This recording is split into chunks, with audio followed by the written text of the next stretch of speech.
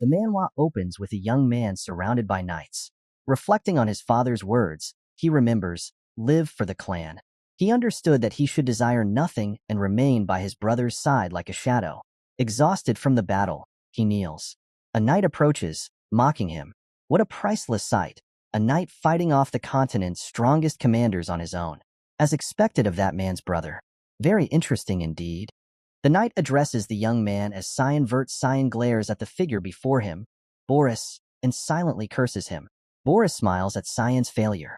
Cyan grips his dagger and demands, "Who made you do this? Was it the Emperor?" Boris, sensing Cyan's terrifying power, remarks, "That sickening black fog, just like the rumors said.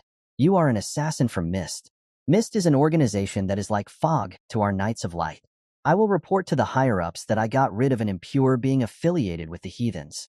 Cyan challenges him, "Sure, go ahead. If you even have a mouth left to do that after this, I guarantee you won't even have a tooth remaining after I'm done with you." Boris warns, "If you intend to use your secret power, you better give up now. There is a 9th-star magic barrier cast here." He thinks to himself, "I need to get out of here somehow and reveal the culprit behind this with my brother." Cyan declares, "A barrier? I'll just tear it to bits." Suddenly, another voice speaks up, "That's enough, Cyan." A man clad in golden armor appears, surprising Cyan, who is lost in thought, recalling his father's words. "Live for the clan," his father always said. "Your brother, Ascal, is by extension the clan. Ascal vert's success is Cyan vert's success." Seeing his older brother's arrival, Cyan realizes that the culprit behind this was Ascal. As Ascal approaches Cyan's position, Cyan truly gives up. Ascal remarks, "You seem confused that I'm here." They exchange a look in the dire situation. Cyan questions, "What is the meaning of this?" His brother responds, "Cyan, you've carried out your duties well for the clan, for the people, and for me." Hearing that, Cyan truly doesn't want to believe it. Ascal continues, "Therefore, I'm just trying to take the burden off your shoulders." Cyan, puzzled, asks, "Did I do something wrong?" Ascal interrogates back, "Wrong? That ominous fog. You're nothing more than a murderer. I can't even call you human anymore." Hearing such offensive words from his own brother, Cyan remained silent and somber. Ascal yelled, "You fooled us long enough. Can you really say that you don't know your sins?" At that moment, Cyan inwardly questioned himself. "Murderer? My sins?" Now infuriated, Cyan exclaimed, "What the hell are you talking about? The succession fight within the Empire, the Demon King's army's raid, the war to unify the continent. I helped you achieve all that because serving you was my life." Cyan slammed his fist into the ground in anger. "But now you're abandoning me? I worked like a dog for 20 years under you. It doesn't matter if my entire body breaks down. I will give everything I have right now if it means I can destroy you." Cyan's body emanated a dark magical aura, carrying his rage. The aura spread, instilling fear in all surrounding soldiers. "He still has that much mana left? That's impossible. That's no human," one soldier murmured.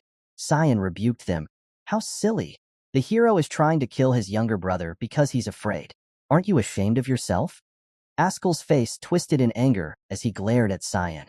Cyan then exerted all his strength to attack his brother. He declared, "Just once is enough. If I can stab his weak point so that he can't regenerate."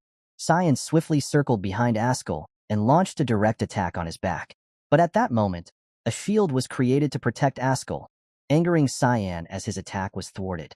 Boris, standing beside Ascal, was supporting him without hesitation. Ascal immediately pierced Cyan with his holy sword and said, "You poor bastard. I wanted to do you the favor of giving you a painless death since you are my brother, but you have shown your true colors. I knew what you were from the start, a demon. It's a good thing I never trusted you to begin with." Shocked by his brother's words, Ascal showed no mercy as he kicked Cyan off his sword and turned away, leaving Cyan to wait for death. Cyan lay on the cold ground, blood flowing from him. In that moment, he cursed, "Damn it, is this my end? What a foolish life I've led." Cyan's eyes gradually closed, but something compelled him. His body seemed to act on its own, charging straight towards Ascal with fury. With blank white eyes, he screamed for Ascal's death. Before the dagger could come close to touching Ascal, the holy sword struck him away. A surge of energy from the holy sword enveloped Cyan's body. But something strange happened. A figure was trying to call him, "Young master." Young Master Cyan. Cyan suddenly woke up, his body drenched in sweat. Before him stood a maid, a girl with an annoyed face, saying, "How long do you intend to sleep? Get it together. You need to get ready." Cyan stared at the maid calling herself Emily and asked, "Why are you here?"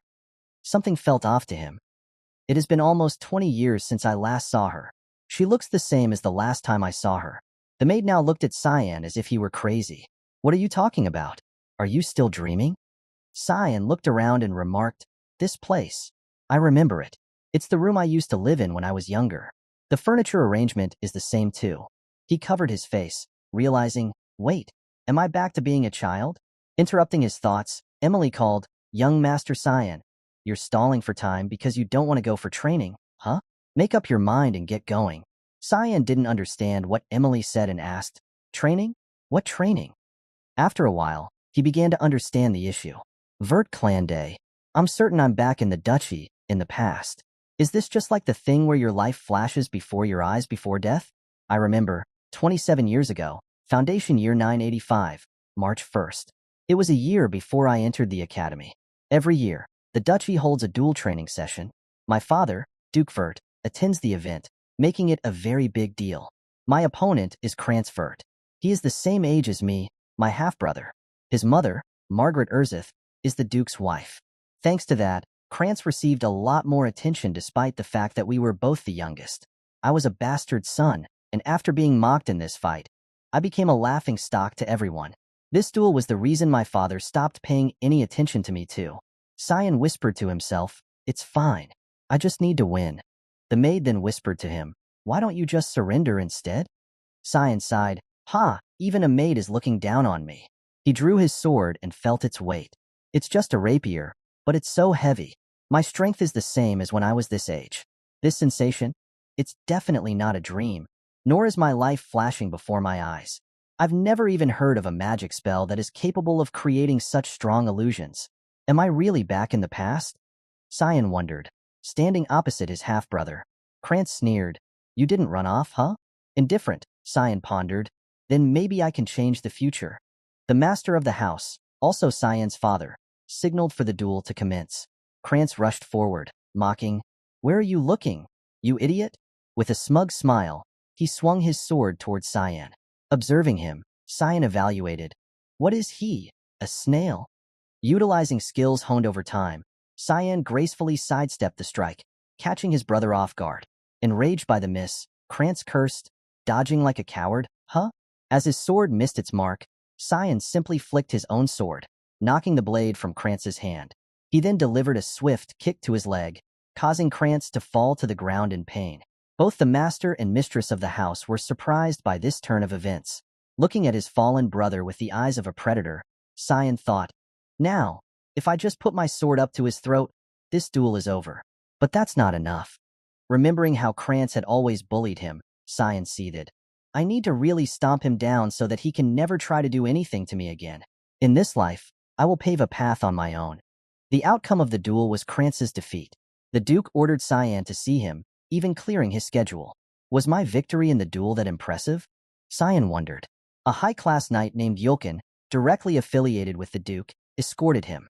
Walking down the corridor, Cyan encountered Margaret Urzeth, the mother of Krantz, and her maid. Cyan silently speculated. Seems like she was talking about her son. Inquiring about Krantz's condition, Cyan asked, "Is Krantz okay, madam?" Furious, she retorted, "You have the audacity to ask such a question after beating your brother like that? How thick-skinned of you." Disdainfully, Cyan replied, "That's how duels are. See you." She didn't stop there, insulting both Cyan's mother and him. "This is why bastards shouldn't be treated like legitimate children. Like mother, like son. It's all because the mother is some dirty whore. You should be on the streets begging for food. Instead, you dare to put up a fight. You should know to be grateful." With a look as if preparing to kill her, Cyan thought, "She has crossed the line. Should I kill her?" That thought crossed his mind. Should I just kill her? But reason pulled him back. "No, I know better than anyone how to make her suffer. I'm going to torture her slowly, painstakingly slowly," Cyan thought. With a calm demeanor, he questioned the lady again.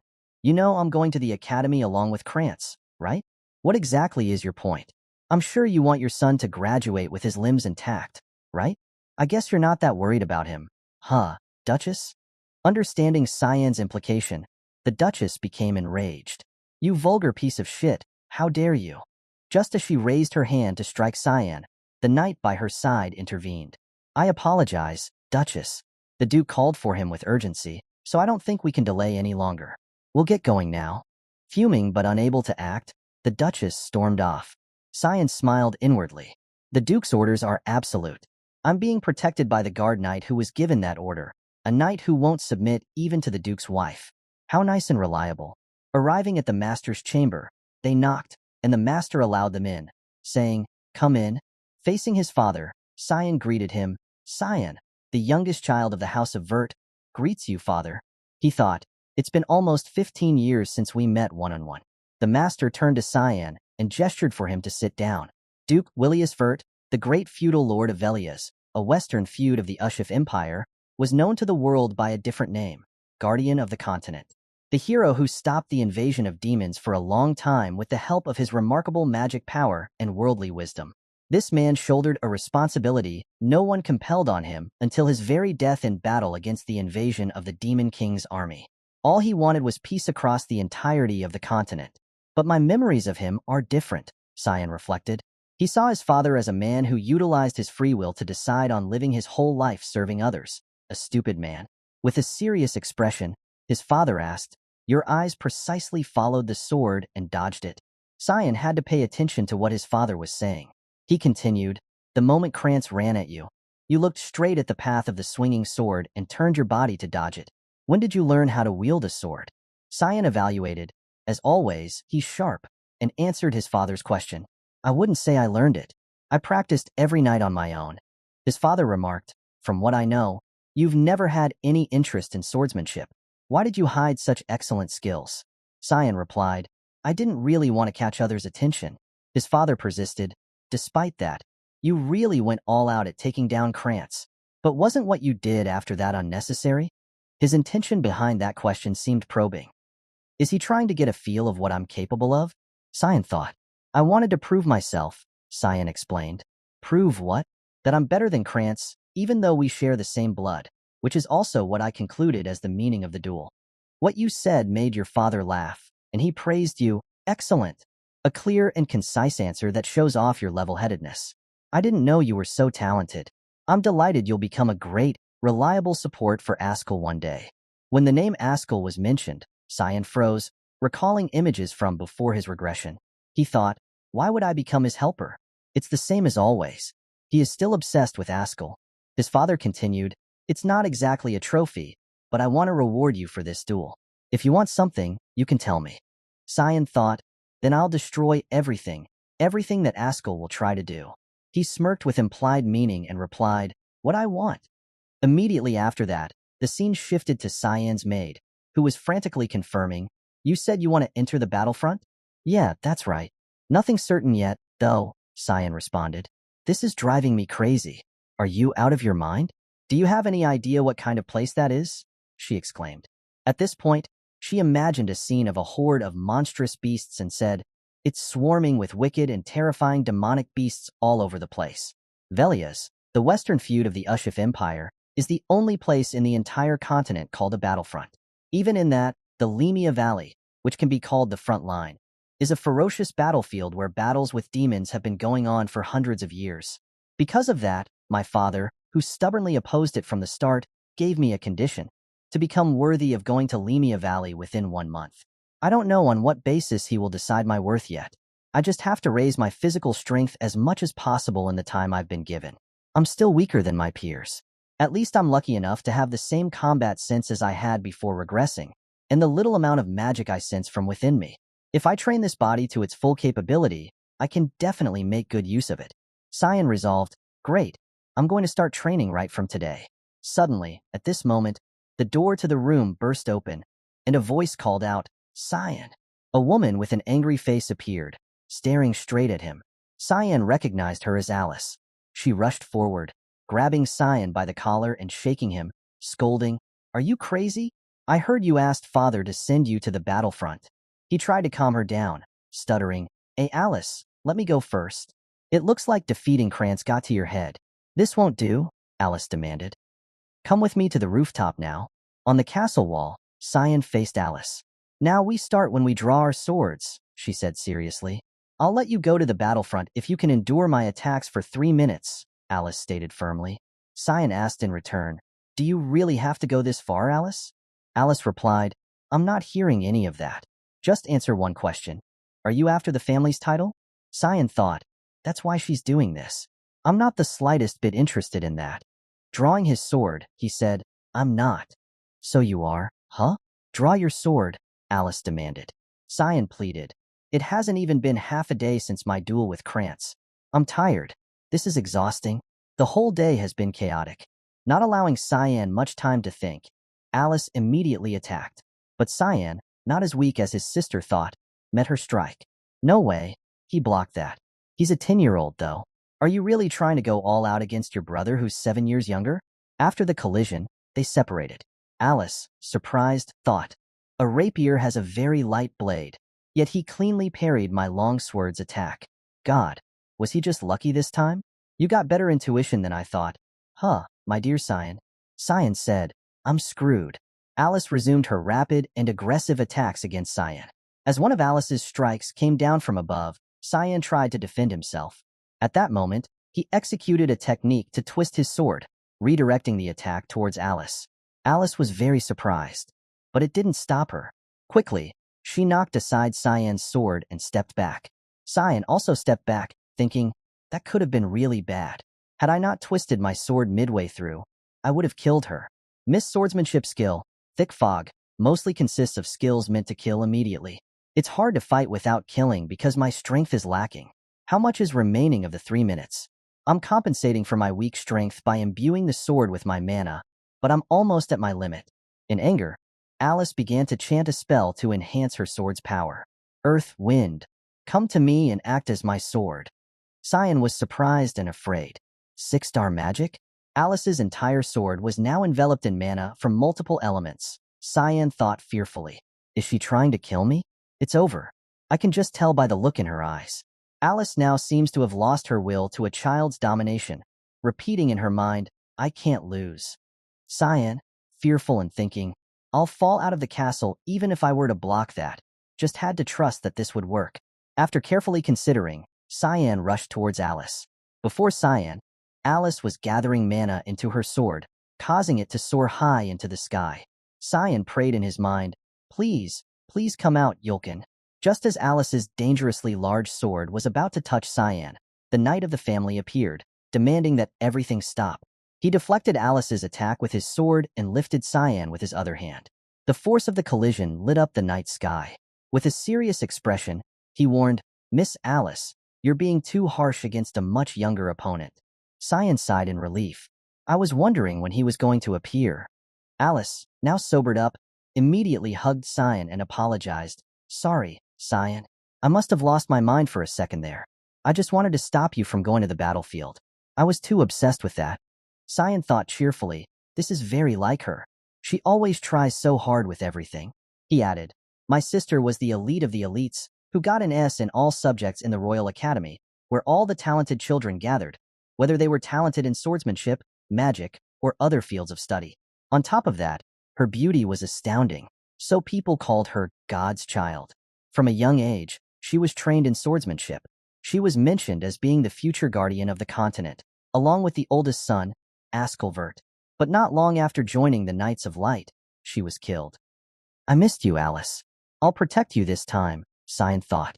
Alice turned to him and said, now that I think about it, weren't you the Duke's guardian knight? But the Duke just left for the war. He responded, I'm carrying out the Duke's orders to protect the young master for a while. Although I couldn't tell you because I was supposed to carry that out in secret, Cyan thought, I felt his presence ever since I left the Duke's office. Would he not have shown himself if I continued to not notice him? But why did Father tell Yulkin to do this secretly? Sensing her baby brother's feelings, Alice smiled happily. He's still like a little kid. The next day, Alice returned to the academy. Apparently, she had come back just for a bit to see Father before her graduation. At this time, Cyan was struggling to push beyond his limits. I'm trying for the 10th, but I'm unable to. I felt that I needed to become stronger, so I've been focusing on strength training for the past 2 weeks. But 10 is my limit. I've only been hitting a wall for the past 2 weeks. I was pretty confident in my strength. I want to go back. I need a solution. Emily entered and said, "Young master, a package arrived from Miss Alice." Cyan confirmed with joy, but Emily, with a disgusted and pinched face, said, "What's this? It smells so disgusting." Cyan thought, "It's Hellhound's blood that I asked her to get for me. It's a rare item that can only be found in Lemia Valley, but I guess the rumors that it's in the black market were true. The blood of demonic beasts is considered poisonous because of its sickening smell as well as the feeling of burning upon consumption, but it actually permanently increases the mana and strength of the person who consumes it. Most people think that this is just a false rumor, but I know that it's true from my past life experience." "Young master, are you really going to drink that?" Emily asked. "Yeah, don't worry, Emily. I'm the only person who was able to adapt to your cooking skills," Cyan replied with a smile. "I can still remember the first time. Was it mushroom soup?" Cyan reminisced, a smirk playing on his lips. "My heart stopped for a moment after a single bite of that thing. Compared to that soup, this is nothing." After finishing the Hellhound's blood, he slammed the container down on the table and shouted loudly, "It's good." Then he called Emily. "Yes," she responded. "I'm going to go for a walk now. Let's see if that worked," Cyan announced. Walking through the forest, he thought, "It's been a while since I came here. I've been waiting for this day for the last 2 weeks, the moment when Yulkin is not here for his regular reports. He keeps following me around. It's annoying. I came to this place often when I wanted to be alone."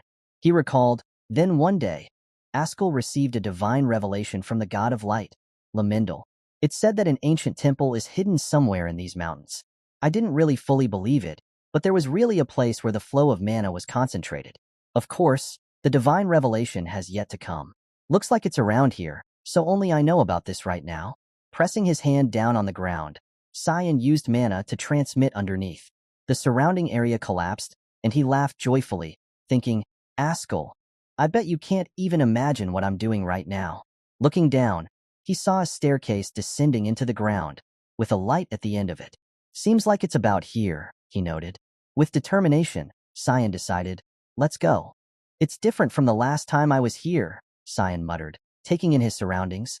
The place was an ancient temple that had once served the god of light, Lamindal, until all history on this land was erased due to the god-demon war that happened 300 years ago. Who could have ever imagined this place existed in the mountains just behind the castle? Cyan could see it now. The owner of this temple. In the year 999 before Foundation, on August 12th, humanity finally succeeded in driving out the Demon King's army from Velius. The Demon King's army was far stronger than the humans, but the humans found ancient relics called the gods' weaponry, allowing them to take the win. One of those relics, Duran Orc, was a holy sword blessed by the god of light, Lamindal. This sword was deemed the main cause of humanity's victory against the demons. Cyan would meet his pitiful death in the future due to this sword, which would be possessed by Ascal Vert. Perhaps Duran Orc had something to do with his regression. Reaching out, Cyan touched the holy sword, feeling nothing. As expected, nothing's happening. That ruined my mood. Holy sword, my ass. Let's just take care of business and then leave. Walking past the light, he noticed a shadow that felt rather otherworldly. Found it. At first glance, one might think it was the sword's shadow, but that was impossible. Where there was light, there must be darkness too. It was a pathway that led to another room hidden by the altar of light. From the darkness, a staircase appeared, leading down to a mysterious wooden door. Cyan began to open the door and stepped inside. In front of him was a bloody red sword. "It's nice to see you, my sword." Demonic sword Kiram. Holding it, his face showed joy as the magical power emanating from it caused the surroundings to change. "Good morning, Kiram. Are you still not awake yet?" A gruesome voice emerged from the sword, "Kikiki. Child, don't you have any fear? Don't you know what it means to have awoken me?" Cyan, with a blank face, responded, "I don't know. It means that this sword is now mine." The darkness grew larger and said, waking up a sleeping demonic sword, "It's too late to regret it now, child. Your body is now mine." The darkness swooped towards Cyan, but as it got closer, he only needed one hand to grab it. The darkness transformed into a woman. Cyan said with a crazed smile and eyes, "You weren't this rash before." The woman, now trying to escape, asked, "What are you? How can you touch me?" "I told you this sword is mine," Cyan replied. Fuck off, she spat, attempting to attack Cyan with her claws. He easily dodged her assault. She leapt back, looking at him in disbelief. Who are you? Are you the successor? Why do I feel Error's aura from you? Right. I am the successor of Error. Your master's back. Bow down, Cyan declared. The demonic sword Kiram, now furious, retorted, You're just a kid. I can't accept this. Kiram launched into an aggressive attack at a very fast pace. While in combat, Cyan silently thought, I guess words won't do. The demonic sword's final goal is to take over the body of the user. I have no choice but to go a bit easy. Stepping back and smiling contentedly, he said, Demonic sword control. Suddenly, Kiram's entire body lost control and collapsed. I'll say this just once, Cyan warned. Why don't you just accept me as your owner while I'm still being nice? While being restrained, Kiram wondered, how can he use that? Eek, you arrogant little. Cyan continued, demonic sword control. Kiram's head was then forcefully pushed down to the ground. Cyan repeatedly said, demonic sword control. Demonic sword control. How about now? I'll accept, human, Kiram conceded, immediately changing her way of addressing Cyan and calling him master. At this moment, Cyan thought, now that I've done what I wanted to do here, shall I get back? I've been gone for too long. Exiting the basement with Kiram, he heard her say, it's been so long since I breathed fresh air. It's so refreshing. Hey, master, what's your name? Cyan Vert, he replied. Cyan, I've never heard of that name before. Eru really chose a kid like you? Yeah, in my past life, Cyan confirmed. Kiram asked, past life? What the hell are you talking about? I died once before, Cyan explained. What the hell? Kiram exclaimed, looking at the holy sword. He's still sleeping, huh? He'll have to wait 20 more years for his owner, Cyan explained. You talk like you know the future, Kiram remarked. With a serious look in his eyes, Cyan firmly held the sword and chopped off the handle of the holy sword. This surprised and frightened Kiram, who asked, What are you going to do with that? Who knows, Cyan replied, holding the broken sword in his hand and smiling deviously. Maybe it'll make things a bit more interesting in the future. The day finally come in the afternoon. A carriage left the ancestral mansion. Cyan, now wearing armor, thought to himself, I can't believe the day has already come. Time sure flies by so fast. A soldier approached and greeted him. Greetings to the Duke, the soldier said. Then the Duke asked Cyan, I'll ask you one last time. Are you still determined to go to the battlefront? If you want to back out now, I won't stop you. Cyan respectfully bowed and replied, Yes, sir. My heart already lies at the battlefront. The Duke ordered his knight, Yulkin, to proceed. Yes, sir, Yulkin replied, producing a magic scroll. From the scroll, a magic circle illuminated the area, summoning a large beast with a fiery body. It stared at Cyan with bloodthirsty eyes. A hellhound, a low-ranked demonic beast from the Lemia Valley? Huh? Cyan observed. The knights and father must have had a hard time preparing this test. Gripping his sword tightly, he thought, they'll sweep in if it gets dangerous. The Duke, watching, said, You must be responsible for your every action. So prove how strong your resolve is by passing this trial and showing it to us. A trial? Huh? Cyan thought. He recalled a conversation with Yulkin about a duel. There's only 3 days left until the deadline of my promise with father. I can't just keep swinging my sword in the air now, can I? I want to get a sense of a real fight too. Help me out, yeah? For a duel, someone your age like young Master Krantz would be, Yulkin started, but Cyan interrupted. I'm not sure why, but he runs away every time he sees me. What a hassle, Yulkin thought to himself. Aloud, he said, If you insist, okay. Instead, I will only fight you with my sword sheath. I'll only focus on defense, so attack me all you want. Thanks, Yulkin. I have another favor to ask. Whatever happens from this point on, don't tell father about it. This is an order, Cyan instructed. Yulkin was curious about what Cyan mentioned, but at that moment, Cyan rushed to attack. Yulkin could only use the sword sheath to defend. That was heavy. I can't believe this is the sword of a 10-year-old, he thought. He's quick. Cyan's swordsmanship speed and strength amazed Yulkin. Just a second of distraction, and Cyan disappeared, leaving Yulkin astonished. Right after that, Cyan attacked him from behind. Although Yulkin only stood still to defend against the strikes, it was quite astonishing. Phew, Cyan thought, as I thought, I can't win against you yet. Good job, Yulkin. Thanks for helping me, Cyan said. Yulkin, surprised, responded, "Great job, young master." In his heart, he thought, "I can't believe the weak young master Cyan has grown so much. If the hunch I had back then was right, by now the young master can overcome any trial that comes at him." Returning to the present, Cyan faced a large monster for training. A second later, he disappeared from his current position, his body swiftly rushing towards the monster. Here it comes. Cyan's figure passed by the monster, leaving it with a powerful strike. With my current strength, fighting a monster is still too much.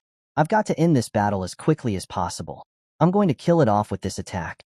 After thinking it through, Cyan immediately channeled his power into his right hand holding the sword. His body leaped high into the air. Then he thrust the sword like a spear through the monster's head. The entire scene unfolded in awe before everyone's eyes. Cyan's father beamed with delight. Cyan looked at the monster and thought, "It feels like a waste.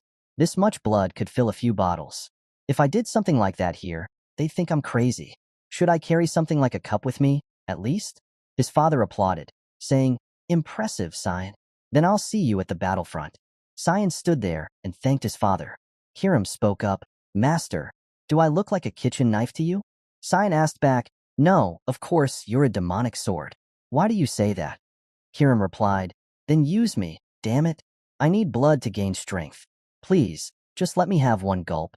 Cyan reassured, "Don't you worry, because soon I'm going to use you to my heart's content. Look forward to it." That's when you should have woken me up. The scene transitions to a battlefield where a group of ogres is attacking. People shout, "It's an ogre! Ogre in the northwest. Set up a line of defense and take it out right away. Leave none alive. Start the restraint of salvation." The entire army is filled with fervor. On the battlefield, magic is cast, its light forcing the ogres to shield their eyes. Smaller magic circles begin to appear underneath them, from which threads shoot out, binding the ogres' bodies. The command is given for the attack. The entire army begins to attack the ogres, whose dazzled bodies await death. Some ogres try to escape, but a warrior charges in, and an ogre's head falls off, landing right where Cyan is sitting on his horse, observing. His maid, Emily, stands behind, frightened. She cries out, "Young master, why did you want to come to a place like this? Aren't you scared?" Cyan looks at the battle and thinks to himself, "To think I'd be back here. I feel nostalgic. It's just like hell, as usual." Cyan's father approaches and asks him, "How does it feel to be on the front lines, Cyan?" Cyan responds, "I'm a bit nervous." His father says, "As you can see, you will never know when you'll die in this place, so don't ever let your guard down." Cyan confidently smiles and replies, "Okay, I will keep that in mind, father." In the front lines, there are usually 3 to 4 battles a day, and every battle has its own detailed response manual. With the capable advanced knights as the core, they take care of all the monsters that try to cross the front lines. When this battle has ended, the tent assigned to Cyan is in the rearmost area, where it's the safest. With the guards here being so disciplined, Cyan thinks, "I won't even have a chance to feed Kirim. Do I really have to wait till dinner time?" Cyan asks, "What are you doing, Emily?" She responds, "Didn't the Duke tell us that we won't know when and where we would die?" Cyan wonders, "Unbelievable. Then why don't you pack up and return?" Emily exclaims, "Do you think I can when you can't even do anything without me? With the monsters all over the place, if I were to turn tail, who would take care of you, young master? Move, it's almost time to eat." Cyan inquires, "What about the cape that I requested?" But receives no response. He angrily thinks, "Should I just chase her away? Is this how she treats her master?" At this moment, a doll resembling Cyan is placed on the bed. Cyan assesses, "This should be enough, right?" Emily now in asks, "Are you planning to go out to exercise even in this place?" Cyan replies, "Yeah. Did I wake you up? You sure are diligent. The Duke would be proud of you if he were to find out." Throwing on a cloak, Cyan adds, "Anyway, I'll get going. So please take care of things as usual. I'm asleep right now." "Got it." "Okay," Emily responds. At this moment, Cyan is moving at a very fast speed. Because this is the front line, night guard duties are usually strengthened. So if I don't move now, moving around freely will be difficult. Cyan executes his skill, Thick Fog third move, Fog's Descent. If I remember correctly, there should be tons of monsters in this place. It's the perfect place to use Kirim. Isn't that right, Kirim? Kirim replies, This strong scent of blood, master. I don't think I can hold back. Quickly, let me cut something down." At this moment, A pack of hellhounds is charging towards Cyan to attack. Cyan confirms, "All right, Kiram, we'll do as you please." With the skill Fog Sword, rushing Fog Storm, Cyan moves through the hellhound pack, leaving them with deadly slashes. After a while, at the corpse of a hellhound, Cyan inserts a sharp tube into its blood vessel. Blood flows through the tube into a wooden cup. Cyan lifts it up and drinks it heartily, joyfully commenting, "Kuru, this is the stuff." Kiram expresses, "It's my first time feeling so refreshed after waking up." Cyan evaluates, "Good work. Keep training like this." Kiram asks, "How long do you think it will take for us to get stronger by killing these mutts?" Cyan replies, "Don't worry. The night is young, and there are plenty of monsters. Before them now is a herd of beasts waiting for them." Kiram excitedly expresses, "I'm getting excited." The scene shifts to a group of horse-drawn carriages, in one of which sits a young lady with white hair. The person in the carriage says, "I still think the front line is too dangerous. Why don't we turn back?" The young lady replies, "I told you not to treat me like a child. I'm the royal princess of the empire. How many times must I tell you that I'm bound to my duty to assist father in his tours? I really will get mad if you mention this again." "Understood, princess." "Oh, that reminds me. There's news saying that the youngest son of the Vert family is on the front lines. He should be around the same age as you. That Duke Vert brought his youngest son. The Duke wasn't really going to bring him. The kid volunteered himself. You guys are about the same age, so you should try to get along." "Humph, like I care about such a trivial thing. Forget it. I'm going to get some sleep." "Understood, princess." "What's his name?" "Oh, it's Cyan. I'm pretty sure he's called Cyan Vert." "Cyan? Cyan Vert. Huh?" Now on the battlefield, the Vert family is battling with the monsters. A bird-shaped monster is struck and terminated as the battle gradually concludes. The Lord calls out to everyone, "Check if anyone's been injured." The soldiers respond, "Everyone is okay." The Lord, satisfied, commends, "Good work. Let's hurry back." His attention is caught by someone. Meanwhile, Cyan has just finished off another monster, his sword sheathed. Cyan's father inquires, "How are you adjusting to life on the front lines?" Cyan respectfully replies, "I'm learning something new every day, father." Surprised, his father asks, "Is that so? I thought you'd want to hurry back. You've endured for quite some time. I'm very proud of you." He then leaves, leaving Cyan pondering over his unexpected praise. He says, "I have something to talk to you about tomorrow, so come to my tent early in the morning." Cyan responds, "Yes, father," and thinks to himself, "I've never seen father be so kind before." Now, at the monster territory during the night, sounds of movement and intense attacks echo everywhere. A large monster is attacking something underground. Cyan manages to move to avoid the attack, observing, "A deathworm? They should usually only appear deeper into the valley." Kiram suggests, "Master, you seem to be struggling. Why don't you let me take over instead?" Cyan confirms, "Let you take over? You think I'm unaware of your schemes." Kiram assures, "It's not like that. I swear I'll use it for a bit, and then allow you to take over. Do you see that? It immediately regenerates any shallow injuries. It won't be of any use to keep attacking it." Cyan agrees with her thought and thinks, "She's right. This will just continue on forever at this rate. It's already been a month since I've come to the front lines. I've drunk the blood of countless demonic beasts, but I feel that still wasn't enough." The death worm appears before him, ready to devour him. Cyan makes a decision. "I guess I have no choice. I'll play along with whatever you're planning for now, Kiram." Kiram happily acknowledges, "All right, let's go wild." The fusion process begins. Thick fog ninth form. Demonic sword manifestation. Soon, Cyan's body is enveloped in blood chi. In a moment, the entire body of the deathworm is cut into pieces by sharp swords. Cyan asserts, "I'll rip your thick skin to pieces." The image of Cyan merges with the demonic sword and the crimson moon. A skill is executed, Fog Sword. 8 fluttering petals. The technique slashes through the body of the deathworm. Cyan successfully kills it, cutting the monster's body into several pieces. Elsewhere on the battlefield, someone examines the monster's bloodstains and remarks, "It hasn't been long since it was killed." Yolkin, holding a torch, comments from behind, "The mana seems quite imposing. Could it have been a demon that did this?" Cyan's father states, "We cannot overlook this if a demon was involved." He then orders, "Inspect the area and burn this corpse immediately." The soldiers comply, looking at the sword traces on the monster's body. He silently wonders, "These sword traces look familiar." Is it just deja vu? Yulkin seems to have noticed something and notifies, Your Grace, I think you need to see this. In front of them lies the corpse of the deathworm. Yes, it's a deathworm. Who could have slain a deathworm like this? Could it have been that organization? Demonic sword manifestation? It lets Kiram take over my body so that she can use her true powers. But she can completely take over me if I let my guard down. Now, at Cyan's location, he lies on the bed exhausted. Which is why me using her to take down just one monster is actually insane. Cyan groans, my entire body is sore. It's a good thing I drank all that demonic beast blood. Had it been a month ago, my body would have broken down.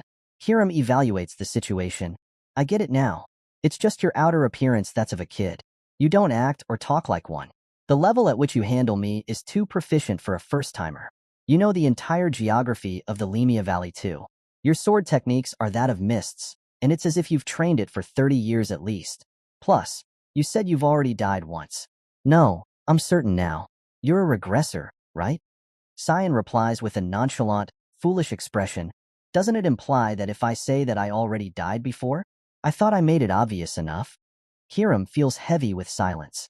She angrily retorts, How is it obvious when you haven't explained anything?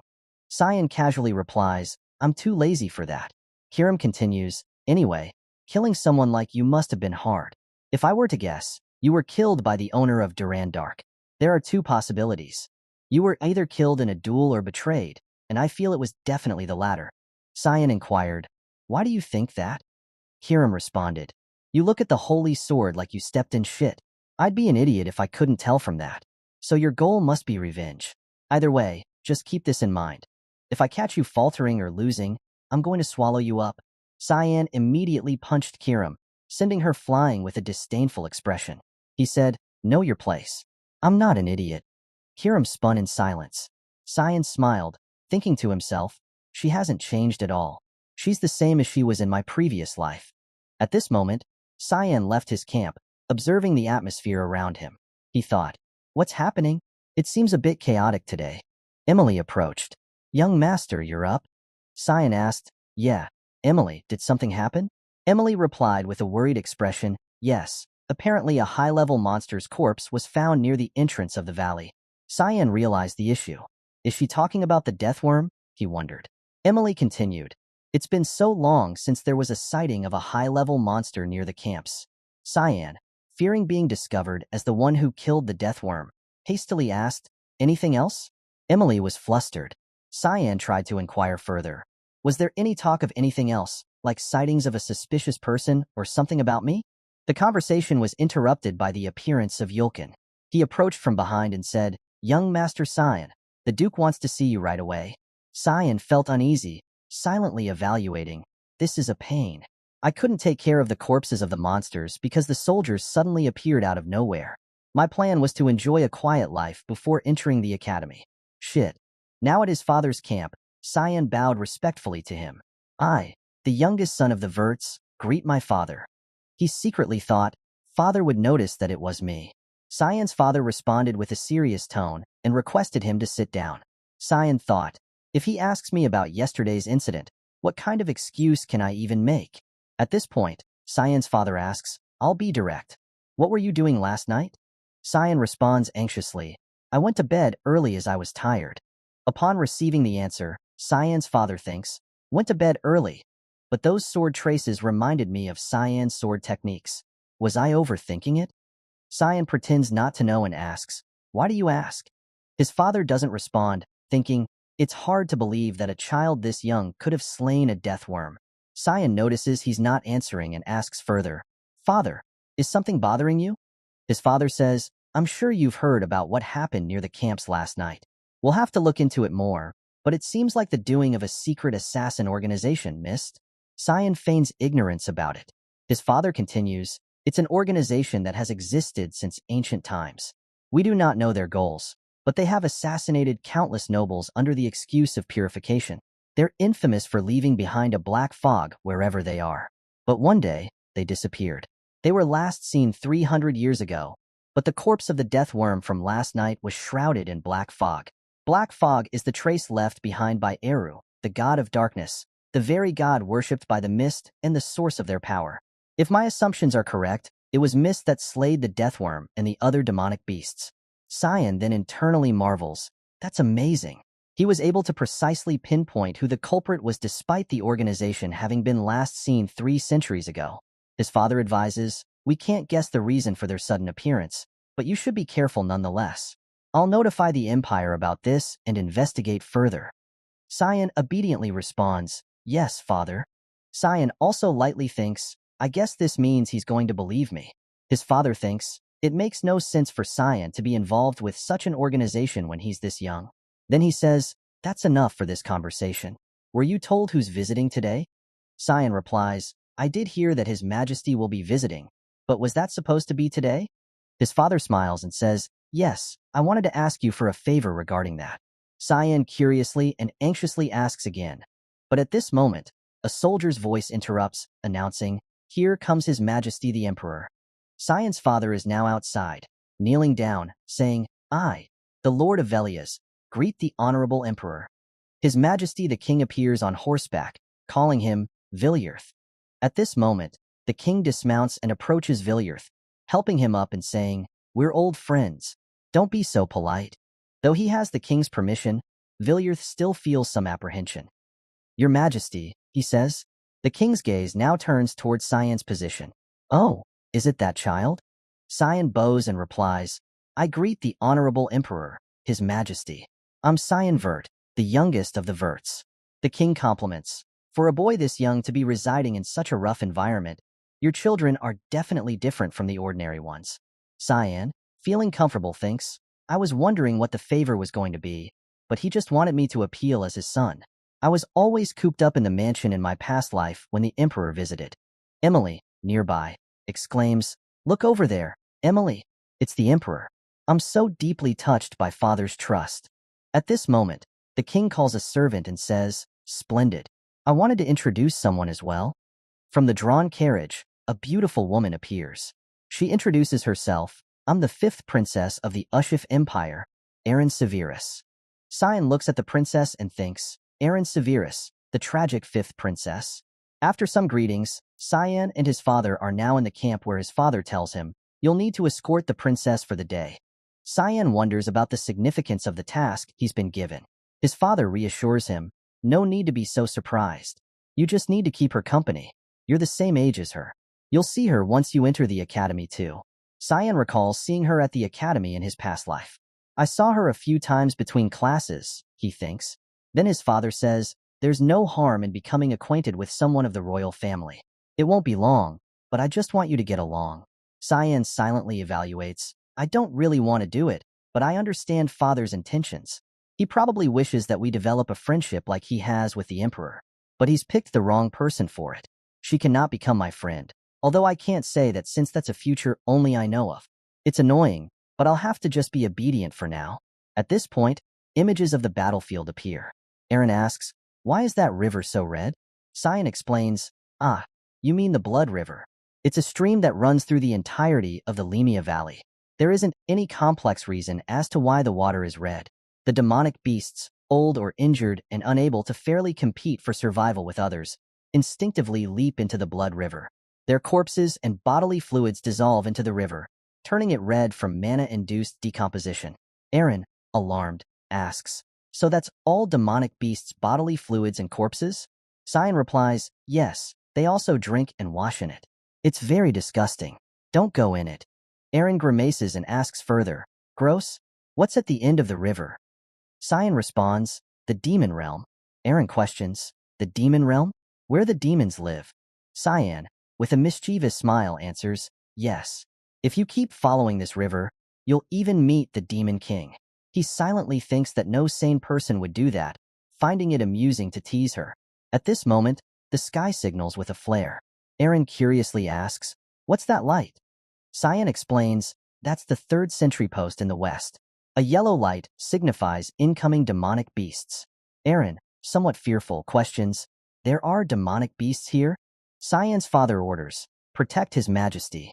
Guardian Knight Division troops will come with me to the 3rd sentry post in the west.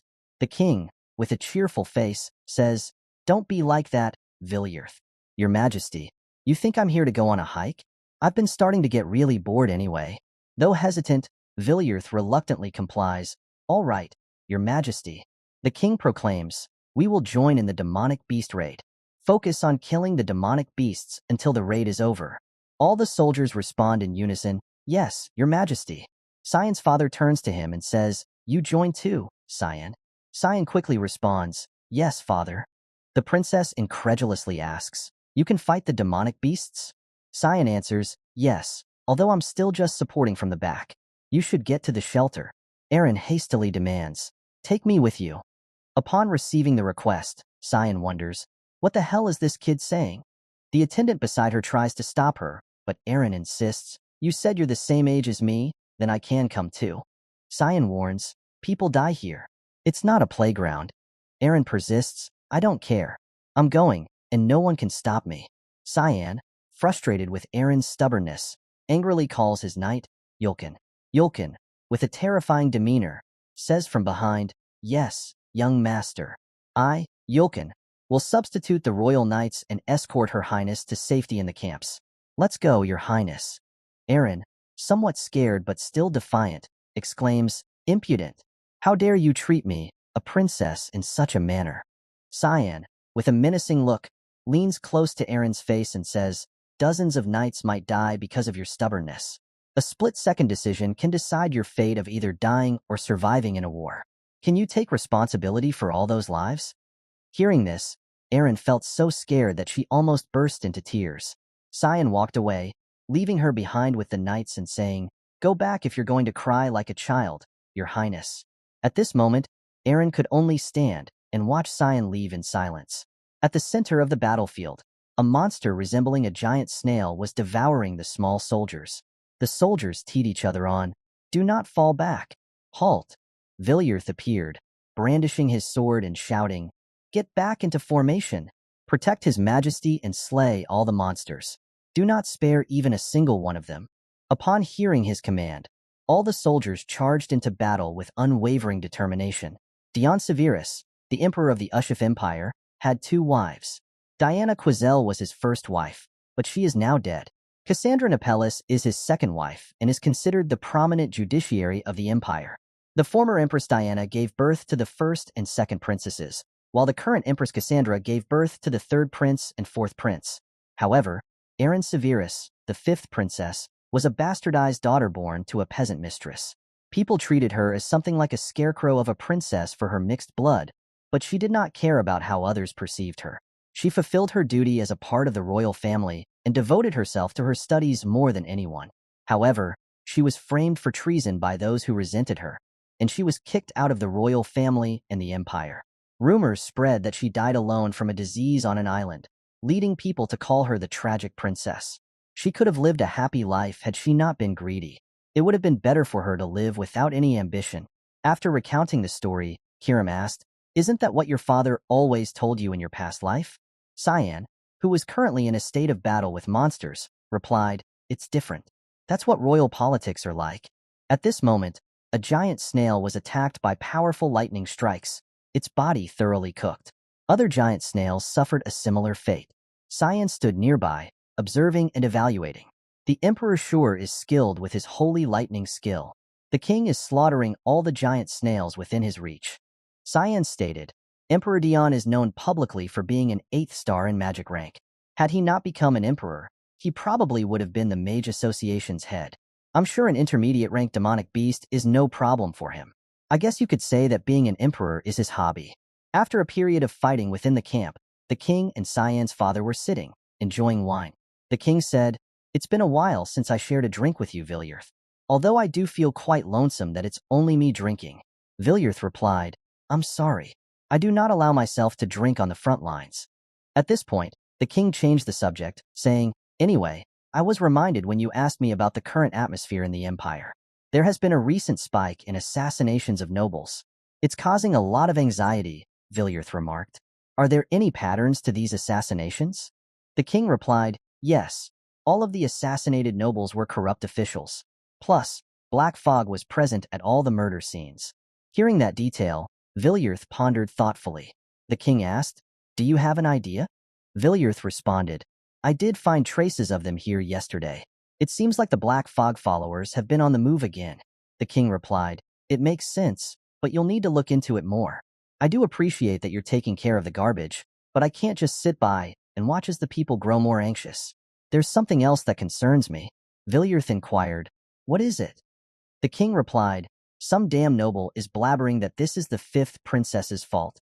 Villiers asked again to confirm, "You mean there are people trying to tie Princess Erin to those incidents?" The king clarified further, "I've been suppressing them by shrugging it off as nonsense, but it seems like there is a group that wants to use her. Let me ask you for a favor as a friend and not as an emperor. If I end up dying before you, please take care of that child." Accepting the request from the king, Villiers responded with a serious face, "I, Villiers, will carry out your majesty's orders to completion." Upon receiving Villiers' assurance, the king was pleased and thanked him. At the campsite, it was raining heavily. In Cyan's tent, Emily was feeling frustrated and asked, "That's all?" Cyan replied, "What more did you expect?" Emily said firmly, "She's the princess. You just ended the escort there. You're never going to get married at this rate." Criticized by Emily, Cyan felt it was a bit much, thinking, "I wasn't going on a date." Then Cyan left the tent, telling Emily, "Anyway, I'll trust you to take care of things while I'm gone." Emily expressed some concern, asking, "Are you going training again? It's raining so hard." Cyan reassured her, "Don't worry about it. Don't stay up waiting for me either." But as he was about to leave, a girl in a cloak stood outside in the rain, waiting at Cyan's camp gate. Cyan was puzzled by the person in front of him. Emily, fearful, asked, "Who are you?" At this point, the stranger took off her hood, revealing herself as Princess Erin, and asked, "Cyan, where were you going to go?" Erin approached him and asked, "Sorry, can we talk if you're not busy?" Quickly changing her demeanor, she welcomed Erin warmly. Outside Cyan's camp, there were not only soldiers from Cyan's clan, but also royal soldiers.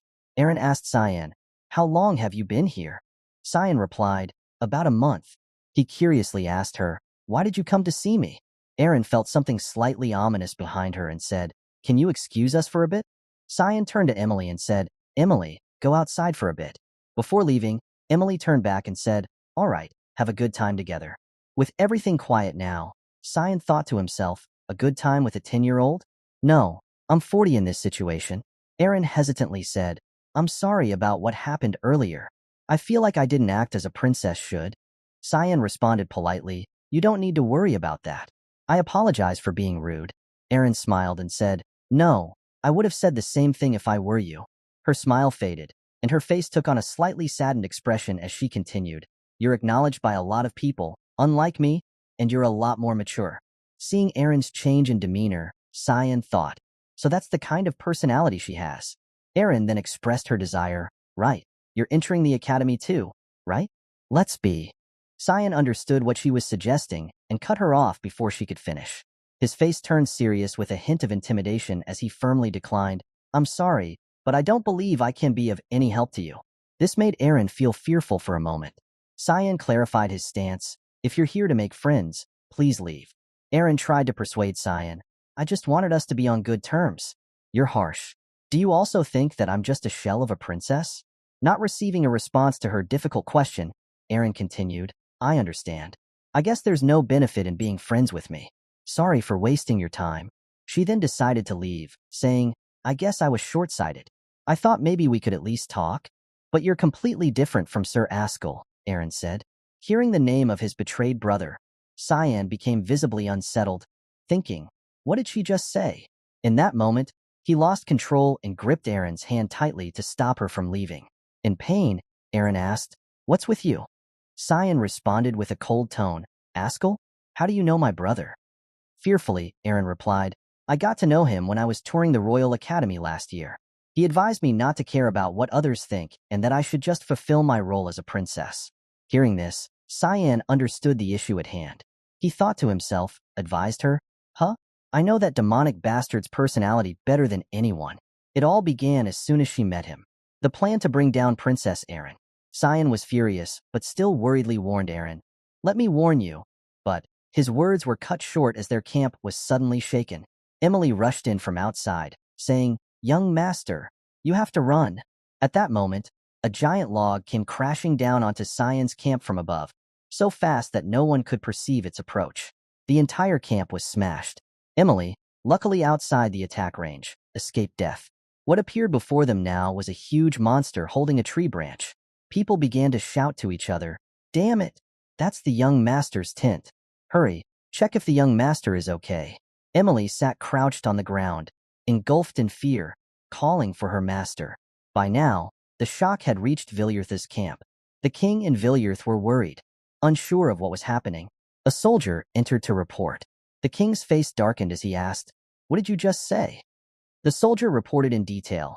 Advanced rank demonic beasts ambushed the rear camps of the border regions. "I believe the princess was there when it happened."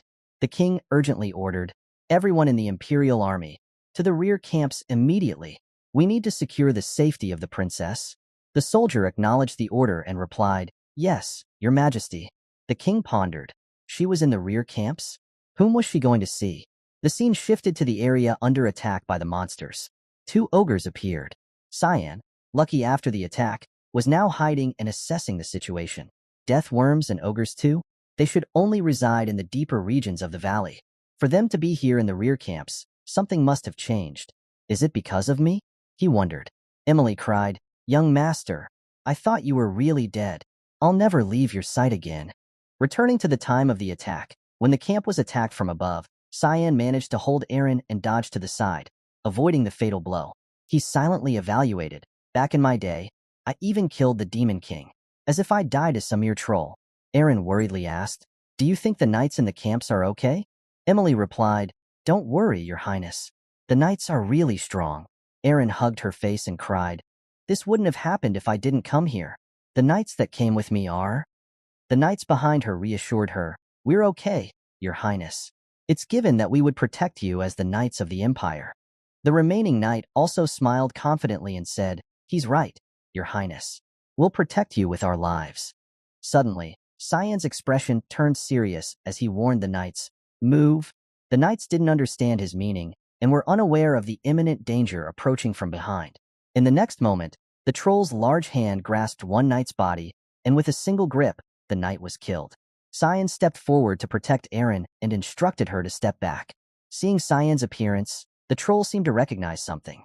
Cyan immediately realized, "I knew it. It's me that it wants." Upon identifying its target, the troll threw the knight's body aside. Cyan urgently told everyone, "I'll distract the troll, so get away with the princess." Emily agreed without hesitation, not worrying about Cyan. She carried Aaron and said, "What are you doing, Mr. Knight? Let's go." Cyan thought angrily. She was really eager to leave, huh? The troll raised both hands to attack Cyan, who prepared to counter. In the next moment, his sword cut through the troll's arm. After the attack, Cyan wondered, "Why are the advanced-ranked demonic beasts all attracted to me? I feel like they're smelling something on me." Kiram chuckled maliciously and said, "You drank the blood of countless demonic beasts to become strong. That's why you reek of them. It'd be weird if they didn't come for you." Cyan asked urgently, "You knew about this? Why are you telling me now?" Kiram smirked and replied, "Did you forget? What I want is your body." Before she could react, Cyan squeezed her from Kiram's body, and Kiram's sword appeared. Kiram complained, "What are you doing? Please treat me better." Cyan demanded, "Shut up. I don't care how many monsters come at me." After saying that, he rushed towards the troll. The troll threw a punch at him, but he dodged and approached its head, cutting it off. The troll's heavy body fell to the ground.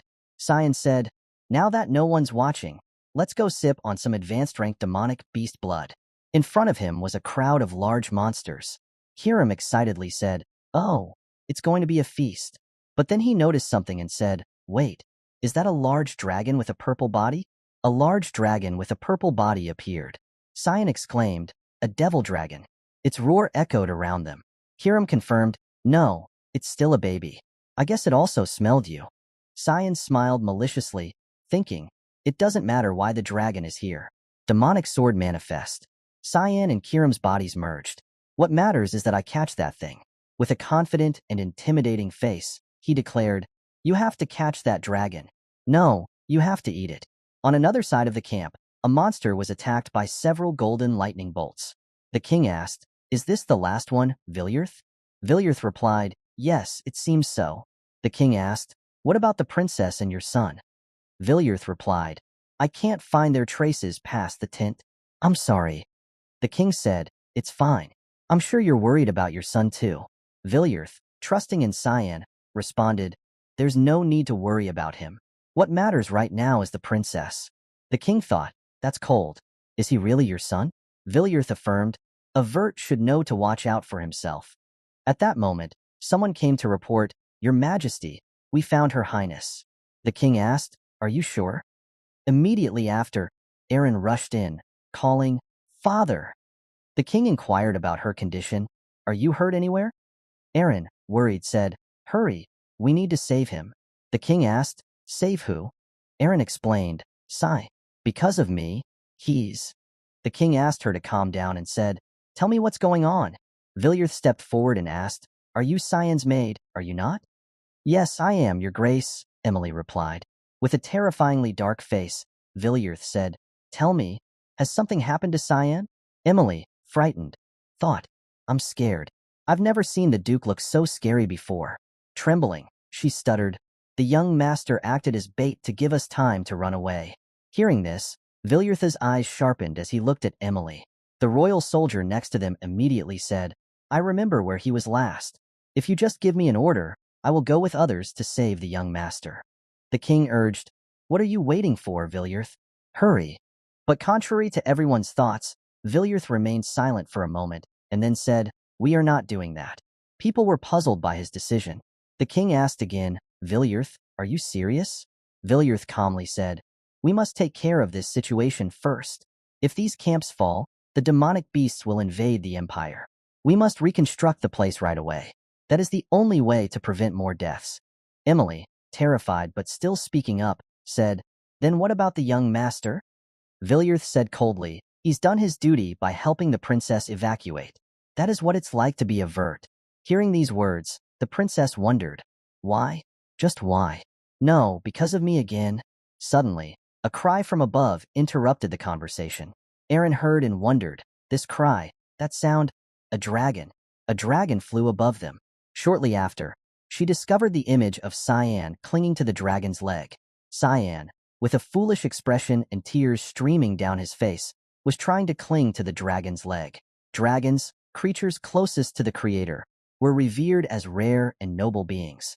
Inferior beings like humans dared not easily approach them.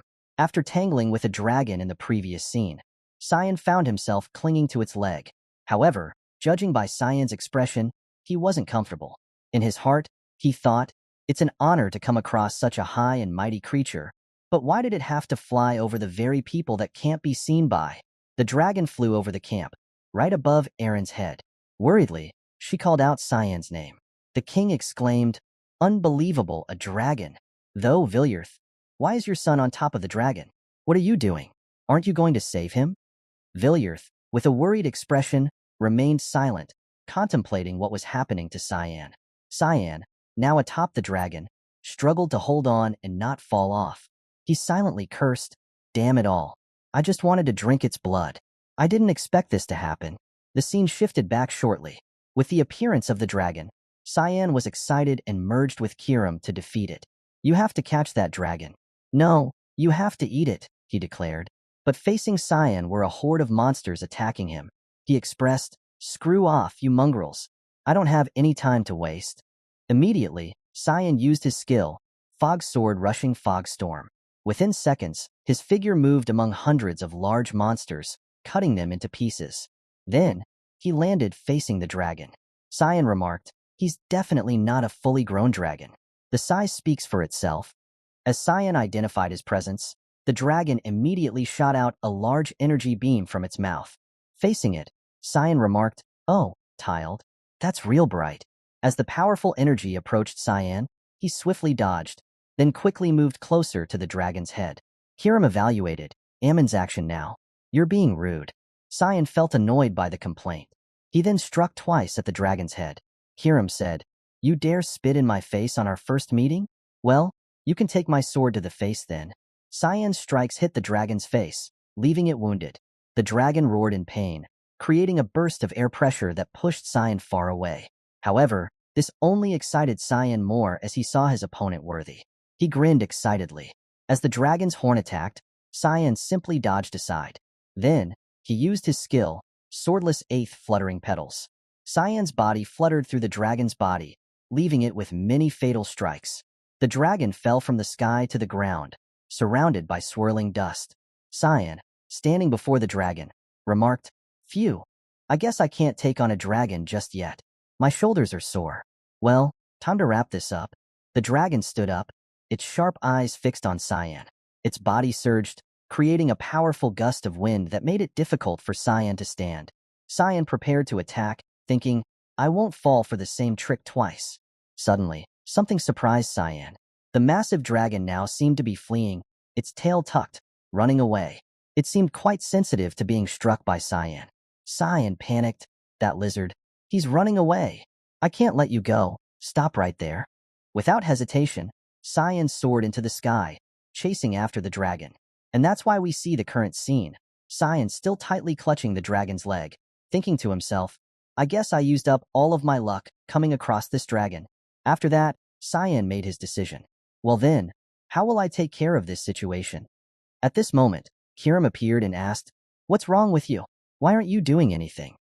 Cyan responded irritably, "What do you mean? Can't you see all those people below us?" Kiram, angered, retorted, "So what if you unsheathed me? You've got to do something at least."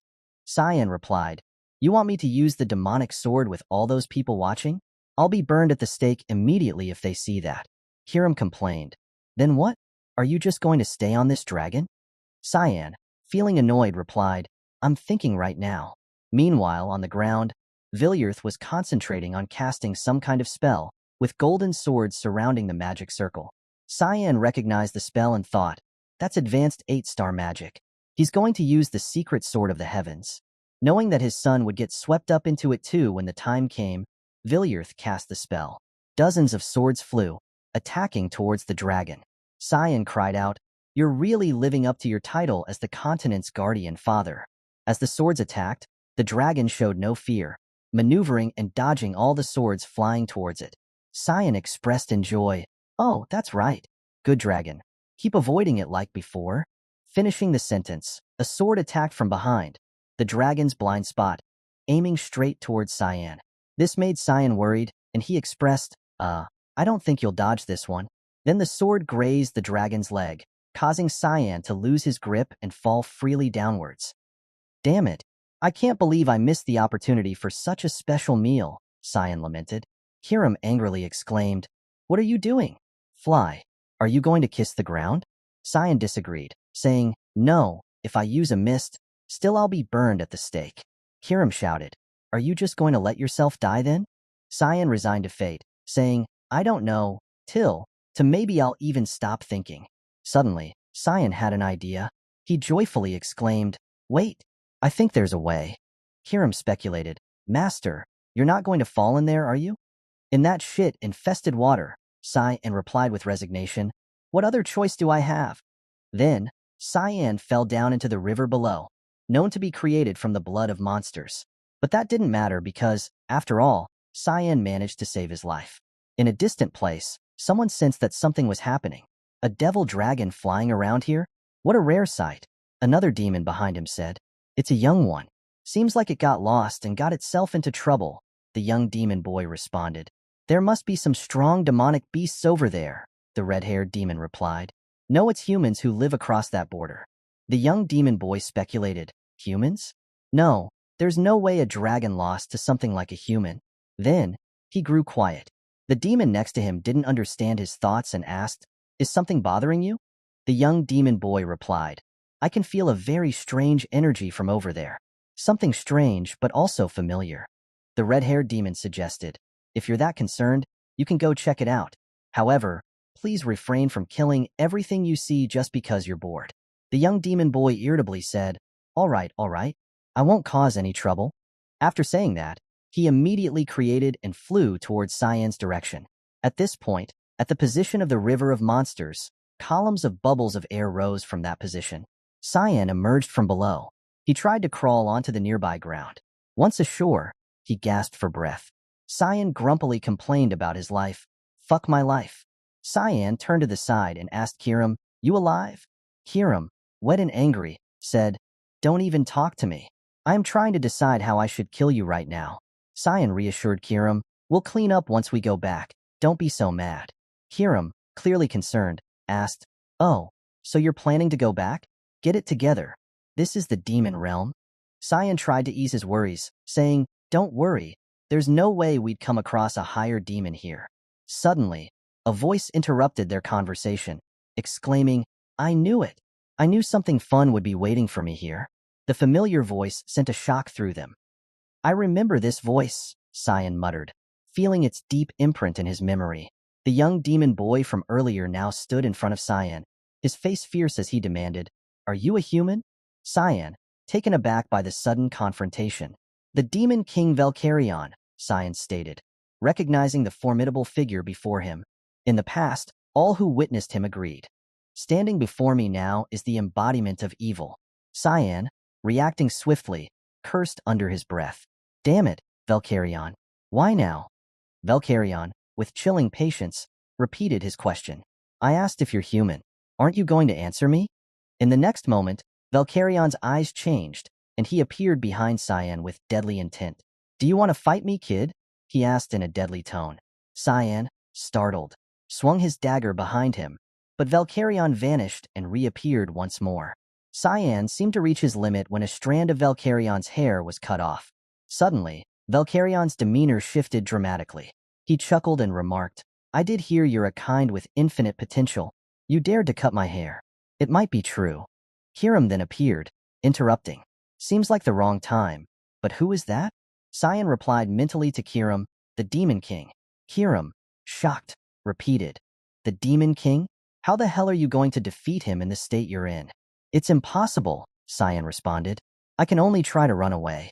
At this point, Cyan trembled, wondering, but could I survive against Velkarion? Fortunately, Velkarion had no intention of harming Cyan. He reassured him, Hey, relax. What am I going to do against a little kid like you? You can calm down. Look, I'm really not going to do anything to you. We can talk with me lying down if you're so scared. Even if I'm an asshole, I won't fight kids. Cyan found this strange and wondered aloud. What? Why is he suddenly lying down? Velkarion chuckled and asked again, Are you human? Cyan confirmed that he was. Velkarion continued, How did you get here? Cyan replied, Through the current of the water. Velkarion mused, So it's your first time in the demon realm. Your aura is a bit strange, you know? Who are you? Cyan nervously denied any familiarity, sweating as he replied, Just a normal human. Velkarion smirked mischievously. A normal human, but it feels like you know me. Cyan's mind raced. We've never met before, he insisted. Velkarion remained relaxed on the ground, saying, I guess that's true. I've never seen a human before either. When could you have seen me? Cyan pondered silently. Why is he so relaxed? Is he really the same Demon King I know? Velkarion responded, I felt a strange energy while making my rounds. Cyan wondered aloud. Making your rounds? Velkarion confirmed, Yes, as the Demon King. It's my duty to watch over the lands I rule. Suddenly, Velkarion stopped and asked Cyan again, Kid, what did I just say? Cyan answered, That it's given for you to watch over the lands you rule as the Demon King. Velkarion chuckled. Aren't you shocked? I'm the Demon King. I knew it. You do know me from somewhere? What kind of kid in the world would react like you did? Has your mom never threatened you by saying that the Demon King will take you away if you're not a good boy? Cyan doubted himself, questioning, There's no way he's the same Demon King. If things go like in my past life, the demon's invasion should start soon. But this guy doesn't seem like someone who would do that. If this is his true self, then what triggered him to change? Cyan gathered his courage and asked, If you're really the Demon King, what is it that you wish to accomplish? Velkarion laughed in response, asking the Demon King such a question. You're quite bold. Nothing much. I just want my people to live good lives and eat well. Though if anyone dares to get in the way, I will kill them all. That is my duty as the Demon King. At this point, Cyan started to feel fearful. He thought, it was just for a moment, but I definitely felt it. The true monstrosity of Velkarion that I knew in my past life. It's repressed right now, but some incident must have removed the chains on that side of him. I need to prevent that incident from happening. Cyan gathered his resolve and said, Demon King, do you want to make a deal? Something will happen to you soon. Something that threatens the people you rule over. Velkarion, with an angry expression, asked, "What are you talking about? You're not making any sense." Cyan replied seriously, "I don't know exactly what the incident is, but I am certain that it will trigger a great war between humans and demons." Valkyrion, intrigued yet skeptical, asked, "You mean I'm going to want to take your lands?" Cyan responded calmly, "That's why I want to negotiate with you. Promise me that you won't start a war, no matter what happens." Valkyrion considered this for a moment, then said with a hint of amusement, "Huh, you're making no sense. All right, let's say that I don't start a war. What are you going to give me in return?" Cyan met Valkyrion's gaze firmly and replied, "I'll help you, no matter what happens. I'll do my best to support you." Valkyrion leaned in close, his expression serious. You? You know something?" Then he smiled and asked, "Your name?" Cyan answered firmly, "Cyan Vert." Valkyrion nodded. "All right, Cyan Vert.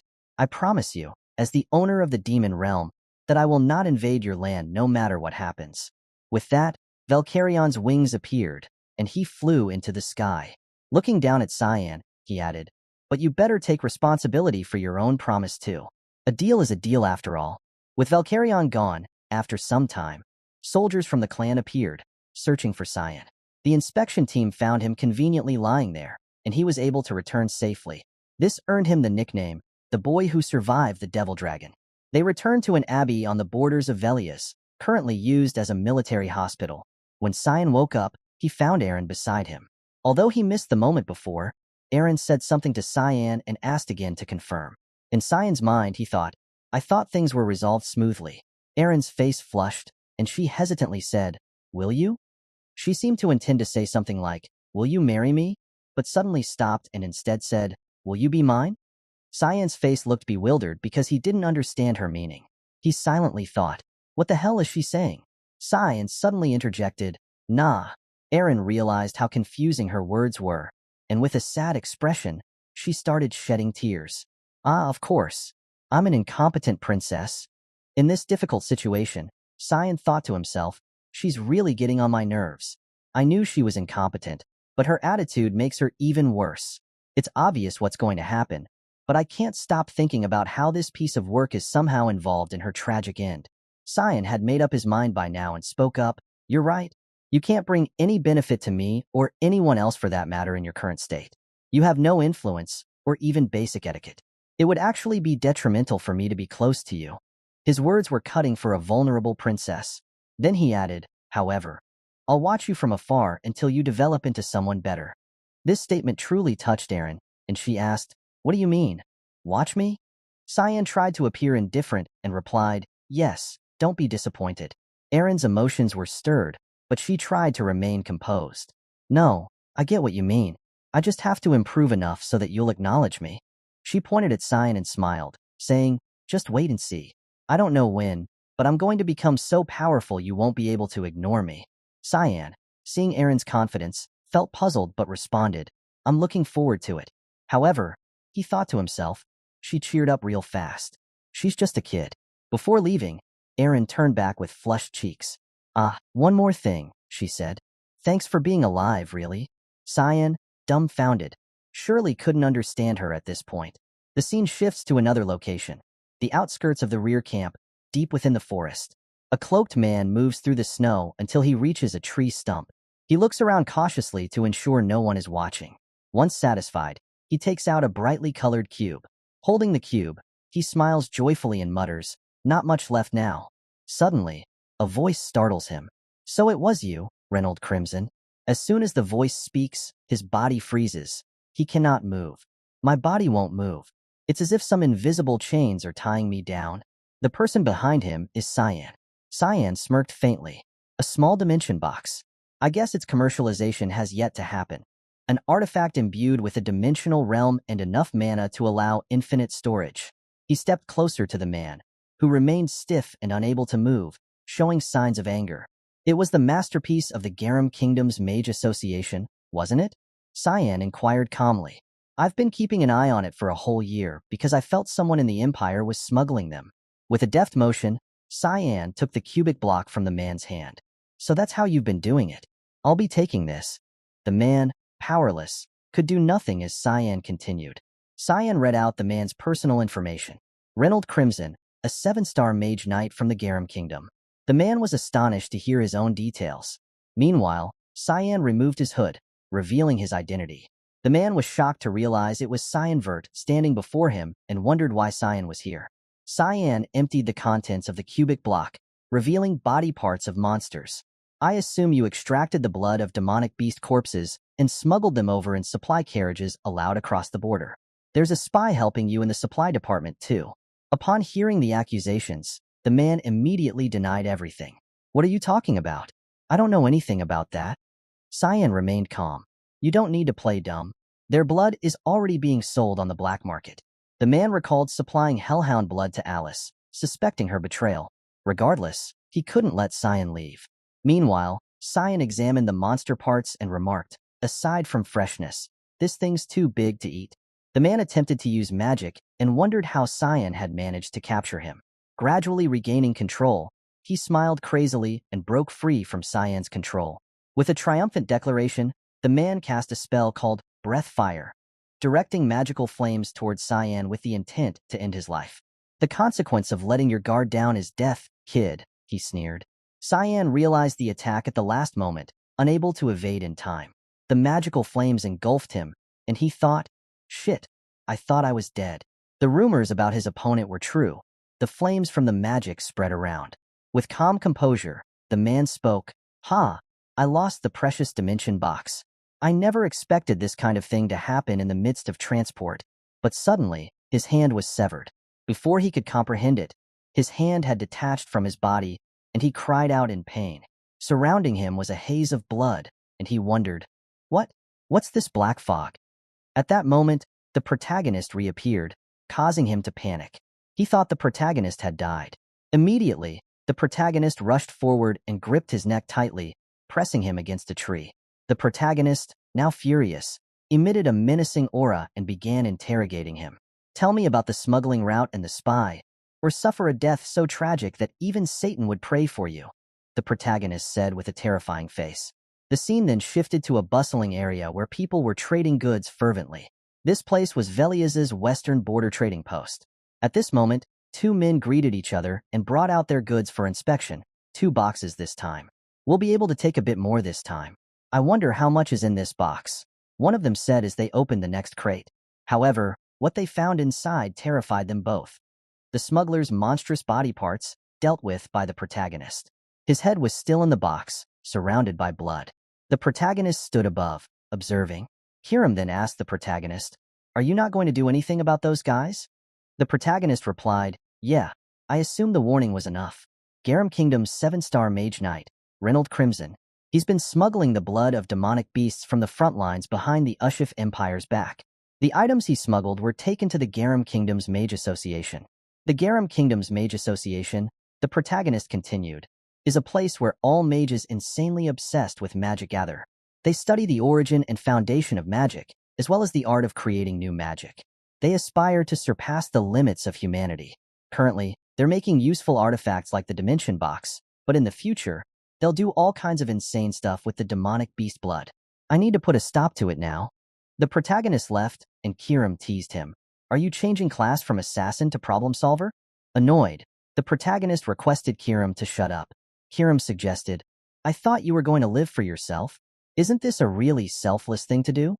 The protagonist replied firmly, I just don't want any more people using the demonic beast blood. The scene shifted to a residence in the Ushif Empire. Ascal, the protagonist's older brother, stood by the window, reading some letters. In the letters' content, there was a mention of Cyan. Ascal wondered aloud. Cyan went to the front lines with father? An attendant on the bed, upon hearing the name Cyan, asked curiously, Cyan Vert? Ah, that half-brother of yours. Ascal responded with irritation, Yes, he's been getting on my nerves. I'll have to go see him. At Cyan's camp, Emily finished packing their belongings neatly and expressed joy. Finally, we're out of the front lines. I'm so excited. I bet the academy will be incomparable to this gloomy place. Cyan, however, lamented, Yes, it's the beginning of hell for me. He explained that the academy wasn't what Emily expected. It was a place filled with politics, envy, jealousy, and prioritized networking over education. Still excited, Emily shared, I heard there are lots of handsome instructors.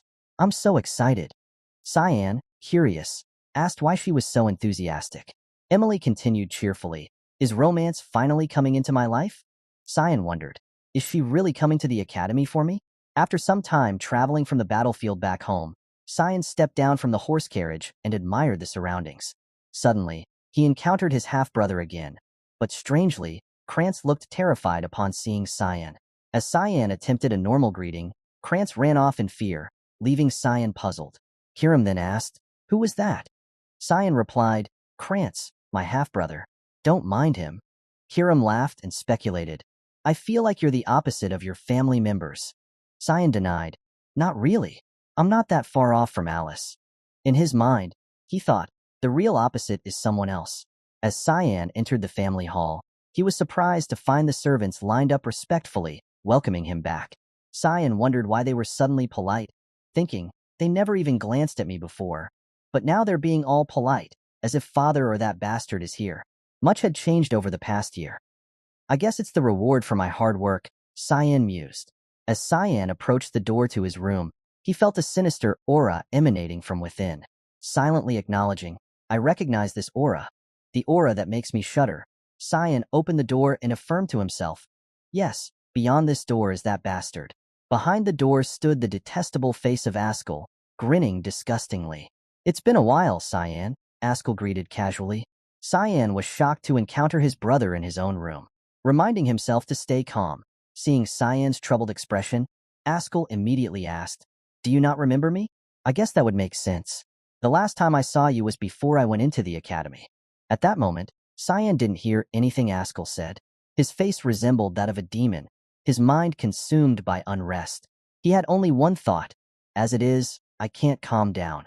Right now, I'm going to kill. As soon as Cyan drew his demonic sword, Kiram appeared, attempting to restrain him. She stood beside him like a shadow, saying, "Get it together. If you don't want to die, there's no fun in killing him right now." Cyan was infuriated, but he managed to restrain himself. He bowed before Ascal and said, "I greet my older brother." Ascal asked again, "So, you do remember me?" Cyan replied, "How could I forget my own older brother's face?" Ascal then patted Cyan's head and said, "That makes me happy." Though this angered him, Cyan forced himself to remain calm. Ascal smiled and remarked, "I was worried that you would have forgotten me. I'm glad you haven't. I heard that your swordsmanship has improved. You'll soon be able to help me on the battlefield." Cyan, with a serious expression, tried to control his response. "Yes, I too. I'm looking forward to that very much." This made Ascal slightly doubtful of Cyan's expression. Then Ascal said, "I'm glad I came here just to see you today." In Cyan's mind, he thought, he's the kind of guy to not even spare a glance at those he deems useless.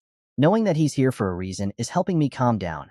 Weirdly enough, Cyan then forced a strange smile and said, "I missed you too." Meanwhile, in the corridor, Emily struggled with 2 suitcases, looking displeased. She complained, he doesn't even have any baggage. Couldn't he have helped me?" As she reached the door to her room, she dropped the suitcases and expressed, I'm wiped." Then angrily, she opened the door and scolded, Young master, how could you?" However, upon seeing Ascal's presence, she fell silent and stunned. Ascal appeared friendly and smiled, saying, "I heard you were close to Cyan. If you are comfortable with him, feel free to do your work. Don't mind me." After that, Ascal left. Cyan and Emily bowed to bid him farewell. Emily breathed a sigh of relief and said, "Oh yes, young master. I was so nervous." Then she displayed an angry expression towards Cyan's direction and said, "Young master, you should have told me in advance if the first young master was here." Feeling uncomfortable, Cyan spoke to Emily sharply, "Emily, can you leave me alone for a bit?" Emily, unaware of his mood, was about to say more but stopped when she met Cyan's intimidating gaze. He repeated, "Don't make me repeat myself." Emily found it difficult to comprehend. It was the first time she had seen Cyan in such an angry state. Cyan, feeling overwhelmed, rushed to the bathroom, vomiting out everything. His mood seemed somewhat better afterwards. Cyan then asked Kiram, "Why did you stop me?" Kiram replied, "Shouldn't you be thanking me?" Cyan retorted, "It was a good chance for you to take over my body as well." With a wicked smile, Kiram replied, "Don't be mistaken. I just want your rage to grow. That way, you'll be more delicious." Understanding Kiram's intent, Cyan laughed and responded, "All right, Now that's like you. The scene shifted to Ascal's location. He summoned his servant, who promptly reported, I've tracked down the second young lady as you ordered. Ascal inquired, and where is she? The servant responded, she's in the north, in the territory of the White Elves, Farina. Ascal remarked, Farina, they're known for abhorring outsiders. She sure is skilled with others. Let me know if it looks like she's going to come back. The servant acknowledged the order, saying, yes, young master. Then the servant curiously asked, did something good happen? Ascal questioned, why do you think that? The servant observed, you seem much brighter than usual. Was the meeting with your younger brother amusing? Ascal laughed and replied, amusing, I guess you could put it that way. However, his demeanor quickly turned more ominous as he added, but you're wrong. I'm in a terrible mood right now. The servant immediately apologized. Ascal recalled Cyan's expression when they met, reflecting on those eyes as if he was looking at his lifelong nemesis. Is it my misunderstanding? He gets on my nerves. I'll have to keep an eye on him for now, Ascal thought. The servant replied, I'll assign someone to do that. As twilight fell, Ascal sat contemplating Cyan's inscrutable expression. He wondered, Cyan Vert, what are you hiding? The scene shifts to a carriage waiting outside the mansion, with Emily standing nearby. With a displeased expression, Emily addressed Cyan. I'm really disappointed in you, young master. Cyan tried to explain, it's not my fault. I can only take a night escort to the academy. However, Emily grew even angrier, reproaching, then you should have at least let me know beforehand. After a heated argument, it was time for Cyan to leave. He waved goodbye to Emily before departing, saying, anyway, be good, Emily. Emily seemed indifferent but replied, you be good, young master. With a mischievous expression, Cyan chuckled and signaled for the carriage to depart. Huh? You're really just leaving? Emily asked one last time, her eyes welling up with tears. She urged, don't feel down even if you get bullied. As the carriage departed, Emily stood behind, gesturing for Cyan to take care of himself. Cyan felt a bit embarrassed but acknowledged, that's very like her to say. He reminisced about a childhood memory when he was sick. Outside, it was raining heavily when he was 8, and he was so feverish that he kept losing consciousness. No one was there to take care of him. The person who carried him on her back and sprinted to the nearest doctor back then was Emily.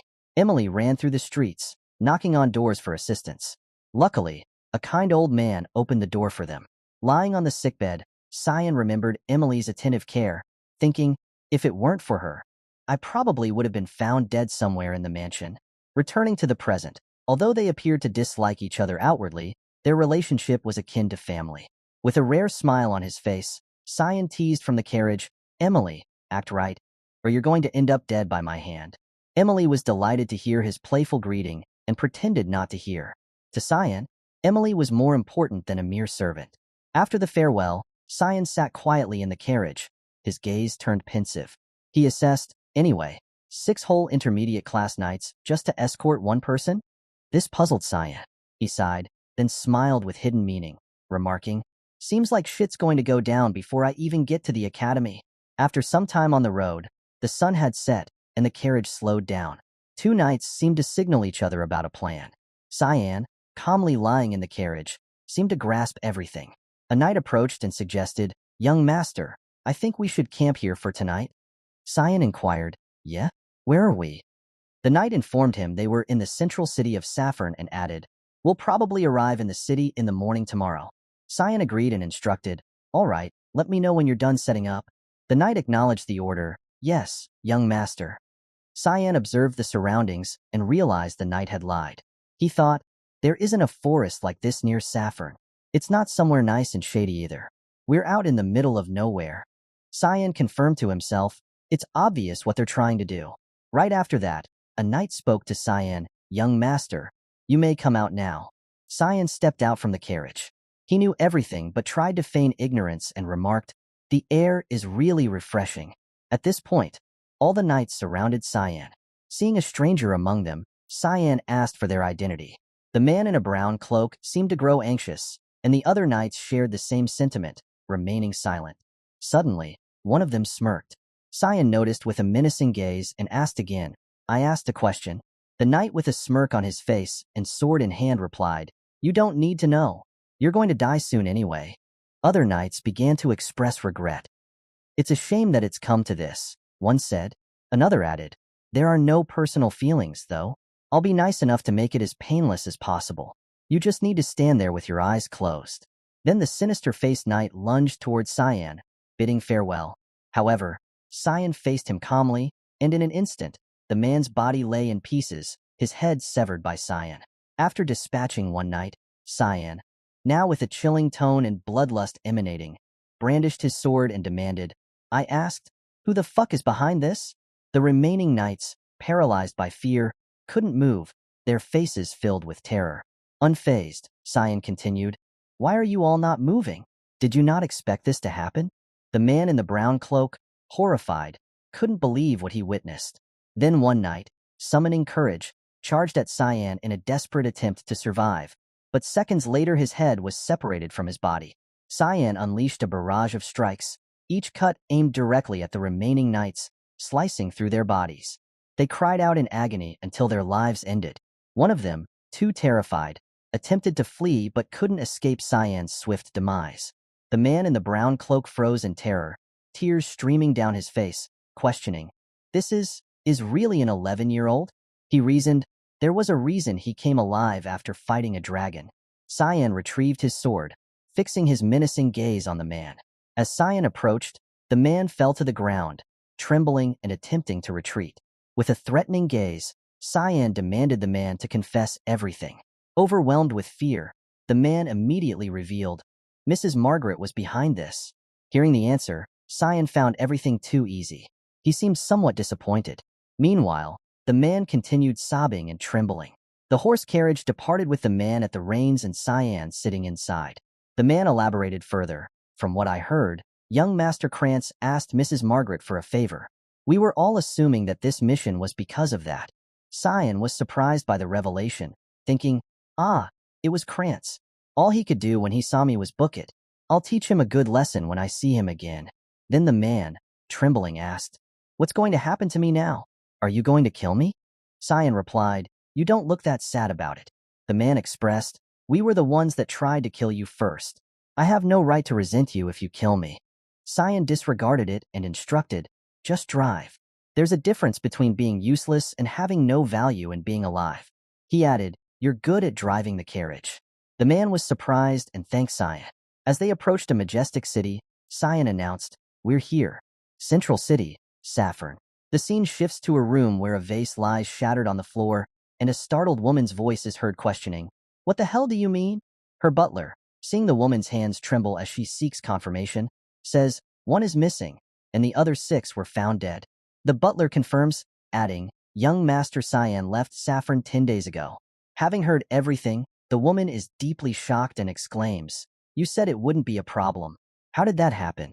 The butler bows apologetically and replies, "We've underestimated the young master." Enraged, the woman rebukes him. "How can you fail at getting rid of some little child?" The butler, with a worried expression, attempts to suggest, "I think there must be someone behind the scenes that we don't know of. If you give me one more chance, I'll send someone to the academy too."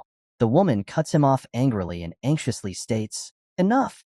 If we do that, then sign. If he puts even a hand on Krantz."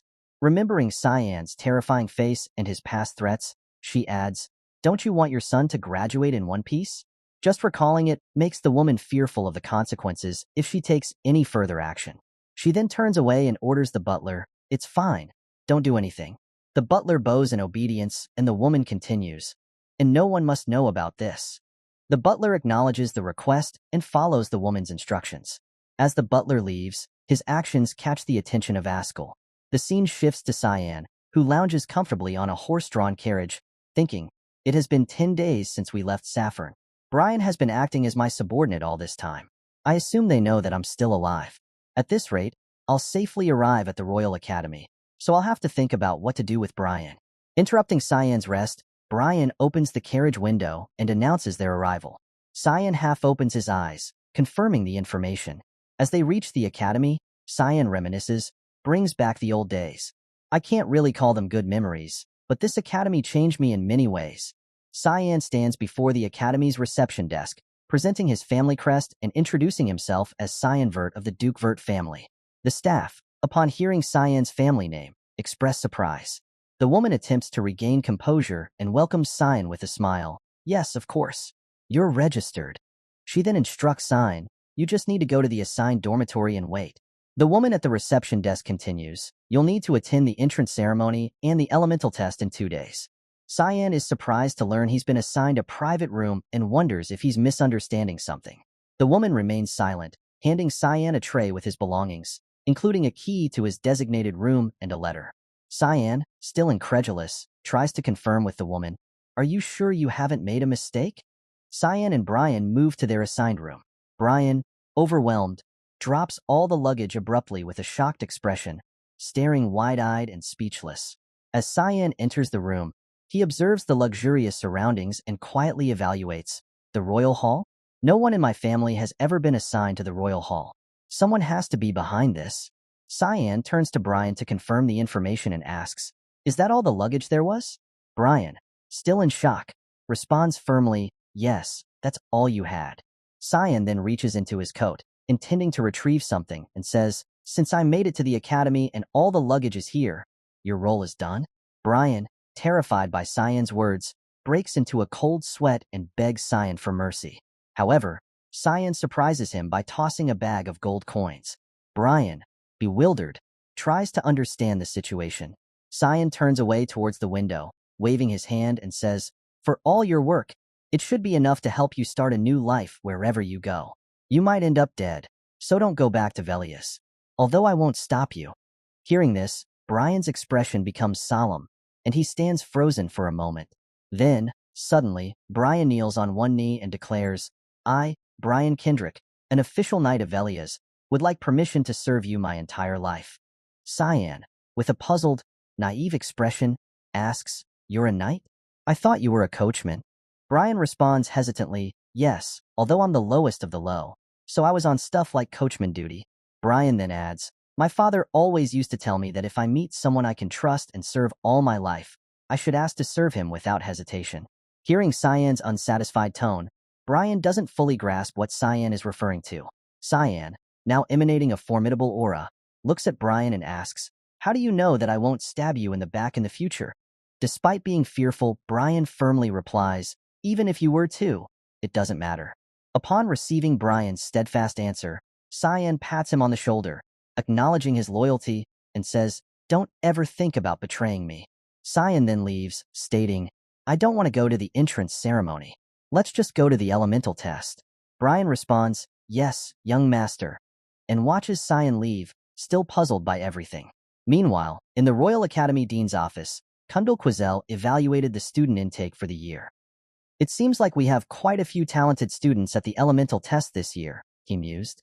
Based on the results of the previous assessment, notable individuals include Princess Erin Severus with a 2-star mana control ability, B-rank physical ability, and 52% purity in the light attribute.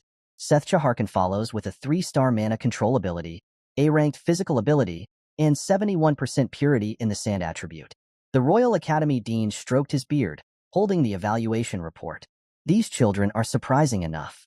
However, when it came to this Cyan character, the Dean was puzzled by Cyan's stats, a mana control ability of only 1 star, S-ranked physical abilities, and a dark attribute with a purity level of 92%. The woman in front of him, named Sarika Nigrathi, an academy instructor, expressed, even Alice Vert, who was titled God's Child, had only 88% in the water element by the time she graduated. The Dean evaluated. Interesting. Even the child who was praised for possessing top-notch talents could not match up to her younger brother. Nigrathi agreed, expressing concern. The Cyan character's attribute is darkness. His talents might rot, considering his element. The Dean asked, were you aware that Cyan Vert was assigned to the Royal Hall? Sarika Nigrathi replied, yes, I heard from the other instructors. The Academy Dean explained further, it was the Emperor's orders. This surprised Nigrathi greatly. The Dean added, apparently, Cyan saved the young princess from the monsters on the front lines. He's even considering marrying the two. The 5th princess, who was considered a failure, marrying into the Verts, who have never failed to raise extremely talented individuals.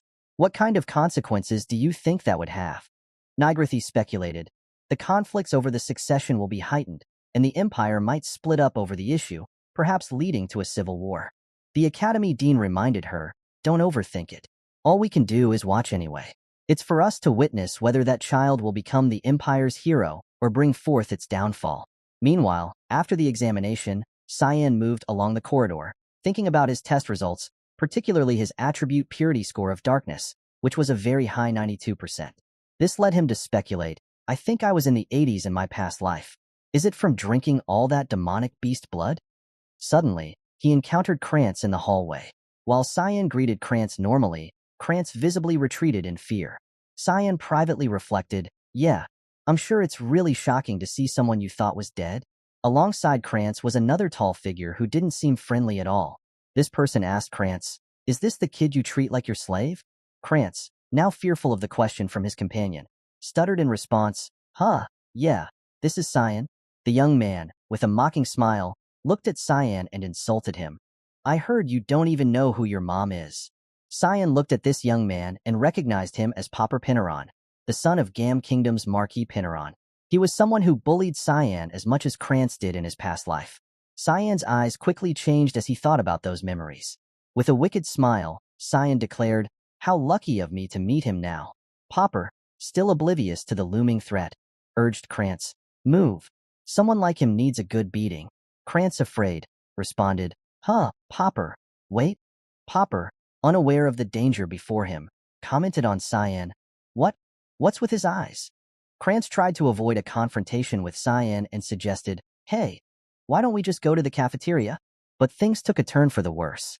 Cyan suddenly rushed forward, kicking Popper straight into the wall, causing it to crack behind him. Krantz, with a shocked expression, called out the name of his friend, Popper. After receiving Cyan's kick, Popper now lay unconscious on the floor. Cyan then turned to Krantz, his brother, and said, why don't we have a chat, Krantz? Krantz, terrified, could only stammer apologies. Cyan, with a terrifying expression, approached Krantz, placing a hand on his shoulder, causing Krantz to sweat and nearly cry. Cyan leaned in close to Krantz's ear and whispered, I don't care what you do behind my back because I'm lenient, but if I ever see you again, you will be graduating in a wheelchair.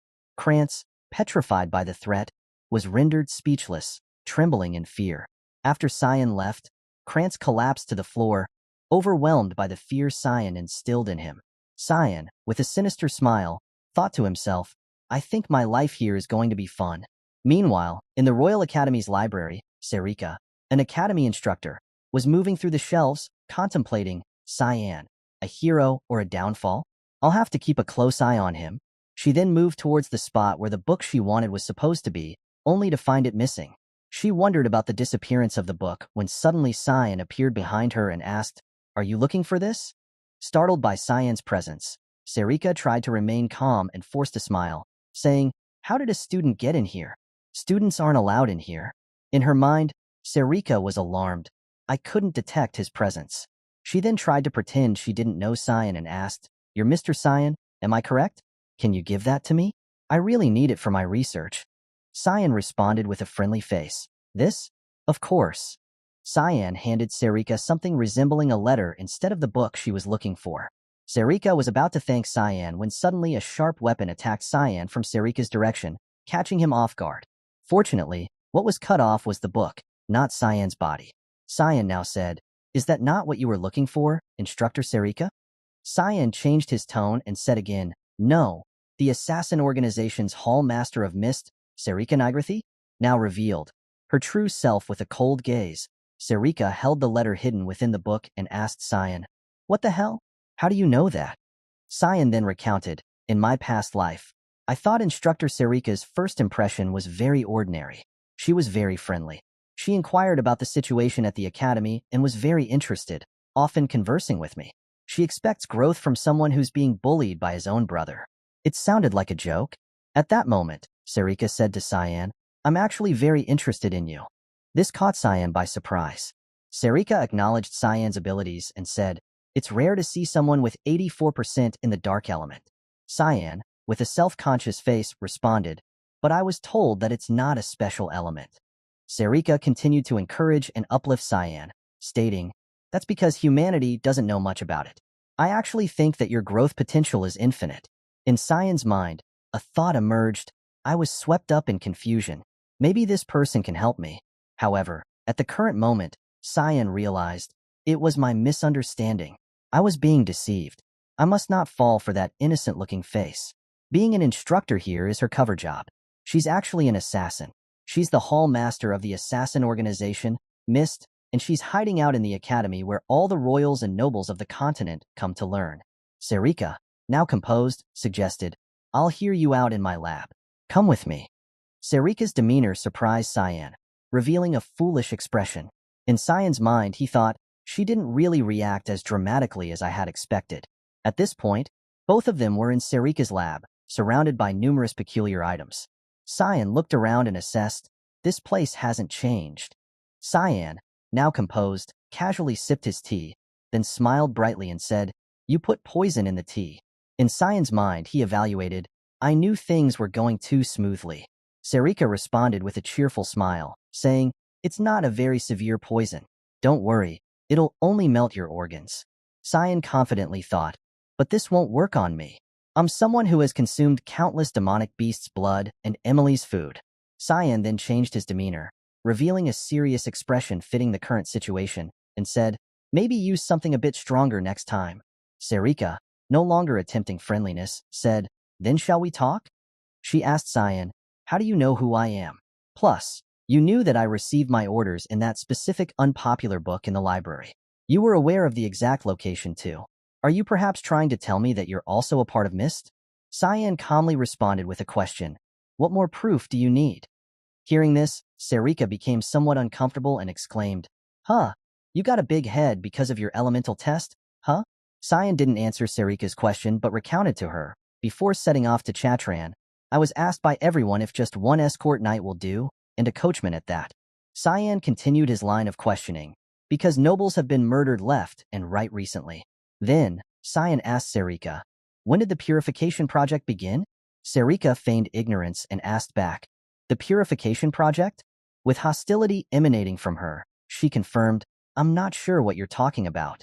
Cyan, also displaying strength, admitted his own hostility and replied, I'm referring to the assassinations, of course.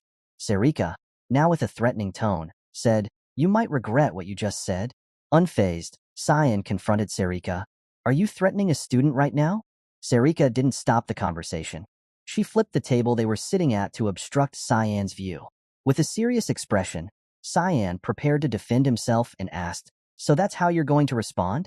Then he punched directly into the table, breaking it in half. Sarika, with the skills of an assassin, appeared on the ceiling with 2 daggers in hand, ready to attack Cyan. Cyan, recognizing the presence of Sarika as an assassin herself, calmly stated, I thought I proved my identity enough. Sarika showed no intention of stopping. She swiftly lunged towards Cyan, threatening, even if you're really a part of Mist, there can't be a member I don't know about since I am a hall master. Then followed 2 light fast strikes. Cyan managed to evade the attacks just in time. Sarika persevered, speaking with an excited smile. I won't let you go. Cyan, now wearing a displeased expression, drew the Kirim blade and said, I guess I have no choice then. He then launched a direct attack towards Sarika with just one hand, pushing her back. In surprise at his strength, changing his grip on Kirim, he rushed at Sarika with a serious expression, stating, if you can't believe me, then I'll show you. This was followed by a series of attacks from various angles, making it difficult for her to defend herself. Eventually, she called for a halt to the fight, astonished and questioning the object Cyan held. She wondered, that dagger? Is it the demonic sword Kirim that only the one chosen by Eru can wield? Cyan, holding Kirim, spoke coldly, do you believe me now? I assume Mist is looking for the successor right now. Sarika, bewildered, questioned, how do you know that? Cyan confirmed with a cold expression, the very person you've been searching for is right here. He then requested, Sarika, bring me to Eru. The scene shifts to a street somewhere in Luwin. The entire area was enveloped in darkness with a sliver of moonlight shining down. Sarika led Cyan using magic to open a door. As the door opened, a gloomy mist emerged from deep within the room. Sarika then said to Cyan, you're not even surprised that there is a mist base in a place like this? Here, this is the path to the altar you wanted to go to. You are on your own from here onwards. Then Sarika left, leaving Cyan alone to proceed into the darkness. Cyan observed his surroundings and assessed, this is a unique realm made with the power of the god of fog. Because of that, it's much bigger than it looks from the outside. Cyan also noticed the presence of ambushers, thinking, anyway, 2 at 4 o'clock, 3 at 11 o'clock. Shortly after, daggers were suddenly thrown towards Cyan, but he anticipated them and easily blocked them all. However, these attacks were just distractions. 2 masked assassins approached Cyan from behind. Cyan calmly thought, I predicted this, but this kind of welcome ceremony is a bit much, isn't it? As the 2 assassins attacked, Cyan calmly dodged and stepped back. The speed of their attacks was so fast that their figures seemed like flashes of red light. They also threw a barrage of concealed weapons at Cyan, but he remained calm and blocked them all. At the same time, Cyan countered by throwing the daggers back at the assassins, nearly striking one in the face. Nevertheless, the assassin's skills were not to be underestimated. Despite the close range, the assassin managed to deflect all the thrown daggers. Cyan observed the situation and thought, he deflected my dagger in that short moment. He admired their exceptional assassination techniques. Not giving Cyan any respite, all the assassins targeted him for an attack. Their secret technique, expansion, was activated, followed by the Death Horn formation. Cyan was put in a difficult position as he was attacked from all 4 directions simultaneously. However, this did not seem to trouble Cyan much. He had grasped their assassination techniques, and in the next moment, Cyan used his own secret technique, expansion. His entire body emitted a red aura surrounding his form. The assassins were astonished when they saw this, realizing it was their own secret technique. They were even more shocked that this technique was being executed by a child. As the 4 assassins closed in on Cyan, he quickly executed the skill, Bloodthirst Wave, causing the red aura to surge in a wave, covering the surrounding area. Cyan explained, Bloodthirst Wave is a secret technique exclusive to assassins that allows you to manifest bloodthirst into a physical form to attack others. As the assassins were hit by the technique, the red aura enveloped their bodies, squeezing them and making it impossible for them to breathe. After a while, all the assassins who were hit by the technique fell unconscious. Cyan observed the situation and confirmed that they wouldn't be able to get up for a while. However, things were not over yet. Cyan's attention turned to the final assassin, who had been standing and observing without taking any action until now. Cyan watched this assassin and silently assessed, though this one is still standing, is he a higher-up? To avoid being caught off guard, Cyan proactively activated the skill, Fog Sword. Unshakable roots of a great tree. At that moment, power was focused into the demon sword Kirim. But before Cyan could use the skill, the assassin began to move quickly towards him, attacking swiftly. Cyan tried to block the assassin's attack and was surprised by his strength. Cyan's mind quickly assessed, he managed to stop my technique midway through. Who is he? Right after, the assassin's mask fell, and the assassin expressed surprise, saying, You've adapted my main skill. The assassin then told Cyan, I can't hold back any longer, Cyanvert. However, when the mask was removed, the assassin facing Cyan was none other than Sarika. Cyan was stunned and surprised by the situation when he realized it was Hall Master Sarika.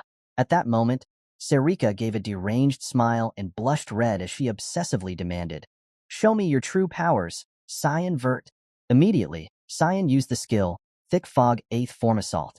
As the name suggests, the skill created 8 slashes in 1 second, attacking Sarika directly. This forced Sarika to be pushed back, and the skill inadvertently cut the hair tie binding Sarika's hair, revealing her smooth and beautiful hair.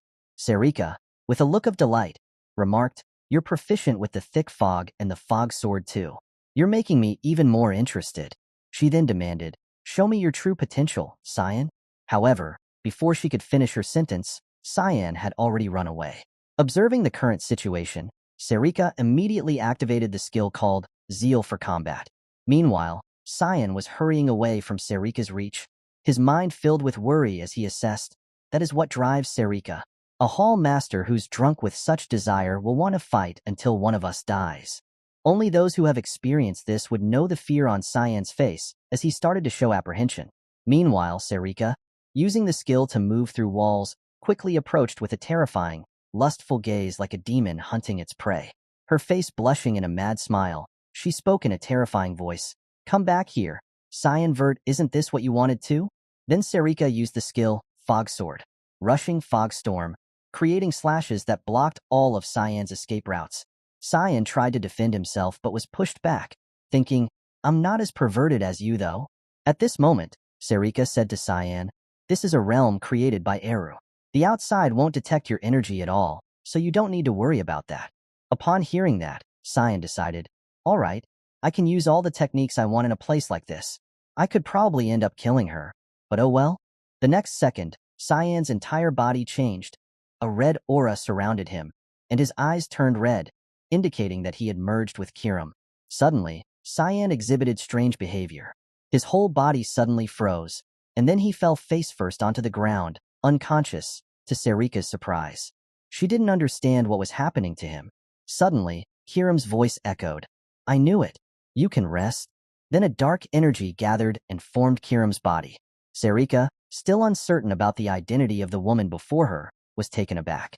Kiram spoke with a threatening tone. "I didn't want to intervene. You know me, right?" Sarika recognized her and knelt down to show respect, saying, "Yes, demonic sword Kiram." Kiram, now visibly angry, questioned Sarika, "So what's the situation? You're supposed to worship Eru, yet you're attacking my master." Sarika attempted to explain, "I was just verifying if he truly is who he claims to be, whether he really is the successor or not." Kiram was not satisfied with Sarika's response and unleashed a fearsome power, stating, "You could have just called for your god instead. Then, can I take this as a direct challenge against me?" Sarika did not respond directly but offered an awkward smile and reminded Kiram, "I think we should focus on the successor first." Kiram was puzzled, but when she looked down, she saw Cyan lying in a pool of blood. Alarmed, she exclaimed, "What? Why are you dying?" Sarika explained, "You manifested into your whole form, but that is a very inefficient way of doing it. It eats away at the owner's life force." Hearing this, Kiram became furious and, without mercy, grabbed Cyan by the collar and lifted him up, chastising him. "Hey, this is nothing. What was the point of drinking all that beast blood then?" Sarika intervened, saying, "But I, Hall Master Sarika Nigrathi of Mist, do not reject any fights. Plus, if you're the opponent, I can't turn it down." Kiram was disturbed by Sarika's fighting enthusiasm and thought to herself, "What the hell's wrong with her? I'm scared." At this moment, Cyan began to regain consciousness and demanded Kiram release him. After Kiram let him go, she asked how Cyan was feeling. Cyan, looking exhausted with dark circles under his eyes, questioned Kiram, "Why did you suddenly manifest?" Kiram responded with a mischievous smile, "Just stay behind me. I have to teach that wench a lesson." Sarika, delighted, prepared for battle and said, "It'd be an honor, Kiram."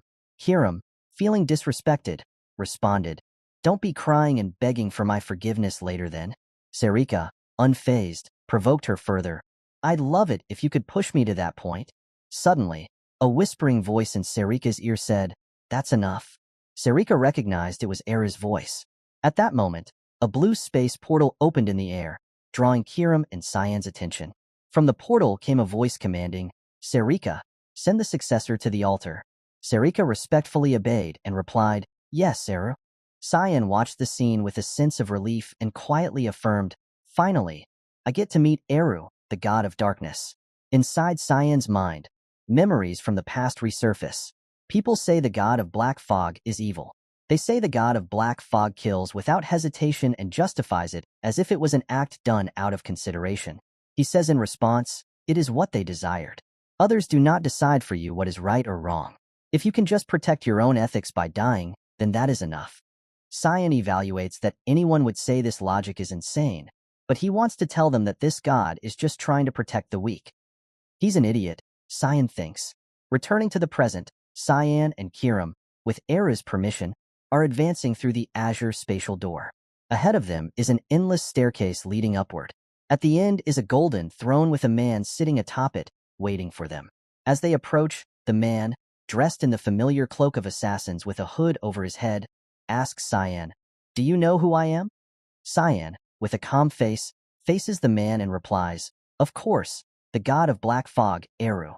Eru asks Cyan for confirmation, "Was your name Cyanvert? I've never seen you before. What evidence do you have to claim yourself as my successor?" Cyan looks at Eru and responds, "I'm sure you've already sensed the power of the fog within me." Cyan's answer is clear evidence, making Eru refrain from further questioning. He begins to explain to Cyan that there are two ways to become the successor. One is if he gives them the Mist Stone himself, and the other is when the mist stone finds the qualified one by itself. Eru then points to Cyan and says, I do not know you, so I assume the latter applies to this situation. Eru also admits that it is true that the mist stone, which should be at the altar, suddenly disappeared last year. On top of that, it's surprising that you were able to awaken Kiram. Even I was unable to track her down. You're handling her pretty well. At this moment, Kiram, in the form of a little demon, expresses a displeased face, thinking, who's handling whom? Eru continues to express, and those eyes, the light in them surpasses your age. I see you're an outsider from a timeline that I am not a part of. In Cyan's mind, he wonders about what Eru has referred to, noting that he's not part of Cyan. He then tells Eru, I thought you were involved in me being here. Eru responds, if you wanted an all-powerful and all-knowing god, you're in the wrong place. I'm not powerful. It's been long since my rights as a god have been taken away from me. Cyan hears Eru's answer and silently admits that he's correct. I shouldn't have expected anything from Eru, Cyan thinks, then appears contemplative and expresses, that's quite convenient for me. Cyan wonders, what are you talking about? Eru, with an excited face, replies, a perfect successor came here on his own. There is less work for me to do now. I didn't even have to do anything. Cyan acknowledges that and expresses, you're as lazy as ever. The relaxed conversation between the two makes Kiram somewhat confused and worried. Eru then adds, anyway, you brought something rather annoying with you. Were you not satisfied with the demonic sword? You're attempting to take the power of the holy sword too. Upon hearing this, Cyan smirks mischievously and replies, I'm not trying to do anything as of now. With a devilish smile, he takes out the broken piece of the holy sword's blade and says to Eru, I just thought that if the world doesn't know of this thing's existence, it might become useless. Seeing what Cyan is holding, Eru seems excited and says, you possess quite the evil hobby. Well, I won't inquire any further. It is none of my business. But I will follow the rules. Eru then approaches Cyan, his entire body emitting a dense and intimidating aura. Coldly, he interrogates Cyan. I shall ask you as your absolute master. Dear successor who has inherited my powers, what do you seek with this power? Facing the terrifying aura and Eru's question, Cyan falls into a state of concentration. In his mind, he recalls his brother and thinks, I was asked the same question in my past life. My answer back then was, I will live for my brother. Cyan chuckles at his own foolishness and remarks, what an idiotic response. Contemplating, he wonders why his response in his past life didn't bother them. Did he not want something more? Era's words make him remember as Era reminds him, remember this. There is nothing more dangerous than blind faith. Cyan thought that Eru already knew of his pathetic end. He resolved that it had to be different this time. Slowly, Cyan approached Eru and replied to his question, I don't have grand plans like a great cause or some divine faith. I'm going to use your power purely for self-serving purposes, just for me. Surprised by Cyan's answer, Eru remarked, what is right and wrong is for you to decide. Are you confident that you will not regret this? You'd best answer carefully. Depending on your response, I might kill you on the spot. Maintaining his composure, Cyan responded, I don't care what kind of consequences my actions might have. I'm not going to follow anyone's orders. That is the path I am going to take. Through Cyan's response, Eru speculated, you seem to have some kind of plan. Will you tell me about it? Cyan immediately replied, nope. Eru then said to him, it doesn't matter as long as you will purify my name. Well, I won't ask any more questions. You're quite boring. Suddenly, Kiram rushed forward using her demon-like body to attack Eru. Eru simply dodged and said, then I shall now converse with my daughter. Kiram, feeling exposed, grew angry and charged at Eru. However, Era held her back and said, you've changed quite a bit. Do you like your owner that much? You're so obedient. Confused and angered, Kiram asked, what the hell are you talking about? With an adorable expression, Era replied, I'm very happy to see you like this. This only made Kiram more uncomfortable, and she shouted, get away from me. Stop. I'm trying to be nice to you since I don't have anything to give to your owner. Ugh, crazy bastard. Owner, do something? Cyan, witnessing this, dryly remarked, wow, what a wholesome father-daughter relationship. Kiram then grew even more uncomfortable with Cyan's comment. At that moment, Era's beak-like mouth almost touched Kiram. Suddenly, magical circles appeared, leaving Kiram bewildered. The energy from the magic circles helped her return to her original form, further confusing her. Cyan, witnessing this, wondered, "It's not using up my mana either. Did Eru use his own power to do that?" Angered, Kirim grabbed Eru by the collar and demanded, "What have you done to me?" Unperturbed, Eru replied, "Nothing much. I just gave you some of my life force." He then asked her, "Why? Do you not want it?" Implying that Kirim would need a physical body to serve Cyan's desires. Hearing this, Kirim flew into a rage, screaming at her father and accusing him of being foolish for thinking about such indecent matters. Cyan, standing by, observed the interaction between the two and concluded that Eru and Kirim were indeed like father and daughter. The next day, in the student dormitory, Cyan was in a state of confusion. Brian, concerned, asked him, "Young master, what is going on?" Cyan responded calmly with a smile, "I don't know either. Just let it be." Brian, feeling uneasy, disagreed. He whispered to Cyan, "But young master, I don't think this is something I can just let be." In front of them were Kirim and Sarika, looking at each other with affectionate eyes, though their way of affection seemed different from others. Kirim was visibly annoyed by Sarika's presence, but still tried to put on a smile and said, "Oh my, an instructor coming to see your students so early in the morning? Don't you think that others will start talking about how special your relationship is?" Sarika, not one to back down, retorted, "Of course, it's all to guide him onto the right path. This is a perfectly normal relationship." Kirim glared angrily at Sarika, her eyes like threatening bullets. "Shouldn't a hall master be a bit more careful?" Sarika replied sharply, "What does it matter to you what I do? Mind your own business." The scene of the two women conversing resembled a mythical battle of wits. Their story continued as Kirim declared, "Owner only needs me. You need to stay away from him." Sarika, equally defiant, asserted, "He's my disciple." Cyan, standing amidst their conversation, wore a troubled expression, unsure of how to resolve the situation. He stood up and announced, "I'm going on a walk." Brian, fearful, pleaded with Cyan, "Young master, don't leave me with them." As the verbal duel between the two women continued, Brian sweated nervously, afraid of being caught in the crossfire. Outside the city, sunlight illuminated the towering buildings. People bustled about, engaging in commerce and conversation. Cyan chose a high vantage point for himself, sitting alone, admiring the city's beauty and feeling a sense of contentment.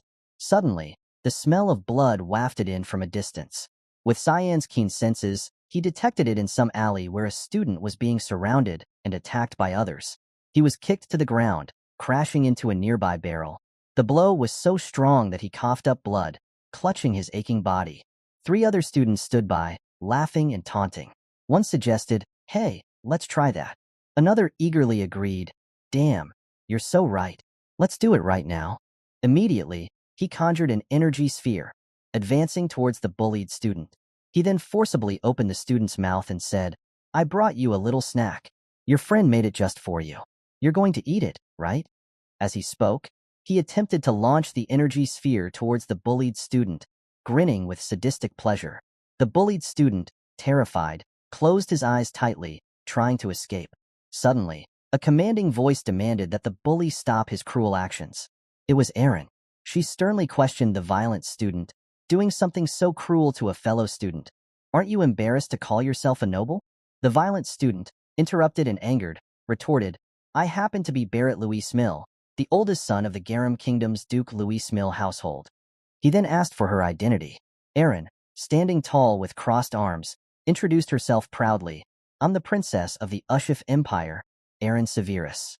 When Barrett learned she was a princess, he showed no hesitation and instead greeted her with a condescending tone. "Ah, I was wondering who you were, but you're just the 5th princess of the Ushif Empire." He then stood up, leaning in towards Erin with a disdainful expression, and expressed, "It's an honor to meet you." Erin, feeling uncomfortable, replied, "I don't feel like shaking your hand." She then demanded, "Barrett, you better explain this situation." Barrett smirked and responded, "I think you're misunderstanding something." He then gestured towards a student and suggested, "Should we ask her?" Advancing menacingly, he grabbed the student and pulled them forward to face her, asking with a threatening demeanor, "Are we bullying you right now?" The student replied nervously, "No, they weren't bullying me." Upon hearing the answer, Erin encouraged the student, "You don't need to hide it. Just look at you." The student, avoiding Erin's gaze, said, "It's fine. Please, just leave." We're just playing around. Barrett, pleased with the response, taunted Aaron. You heard that, right? I'm starting to be displeased. Aaron, aware of the situation, firmly stated, whatever. I'm going to take her with me. Disrespecting Aaron, Barrett immediately grabbed her arm tightly and threatened. You didn't understand? Puzzled, Aaron questioned. What is the meaning of this? Barrett growled. Didn't you hear Leximus asking you to leave? Aaron threatened Barrett. If you don't let go of me right now, I swear on my name that. Barrett, sneering contemptuously, interrupted. Ha! You're nothing more than a weak little. Before he could finish, Cyan appeared suddenly, kicking Barrett and causing him to fall to the ground. Aaron, seeing Cyan, brightened as she was rescued from the difficult situation. However, Cyan's attention shifted to the woman with pink hair in front, realizing she was Leximus. Leximus, witnessing the scene, worried about the situation escalating because of her. Meanwhile, Cyan wondered if this was the Leximus he knew from the past. Memories flooded back as he recalled their past encounters on a rooftop. Cyan and Leximus engaged in fierce combat for unknown reasons. Despite being a woman, Leximus's swordsmanship was formidable, attacking Cyan aggressively. Cyan defended and retreated, maintaining distance and assessing the situation. He remembered and revealed, continent's best swordsman, Leximus Klein. He knew she was originally from the Ushif Empire, but for some reason, after graduating from the academy, she entered the Count Klein household in Garum Kingdom and even changed her nationality. The battle between them continued with blue and red sword slashes cutting through the air. Leximus executed a sword strike from below, slicing the ground vertically. Cyan attempted to evade by leaping high but was surprised when Leximus immediately leapt above him, swinging her sword in an arc from above. It seemed Leximus struck Cyan, but to her surprise, it was just his cloak. Unexpectedly, Cyan appeared above Leximus, catching her off guard. Before she could react, Cyan dove down, stabbing Kiram's blade straight into Leximus's back, successfully pinning her to the ground. The sword pierced through her from behind, scattering debris around, and Leximus's sword slipped from her hand. She coughed up blood and lay motionless on the ground. Cyan revealed that he was ordered by the Empire to kill her. His mission was to assassinate her. However, upon infiltrating the castle, he ended up engaging in an official duel with her. There wasn't any particular reason for it. She was someone who had reached the peak of swordsmanship without mana. He didn't want to stealthily assassinate someone who had been hailed as the continent's best swordsman. Returning to the present, Cyan still felt conflicted when encountering the person he had once attempted to assassinate. Leximus, at this point, remained a naive girl visibly intimidated by Cyan. Other students rushed towards Barrett, calling out to him and expressing concern about the current situation. Barrett, with an annoyed tone, rebuked the nosy bystanders attempting to stand up and grumbled, "Why are there so many nosy bastards today?" He then confronted Cyan with a sharp look and asked, "Are you Cyanvert? I have heard about you. You came back from the front lines, huh? Did you want to join our little game?" Cyan, considering Barrett's proposition as merely a ridiculous game, voiced his opinion that the misuse of mana marble could lead to the destruction of mana within the body. Then Cyan glanced at Barrett's group and said, "A game where you force-feed someone a mana marble," and declared, "I'll join." Immediately after, Cyan unleashed a shadowy version of the Renin, a purple monosphere appearing in his hand. Moments later, Cyan's Renin transformed into a large ball, growing large and engulfing the area above them, leaving Barrett horrified and speechless. Cyan's gaze then turned menacing as he questioned Barrett, "What are you doing?" He continued to demand that Barrett open his mouth to begin their game. The events following this moment were unknown, but the scene shifts to the Academy's infirmary. Leximus sat on the bed, her wounds bandaged. Aaron and Cyan were also present. Aaron reassured Leximus, "Your external injuries are mostly healed, but you need to be on bed rest for your internal injuries to heal. So rest up for today." Leximus expressed gratitude for their help, saying, "Thank you so much. I don't know how I can repay you for this." Aaron, excitedly with her nose in the air, proudly remarked, "Ha! You saw how those bastards ran away when our Cyan scared them. We just did what we should have, so don't worry about it."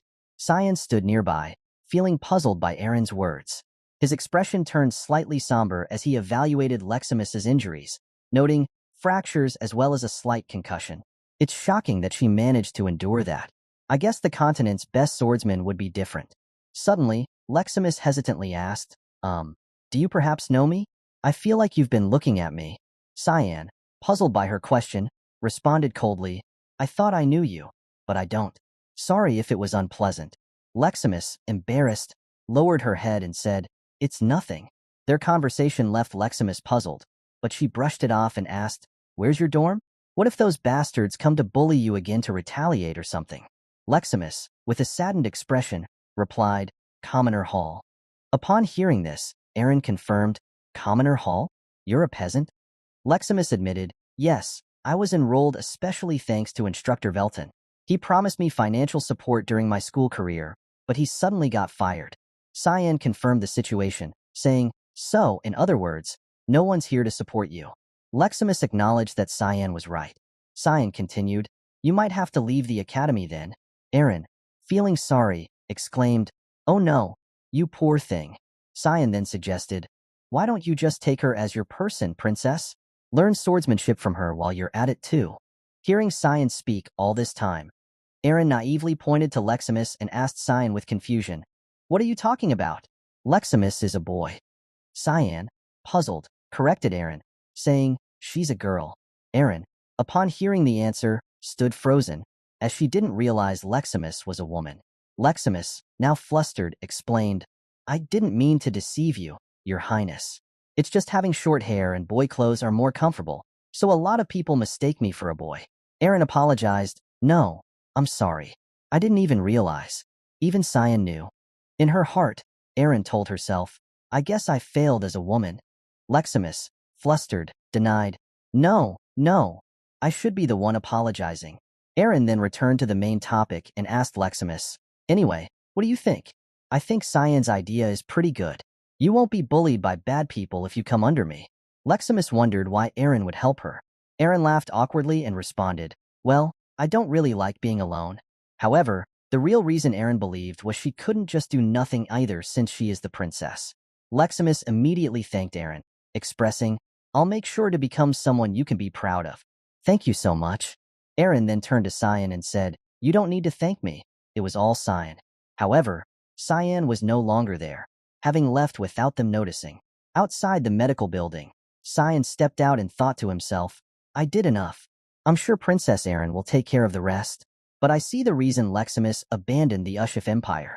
She never would have lost her mana if it hadn't been for Barrett Louis Smil, the continent's best swordsman who never lost her mana. She's going to be difficult for even me to defeat. Anyway, my interest right now is elsewhere. Cyan held a joyful mission order in his hand and expressed, The order that I received from Hall Master Serika this morning. It's my first purification mission as a mist. Cyan now holds a task card given by Serika. The card displays characters not in the common language, the specific meaning of which is unknown. Cyan silently evaluates while holding the task card. It's my first mission, and it's this difficult? He recalls Serika's trust in him and grumbles about the difficulty of the task. Walking down the hallway, Cyan expresses his thoughts, as if I'm worried that things are going to just get even harder if she's already bossing me around like this. Suddenly, Cyan's attention is drawn to something. Each step of the hallway is being destroyed by someone. Dust and debris scatter everywhere. Cyan instinctively reacts by covering his face from the dust, silently worrying. What could it be? A demonic beast got into the academy? However, it's not a demon as Cyan predicted, but a huge man with eyes red as a fierce beast. He stares directly at Cyan and speaks to confirm, You're Cyan Vert. Cyan is startled by the sudden appearance of the tall man and, knowing his identity, asks in astonishment, How do you know me? The tall man confirms with a smug smile, Of course. Magic rank 1 star. Physique rank S, the Vert's youngest son, Cyan Vert. He then maintains his proud smile and introduces himself, My name is Set Shaharkin. I'm a newbie just like you. Seeing Set also being a new student like him, Cyan falls into suspicion. In his mind, thousands of question marks appear as he silently thinks, You're telling me this big man is 11 years old? How is there a guy like that in my past life? Not making Cyan wait, Set immediately flexes his muscles confidently and lets Cyan know, I've already heard lots about you. You beat up demonic beasts and even survived the dragon attack. Then he grins happily and adds, Plus, you received rank S for your physique. Even I didn't get an S. Set then suggests to Cyan, Let's fight now. Facing Set, Cyan recalls memories of him and silently evaluates. I remember now that mark on his chest. It symbolizes Spania. So the rumor that the Prince of the Sand got into the academy was true after all. Spania is a country in the middle of the desert, situated east of the continent. Because of the powerful military led by the first prince, who was a genius in both magic and combat, even the Ushif Empire had difficulty when they tried to conquer the nation. Spania, a powerful nation with a formidable military, fell to ruins because of the sudden death of its sole successor.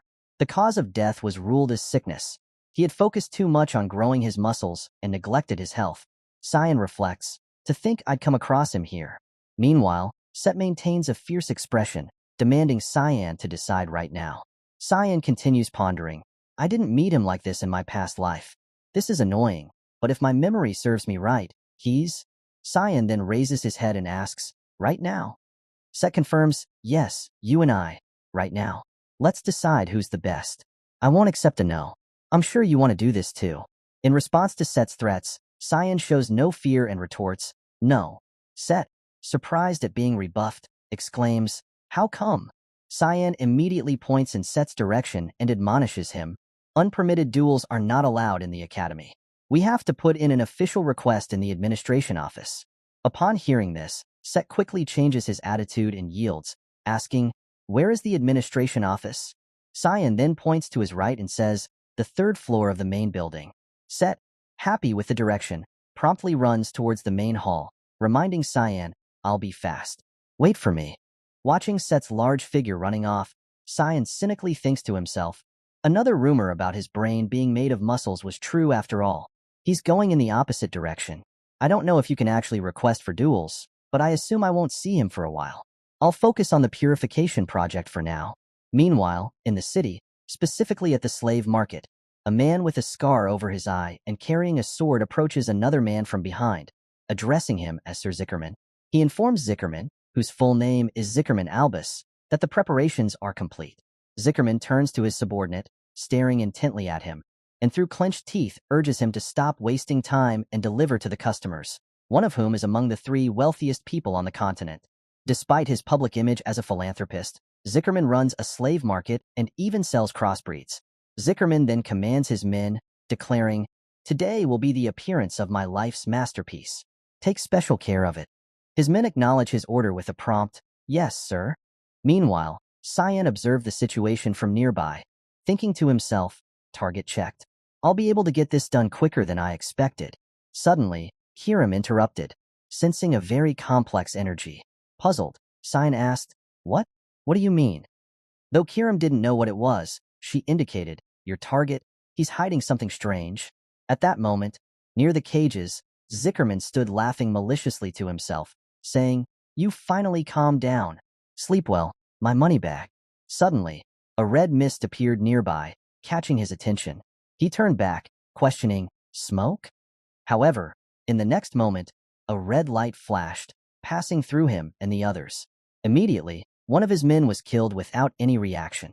Overwhelmed by fear, Zickerman instinctively fell to the ground. His remaining guard, panicked, shouted, who is it? Zickerman, trembling in fear, ordered his guard, what are you doing? Catch him. Do your pay's worth. The guard, though frightened, tried to remain calm, urging the unknown assailant not to hide anymore and to reveal themselves. Cyan followed the man's order, unsheathing the Kiram sword and swiftly advancing toward the man. Just before the man could react, Cyan attacked, causing him to drop his sword. Moving at incredible speed, Cyan made 2 cuts behind the man's knees, causing him to collapse. In the blink of an eye, Cyan appeared behind the man, grabbed him by the hair, and pressed the sword to his neck. The man, shocked and defenseless, attempted to understand what was happening, but Cyan swiftly ended his life by cutting his throat with the sword. Witnessing this, Zickerman Albus was horrified, sweating and staring at Cyan. He angrily demanded, where have all the others gone? Cyan calmly replied, you'll find out soon. I'll send you to them. He then gestured to the slain guards, commenting, you sure employed a whole ton of people. Wasn't worth it, really. Trembling with fear at such threats, Zickerman involuntarily recoiled. He tried to ascertain what Cyan wanted. What do you want? Money? I have all the money in the world.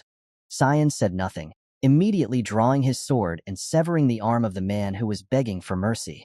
The man cried out in pain as Cyan slowly approached him, still clutching his bleeding stump.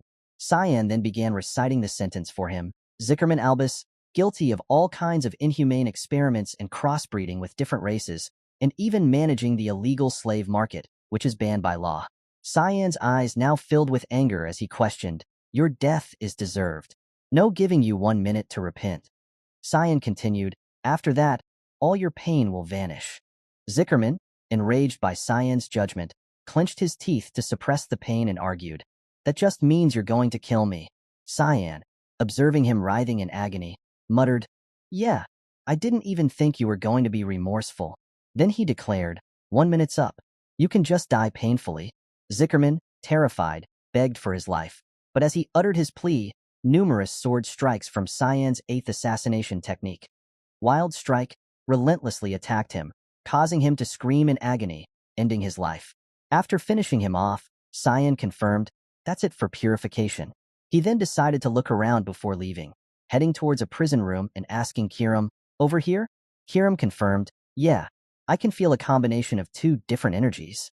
Cyan swiftly cut through the iron bars of the prison room and looked inside, seeing an immobile girl. He exclaimed in surprise, "A girl? Judging by her lack of movement, isn't she dead already?" However, his demeanor quickly changed back to normal as he asked Kiram, "It's just a human, nothing special." But Kiram disagreed, pointing out, "No, look at what she's holding."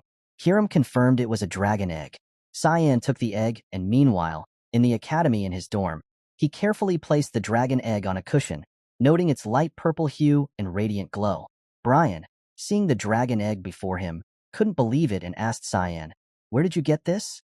Cyan sighed, replying, "I just picked it up off the street on the way here." Brian, even more shocked by his answer, exclaimed, "Who picks something like this off the street?" Cyan, with an unchanged expression, said, "I'm serious. I was just on a walk and found it," as he looked at the dragon egg again. Brian wondered, "A dragon egg?" Cyan thought, he was going to sell something this dangerous. Was he going to deliver it to someone? Still in panic, Brian worried, "What if it hatches?" Cyan remained calm, reassuring him, "It won't happen, don't worry." He explained that separated dragon eggs might not hatch even with continuous elemental mana infusion, as they were just fancy rocks. However, as soon as he finished speaking, a cracking sound echoed through the room. Brian's ominous prophecy had come true. The dragon egg began to crack open. Cyan and Brian stood frozen in shock, unable to believe what they were witnessing. Moments later, a purple light burst from within the egg, signaling the imminent birth of a dragon hatchling. Cyan could only watch in awe, praying silently as the light intensified and the egg cracked even faster. Finally, the entire shell broke open, revealing an adorable baby dragon. Brian, overwhelmed, grabbed his head and exclaimed, "It hatched, young master. What do we do?" Cyan remained speechless, simply staring at the surreal scene unfolding before him. He looked at the cute baby dragon sitting in front of him, its body emitting a terrifying aura, and thought to himself, "This thing is neither a dragon nor a human." So that woman was nurturing a draconic human, a mix between a dragon and a human. This is going to be a much bigger pain in the ass than I expected. At this moment, Cyan could only look at the baby dragon without saying a word. Seeing Cyan staring intently at the baby dragon caught its attention. Immediately after, the baby dragon's eyes sparkled, its mouth slowly opened, and it began to speak for the first time since being born, calling Cyan, "Papa." She quickly jumped onto Cyan's lap and affectionately hugged him. Cyan, shocked to hear the baby dragon referring to him as Papa, silently thought, "Does she think I'm her parent?" Kiram couldn't ignore this special scene either. She appeared beside them, witnessing it, and couldn't help but laugh. She pointed at Cyan and chuckled, "Papa, congratulations on becoming an 11-year-old dad." Cyan, feeling annoyed and unable to do anything, silently cursed, "This is all your fault, Kiram." Recalling past events, Cyan remembered when Kiram brought the dragon egg to him. He asked her, "You want me to take this? I believe it'd be bad if the wrong person got a hold of something like this." Cyan agreed, "You're right, but it won't hatch, right?" Kiram speculated, "No, I've never seen a dragon hatch when it's lost its mother. This is basically a dangerous stone." Back to the present, Kiram was still teasing Cyan. "Haha, I never thought I'd see something like this happen." After being teased for a while, Cyan, feeling irritated, emanated a frightening dark aura around him and angrily said, Didn't you say this could never happen? Hiram attempted to justify herself. That's why I said that. I never thought I'd see this happen. Anyway, a hybrid like her, just her presence alone might pose a threat, Cyan thought to himself. At this moment, the baby dragon was peacefully sleeping in Cyan's arms. However, he didn't share the sentiment of peace. He was deeply concerned about sharing space with such a dangerous creature and silently thought, she's right. This is really bad. The baby dragon, still oblivious to everything, continued to sleep soundly. Cyan contemplated and concluded, it's no normal mix between a human and a beast. It's a freaking dragon and a human mix. The world we live in is too dangerous for a being like that. If the Academy were to find out about this, the principal might harm her to eliminate outside threats. Dragons are very strict about bloodline matters, too. If they were to find out that this child exists, they would try to eliminate every single creature who knows about her existence. Cyan pondered for a while and looked back at the sleeping baby dragon, wondering, do I really need to risk that kind of danger? If she's fated to live a life of pain anyway, wouldn't it be better to just? At this point, his arms slowly moved as if about to do something. Hiram, standing beside him, confirmed, so that's what you're going to do? She also agreed, well, I guess it would be for the better. Cyan's arm gradually reached towards the baby dragon while she was still sleeping peacefully, unaware of anything. Though Hiram didn't say it aloud, she silently thought, yeah, if her fate is to live in misery. Cyan, similarly not wanting to end the life of a baby, silently thought, it'd be better to send her off now. Suddenly, at this moment, the baby dragon slowly opened her eyes. As her gaze met Cyan's, she softly called him, Papa. Meanwhile, Cyan's hand was almost grabbing her neck. However, the baby's next action stunned him. As soon as she woke up, the first thing she did was call him Papa and quickly cuddle into Cyan's arms. She didn't hesitate to say, I like you. In that moment, Cyan felt a strange warmth emanating from the baby dragon. He wondered, what is this emotion? Though not knowing what it was, that warmth melted the icy heart filled only with hatred within Cyan. He then gently lifted the baby dragon up and looked at her adorable face. The baby dragon smiled brightly back at Cyan. Cyan then made a decision and announced to Hiram, I think it'll work out somehow. Let's just raise her, Hiram. Hiram, standing next to him, saw Cyan's happy smile and was speechless, wondering to herself, is he going to make her his servant or something? The scene shifts to Vert Castle, where Lady Krantz's mother was pacing back and forth in the room, constantly thinking, what do I do? What should I do? Her face was filled with panic. Cyan, that bastard. It'll be bad for Krantz if I don't do something about him. Suddenly, Ascal appeared right behind her and called out, Mother. Upon hearing that, she startled. Ascal, with a handsome face, gently placed his hand on the lady's shoulder and asked, please talk to me if you're struggling with anything. You seem anxious. Hearing this, the lady blushed and thanked Ascal. Then, fearing that information might be leaked, she quickly left. Before leaving, she turned back and said, but I'm okay. I'm not struggling with anything. I have to get going now. Ascal also waved goodbye to the lady in a friendly manner. However, the moment the door closed, his true expression revealed itself. He ordered a servant behind him to report everything. The servant reported, 6 of our knights were found dead in the mountains by Velius. We're assuming that the remaining one got into Lewin with the youngest son. The one behind it was Ms. Margaret, as you expected. Hearing this, Ascal's eyes became terrifying and he asked, anything more? The servant continued, the last thing I heard was that the youngest son was put into the royal hall. The informant has been unreachable after that.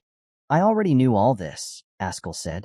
Suddenly, his voice became menacing. So you weren't able to find out anything about my brother? The servant, terrified, thought, he's disappointed.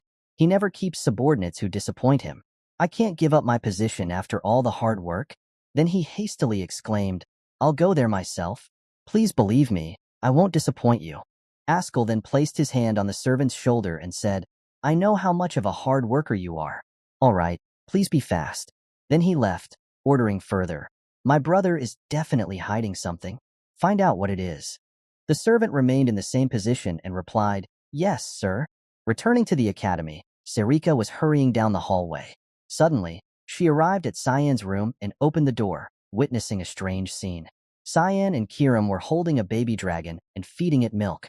Cyan, noticing Sarika's presence, felt awkward and asked, there aren't any classes today. What brings you here? Seeing this scene, Sarika, puzzled, asked, why is there a baby here? Meanwhile, the baby dragon, behaving like a normal child, chirped excitedly. Upon hearing Sarika's question, Cyan sighed and replied, it's a long story. Just tell me why you're here.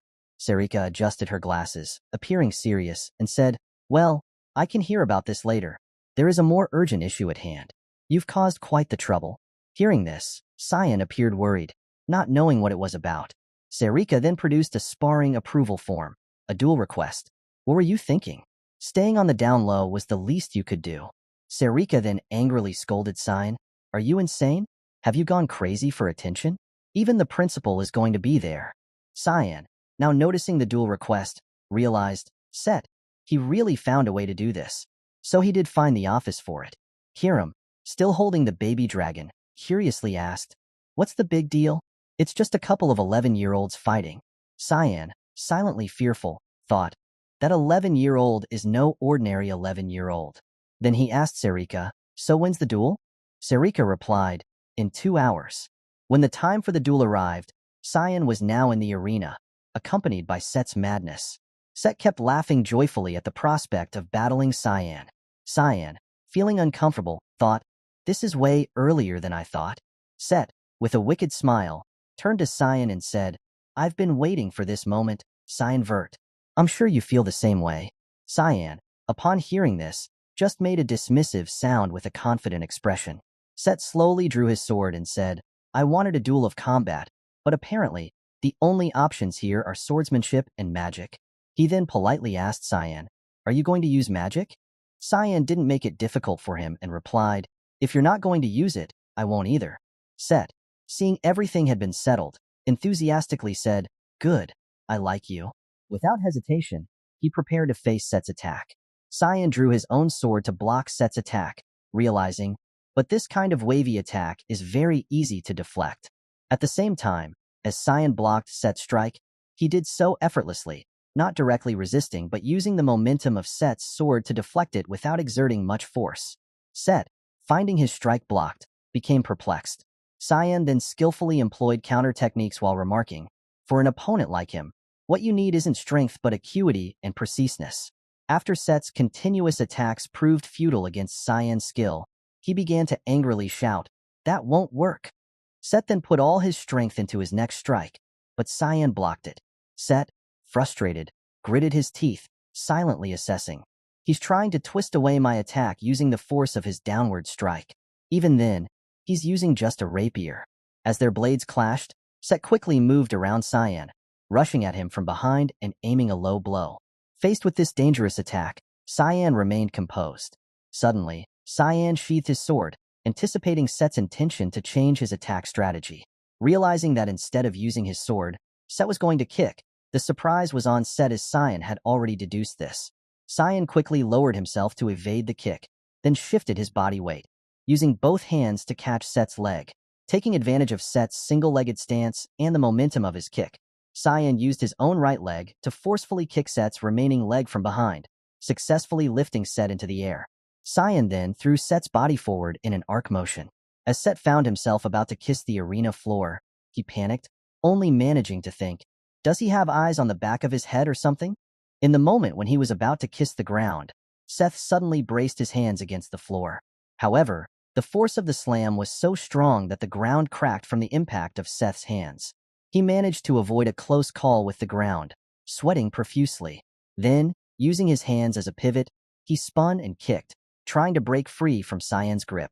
Cyan let go of his leg, smiling in amusement and thinking to himself, he managed to counterattack in that short time. He's quite nimble for someone his size. The students watching the match were astounded. One student exclaimed in disbelief, "What was that just now? Is he even human?" Seth sat up panting heavily and then unexpectedly let out a mocking chuckle, followed by a hearty laugh. Despite being overpowered by Cyan, he was incredibly exhilarated. I lose in swordsmanship, Cyan Vert. But as a battle enthusiast, he was not ready to admit defeat so easily. He stood up, flexing his muscles, and his magical energy surged with an impressive aura. Now I have to win no matter what it takes. I'm going to give everything I have into this fight. Cyan slung his sword over his shoulder, looking at Seth with a faint smile. Bring it on, my friend. Cyan seemed indifferent, thinking to himself, what a tiring dude. Seth stomped his right foot on the arena floor to gain momentum, shattering the ground beneath him. He loudly reminded, you give it your all too, then. He unleashed his magical power, causing his sleeves to tear apart. The arena floor around him cracked and shattered severely due to the force of his magical energy. He looked at Cyan with eyes shining brightly, laughing maniacally, his magical power raging around him. He shouted, Cyan Vert. The principal, watching from above, stroked his beard thoughtfully. Are they going to fight with magic now? What a bunch of bold children. They aren't using both magic and swordsmanship simultaneously. Miss Sarika, sitting next to him, commented, seems like Cyan won the sword fight. The principal nodded in agreement. Indeed he did. He thought to himself, Seth Chaharkin's physique rank was A, Cyan Virtus. It's quite an obvious result when you consider just the ranks. However, being fit is only the basic requirement to be able to manifest higher dimensions of spells. Seth is a 3-star Mona rank. That's the highest out of all the enrolled students. What will you do now, Cyan? Sarika, sitting beside the principal, was exuding an ominous aura. As an assassin, she hated being noticed by many people and seemed very displeased that Cyan had joined the fight. She cursed silently in her mind. Cyan, you're just begging for people to pay attention to you, huh? Back to the match. A giant sand hand emerged from the arena floor, reinforced with debris to increase its hardness and damage. This was one of Seth's skills, Death Fist. The sand hand was directly controlled by him. Seth stood still, throwing a punch towards Cyan, his body bulging with muscles. Cyan remained motionless, watching Seth move without reacting, just pondering, we're fighting with magic now. The sand fist controlled by Seth slammed into the spot where Cyan was standing, shattering the arena floor and creating a large hole. However, Cyan easily leapt aside, dodging the punch effortlessly. As soon as Cyan's feet touched the ground, Seth launched his next attack to prevent Cyan from evading. Controlling the sand fist, he shouted, I won't let you escape this one. Despite his words, even after several more punches, Cyan dodged them all easily. Frustrated, Seth concentrated his magical power into his left hand and unleashed his skill, Desert Tooth. This skill caused sand columns to erupt from the arena floor. Cyan, while running, suddenly faced a sand column blocking his way. More sand columns appeared around him, forming a trap. Cyan was quite surprised by this. His expression turned serious as he lowered his stance and looked at Seth, thinking Seth's mana rank was assessed as 3-star. The sand columns aimed at Cyan and struck directly, causing a huge explosion. Sand and debris flew everywhere, severely damaging the arena floor. Although Seth thought this move would trap Cyan, Cyan easily dodged it despite being surrounded. Standing aside, Cyan recalled the technique Seth had used and concluded, but considering this attack, he should be able to use even 4-star magic. The instructors who were maintaining the barrier might be having a hard time. Seth was panting heavily from exhaustion, his mana depleting. Despite repeatedly attacking, he continued to provoke Cyan. How long do you intend to run around and avoid my attacks like a little rat? Cyan responded nonchalantly. Then should I have just taken the attacks head-on? Seth, angry and gritting his teeth, shouted. A warrior wouldn't have dodged them, you little kid. Cyan, even more confused, replied, you're a kid too. Being rebuffed, Seth felt incredibly humiliated and furious. He concentrated his mana into his right arm, streams of mana swirling around it like a storm. Once enough mana was gathered, he unleashed his ultimate move, Sandstorm, aimed directly at Cyan, and shouted, Shut up, Cyan. The headmaster, observing, was slightly surprised by Seth's mana level and chuckled in amusement. Meanwhile, Miss Sarika was shocked, exclaiming, Wait, I thought Seth's mana rank was 3-star. That's a 4-star spell. Seth launched a powerful punch, releasing a massive sand vortex towards Cyan. The vortex grew larger as it advanced. Seth, enraged, screamed, You won't be able to dodge this one. Cyan didn't bother to run or dodge. He stood still, grinned, and said, All right then, I'll take this one head-on. While Cyan was fighting outside, inside the dormitory, Nanny Brian was preparing milk for the dragon princess. He carefully checked the temperature, thinking, The temperature's perfect. Nice. I'm glad I have experience taking care of a baby. It was kind of annoying when I had to take care of my younger siblings, but I didn't expect it to come in handy like this. After checking the milk, He gently called, "Princess, it's time to eat." But he was immediately shocked. "No way. You already grew up that much?" The dragon baby that hatched the other day had already grown significantly, able to stand and walk. Her hair had also grown longer. She stood there looking bewildered. Back to the match. The spectators couldn't see anything because Seth's sandstorm had obscured the entire arena. Moreover, the storm's destructive power was immense, causing cracks to appear on the barrier's surface. The instructors maintaining the barrier were struggling, as Cyan predicted. Everyone was shouting, "The protective barrier is on the verge of breaking down. Reinforce it."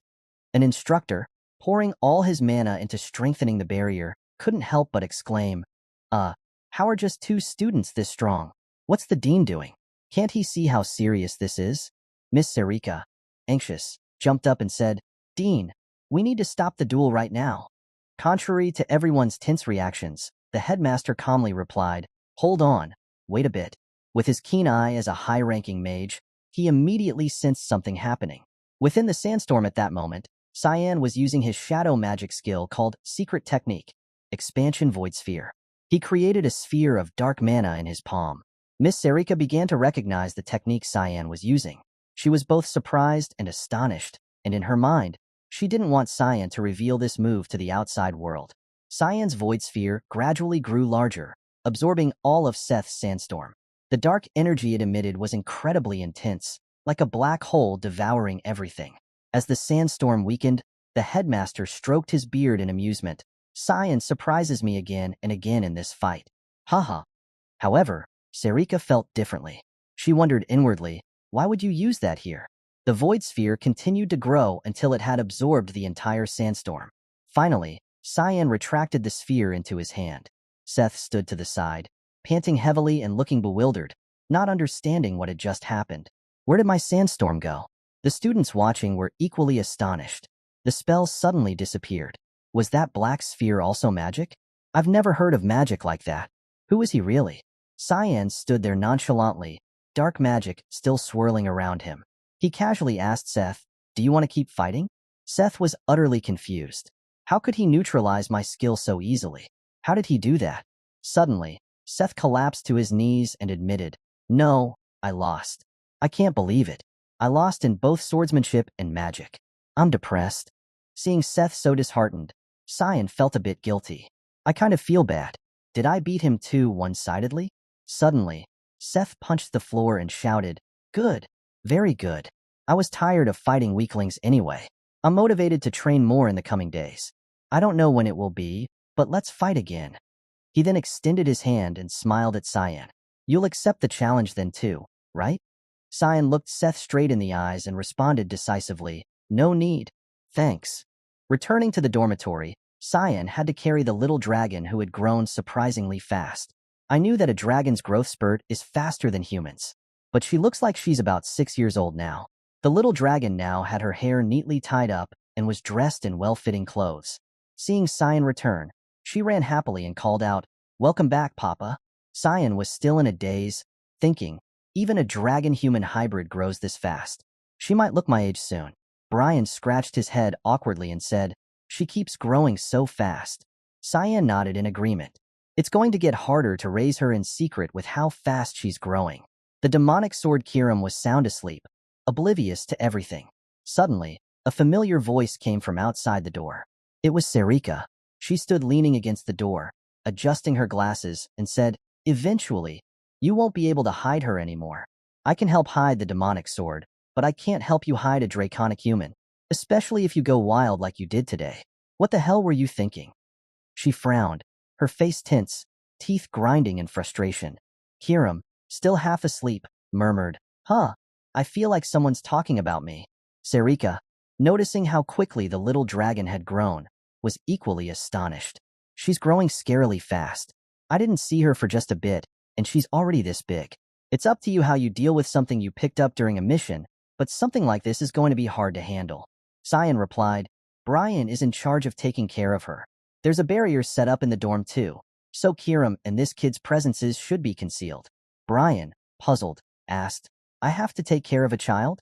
Sarika handed Cyan a dark red letter and said, "Well, that's as long as you don't create trouble." Cyan glanced at the letter, a hint of disappointment on his face. This is rather disappointing for a reward for winning the duel. Sarika stepped outside and warned, "You be careful for a while. Nothing good will come out of getting too much attention." Brian curiously asked, "Young master, what is that?" Cyan sighed, "Ah, a warning letter." Brian was confused. "A warning letter?" Cyan nodded. "Yeah, it's telling us we're going to be kicked out for misbehaving." Brian was shocked and yelled out, "What? Are we going to be kicked out?" Seeing Brian's reaction, the baby dragon also worriedly chimed in, "What do we do, Papa? Are we going to be living off the streets?" Seeing the adorable face of the baby dragon, Cyan couldn't help but be amazed. "Where did you learn to say that kind of thing? Do you even know what that means?" "Hold on, she's growing way too fast." He then proceeded to pat the baby dragon's head reassuringly, saying, "Not yet. You don't need to worry about anything." Brian was extremely worried, asking, "Are you sure it'll be all right if we go back to Velia's?" "Aye." Cyan quickly reassured him, "Don't worry about it. I'm going to issue a complaint." Cyan noticed a detail in the expulsion notice. "The dean sent this to me himself. It wasn't from the administration office. That must mean that the dean wishes to talk to me." Remembering the previous encounter with the headmaster in their past life, Cyan recalled when the headmaster had asked, "You want to enter the Knights of Light? Have you finally decided to live for the sake of your brother?" Cyan, being young and naive at the time, had nodded without hesitation, but the headmaster seemed to know more and gave advice to Cyan, implying it wasn't a fitting path for him. Cyan's eyes became tense, mixed with a hint of anger. The headmaster chuckled, "Haha, I guess you're aware of that too. Then let me give you some advice. Nothing good will come out of taking this path. Whether you face trials or bear a cruel fate, you won't benefit from anything. That's what it's like to live as someone's doll. No matter the result, you're just going to end up blaming your brother." Cyan was astonished that the headmaster could make such an accurate observation right from the start, showing the headmaster's keen insight. This was something Cyan had heard during their meeting in the past life. "I wonder what he's going to tell me this time," Cyan thought. While lost in thought, Brian spoke up again. Young master, shouldn't we give this child a name?" "A name?" "Yeah, we can't keep calling her Kid," Cyan replied without much thought and immediately suggested the name Nana. Brian felt uneasy that Cyan had come up with the name so quickly without considering it. Suddenly, the baby dragon spoke up with excitement. She felt very happy at the moment. "Good. Nana. It's still Nana spelled backwards. I want to be Nana Vert like Dad's name," she exclaimed happily, running around Cyan. Cyan, however, didn't understand how the little one knew his full name. Brian felt worried for Nana's future. It's over for her. She's going to be bullied by the other kids. The scene shifted to the Royal Academy Dean's office. The headmaster, Kundal Quazel, was currently working on documents while contemplating Cyan Vert. I knew that he had a lot of potential, but to absorb a 4-star spell using a 1-star black sphere, he's scarily talented, but it didn't seem like it took him that much effort. "I want to know your limits, Cyan Vert. Now, let's learn a little about the identity of the headmaster." The headmaster's name is Kundal Quazel. He's taught the current emperor, Dion Severus, and is also the father of the last empress, Diana Quazel. Quazel, one of the few 9-star mages on the continent, has been focusing solely on the education of students at the academy after the death of Diana Quazel. Outside the hallway, Cyan approached the headmaster's office, pondering, "There is one thing I want to know about him. I had always thought that he was a pacifist, but in this life, he suddenly intervened in the royal succession fight." As Cyan walked, he suddenly felt a magical disturbance in the hallway.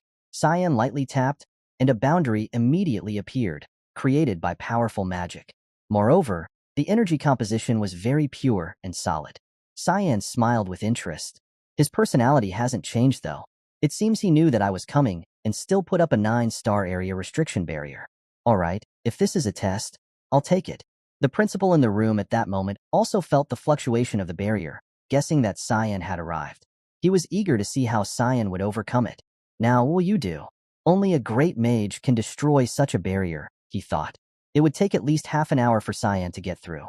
But suddenly, Cyan appeared from the window right behind the principal's desk. Somehow, he had jumped straight through and into the room, bypassing the barrier entirely. Cyan landed in a superhero pose, looking incredibly cool.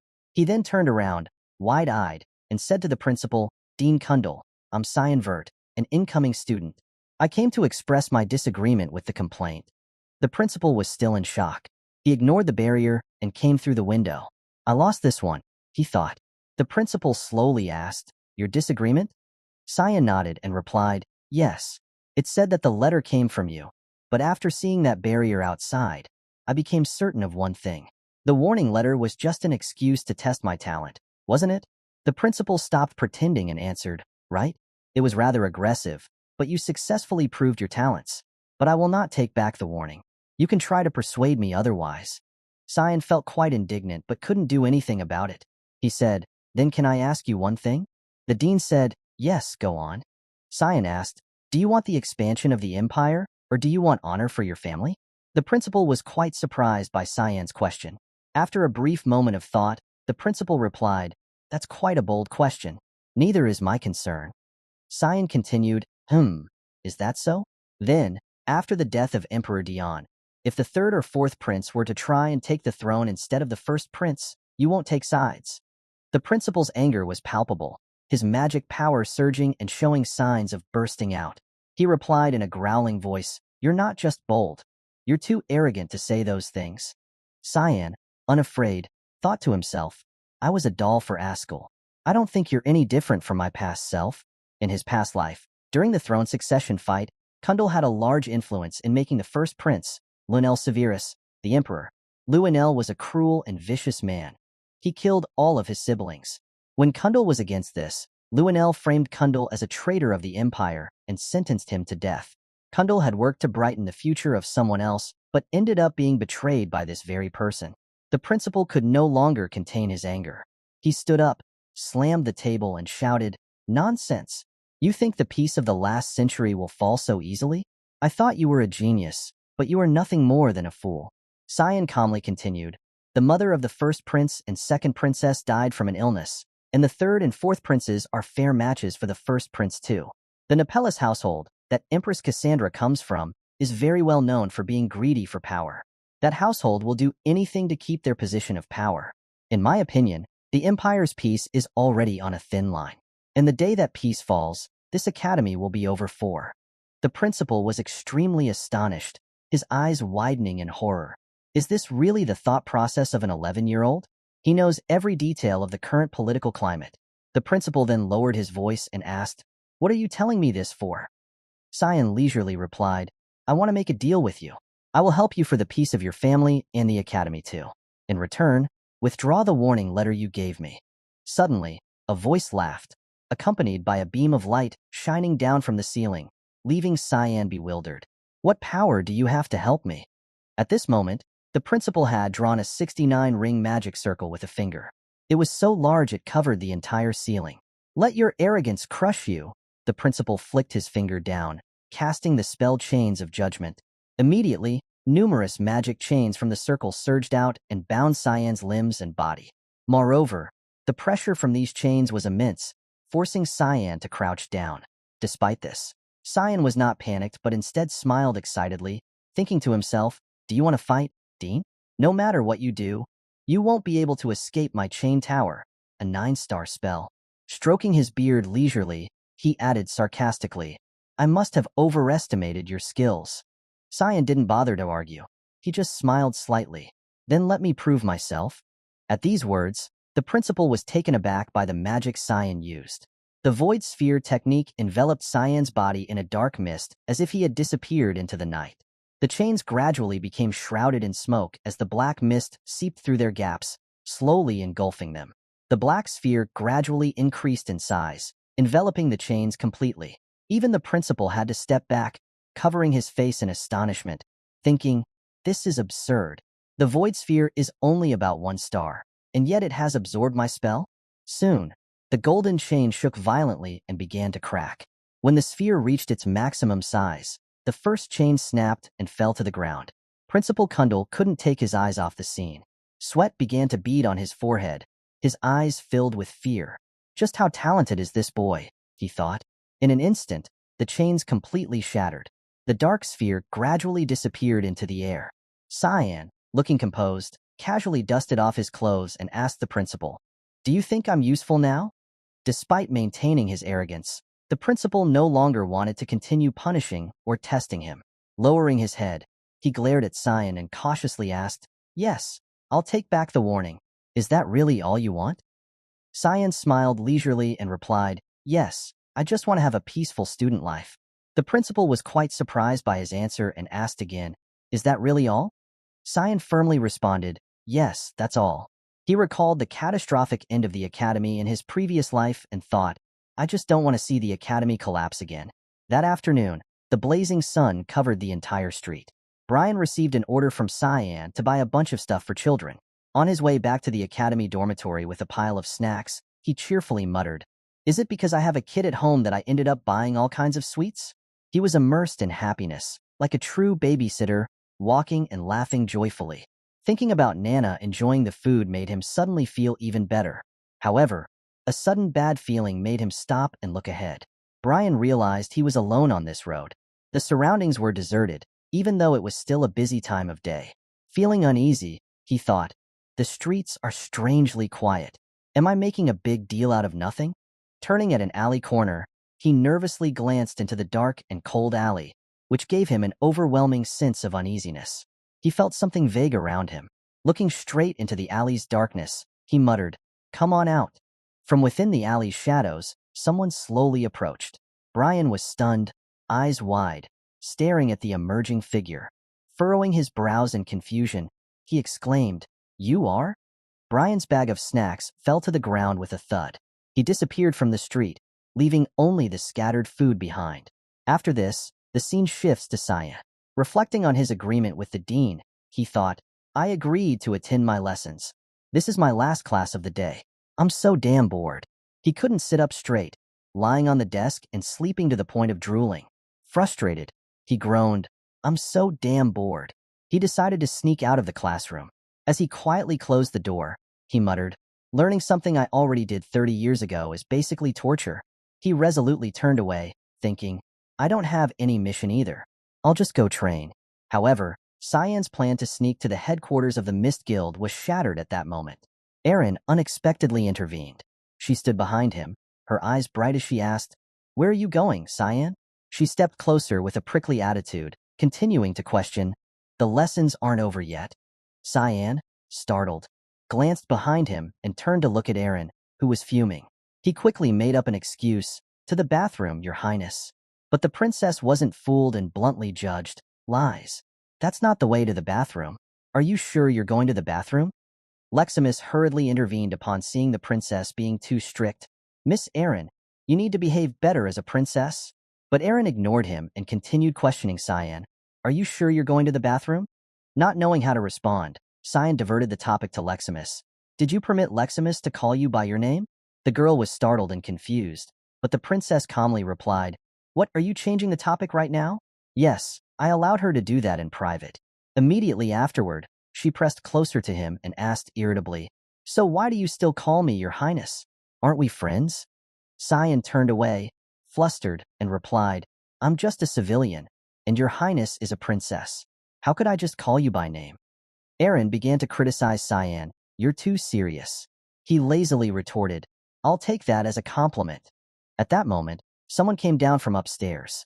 Erin was startled upon hearing her name called. She turned her head and was instantly stunned. Cyan noticed the princess trembling, sweat dripping from her forehead. Curious, he looked as well and saw two senior students of the academy leisurely walking towards them. These two seemed to know her, and they sneered at her. Long time no see, Erin, they mocked. Erin looked at each of them and uttered, Pavian and Nerovian. The princess with silver hair respectfully bowed and lifted her dress. It's been a while. Pavian stepped forward, disdainfully looking at her and clicking his tongue mockingly. Are you hanging around peasants now? Nerovian chimed in with a smirk. Are you going around with servants now that you're all grown up? Birds of a feather flock together. Huh? Erin simply bowed her head, unable to utter a word. Beside her, Leximus also bowed hastily upon recognizing the two in front of him. Cyan realized who they were as well. They were the third and fourth princes, sons of the current queen. Cyan furrowed his brow, thinking, they're of the Nepellus family. They're very clear about not liking her. At this point, the two arrogant princes finally noticed Cyan. Pavian exclaimed in surprise, that's... And Nerovian stammered in confusion upon recognizing Cyan. Cyan introduced himself straightforwardly. Nice to meet you. I'm Cyan Vert, the youngest of the Verts. The two princes ignored Erin completely, stepping past her to warmly greet Cyan. There's no way I wouldn't know a son of Duke Vert. I was impressed by your duel, Pavian said. They saw this as a rare opportunity to recruit someone as talented as Cyan to their side. Shamelessly extending an invitation, Pavian said, I'll make sure to invite you if there's a party. Cyan, uninterested in these royals, glanced at Aaron and noticed her dejected and ignored demeanor. She was still bowing, not having moved or spoken since her initial greeting to her royal brothers. The two princes continued their haughty chatter. Let's talk more then. We should become friends, Nerovian said, patting Cyan on the shoulder arrogantly, adding, This is a rare opportunity, you know? Not wanting to waste words on these shallow royals, Cyan responded dismissively, Yes, thank you. Satisfied, Pavian said, Well, see you later then. Aaron remained silent. Suddenly, her brother's voice came from behind her. He placed a hand on her shoulder and whispered in her ear with a malicious, arrogant smile. Not you, though, Aaron. Her eyes widened in shock as he continued mockingly. Know your place, Aaron, and don't get too arrogant. The princess clenched her fists, trembling with anger at his contemptuous reminder. She realized he must have eavesdropped on her earlier conversation with Cyan. He didn't hesitate to humiliate her further, sneering disdainfully, You need to be more self-aware. Beside him, Pavian merely frowned at Aaron, looking at her as if she were something worthless. They turned their backs and walked away, leaving Aaron engulfed in terrible emotions. Leximus couldn't believe her eyes and exclaimed as she watched the two princes leave. Are they the princes? What's wrong with them? Aaron, still with her head bowed, replied coldly, They're still family. The saying is that blood is thicker than water. Cyan suddenly interjected, I'm not sure about that. To me, it looks like you're worse off than strangers. Aaron jerked her head up to look at him, her eyes filled with confusion and sadness. He continued calmly, Be it blood or water, it's all meaningless in the face of power. Cyan knew well that in the royal family, everyone would eventually kill each other for the throne. He looked coldly at the backs of the arrogant princes and reminded her, Therefore, if they're treating you like that, it just means they're wary of you. The young princess was stunned, staring at him. Cyan paid no attention to this and continued calmly, They're just trying to keep you in check. Don't feel so down. Then see you, Cyan said. Hearing these words, the princess's cheeks flushed red, and her heart began to flutter. She couldn't focus on stopping Cyan from skipping class and felt like fainting from the heat on her face. Leximus saw Aaron's flushed face and foolish expression and worriedly shook her, asking, Miss Aaron, are you all right? Having lost interest in training, Cyan returned to his dormitory and called out loudly, I'm here. But he only saw Nana, the dragon girl, sleeping soundly. He looked around the room and muttered, What? No one's here. He then called out loudly again, Brian? Kiram? At the mention of his name, the lazy demon's sword floated over, grumbling, Yes, coming. I can't even get a break around here. Seeing Kiram now as a flickering flame, Cyan asked, Why are you in that form? The demon's sword lazily responded, Because it's more convenient when I need to hide my presence. Why did you call me? Not bothering to be polite, Cyan pointed at Kiram and ordered, Look for Brian. Stopping abruptly and frowning irritably, Kiram angrily shouted, Am I a damn dog? Why should I search for someone? That's not how you ask for favors. I'm sure he'll find his way back. Fine. Cyan silently endured Kiram's outburst without a word. Suddenly, Kiram sniffed the air and remarked, I smell blood. Cyan was startled and looked at Kiram in extreme confusion. At that moment, Brian was being shoved and jostled in a small alley by a group of thugs led by a smug nobleman from the academy. The noble sneered, This is why you should have listened to us while we were still being nice. The person in question was none other than Barrett, the arrogant noble who had bullied Leximus before being scared off by Cyan. Now, he was venting his anger on Brian to avenge that humiliation. He smirked and looked at Brian. Finally, his shout echoed through the space, Kill him. Just as a mercenary was about to draw his sword, Cyan appeared on the roof of a nearby house and coldly asked, What are you guys doing? Just hearing Cyan's voice made Barrett's hair stand on end. He jumped, startled by Cyan's sudden appearance, and cold sweat poured down his body. Cyan stood clenching his fist, a faint dark mist appearing under his feet. He growled, So it was your doing, Barrett Lizamil? Brian recognized Cyan and opened his eyes, groaning weakly, Young master? Cyan looked at his subordinate, muttering, You're a mess. Sounds like your vocal cords are hurt too.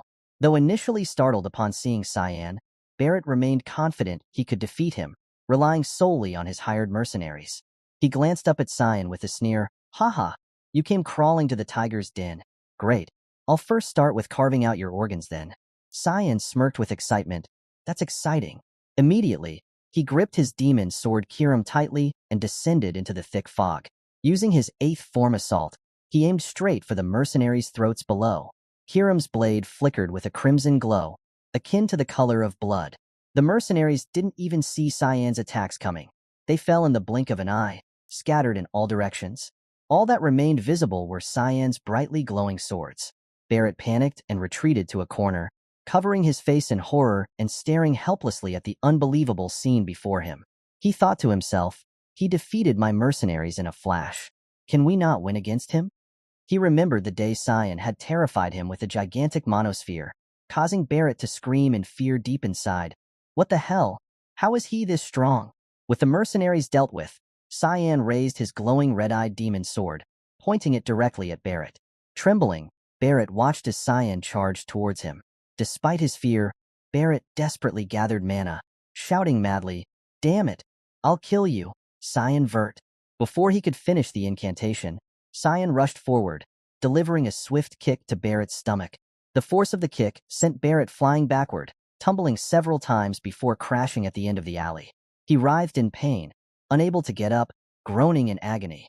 Approaching Barrett coldly, Cyan passed his judgment. "You really don't change, huh?" He walked away calmly, then turned back to interrogate. "Is it really that fun to harass people weaker than you?" Despite being at a disadvantage, Barrett managed to sneer and scoff at Cyan. "What do my hobbies have to do with you? Are you going to kill me for it?" Barrett Louis Mill, the oldest son of the Louis Mill household, which can be considered the real authority figure in the Garum Kingdom, was pretty well known for his problematic behaviors in my past life too. Physically assaulting others was the least of the terrible things he did. He also burned small animals alive for his entertainment. One day, he committed an act that really crossed the line. He murdered a fellow female classmate. His excuse was that she was practicing magic. In the end, there was an order from Mist to purify him. When I infiltrated the mansion where he was staying after his expulsion, I saw the countless corpses of the servants that had been stored in the basement. After torturing him, I was going to kill him in the most painful way I knew. Then he smiled at me, telling me to just kill him instead of dragging things out. That face is still vivid in my head. He said that he was fine dying because he had all the fun that he wanted to have. His smile at that moment was so terrifying that it made others' blood boil. His eyes showed nothing but a perverse indifference, devoid of any humanity. Only recalling that scene stirred up a rage within Cyan. He glanced at Barrett with disgust, thinking silently, "Now that I think about it, killing him like that probably wasn't the punishment he deserved." As he said, he already had all his fun before dying. He recalled the actions he had taken with Leximus. Just death is nowhere near enough to make up for the number of lives he had taken. Thinking about this was enough to stoke the fury within Cyan. The price he had to pay for completely ruining others' lives was still too little. Cyan suddenly grabbed Barrett's mouth and forced him to open it. He swung his arm, conjuring a small monosphere in his hand. Barrett immediately realized Cyan intended to force him to swallow the monosphere to deplete his mana completely. He was horrified but unable to move his soaked body, nor could he escape Cyan's grip. He screamed in fear, "Don't do that." But Cyan coldly asked, "What did you say you were going to do to me?" As the monosphere was brought closer, Barrett only became more panicked. He wildly shouted, "You think you can avoid the consequences of doing something like this to me? I'm a Louis Mill, the most powerful family in the Garum Kingdom." Hearing this, Cyan sneered, "You sure talk a lot." He then forcefully shoved the monosphere into Barrett's throat, pressing it firmly to prevent him from spitting it out. He forced him to swallow it and said coldly, "It's fine if you don't like me. You can even detest me." Barrett thrashed wildly, trying to escape and resist swallowing the monosphere. But Cyan pressed harder on his mouth. He continued, "I don't give a shit what you say behind my back, but you shouldn't have put your dirty hands on my subordinate. You garbage excuse for a human being." Cyan smirked, a malicious glint in his eyes, as he forced Barrett to swallow the monosphere.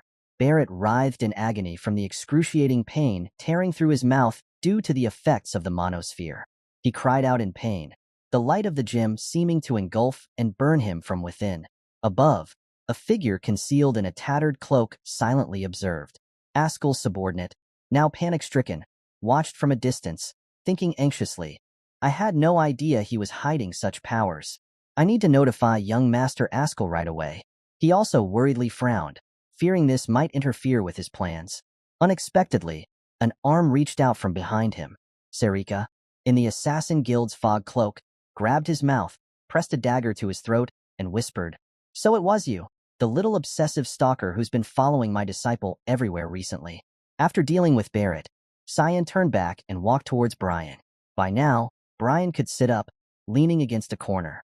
He held his injuries, looking despondently at Cyan with a swollen face, unable to meet Cyan's gaze. He whispered, "I apologize, young master.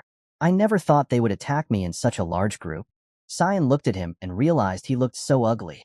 He then bluntly asked, "Are you sure you're my subordinate? Why were you engaging in a fight where you were going to lose?" Brian bowed his head, murmuring, "Young master."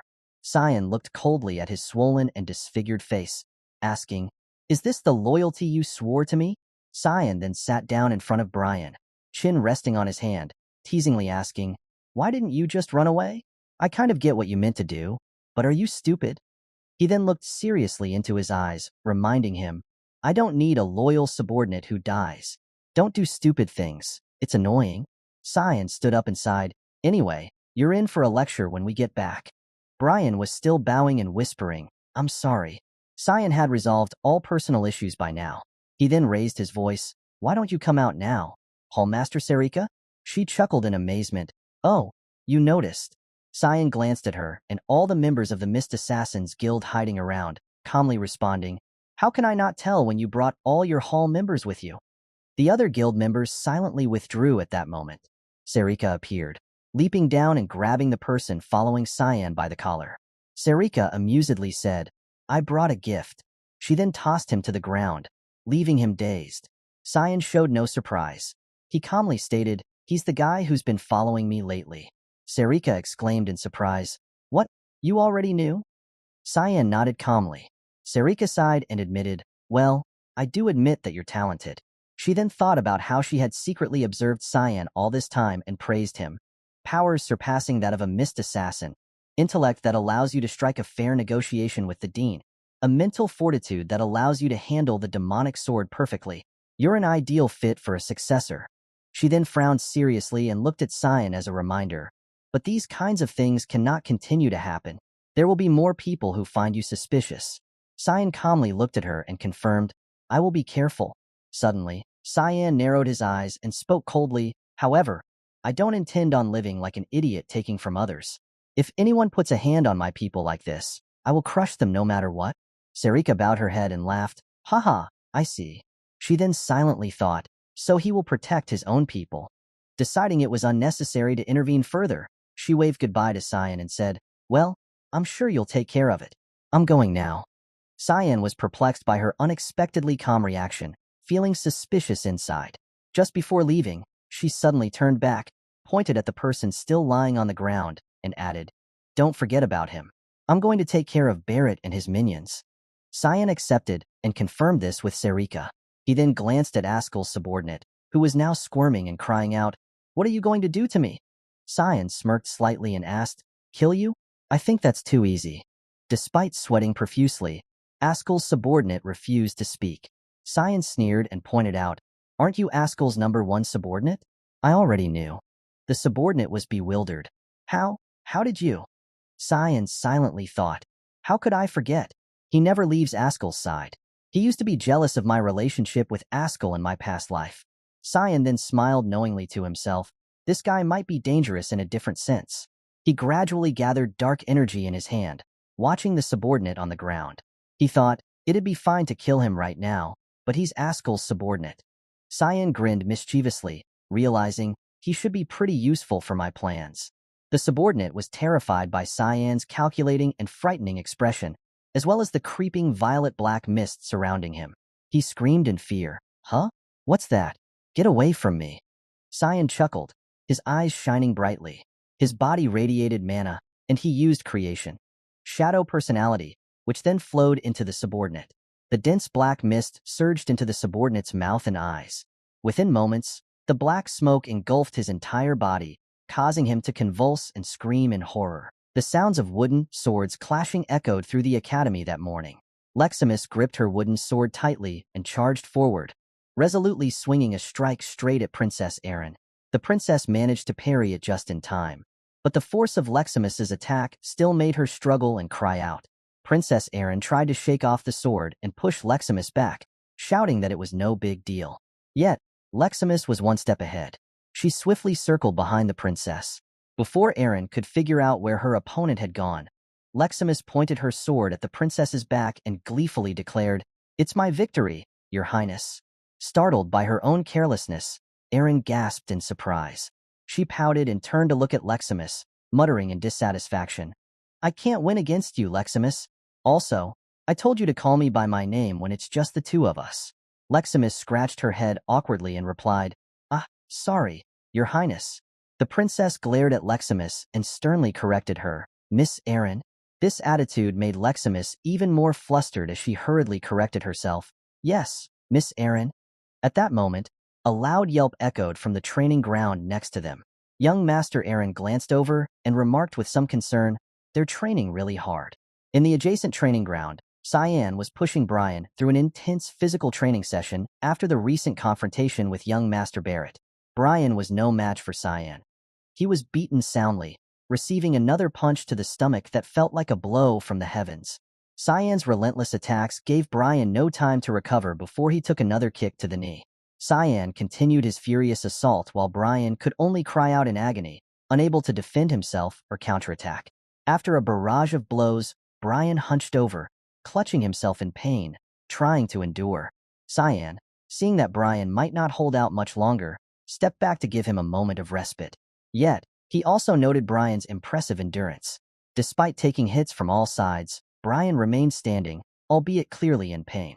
Cyan thought to himself, "Brian's got quite the endurance for someone who was more like an errand boy. He's pretty strong too." He observed Brian carefully, noting that although he had taken some damage, his body remained resilient. Brian only took a few heavy breaths before seeming to recover quickly. Cyan thought with satisfaction, "He'll be useful later on." Then he asked sharply, "Are you tired?"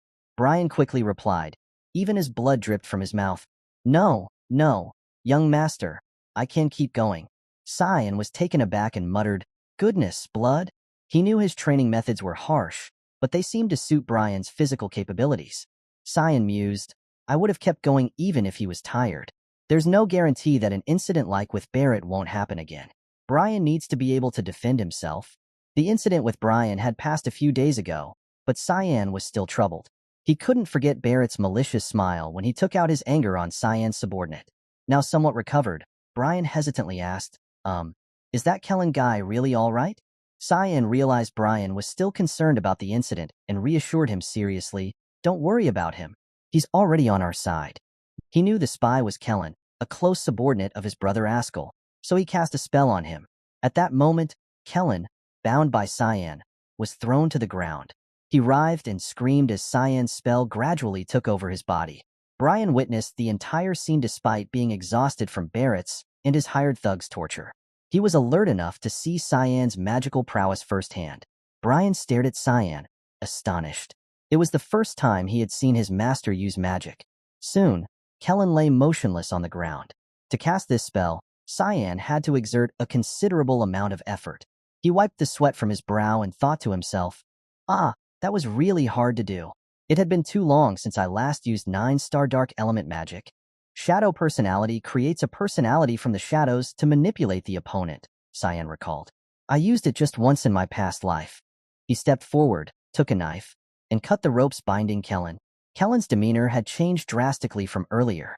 Now he appeared calm, and Cyan coldly asked him, "Now, who are you?" Kellen knelt at his feet, his body still enveloped in a faint purple mist. He responded, "Kellen Diego, a guardian knight of Velius. I was given the order to keep an eye on young Master Cyan and came to Lewin." Witnessing his previously defiant subordinate now obediently answering questions, Cyan smirked and thought, he's submissive now. Cyan then asked a confirming question. "And who's the owner you serve?" Kellen bowed his head, his face expressionless as if programmed to eliminate all emotions. He replied, "I have been serving young Master Ascal, but I wish to serve you now." young Master Cyan. Please take me in. Cyan calmly smiled and replied, all right then, listen to what I have to say and relay it to Ascal back in Velius. Cyan's smile suddenly turned menacing. He glared at Kellen and hissed through clenched teeth, don't leave a single thing out, understand? Immediately, Kellen decisively punched the ground, bowing his head and shouting, yes, I understand, young master. He looked up at Cyan with eyes full of determination and burning loyalty, all thanks to the control of the spell Cyan had cast on him. Reflecting on that gaze, Cyan shivered slightly and thought, his eyes are overwhelmingly brimming with loyalty. Something's dangerous about this guy. Seeing Cyan not respond and remain lost in thought for a long time, Brian nervously called out, young master? Cyan, still deep in thought, reassured himself, but I'm sure it'll be all right. At that moment, Princess Erin and Leximus arrived at the training ground. She stood with her hands on her hips, looking at the two and calling out, did you come here to train with your guardian knight? I didn't expect to see him here. Brian, seeing the princess, quickly bowed and greeted, ah, your highness. Cyan turned to the girls and indifferently replied, yes. Did your highness come here to train as well? The princess approached him, smiling enthusiastically, yeah, I come here to train every weekend with Leximus. I thought it'd be a good idea given that incident that happened recently. Hearing the princess mention the incident, Cyan glanced away and thought, is she referring to what happened a week ago? Barrett Louis Mill was found in front of the nurse's office, completely out of his mind. He was beaten to a pulp, but nobody could get him to say who had done that to him. Well, it's because he couldn't say who it was, not that he didn't want to. And the thing is, he won't be able to use magic ever again. But Leximus's reaction wasn't what he had anticipated.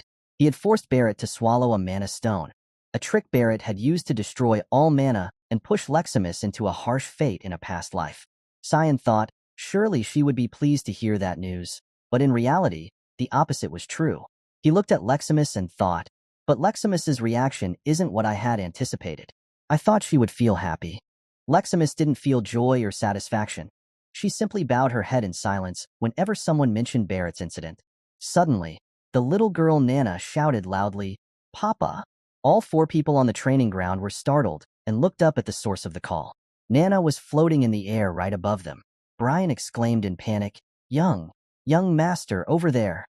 Even Cyan was startled and exclaimed, Nana! I left her with Kiram. He didn't know that at this moment, the demon sword Kiram was still busy sleeping, snoring loudly with a toy in hand. Nana then let herself fall freely, landing straight into Princess Erin's arms. Confused, she held the little girl and asked, huh? Where did she come from? The little girl paid no attention to anyone else but Cyan. She looked straight at him and joyfully shouted, Papa! Nana found Papa. The princess froze, looking up in the direction of the little girl's gaze, mumbling in disbelief, Papa? The little girl pointed at Cyan and shouted once more, affirming to the princess, Papa? Princess Erin stared at him in astonishment. She furrowed her brows, sweating in anger as she asked, Papa? Frustrated, she thought to herself, when? With whom? Caught off guard, Cyan had no choice but to sigh deeply and think to himself, how could this happen? Finally, he had to recount the story of how he had accidentally found the child to the princess, including that the girl was a dragonkin. However, he did not mention that he found her during an assassination mission. After listening attentively, the princess breathed a sigh of relief and exclaimed, so that's what happened. She wiped the sweat from her forehead and said with relief, then it's not really your kid. I had all kinds of ideas about where she could be from. By this time, they had returned to the princess's dormitory room. Leximus was playing with the little girl, and the princess believed Cyan's story, cheerfully exclaiming, I didn't know you could be so kind. That's unexpected. But Cyan didn't feel happy at all about being praised. He broke into a cold sweat, thinking gloomily, this is bad. She might blackmail me for this. Brian, sitting next to Cyan, was just as worried, his face turning pale as he anxiously thought, we'll get kicked out if the academy finds out about this. She even knows that Nana is a draconic human. However, Princess Erin proactively reassured Cyan. She confidently smiled at him and said, don't worry, Cyan. I won't tell anyone. Both Brian and Cyan were stunned by the princess's firm declaration. Cyan asked in surprise, is your highness serious? Erin turned to Leximus and replied firmly, yeah, right, Leximus? She glanced at Leximus beside her. Leximus was still happily playing with Nana and immediately looked at the princess, smiling innocently, and replied, "Of course. I don't have anyone to tell anyway since I don't have friends." The princess froze, realizing her question had been a bit insensitive. But before she could react, Cyan bluntly asked her, "What's your reason?" The princess tilted her head lightly, frowning, and answered with a gentle smile. "Reason? I just feel bad for her." She turned to look at Nana, who was extremely happy in Leximus's arms, and continued with a smile. "She won't fit in with the dragons or humans. She won't be accepted by anyone." The princess then turned to Cyan and sincerely praised him. "But you want to take care of her. That's a good thing." Taking this opportunity, the princess mustered all her courage and asked directly, "But can I come over sometimes?" Cyan, confused, asked, "To my room?" The princess suddenly blushed, bowed her head, wiped her sweat, and awkwardly replied, "Don't be mistaken. I just want to see Nana sometimes." Realizing the princess had no ill intentions towards the girl, Cyan frankly accepted, "Well, it doesn't matter to me." With just his affirmation, the princess's cheeks turned rosy. He looked her in the eye and frankly suggested, "Then this is our secret, okay, princess?" Erin quickly nodded, "Yeah, I swear." She misunderstood Cyan's words and shyly thought to herself, "Our little secret?" Brian then picked up little Nana.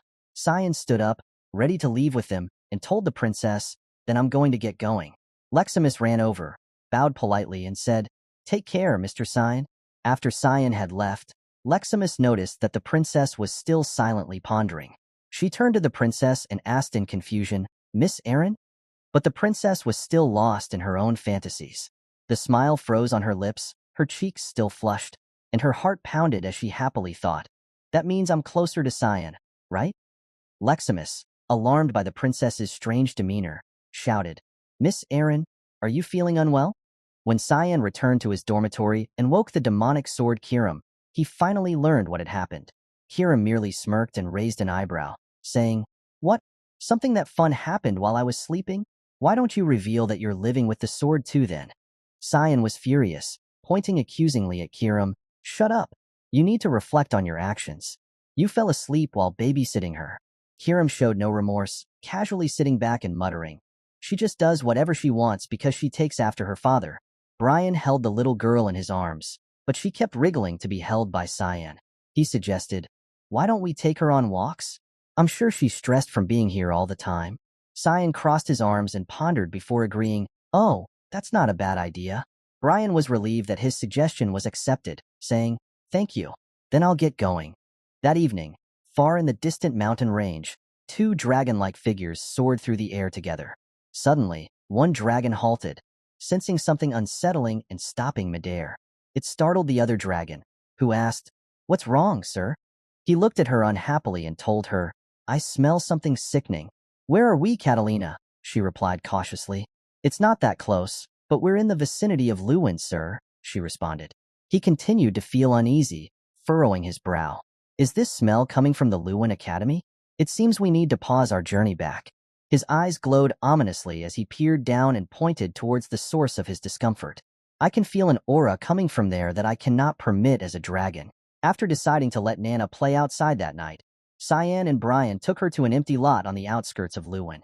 Having been confined to Cyan's dorm room for a long time, Nana was thrilled to fly freely in the open sky. Flapping her small wings excitedly, she darted ahead, prompting Brian to hastily chase after her, shouting, "Wait, wait, Nana, that way's dangerous." Cyan followed calmly, watching Nana joyfully exclaim, "This place is so huge." Nana's so excited. Seeing Nana enjoy her newfound freedom, Cyan smiled to himself, thinking, "She looks like she's having fun." He looked at her radiant face and said, "This place is 10 kilometers from the center of Lewin. It should be fine for her to play around here all she wants." Hiram overheard this and mocked, "Goodness, you're a real father now, huh? Why don't you get her a mom too, like that princess from earlier?" Cyan gritted his teeth, about to retort when Kiram suddenly felt a chilling sensation run down his spine. Kiram also sensed something, muttering, "Wait, something's coming." Just then, two dragons appeared right in front of them. One of the dragons sneered disdainfully, "Sickening." Brian recognized the danger immediately. He panicked and yelled to Nana, "It's dangerous, Nana." Rushing towards her, he grabbed Nana and held her tightly in his arms. In that instant, a tremendous force crashed down dangerously close to them. Cyan hurried over, anxiously asking Brian, "What about Nana?" He scanned them both quickly. Nana clung to Brian, visibly frightened but thankfully unharmed. Brian hugged her tightly, shielding her from the flying debris, and nervously replied, "She's okay." In the midst of this sudden appearance, Cyan stepped forward, sword drawn, calmly telling Brian, "Both of you stay behind me." In the open lot, the ground shattered into pieces as two shadowy figures of dragons emerged amidst blinding light and thunder. Cyan stood protectively in front of Brian and Nana, looking at the high-ranking dragons that had arrived and wondering aloud, "Why are there high-ranking dragons here?" He quickly recognized their identities despite their human form, thinking to himself, "And two of them too." The dragons glanced towards Brian and Nana with calculating eyes. Brian understood their malevolent intentions immediately.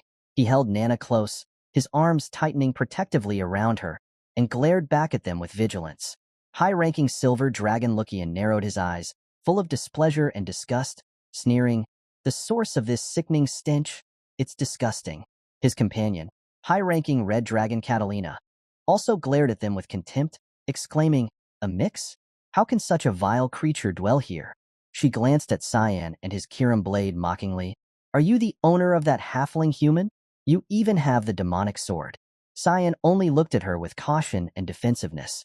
Meanwhile, Kirim felt insulted and grumbled angrily. "What? Objectifying me?" Catalina immediately shouted irritably, "Shut it! You're an inferior thing that's degraded yourself to be a human slave." Her arrogant and contemptuous words infuriated Kirim. She glared at her angrily, snapping, "Do you want to die?" Kirim's attitude provoked Catalina. She snarled furiously, "How dare you?" She was about to rush forward, but Lucian quickly raised his hand to stop her. He stepped forward, looking at Cyan and Kirim, his tone filled with disdain. "Fret not. I'm not interested in you guys. I do not wish to fight against inferior beings unnecessarily." He turned to look at the child in Brian's arms and growled, "However, hand over that halfling to me." Nana seemed to understand their malice towards her, clutching Brian's shirt tightly and trembling in his arms. Brian turned fully as if to use his body to shield her. He glared at the two dragons, even though he was somewhat frightened himself. Nana burst into tears, nestling in Brian's embrace. The dragons did not relent, uttering heartless words, "A half-human, half-dragon. It's worth experimenting on." Lucian stared coldly at Cyan, declaring, "I will let you guys go if you hand it over." Cyan remained unfazed by his threats. He grabbed Kirim, angrily snapping, "Shut up." His attitude enraged Lucian. He frowned, struggling to contain his anger. "What did you just say?" Cyan glared at him, his eyes glowing red with fury. He coldly replied, "I said shut up, you lizard piece of shit." Lucian lowered his head, a smirk forming on his lips as he laughed. Suddenly, he swung his sword, slashing the ground next to Cyan. He did not intend to attack directly, but wanted to intimidate him. Though it wasn't enough to make Cyan flinch, Brian startled, hugged Nana and dodged, shouting worriedly, "Master Cyan." Cyan calmly ordered Brian, "It's fine. Just get far away from here." Seeing that Cyan was still okay, Brian immediately carried the girl away, hastily responding, "Yes, sir." The dragon's power tore up the ground next to Cyan, leaving sparks flying.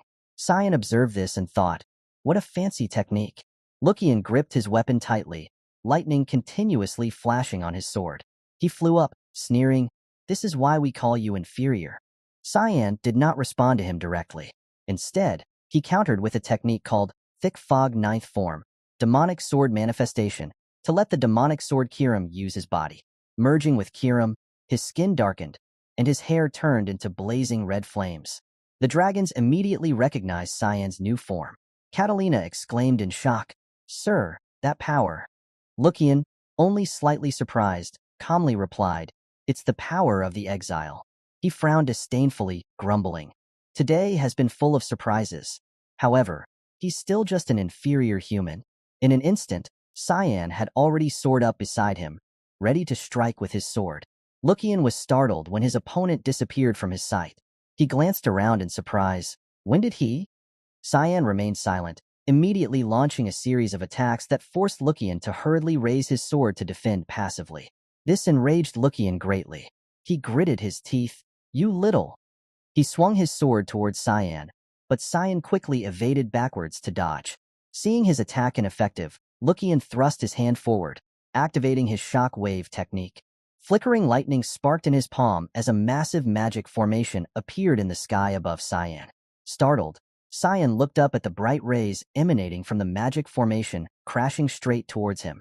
In an instant, he was engulfed in a colossal pillar of light from the magic formation, blasting down to shatter the earth and rocks beneath his feet. Quickly utilizing Thick Fog Third Form, Fog Glide, Cyan escaped from the magic formation, appearing behind Lucian. Sensing his presence, Lucian was shocked as Cyan unleashed another technique, Fog Sword. Rushing Fog Storm, attacking continuously towards him. However, Catalina swiftly flew up to shield Lucian's back using Fire Barrier. She confidently laughed, "I'll block this one." But Lucian sensed something amiss and urgently shouted, "Back off, Catalina! You're no match for him." She stubbornly ignored him, arrogantly believing she could defeat Cyan. Smirking amidst sweating, she replied, "Don't worry, sir. I won't lose against him. I have put up a dragon's barrier made from 1,000 years worth of mana accumulation. A human who can't even live 100 years won't be able to." Before she could finish her thoughts, Cyan continued with his next move, Fog Sword. 8 fluttering petals. His eyes narrowed as he smiled, directing his attack straight at the fire barrier. Catalina's eyes widened in shock, her confident smile fading.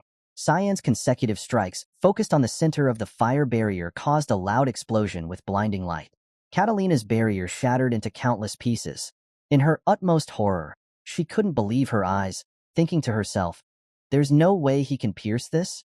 Before Catalina could recover, Cyan swiftly used Double Serial Slash, slashing dozens of times across her body. She could only scream in despair as Lucian helplessly watched his close subordinate torn into countless pieces. Her voice faintly echoed in his ears, "Master."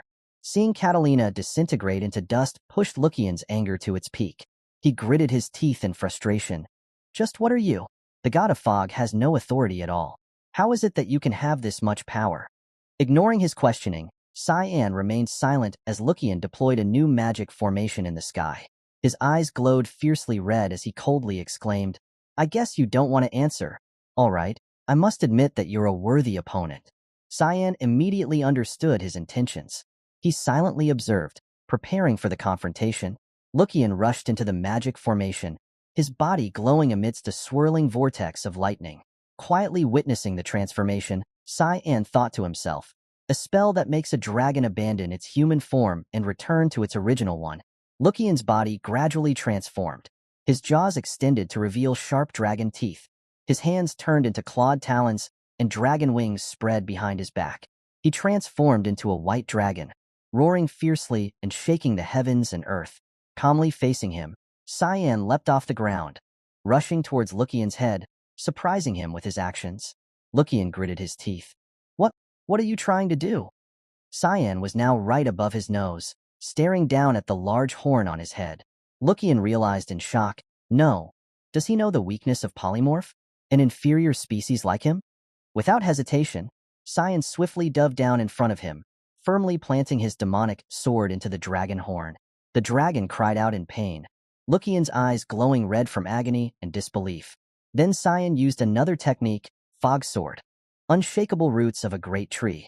The black fog around the dragon turned into sharp blades, slashing all over its body.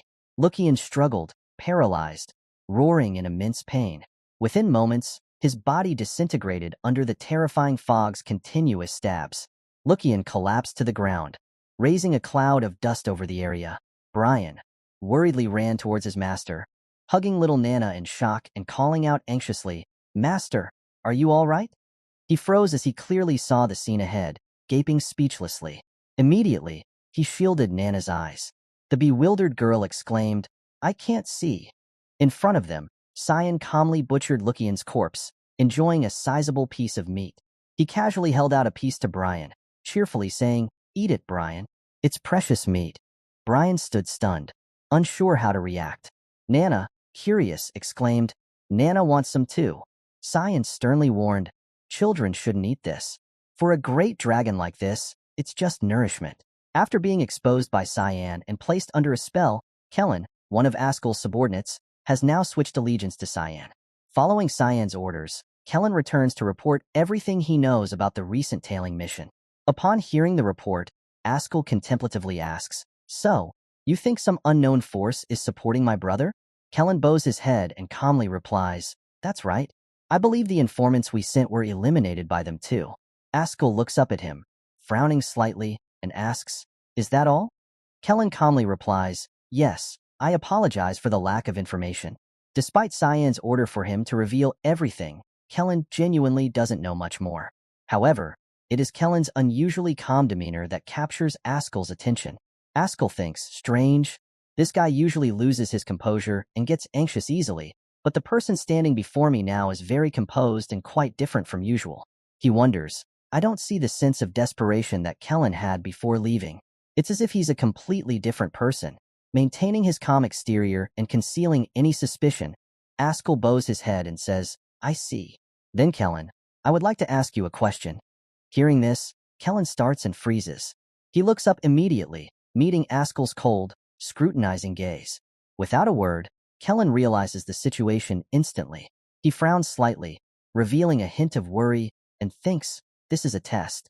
He's starting to doubt me. Kellen immediately punches his chest and bows deeply before Ascal, solemnly reciting his usual slogan, "Let the blessing of Luminal be with you." Ascal leisurely smirks and replies calmly, "I appreciate that response, Sir Kellen." He only wanted to check if the Kellen before him was genuine. Seeing Kellen's nervousness and cold sweat, Ascal says slowly, "Don't take this the wrong way. It's just a kind of regular ritual. You're excused." Kellen turns to leave, still in a state of alertness. He is lost in confused thoughts. I better be careful. Once his doubts fully bloom, I won't be able to get out of this. As he opens the door, deep in thought, he is startled to find someone standing right behind it. Shocked, he thinks, this woman. She's young Master Cyan's maid, Emily. Emily, who was about to knock, smiles awkwardly upon seeing Kellen and says, "Hello?" Kellen frowns suspiciously and asks her, "What brings you here?" At that moment, Ascal steps up, pats his shoulder, and says, "I called her." He smiles at Cyan's maid and asks, "Did you say your name is Emily?" She hurriedly stammers, "Why yes, young master." Ascal smiles, though his smile appears forced, and asks kindly, "Could you do me a favor?" Seeing his smile, Emily blushes shyly and asks, "A favor?" Meanwhile, at the dragon lair, high-ranking dragons gather for an urgent meeting. Upon realizing that two of their own, both high-ranking dragons, have gone missing, the head dragon exclaims in shock, "Mr. Lucian and Miss Catalina are missing." The other dragons huddle behind the small Mona stones, gathering around the massive Mona stone of the leader dragon. They explain, they manifested divine powers at the outskirts of Luwin, but that's the last trace we have of them. The thing is, they were both above 8-star level. As you can see, their Mona stones have shattered. These destructive traces are all that remain from the battle. The dragons look at the two shattered Mona stones of Lucian and Catalina, which indicate that the dragons within them are dead. One dragon questions, "So, you mean the one who killed them erased all other evidence with magic?" Another dragon adds, "For that to be possible," the high-ranking dragon interrupts solemnly, "it would most likely need to be someone with dark elemental powers. The only one capable of killing those two is Kundal Quazel. However," the dragon hesitates, "he does not possess dark elemental powers. In other words, there is some unknown fourth individual." Another dragon suddenly speaks up, "We are aware of a boy named Cyan, the only dark element user in the Royal Academy." A dragon recalls an earlier event. When Cyan faced a dark dragon on the battlefield, he nearly killed it, though it managed to escape. There are also rumors that he survived an attack from the Devil Dragon on the front lines. Perhaps he has something to do with the deaths of Renald Crimson and Zitraman Albus. They both worked with us to bring testing subjects and materials. The leader dragon listens silently, then skeptically says, "Is there some kind of connection between these events? I will need to keep an eye on this." Then, the leader dragon remembers its granddaughter, who is around Cyan's age, and immediately suggests, "Luna of Rainreaver, have my granddaughter get acquainted with Cyan Vert." A new day dawned with sunlight streaming into the Royal Academy and the royal dorms. Princess Erin joyfully ran to Cyan's dorm room, carrying a delicious cake. She excitedly exclaimed, "Ta-da! A special cake made by the palace chefs." She had the cake made for little Nana and affectionately asked, "Enjoy it, Nana." Seeing the fragrant cake, Nana's eyes sparkled with excitement as she drooled, eagerly praising, "Whoa, I like you." The princess not only brought a cake, but also pulled a cart loaded with boxes of cakes. She gently said to Nana, "Have as much as you want. There's still a lot more." Nana stared wide-eyed at the cart full of delicious food. Cyan sat silently in a corner, watching the scene. Contentedly, he thought, they're having fun. We need to stay on the down low for a while. If the dragons were to sense Nana's presence, they might ambush us again. I will make sure that no one can put a hand on the people I care about. After all, I've decided to live purely for my own sake in this life. The sinister face and evil smile of Ascal appeared in his mind. Cyan had a goal for this life. I'm going to completely ruin that bastard's plans. The princess suddenly turned to look at Cyan, surprised to see his expression. He was smiling delightfully, lost in thought, seemingly imagining something interesting. She curiously asked, "Cyan, did something good happen? You look happy." Cyan leisurely replied, I just had a nice thought." At the Vert residence garden, Ascal was welcoming an esteemed guest. He warmly said, "It's been a while since I last saw you." His guest was Luinel Severus, the first prince. The prince slightly smirked and politely remarked, "You look like you're doing well, Ascal." Ascal politely smiled and flattered, "It's all thanks to you, your majesty." However, the first prince seemed preoccupied with something else. He glanced down and muttered, "More importantly, how long do you intend on rotting in this estate in the middle of nowhere? I heard that Alice has left on a journey." Ascal didn't seem concerned about his sister. He calmly responded, "I'm actually worried about her. I don't know what she's doing or where she is." The first prince interrupted, "Worried about her?"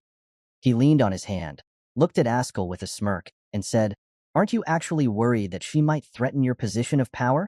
Ascal squinted at the prince, feigning innocence. "That's not something we should speak of." Prince then said, "We're friends, though. What can we say to each other?" A subordinate approached to pour wine for the prince. Ignoring the question, the prince slowly asked again, "Also, was your younger brother's name Cyan?" He looked at the glass of wine in his hand, gradually being filled, and calmly announced, "My father is interested in him, to the point that he seems to be considering an engagement between him and Aaron." Mentioning his sister, the first prince suddenly felt a discomfort in his heart. He grimaced and resentfully exclaimed, "I don't know why he's so adamant about protecting his useless little garbage daughter." Ascal leisurely smiled and glanced at the first prince with a calculating look, confidently affirming, "Don't feel rushed. The more attention she receives and the more power she gains, the more useful she will be to us." The first prince seemed satisfied with his answer and smirked appreciatively. "I like that you get how I feel." The prince's subordinate suddenly pointed the wine bottle towards Ascal and asked, "Will you have some, sir?" Ascal looked up at the subordinate and unexpectedly exclaimed, "I haven't seen this guardian knight before." The prince realized Ascal was curious about his subordinate and turned to look at the knight beside him. He proudly introduced, Right? He's a jewel that I found while scouting the slums." This seemed to pique Ascal's curiosity and interest. He glanced at the subordinate eagerly and asked, "Oh, you found the most exquisite of jewels?" The subordinate smiled at the compliment and introduced himself. "My name is Borislaum. Nice to meet you, sir." Boris's smile carried a sinister, dark aura. Fate had repeated itself. He had been Ascal's most capable assistant in a previous life. 2 years passed, and at the academy, students turned their heads to look at the person striding across the yard. Over time, Cyan had somewhat concealed himself and gradually adapted to life at the academy.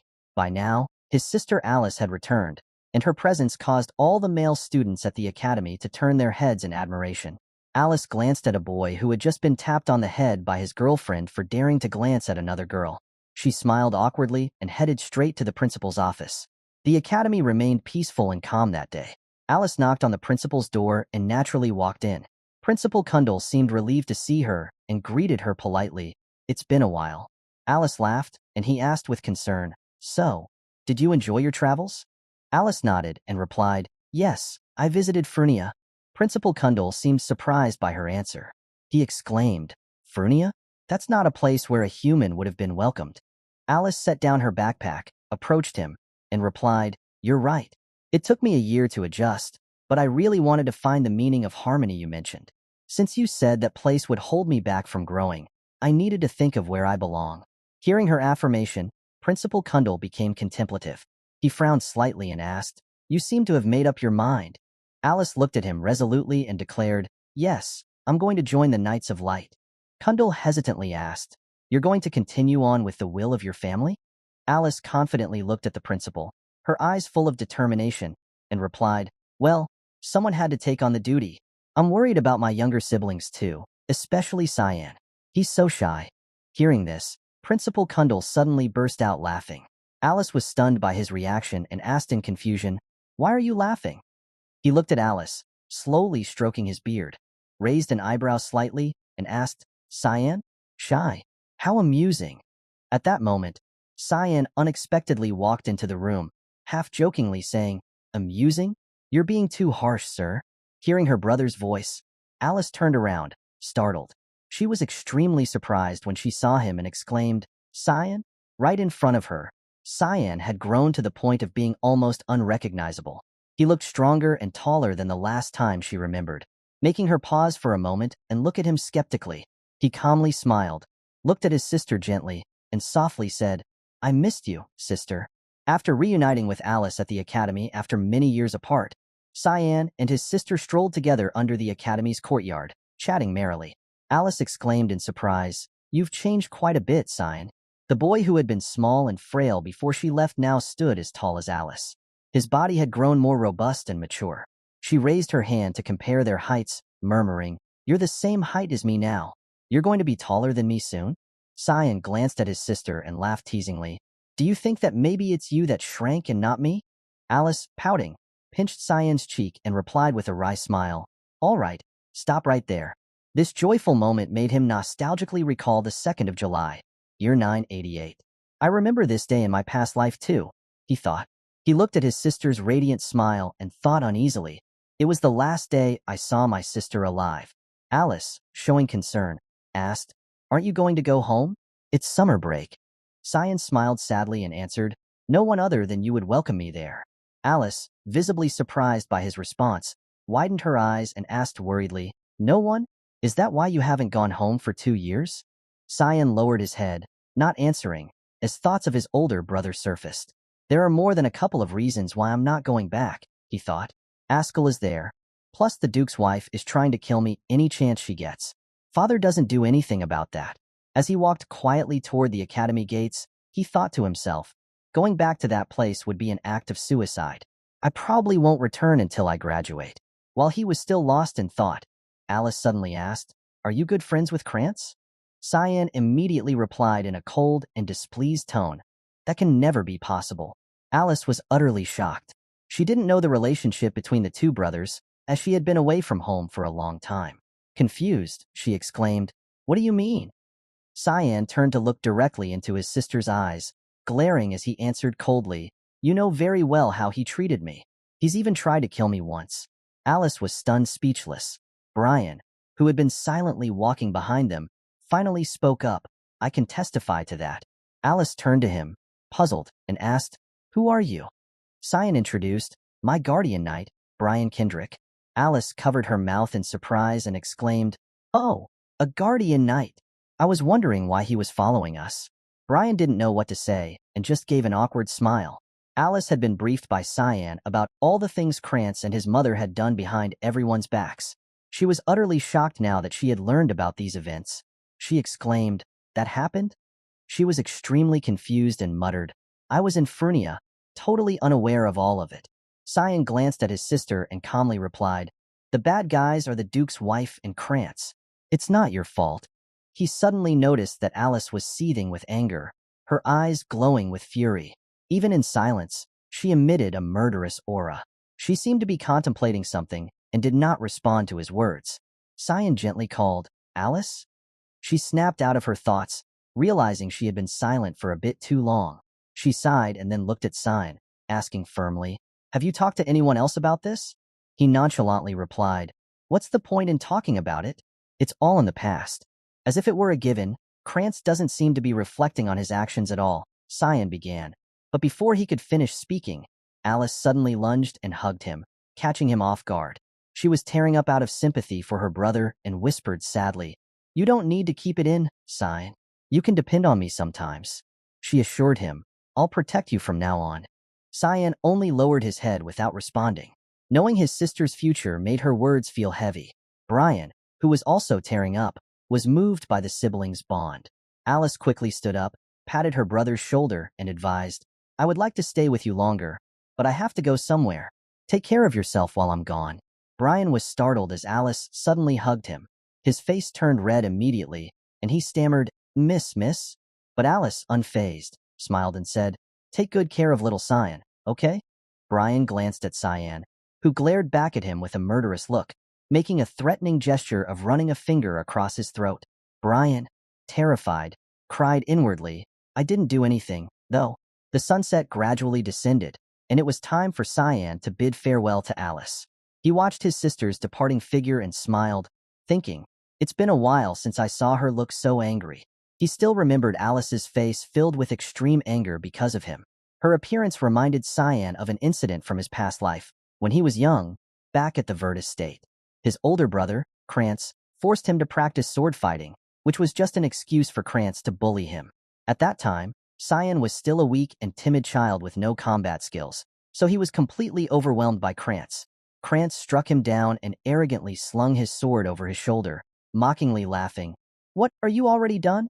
He was incredibly arrogant and delighted in Cyan's miserable state, taunting him further, "Get up, you orphan." Back then, Cyan was terrified by Krantz's threats and pleaded, "I asked you to stop. You won, so."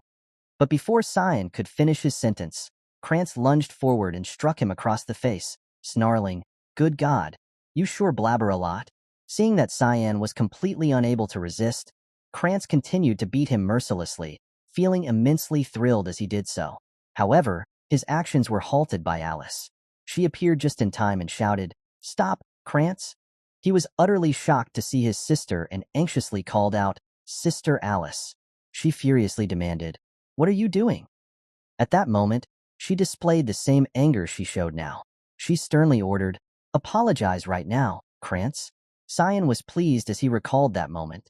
He returned to his dorm room, resting his chin in his hand, reminiscing with amusement, "I saw that face just once in my past life too. The Duke's household is going to be in an uproar pretty soon. She needs to know the truth about her family so that I can protect her from the miserable future." Cyan remembered Alice's fate in his past life. After she joined the Order of the White Knights, his sister had died on the battlefield, surrounded by a horde of monsters, her body left mangled. Just then, Brian entered with 2 letters in hand, announcing, "For you, young master."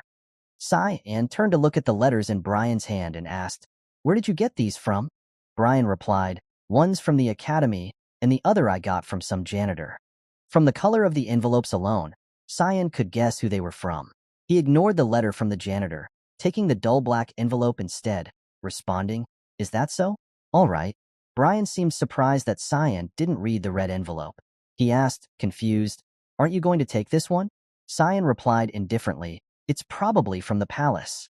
At this, Brian looked closely at the envelope and realized the seal on it, exclaiming, "You're right. It's got the Imperial family seal on it." Hiram peeked out curiously, asking, "What is it?" Even Brian was very curious. "I wonder what they sent." Cyan, seemingly already knowing the contents, casually responded, "They hold a banquet around this time of the year." He opened the black envelope, which contained a mission card from the Mist Guild. Reading the request on the card quickly, he thought, the other one is an assassination order, to assassinate Drini and Nephilis. It was a pretty big incident that happened during the palace's banquet. He pondered, since he's the younger brother of the current empress, it came as quite a shocker too. Hiram, seeing his master deep in thought, asked directly, "Will you be going?" Cyan looked up at Kiram and replied, "Yeah, I have some business there." Receiving this mission made him immediately think of Sarika, grumbling to himself, "Now that I think about it, someone else was put on the mission in my past life. I guess our hall master likes me. It's annoying, though." Kiram looked through the red royal envelope and announced, "Oh, this is from Princess Erin." But Cyan seemed uninterested and responded indifferently, "Really?" Kiram seized the opportunity to tease, "I thought you were just a little kid, but I guess not. Oh my, you've got a love letter." He didn't bother arguing. Instead, he glanced at Kiram and recited, "Demonic sword restriction." Kiram was immediately pressed to the floor, groaning in frustration. Cyan turned to Brian and commanded, "Make preparations to go to the palace." Brian, startled, bowed in panic and responded, "Understood." At that moment, the door to the room opened, and little Nana emerged, sweetly calling out, "Papa, I'm hungry." Brian, shocked by her appearance, exclaimed, "Young master." Cyan irritably looked up and mumbled, "What's the matter?" He was taken aback to see Nana. The girl had grown significantly. She now looked almost like a young woman of Cyan's age. Seeing him turn to look, she rubbed her sleepy eyes in confusion. Cyan, still in disbelief, exclaimed, "She's grown even more." The very next day, Alice returned to the Vert family mansion. She stormed in, each step filled with anger.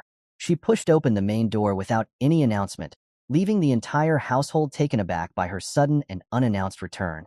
The butler, startled, exclaimed, "Miss Alice, you're back?" Alice didn't bother responding to him.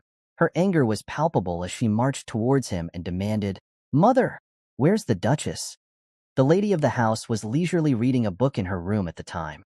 Startled by the commotion outside, she turned her head in worry. Alice barged into her room, causing her shock and confusion. The lady asked in a flustered tone, "Alice?"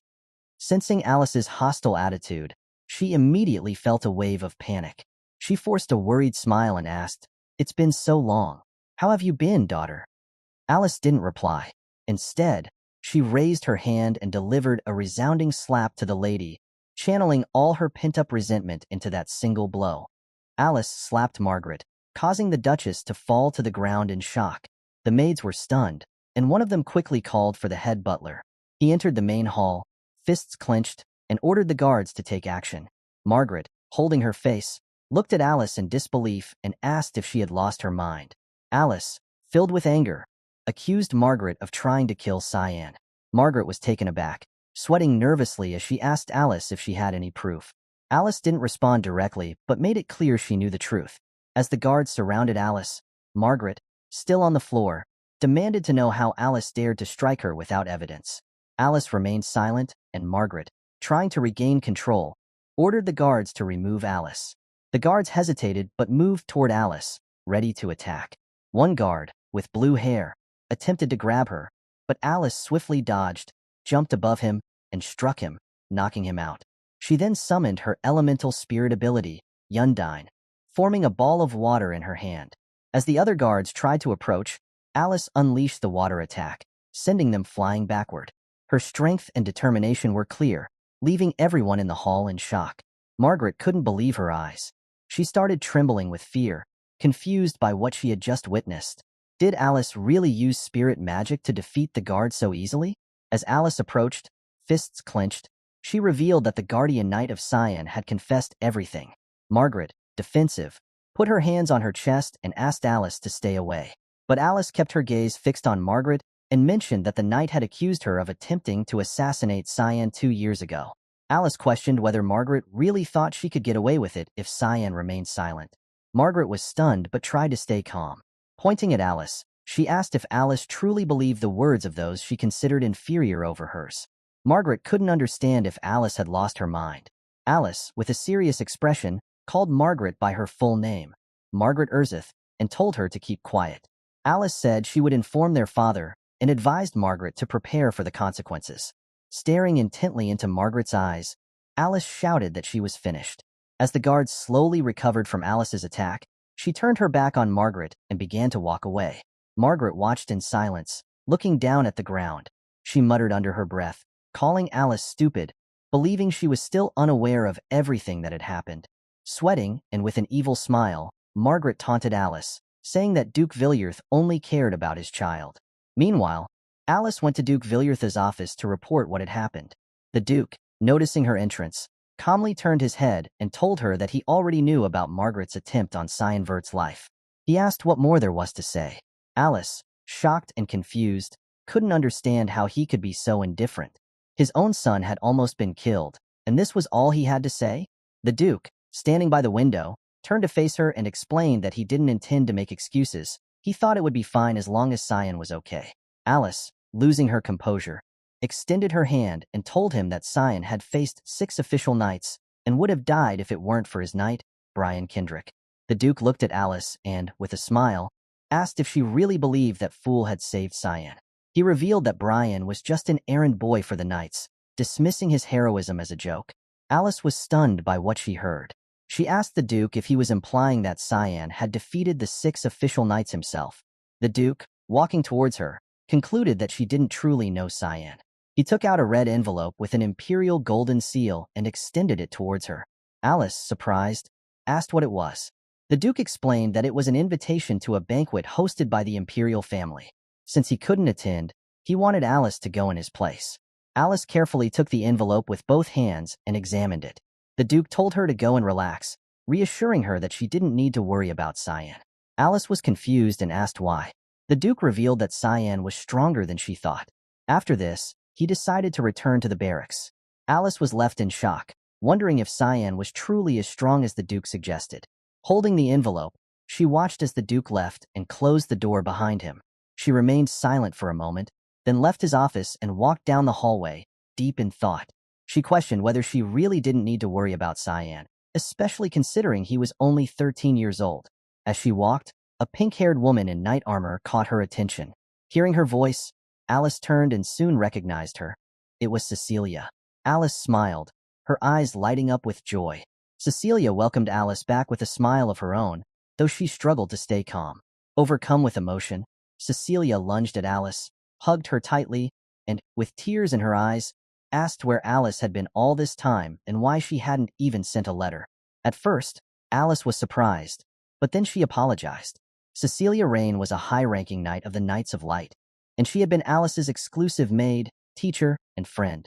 Alice gently took Cecilia by the shoulders and moved her aside, saying it was time for a change of scenery. Cecilia was confused and asked what she meant. Alice then took out the red envelope the Duke had given her, closed her eyes, and with a smile, suggested they go together to the Imperial Palace. Meanwhile, in a forest, a black carriage moved along the path. Inside was Nana, now dressed in maid's clothes. She looked out the window, amazed at the beauty of the forest. When she saw a deer, she burst into laughter, her tail wagging excitedly. Nana wasn't alone in the carriage. Cyan was there too, dressed in an elegant black suit. With a serious expression, he asked Nana to put away her tail. Hearing this, Nana closed her eyes and started growling, an evil aura briefly surrounding her. But just as quickly, she became cheerful again, her tail and wings disappearing as she laughed. Cyan, confused by her behavior, couldn't help but smile. He hadn't known she could hide parts of her body like that, and it made him feel a bit safer. He reminded her of what he had taught her.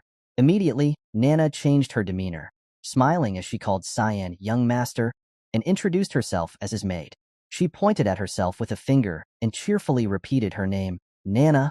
Cyan, sweating a bit, felt both amused and worried. He thought she might cause problems because of her excitement. Suddenly, the carriage came to an abrupt stop. Cyan looked back, alert and curious about what was happening. He leaned out of the window and asked the driver, Brian, why they had stopped. Brian, looking ahead with a surprised expression, remained silent. In front of them stood several armed men. Brian turned to Cyan and revealed that they were surrounded by bandits. The leader of the bandits, a man with orange hair and a large scar on his face, smiled wickedly and demanded that Brian hand over everything they had. Cyan, seeing the bandits through the window, calmly closed it and told Brian to get rid of them. Inside the carriage, Nana, now confused, asked Cyan what was going on. He casually replied that it was nothing, just some insects in the way. Just before the bandit leader could give any orders, Brian swiftly drew his sword and slashed the leader's neck. The body of the bandit leader fell to the ground, and the other bandits, shocked and sweating, watched in disbelief. They quickly decided to retaliate, drawing their weapons and preparing to avenge their fallen leader, Fernando. Brian looked up, seeing that they were ready to attack. He sighed, lowered his head, and decided it was time to test his new technique. Just before the bandits could strike, Brian opened his eyes and, with swift precision, used a technique called serial slash. In the blink of an eye, he unleashed powerful slashes, moving so quickly that the bandits were struck down almost instantly. Their lifeless bodies collapsed to the ground. As Brian sheathed his sword, he looked down and remained silent for a moment. A proud smile crossed his face as he thought about how he had grown stronger, no longer the weak Brian he once was. However, Cyan, irritated by the delay, ordered him to get moving immediately. Brian quickly returned to the carriage, started driving again, and responded with a simple, understood. At the same time, in another location, a large stack of reports was placed on a table in an office. Sarika, who was sitting in a chair reading the reports, thanked the woman who brought them. The woman, with her hands resting on her abdomen, explained that more people than usual were expected to attend the upcoming banquet. She suggested to Sarika that it might be better to postpone their plans. With a distant look, Sarika glanced down and firmly replied that the plans had to go ahead now. The woman, nervously sweating, asked why Sarika was so eager to hasten the assassination of Drini and Nephilis. Sarika, resting her elbow on the table and holding the report in her other hand, read it carefully. She revealed that Nephilis was a disgusting man, a rapist who preyed on married women using his powers. In her view, he needed to die as soon as possible. As she picked up another report with a photo of Nephilis, she stared at the image and revealed to the woman that this vile man was her fiancé.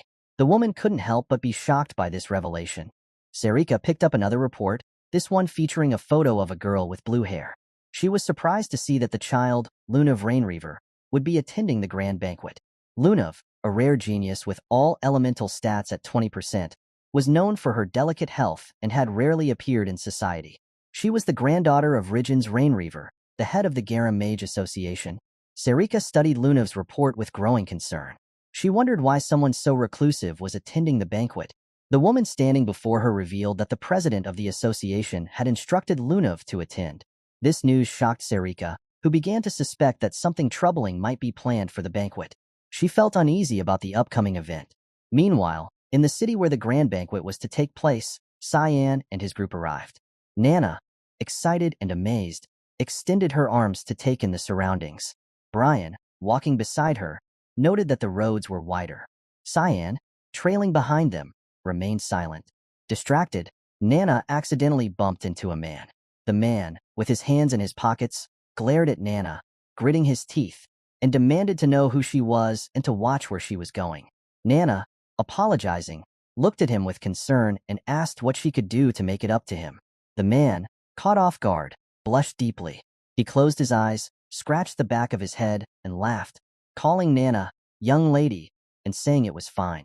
Nana pointed to the man and told Cyan how kind the people were here. Cyan, however, felt disappointed and asked Nana to stay away from such people. He turned away, remembering that she was still inexperienced and needed to be more cautious in the world. Cyan was worried, feeling that the situation was bad. Brian, next to him, started sweating and looked confused. He pointed out Nana and told Cyan to look at her. Cyan, snapping out of his thoughts, turned to Nana with a puzzled expression. Nana, with her pupils back to normal but her body radiating an intense aura, told Cyan she was hungry. Her aura made Cyan anxious, fearing that people might notice something unusual about her. Panicking, Cyan pointed at Nana and ordered Brian to take her to a restaurant immediately. Brian quickly understood the urgency, picked up Nana, and ran towards a nearby restaurant. Cyan watched, bewildered by how a simple issue of hunger was causing such chaos. He realized this wasn't a good situation. Several hours later, in a city restaurant, Nana sat at a table covered in a mountain of plates. She placed her hand on her belly, closed her eyes, and smiled, feeling relieved and satisfied after eating. Brian, standing behind her with a plate in hand, was astonished by how much she could eat. Across the table, Cyan watched, shocked by the amount of food Nana had consumed.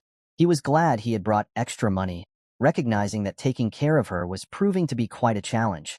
Suddenly, a powerful blue mana appeared, confusing Cyan.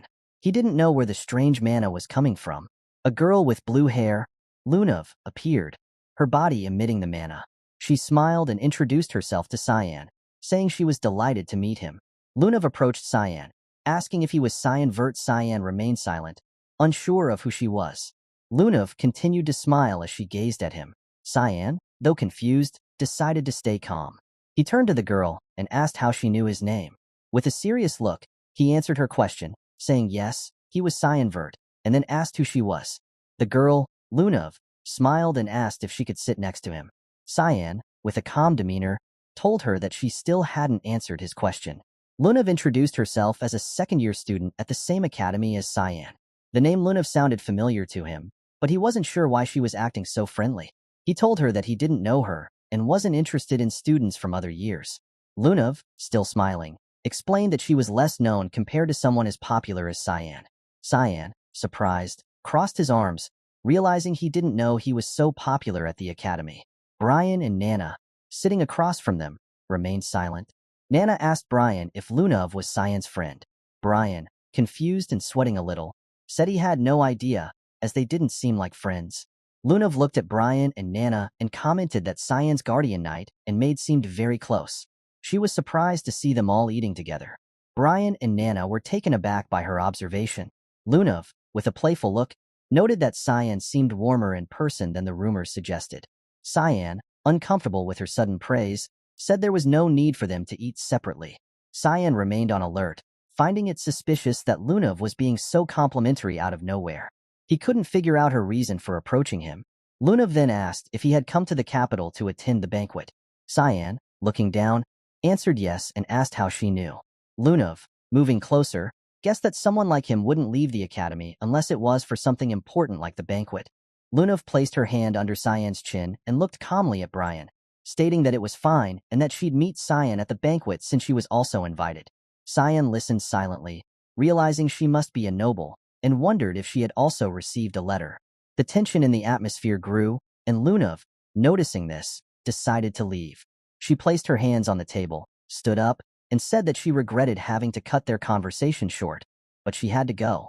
Before leaving, she asked Cyan not to forget about her. As Lunav walked away, her body emitted a powerful and intense mana. She turned back slightly and revealed her full name, Lunav Rainreaver. Cyan's expression changed drastically upon hearing this. He remembered that Lunav was the granddaughter of Rijin Rainreaver, the president of the Garam Magicians Association. In his past life, Lunav had died young while attending the academy, possibly due to her frailty or because of the harsh experiments conducted by the association. Cyan, now sweating, felt annoyed and confused. He realized that his involvement with people he hadn't known in his past life meant that the future could change. He recalled a large castle under the light of a red moon and pondered why all this had to happen during the banquet, which he began to think of as the Banquet of Blood. Meanwhile, in another part of the realm, Princess Erin, a woman with white hair and an elegant dress, stood in a room fixing her hair. She shyly asked Leximus if she looked good in the dress. Leximus, standing behind her, gave her a thumbs up and complimented her, saying she looked super pretty. However, Princess Erin seemed unsatisfied, paid no attention to the praise, and threw the dress onto the bed along with the others. Princess Erin continued trying on various dresses, but none of them satisfied her. Leximus, who was behind her, encouragingly giving thumbs up, started crying when another dress was rejected. Erin grabbed another dress and, after inspecting it, told Leximus it didn't look good on her either. Leximus, now confused and somewhat disappointed, reassured her not to worry, stating that Cyan would surely like seeing her. Princess Erin, holding a skirt in front of a mirror, blushed deeply at the thought of Cyan. She turned back, surprised, and asked if Cyan was attending the banquet. Leximus, exasperated, reminded her that she was the one who sent him the invitation, asking her to stop playing dumb. Erin, frustrated, tried to make an excuse, but Leximus interrupted her, saying it was obvious what she was feeling. At that moment, a maid approached with a box containing a gift from Erin's brother, Prince Lionel. The gift was a beautiful diamond necklace. Leximus admired the necklace, suggesting that Cyan would like how it looked on her. Erin, still blushing and now angry, rejected the idea, saying she didn't like the necklace. Later, everyone arrived at the palace where the banquet was being held. The place was luxurious and filled with important people enjoying wine. Guards were stationed around, and a blonde-haired man stood with his hand resting on his sword. A blonde-haired woman stood nearby, silent. Cyan, with his back against the wall and hands in his pockets, surveyed the room. Despite the crowd, he couldn't spot his target. Cyan turned his head to observe his surroundings, his senses heightened. Not far away, in a hallway, Kellen was also leaning against the wall. Cyan noticed him immediately, understanding that if Kellen was here, then Ascal must also be present at the grand banquet. Kellen, sensing Cyan's recognition, confirmed this by mentioning that Ascal was currently with Prince Lionel. He added that there was something important he needed to share with Cyan. Cyan, his curiosity piqued, asked Kellen what was on his mind. Kellen, with a concerned look, suggested that Cyan should leave the banquet, fearing that information about the purification mission might have been leaked. When Cyan questioned him further, Kellen, with a troubled expression, admitted that he had a bad feeling. He believed that many people, including Cyan, could be in danger. Kellen revealed that Ascal had instructed him to leave the palace before the banquet began because he had planned a small event. Cyan's expression shifted to one of shock and suspicion. He couldn't help but wonder if Ascal was behind the so-called blood banquet. Kellen, seeing Cyan's reaction, explained that he couldn't bear the thought of Cyan being harmed, which was why he urged him to leave. However, Cyan, remaining composed, asked Kellen to withdraw, reassuring him that he would be fine. Kellen, reluctant but obedient, turned to leave, warning Cyan to be careful. Once Kellen was out of sight, Cyan's demeanor changed subtly. He began to smile, his eyes gleaming with a mix of intrigue and dark anticipation. The idea of Ascal's little event fascinated him, making him realize that Ascal was even more unpredictable and dangerous than he had anticipated.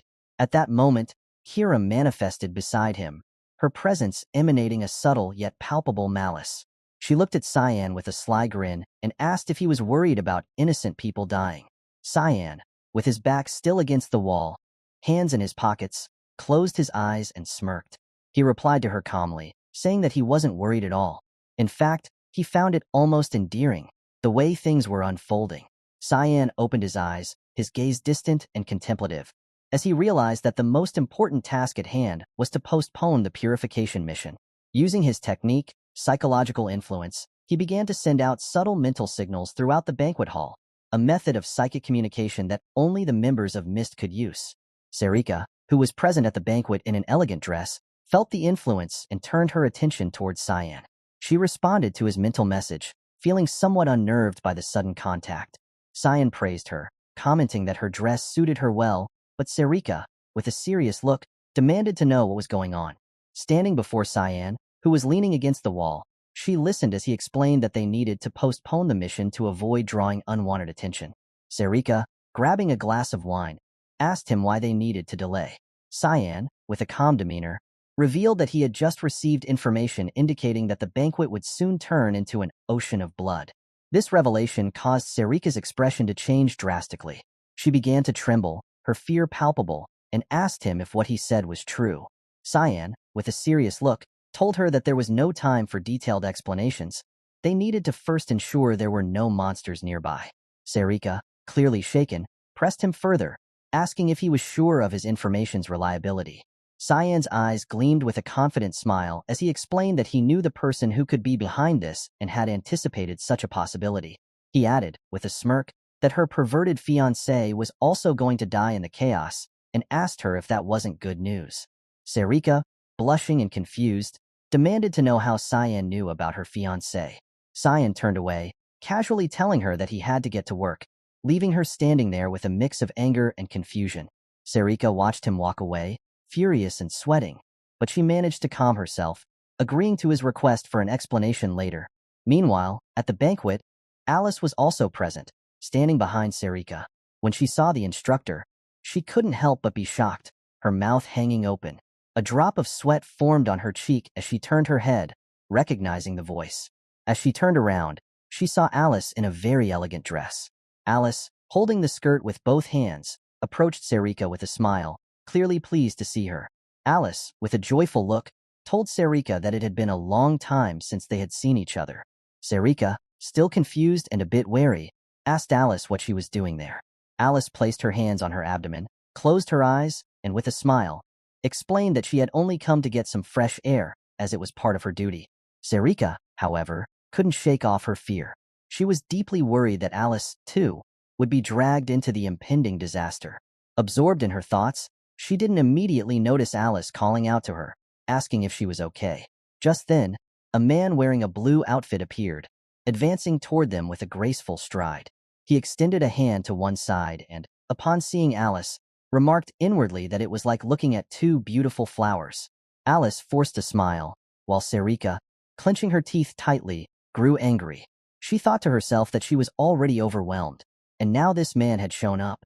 This man, Drenian Nephilis, was the target of their mission. He approached them, placed his hand over his chest, and bowed his head as a sign of respect.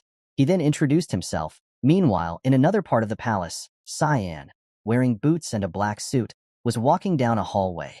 He passed through a door and encountered Brian. Turning to him, Cyan, with a calm voice, explained that he was going to assign him a task. Brian, who was standing attentively beside him, responded with a resolute, "Yes, young master." He placed one hand behind his back and the other over his chest, adopting a serious expression as he declared that the knight Brian Kendrick would fulfill any mission. Cyan, however, couldn't help but feel somewhat confused and embarrassed by Brian's overly dramatic demeanor. With a drop of sweat forming on his cheek, he looked at Brian with a puzzled gaze, thinking that this guy had been getting too confident lately. Brian, still holding his fist to his chest, imagined himself surrounded by powerful flames, convinced of his own strength.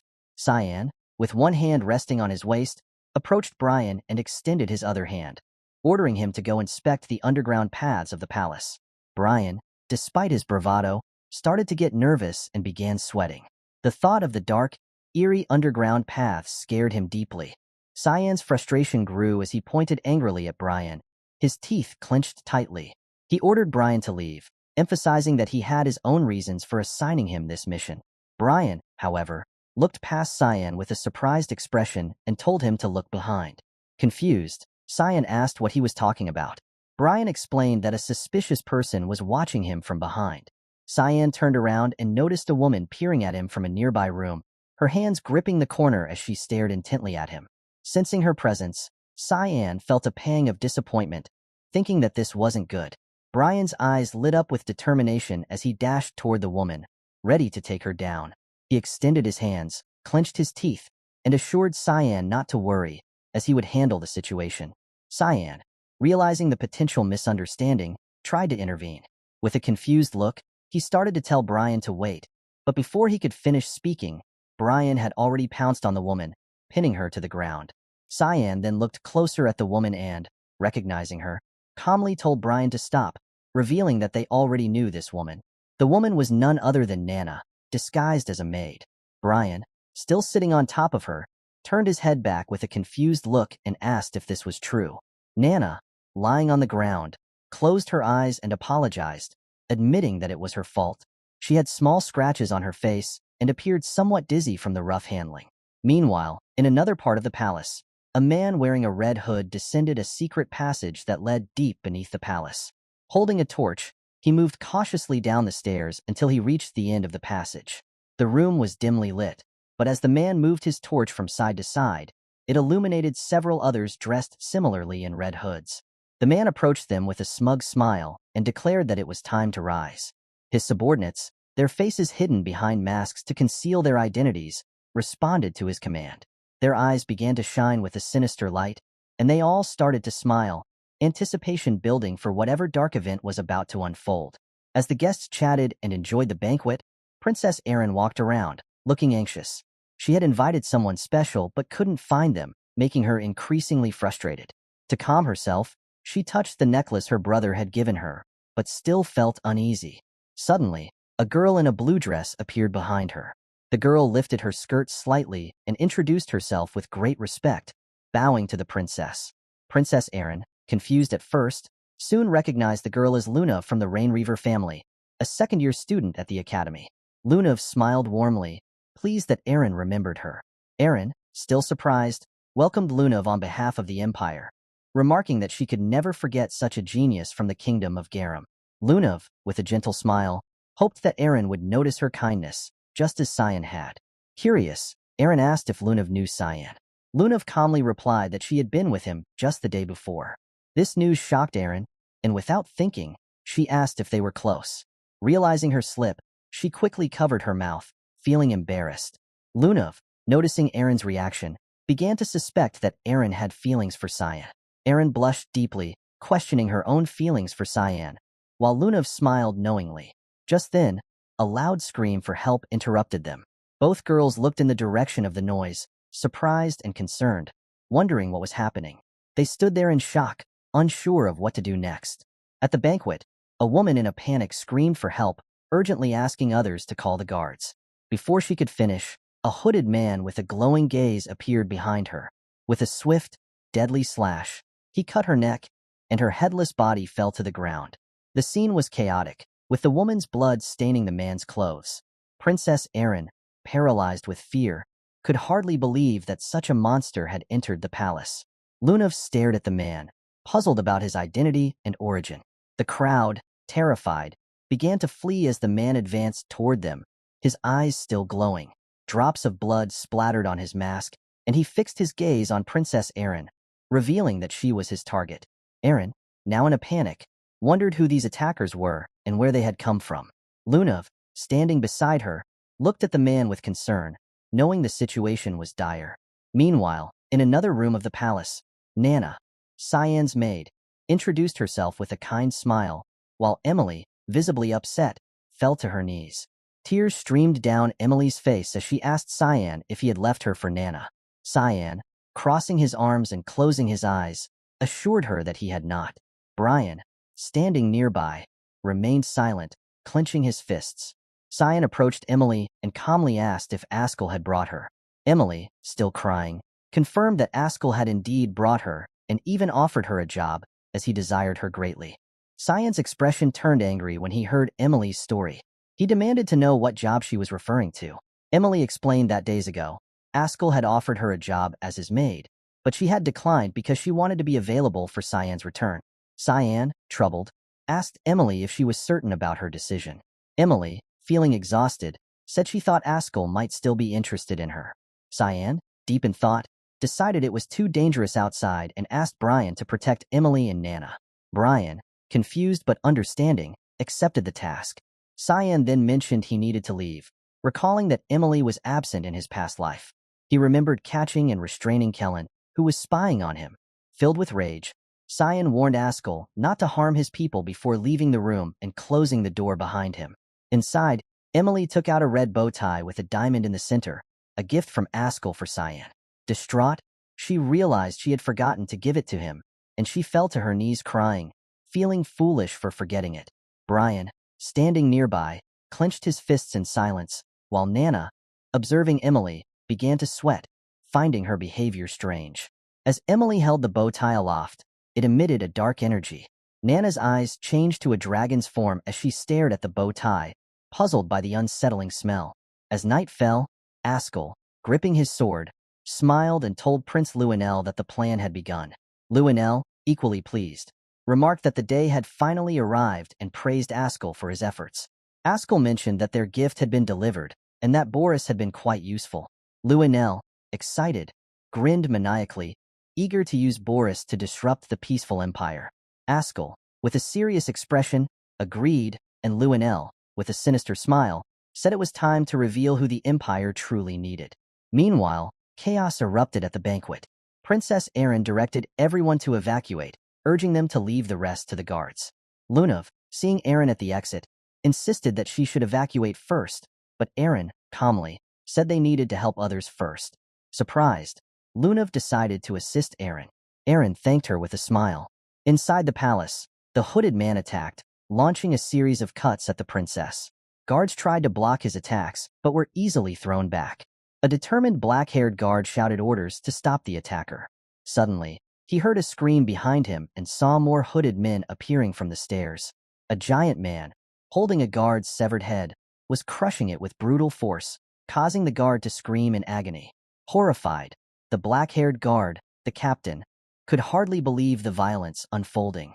Another guard's shout brought him back to reality, and he turned to see demonic beasts with sharp teeth attacking and slaughtering the guards with ease.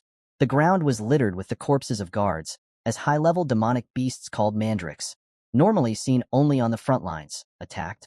The captain, overwhelmed and in despair, realized they were doomed. As the beasts prepared to attack, Sarika intervened. Using a burst of mana, she created a large hole in one mandrake's mouth, killing it instantly. As the beast's remains fell, Sarika landed gracefully, ordered the others to use the moment to evacuate, and took a defensive stance. The captain, recognizing Sarika as an academy instructor, was momentarily distracted. A hooded man appeared behind him, surrounded by malevolent energy, preparing to strike. Alice, however, was ready. She jumped in, unsheathed her sword, and executed a quick blade technique, cutting the attacker in half. The captain, stunned, watched as Sarika, now emitting powerful green mana, took a defensive stance. Alice, landing beside him, urged him to leave the area. Shocked but understanding, the captain turned to the other guards and instructed them to focus on protecting the evacuees. Just then, a demonic tree extended its sharp branches, attacking. As the branches neared, Sarika and Alice prepared to defend. However, the branches abruptly changed direction and headed towards the ceiling, prompting both women to turn and assess the new threat. They were shocked and quickly went on alert when they saw the sharp branches advancing towards the door through which they were evacuating people. Erin, seeing the attack aimed at her, panicked. Lunav, confused, tried to understand the situation. Sarika soon realized that Erin was the target. Desperate, she alerted Erin to the imminent danger. As the sharp branches neared Erin's face, she was paralyzed with fear. Just in time, the captain appeared, wielding his sword with both hands. He cut the branches in half, saving Erin. Despite his efforts, a small branch grazed Erin's cheek, causing a minor cut and a trickle of blood. Tears filled Erin's eyes as she stood trembling. After blocking the sharp branches, the captain let his guard down, leaving him vulnerable. The demonic trees seized this opportunity and launched a powerful attack, piercing his ribs and chest with sharp branches. The captain, in excruciating pain, screamed as Princess Erin watched in panic and disbelief. With tears in her eyes, she recognized the captain as Morris, the leader of the guards.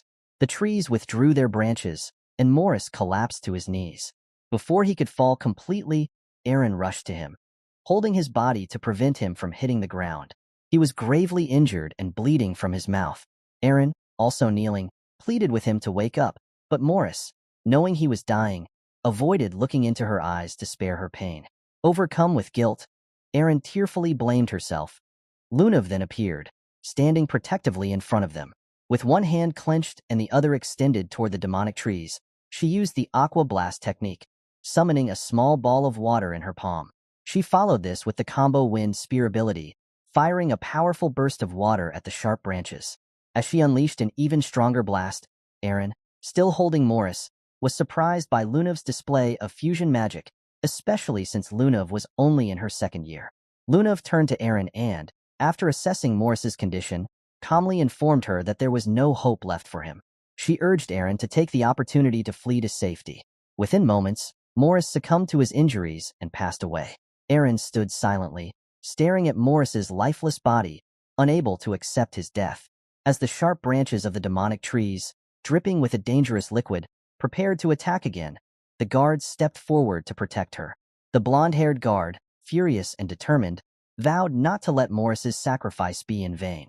His fellow guard, equally resolute, shouted that they would stop the enemy at any cost. Lunav approached Erin, urging her to leave. Erin, fists clenched and eyes downcast, finally agreed but vowed never to forget Morris's sacrifice. As the trees readied another assault, Erin used her magic to cast a technique called Grim Armor, creating a protective golden barrier around the guards. The blonde-haired guard, surprised by the sudden protection, looked back in shock. Erin explained that the barrier would shield them from the deadly poison of the mandrake roots, which could be fatal with just one touch. Erin, with her hand extended and golden energy flowing from her palm, commanded the guards not to die, emphasizing that it was an order from their princess. Encouraged, the guards smiled and responded with determination. "Understood, Your Highness." As the deadly roots advanced, the guards, filled with resolve, gripped their swords and charged towards the roots to protect their princess. The blonde-haired guard swung his sword with all his strength, cutting through the roots. The rest of the guards followed suit, attacking the trees and slicing through the roots without hesitation. The mandrake trees, overwhelmed by the assault, screamed in agony as their roots were chopped to pieces. The demonic trees became enraged and launched a fierce counterattack. One of the roots struck the blonde-haired guard, and despite the guard's efforts, they were overpowered by the stronger trees. Some guards managed to climb onto the roots, continuing their attack, but Alice, realizing the situation was dire, shouted for the guards to retreat. She used her technique, Freeze, to create an advancing ice barrier that shattered part of the roots, saving the remaining guards. Alice rushed to Princess Erin and urged her to escape while she had the chance. Confused, Erin asked what Alice intended to do. With a sincere look, Alice reassured her, revealing her identity as Alice Vert from the House of Vert, and insisted Erin hurry to safety. The trees, sensing Erin's attempt to flee, roared in defiance, determined not to let her escape. At that moment, Sarika, wearing red heels, began climbing the roots. With swift and powerful strikes from her dagger, she sliced through the roots effortlessly. Sarika, an alchemy instructor at the academy, knew fighting with her dagger risked exposing her secret identity as mist, but the dire situation left her no choice. The masked men had already massacred many guards and civilians, and the demonic trees had eliminated the guards protecting the evacuees. Deciding it was not the time to worry about her secret. Sarika used her fog blade ability, 8 fluttering petals. Moving at incredible speed, she struck the trees at their weak points. Seconds later, she landed on the ground as Alice's ice began to take effect. A guard, resting on the roots, noticed the mandrake had stopped moving and ordered the others to regroup and counterattack. But before they could act, a masked man appeared behind the guard, ready to strike. The guard, sensing the attack, was paralyzed with fear, thinking it was too late. Just before the masked man could deliver the blow, someone counterattacked, cutting the man's head in half. It was Sarika, holding 2 daggers. The lifeless body of the masked man fell onto the root, and Sarika landed beside it. She looked at the guard and instructed him to stay alert, as there were still demonic beasts around. The terrified guard, now nervous and sweating, acknowledged Sarika's command with a shaky, understood. Sarika, her expression serious, glanced back as a drop of sweat trickled down her cheek. She knew they needed to keep the demonic beasts at bay to give Alice enough time to escort Princess Erin to safety. Yet, she couldn't shake the ominous feeling that something was off. Meanwhile, Alice, Lunav, and Princess Erin were sprinting down the hallway toward the palace exit. Alice led the way, gripping her sword tightly. Erin, following closely, eyed Alice with a mixture of surprise and curiosity, wondering if she was Cyan Vert's older sister. Worried thoughts about Cyan's safety filled her mind. Suddenly, the ground beneath them shattered as a massive demonic beast, resembling a golem, emerged. The beast, known as the Nightcrawler, roared loudly and blocked their path. The trio halted in their tracks, with Alice staring at the beast in surprise. She gripped her sword tighter, anger bubbling inside her as she thought it almost seemed like the beasts knew exactly where they were. Despite her anger, she felt uncertain if she could defeat this towering creature. As the smoke from the shattered ground cleared, revealing the golem in full, Erin decided to help. She knelt down, placing her hand on the ground, and invoked the chain trap technique, causing a golden magic circle to appear beneath the golem. Lunav, determined to assist, extended her hands towards the beast and used the flame spear ability, creating 2 fiery magic circles in her palms. A giant golden chain erupted from the ground, wrapping around the golem's leg and immobilizing it, while spears made of fire shot up and struck the beast, enraging it further. Alice, witnessing this, was both surprised and confused. She turned to see that it was Erin and Lunav who had launched the attacks. With her hands still extended, Lunav told Alice with a serious look that they were going to lend her a hand. Erin, focusing on summoning more golden chains, caught Alice's attention and urged her to attack now. Seeing an opening, Alice felt a wave of confidence. Though initially confused by the sudden teamwork, she soon smiled, realizing she couldn't lose heart with her academy companions by her side. The demonic beast raised its hand towards the sky, roaring as it prepared to attack. It swung its hand, launching a powerful strike that shattered part of the area. But just before the attack could reach them, Lunav quickly extended her hands and used the protection technique, creating a barrier that shielded them from the blow. Alice seized the moment. She leaped to the roof, crouched down, and gripped her sword with both hands, preparing to strike. The beast below sensed the danger and went on high alert. At that moment, the blade of Alice's sword transformed into a powerful burst of blue fire. With a determined glare, she declared herself a member of House Vert, Guardians of the Empire, and promised the beast it would regret getting in her way.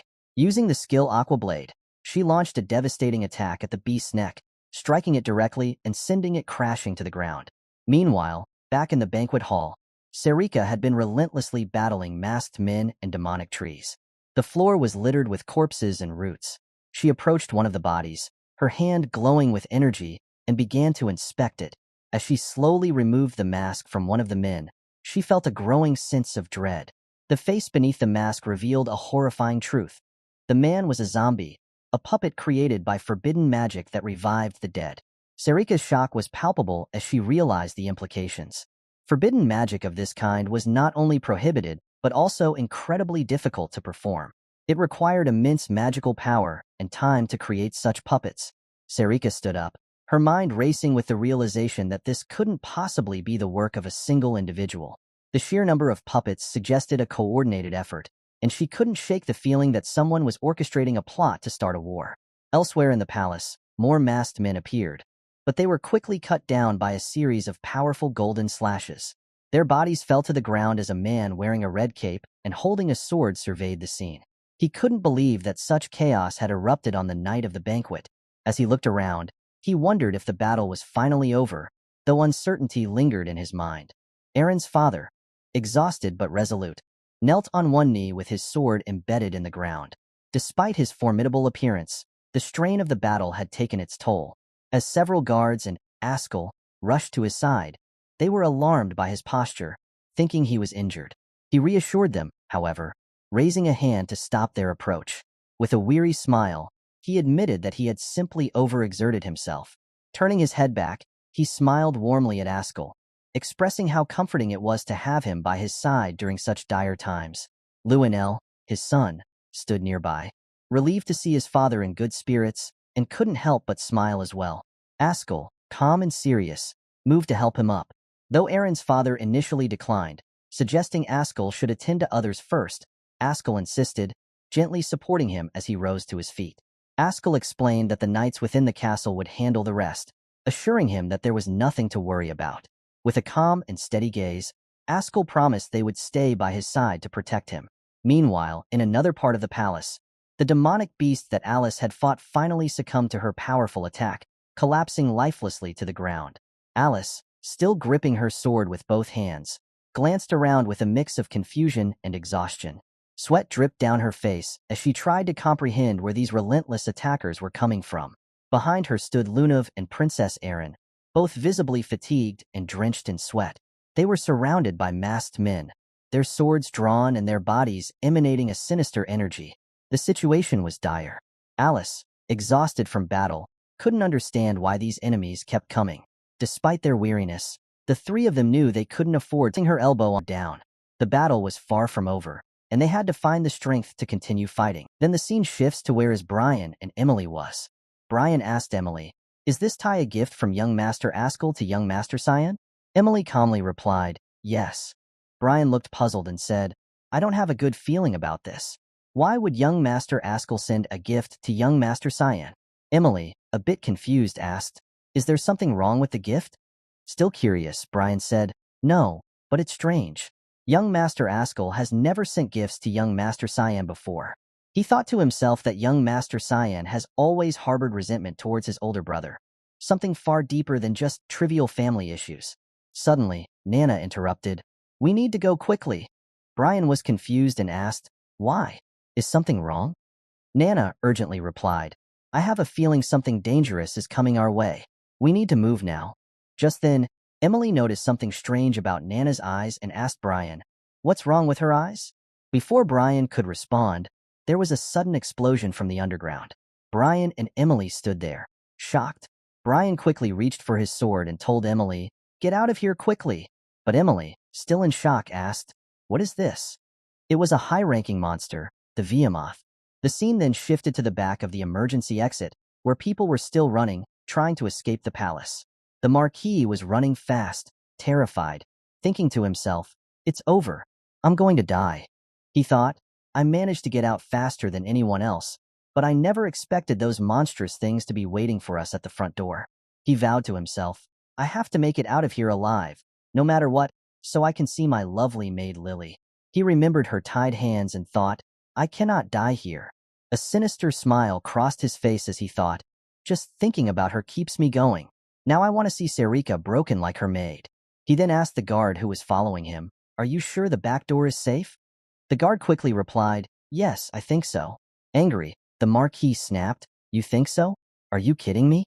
Don't you know who I—" But before he could finish his sentence, a masked man attacked him, killing him instantly. He lay dead on the floor. The guard who was following him was shocked and shouted, "Marquis Drenian!" The girl beside the guard was also shocked, but it was too late. He was already dead. The knights following the Marquis were now panicking, saying, "We're screwed." Suddenly, they were all stunned to see a surge of water. It was Alice, who used her water mana ability, Aqua Explosion. She then turned to Lunav and said, Now it's your turn. Lunav used her ability, Freeze, and in a moment, all the masked men were taken out by their combined mana abilities. The knights were astonished, with one exclaiming, "Amazing! They killed them all in an instant." "Who are they?" Alice replied, "My name is Alicefort, and it's not over yet. Go quickly and protect Her Highness." A knight then turned to Aaron and asked, "Are you all right, Your Highness?" She responded, "I'm fine." But Lunav was struggling, nearly collapsing from the strain of using her abilities despite already being weak. Lunav told Aaron, "Don't worry about me. I'll recover soon." Aaron, concerned, asked, "How can you?" But Lunav insisted, "Their next attack will begin soon. You need to get out of here before that." Aaron was still worried about Lunav, but suddenly, all the knights stood in front of them and said, "We'll protect Her Highness." One knight ordered, "Get into formation quickly." Alice then ran to the front and said, "I'll provide support." She instructed the guard knights, "Use barriers to protect the nobles. You all need to hold out until the battle is over." Turning to the royal knights, she added, "Protect Her Highness and back me up if I go down." Blue mana began flowing from Alice's body, and she declared, "I will do everything in my power to stop these things." But Alice thought to herself, "Even if I keep taking them down, more keep appearing from elsewhere. It's as if they know where we are at all times." Lunav and Aaron stood behind the royal knights, with Aaron saying, "Here they come again. Prepare to attack with all your might." The enemies were after them because they could sense the evil mana in the necklace Aaron was wearing. The scene shifts to Emily and Brian, who were facing a monster. Emily, terrified, stood behind Brian as he aimed his sword at the creature. "Brian, you need to do something," she pleaded, her voice trembling. Brian kept his focus on the monster and replied, "Just stay behind me." He thought to himself, for a high-ranking monster to appear in the palace, something must be happening. Just like the young master said, "I've had the young master by my side to protect me, but now I need to be able to defend myself." However, she was standing so close to Brian that his face turned red. She then said, "I believe in you, Brian. You can save us." The high-ranking monster suddenly prepared to attack them. Emily, shocked and trembling, warned, "It's coming." Brian gritted his teeth and told her, "Don't get separated from me." As the monster lunged at them, Brian struck its right arm, halting its advance. He smiled and said, "I stopped it. This should be doable." But then the monster counterattacked, pushing Brian back. Emily, worried, asked, "Are you all right?" Brian, still trying to stay brave, responded, "Of course I am. I won't even let it scratch you." As the monster came closer and opened its mouth to devour them, Brian thought to himself, "Is this it for me?" In his mind, he apologized to the young master. But suddenly, Nana appeared in front of them and attacked the monster. Both Brian and Emily were shocked, with Emily asking, "What's that?" After defeating the monster, Nana landed on the ground with purple mana swirling around her. The monster was dead, and Nana looked towards them with a crazy smile. The scene shifts to Aaron, who was trying to hold back the masked men while the royal knights attacked them, but their efforts weren't enough. Alice was also fighting and managed to strike down several enemies, but she was getting tired and sweating. "This will never end at this rate," she thought. "I don't know who's behind this, but they planned it really well. The knights will be exhausted soon. We need a different solution." During the battle, Alice struck a masked man, knocking his mask to the ground. She was shocked to see that he was an undead, resurrected using black magic. "I need to think of a magic that's the opposite of dark magic," she realized. The first thing that came to her mind was the god of light, Lumendal, and his light magic. If someone can cast light magic, we might have a chance to win. It's the only way. She suddenly called out to Princess Aaron, who was confused.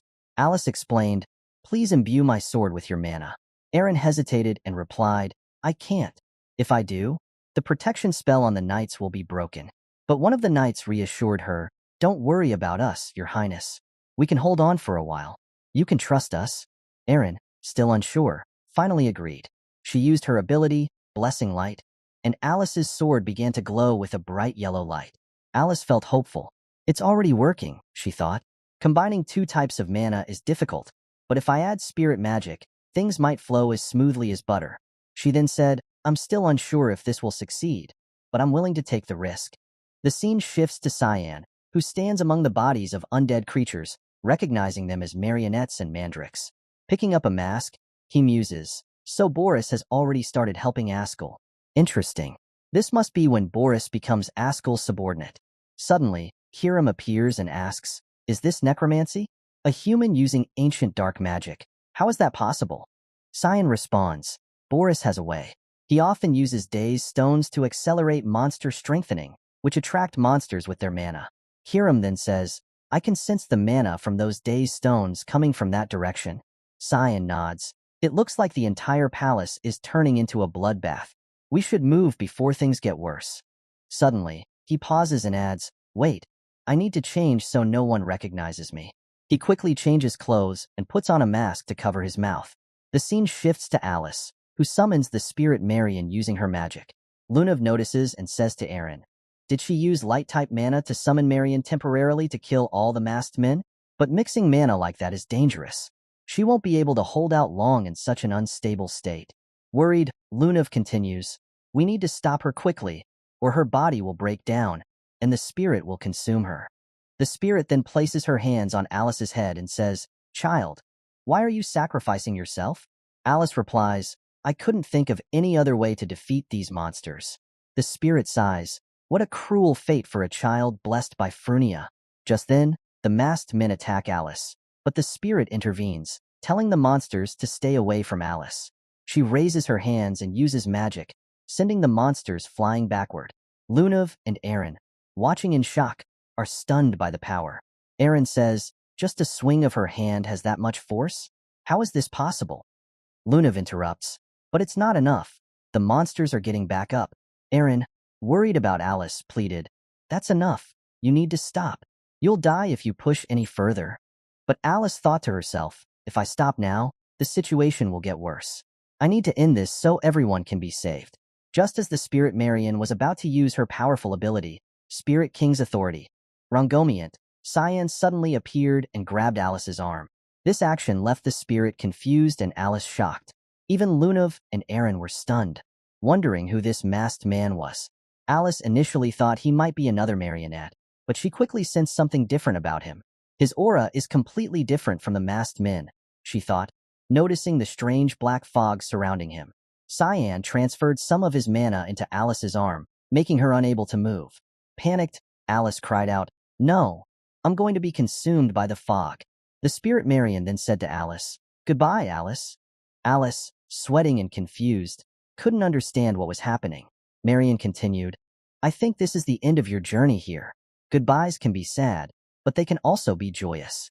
Cyan released Alice's arm, causing her to collapse to the ground, her stamina completely drained. "Is it because of that fog? I don't have any strength left to stand," she thought. Before disappearing, Marion told Alice, "Remember, Furnia will always welcome you with open arms, so never lose hope." Then the spirit vanished, leaving Alice in disbelief. Aaron and Lunav, still confused by what they witnessed, stood by. Aaron asked, "What's going on?" Lunav responded, "That man blocked the mana, nullifying the spirit's manifestation. I don't even know if he's human." Kneeling and exhausted, Alice watched as the scene unfolded, despairing, "It's over for us now. They're coming again." The undead began to attack Cyan, but he quickly moved back, placing his dagger on his shoulder. In the blink of an eye, Cyan launched a rapid attack, so fast that the undead couldn't even tell where they were hit. Alice, shocked, realized, "Is he on our side?" Cyan continued his strikes, then took a step back, thinking, "I knew it. If I even take a small step back, they'll all be drawn to the princess's group. It's like they're strongly attracted to something." Cyan then asked Kiram, "Can you sense any special mana in the princess's group?" Kiram replied, "Other than Lunav?" "No, just tell me if there's anything else," Cyan urged. Kiram quickly recognized that the mana from the monsters and the princess's necklace were the same. She informed Cyan, "I can feel a similar mana coming from the princess's necklace." Cyan responded, "Got it. I'll close the distance between us in one go. Help me out quickly." Kiram, a bit annoyed, said, "You only need me in situations like these." Cyan then placed his hand on the ground and used the ability Creation Space, covering the area around him with a black-red fog. He followed it with another ability, Fog Domain, which spread the fog quickly around everyone. One of the royal guards warned, "Be careful. We don't know what might be inside this fog," while another knight noted, "It feels like we're in a different place." The black-red fog began consuming the masked men, starting from their feet and slowly engulfing their entire bodies. The marionettes were shocked, as was Alice, who observed that black fog is absorbing all the undead. Right before her eyes, all the marionettes were consumed by Cyan's fog. The area fell silent, as if nothing had happened. Still confused, Aaron asked, "He killed all those marionettes? Just who is that masked person?" Suddenly, Lunav collapsed to the ground, and Aaron, shocked, called out, "Lunav, get it together." But Lunav couldn't even move. Cyan quickly approached Aaron, placing his right hand on her shoulder, causing her and the guards to react with alarm. The guards shouted, "What the hell are you doing?" as Cyan used his right hand to grip Aaron's neck while holding his dagger near it. A guard demanded, "Let her go immediately." Aaron, feeling a strange familiarity, wondered, "Who is this guy?" Cyan then used his dagger to destroy the dazed stone in Aaron's necklace. The guards were stunned, and one asked Aaron, "Are you okay, Your Highness?" Another guard angrily told Cyan, "You bastard. What do you think you're doing?" Alice, also shocked, called out, "Aaron." The royal guards prepared to attack Cyan, but the black-red fog reappeared, stopping them. Cyan then moved to Lunav. Aaron, fearing for Lunav's safety, shouted, "Get away from her." But Cyan didn't move. Instead, he used his mana to transfer energy into Lunav's body. Aaron tried to use her ability, God's Stinger, to attack Cyan, but he dodged swiftly and turned into fog. Cyan reassured Aaron, "Don't worry. I'm not trying to harm you. I destroyed the jewel so the monsters shouldn't be attracted to you anymore." Aaron, touching her necklace, asked, "Are you saying this necklace, given to me by my brother, was attracting the monsters?" Cyan urged her, "It's not the time for explanations. You need to get out of the palace through the front gates quickly. I've cleared the path for you, so be careful." As the black-red fog began to disappear, Aaron thought, "The place is returning to normal." A guard asked, "Are you hurt anywhere, Your Highness?" Aaron, still wondering about the mysterious man, replied, "I'm fine. What about Alice and Lunav?" Alice reassured her, "We're both okay." Aaron was relieved and said, "Let's recover and head out through the front gates as that man advised." She thought, "Getting these kids to safety is my priority right now. I'll think about that man later." Lunav, with her eyes turning purple, suddenly recognized something and thought, "Was that Cyan?" The scene shifts to Brian, Emily, and Nana, who are dealing with the monster attack. The monster was still alive and roaring, but Nana quickly used her powers to kill it. Emily asked Brian, "What is that kid? Are you sure she's just a maid?" Brian, still confused, replied, "I'm not sure. I've never seen her like this before." Nana, still in dragon form and surrounded by purple evil mana, was consuming the monster. The scene shifts to Cyan, who was having a serious conversation with Kiram. Cyan was recounting events from his past life, explaining the rumors about a bloodbath that resulted in the deaths of many people. According to Cyan, all the blame was placed on the fifth princess of the empire, Erin Severus. People said that blinded by her greed for power, Erin had attempted to kill everyone to seize control.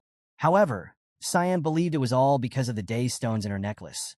Even back then, he suspected that the necklace had been given to Erin by Ascal or her brother, Luenel.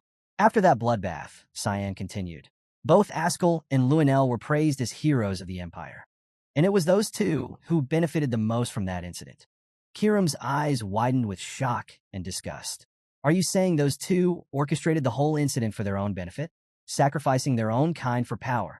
She shook her head in disbelief. "Sometimes I think humans are worse than demons." Cyan nodded gravely. "This is nothing compared to what they will do in the near future," he said ominously. In his mind, he added a thought he didn't dare voice. "Yeah, I've helped with worse massacres than this in my past life. Maybe I'm even worse than them." Suddenly, Cyan stood up, ready to leave. Kiram looked up at him, puzzled. "Where are you going?" "I'm sure Nana is waiting for me in the room," Cyan replied. "The palace knights will handle the rest." Kiram hesitated for a moment, then spoke up. "Cyan, there's something that's been bothering me about the princess's necklace." Cyan turned to her, his expression one of confusion. "What do you mean?" Kiram bit her lip, then said, "I think her name was Emily? Your maid. I noticed she smelled like Daystone too." Cyan's eyes widened in shock. "What?" The scene shifts back to Nana, who had just finished eating a monster.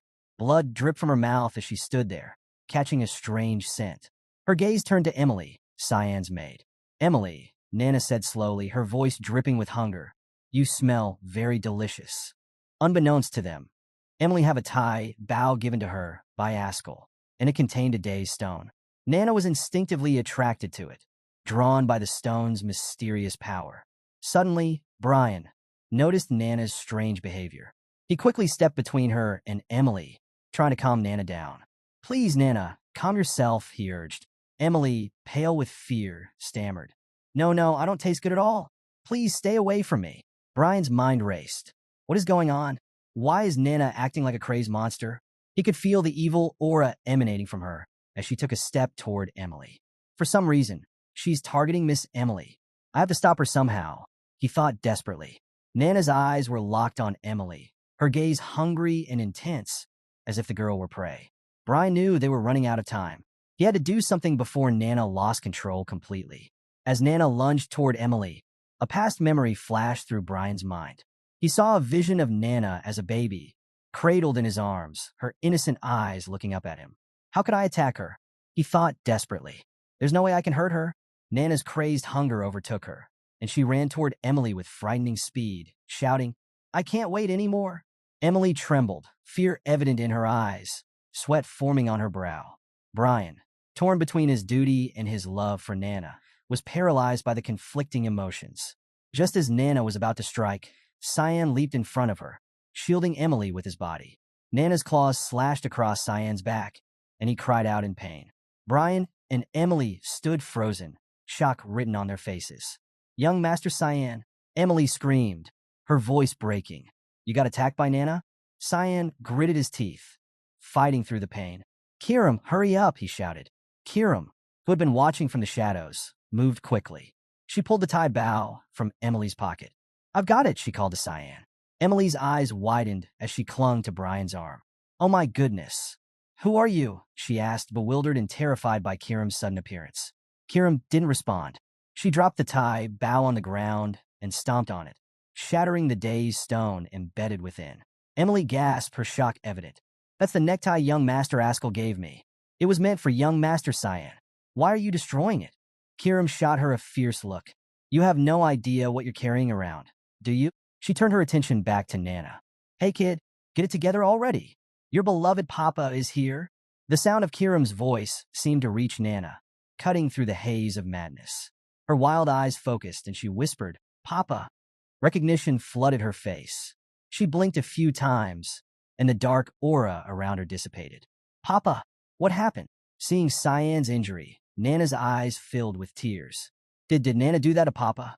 she asked, horrified. Cyan knelt beside her, wincing in pain, but trying to keep his voice soothing. "It's okay, Nana," he said gently.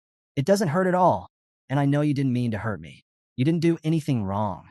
Nana's legs gave out, and she sank to her knees, her small frame trembling with sorrow, her voice breaking with sadness. "I'm so sorry." Brian stepped forward, concern in his voice. "Young Master, are you all right?" Cyan waved him off, still focused on Nana. "I'll be fine. We need to leave this place. It's a mess," he said, looking around at the remnants of the chaos. The scene shifts to Luenel, who stands in an eerily quiet hallway. His eyes scan the empty space, his brow furrowed in confusion. What is going on? He thinks. This place should be teeming with monsters. Yet, the silence is so profound that it seems as if no one is here at all. "Luenel," the king's voice breaks the silence. "I don't see any monsters around." Luenel quickly composes himself and replies, "Yes, your majesty." It's a relief. It seems like the situation has already been taken care of. Ascal, standing nearby, shares the confusion evident on Luenel's face, but remains silent. His eyes dart around the hallway, as if searching for something amiss. Suddenly, a familiar voice cuts through the silence. "Father!" Erin cries out, running toward the king with a worried expression. Her eyes are wide, and her breath is heavy from running. The king's stern expression softens when he sees his daughter. A smile tugs at his lips. "Erin, are you all right?" he asks gently. Erin throws her arms around him, hugging him tightly. "I'm so glad you're all right, Father," she says, her voice choked with relief. She pulls back slightly, looking him over. "Are you hurt anywhere, Father?" The king chuckles, shaking his head. "I'm fine, Erin. I was able to get here safely thanks to Ascal and Luenel." He gestures toward the two men, acknowledging their presence. Erin's gaze shifts to Luenel, and her expression hardens. A cold, Unreadable look settles in her eyes as she regards her brother. Sensing her stare, Lionel meets her gaze with one of his own, his expression equally icy. "I'm glad you're not dead, Aaron," he says with a hint of sarcasm. Despite the tension, "I'm glad you're all right too, Lionel," she replies. Inwardly, her mind races. "I have so many questions to ask you, but first, I need to take care of the others." At that moment, Alice and a royal knight kneel before the king, their heads bowed in respect. "Your Majesty," Alice says, her voice steady, "I'm glad to see you safe." The king nods at her, a grateful smile on his face. "Thank you for protecting my younger daughter, Alice. I will reward you handsomely for your loyalty and bravery." As Aaron listens to the exchange, she notices Ascal leaning closer to Lionel, whispering something in his ear. Her eyes narrow in suspicion. What is he saying to him? She wonders, trying to catch the murmur of Ascal's words. Whatever Ascal says to Lionel, it has an immediate effect. Lionel's face lights up with a wicked smile. He suddenly turns his sword, pointing it at Lunav, who has been standing quietly at the side, watching the scene unfold. "I think I know who's behind this incident," Lionel announces loudly, drawing everyone's attention. He levels a finger at Lunav, his voice filled with accusation. "The granddaughter of the Garum Mage Association president is behind this. Lunav Rainreaver, you are under arrest." Alice watched the scene unfold with a growing sense of confusion. Arrest? What is he trying to do? She thought. Her eyes darted between Lionel and Lunav, who stood at the center of the hallway, tension hanging thick in the air. The king's face darkened with anger as he addressed Lionel.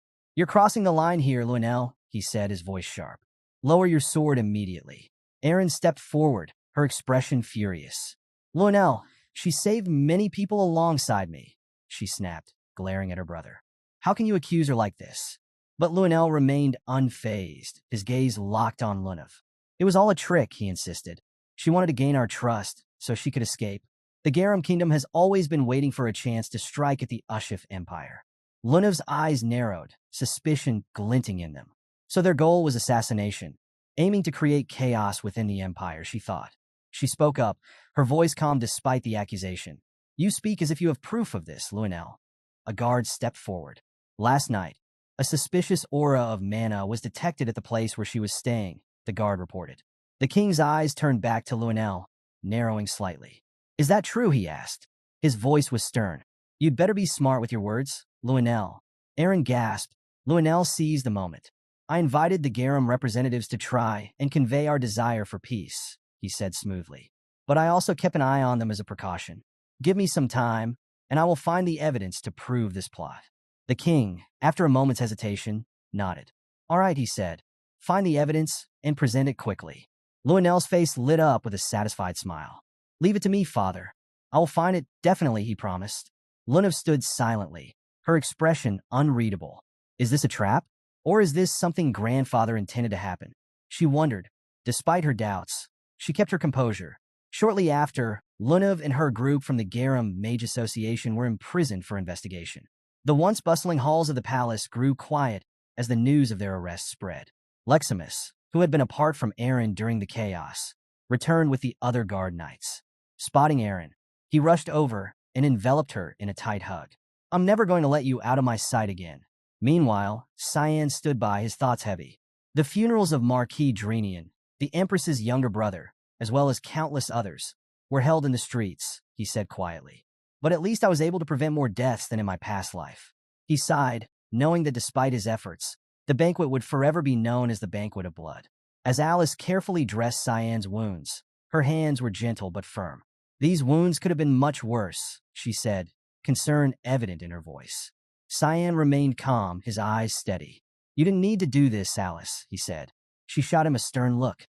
"You need to stay still," she replied, a hint of authority in her voice. "I'm your sister, and you need to listen to me. It could have been really dangerous for you. It's a good thing you ran away when you did." Cyan chuckled at Alice's comment, but there was a hint of nervousness in his laugh. "Yes, I was good at running," he agreed. Alice's expression softened, and she continued, "You know, that masked man who saved me. If it weren't for him, I might have died that day." She paused, looking thoughtful. "Just who was that person?" She glanced at Cyan, studying him closely. "Actually," she said slowly, "now that I think about it, that masked guy was about your height. And you've gotten a lot fitter lately." Cyan's eyes widened slightly, a faint blush creeping up his cheeks.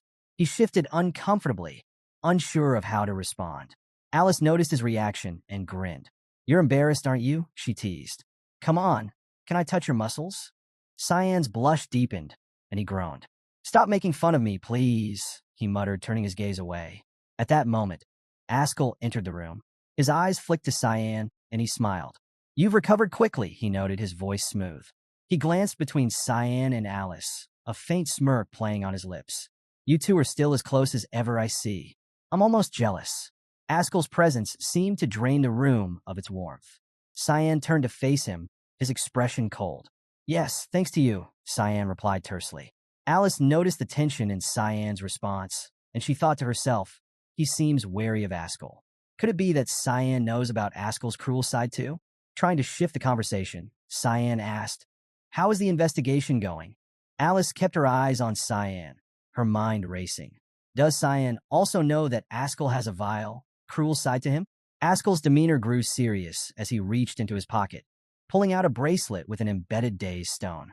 "I actually came here because of that," he said, holding the bracelet up for Cyan to see. "This was found in Lunav Rainreaver's room." Ascal's voice was calm, but there was a sharpness to his gaze. "Lunav claims that it was gifted to her," Ascal continued. Cyan's eyes narrowed as he examined the bracelet. "Then the person who gave her that bracelet should be on the list of suspects," he said thoughtfully. Ascal nodded approvingly. "You're very clever, Cyan," he said. "Do you remember receiving anything from anyone during the banquet?" Cyan shrugged nonchalantly. "I don't know," he replied, his tone evasive. "Do you know who gave that bracelet to Luna?" Ascal's eyes glittered as he answered. "I heard there was a merchant in the palace, but he was found dead today," he said. "I'm looking for more clues." Ascal leaned closer, his voice dropping to a low, serious tone. "Are you sure you didn't receive anything during the banquet, Cyan?" Cyan's thoughts raced.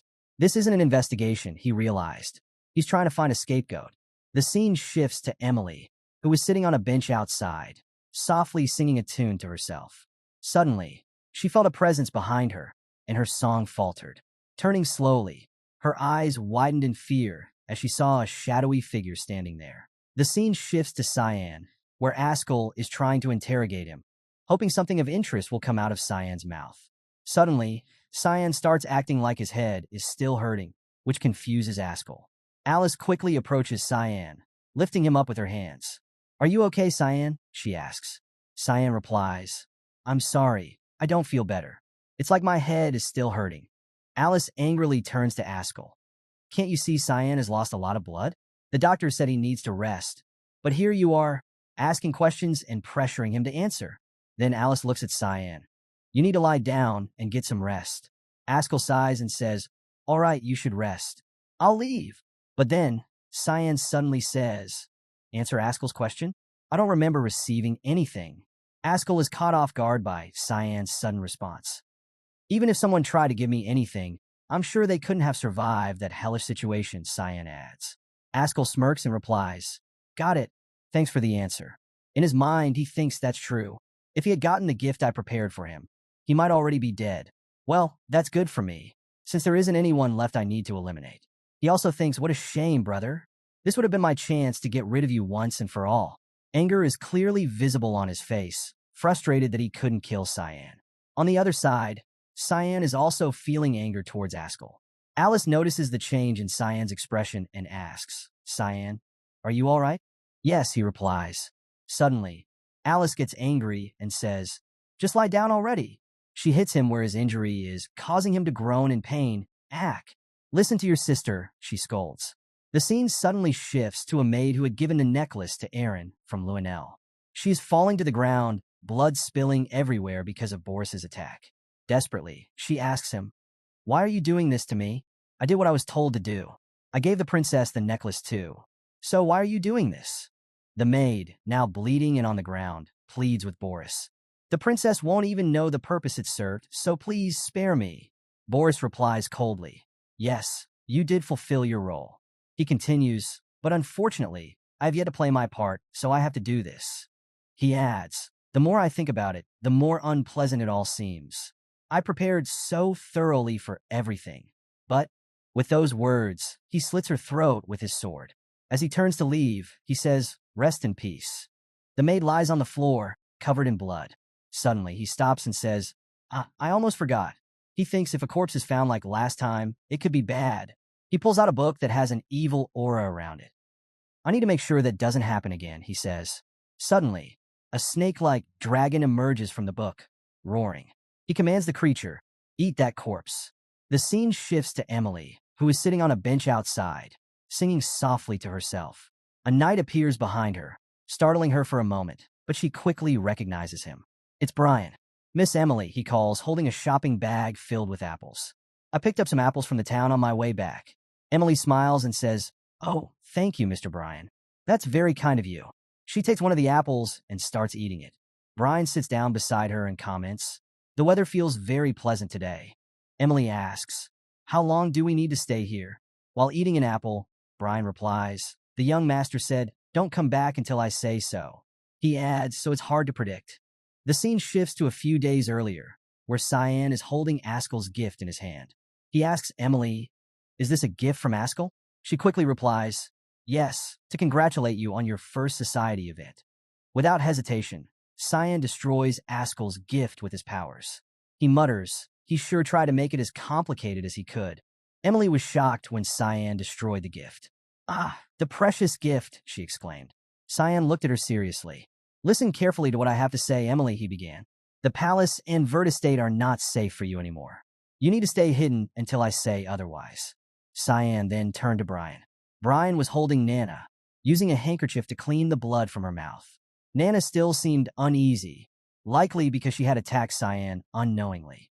Noticing Cyan's attention, Brian quickly responded, Yes, young master? I have some business to attend to, Cyan said. You have to protect Emily. Brian nodded and replied, Yes, leave it to me. I will protect her. While patting Nana on the head, Cyan added, You also need to take care of Nana. Nana looked confused, so Cyan smiled at her and said, It's only for a while. And don't cry, okay? Back in the present, Brian is lost in thought. I've never seen the young master make that kind of face. I need to make sure I can support him this time. Emily interrupts his thoughts, asking, Is Nana all right?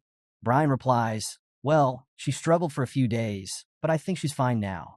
Emily nods and says, A lot happened with the young master while I was away. She glances at Nana, who is sleeping peacefully, and continues, I never imagined that the girl I thought was a maid would turn out to be a draconic human. Now that I know everything about her, I should help out as much as I can. Brian smiles and says, I was just thinking the same thing. As his arm accidentally brushes against Emily's, a past memory flashes through his mind. Emily holding his arm tightly. He blushes, wondering why he suddenly remembered that.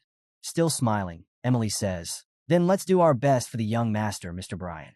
Brian, still blushing and a bit confused, smiles back and replies, Yes, Miss Emily. The scene shifts to the king's room, where Lionel is speaking with his father. What do you mean, father? Lionel asks, confused. The king responds, I'm releasing Lunev and the other members of the Garum Kingdom that we arrested. Lionel is shocked. We have clear evidence against them, and you want to let those suspects go? The king's expression hardens.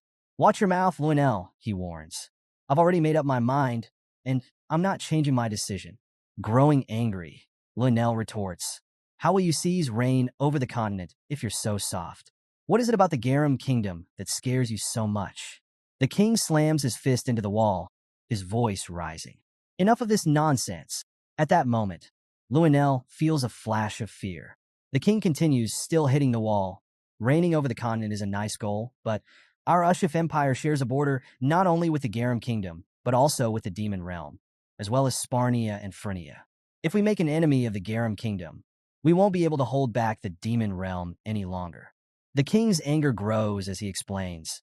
The entire continent will suffer from all the monsters pouring out of there. Hearing this, Lionel is angry, but knows he can't argue against his father's reasoning. The king adds, Even if I were to gain power over the continent, it would come at the cost of sacrificing too many people. Someone who does such a thing is a monster, not an emperor.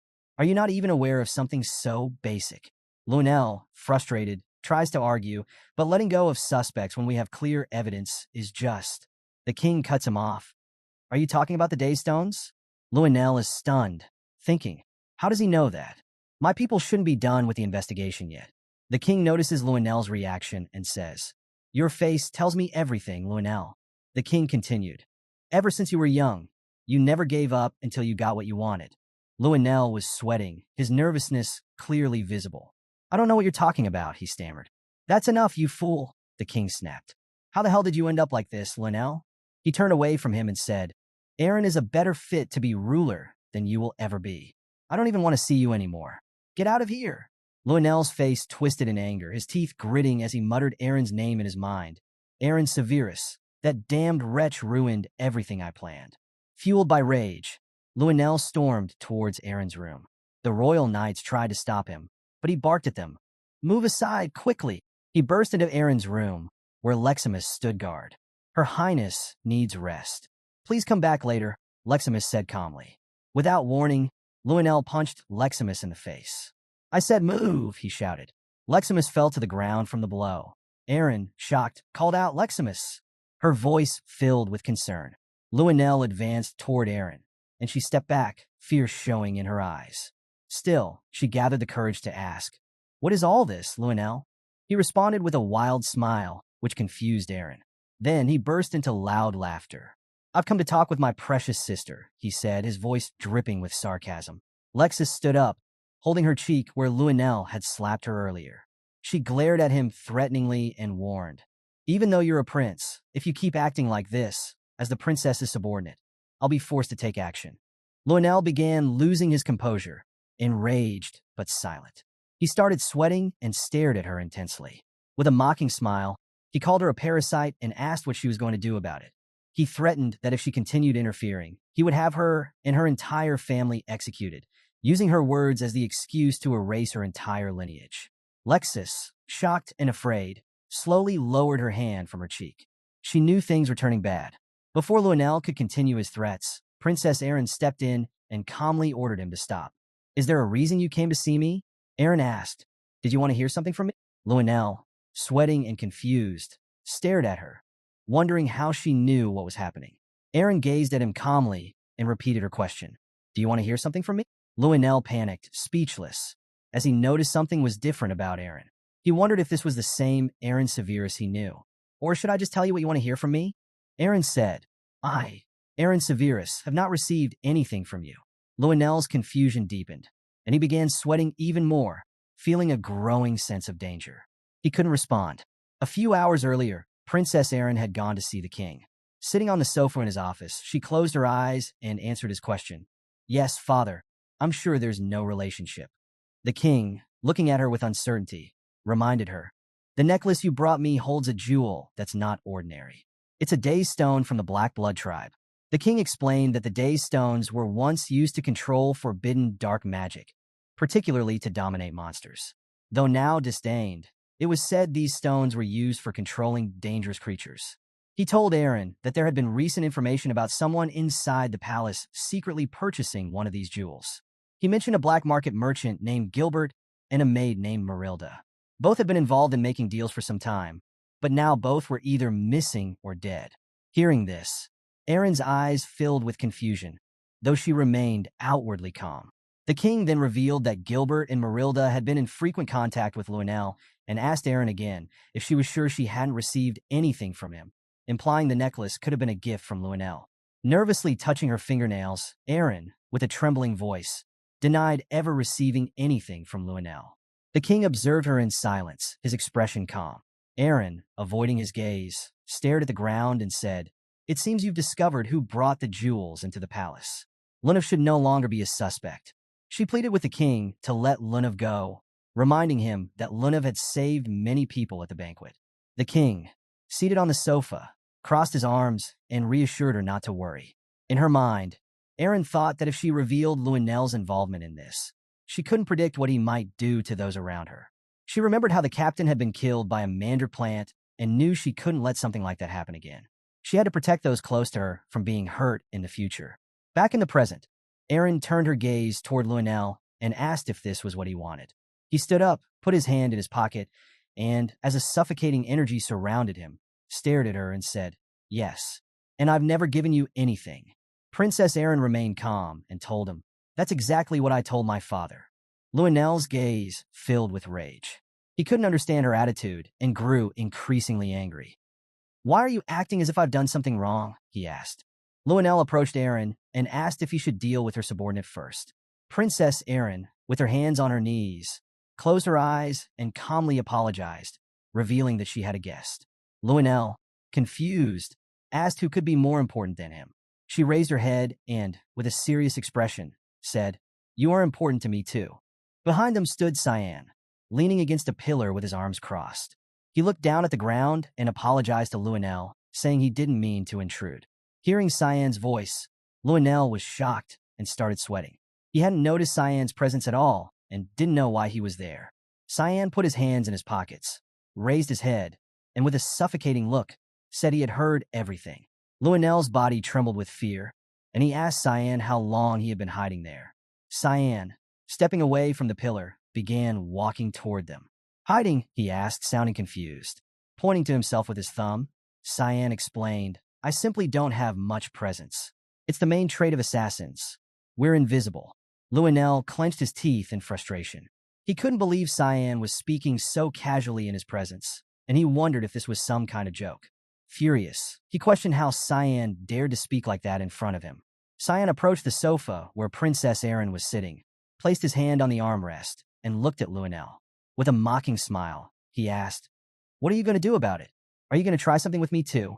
Princess Aaron observed Luenell silently, her expression serious. Though Luenell was angry, he managed to stay calm, now observing Cyan more carefully. He couldn't help but wonder if the rumors about their engagement were true. Becoming Cyan Vert's enemy would be dangerous for him, since after all, he was the son of his father's friend.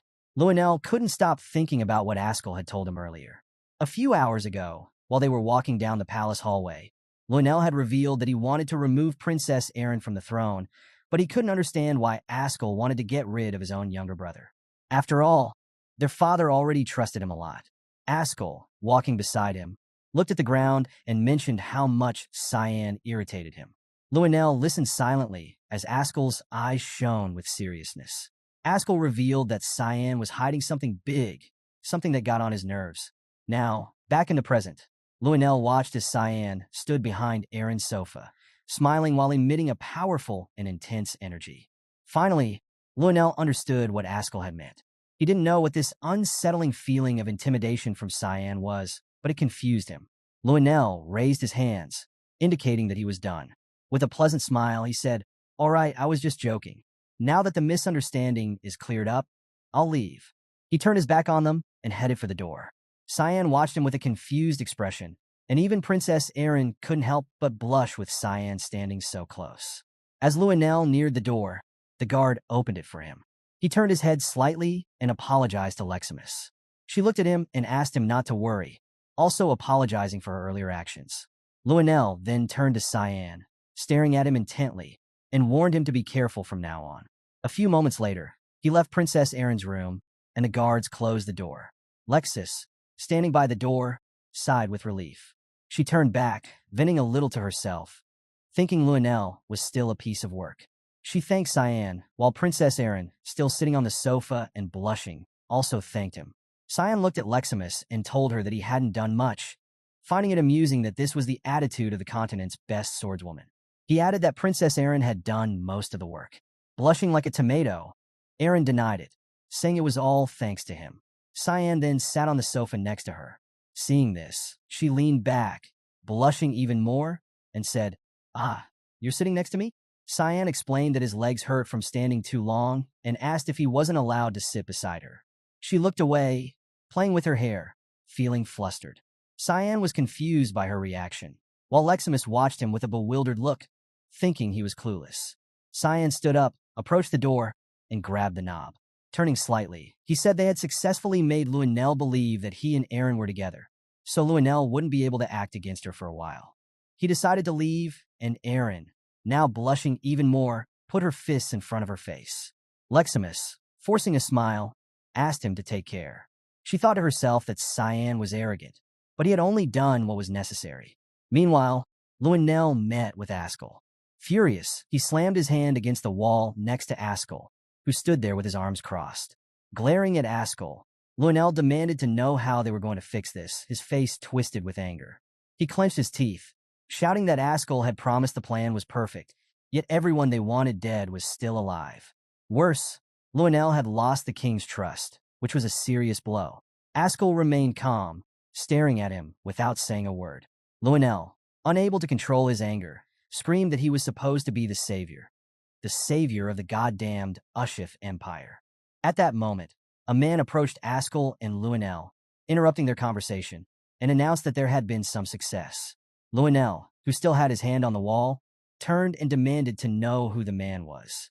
Ascal remained silent, arms crossed, observing the interaction. The man was none other than Boris Elhelm.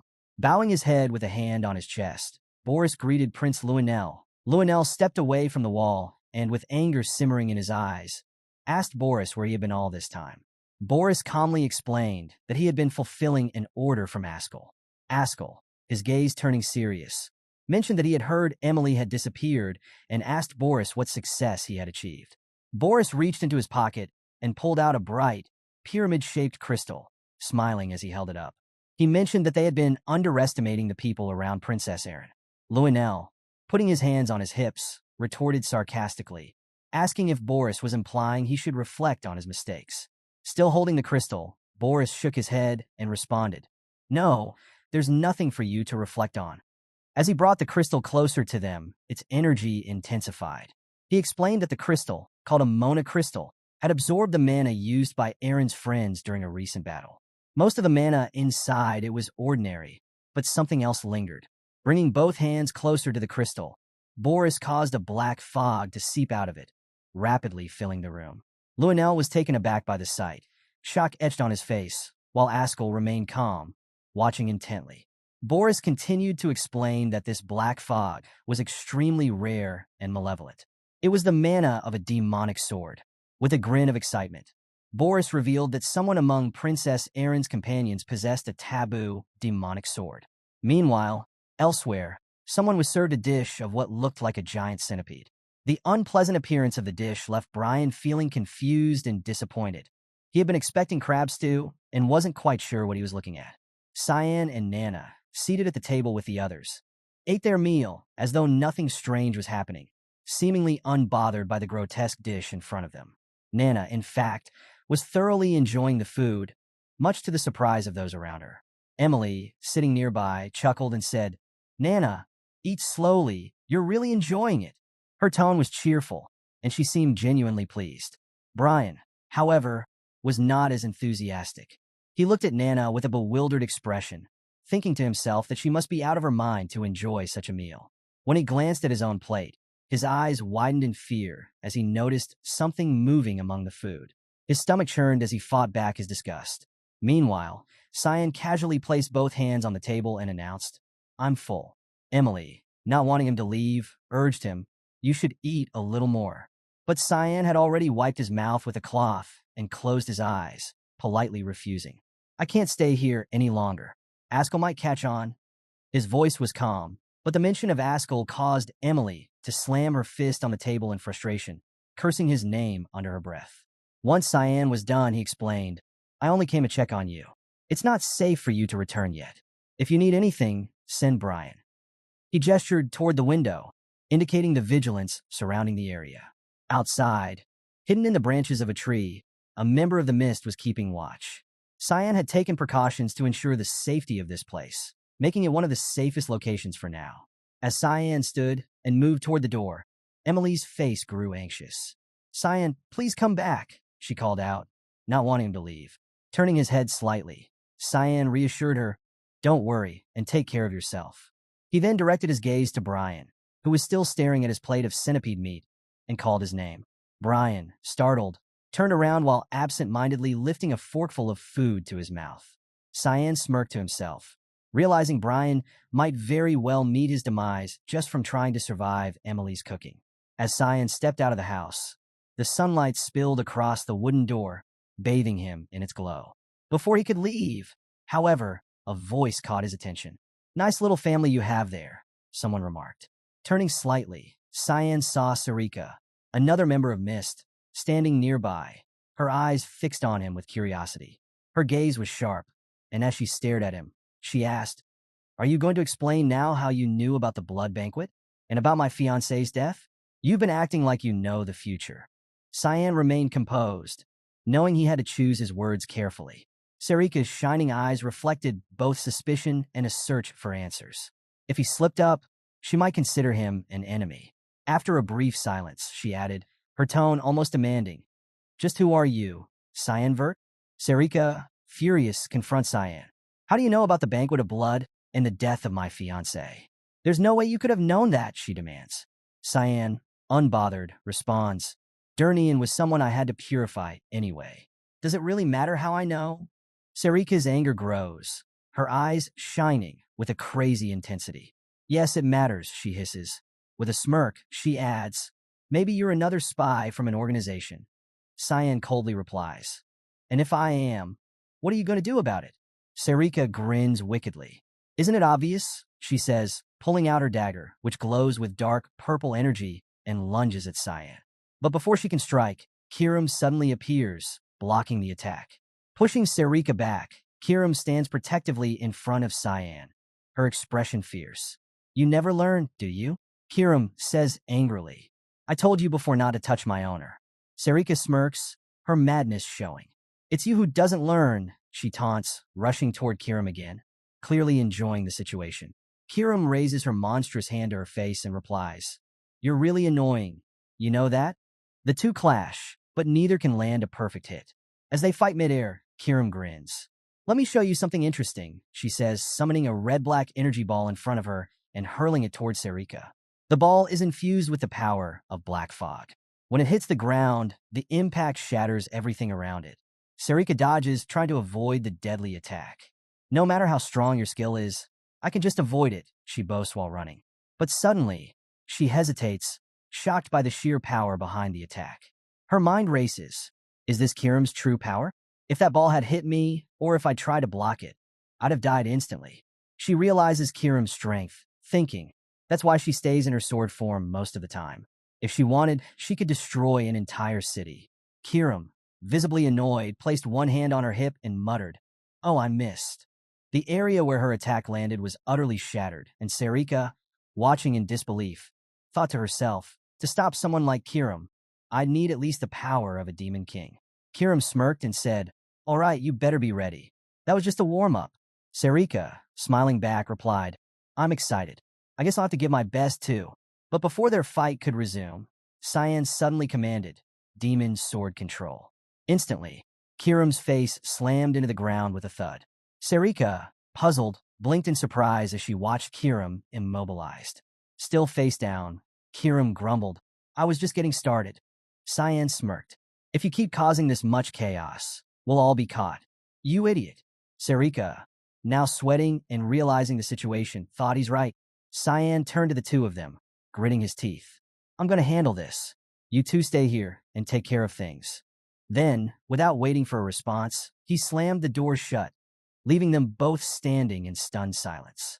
Kiram, still sitting on the ground, looked confused, while Sarika stood beside her, equally bewildered. Meanwhile, inside the house, Cyan entered with urgency. "Everyone, pack everything up right now." But his command was cut off when a calm voice greeted him. "You're finally here." Cyan froze in shock as he saw Lunav casually sitting at the dining table. Sweat formed on his brow as he quickly glanced at Brian, who was standing nearby, visibly nervous. Brian, sweating profusely, stammered, Sorry, young master." She just suddenly appeared. Cyan's mind raced. How did she get through the barrier and miss detection? Sweat dripping from his face, he looked at Lunav and asked, "How did you find this place?" Lunav, looking amused, smiled at him. "It's one of my talents. Don't worry, no one else knows about this place, just me." Then, with a playful grin, she added, "Though considering all the noise outside, I'm starting to wonder." Cyan, clearly annoyed, snapped, "Whatever. Why are you here?" Lunav tilted her head slightly and said, "I just came here to say thank you."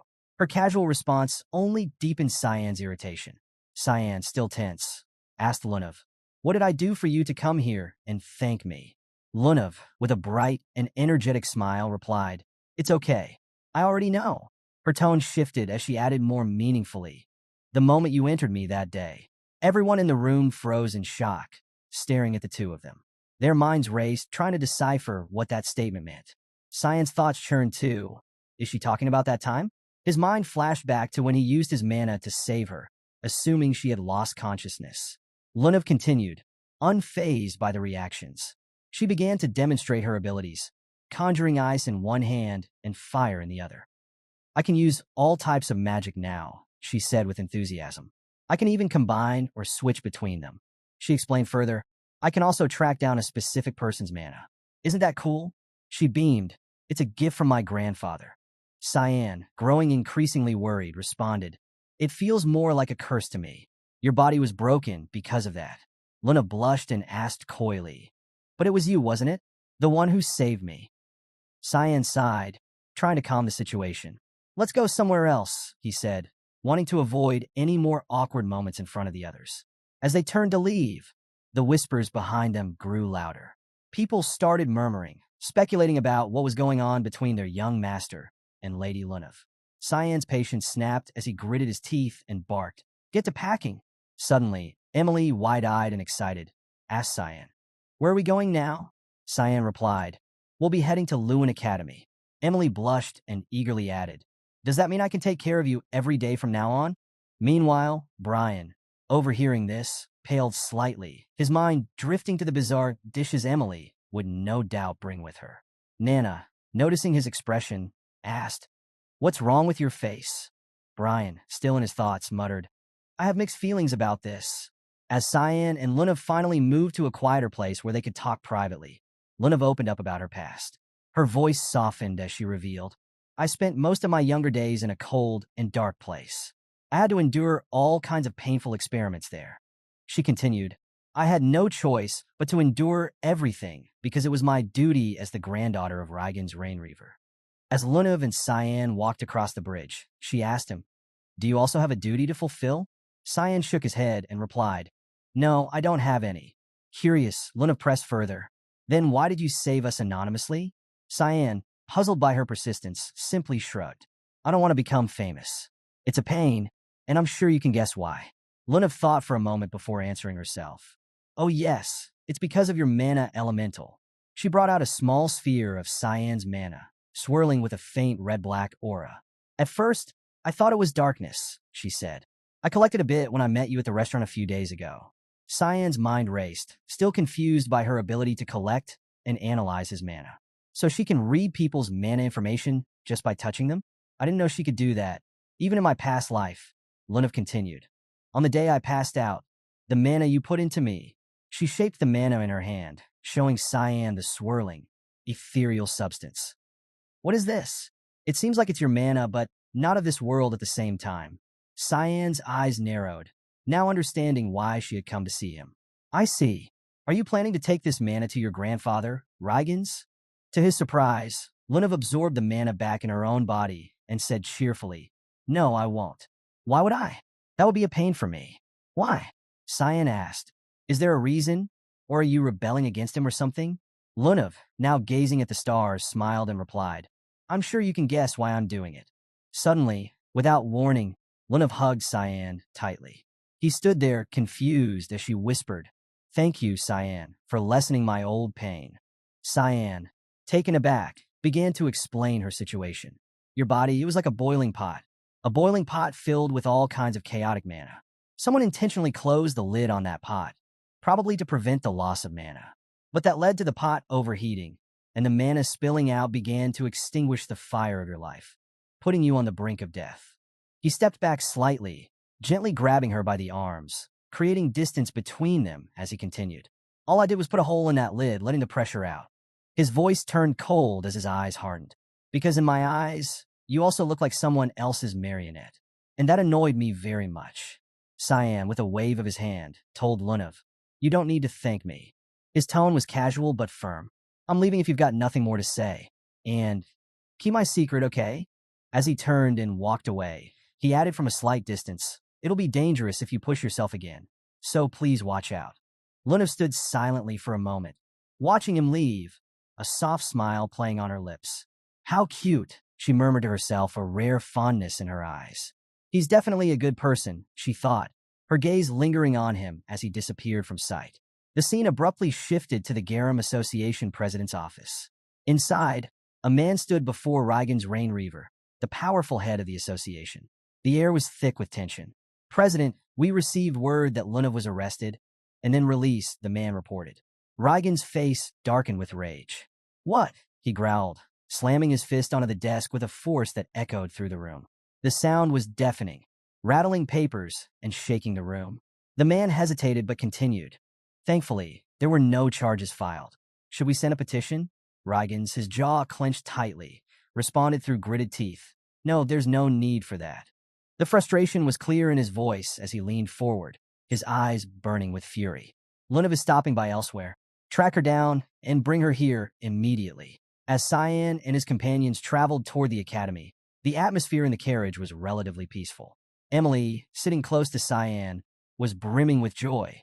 Her happiness was so evident that Cyan couldn't help but ask, "You're really that happy, Emily?"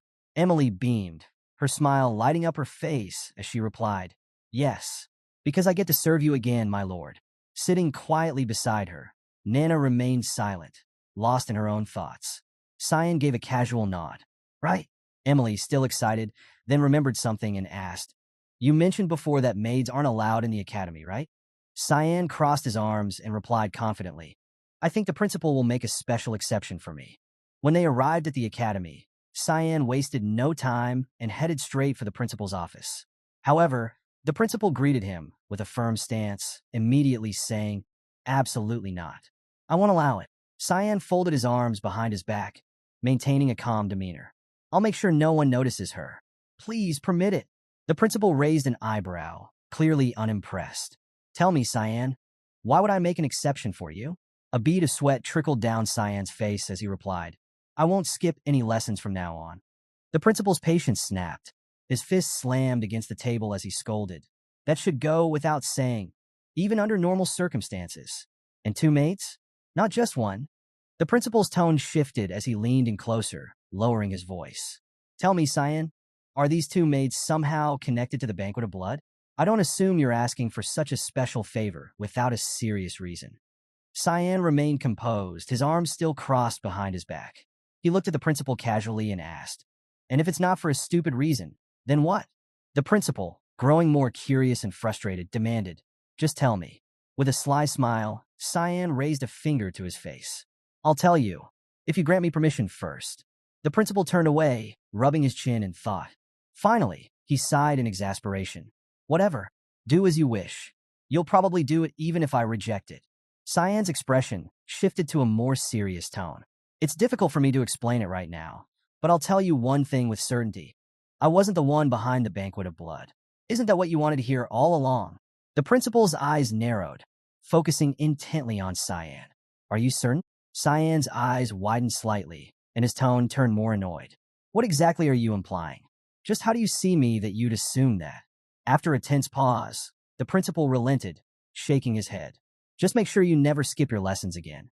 As Cyan walked through the academy's hallway, hands in his pockets, he thought about the recent conversation with the principal, Kundal. He smirked slightly, reflecting, "That went well enough. I wonder how he'd react if he realized the real mastermind behind the Banquet of Blood was his own grandson." Cyan's mind wandered further, piecing together the puzzle. It couldn't have been Luenel himself. He's not that meticulous. Ascal was the one pulling the strings, and Boris must have been the one to carry it out. That's how they always did things in my past life, too. His train of thought was interrupted when he noticed someone in the courtyard. There, doing push-ups with intense focus, was Seth. 1285, 1286, 1287. Seth counted aloud, sweat dripping from his brow. Cyan blinked, confused for a moment. "This guy again?" he thought. Just then, Seth noticed Cyan and called out enthusiastically, "Oh, you're here, buddy." He immediately stood up, gritting his teeth and flashing a determined smile. "Let's fight again, Cyan. It's time to see who's stronger now." Without a word, Cyan slipped into his room and shut the door behind him. Leaning against the door for a second, he sighed. Seth hasn't missed a single class in 2 years, and he's always looking for a fight, Cyan thought, mildly amused by his persistence. From outside, Seth's voice boomed again. "You must be busy, huh? Fine, let's fight next time. Cyan Vert." As Cyan walked further into his room, He felt his foot bump into something. Looking down, he saw Brian lying on the floor, unconscious, a strange purple liquid dripping from his mouth. Sweat instantly dripped from Cyan's face as he crouched down and checked him. Is he dead? Cyan wondered, panic briefly flashing in his mind. At that moment, Emily's cheerful voice called out, Cyan, are you here? Startled, Cyan quickly pointed to Brian and asked, what's wrong with him? Emily walked in, holding a plate of cookies that emitted a bizarre dark purple aura. Nana was beside her, also happily munching on the same cookies. Emily, chewing contentedly, responded, I'm not sure. He fell asleep after eating the cookies I made especially for you. Cyan's eyes widened as he glanced between the unconscious Brian and the strange cookies in Emily's hands. No wonder, seeing Cyan's confused expression, Emily smiled innocently and asked, do you want to try one? The cookies looked far from appetizing. Cyan could practically feel the dark energy radiating from them. No wonder Brian collapsed after eating those. He shook his head, thinking it best to avoid Emily's strange culinary creations for now. Cyan, pointing at the cookies Emily was still munching on, said sternly, Emily, don't ever cook something for Brian again. Emily's eyes narrowed, a mix of curiosity and irritation crossing her face. Why? She demanded. Cyan, exasperated, replied firmly, it's an order, just don't. Emily, pouting and still nibbling on her cookies, muttered, you're too harsh, Cyan. Ignoring her complaints, Cyan slumped onto the sofa, rubbing his temples and closing his eyes for a brief moment. He sighed deeply. I'm already worried about the future, he thought, exhaustion creeping into his voice. His thoughts were interrupted when he noticed an envelope on the table. Where did this letter come from? He asked. Emily, still sulking, replied, Brian received it, so I don't know. Cyan picked up the letter, tearing it open. It was from Lunav, but before he could read it further, a voice called out his name. Cyan, still holding the letter, turned to face the direction of the voice. How did you get here? He asked, surprised. Emily, startled, clutched the plate of cookies like she was about to throw it at whoever had entered. Who is it? Standing at the doorway, smiling warmly, was Lunav. How have you been, Cyan? She asked casually. Before he could respond, she added, I ran away from home. Cyan blinked, his mind racing with confusion as Lunav stood there nonchalantly. Meanwhile, deep in an unknown underground passage, two cloaked figures moved silently, their lamps casting faint shadows on the walls. One of them, a man, whispered, the guards from the Garum Association will be here soon. The other, a woman, replied confidently, don't worry, I've already taken care of them. The man continued, his voice low and serious. Remember, this is the only way to stop Reigen's Rain Reaver. The woman, sounding amused, responded with a chuckle. Oh my, are you worried I'm going to feel guilty? The man glanced at her, curious. Well, she's your student after all. The woman's expression darkened slightly as she smirked. She was none other than Lewin's academy instructor, Nella Aronis. My student, she mused before adding, her tone wicked. I'm not so foolish that I'd feel pity for that monster. The man, satisfied, nodded. That's good for us. Nella adjusted her cloak, her smirk growing as she said, then I'll head to the location. I'm sure our colleagues have reached Luna by now. The man bowed sincerely and said, let there be glory to the Garum Kingdom. Nella, still smiling, nodded in return, her eyes gleaming with sinister intent. The scene shifted to Cyan and Lunav, who were sitting together in a small cafeteria. Lunav looked at Cyan and said, you were pretty aggressive when you dragged me out of your room. I didn't expect you to do that. Holding his teacup, Cyan asked curiously, there was a barrier spell on the dorm doors. How did you get past it?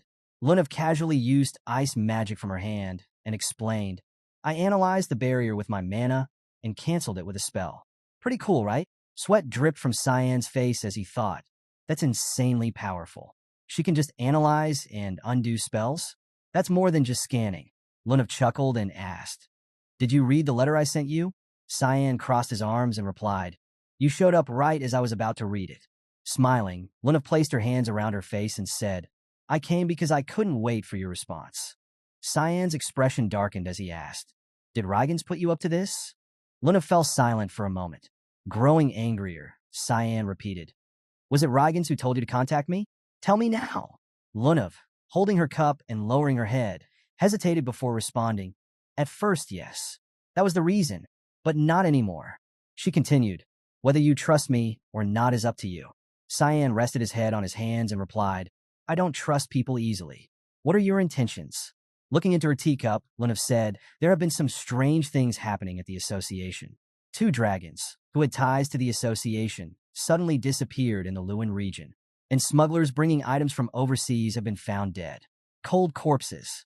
She then looked up at Cyan with a slight smile and said, I had a hunch, but now I'm sure. You were involved with all of it. Cyan lowered his head, thinking to himself, I didn't know the dragons were connected to the association. He chuckled and said, all right, so, what are you planning to do now? Lunav casually told Cyan that she would die soon. Cyan was confused when she heard this. Lunav then said happily that Cyan had helped her before, but she knew about her body's condition. She remembered the days when she had been experimented on and said, I'm already broken beyond repair. As she stood up, Lunav held up her hand and counted on her fingers, saying, I think I have 3 years left. Thank you for your help. Cyan, feeling sad, responded, I don't believe that. Why are you so relaxed about it? Aren't you worried that you'll die soon? Lunav chuckled, closed her eyes, and happily replied, I wish I could feel something. Cyan thought to herself, what an annoying brat she is.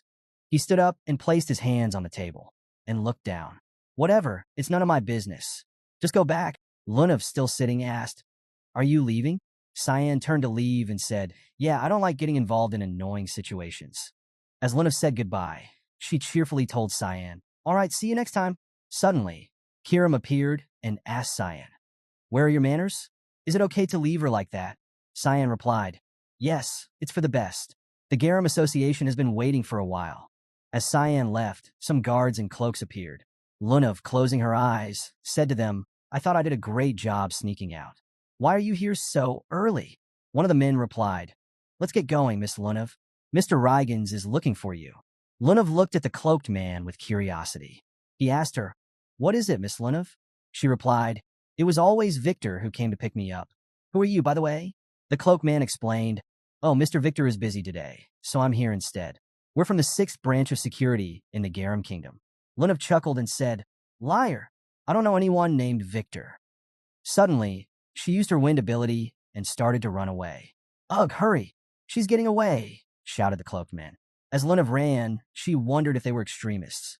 Just then, someone appeared in front of her with a glowing hand full of mana.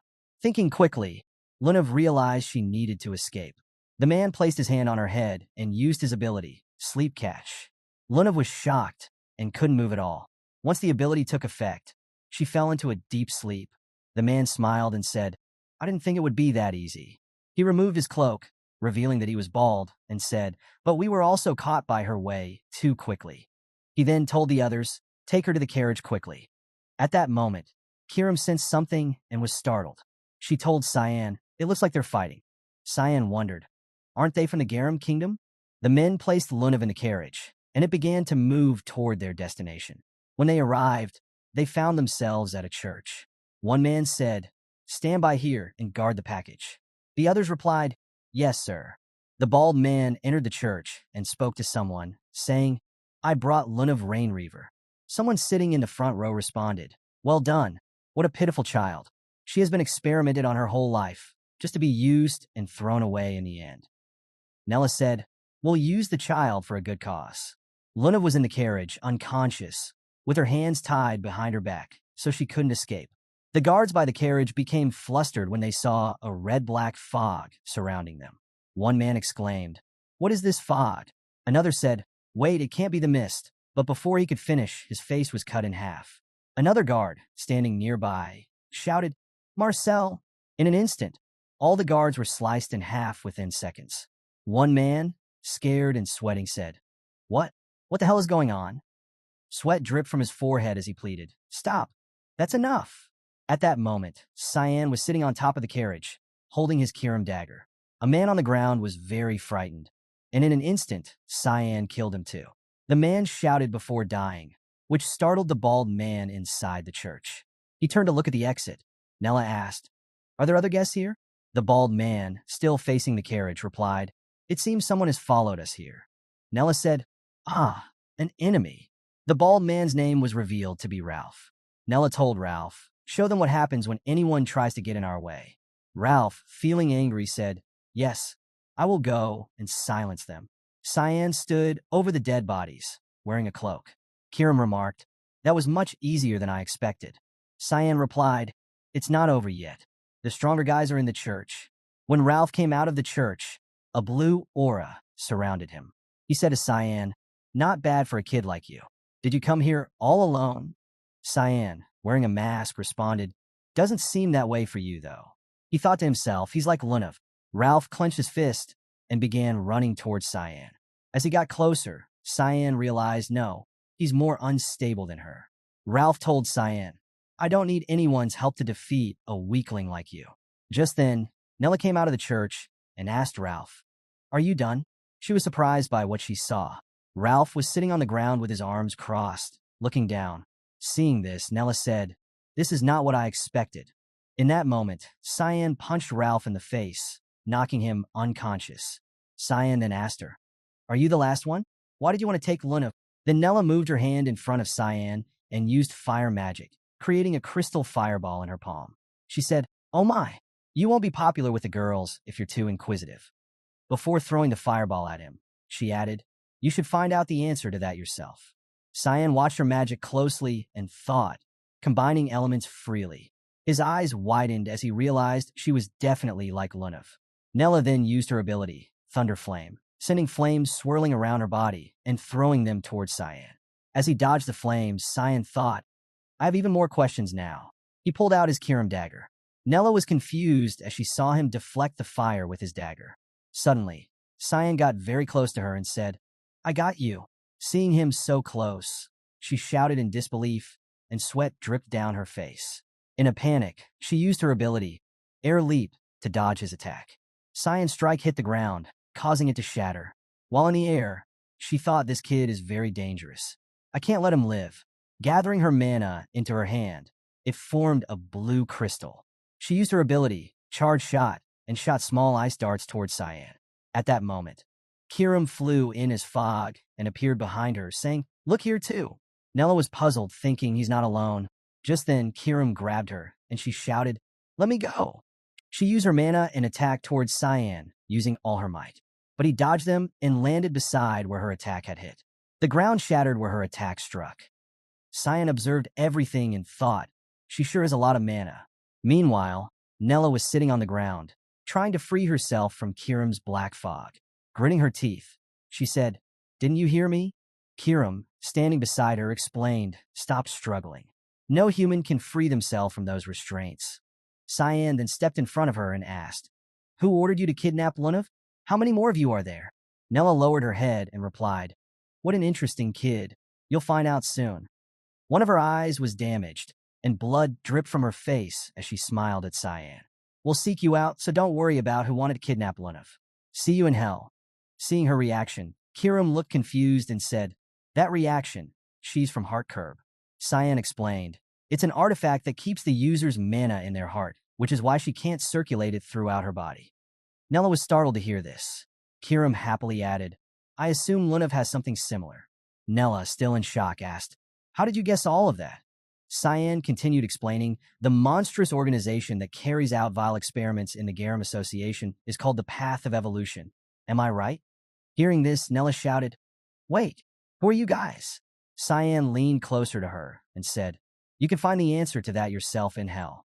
He placed his hand on her head, and Nella exclaimed, "What? This isn't right. Dying like this." Cyan then used his force and put his other hand where her heart was, causing her to cry out in pain. As he did this, he thought to himself, "In my past life, I found an ancient text in a laboratory room of the Garam Kingdom. It described how to use an artifact called Heart Curb, how to control it, and the experiments related to it. It also explained how to eliminate it when its use fails." At that moment, Cyan pulled something out of Nella's heart. The item glowed in his hand. As he held it closely, he said, "Looks like it still works well." Kirim asked Cyan, "What are you going to use it for?" Cyan ordered her to get Lunav out of the carriage. Kirim shouted back, "No way. Why should I?" Cyan, angry, replied, "Do you want to be controlled too?" Reluctantly, Kirim brought Lunav out of the carriage and placed her on the ground, still silent and upset. Cyan then approached Lunav and said, "It's my first time trying this." While looking at the crystal-like ball, he added, "So I don't know if it will go well." He tightened his fists and shattered the crystal ball, then placed its power into Luna's heart. He thought if Luna has something like this in her heart too, then this should be able to destroy it. As Cyan transferred the crystal ball's power into Luna's body, Kiram stood with her arms crossed, watching everything closely. Because of the crystal ball's power, Cyan's hand and Luna's chest glowed with blue energy. Suddenly, Luna opened her eyes. As dusk settled, the rays of the setting sun cast their light against the main building of the Garam Mage Association. Luna slowly opened her eyes, her expression filled with surprise. What is this feeling? She wondered. Her hand began to release a soft blue glow of mana, and her body felt lighter, as though a great weight had been lifted from her shoulders. She stared at her hand, surrounded by mana, her eyes clouded with confusion. The intensity of the Cyan aura around her was stronger than usual, leaving her unsettled. Meanwhile, on the opposite roof of the Garam Mage Association's main building, Kiram and Cyan stood, watching the scene unfold below. Kiram, arms crossed, stared at the building and asked, "What are you trying to do?" Cyan, sitting next to her with a serious expression, gazed silently at the structure before finally speaking. "I thought I could use her later. It'd be a waste to kill her now." Kiram shot him an uneasy glance, sensing the danger in his words. "You're playing a dangerous game. You know she could turn on you later, right?" Cyan looked down for a moment, then chuckled softly. The irony of Kiram's concern amused him. Kiram, now visibly annoyed, muttered, "Since your body will eventually belong to me, I'd appreciate it if you took better care of yourself." Cyan stood up, dusting himself off. "It's time to go. Staying here any longer isn't worth it," he said, preparing to leave. A few hours later, inside a dimly lit room, a man sat at a table, tapping his finger impatiently. This was Luna's grandfather. Luna stood before him, her hands clasped behind her back, her gaze lost in thought. She couldn't remember anything after her abduction. When her grandfather questioned her, she confirmed her lack of memory with a distant look. Her grandfather, his face filled with anger, slammed his fist onto the table. "Do you really expect me to believe that? The kingdom is in chaos because of the blood banquet, and you act as if none of this concerns you." Before Lunav could respond, the family's butler intervened, bowing his head in apology. "This is my fault, sir. I should have searched for Miss Lunav earlier." Her grandfather shook his head, rising from his seat. "No," he said, walking toward them. "This is not your fault. She acted on her own." The butler bowed his head, thanking Rains for his consideration. Rains then approached the butler, placing a hand on his shoulder. With a calm expression, he thanked the butler for his hard work in caring for his granddaughter. The butler humbly replied, "I'm just fulfilling my duties." Rains nodded. "You've done well so far." But in that moment, Rains' hand began to emit intense flames. The butler froze as the heat radiated from Rains' palm, his calm demeanor quickly giving way to panic. Rains' eyes burned with fury, and his body exuded a terrifying, murderous aura. "Did you really think you could get away with betraying us?" he growled. "Harming my granddaughter?" The flames from Rains' hand began to sear through the butler's clothes. Despite the unbearable heat, the butler tried to remain composed. "It's a misunderstanding," he stammered, his voice steady despite the rising pain. "Please give me a chance to explain." Lunav, standing nearby, watched in horror as sweat beaded on her forehead. She couldn't believe what she was witnessing, the cruelty of her own grandfather. Rain's eyes gleamed with rage as he clenched his teeth. "Shut up," he barked. "Hearing your voice sickens me." The flames grew stronger, penetrating the butler's skin and burning deeper into his body. His face contorted in agony as he fell to his knees, his body slowly consumed by fire. Luna pressed her hand to her mouth, paralyzed with fear. She could hardly process the fact that her grandfather was capable of such brutality. As the butler writhed in pain, Rains wiped his hands clean with a handkerchief, his expression cold and unfeeling. "He was one of those who ordered your kidnapping," he revealed, his tone filled with disgust. With the butler's body still smoldering, Rains turned to Lunav. "Have you learned anything about Cyan Vert?" Lunav's eyes widened in fear. She knew he already had the answer, but she hesitated, still too terrified to speak. "No," she lied, her voice barely above a whisper. "I haven't discovered anything special." But even as she spoke, she knew the lie wouldn't work. Her gaze dropped to the ground, and a sense of hopelessness washed over her. Rain started toward her, his footsteps heavy. "What is that supposed to mean?" he asked coldly. Without lifting her head, Luna finally admitted, "I returned late because I was meeting with Cyan." "But There wasn't anything special about our first meeting. Rains placed his hand on Luna's shoulder, clearly displeased with her answer. His gaze sharpened as he leaned closer, his voice low and dangerous. What is Cyan hiding? He asked, his eyes flashing with fury. The tension in the room thickened. Cyan Vert. He's a Vert, and I know he's hiding something, or perhaps someone is helping him. Luna met his gaze, her own eyes shining with resolve. Cyan only has a guardian knight and a useless maid, she explained, her voice steady despite the weight of the moment. There's nothing that links him to the incident. Then, cautiously, she added, why are you so obsessed with him? Rain's body radiated a suffocating purple aura as he stepped closer, his anger palpable. Are you asking questions now? He growled, eyes narrowing. You're a Rain Reaver, Lunav. You don't ask questions. You do what I tell you to do. His words were sharp, leaving no room for argument. Luna fell silent, staring at him, unsure of what to say. Rains turned his back to her, his arms crossed behind him. He closed his eyes, his voice calm, but filled with authority. If you have no more answers, leave. After a pause, he added sternly, and remember, you're not allowed to go outside for a while. As Rains dismissed her, Lunav approached the smoldering body of the butler. Her heart sank, and her gaze filled with sadness. I'm so sick and tired of this household, she thought bitterly. The next morning, at dawn, Loan Academy, Seth, shirtless and fast asleep, had his back against the door, Cyan's bedroom door, to be exact. He was completely oblivious to the world. Cyan peeked around a corner, noticing Seth sprawled out in front of his room. This bastard. He didn't even attend his classes, Cyan thought with mild irritation. Deciding to deal with it later, Cyan turned and headed downstairs. As he descended, he overheard a group of students talking. Classes have been canceled because the instructor disappeared, one of them said. A blonde girl chimed in, dismissive. It's not a big deal. Cyan approached, confusion flickering across his face. What's going on? He wondered. At that moment, a voice cut through the chatter. Instructor Nella Aronis has disappeared. Cyan turned his head, recognizing the voice immediately. Is that Instructor Sarika? When he turned to look, his suspicion was confirmed. It was her. Instructor Sarika approached him, placing a hand on his shoulder, her body surrounded by a sinister aura. You were responsible, weren't you? She accused, her voice laced with dark intent. Cyan blinked, genuinely confused. What are you talking about? He asked, shaking his head slightly. Sarika's eyes narrowed. Why did you kill the magic instructor? She demanded. Cyan stepped back, shaking his head in denial. I don't even know that instructor, he replied firmly, his voice filled with confidence. Sarika placed her hand under her chin, smirking slightly.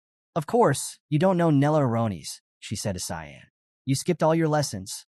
Cyan's face paled, shock and confusion written across it as beads of sweat formed on his brow. He had no idea how to respond. Sarika continued, her tone growing more serious. Nella Aronis was a talented mage from the Garum Kingdom. It's not unusual for mages to come to Lewin. It's a neutral area, but there were rumors that she opposed Rain's Rain Reaver. So, we've been keeping an eye on her. Sarika placed one hand on her waist, and with the other, adjusted her glasses before closing her eyes in thought. Luna's kidnapping, that's something none of us expected. We were going to take action soon. But you handled things for us. Cyan was absorbed in his thoughts, now realizing why Nella Aronis had seemed familiar. As his mind raced, Sarika noticed his lack of focus and frowned. Frustrated, she leaned against the window and snapped. Don't zone out on me, Cyan. Don't worry. I'm the only one who knows about this. Then, her voice softened, but her words carried a weight of authority. I'm giving you a new mission. You'll have to stay out of the academy for a while. Cyan extended his hand, his mind now catching up. Wait, who's going to replace the instructor? With a serious look, Sarika adjusted her glasses again. The other teachers will take turns for now. We're already looking for a new mage to fill the position. The announcement has been published. At the same time, a man was placing his suitcase into a straw-filled carriage. The man, wearing a black cap, looked around with a smile, clearly enjoying the view. The carriage driver, an old man, turned his head toward him. You from the city? He asked. The man, none other than Boris, nodded cheerfully. Yes, I'm here for a job. Adjusting his cap with a satisfied grin, Boris continued. I heard there's an opening now, so I'm in a bit of a hurry. The old driver looked at him, surprised. A job at Loan Academy, yeah. You must be a teacher. Boris chuckled awkwardly, feeling a bit embarrassed. He touched his hat again and looked away as they rode along. Back at Lewin Academy, Emily lay sprawled on a sofa, clearly bored out of her mind. She sighed dramatically, sinking deeper into the cushions. Kiram stormed into the room, her face set in an angry scowl. "Get up from my sofa," she demanded, her voice filled with irritation. "This is my spot." Emily, still lounging, replied lazily, "This is Cyan's dorm, and nothing here belongs to you." She stretched, unfazed by Kiram's anger. Kiram's patience snapped, and her eyes flared with anger. Suddenly, Cyan arrived and opened the door. His eyes fell on a strange scene. Kiram was fast asleep on the sofa, while Emily sat on the floor nearby, her head covered in bumps. Cyan blinked, confused, before asking, "Emily, what are you doing?" Emily's eyes filled with tears. "Miss Kiram is very scary," she cried, pointing at Kiram, who had clearly dealt the blows. Cyan sighed, shaking his head. "Kiram, get up. We have a new mission." Upon hearing this, Kiram stirred, rubbing her eyes. "Now?" she asked, still half asleep. Emily, excited, quickly raised her hand. "Can I come too?" Cyan placed one hand on his waist and pointed at Emily with the other.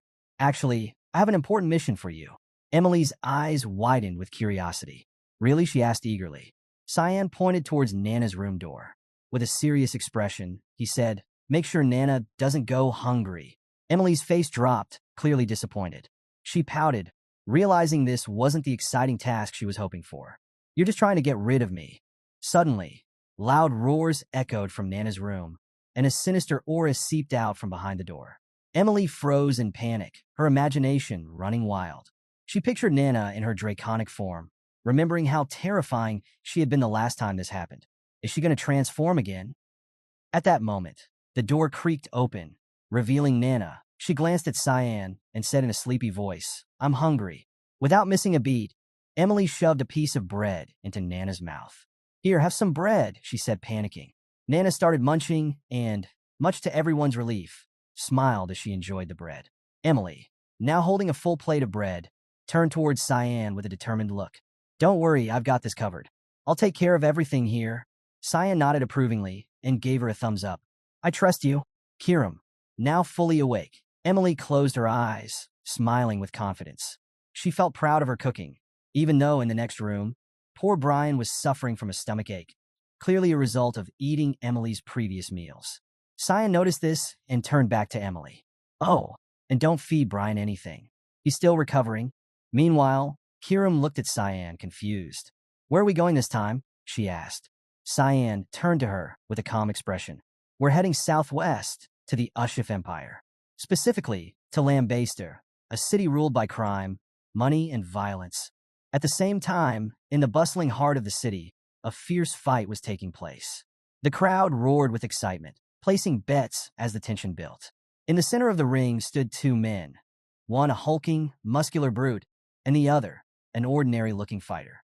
The fight was Zelbert versus Zaber. Zaber, standing across from Zelbert, was visibly shaken. He had never seen such a monstrous opponent before. On the other side, Zelbert's focus was singular.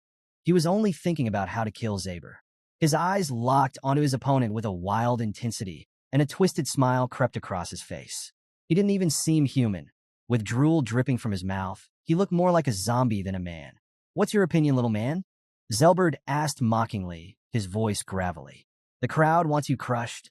Zaber, trying to muster his courage, adopted an offensive stance. "Stop talking," he shot back, a defiant grin on his face. "Pig," he added, mocking Zelbert. The fight began.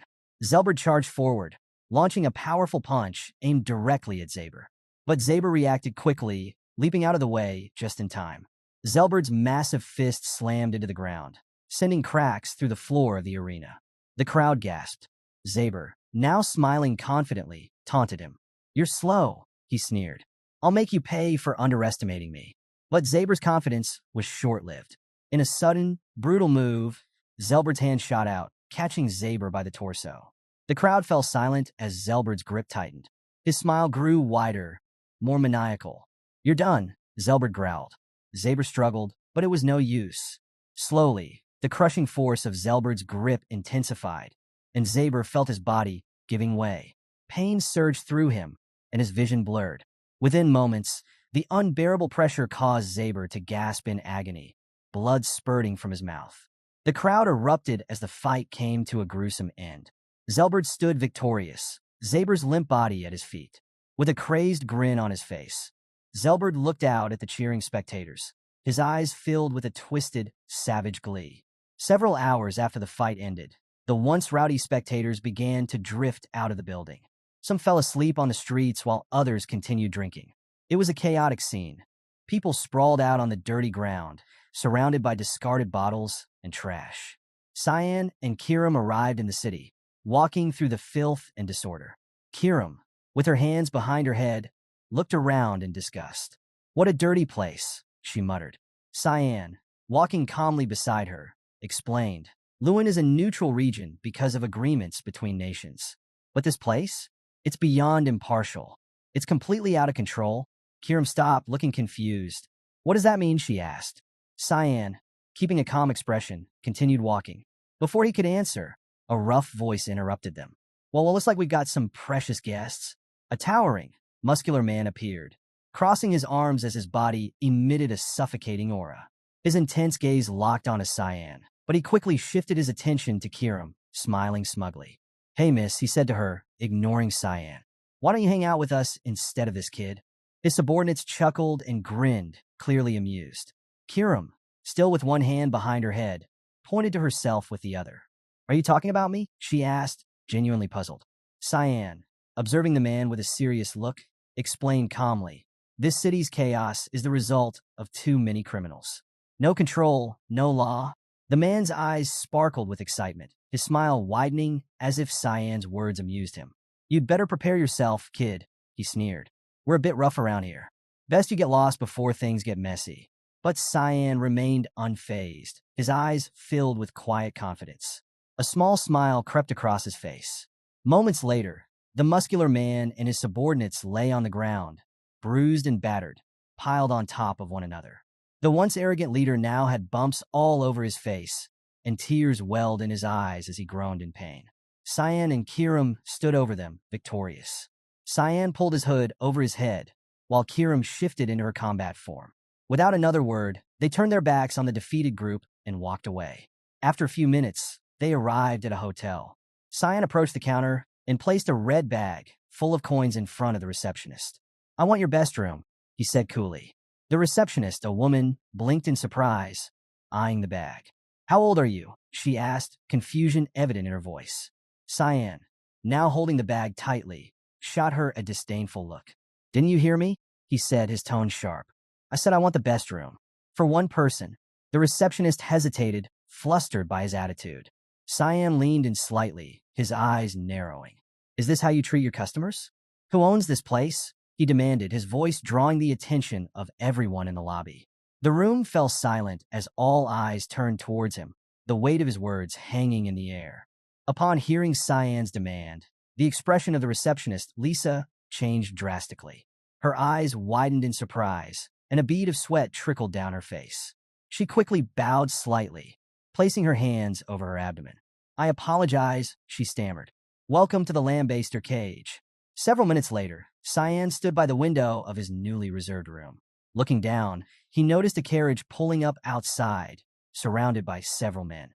He was somewhat surprised to see that they had finally started to arrive. Among them were high-status men mingling with rough criminals, some scarred, others wearing eye patches.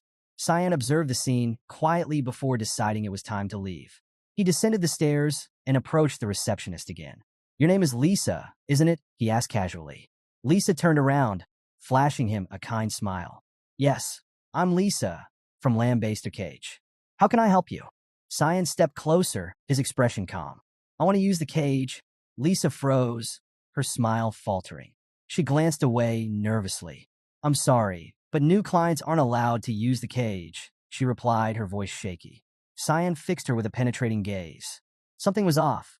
The room was nearly empty, and the atmosphere felt tense. He could feel something in the air. "What happened to all the clients who were here earlier?" he asked, his voice low but sharp. "Am I the only new guest here?" Lisa's eyes flickered with alertness. She was trying to mask it, but Cyan could sense her panic. The faintest trace of murderous intent lingered in the room.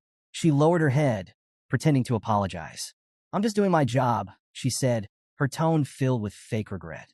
Cyan stood silently, studying her. She was hiding something, and it intrigued him. His body started to pulse with faint killing mana as a smile crept across his face. Interesting, he muttered to himself.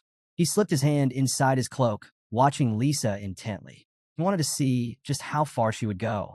Lisa, feeling the sudden surge of mana, quickly drew 3 small knives, adopting a defensive stance.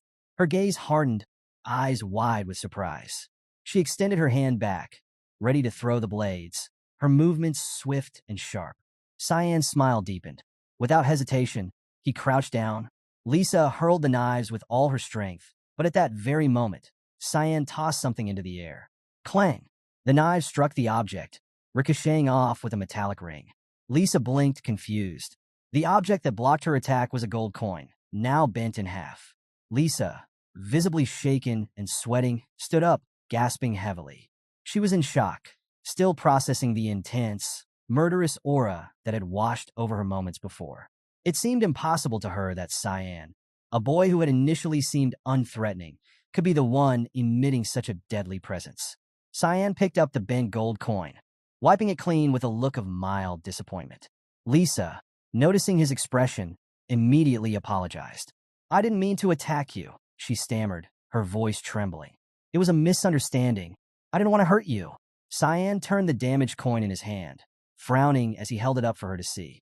"And who's going to take responsibility for this?" he asked, his voice calm but laced with coldness.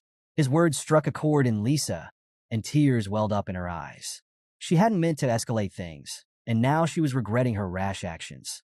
The hotel hallway, dimly lit by flickering torches, added to the tension. Lisa, trying to regain her composure, opened a door leading to the basement and gestured toward the dark stairway. "You can reach the cage if you follow the stairs," she explained, her voice softening. She then produced a shiny, square-shaped pendant and handed it to Cyan. "This is the VVIP badge," she said. Cyan eyed the pendant with mild curiosity, taking it from her. "What's this for?" he asked, turning it over in his hand. Lisa crossed her arms, closing her eyes as she explained. "The pendant grants access to special rooms and privileges. It'll keep you secure if you wear it." But she hesitated, glancing at him nervously. "I don't know why you're so determined to visit the cage, but it's dangerous down there. You should avoid it, unless you think you have multiple lives." Cyan barely reacted to her warning. He simply gave a small smile, more interested in the pendant than in her words. "Thanks for the tip," he said dismissively. Bringing his hand close to his mouth, he muttered quietly to himself, considering her words more of a threat than advice. Lisa, feeling frustrated and unsure of how else to warn him, turned on her heel. "Fine, do whatever you want," she muttered, her anger bubbling up. "I won't worry about you then." She stormed away, but Cyan could sense her lingering fury. Turning his attention to the stairs, Cyan decided it was time to proceed. "Let's go," he said calmly. Kira manifested beside him, a serious expression on her face. "Why didn't you ask Lisa to bring the owner?" she asked, her tone direct. Miss Secret Card, Sarika's order, was to take out Linza Nyloff, the owner of Lambaster Cage. Cyan remained quiet for a moment, descending the stairs with a measured pace. "Because we don't have any clues about her," he finally replied. "Not yet." Kiram frowned, feeling the frustration building. "Then why give us such an enigmatic order? There has to be a reason, but it feels like we're walking in blind." Cyan paused halfway down the stairs, turning to look at her. "We'll discover the reason soon enough," he said, his tone confident, as if he knew something she didn't. Kiram studied his face, still somewhat confused. He seemed far too calm in such a dangerous situation, as if he was already familiar with the place. As Cyan stood at the door of the true Lambaster Cage, memories of his past life flooded back. He recalled the devastation he had witnessed, standing on a cliff with his army, watching the city burn below him. Flames danced across the horizon, a stark reminder of the chaos brought on by civil war. The weight of that history settled on his shoulders as he focused on the present. Kiram glanced at him, her serious expression reflecting the gravity of the moment. "How much of a mess is there in this area?" she asked, her tone laced with concern. Cyan lowered his gaze, contemplating the destruction he had witnessed before. "We're about to find out," he replied quietly. They approached the imposing entrance of the Lambaster Cage, and the atmosphere shifted. An immense pressure filled the air, making it hard to breathe. At that moment, a man with a scar running across his mouth, cigarette dangling from his lips, he smiled, an expression that felt more predatory than welcoming. So, a young boy did this? He asked, looking at the criminal kneeling before him. The kneeling man, hands on his knees, nodded. Yes, this happened near the entrance of the city. He's not an ordinary boy, he replied, voice trembling slightly. The boss, a man with striking white hair, intertwined his fingers thoughtfully. A child like him is in a lambaster cage. He mused aloud, clearly intrigued. The subordinate, sporting a face full of bruises and swollen eyes, bowed his head. We tried everything we could, but he booked a VIP room, so there was nothing we could do about it, he explained, desperation creeping into his voice. That's why we came to you, the boss said, his tone shifting to a more serious note. The bruised subordinate, on the verge of tears, looked up, his eyes pleading. Please, Gunther, help us. I can't even walk in public looking like this. Gunther's interest was piqued. With a calculating look, he considered the situation. All right, he finally said, a smile creeping across his face. This could be quite interesting. He stood up, cracking his knuckles with a mischievous glint in his eyes. Let's head to the cage. I want to see how this Cyan looks for myself. His enthusiasm was palpable. The atmosphere inside the lambaster cage was electric, with the crowd roaring in excitement. Linda Wesley, the muscular brown-haired fighter, stood victorious. Her opponent sprawled on the ground. She planted her foot on his head, flexing her biceps and basking in the adoration of the audience, who cheered and waved their fists in delight. Cyan and Kiram observed from the sidelines. Kiram's expression shifted from curiosity to realization. Is this why the town has fallen? She asked, her tone laced with disbelief. Cyan nodded, placing his hand on the railing with a calm demeanor. Betting on fights like this attracts a lot of attention, he explained. I came here for this reason. Kiram furrowed her brow, confusion etched on her face. What do you mean? Cyan pointed to himself with determination, a smile breaking across his face. It's difficult to approach Lena Nilov, but we can make her come to us instead. Before Kiram could respond, she vanished from sight, leaving Cyan focused on the ongoing fight. Just then, a man with dreadlocks approached him, calling out, Hey, you over there? Cyan turned his head, feeling a rush of excitement as a bald, muscular man joined the dreadlocked man. The man with dreadlocks clenched his fists and warned, This isn't a place for children. Cyan's happiness surged. They had arrived at just the right moment. Ignoring the warning, he stepped forward and delivered a powerful punch to the man's stomach. The impact caused him to double over in pain, blood trickling from his mouth as he collapsed to his knees. Seeing his companion attack, the bald man charged at Cyan, shouting, What are you doing to Jason? But before he could reach him, Cyan grabbed Jason by the hair, lifting his head to meet his gaze. Fear flooded Jason's eyes as he realized the severity of his situation. With a chilling smile, Cyan clenched his fist, preparing to strike. With a swift motion, Cyan unleashed a devastating punch to Jason's face, the force of the blow knocking out several teeth and sending blood gushing from his nose. The bald man froze in place, panic spreading across his face as he witnessed his friend's brutal beating. Cyan released Jason's head, watching him slump backward onto the ground, defeated. Wiping the blood from his chin with a nonchalant gesture, Cyan turned his attention to the bald man, who was now sweating profusely. With a confident smile, he asked, So, where do I sign to fight? I'd rather be in the ring than just standing by or betting. Cyan entered the ring, and the crowd erupted. No one could believe it. A kid was about to fight. Murmurs spread like wildfire, with the audience guessing it must be due to a lack of participants. One man clenched his fist in anger. This is ridiculous, he muttered, thinking it was all some sort of joke. Cyan remained calm. He began wrapping his hands with cloth, unfazed by the furious crowd. They couldn't believe a child was allowed to fight. Kiram, who was excited, she hadn't expected such an event to happen.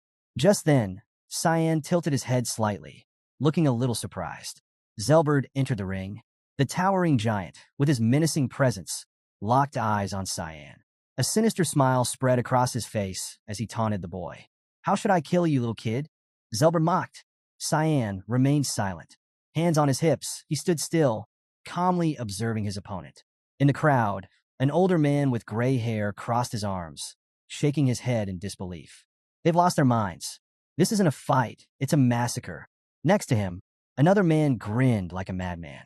Isn't this better? He asked, The gray-haired man frowned. Zelberd's not just a giant. He's half ogre. This is over before it starts. Zelberd laughed loudly. He pointed at Cyan, ready to crush him. I'll end this by smashing you into the ground, he declared, but before he could finish his sentence, Cyan moved. With lightning speed, Cyan leapt forward and stomped hard on Zelberd's finger. The giant's face filled with shock. He hadn't expected this. He turned his head, only to see Cyan charging toward him, hand clenched into a tight fist, eyes filled with deadly focus. Cyan didn't hesitate. In one fluid motion, he closed the distance and delivered a devastating punch straight to Zelberd's nose. The impact was fierce, bone-shattering. Zelberd's massive body swayed. Time seemed to slow. Cyan was still midair as Zelberd fell to his knees. His face hit the ground with a thunderous crash. Foam began to bubble from his mouth. Zelberd was dead. The crowd, which had been mocking Cyan moments earlier, was now stunned into silence. They couldn't believe their eyes. A kid had taken down a giant. Shock turned into wild cheering as the reality of Cyan's strength sank in. Cyan landed gracefully, his expression calm. He gazed off to the side, still unfazed by the chaos around him. Even the commentator, struggling to recover from his surprise, announced the winner. Lemia's Simon is victorious.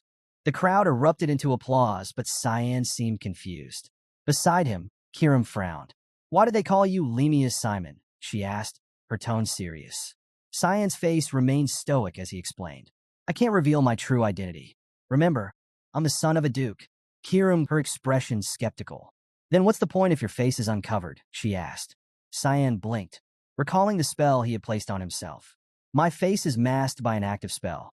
Anyone who tries to remember me won't be able to. They'll see me, but the details will fade from their minds. Kiram sighed, imagining her father.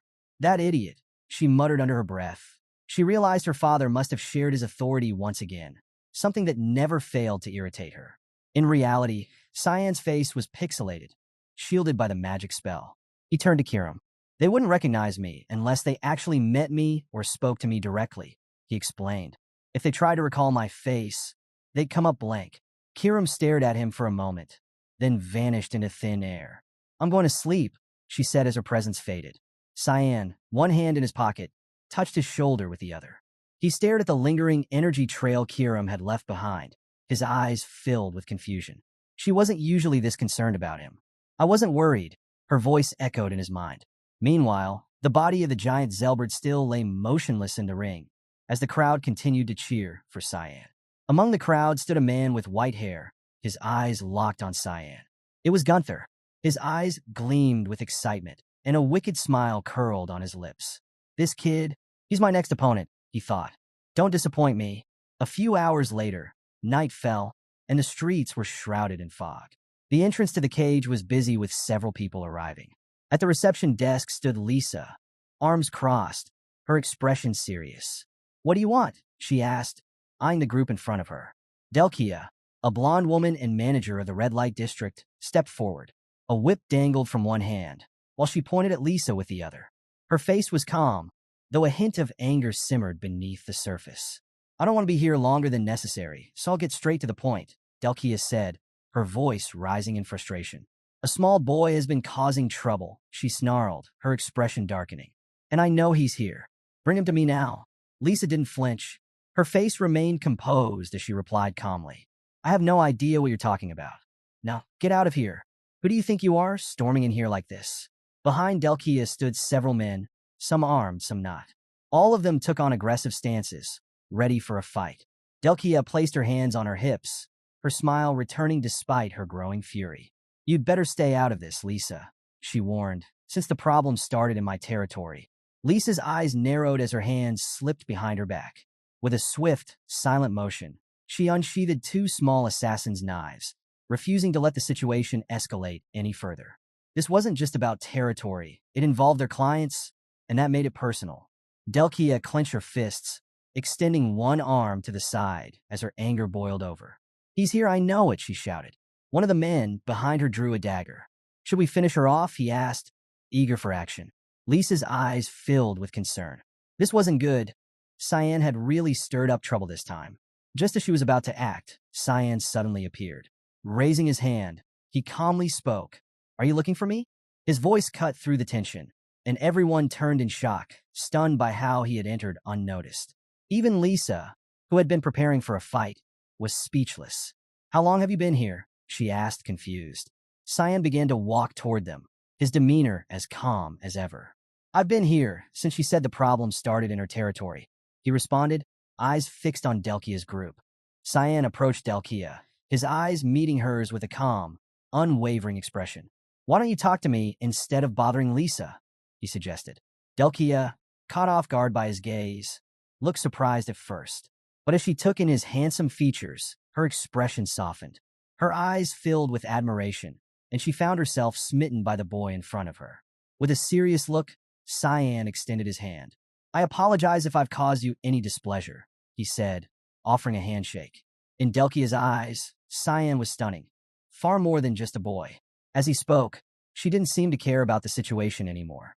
Instead, she took his hand in both of hers, pulling it close. "It's okay," she interrupted, cutting him off before he could explain further. She brought her face closer to his hand, her eyes soft and full of affection. "What's your name?"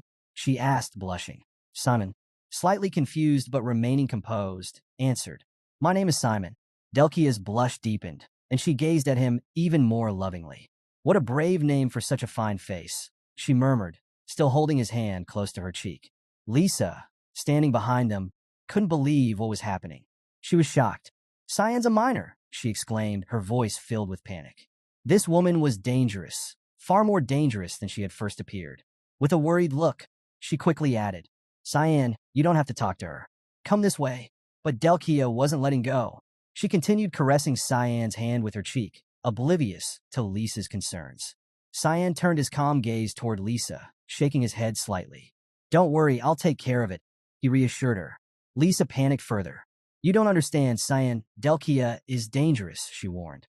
Delkia smiled sweetly and took Cyan's hand with one of hers while pulling out a red card from her chest with the other. "This is my business card," she said, presenting it to him. "I'd love to have a much deeper conversation with you next time." Cyan took the card, and as he glanced at it, he realized it wasn't just any business card. It was from Delkia's Pleasure Room, a very exclusive service that catered to the most selective clients. As Delkia's men began to leave, she gave Cyan an affectionate smile. "Don't forget to stop by, okay?" she cooed. Cyan's calm facade cracked as panic set in. His eyes widened in fear as he realized just how crazy this woman was. She was dangerous, and worse, obsessed. Delkia placed one hand on the door frame as she prepared to leave. She turned back one last time, smiling seductively. "I could serve you for free," she added, her voice dripping with affection. Her words made even one of her men blush. With that, she said her final goodbye to Cyan, leaving both him and Lisa stunned in the room. Lisa rested her elbow on the table, her face propped up in her hand. She sighed and asked, "Did you even listen to me?" Cyan, pointing toward the door with a confused expression, replied, "They were the ones who provoked me first." Lisa stared at him for a moment before responding. "I also heard you fought in a match, and won," she said. Cyan blinked, surprised. "News sure spreads fast around here." Lisa chuckled. "This is a small place." Cyan began climbing the stairs, and as he did, Lisa called after him. "Don't go anywhere near the pleasure room, all right?" Cyan, his face showing slight embarrassment, waved her off. "I don't visit places like that." Lisa, still with her face resting in her hand, watched him closely. She couldn't help but think he looked adorable, trying to hide his embarrassment. Just then, a mysterious woman appeared, leaning against the wall with her arms crossed. Her voice broke the moment. Delkia left on her own. "That's good." Lisa's head shot up in surprise, her eyes immediately locking onto the woman. It was Linza Nyloff, the owner of the Lambaster cage. Linza's eyes gleamed as she gave Lisa a smile. "You've gotten quite close to Cyan, haven't you?" Linza remarked, her tone teasing. Lisa quickly stood up, placing her hands on her waist before bowing her head in respect. "I'm just treating him like any other VIP client," she explained. Linza, still smiling, added, "You even gave him advice, didn't you?" Lisa, keeping her head down, responded sincerely, "That's not because of any personal feelings. Cyan is still just a child, after all." Before the conversation could continue, a new voice entered the scene. A man with white hair appeared. His smirk was hard to miss as he overheard the conversation. "Underestimating him? Are we?" Lisa's expression shifted immediately. Her eyes filled with alertness as she turned to face the man. "What are you doing here?" she snapped, anger lacing her words. It was Gunther Lichtus, and he casually walked toward them, waving as though nothing was wrong. "Yo, long time no see," he said with a grin. "Why haven't you remodeled this place yet? It's starting to look a bit old." Linza, still leaning against the wall, raised a hand with a playful smile. "I'm the one who called Gunther here," she revealed. Lisa, shocked, turned to Linza with confusion. "Why?" she asked. Linza rested her hand under her cheek, her eyes shining with excitement. "Because I want you to organize a fight for him," she said, her smile widening. Lisa panicked, her eyes widening in disbelief. "Gunther was expelled a long time ago," she exclaimed, remembering the trouble he had caused. Who would his opponent even be? Gunther, now standing closer, pointed at himself with his thumb, a smug grin on his face. "I want to fight Lemia's Simon," he declared, his voice filled with excitement. He stared directly at Lisa, the thrill of the challenge evident in his eyes. "What do you think? Can't you smell the scent of money?" he asked, his voice filled with anticipation. Meanwhile, in another part of the city, a piercing scream echoed through a dimly lit room. Two men stood outside the door, exchanging glances. "She's louder than usual today," one of them remarked, nodding toward the noise. The man with blue hair looked at his companion, his expression calm. "Before she left earlier, she said she'd be the one to seduce him," he explained. The other man closed his eyes and started laughing, shaking his head. "She's completely lost it over that kid. Crazy." The blue-haired man's face grew serious. "She'll do whatever it takes to get him to come back," he said with certainty. His companion opened his eyes, rubbing his chin thoughtfully. "You're right. She always gets what she wants," he agreed, a slight smile on his lips. Inside the room, Delkia was spiraling into madness. She crumpled another piece of paper and tossed it onto the floor, frustration and obsession written all over her face. The bed was strewn with portraits of handsome men, but none of them were him. She sat among them, desperate, her thoughts consumed by one thing. "This doesn't make sense," she muttered to herself, her eyes wild. "I've seen him, I know I have, but I can't remember." Her fingers dug into her hair as she clutched her head, her despair mounting. She could remember Cyan, but not his face. His beautiful face was blurry.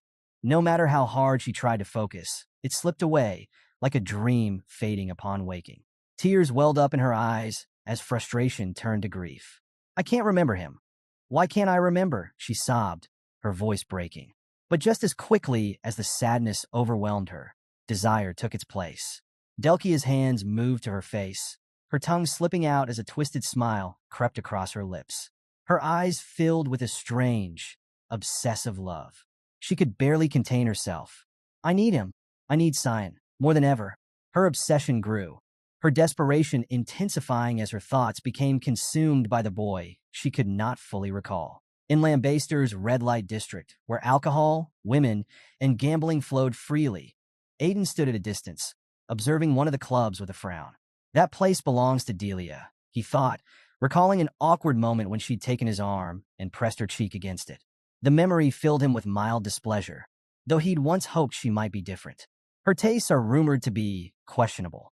With a resigned sigh, Aiden pulled up his hood and turned away, deciding to search elsewhere for clues about Linza. Just then, a young girl carrying a basket bumped into him, spilling the basket's contents onto the ground. Aiden glanced down to see packs of cigarettes scattered everywhere. He watched as the girl scrambled to collect them, confusion flashing across his face. "Are you all right?" he asked. The girl, looking rather young, clenched her fists, offering a sincere apology, and his brows furrowed in puzzlement. "Why are you apologizing to me?" he asked, not quite understanding. As he gathered the cigarette packs and placed them back in her basket, he glanced up and asked gently, "Did you hurt yourself?" The girl seemed taken aback by his kindness, hesitating for a moment before reassuring him that she was fine. But suddenly, she placed her hands on the ground, prostrating herself in thanks. Startled, Aiden gestured for her to stop. "That's not necessary," he said, lifting the basket toward her. "Here, that's quite a few. Are you selling them?" Taking back her basket, the girl explained, "These are exquisite cigarettes from the Gray Merchant Union. Would you like to buy one?" With a serious expression, Aiden shook his head. "I don't smoke." He eyed the basket thoughtfully, his mind lingering on her mention of the Gray Merchant Union, a name he'd never heard before, his mind swirling with questions. The girl took the basket, bowing in gratitude. Cyan maintained his calm, studying her with mild curiosity. "Where do you usually sell these cigarettes?" he asked. Looking a bit nervous, the girl admitted, "In the alleys west of the red light district. If I'm lucky, I can sell everything by night's end and go home before sunrise." Her honesty struck him. So she can only go home once the entire batch is sold. Cyan thought, his expression hardening slightly. Without another word, he took out a gold coin. "How about I buy the whole lot?" he offered. The girl's eyes widened in confusion, reminding him that he'd just told her he didn't smoke. Bending down, Cyan gently insisted, "Take it." He pulled out a second coin with a smile. "This one's for you." The girl's face lit up, her eyes filled with joy. Taking the coins, she handed over the basket, cheerfully saying goodbye as she walked off, waving and thanking him profusely. Cyan stood there silently, watching her disappear down the dimly lit street, then quietly incinerated the basket with his power. As the embers faded, Kira materialized beside him, her expression furious. "Why not start a charity then?" she asked coldly. Cyan closed his eyes, letting her question hang in the air. "The direction she's heading, it leads to the waste dump," he replied, a steely resolve in his tone. Kiram's anger shifted to confusion. "Why follow her?" she pressed. "Just watch," he murmured. A few moments later, they heard a commotion in the shadows ahead. Someone struck the girl, sending her small frame crashing to the ground. She groaned, clutching her side in pain. As she tried to crawl away, the gold coin Cyan had given her slipped from her pocket, gleaming in the dirt. The attacker, a familiar figure Cyan recognized as a criminal he'd dealt with before, glared down at her with a sneer. Seeing the coin, his eyes narrowed with fury. "So, you lied to us about having no money left?" As the thug cracked his fingers with a menacing grin, he glanced at the girl, sneering as he imagined her lying about the cigarettes too. The bald man behind him chuckled and encouraged him. "Teach her a good lesson." The thug advanced slowly, eyes gleaming with anger, ready to vent the rage simmering within him, spurred on by bitter memories of Simon. The girl cowered on the ground, covering her face as fear and tears filled her eyes. "Please, I didn't steal it. You have to believe me," she pleaded, her voice trembling. Suddenly, a calm yet commanding voice cut through the night. Cyan, perched atop a pile of wooden debris, looked down on the scene and said, "She's asking you to believe her. Yet you still won't stop?" The criminals froze as the familiar voice washed over them like a cold wave, shivers running down their spines. The two men at the back cowered, recognizing Cyan immediately, while the blonde thug clenched his fists, emboldened by Cyan's unexpected appearance at their base. With a defiant grin, he muttered to himself, "This time, I won't let my guard down." Just as the blonde thug prepared to make a move, Cyan leapt down, delivering a powerful kick straight to his face, sending him reeling backward. Without hesitation, Cyan moved like a shadow, striking the others one by one, his blows swift and merciless. The girl watched in awe as Cyan dispatched them in the blink of an eye, stunned by the sheer speed of his attacks. With all the criminals sprawled on the ground, Cyan approached the blonde thug, who lay groaning with bruises darkening his face. Cyan grasped his foot, lifting it with an iron grip. Panic flashed across the thug's eyes, and with a desperate, pleading look, he stammered, "Please, why are you doing this to us?" Cyan tilted his head, the hint of a smile crossing his face. "It's simple," he replied coolly. "I find joy in even the smallest things." He stared intently into the thug's eyes. "And torturing scum like you, well, I enjoy that a lot." With that, Cyan tightened his hold on the thug's leg, applying a bit more force until a sickening crack echoed through the air. The thug's face twisted in agony, and a scream tore from his throat. Cyan didn't flinch. He simply watched, unbothered, as the thug writhed in pain. Cyan quietly approached the girl, scooped up the golden coin from the ground, and remarked, "That guy won't be walking anytime soon." The girl, still shaken, looked up in surprise, grateful yet unsure. And as Cyan handed the coin back, he added with a smirk, "Maybe keep a tighter grip on this next time." With wide eyes, she thanked him sincerely. Just then, a slow clap broke through the silence. A man with stark white hair stepped forward, clapping with a sly grin plastered on his face. Cyan spun around, immediately alert, and eyed the man suspiciously. He didn't recognize him at first, but realized he needed to be cautious. The spell should have hidden his identity. This stranger was none other than Gunther Lictus. Gunther's smile widened as he scrutinized Cyan, his hand resting thoughtfully on his chin. I wasn't entirely certain, Gunther mused, but only one person moves with skill like that. His grin grew as he pointed at Cyan. You must be Lemius Simon. Gunther introduced himself, still clearly amused, as the owner of this part of town. Cyan's expression remained unreadable, calm as ever. He had questions, but now that Gunther was here, he shifted his focus from the man sprawled on the ground to this new opponent. Gunther glanced disdainfully at his battered subordinate lying nearby. So, this was the idiot you thrashed last time? With a flash of annoyance, he stepped on the man's head, pressing down until the life drained from him. His contemptuous expression didn't waver. The girl, witnessing this brutality, fell to the ground, her hands clamped over her face, shivering with horror as a scream escaped her lips. Cyan, unimpressed by Gunther's display, met his gaze and said coldly, there was no need for that. But Gunther only laughed unfazed. Forgive me, I got a little carried away, he replied, wiping the stray blood from his cheek with his finger, then licking it off with a wild gleam in his eyes. I've just come from a meeting with the owner of Lambaster's Cage, he said, savoring each word. And you know, I've been hoping for a real fight with you. Upon hearing this, Cyan's eyes filled with rage.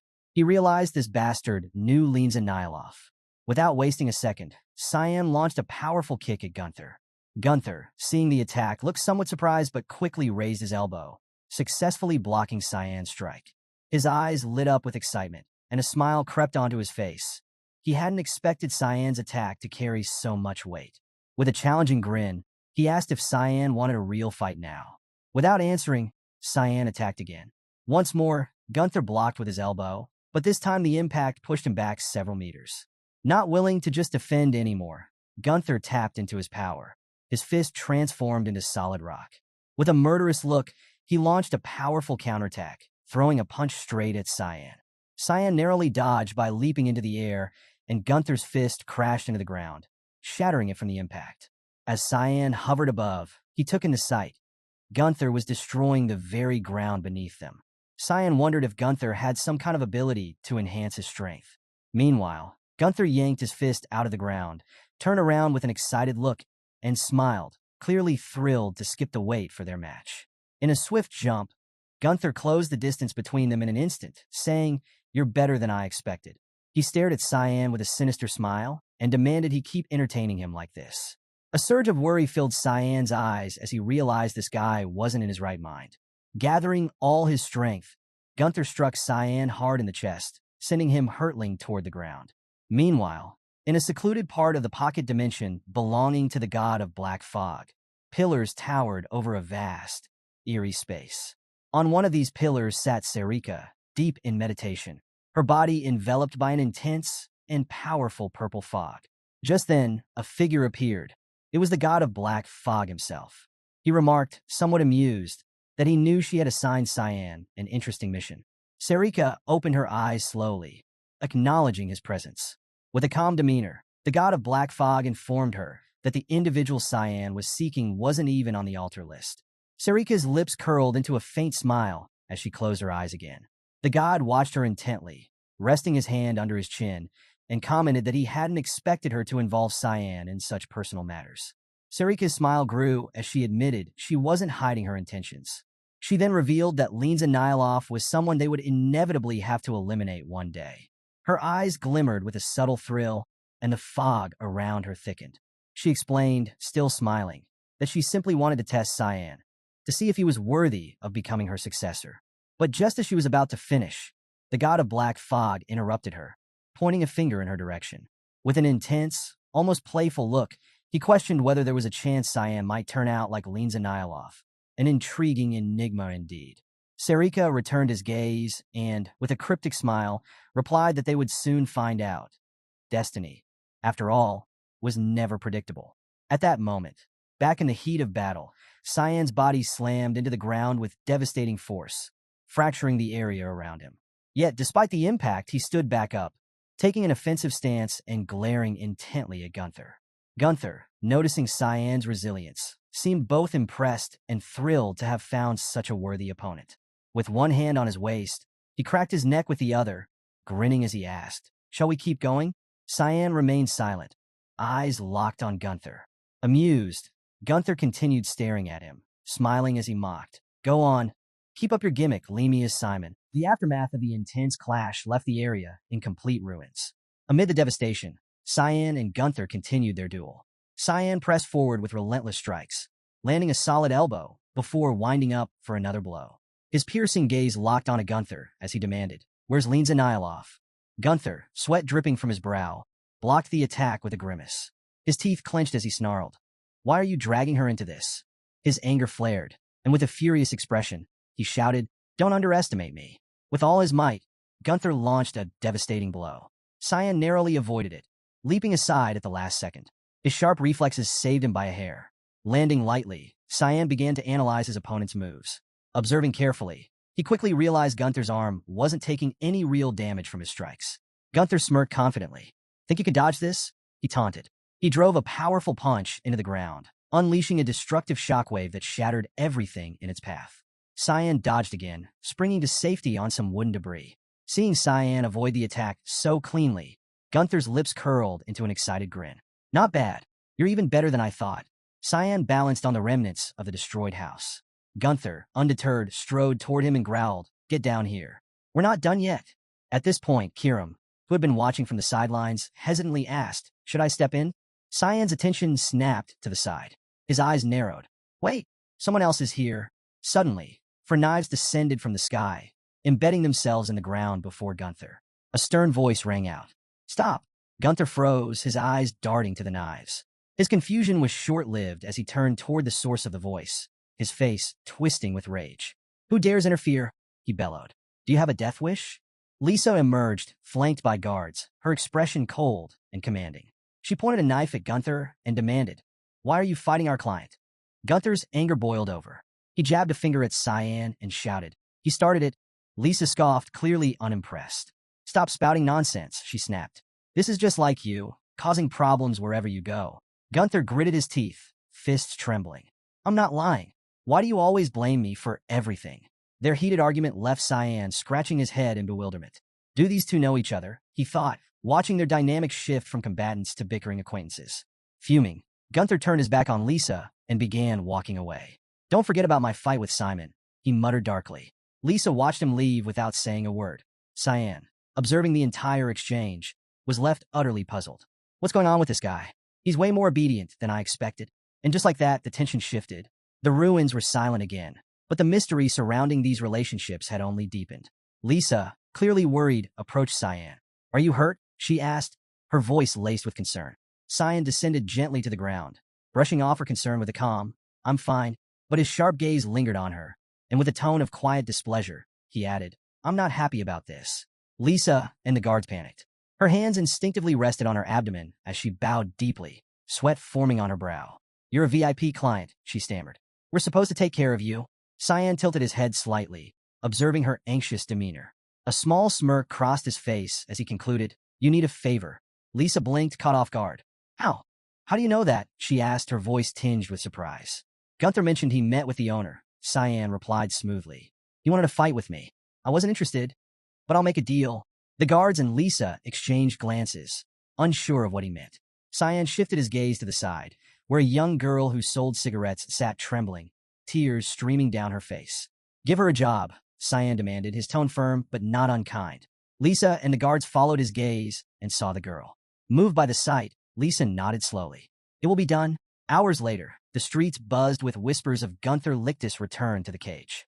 "Have you heard the news?" one man asked his companion. His friend chuckled. "Yeah, Gunther's crawling out of the dump for a fight with Simon of Lemia." The first man stroked his chin, his expression confident. "Never thought I'd see Gunther back here. Simon's in for it." As night fell, the air in Lambaster was electric. Everywhere, people discussed Cyan's rumored upcoming fight with Gunther. Meanwhile, Cyan spent the week wandering, taking part in smaller skirmishes to learn the rules of the cage. In one match, Cyan swiftly defeated an opponent with a single punch, sending the man sprawling unconscious. Dusting off his shirt casually, he learned the first rule: no weapons allowed. The second rule: if an opponent gives up, the fight is over. The third and final rule: no killing. Cyan filed the rules away in his mind, though he barely needed them.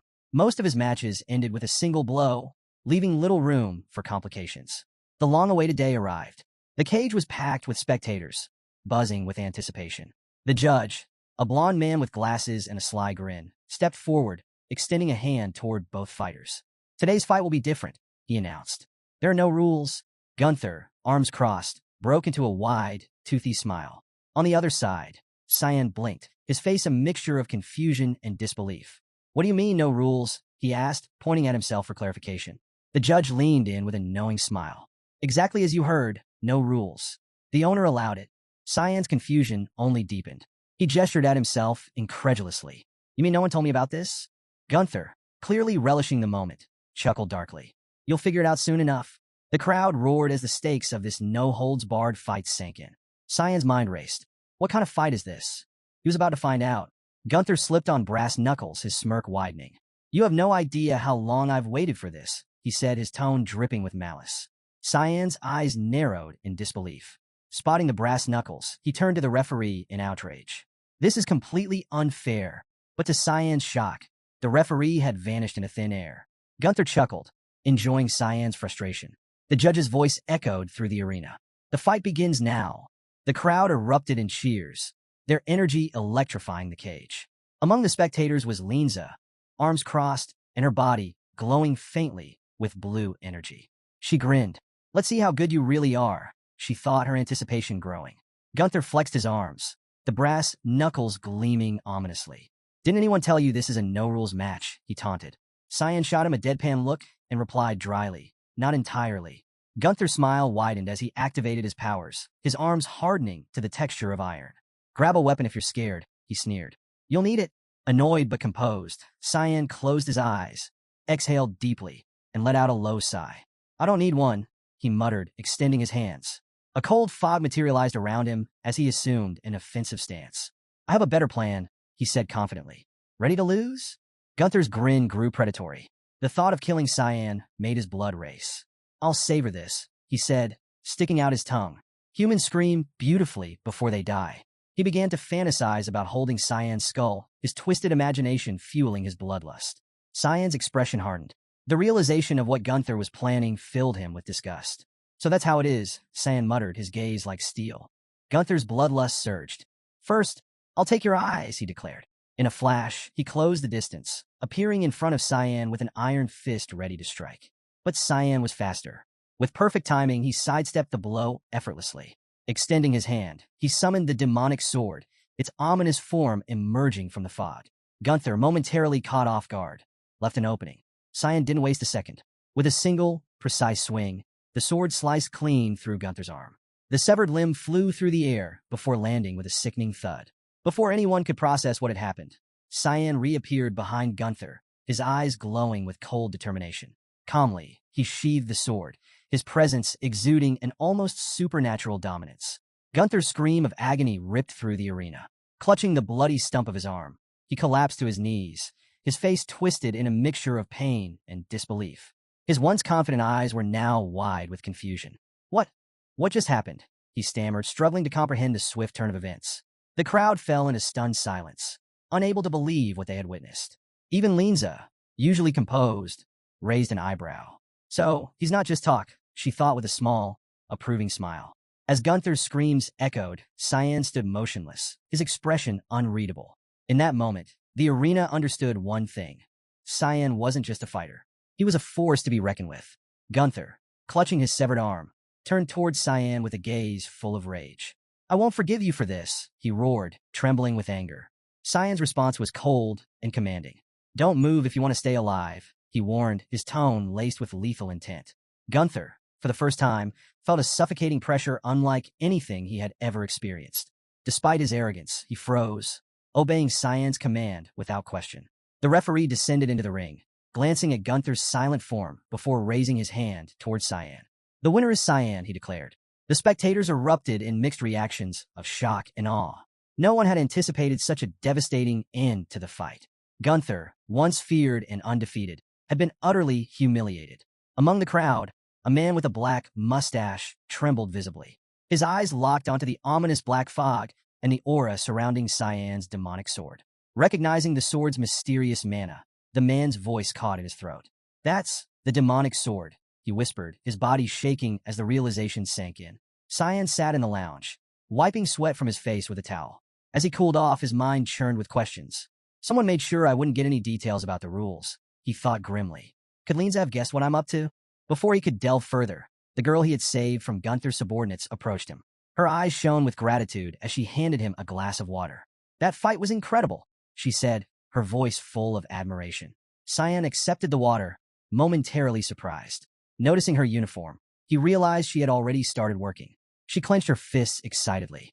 Manager Lisa said I should start as an assistant, she explained with a bright smile. Please be kind to me. Cyan smiled softly, patting her on the head. Work hard, he said warmly.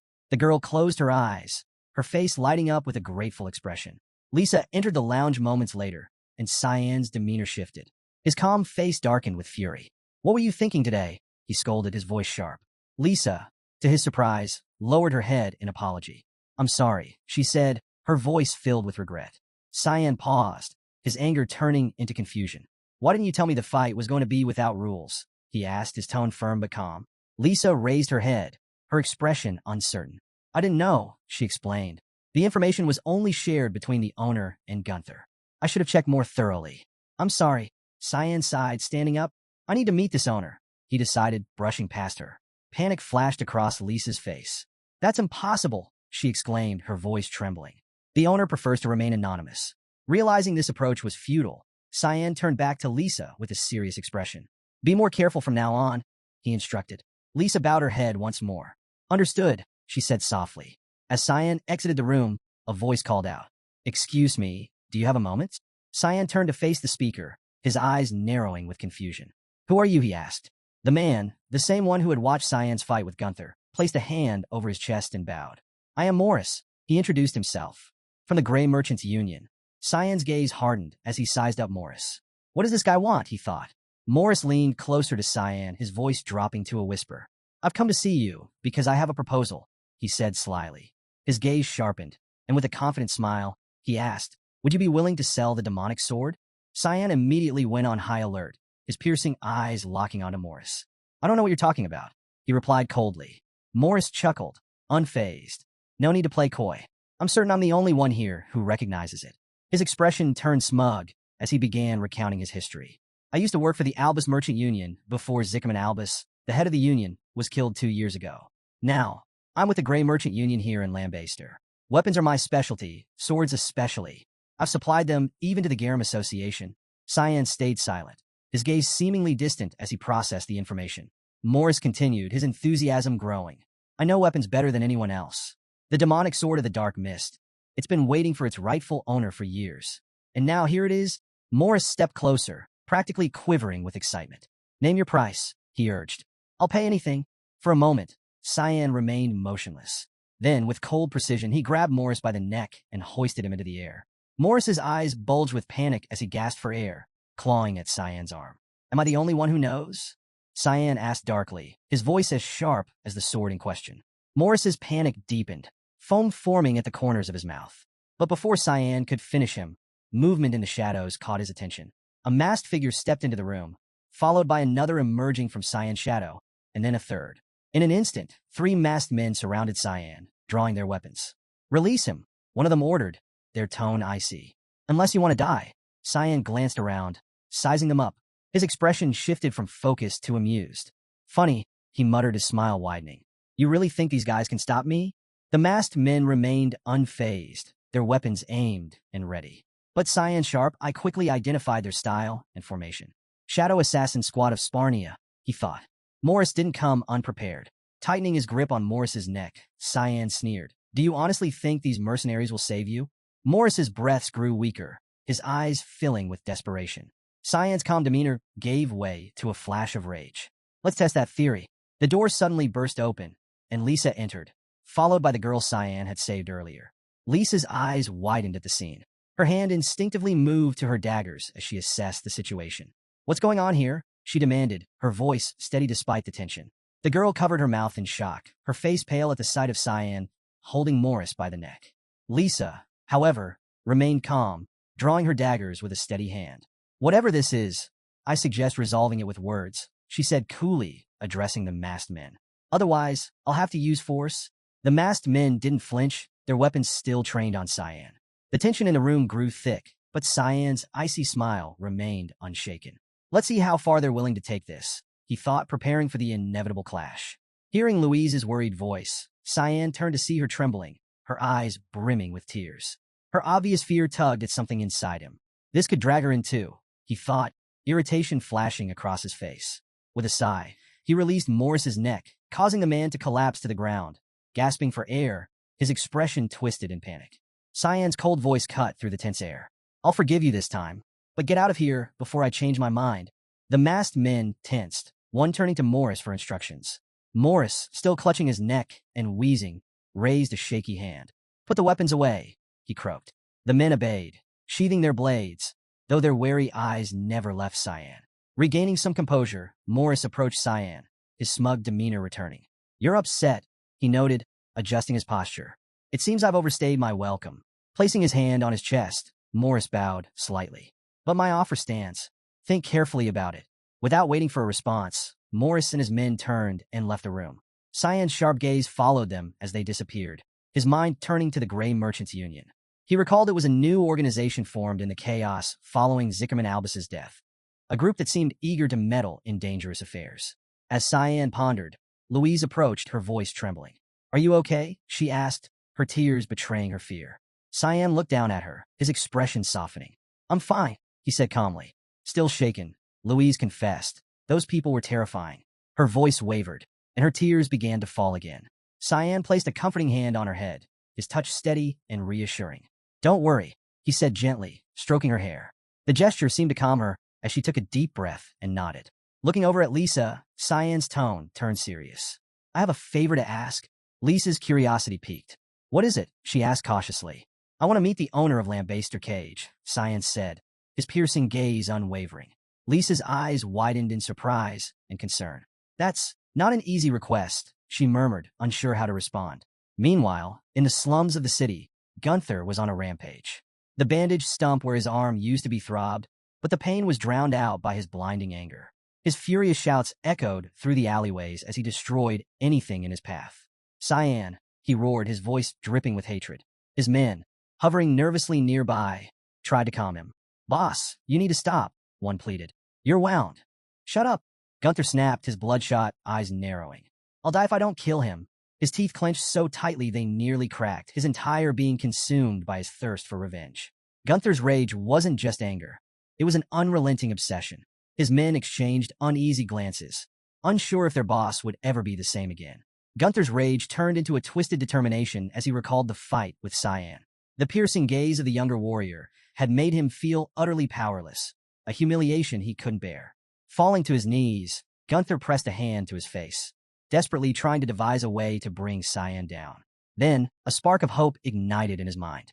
The image of the girl who sold cigarettes surfaced in his thoughts. Slowly removing his hand from his face, his lips curled into a sinister smile. That's it, he murmured. Reaching into his pocket, he pulled out a card from the Grey Guild. A plan began to take shape. Hours later, back at Lambaster Cage, Louise was busy carrying towels, her mind focused on her tasks. Suddenly, the door creaked open. Turning toward the sound, she froze. Standing there, radiating malice, was Gunther. His lips stretched into an evil grin as he greeted her.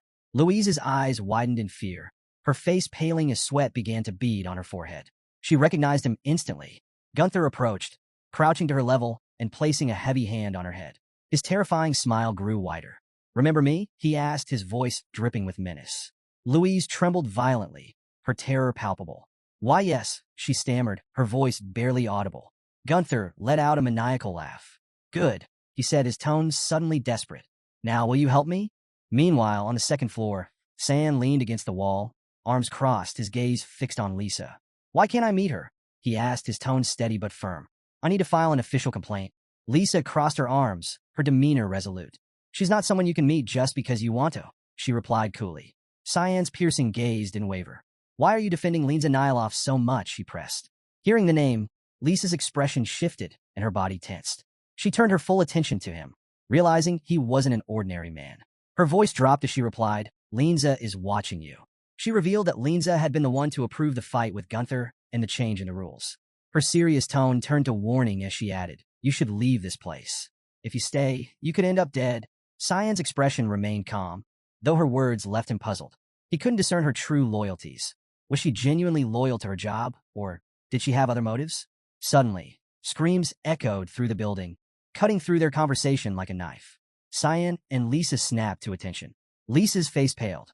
"That's Louise," she exclaimed, fear creeping into her voice. Without hesitation, she bolted down the stairs, Cyan following closely. Reaching the first floor, they were met with a scene of destruction. A massive hole gaped in the wall, and the reception desk lay in ruins. Dust and debris filled the air, and the chaos sent shockwaves through the building. Lisa's eyes darted around the room, searching for Louise.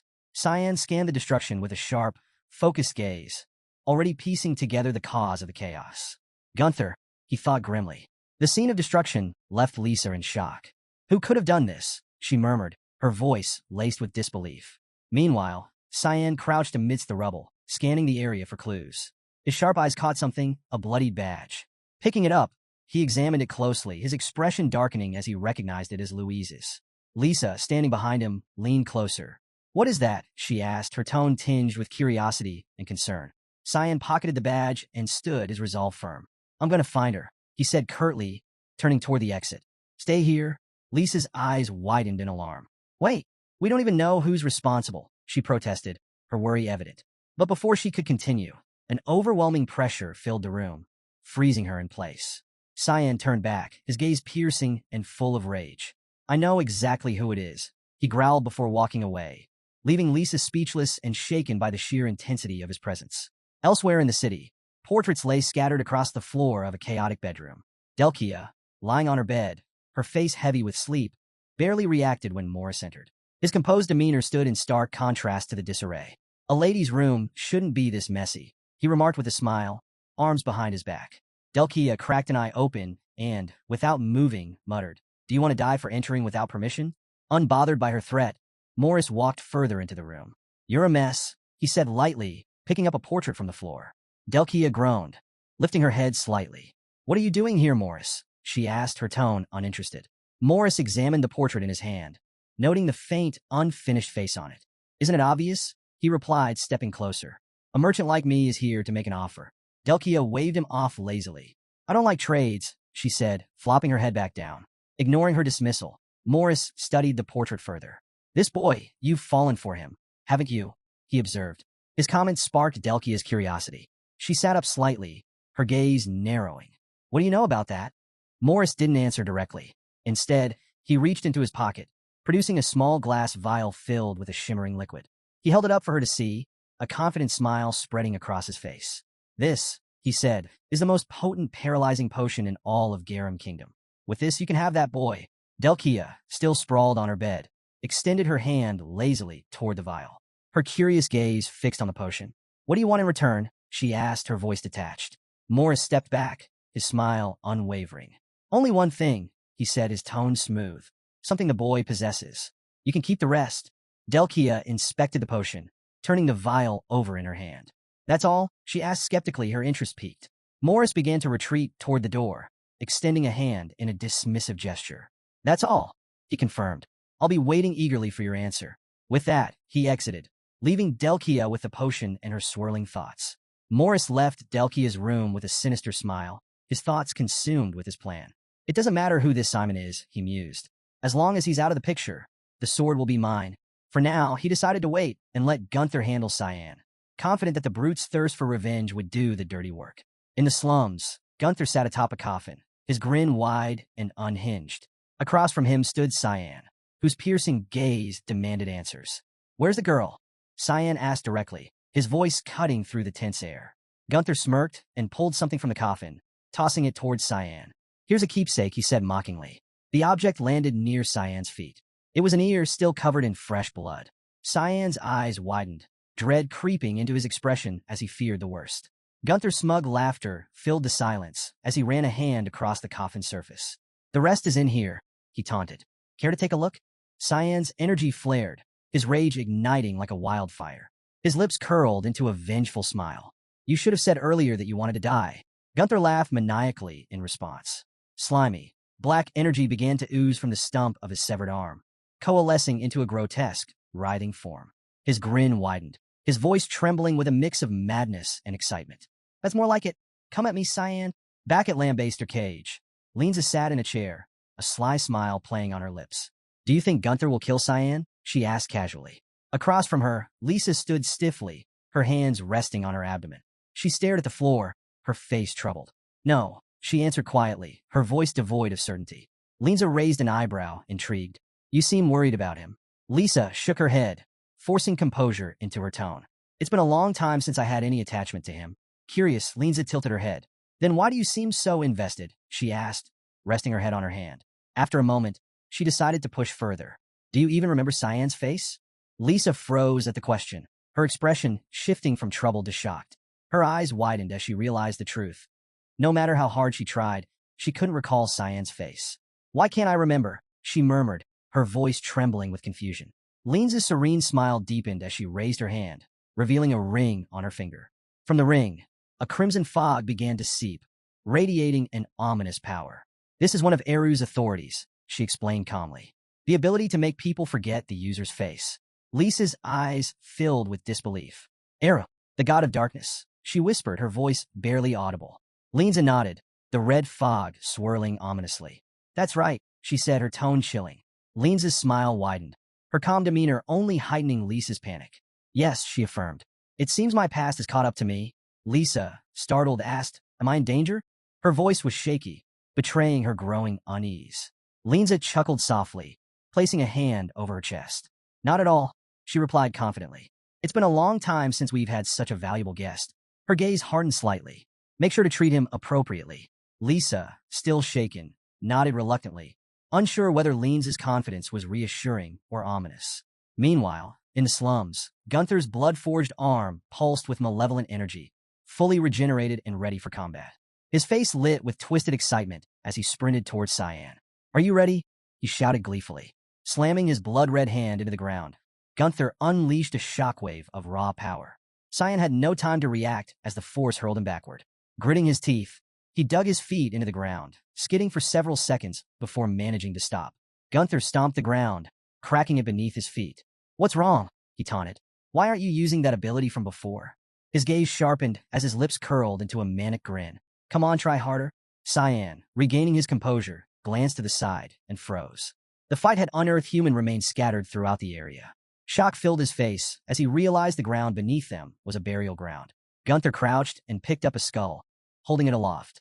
Do you know why these things are here? He sneered. Because they're useless. This place is a junkyard. With a crushing grip, Gunther shattered the skull into pieces.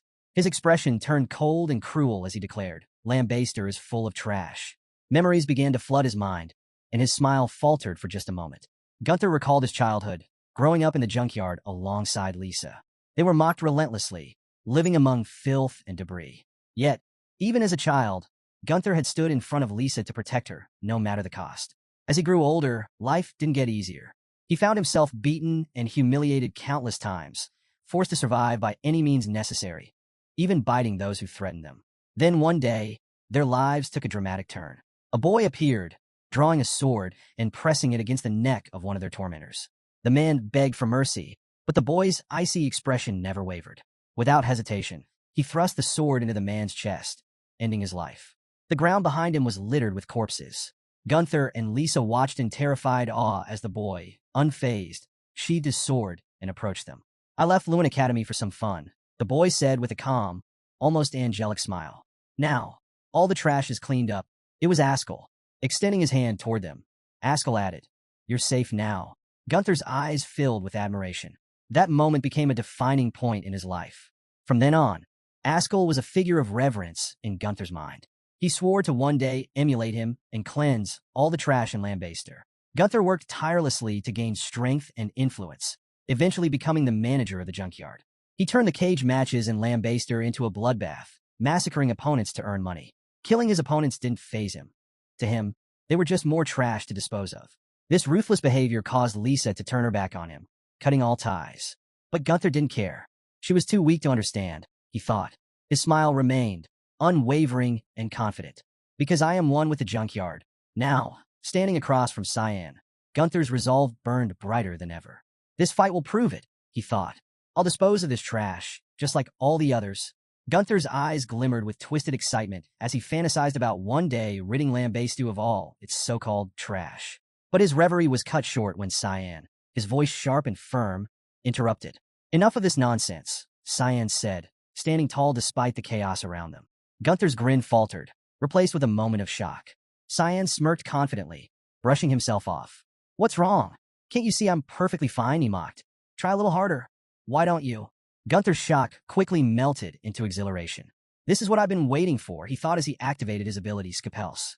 A viscous energy poured from his arm, pulling in every metallic object nearby. Chains, gears, debris, all of it fusing grotesquely into his limb. His arm now resembled a monstrous amalgamation of metal and raw energy. Gunther pulled a purple cube from his pocket, holding it up with a smug grin. "Let me show you something more interesting," he said as the cube began to float. Cyan's calm eyes fixed on the artifact, immediately recognizing it as an ancient relic. Where did he get that, he wondered. Gunther activated the artifact, revealing its name. "This is the gravity chamber," he boasted. The cube expanded rapidly, encapsulating Cyan inside and slamming shut with a deafening thud. Cyan felt a sudden, immense pressure as the gravitational force multiplied 20-fold, rooting him in place. His expression momentarily showed surprise, but quickly hardened into resolve. Gunther grinned like a maniac. "Let's see how long you can last," he sneered, his massive, metallic arm looming as he prepared to crush Cyan. Despite the immense pressure, Cyan remained calm, his body steady. Kiram's voice rang out in his mind. "Do you need help?" "No," Cyan replied flatly. His voice brimmed with quiet fury. "I don't need anyone's help." Gunther, unaware of Cyan's resolve, continued his assault. "Let's see if you can survive this," he roared, swinging his massive arm with enough force to crush anything in its path. But when the blow landed, the cube shattered. Cyan was no longer inside. Gunther froze, his grin fading into confusion. Before he could process what had happened, Cyan appeared beside him, moving at blinding speed. Gunther's eyes widened in disbelief. "How?" Cyan didn't give him time to finish the thought. With all his strength, Cyan delivered a devastating punch to Gunther's chest. The impact was so powerful that Gunther's metallic arm began to disintegrate, pieces of fused metal clattering to the ground as his body was hurled into the air. Gunther gasped, his face twisted in shock. This shouldn't be possible, he thought, his mind racing. His chest burned with pain, and he struggled to comprehend how Cyan had not only escaped but struck back with such ferocity. As he crashed to the ground, Gunther lay amidst the shattered remains of his arm, his confidence shattered along with it. Cyan stood nearby, calm and unyielding, his gaze filled with quiet determination. "This ends now," Cyan muttered. As Gunther was flung into the air, Cyan appeared above him, his piercing gaze fixed on his opponent. Feeling Cyan's overwhelming presence, Gunther instinctively went on high alert. The intensity of Cyan's stare sent shivers down his spine. "I'm going to crush everything," Cyan said coldly, "except your ears." Gunther's fear mounted as he began sweating profusely. Before he could react, Cyan delivered a devastating kick to his back, followed by a brutal elbow strike to his abdomen. The force sent Gunther hurtling toward the ground. While Gunther plummeted, Cyan hurled 6 sharp crystals, embedding them deep into Gunther's body, eliciting cries of pain. Gunther crashed into the rubble below, the impact kicking up a massive curtain of smoke. As the dust settled, his broken body lay sprawled among the debris, sharp crystals jutting out from his flesh.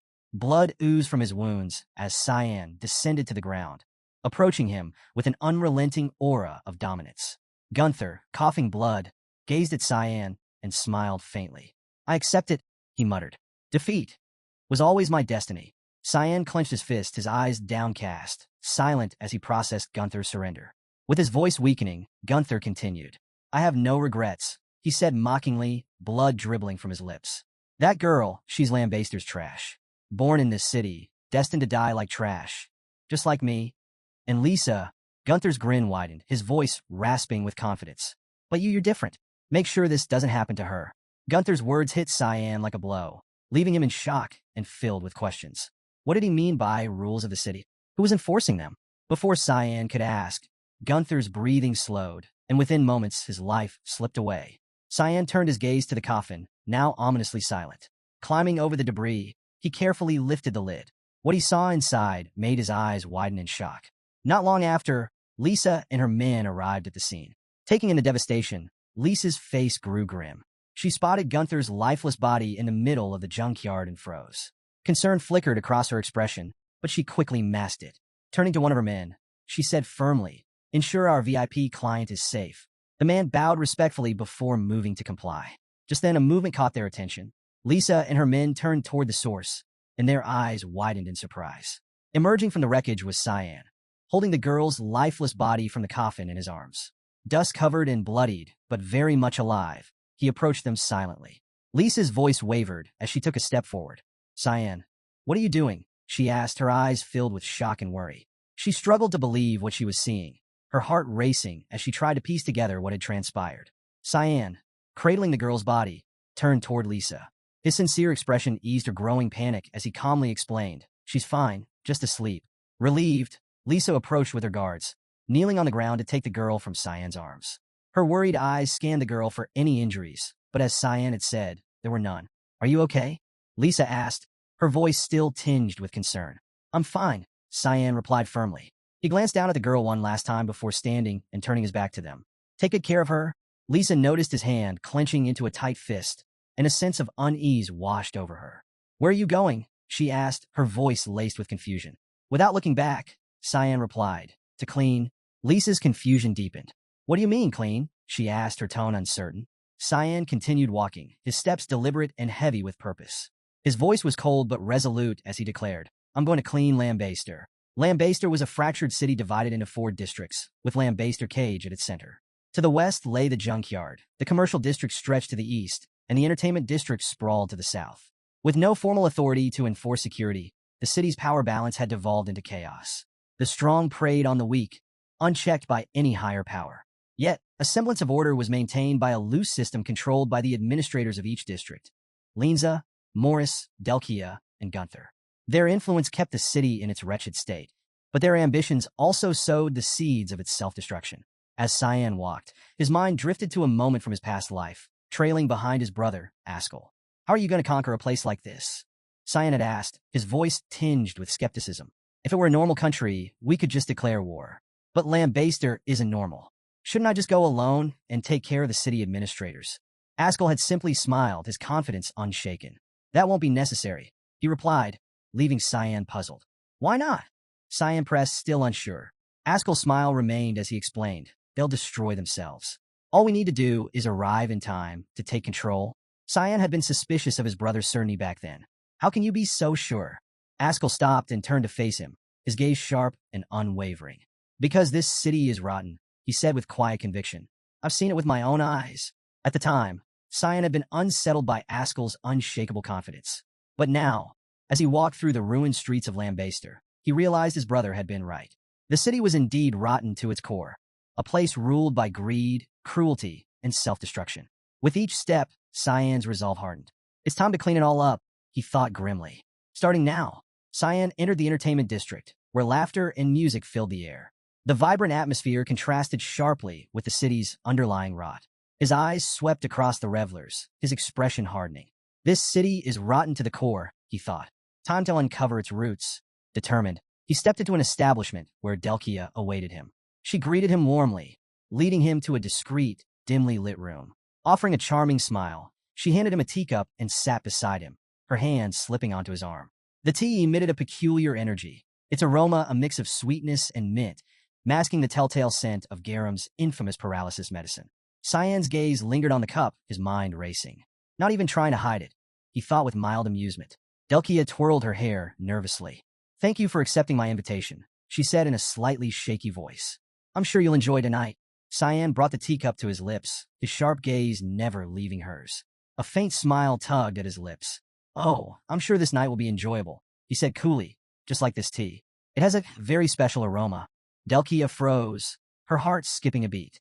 Her confident facade wavered. "Does he know?" she wondered, panic rising. His tone was unreadable, his words cutting. Cyan lifted the cup and drank deeply. Delkia's jaw dropped in disbelief. "Is he actually drinking it?" she thought, her confusion mingling with a growing sense of triumph. Moments later, Cyan let the teacup slip from his fingers, the ceramic shattering on the floor. His body slumped forward, falling against Delkia's shoulder. Her initial shock gave way to pride as a victorious smile spread across her face. "He's mine now," she thought smugly, her confidence restored. Meanwhile, in the commercial district, word of Delkia's supposed success reached the Grey Merchants Union. A butler entered Morris's dining hall, bowing slightly, as he placed a hand over his chest. A message from the entertainment district, he announced. Delkia has captured Simon. Morris, dining with calm precision, set down his fork. His lips curled into a pleased smile, though his eyes flashed with fury at the thought of wasted opportunities. Gunther was a fool, he fumed inwardly. Losing the gravity chamber like that? I worked hard to acquire it from the Garum Association. To soothe his frustration, he grabbed a chicken thigh and bit into it with gusto. Chewing thoughtfully, his expression shifted to one of unbridled excitement. It doesn't matter, he thought, his mind racing with plans. Soon, the demonic sword will be mine. As Morris dined, one of his men emerged from a swirling portal, his face etched with suspicion. This feels too convenient, the man said, his voice low. Something isn't right. Morris, without opening his eyes, waved a hand dismissively, muttering a spell under his breath to nullify bad luck. Don't worry, he said confidently. It's handled. The man's gaze didn't waver. My instincts have never been wrong, he insisted. I'll go scout the location ahead of time. Morris finally opened his eyes, his expression sharp. Fine, he relented, but don't act rashly. Do only what's necessary. Yes, sir, the man replied before disappearing back into the portal. As he resumed his meal, Morris's thoughts turned to Sparnia's mercenaries. Annoying meddlers, he thought, his brow furrowing. They should stick to doing what they're paid for, unless they have their eyes on the demonic sword too. Minutes later, Morris's paranoia faded as he climbed into his ornate carriage. As it raced through the city streets, he ordered his driver to clear the way, leaving residents shocked by the display of power. Let's see what Delki has done, he thought with anticipation. Upon arriving at the entertainment district, Morris stepped out of the carriage, his face alight with enthusiasm. Throwing open the door to Delkia's establishment, he announced, I've arrived. In her private room, Delkia had laid Cyan, still unconscious, on her bed. She sat beside him, her cheeks flushed with excitement. You came early, she teased Morris as he entered. You could have taken your time. Her tongue darted out nervously, and she began touching it with her fingers. But I suppose it doesn't matter. The fun's about to begin. Morris's grin widened, though his eyes stayed on Cyan. I don't need him, he said cheerfully. Just the object he's carrying. Delkia smirked, crossing her arms. Don't worry, I've already taken it from him. Hearing this, Morris's excitement grew. Good, he said, extending his hand eagerly. Hand it over. But Delkia didn't comply. Instead, she pulled a rope near her bed, her smirk deepening. Don't be so impatient. You're in for a surprise. The curtains in the room parted slowly, revealing a shocking scene. A figure with white hair was bound by a red fog, their arms suspended in midair. Around them lay the mutilated bodies of several men. In the middle of the carnage was Delkia's body, tied by her wrists, her face bruised and lifeless. Morris's confident demeanor crumbled instantly. His face paled as sweat began to bead on his forehead. What is this? He stammered, his voice trembling with fear. Delkia, standing near him, extended her hand toward the grotesque display. Isn't this what you wanted? She asked mockingly. Her voice dripped with malice as she gestured toward the horrifying scene. Morris's eyes darted frantically, piecing together the nightmare before him. She's dissecting humans, he realized in horror. As he looked closer at the figure in the middle, his body began to tremble uncontrollably. That's Delkia's body. The smugness vanished from Morris's face, replaced by sheer terror. He finally understood that he wasn't in control and that he had walked straight into a trap. Morris spun around, his expression a mix of confusion and fear. Staring at the false Delkia, he demanded, Who are you? The woman smirked, unfazed by his outburst. Don't be so rude, she replied, her voice calm yet chilling. Slowly, she ran her hand across her face, causing the disguise to dissolve. The woman beneath the illusion was none other than Kiram. Once her true form was revealed, Kiram's smile widened as she locked eyes with Morris. I'm the demonic sword you've been so desperate to possess, she said, her tone dripping with mockery. Morris's jaw dropped as the realization hit him like a brick. His legs gave out, and he fell onto the floor, staring at Kiram in utter disbelief. Impossible. The demonic sword can turn into a human. Kiram chuckled softly, clearly enjoying his reaction. Her presence exuded an unshakable confidence that only deepened Morris's dread. Suddenly, Cyan, who had been feigning paralysis, sat up, his intense gaze locking onto Morris. You know too much, he said coldly, his voice cutting through the tension. Morris's heart sank. His instinct screamed that he was in over his head. Desperate, he shut his eyes and screamed at the top of his lungs, calling for the Shadow Assassin squad. Help! Get in here now, he bellowed. Cyan, visibly annoyed, covered his ears. This guy's way too noisy, he muttered. Before Morris could continue his shrieking, Cyan closed the distance and delivered a swift blow to his neck. Shut up, Cyan said bluntly as Morris crumpled to his knees. Rolling up his sleeves, Cyan's expression turned darker. Since you're so eager to see your men, he said with a cruel smile, I'll send you to meet them. Cyan extended his arms outward, releasing a dense, menacing fog that quickly filled the room. Using his swamp of mist ability, Cyan turned Morris's shadow into a swirling pool of darkness that began to consume his body. Morris's panic escalated as he felt his body being pulled into the shadowy abyss. Cyan stepped closer, his piercing eyes studying him. You gave Gunther the artifact and Delkia the paralyzing medicine, didn't you? He asked rhetorically, his tone icy. Morris, his voice trembling, begged for mercy. I'll never do it again. Please, I'm sorry. Cyan smiled faintly, though the warmth never reached his eyes. I'll make sure you never can, he said, bidding him farewell. The shadow fully enveloped Morris, dragging him into its eerie depths. Desperate, Morris extended a hand upward, pleading for forgiveness. His cries echoed faintly as he vanished into the darkness. Within the shadow, Morris collided with something cold and lifeless. Turning in fear, he saw the body of one of the assassins from the Shadow Assassin Squad. His heart pounded as the realization hit him. He was already trapped in the same grave he had dug for others. Clutching his neck, Morris gasped for air, his fear mounting until the shadow consumed him completely. As the fog dissipated, Cyan turned away, his mind already shifting to the next target. Delkia is next, he muttered. Kiram approached Cyan, her steps deliberate and calm. Leave her to me, she said with a soft but firm tone. Cyan glanced at her, reading the seriousness in her expression. With a nod, he stepped aside, leaving the room and trusting Kiram to handle the final piece of the puzzle.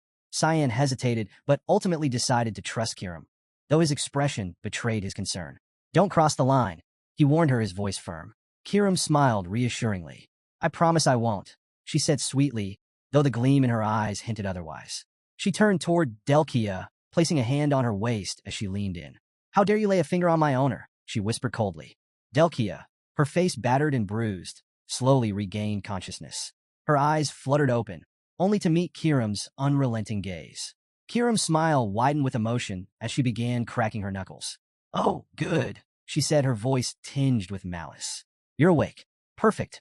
Get ready, I'm going to divide you into 1,000 pieces. Delkia's eyes filled with terror, and she began to tremble. Tears streamed down her face as she begged for forgiveness, her voice shaking. Please, I swear I won't ever do anything like that again. Kiram wasn't moved by her pleas. With no hesitation, she delivered a powerful punch to Delkia's face, sending her reeling with a scream of pain. Cyan left the room, his steps slow but steady. As Delkia's cries echoed behind him, his expression grew serious. His gaze drifted to the door for a moment before he shook his head and moved on. She'll handle it, he thought. But just as he turned away, his senses sharpened.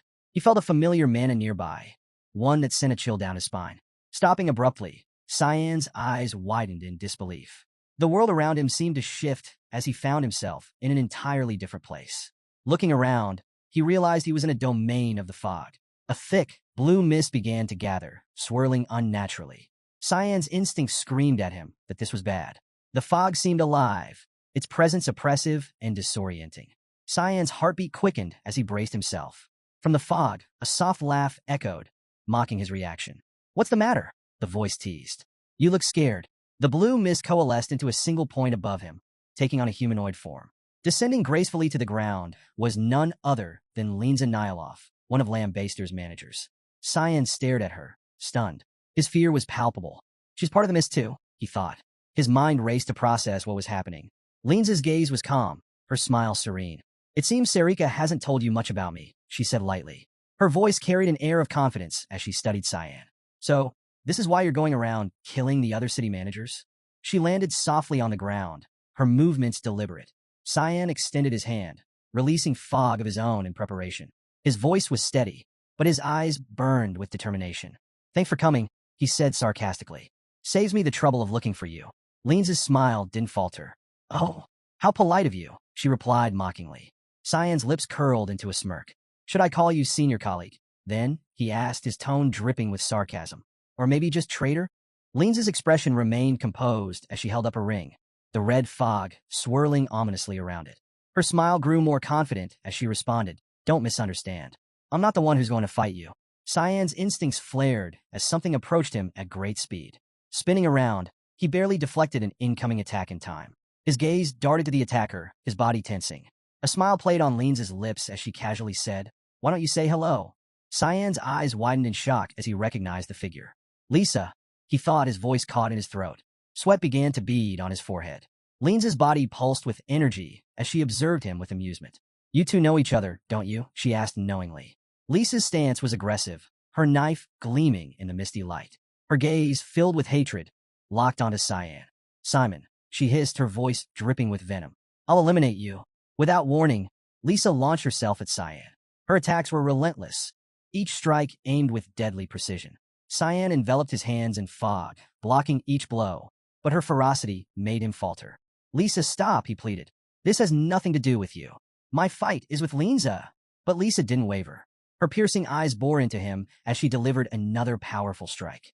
Cyan gritted his teeth, realizing she wasn't listening. There's no choice, he thought grimly. As her relentless attacks continued, Cyan's glowing eyes narrowed with determination. He surged toward her, deciding to knock her out before she could do any more damage. Cyan activated his wave of bloodthirst technique, joining his hands and unleashing a burst of concentrated energy. The wave struck Lisa with immense force, sending her flying backward. For a moment, Cyan thought it was over, but to his surprise, she recovered mid-air, landing gracefully. Lisa braced herself with her hands and feet, stopping her momentum. Despite the direct hit, she stood tall, her gaze never leaving Cyan. She's still standing, Cyan muttered, a hint of admiration creeping into his voice. She's been trained thoroughly. Too thoroughly. Lisa dusted herself off, her expression unyielding. Her strength was undeniable, and Cyan realized she had withstood an attack that should have incapacitated most opponents. As Cyan prepared for another round, Linza approached with her arms behind her back, her smile infuriatingly serene. Why did you hesitate? She asked teasingly. You could have killed her if you wanted. Cyan's gaze shifted to Linza, calm but firm. How much longer are you going to hide in the fog? He asked coldly. Linza chuckled, her smile growing wider. Oh, I'm just here to watch. I wanted to see how the boy Sarika trained would fare against Lisa, who was trained by me. Cyan's expression turned serious. You know Sarika? He asked, his voice low with suspicion. What's your relationship with him? Linza's form began to fade into the fog, her voice carrying a playful tone. That's a story for another time, she said cryptically. For now, focus on what's in front of you. Her words snapped Cyan out of his trance. His focus returned to Lisa, who was already preparing for another attack. Cyan went on high alert, bracing himself for the next move. I'll have to end this quickly, he thought, steeling himself for the battle ahead. Lisa activated her Rain of Needles ability, summoning an array of knives that hovered in the air. Her piercing gaze locked onto Cyan, and with a swift motion, she launched the knives at him. Cyan moved with precision, dodging the barrage effortlessly. He backflipped out of harm's way and landed gracefully. But as he was regaining his footing, Lisa took the opportunity to leap into the air, descending with another powerful strike. Using all her strength, she slashed downward. Cyan, quick to react, wrapped his hands in mana and raised his arms to block the attack. The blade met his defense, and though her assault was powerful, Cyan held steady. Lisa's hands trembled as she pressed against him, her eyes filled with hatred. You'll pay, she hissed, her voice shaking with emotion. Gunther was my last remaining family, and you took him from me? Cyan, gripping the blade with his mana-wrapped hands, remained calm. His sharp gaze locked onto Lisa's eyes. Something clicked. This isn't just her hatred, he realized. It's Linza's influence. The faint flicker of Linza's meddling became apparent as Cyan pieced it together. A fragment of memory, he thought, planted to twist her feelings. This was a trap from the start. Recognizing the danger of staying close, Cyan moved with incredible speed. Before Lisa could react, he grabbed her by the neck, lifting her off balance. Shock flashed across her face as Cyan hurled her onto her back. She hit the ground hard, and before she could recover, Cyan climbed on top of her, forcing her to drop her knife. Lisa's panic mounted as Cyan gripped her neck tightly. Using his other hand, he delivered a decisive blow to her head. Her body went limp as she lost consciousness. Cyan let out a small sigh of relief, his plan to incapacitate her successfully executed. Standing up, his expression darkened as he addressed the mist swirling in the air. That's one down, he said coldly. Now, it's just the two of us. The mist above began to gather, swirling ominously before forming the shape of Linza. She descended gracefully, her calm smile never faltering. What are you talking about? She asked mockingly. I thought you knew. This fog is me. Cyan's sharp eyes followed her movements, his expression unreadable. I'll admit, he said, I was surprised you were fogged. But what surprises me more is how far you'll go to pretend. Linza tilted her head, confusion flickering across her face. Pretend, she echoed. What are you talking about? Cyan pointed at her, a confident smile spreading across his lips. That ring on your finger, he said, his voice steady. It's the Ring of Anbaris, an artifact that lets its wearer absorb mana or divine authority. You've been using it to mimic fog.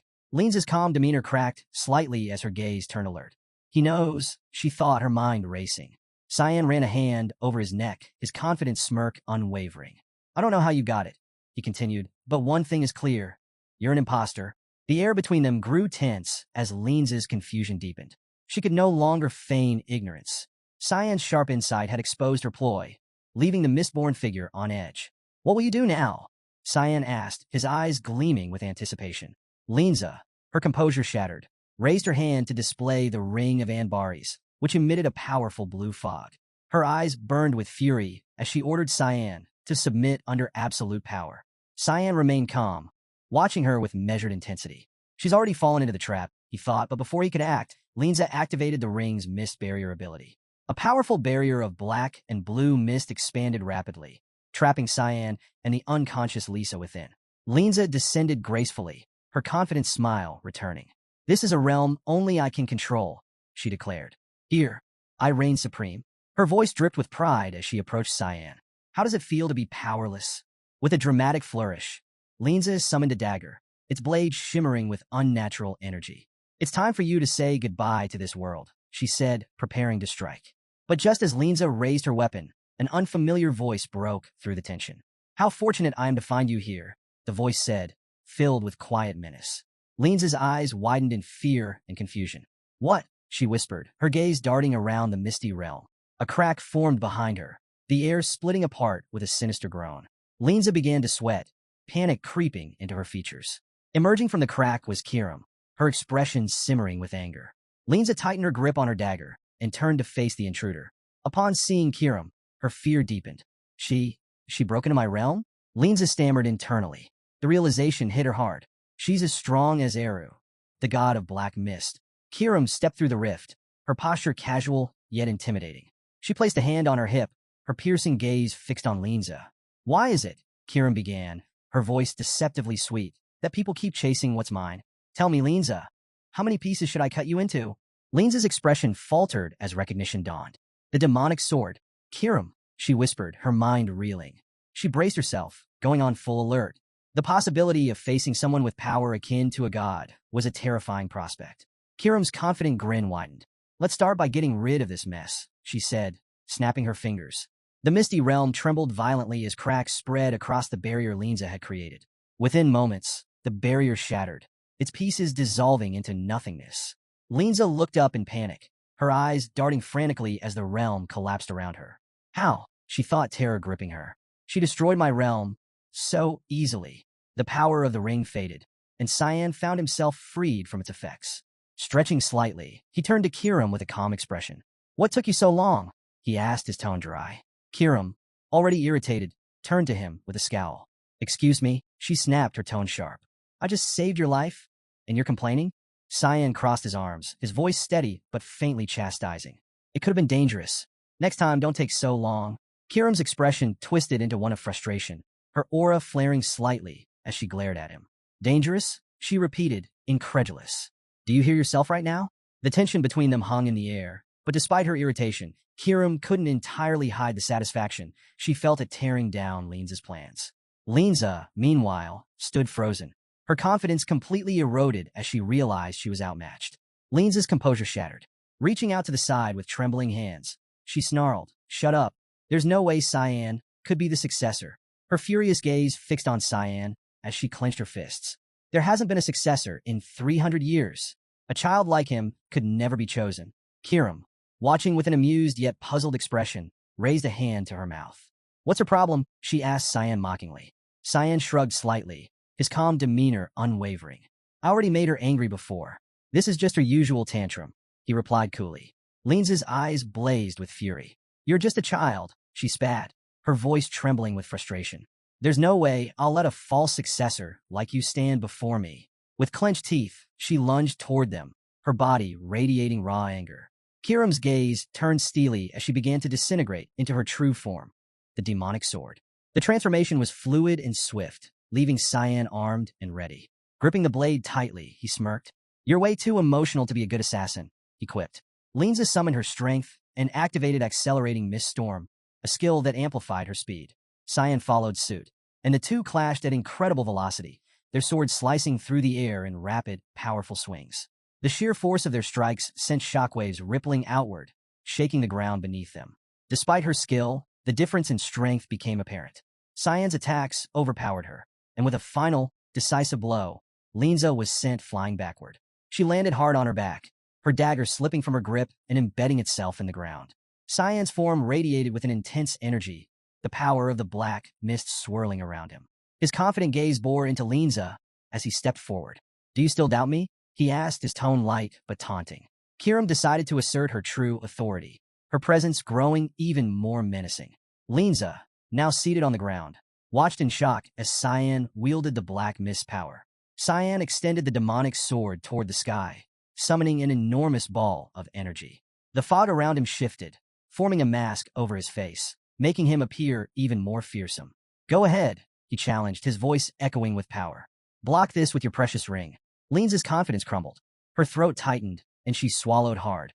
Her gaze locked on the destructive force Cyan had summoned. The energy orb shot toward her, tearing through everything in its path. Linza froze, her body paralyzed with fear. She had no means to stop it. As the attack closed in, Linza's mind flashed back to her past in the Black Mist Temple. A few years ago, Sarika stood before her with a calm, unreadable expression. Are you leaving? She asked, her voice steady. Linza, her back turned, replied with a confident smile. Yes, I'm tired of waiting for the successor to appear in this place. Her tone carried no remorse. Sarika nodded, remaining tranquil. It's a shame, she said softly, accepting Linza's decision. Her calm gaze lingered on Linza. But no, I'm not coming to kill you. Linza turned, a teasing grin on her face. Why not? Aren't I a threat? Sarika's gaze sharpened slightly. Because there's no reason to, she replied. There are far worse people to deal with. Don't worry about it. But her tone shifted to one of quiet warning as she added. However, the moment you become contaminated by the mist, I'll be the one to purify you. As the energy orb bore down on her, Linza's confident facade shattered. The memory of Sarika's promise rang in her mind, and for the first time in years, she felt truly afraid. Cyan's unrelenting attack left her no room for escape, and the moment of reckoning drew closer. Linza trembled in fear as Cyan's devastating attack pierced her defenses, severing her fingers and leaving a gaping hole in her body. Her strength waned as she collapsed to the ground. How did it come to this? She thought, her gaze empty. Her mind raced back to the moment she had turned her back on Sarika, driven by her ambition to create her own organization, where the powerful could rise and rule. In the past, Sarika's calm, piercing expression had lingered as Linza turned away. Take care of yourself, Sarika had said, her voice measured but firm. For a moment, Linza hesitated, a small smile breaking through her confident facade. She had walked away, leaving the organization that waited for the successor, determined to forge her own path. Hidden ambitions had fueled her, ambitions to step out of the shadows and command her own power. Now, kneeling before Cyan, Linza's head hung low, her voice barely audible. Sarika, she murmured, the name escaping her lips like a whispered regret. Her trembling gaze lifted to meet Cyan's. Tears streamed down her face. Tell Sarika, I was wrong. Her voice cracked, the admission cutting deeper than any wound. Please end this quickly. Cyan, his expression calm yet solemn, extended his hand toward her. Her body began to dissolve into mist, her form dissipating as the remnants of her existence faded. Cyan's eyes fixed on the transformation, his thoughts heavy. No one can predict their own downfall, he mused. It's happened to me before, too. As Linza's life ended, the misty domain she had created began to dissolve, revealing the world outside. Cyan raised his head and surveyed his surroundings. One of the buildings stood out. It was the Lambaster Cage Hotel. Though unsure how he had ended up here, he was relieved. At least this saves me some time, he thought. His thoughts were interrupted by a quiet, pained voice. Why did you spare her life? Cyan turned to see Lisa, standing amidst the dissipating mist. Her injuries were evident as she clutched a wound on her arm, her gaze burdened with guilt. She tried to kill you, Lisa said, her voice tinged with confusion. And she knew about the miss. Why would you let her live? Cyan regarded her silently, his calm eyes betraying no emotion. Lisa, overwhelmed with guilt, looked away. There's no reason for you to keep me alive either, she said, her voice trembling. Cyan stepped closer, his gaze sharp and unyielding. Are you planning to tell anyone about me? He asked bluntly. Lisa froze, her breath hitching. No, she said softly. I won't tell anyone. Cyan's expression softened slightly as he stepped back. Then there's no need to kill you, he replied indifferently. Lisa's shoulders sagged in relief, though her guilt remained heavy. Why does he show mercy to someone like me? She wondered silently, her gaze fixed on the ground. Cyan, uninterested in her inner turmoil, turned his focus back to the hotel. There's still more to do, he thought as he prepared for the next challenge ahead. With a tired and confused expression, Lisa asked quietly, What am I supposed to do now? Before Cyan could respond, the sound of hurried footsteps interrupted him. The door swung open, and the girl from before, accompanied by the guards, rushed into the room. Her face was etched with worry as she ran toward Lisa. Are you okay? She asked, her voice trembling. Lisa stared at the girl in surprise. The girl clenched her fists, her eyes welling with tears. You disappeared so suddenly, she cried. Her voice cracked with emotion as she threw her arms around Lisa, holding her tightly. She didn't care about Lisa's wounds or the situation. They had frightened her, and she vowed never to lose sight of Lisa again. Lisa's eyes softened, a light of joy flickering within them. She gently embraced the girl, smiling as she asked, Are you hurt anywhere? The girl shook her head, tears streaming down her face as she buried herself in Lisa's arms. Don't ever leave me alone again, she begged, her voice barely above a whisper. The guard stood silently nearby, observing the heartfelt scene with quiet respect. Lisa, moved by the girl's sincerity, let out a warm laugh. We were only apart for a little while, she said soothingly, stroking the girl's hair. There's no need to cry so much. Watching the scene unfold, Cyan's gaze softened. He saw in Lisa a chance for redemption, a path forward where she could make a difference. After a moment, he spoke. Lisa, he said calmly, you should manage this district for now. With the other managers gone, someone has to take responsibility. Lisa looked up at Cyan, uncertain. Me? She asked hesitantly. Cyan nodded. Make sure this girl doesn't grow up to become someone like you. Or Gunther, he said, his voice firm but kind. Lisa's uncertainty lingered, but the sincerity in Cyan's words reassured her. She met his gaze and nodded. I'll do my best, she said, though her voice still wavered. Cyan walked over to the girl and knelt down, stroking her head gently. Behave well, all right? He said with a kind smile. The girl looked up at him, her hands clasped over her chest. Are you leaving? She asked, her eyes wide with confusion. Cyan stood, his gaze calm and resolute. Yes, he replied. Take care of yourself. The guards and Lisa watched silently as Cyan began to walk away, his back turned to them. Lisa, still uncertain about the future, called out, Will you come back? Cyan paused, raising his hand in a casual wave. Maybe, he replied without looking back. Lisa brought her hand to her mouth, her smile bittersweet. You have to come back, she said firmly. Hearing this, Cyan smiled faintly. I will, he thought to himself, though his expression held a tinge of sadness. As Cyan continued to walk away, memories from his past life surfaced, the city engulfed in flames, chaos reigning over the streets. He closed his eyes briefly, pushing the images aside. Not this time, he resolved silently. Next time, things will be different. His figure disappeared into the distance, leaving behind a district and a city on the verge of transformation. A few hours later, Cyan arrived at Miss Slayer's temple, holding Linza's dagger. He approached Sarika, who was sitting atop a floating stone, her expression serene yet expectant. As Cyan handed her the dagger, it began to emit a suffocating energy, sending a chill through the air. Sarika's eyes widened as she examined the dagger. You purified Linza, she said softly, her tone filled with disbelief. A small smile formed on her lips. I didn't think you'd actually manage it. Cyan stood with his arms crossed, his gaze steady. Did you send me knowing how difficult it would be? He asked, his tone calm but accusatory. Sarika pointed the dagger at him playfully, her eyes sparkling with joy. What if I did? She teased. You have questions, don't you? Cyan raised his head, his expression calm but curious. What was your relationship with Linza? He asked. And are you part of Mist too? Sarika's smile widened as memories flooded back. Yes, I'm part of Mist, she confirmed. Linza and I used to train together, back when things were simpler. Her voice grew softer as she recalled the past. But one day, Linza turned her back on me. She left, taking the ring of Anbaris with her. The ring meant to be passed down only to the master of the hall. Cyan listened silently as Sarika's gaze grew distant, her mind replaying the moment Linza walked away. She didn't like where Mist was heading, Sarika continued. So, she left without saying a word. Cyan reached into his pocket and pulled out Linza's ring. Holding it up, he asked, Is this the ring of Anbaris? Sarika descended gracefully from her floating stone, landing softly in front of him. Her eyes locked onto the ring, and she nodded. Yes, It was meant to be mine, she admitted.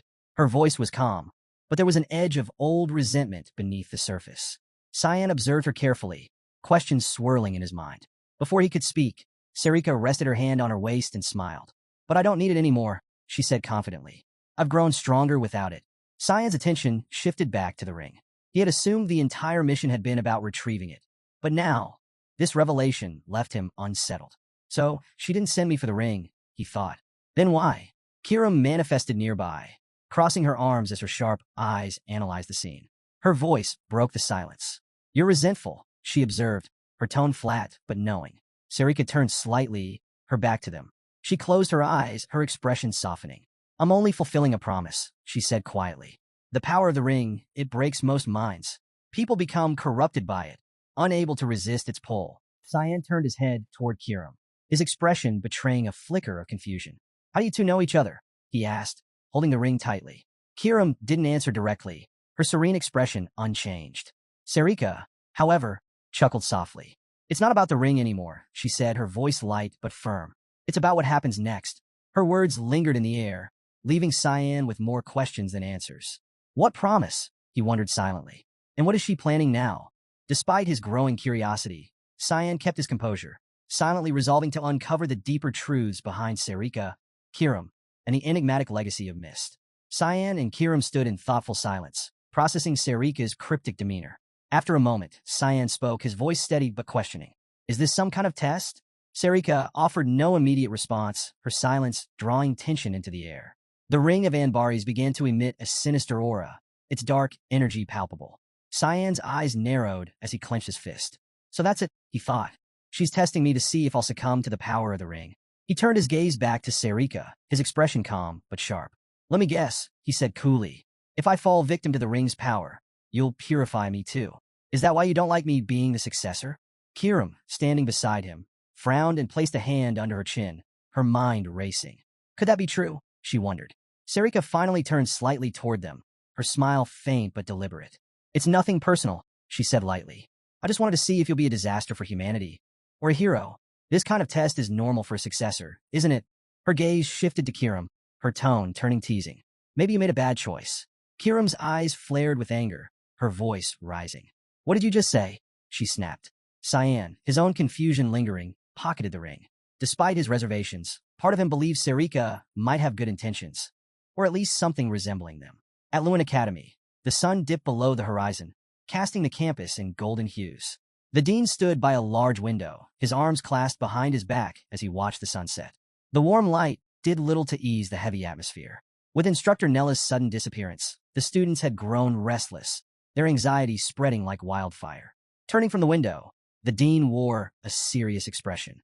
This is a great burden, he murmured, his voice low, especially for someone so newly appointed. But I trust him. His thoughts were interrupted by the quiet approach of a man. Boris stepped into the room, bowing slightly as he placed a hand over his chest in a sign of respect. Don't worry, Dean, Boris said with a kind smile. I'll do my best to be understanding with the students. The dean nodded appreciatively. Thank you, Boris. Boris bowed again before turning and walking toward the door. His demeanor remained pleasant, but as he left, the dean's sharp gaze followed him. A flicker of suspicion crossed the dean's face. That manna, he thought, his brows furrowing. It's strange. The dean lingered in thought for a moment before shifting his attention back to the darkening campus, the tension of unanswered questions weighing heavily in the quiet room. Sarika entered the dean's office in a hurry, holding a book tightly against her chest. Apologies for being late, she said breathlessly, her gaze quickly locking onto Boris. Her face shifted from surprise to unease as she sensed his presence. Boris turned toward her, placing his hand over his chest in a polite gesture. It's a pleasure to meet you, he said with a kind smile. I'm Boris, the newly appointed instructor. As he walked past her, Sarika's instincts flared. His manna, she thought, panic creeping into her expression. She turned sharply, her piercing gaze following him. It reeks of blood, she realized, her mind racing.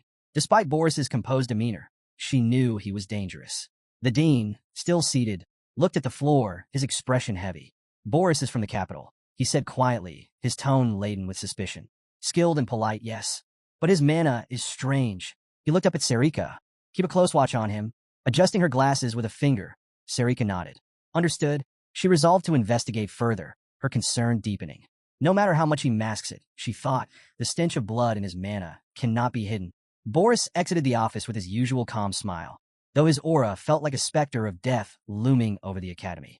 The next day, a banner bearing the symbol of Lewin Academy was raised proudly in the city. Excitement buzzed among the knights and guards as they prepared to welcome everyone to the City of Harmony. Among the crowd was Princess Erin, walking alongside Leximus, her trusted companion. Erin's eyes darted over the sea of guards, her expression growing tense. "Why are there so many guards?" she murmured, her tone tinged with unease. Leximus, observing the same scene, couldn't hide her discomfort. "It's overwhelming," she agreed. "I heard security increased after the blood banquet, but this is—" Their conversation halted abruptly when someone caught their attention. Standing in a quiet corner was Lunav, her hands resting demurely on her abdomen. "Lunav?" Erin's confusion was evident as she stopped in her tracks. Lunav, noticing their gaze, offered a kind smile. Despite the tension, Erin felt a glimmer of relief. Later, the group strolled through a beautiful park. The peaceful setting allowed Erin to feel at ease. "I'm glad you're okay," she said earnestly to Lunav. Lunav smiled warmly. "It's all thanks to you," she replied. Erin's expression turned guilty. "But I didn't do anything," she admitted, her voice heavy with remorse. "You were locked up because of me." Lunav closed her eyes, shaking her head gently. "I'm fine," she said with a calm smile. "I'm a big girl. Don't blame yourself." Leximus, observing the exchange, placed a hand over her mouth. "You're beautiful," she said, clearly impressed by Lunav's composure and grace. Erin extended a hand toward Leximus. "Leximus, this is Lunav," she said, introducing the two. As they spoke, a figure appeared before them, bowing politely. It was Boris. "Greetings," he said, his voice smooth and respectful. "I'm Boris, the newly appointed instructor." Erin's gaze turned calm and measured as she responded. "Yes, I've heard about you." Her voice was steady, but her mind raced with questions. Why is his presence so unnerving? She wondered silently, sensing that Boris's arrival would soon disrupt their fragile peace. Erin observed Boris with a calm expression as he explained his role. "I teach mana applications," he said, his tone polite. Boris then turned to Erin, extending his hand with a cheerful smile. "Do you have some free time?" "It won't take long." Lunav's gaze narrowed as she studied him intently. Her instincts told her Boris was dangerous. "Erin," she said cautiously, "wait a moment." Erin, slightly confused, hesitated. "It's just a mana evaluation," she said, her voice uncertain. "What could go wrong?" With a polite bow, Boris assured her, "I'm only reviewing mana ranges. If I may." His hand hovered near her monosphere. Erin complied, summoning the glowing sphere of mana into her palm. As Boris observed the monosphere, his expression darkened imperceptibly. His lips twitched into a subtle, almost predatory smile. Lunav's unease deepened, and she clenched her fists. Something's not right, she thought. Boris placed his hand near the monosphere, his tone calm, yet unsettling. "This will only take a moment," he said as he activated his power. The atmosphere grew heavier. Before Boris could proceed further, a hand shot out and grabbed Erin's wrist, making the monosphere vanish instantly. Startled, Erin turned, only to freeze when she saw who had intervened. It was Cyan. Boris immediately went on alert, stepping back slightly as his sharp gaze fixed on the newcomer. Erin, however, was caught off guard. "Cyan," she stammered, her cheeks flushing with surprise and confusion. "What are you doing here?"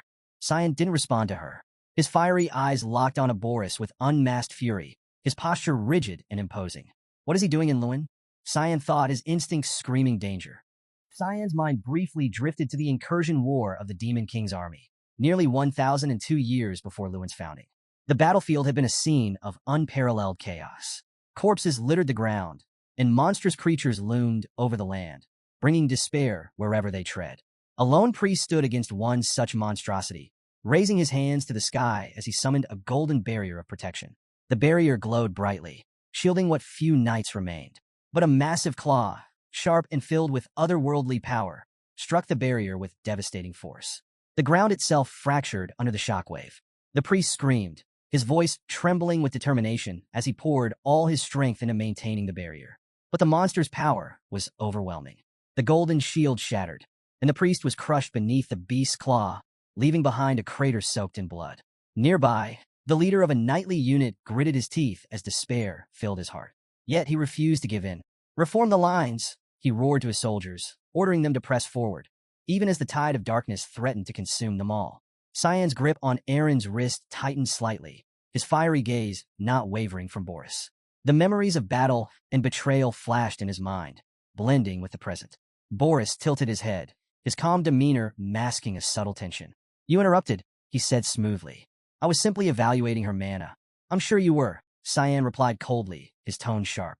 But you don't belong here, Boris. The tension between the two was palpable, the weight of Cyan's words thickening the air. Erin looked between them, her confusion growing as Lunav stood silently, her hand resting on her abdomen, her worried gaze fixed on Boris. What is Boris hiding? Cyan wondered, his mind racing. And why does his mana feel so familiar and so wrong? Amid the chaos of the battlefield, a priest pointed toward the horizon with wide eyes. Someone's approaching, he exclaimed, his voice trembling with both fear and hope. From the sky, Cyan descended, sword in hand, moving with incredible speed. He struck the giant spider-like monster with a series of devastating slashes, wounding it deeply. The creature screamed in agony, its monstrous voice echoing across the battlefield. As Cyan landed gracefully, the captain of the knights stared at him, his eyes filling with joy and relief. The rumors are true, the captain thought, a smile breaking across his weary face. He had believed Cyan was fighting on the western lines, but the timing of his arrival couldn't have been more perfect. One of the priests nearby grinned, his faith restored. Cyan has come to save us, he said, his voice brimming with hope. Cyan, his expression serious, addressed the injured. Step back. I'll handle this, he commanded, his tone leaving no room for argument. The enormous spider, sensing its survival threatened, opened its grotesque mouth and began charging a powerful mana ball. Cyan stood his ground, but just as the energy surged toward him, he disappeared from sight in an instant, leaving no trace. The monster unleashed its attack, a devastating burst of energy that obliterated everything in its path. Smiling wickedly, the spider believed Cyan to be dead. However, a calm voice from above shattered its confidence. Too slow, Cyan said, resting his sword casually on his shoulder. He was perched on the spider's head, his expression one of mild amusement. So this is a special rank monster, he mused aloud. I'm a little excited. The spider's confidence turned to dread. It began to sweat, its fear mounting as it realized Cyan had closed the distance without being detected. Summoning his void sphere ability, Cyan extended his hand and began forming a powerful orb of concentrated energy. As the sphere grew, Cyan leaped into the air and hurled it at the spider's head. The sphere hit its mark, obliterating the creature's head entirely. Its massive body crumpled to the ground, lifeless and defeated. From the edge of the battlefield, Boris observed the spectacle. He began clapping slowly, a wide smile on his face. Impressive, he said, his voice filled with mock admiration. It's no wonder Ascal values you so highly. Cyan turned sharply toward Boris, his piercing gaze locking onto the man. Memories surfaced, and Cyan's expression darkened. I remember you, he said coldly. You were in the rear guard with Ascal. Boris's smile didn't waver. He placed a hand behind his back and approached Cyan, his manner calm, yet unnerving. He touched his cheek lightly, as if amused by the interaction. Yes, he admitted. I heard the northern lines needed reinforcements, so I came to help. But it seems you've already taken care of things. Cyan closed his eyes, his expression hardening as he dismissed Boris's words. Something's off, he thought, but he decided not to pursue the matter further. There were larger battles to fight, and Boris's intentions could wait. For now, hours after the battle, a bonfire crackled in the camp. Cyan placed his sword against a stone, sat atop it, and stared into the flames. The firelight danced across his face as he spoke, his tone calm but tinged with bitterness. Everyone here is on the verge of dying, and this war, it's endless.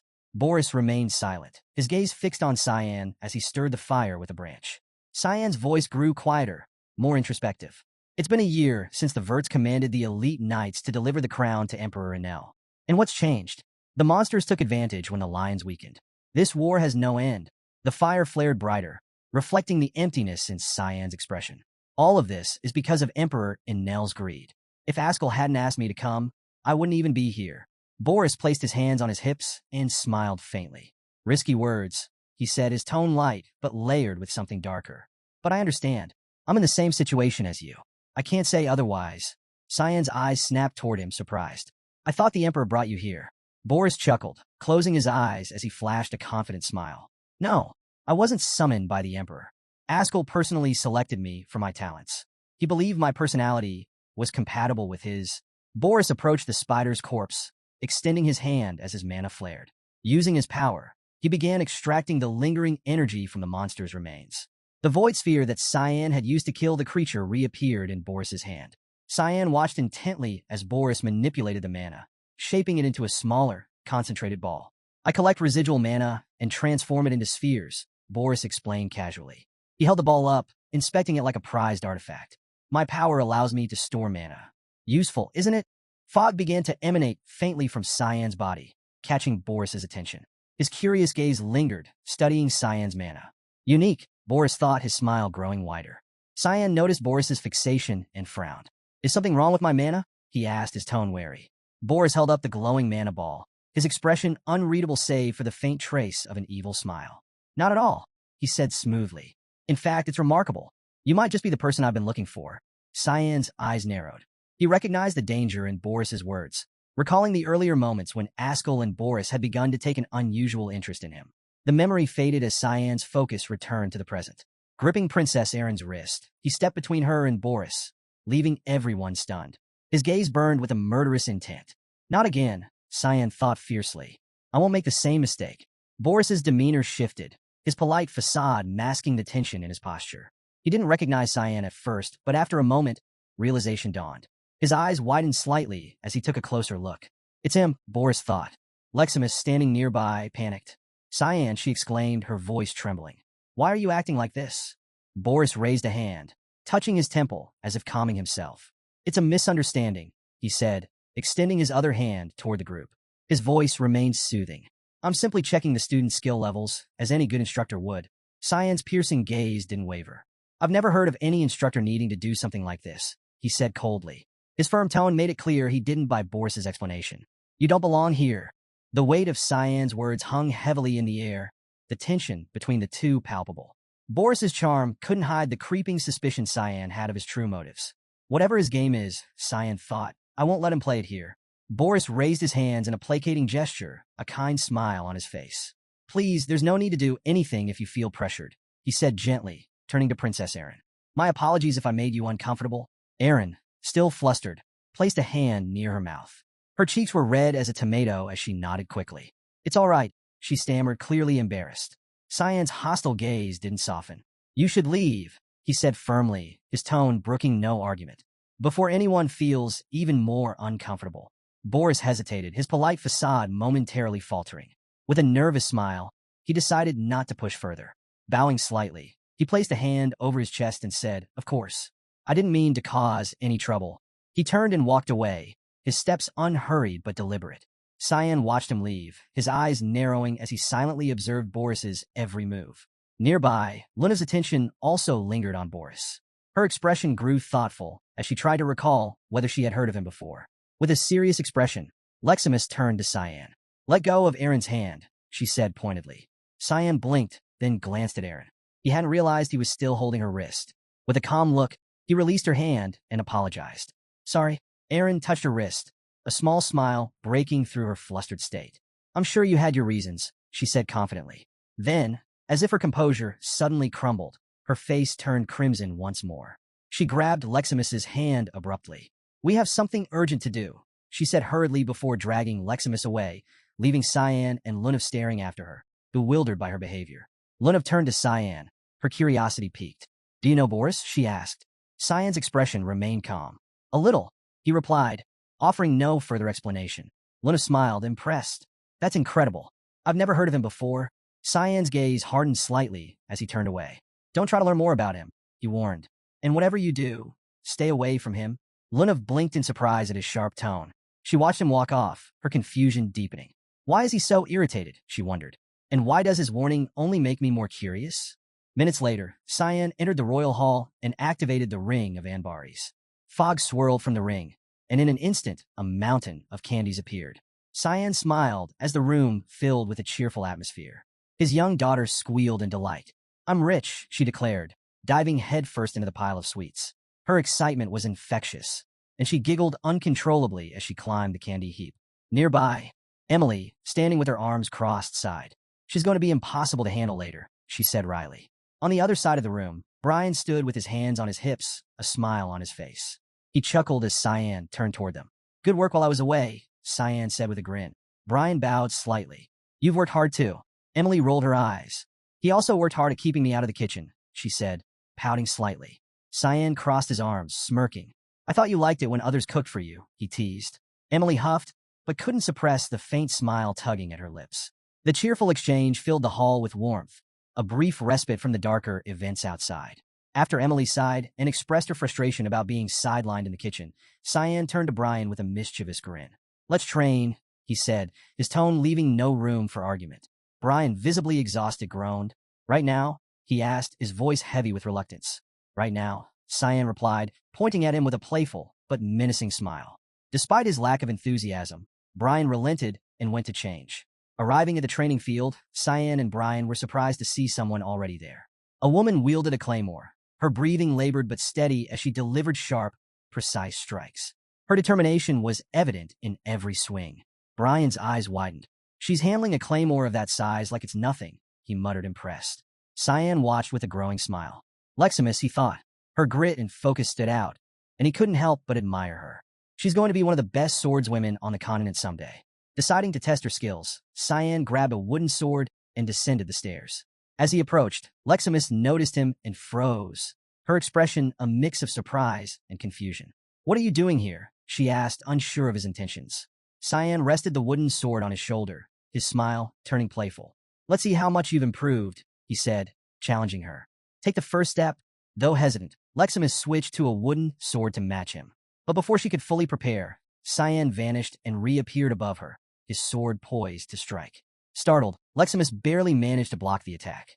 Sparks flew as the wooden weapons clashed. "Good reflexes," Cyan said with a grin, pushing her back slightly. Leximus clenched her teeth as she struggled to hold against his strength. Why does his wooden sword feel so heavy? She thought, sweat beginning to form on her brow.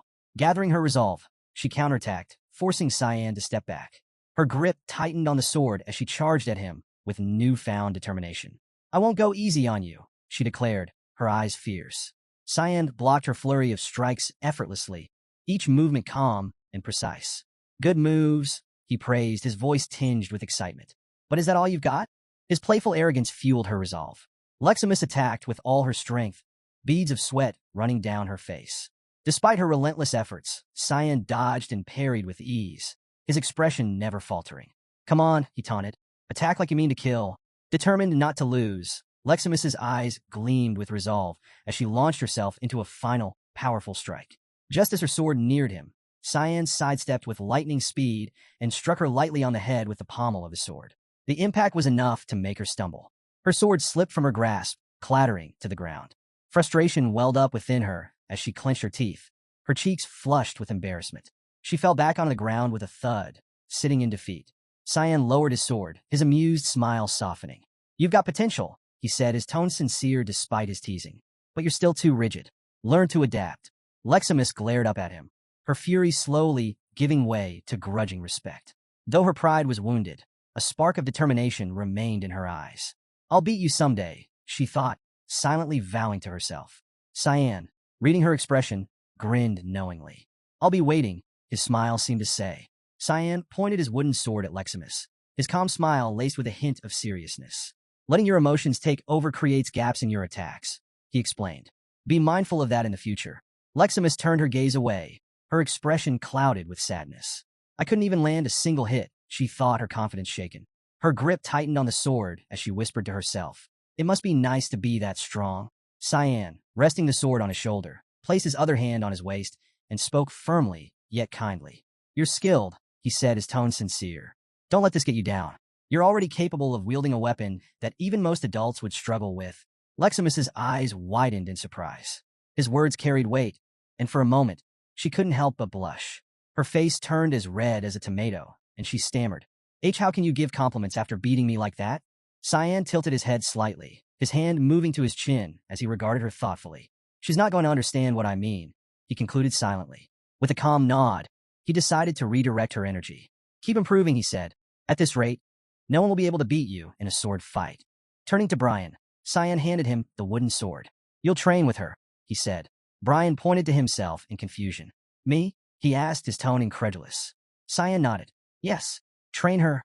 He turned back to Leximus, his serene expression unwavering. "She'll benefit from your guidance." Leximus, still recovering from her defeat, picked up her sword and stood, her uncertainty fading as she switched to a wooden weapon. "All right," she said, her tone resolute. Brian, visibly uneasy, scratched his head as he reluctantly accepted the sword. "Where are you going?" he asked as Cyan began to walk away. "I've got something to take care of," Cyan replied without turning back. Brian sighed, a forced smile crossing his face. Looking forward to training, he muttered sarcastically, glancing at Leximus. Her sudden burst of excitement made him flinch. "This is going to be terrifying," he thought. Meanwhile, Leximus's determination rekindled. Her eyes sparkled with excitement. "Let's get started," she said enthusiastically, her energy unnerving Brian further. Leaving the training field, Cyan wandered the quiet grounds of the academy. The cool night air carried a sense of familiarity that he couldn't shake. After walking for some time, he spotted Lunev standing alone, her figure illuminated by the soft glow of the moonlight. Her posture was tense, her attention fixed on a building ahead of her, the research laboratory of Instructor Boris.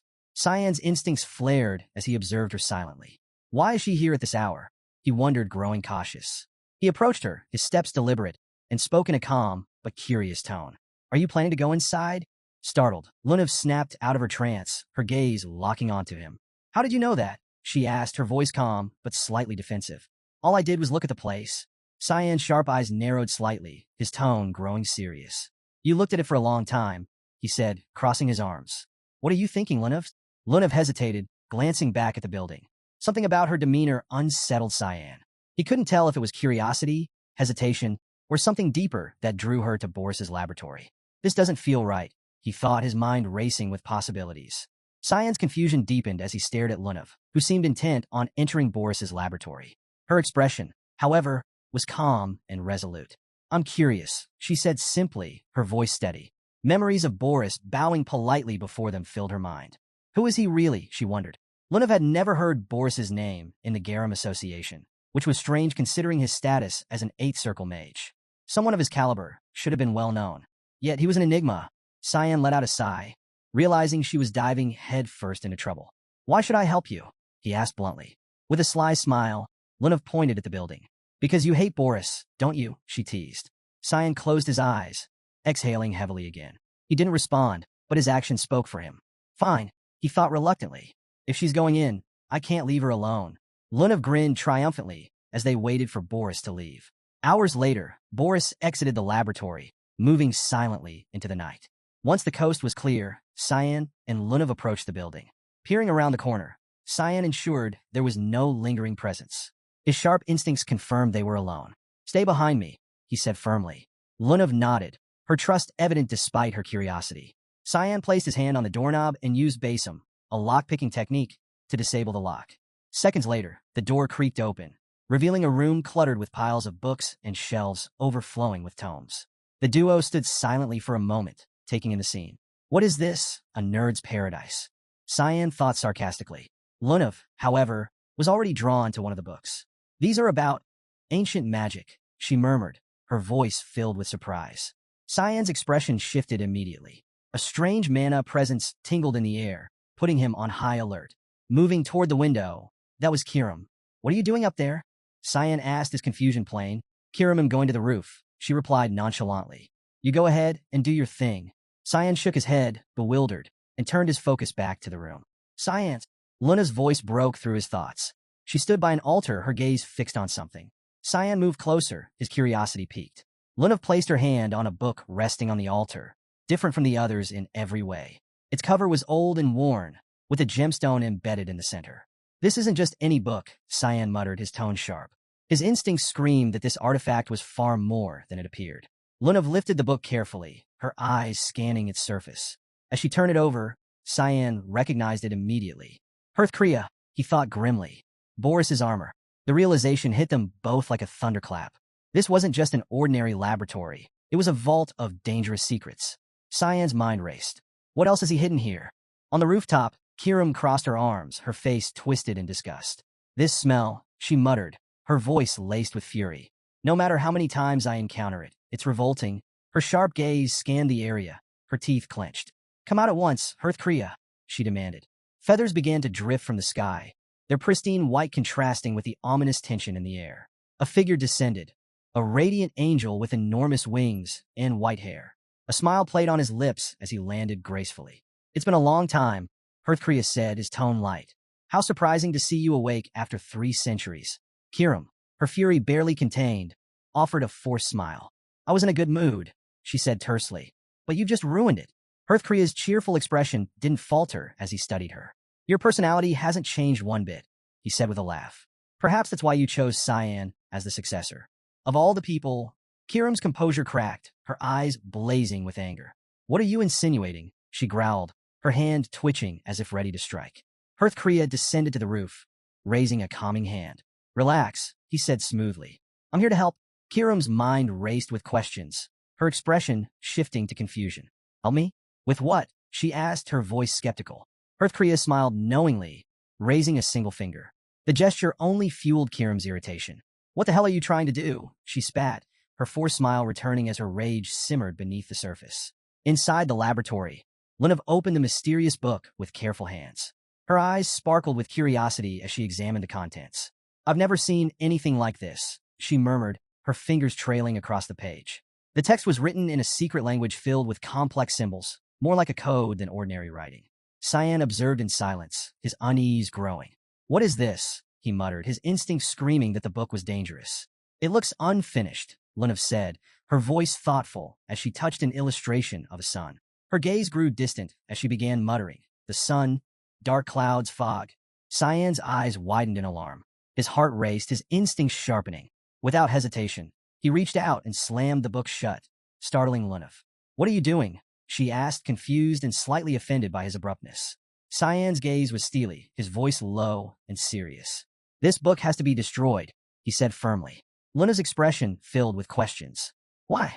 What's in it? She asked, her mind struggling to process his urgency. Cyan's attention remained fixed on the closed book, his body tense.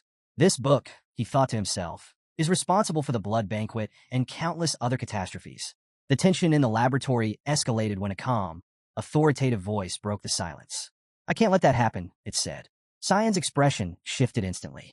Turning, his eyes locked onto Boris, who stood at the doorway. His presence was startling. Cyan hadn't sensed him at all, distracted by the cursed book. A chill ran down his spine as he clenched his teeth, realizing the situation had taken a dangerous turn. The book on the altar began to glow with an intense golden light. The radiance was so blinding that Cyan and Lunav had to shield their eyes and step back. Suddenly, the book shot into Boris's hand as if it belonged there. Placing his other hand on his chest, Boris closed his eyes and smiled. I was debating whether to visit you, he said smoothly, but what a coincidence to find you here instead. Though I must say, spying on me is unpleasant. Cyan's anger boiled over, but before he could act, Lunav's confusion deepened. What's going on? She wondered aloud, her eyes darting between Cyan and Boris. Boris's eyes gleamed dangerously as he extended his hand toward Lunav. I believe she should leave us alone, he said with unnerving politeness. In an instant, a burst of energy sent Lunav flying backward. She crashed through the window with a deafening shatter, disappearing into the night. Cyan's heart dropped as he stared in shock, his mind racing. She's safe, Boris assured with a smile, as if reading Cyan's thoughts. I sent her to her dorm. A bit rough, perhaps, but nothing to worry about.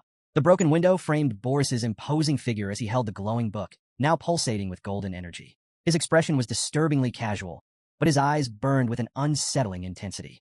I've been looking forward to this, Boris said, his smile widening. You fascinate me, Cyan. The version of you that the world sees, and the version you keep hidden. Cyan went on full alert, his eyes narrowing.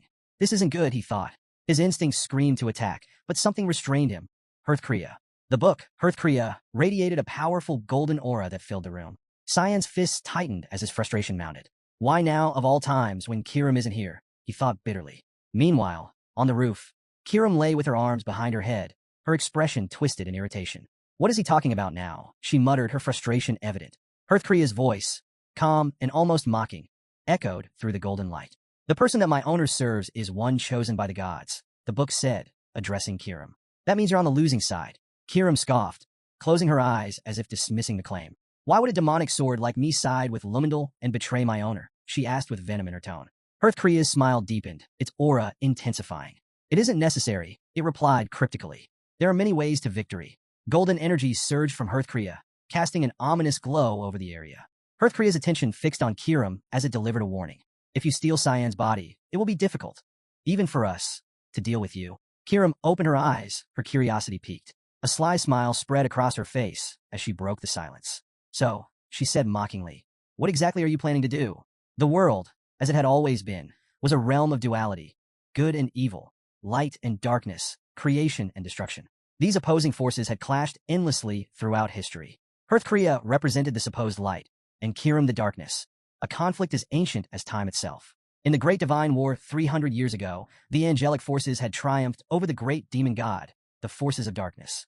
The surface world thrived in the light of victory, but as centuries passed, the memory of these events faded. Monuments like the statue of an angel in the city's center once commanded awe, but now they stood as relics of a forgotten age. People no longer revered the angels or their cause. Hearthcrea, seated casually on the rooftop, observed Kirim, who hugged her knees as she listened in silent contemplation. His radiant eyes gleamed, and a smile adorned his face. The darkness, he explained, makes the light shine brighter. Without darkness, we lose our purpose. Our radiance fades. Kirim's gaze turned sharp. That's the stupidest reason I've ever heard, she muttered coldly, her tone brimming with disdain. Kirim said, if I take over my owner's body and lose control, then you will stop me. Then you guys become saviors once again. Sly smile on Hearthcrea's face as he said to Kirim, yes, definitely I knew that you'd get it. Hearing his answer, Kirim's blood boiled. Her claws unsheathed instinctively as her expression darkened. Enough, she growled. Before Hearthcrea could react, Kirim lunged at him with ferocity. Her claws raked across his face, leaving glowing wounds in their wake. Shock flashed across Hearthcrea's serene visage as he staggered backward, struggling to process what had just happened. Kirim's eyes burned with fury as she snarled. You call yourselves saviors? This is all just your selfish game to stay relevant. Hearthcrea's body began to fall from the rooftop, but his calm smile remained, almost mocking. So much sorrow, he said softly, even as his form disintegrated into feathers, leaving only a concentrated energy gathering in the sky. The angel's voice lingered as golden feathers floated around Kirim. Isn't it your fate, as a demonic sword, to consume your owner's body? Have you changed your mind? These words struck a nerve. Kirim's rage gave way to a cold, cutting smile. Fate, she spat, her voice dripping with venom. You're the ones who decided we were evil. Fix your own mess. Don't expect us to play into your little fantasy. Hearthcrea's energy manifested high above, his face resting lazily on his hand, as if her outburst amused him. What a shame, he murmured, almost wistfully. I thought perhaps you and Eru could be reasoned with. It's been a pleasure, truly. His voice grew faint, and his form vanished entirely, scattering into the night as radiant feathers. Kirim's piercing gaze remained fixed on the fading feathers, her mind a whirlwind of anger and confusion. What did Eru do? She muttered, her voice low and trembling. Hearthcrea's parting words gnawed at her, his cryptic tone implying schemes far beyond her immediate understanding. Still, one thing was clear. She would not be a pawn in their game. Inside Boris's laboratory, the air was heavy with unspoken words. Boris, unfazed, prepared tea and sat at the table. Gesturing toward a cup, he smiled warmly. High-quality black tea from Spania, he said. I'm not sure if you'd like it. Cyan remained composed, his expression calm. Why are you so interested in me? He asked directly. Boris chuckled, extending his hands in an almost exaggerated gesture. It's natural for an instructor to take an interest in talent, he replied with ease. Cyan's eyes narrowed slightly. You barely attend the classes, he pointed out, his tone suspicious. Feigning surprise, Boris tilted his head. And why is that? He asked, his smile unwavering. Cyan didn't hesitate. Because there isn't much to learn, he said bluntly. The air grew tense as Boris closed his eyes, his demeanor still outwardly calm. I wonder, he mused, if the Dean and the Duke are aware of your unique perspective? Cyan leaned forward, his gaze sharp. Let's skip the small talk, he said firmly. What's your point? Boris opened his eyes, his calm expression unwavering. Have we met before? He asked, his voice carrying a subtle weight. Cyan's jaw tightened, his suspicion deepening. Why does he think that? He wondered silently. Boris leaned back, recalling their earlier encounter. His mind lingered on the moment Cyan had grabbed Princess Erin's hand. That look in his eyes, Boris thought. The hatred, it was unmistakable. Smiling slightly, he extended a hand towards Cyan. Your reaction when we first met, it was memorable. Cyan stirred his tea absently, his gaze distant. No, he said finally, his voice steady. It's just as surprising to me that I've never heard of you before. A mage with an 8th grade mana circle should be famous. Boris's smile faltered for a brief moment. His gaze turned guarded. I prefer a quiet life, he said smoothly. Cyan wasn't convinced. He leaned forward slightly. Where are you from? He pressed. A very rural area, Boris replied quickly, his tone almost dismissive. You wouldn't have heard of it. The tension in the room was palpable. Cyan stirred his tea slowly, his sharp gaze fixed on Boris. He's lying, he concluded. Even in my past life, he went to great lengths to hide the truth. Breaking the silence, Cyan rested his head on his fist. Anything else you'd like to know about me? He asked, his tone cool and detached. Boris's cheerful facade returned instantly. It's getting late, he said with a smile. We can always continue this conversation another time. Cyan stood, leaving the table and stepping out into the moonlit night. The broken window cast silver beams across the room, illuminating the tension that lingered even after Cyan's departure. Alone in the laboratory, Boris returned the glowing book to the altar. His fingers lingered on its surface as he observed it in silence. His thoughts churned as he replayed their interaction. Cyan is cold, he thought, his smile fading. So cold it's difficult to know what he's thinking. No wonder Ascal felt threatened by him. Turning back to the altar, Boris's eyes gleamed with a new understanding.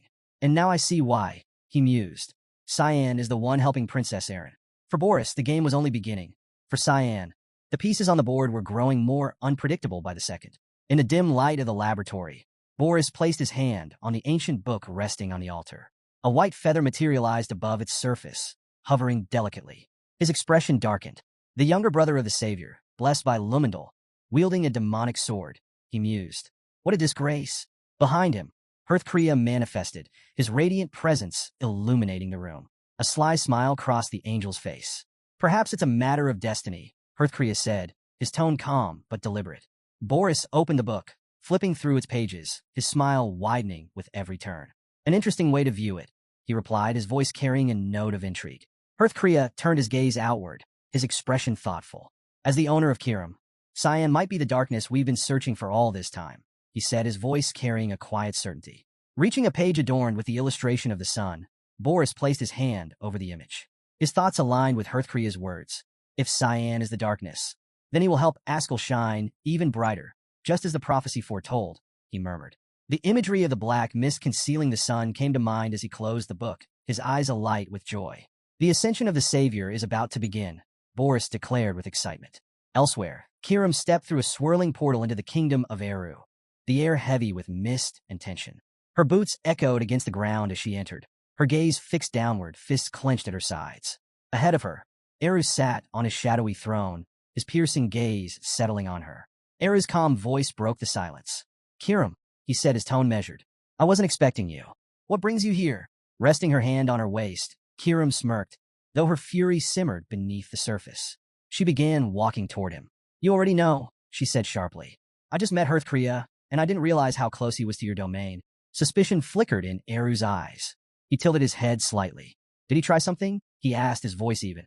Kiram's eyes flared with rage. You knew, she shouted, her voice rising. You knew, and you've done nothing. Her teeth clenched as she confronted him. Did you forget? They're the ones who expelled you. Eru's form dissolved into mist, reappearing behind her with disarming silence. His voice carried a quiet sadness. There is no place lower than the one where I've already fallen, he said.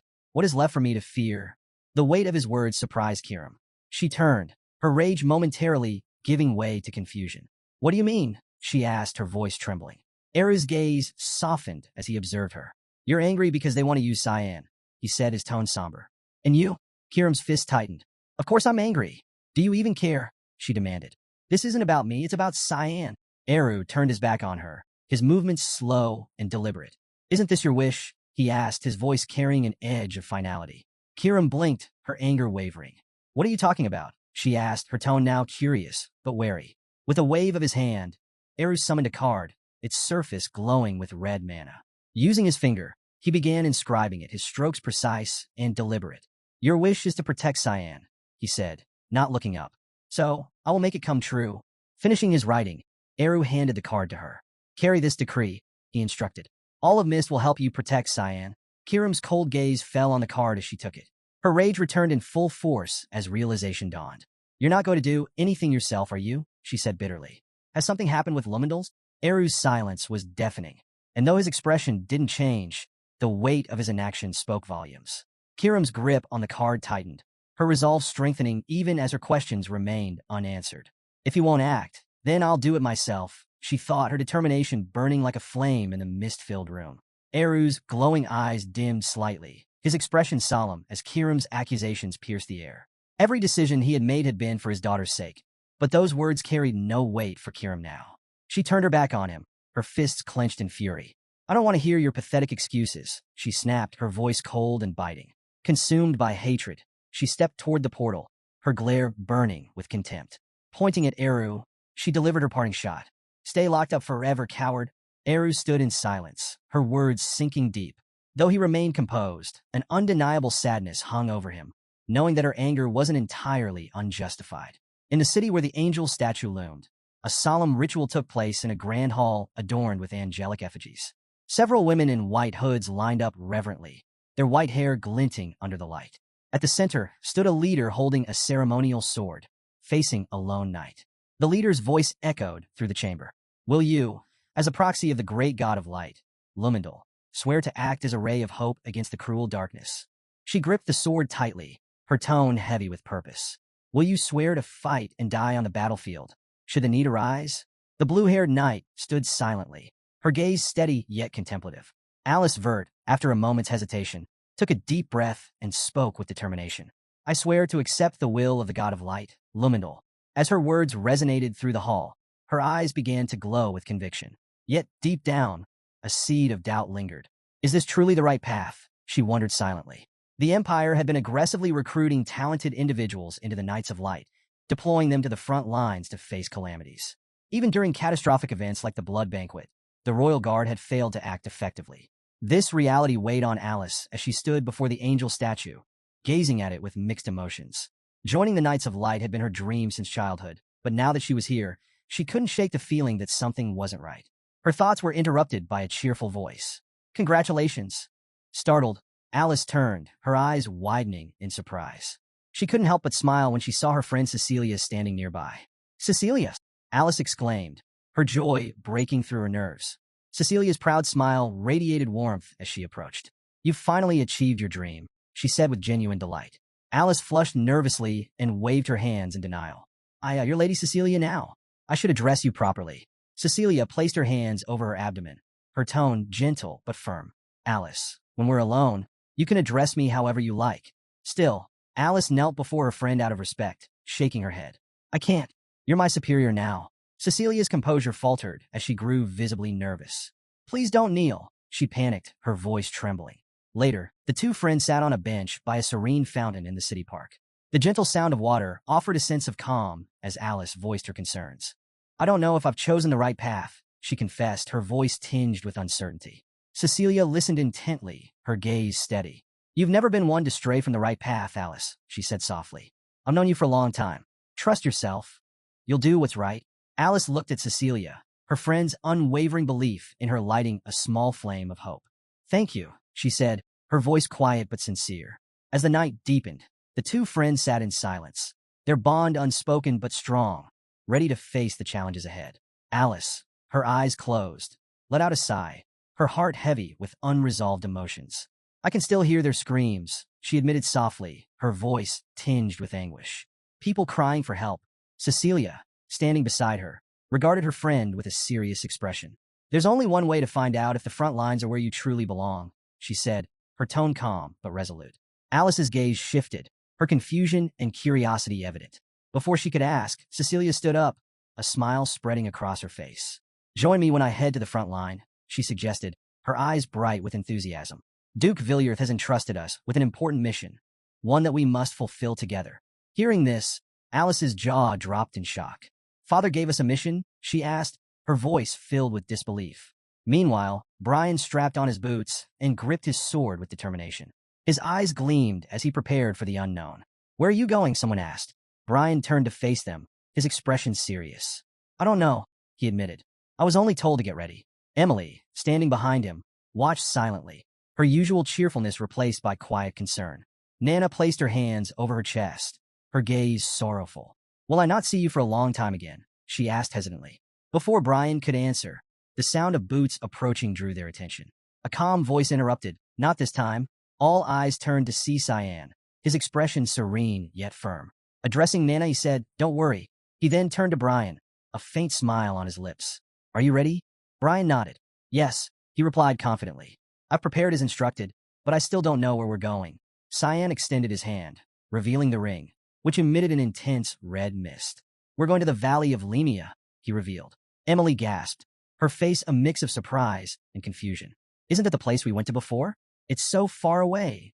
Without addressing her concern, Cyan used the ring's power to open a portal. With this, he said calmly, we'll arrive immediately. He gestured for Brian to hurry, his urgency evident. Brian followed without hesitation, while deep inside, Cyan braced himself for what he knew. This was the day Alice was fated to die. Mounted on horses, the Knights of Light arrived at the front lines. The scene was tense, the air thick with the anticipation of battle. A bearded man, Sir Yulkin, the captain of the squadron, raised his voice, ordering the troops to halt. He turned back to face Alice, a broad smile on his face. "Thank you for joining us, Lady Alice," he said with genuine appreciation. Alice, riding beside Cecilia, forced a smile. "Please, Sir Yulkin," she said, her tone slightly flustered. "Don't call me miss." As the troops advanced, Alice's attention fell on the battlefield ahead, a stark reminder of the dangers they were about to face. Sir Yulkin noticed her unease and turned to her with a reassuring smile. "It's truly admirable that you've come here as a knight of light," he said sincerely. Alice nodded, though her mind was clouded with doubt. "Am I truly ready for this?" she wondered, clutching the reins of her horse tightly. Beside her, Cecilia's unwavering presence gave her a small measure of comfort, even as they rode into the unknown. With a forced smile and a nervous tone, Alice pleaded with Sir Yulkin, "Please stop praising me so much. I still have so much to learn." Yulkin, his scarred eye giving him an air of rugged wisdom, smiled warmly. "You'll do just fine," he said confidently. "The Duke will be proud of you." Dismounting from his horse, Yulkin gestured for Alice to do the same. She followed hesitantly, still uneasy. "And stop calling me miss," she added, her voice soft but insistent. Yulkin chuckled heartily as he led her forward. "The Duke is waiting for you." Alice's heart raced as she approached her father. The Duke, tall and imposing, stood at the edge of the encampment, gazing out over the battlefield. His stoic expression made it clear that his thoughts were elsewhere. Gathering her courage, Alice brought her feet together and placed a hand over her chest in a formal salute. "Alice Vert, eldest daughter of the Vert family," she said with practiced precision. "I came as quickly as I could after receiving your message." The Duke turned to her, his face betraying no warmth or pride. "Today, the third and fourth princes, as well as the second princess, are visiting," he stated coldly. "Prepare yourself." Though his words lacked emotion, Alice's eyes brightened with joy. "Yes, father," she replied cheerfully. Despite his distance, she couldn't help but feel a flicker of happiness. The Duke turned again, his gaze sharp. "They've arrived," he said curtly. Alice turned, her curiosity piqued. A procession of knights and carriages approached, their presence heavy with formality. The atmosphere tensed as the carriages stopped, and the royals began to disembark. The third prince, Fabian Severus, stepped out first. He wrinkled his nose in disgust, muttering, "What is that awful smell?" His younger brother, Nervian Severus, followed, covering his nose. "How can anyone live in such a filthy place?" he scoffed, his disdain evident. Then, the second princess, Violet Severus, emerged with a graceful demeanor. She offered a kind smile. "The Vert family has always worked tirelessly on the front lines," she said diplomatically. As the princes and princess approached, the Duke and the Knights of Light bowed deeply in respect. "It is an honor to host you," the Duke said formally. Nervian, clearly unimpressed, huffed as he climbed back into the carriage. "Let's get this over with quickly," he muttered. "These visits are meaningless formalities." Fabian, however, remained outside, glaring at the Duke. "And what about magical beast attacks?" he asked sharply. "Are there any threats?" The Duke, unperturbed, responded with a confident smile. "Even in the rear guard, the magical beasts here are minor. There's no need for concern." At that moment, the sound of steady footsteps caught everyone's attention. A figure approached from the direction of the camp.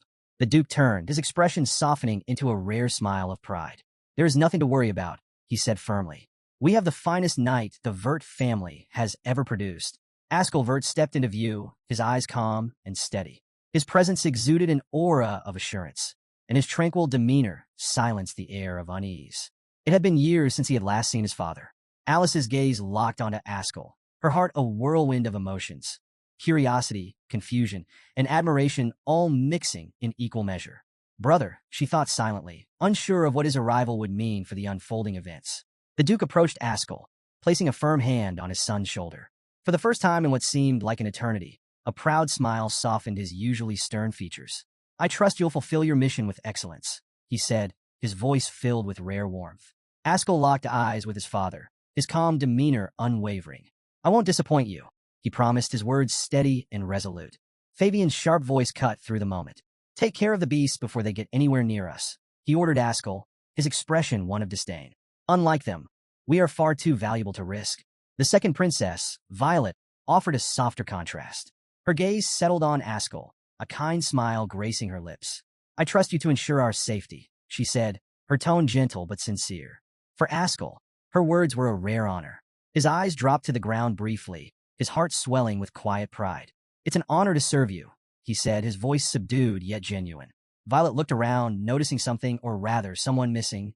Why hasn't Lionel come with you? She asked, her curiosity evident. He's usually by your side for formal events like this. Ascal's penetrating gaze met hers. After a pause, he replied with a serene smile. An unexpected commitment arose. He entrusted me with the task of escorting the twins and you. Though his explanation seemed reasonable, Violet couldn't shake a lingering suspicion. Still, she nodded, choosing to accept his words.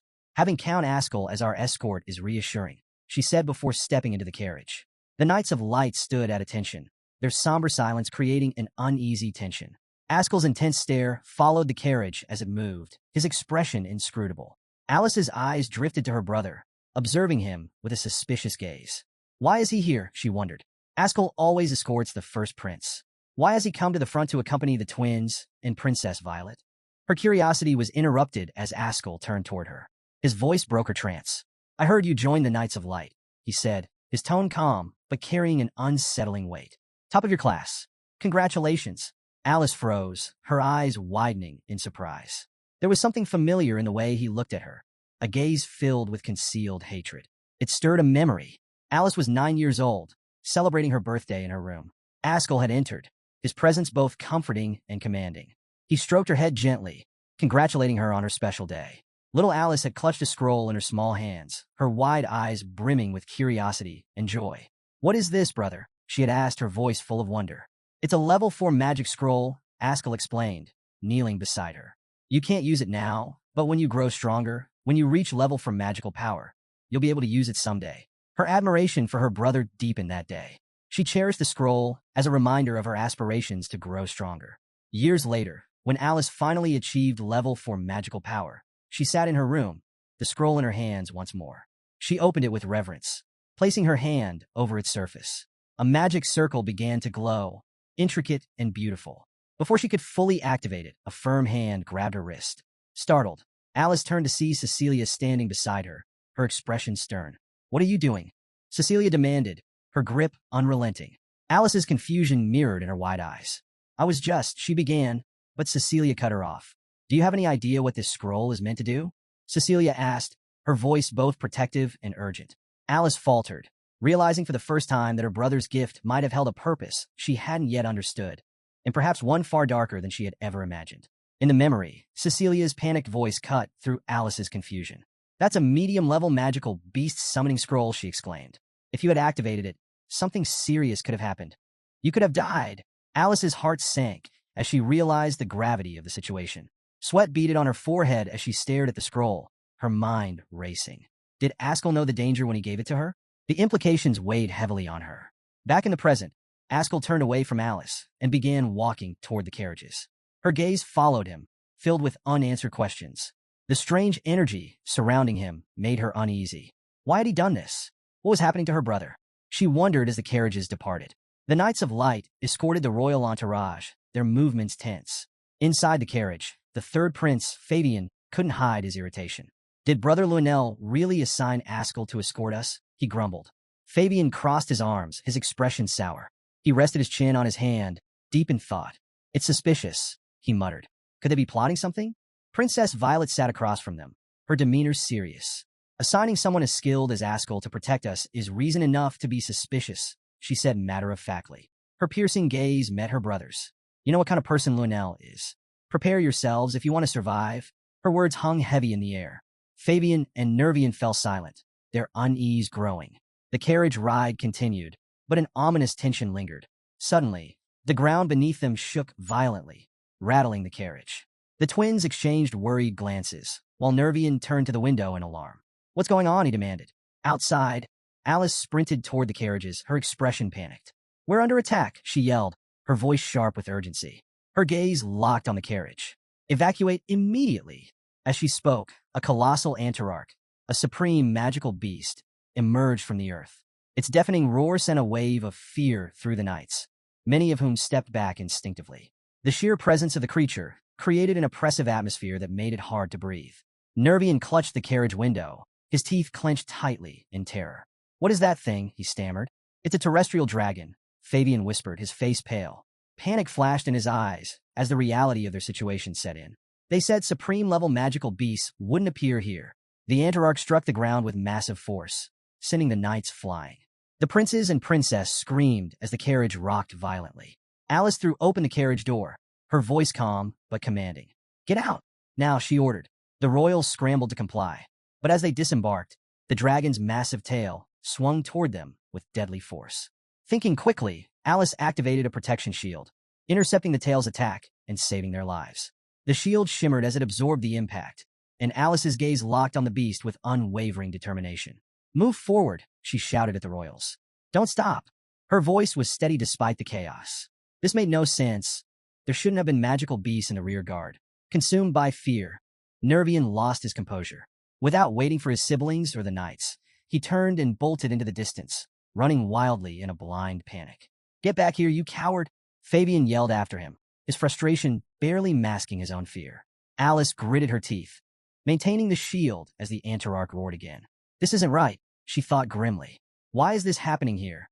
She glanced back at the royals. "I'll protect them, no matter what." Fabian shouted after his fleeing brother. "Stop running, you coward." His voice carried a mix of anger and disbelief as Nervian vanished into the chaos. Meanwhile, the princess lay on the ground, shaken by the commotion. As she struggled to regain her composure, her attention was drawn to an ominous presence approaching them. Alice and Violet turned, their eyes widening in fear.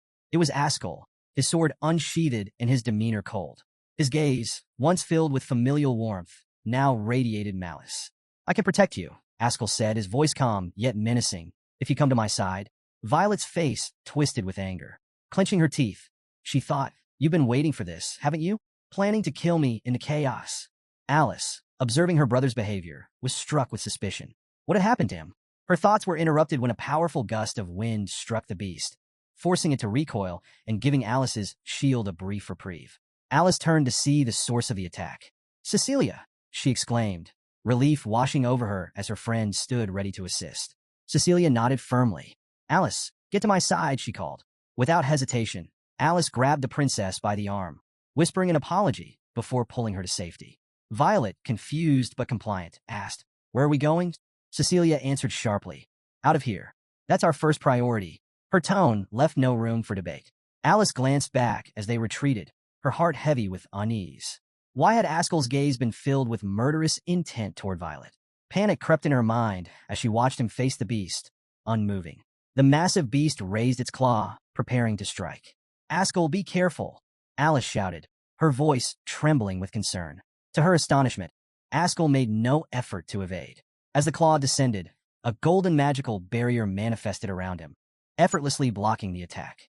Alice froze, her eyes wide in shock. Such power! Cecilia grabbed her arm, urging her to move. "We have to go now." Ascal retaliated with a surge of golden energy, the barrier expanding outward and hurling the beast skyward. The Antararch roared, its body flailing as it was launched.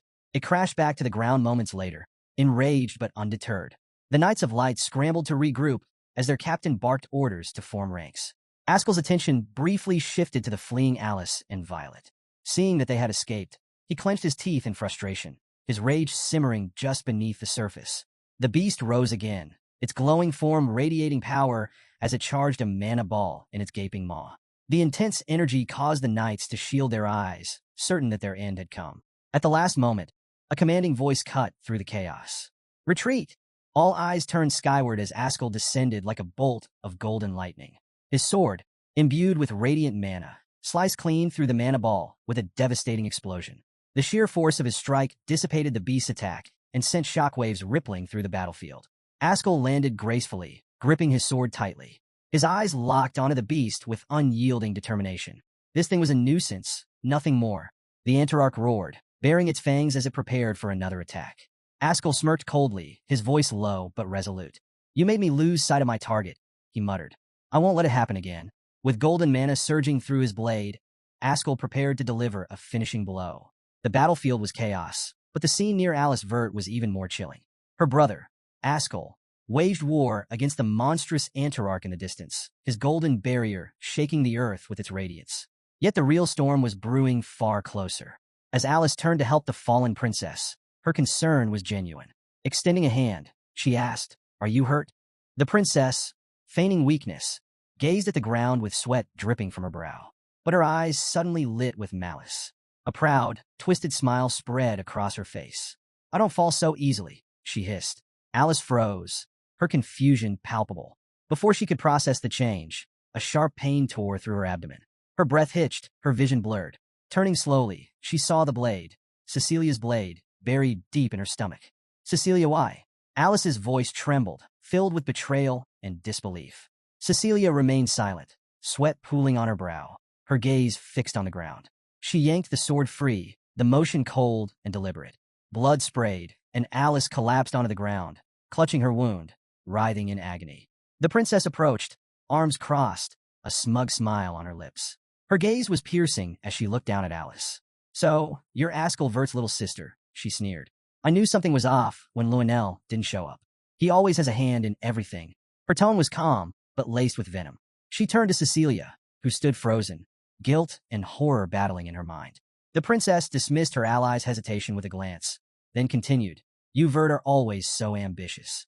Did you think I wouldn't notice your pathetic attempts to protect me? Ascal's little sister, trying to play a hero. Alice's breathing was labored, her vision narrowing.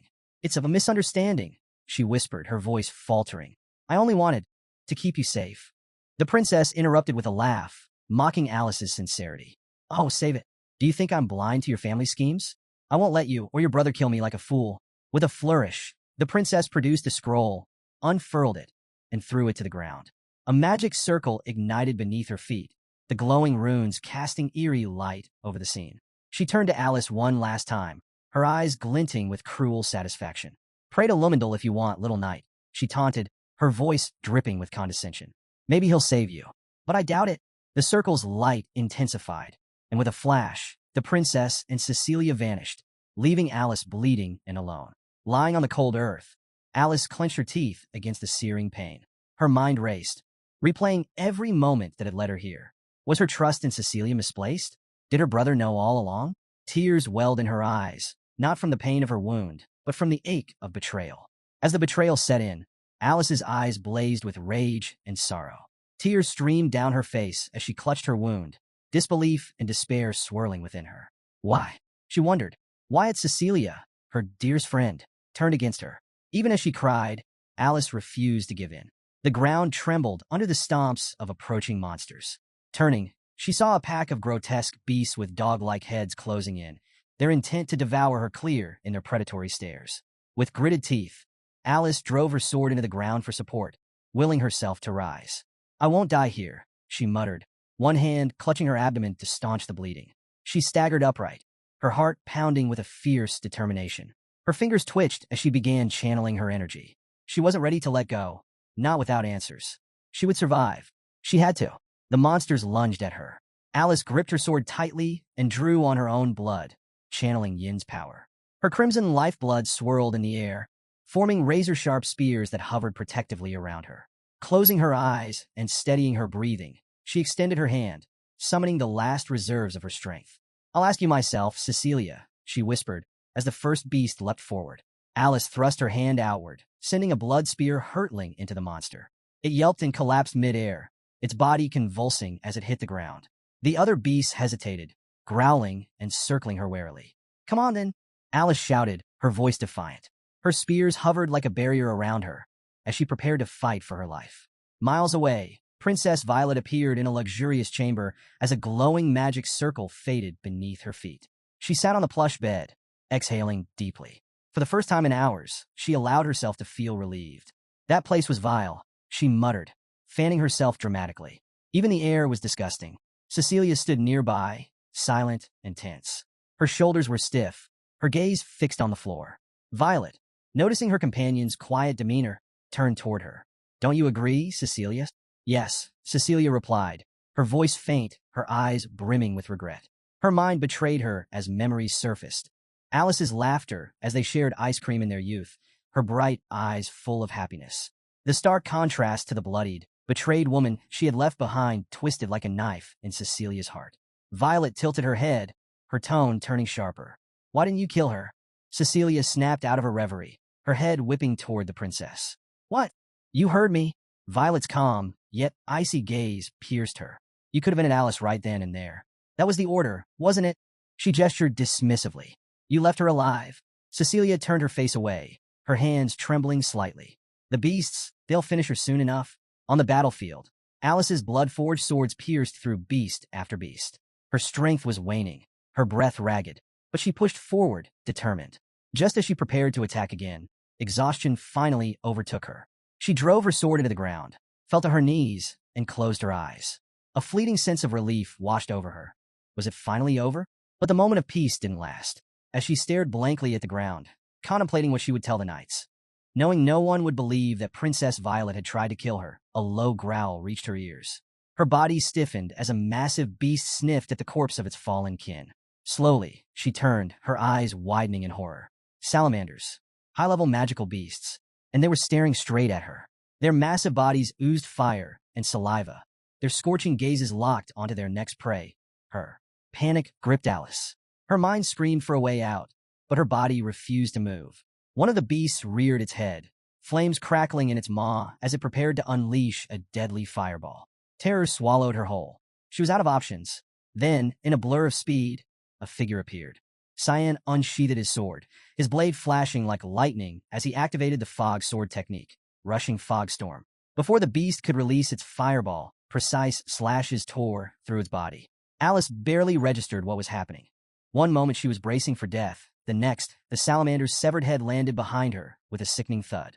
Her body froze, her mind struggling to catch up. A strong hand grabbed her shoulder. "Sorry about this," a voice said before she was suddenly lifted into someone's arms and carried away just as the beast's molten body collapsed where she had been moments before. Dazed, she looked up. Brian. Relief and confusion warred inside her. The realization hit. If Brian was here, then that masked swordsman. Could it be? The remaining salamanders roared in fury, their fallen comrade fueling their rage. Rivers of molten lava spewed from their mouths, threatening to consume everything. Brian landed in a lower area, placing Alice down against a stone wall. She clutched her head, overwhelmed, while Brian clenched his teeth. "Just hang on," he muttered. Alice lifted her head and froze. Lava was cascading toward them. Then, something unexpected happened. With a loud thud, a sword, Kiram, landed before them. Their eyes locked onto it, puzzled. As the lava threatened to consume them, a figure emerged, Kiram. She stomped the ground with force and scowled. "What's with all this lava? Do they have stomach issues or something?" Hope flickered in Brian's eyes. He grinned. "You're the best." Kiram raised her hands skyward, summoning a powerful magical barrier, just in time to shield them from the lava. Furious, she glared at the beasts. "Stop spewing magma like a bunch of sick dragons." With the barrier in place, Cyan prepared to finish the fight. Upon Kiram's command, he activated thick fog third technique, fog descent, vanishing in an instant and reappearing above the salamanders. His eyes gleamed as he summoned a powerful manosphere, void sphere. The beasts, sensing danger, launched fireballs in retaliation, but Cyan was faster. His next move, division, unleashed a storm of magical orbs that sliced through their heads with deadly precision. Within seconds, the salamanders were no more, their bodies disintegrating into nothingness. As the battlefield quieted, Alice and Brian ascended from their shelter. The pool of lava before them still held remnants of the fallen creatures, their severed heads floating aimlessly. And in the center of it all stood Cyan. Alice hesitated, then approached him. She had her suspicions, but she never truly expected. With a trembling hand, she reached out and removed his mask. Tears welled in her eyes. Brian, watching from behind, smiled, feeling a rare sense of peace. Cyan met Alice's gaze, his lips curling into a warm, familiar smile. "Glad I wasn't too late." As Brian worked to heal her wounds, Alice mumbled something under her breath. "Cecilia was Princess Violet's spy," she admitted, frustration lacing her voice. "I didn't even notice until now. How stupid can I be?" Even though she was berating herself, she declared she would still uphold the family's will. Cyan shook his head. "This isn't your fault, Alice. The real ones to blame are Princess Violet and Cecilia." His tone darkened. "And Ascal." Hearing that name, Alice jolted upright. Brian panicked. Hey, I'm not done healing you yet." Ignoring him, Alice fixed Cyan with a sharp gaze. "Wait, are you saying Ascal was involved in this? Do you know something?" She tried to reason it out. If Ascal was involved, then it must have been under their father's orders. Cyan, however, was unwavering. "No, Ascal suggested it." Alice clenched her fists. "Father does whatever Ascal asks him to do? But why?" Cyan's expression darkened. "So Ascal can be the one to carry out the family's will." Alice's jaw tightened as fury bubbled inside her. So he's willing to kill his own sister for it? A sharp pang of pain shot through her, and she collapsed onto her knees. Alice. Cyan crouched beside her, concerned. Through gritted teeth, she asked, "Are you sure about this?" Cyan nodded. "You know what Ascal is really like, don't you?" Alice exhaled sharply. "I thought I was the only one who noticed, but Cyan did too." Her voice wavered slightly. "But how? Father, and the others don't seem to see it at all." Then her mind drifted back to the battle earlier. "There was something off about him," she murmured. It was like some invisible force was protecting him. Cyan's expression grew serious. He had sensed it too. There was a moment in the fight when he was certain he had reached Ascal, but something had stopped him. Something unseen. A power that even deflected the demonic sword. His voice was barely above a whisper as realization struck him. "There's only one explanation." Alice's eyes hardened. "We need to tell Father. Now." Cyan hesitated. "You know he won't listen to us." Alice knew there was a possibility. "If I go alone, maybe. But if we go together." Cyan's gaze turned serious. He took a deep breath before speaking. "Alice, trust me on this. If we push too hard and fail, we won't just be in trouble. The entire Order of the Knights of Light could turn against us." Cyan's thoughts drifted to the Knights of Light in his past life. Back then, Ascal was revered. Everyone admired him, trusted him, even worshipped him like he was their savior. Cyan had been one of them. No one ever questioned Ascal. To them, he was a hero, beyond doubt or suspicion. But looking back, Cyan found it bizarre. Ascal wasn't just respected. He was treated like a divine figure. There should have been skeptics, yet even the most self-serving individuals had unwavering faith in him. The Duke, who met a tragic end. Emperor Lionel, who only cared about his own ambitions. Boris, whose sole pursuit was the truth. All of them trusted Ascal without hesitation. Even Cyan himself. He had believed in Ascal up until the bitter end, until that final betrayal. That memory still burned inside him, but one question haunted him more than the anger. Why had he trusted Ascal so blindly? The answer was clear. Ascal was no ordinary man. He was an absolute figure, the chosen inheritor of Lionel's divine authority, the so-called savior of the world. Meanwhile, back on the battlefield, the knights stood firm, bracing themselves as the massive monster loomed over them. Its enormous foot came crashing down, ready to flatten them. In sheer panic, Nervian clung desperately to his brother, Fabian, wailing, "We're gonna die. We're all gonna die. Get off me, you idiots!" Fabian snapped, shoving him away. Ascal, unfazed, charged forward. Fabian couldn't help but admire him. "Damn, that guy's something else." Ascal barely acknowledged him. "Stay back." The monster roared, its throat glowing ominously. A moment later, it unleashed a devastating laser beam. Nervian shrieked and clung to Fabian again. "Doom is upon you, S. Get off me, you moron." Fabian growled, trying to pry him off. Ascal, ignoring their antics, raised his shield. Aegis, the shield of judgment. The beam hurtled toward them, obliterating everything in its path. But then, Ascal activated Titanic, a massive energy shield. The ground trembled as the destructive beam slammed into it, dispersing on impact. The monster, clearly enraged, unleashed another barrage of beams. But Ascal was already on the move. He dashed past the attacks and, in one swift strike, sliced the beast clean in half.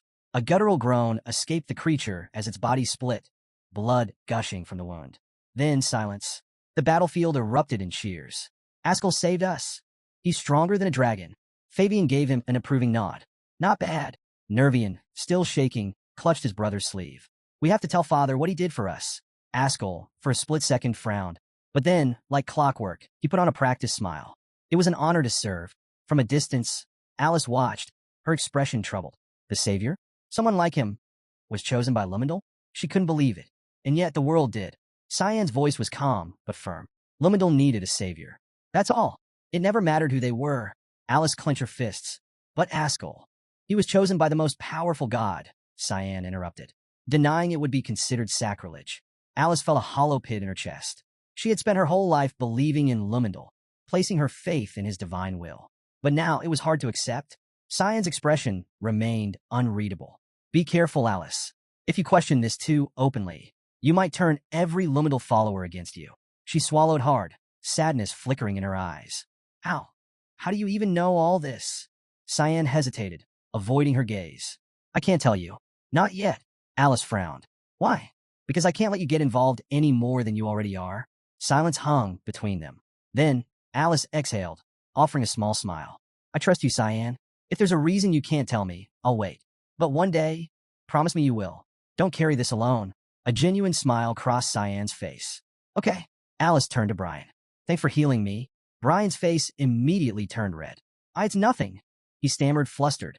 Behind him, Cyan stood glaring daggers at him, radiating an aura of pure menace. His expression screamed, "Why are you so happy right now?" Brian noticed and instantly started sweating bullets. Cyan, ignoring Brian's silent suffering, looked at Alice. What's your plan now? Alice's eyes darkened. First, I need to resolve this mess. I need to talk to Cecilia and find out why she betrayed me. Cyan crossed his arms. I'll help. Alice raised an eyebrow. How do you know where she is? Cyan calmly said to Alice that she couldn't have gone far. At Violet's safe house, Cecilia suddenly tensed. Violet, lounging nearby, noticed. What's wrong? Cecilia's voice was tight. Someone's coming. Violet scoffed. Impossible. No one but me knows this place. Before Cecilia could argue, the sound of shattering glass exploded through the room. Violet screamed as a blade whizzed past her face, embedding itself deep into the wall. Cecilia's eyes widened. She recognized that sword. Meanwhile, back on the battlefield, Ascal examined the markings left on the ground. His sharp eyes took in the remnants of a teleportation spell. His lips curled into a knowing smirk. A magic scroll. He turned to the knights. Find a shelter nearby. Stay alert. One of the knights suddenly stiffened. Sir, you need to see this. Ascal approached, following his gaze. They stood at the edge of a cliff, looking down into the valley below. A swarm of massive monsters crawled through the land, their grotesque forms shifting in the moonlight. One knight swallowed hard. Do you think Princess Violet is all right? Ascal's expression was unreadable. He merely muttered, we'll see. Then, with an air of command, he turned to his men. Prepare yourselves. Protect the princes. The chase was relentless. Cecilia pursued the intruder with unwavering focus. The sheer presence of mana and bloodlust radiating from him made her expect an elite warrior. But as soon as she caught sight of the figure, she froze in disbelief. What? Just a kid? Her instinct screamed that there had to be someone else with him. Dismissing any assumptions, she activated Windwalker, accelerating her movements. Stay sharp. Don't let your guard down. Then an attack. A blade sliced through the air toward her. Cecilia reacted instantly, swinging her sword to counter, but the kid dodged effortlessly. Her eyes narrowed. That movement, I've never seen anything like it. It's not from the verts. The masked intruder remained silent. Cecilia's gaze flicked to the sword embedded in the wall earlier. That was your throw, wasn't it? Did you manage to save Alice again? Still no response. Irritated, she let out a slow breath, her mana spiking dangerously. Fine, she said coldly. If you won't talk, let's see if you can scream. With that, she launched forward at blinding speed. Cecilia's sword cut through the air, swift and precise. Too fast for the eye to follow. Yet, the masked kid evaded every single strike. Her blade barely grazed his ear, but it wasn't enough. Cecilia gritted her teeth. No way. There are only a handful of knights in the order who can match me in speed. But this kid, determined not to be toyed with, she leaped onto a tree, then launched herself from above. You think I'm going to let you underestimate me? She activated Sharp Storm, a devastating attack that sent a massive energy beam tearing through the forest. Trees splintered into nothing. The ground exploded, leaving a gaping crater. The battlefield was left in utter ruin. And yet, the masked intruder stood unscathed. A small, black sphere flickered in his palm. Cecilia's heart dropped. That's Void Sphere. Before she could react, he activated Obsidian. The sphere split in half, unleashing a dark force that slammed into her. Pain seared through her body as she let out a sharp scream. The force tore through the area, causing even more destruction. Her vision blurred as she collapsed. As footsteps approached, Cecilia clenched her teeth. I lost pathetically. She let out a bitter chuckle. Never thought I'd die in a place like this. Her voice was weak as she looked up at him. You're like a grim reaper, she murmured. Still won't say a word? The masked figure crouched down, meeting her gaze. But instead of delivering a finishing blow, he simply said, I'm curious about something. Cecilia blinked. What? You look relieved? She froze. I expected you to look more tormented, he added. For the first time, Cecilia had no words. Cecilia let out a trembling breath. This is retribution. She smiled bitterly. I deserve this kind of ending. A voice cut through the silence. Retribution? For what? Cecilia's body stiffened. She knew that voice. Her eyes widened in shock as Alice stepped forward, leaning against Brian for support. Alice's gaze bored into her, unreadable but intense. Cecilia could barely process it. Alice, you're alive? Alice's hands clenched into fists. Shut up. Her voice shook with emotion. Just answer me. Tears welled at the corners of her eyes. Why, Cecilia? Why did you betray me? Cecilia's lips trembled. Then she broke. She cried. Through her sobs, she began to speak. My hometown, it was a small village. Her voice was raw, pained. One day it was wiped out. Monsters destroyed everything. She swallowed hard. I was the only one left, barely alive. I thought I was going to die too until they found me. Alice listened in stunned silence. A knight saw me, told me to wait, told me I was safe. Cecilia's voice turned distant, like she was reliving the moment. Then, someone ordered a child to bring me food and water. The knight obeyed immediately. She let out a hollow laugh. That child was royalty. For Cecilia, it had been a miracle. The royal knights had arrived just before her last breath. And the one who saved her, Princess Violet. Alice's heart sank. She took me in. She saved my life, Cecilia continued. So when the time came to repay that debt, I did what I was told. Her voice broke. I was ordered to infiltrate the Vert household, to get close to you, and wait for further instructions. Alice's breath caught in her throat. Cecilia's expression twisted with regret. That's how I became a maid in your family's estate. That's how I met you. She let out a shaky breath. And I should have never stayed. Her voice cracked. I should have died in the ruins of my village. Silence. Then, softly, she whispered. The order finally came. Alice could barely force out the words. To kill me? Cecilia nodded, tears streaking down her face. Princess Violet saw you as a threat, Alice. Because of your family. Alice's brows furrowed. What do you mean? Cecilia looked away. It was because of Prince Lunel and Ascal. Alice's breath hitched. Princess Violet always feared the Verts. She believed your family was loyal to Lunel. Cecilia's voice wavered, and that paranoia only grew stronger. Alice remained silent. She became consumed by it. She only trusts herself, no one else. And yet, I still served her. Cecilia squeezed her eyes shut. But you were different. Her lips quivered. And I betrayed you. She finally looked at Alice, her eyes filled with sorrow. I'm so sorry, Alice. I never wanted to disappoint you. Cyan took a step forward, his glare sharp and unforgiving. Cut the bullshit. The air around him darkened, thick with unrestrained bloodlust. His voice was cold, merciless. If you think just admitting your mistakes is enough for forgiveness, you're dead wrong. Cecilia's breath hitched. She recognized him now. You, young Master C? Alice quickly stepped in. Cyan, wait. Her voice was urgent. Give me a moment to think. Cyan didn't lower his blade. His fury didn't waver. This isn't something to think about, Alice, he said, voice sharp. He pointed his sword at Cecilia, his intent to kill crystal clear. This isn't some light matter. Cecilia exhaled, her voice steady despite the tension. I know. Alice's heart pounded. Cyan, stop. Just wait. She turned to him, desperate. We should at least hear her out. Let her explain everything before deciding. Brian, sensing her distress, placed a hand on her shoulder. Alice, calm down. His voice was gentle, reassuring. Trust young Master Cyan for now. Alice hesitated. But Cyan didn't move. He simply lifted his dagger, preparing for the final strike. Alice's eyes widened. Then, no! Her scream ripped through the night.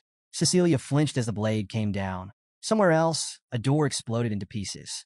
Inside Princess Violet's safe house, the princess jerked upright, her body tensing. Who's there? She demanded. Then she noticed Cecilia was gone. Her breath hitched. Panic flashed in her eyes. No, this can't be. A shadow stepped through the ruined entrance. Violet's face went pale. How'd he find this place? Ascal stood in the doorway, his face dark, expression unreadable. Without a word, he took a step forward. I've come to escort you, Your Highness. Violet tightened her grip on her wrist, a faint smirk playing on her lips. You look like you're about to kill me, she remarked, her tone laced with amusement. Isn't it a bit rude to just barge in like this? Ascal met her gaze without hesitation. I did plan to kill you, he admitted. Then, without missing a beat, he added, the original plan was for Fabian, Nerovian, and you, all of you, to die at the hands of the monster. Violet's eyes widened in shock. Do you really think you can escape the consequences of something so disgraceful? She challenged. At that moment, she attempted to send a letter, but before she could, Ascal struck. Activating his technique, God's Stinger, he aimed directly for her hand. A sharp cry escaped Violet's lips as the attack landed, and within seconds, the letter she had been holding was reduced to ashes. Ascal, his voice edged with anger, declared, I'm not finished yet. Clutching her injured hand, Violet shot him a glare. How persistent. Do you really plan to see this through to the end? Ascal took a step closer. Who knows? Maybe I will. His words left Violet momentarily confused. But then, Ascal's eyes flickered toward a sword embedded in the wall. Alice's sword. A look of realization crossed his face as he turned back to Violet. "Where's my sister?" A wicked grin spread across Violet's lips. "I had her killed," she said without a hint of remorse. "I wasn't sure she was working with Lionel, but she was your sister after all." Her expression darkened, eyes gleaming with twisted delight. "In the end, I suppose it was for the best. And do you plan on avenging her?" A smirk tugged at Ascal's lips. "No," he said, his voice eerily calm. "I was just thinking, I might need to change my plans." Violet stiffened, her amusement faltering. His reaction was unexpected. "Change your plans?" she echoed, unease creeping in. Without another word, Ascal reached for Alice's sword, pulling it free from the wall. He turned to face her, his expression unreadable. "You seem surprisingly calm, given the situation." He studied her for a moment before continuing. "Eliminating those you even slightly suspect. I have to admit, that's a smart approach." Then, with a knowing grin, he added, "In that sense, you're nothing like Lionel." "That actually surprises me." Violet's mind raced. Does he not care about his sister at all? What is he after? Then Ascal spoke again, his tone firm. "The plan was doomed from the start. A complete failure. That's what I'll tell Lionel." Violet narrowed her eyes. "Then what is it you want from me?" Stepping closer, Ascal leaned in slightly. "I'm suggesting that you join me instead." Violet's eyes widened as she asked, "Weren't you on Lionel's side?" A wild grin spread across Ascal's face. "Who told you we were anything more than business partners?" he replied. Violet leaned back on her bed, arms crossed. "And you expect me to believe that?" Ascal shrugged. "Believe what you want. But Prince Lionel is just a part of my plan." Hearing this, Violet chuckled. "Are you trying to take over the Empire or something?" She shook her head. "If that's the case, I won't be of any help to you." Ascal turned away slightly, as if noticing something. "It doesn't matter who takes over the Empire," he muttered. Violet narrowed her eyes. "Then tell me, what is it that you do want?" Ascal's expression darkened. "The eradication of evil. My goal is to wipe it from this world." Violet let out a small laugh. "Are you serious?" He smirked. "Who knows?" But before she could say more, Ascal suddenly tensed. It seems evil just made its entrance. A noise echoed from outside, sending a chill through the air. Violet stiffened. Sweat beaded on Ascal's forehead. "This mana, it's strange. Ominous. It's sending shivers through my entire body." A loud crack split the air as something tore through the roof. Purple energy surged into the room, and Ascal's eyes widened. "This feels more like bloodlust than mana. I've never sensed anything like it before." A sphere of dark energy materialized before them, shattering the remains of the roof. Both of them recoiled in shock. "What is this?" Violet shouted. Then, Ascal noticed movement outside the ruined cottage. His gaze sharpened, and in the next instant, an attack was already upon him. He barely dodged, gritting his teeth as he demanded, "Who the hell are you?" A figure stepped forward. "Cyan, the evil you've been searching for," Cyan said coolly. "And also, your end." Without warning, Cyan unleashed his technique, Fog Sword, 8 fluttering petals. A flurry of swift, deadly strikes rained down on Ascal. Ascal dodged each attack, his body moving on instinct. But the sheer force of the strikes sent Violet into a panic. She let out a scream as one of Cyan's attacks slashed dangerously close. Seeing the incoming strike, Ascal reacted instantly. Activating his technique, EXI, he created a barrier around Violet, shielding her from harm while pulling her out of the collapsing cottage. The force of Cyan's attack shattered everything around them. Violet gasped as she took in the destruction. The remains of her so-called safe house reduced to rubble. Ascal, still blocking Cyan's relentless assault, was forced back several steps. He finally landed near Violet, breathing heavily. She looked at him, concern flickering in her eyes. "Are you all right, Mr. Ascals?" Ascal's eyes narrowed as he quickly noticed Cyan preparing another strike. "He's still attacking."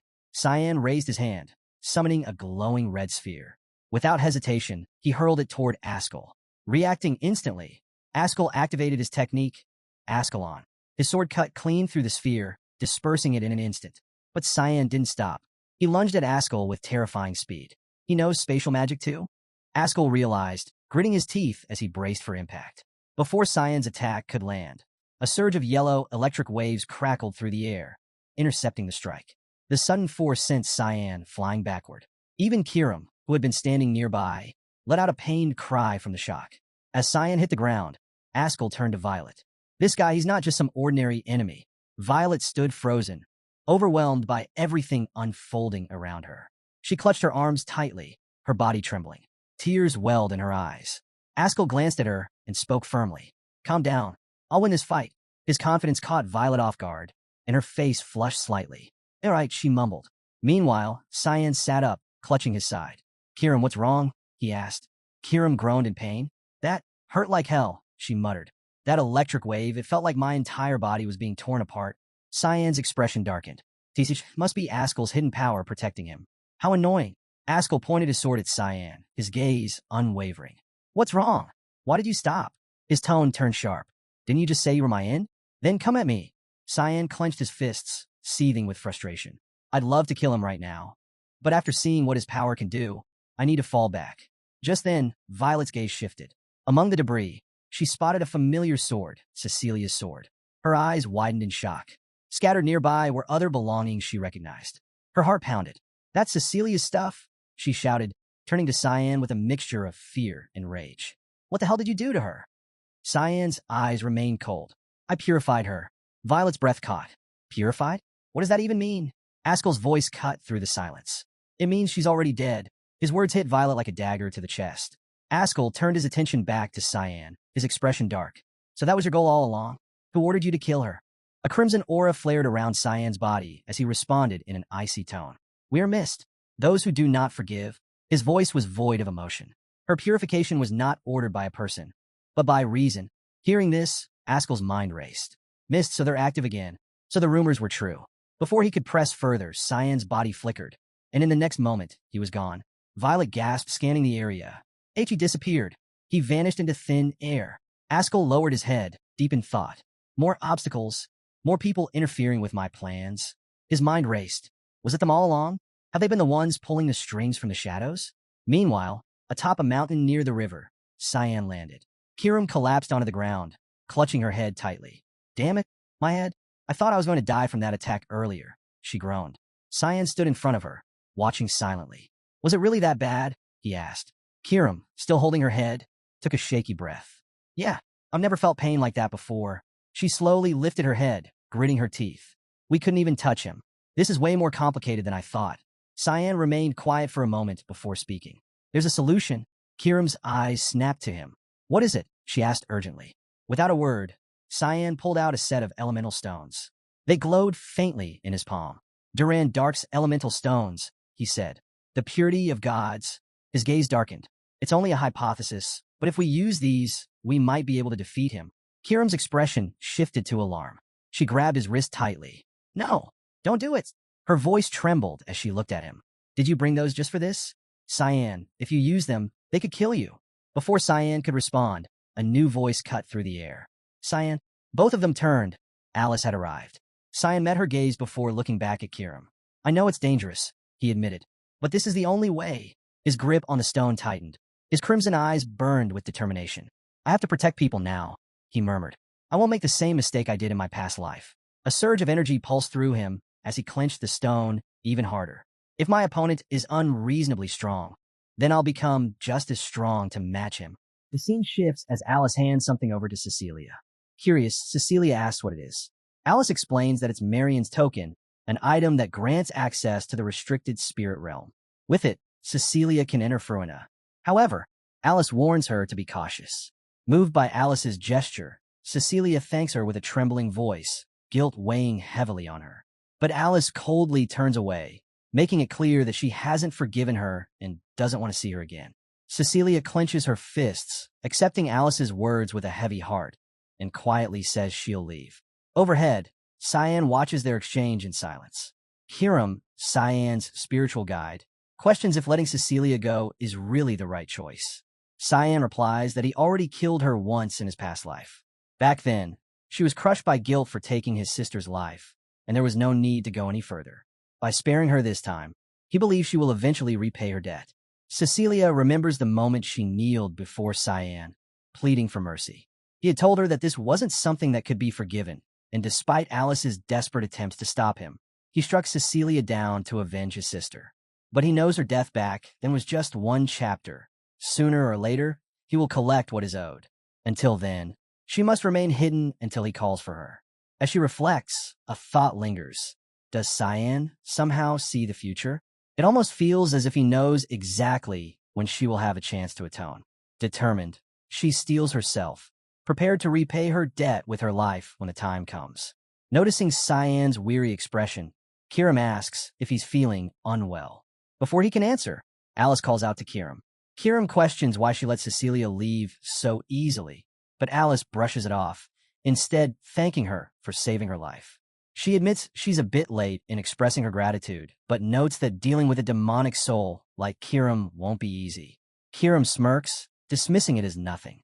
Alice studies her for a moment before commenting that she seems similar to a demon sword and asks if she's close to Cyan. Kiram immediately denies any personal attachment, stating that their relationship is strictly that of master and subject. Then, her expression darkens as she warns Alice not to even think about taking Cyan's body from her. The sudden shift in her tone catches Alice off guard, making her realize that Kiram isn't as easygoing as she first assumed. At the Lunar Academy, Dean Kindle received a letter. As he reads through it, the message is clear. I have found the answers to all my questions, and as a result, I've decided to leave the Knights of Light. Just as I suspected, they have strayed from their righteous path. The people they protect are unworthy, and the will of the household is being corrupted.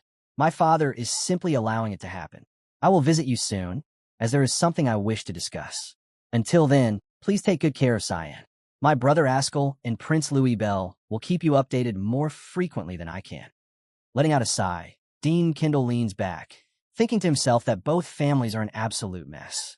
Still, since she asked, he'll at least pretend to care about Cyan.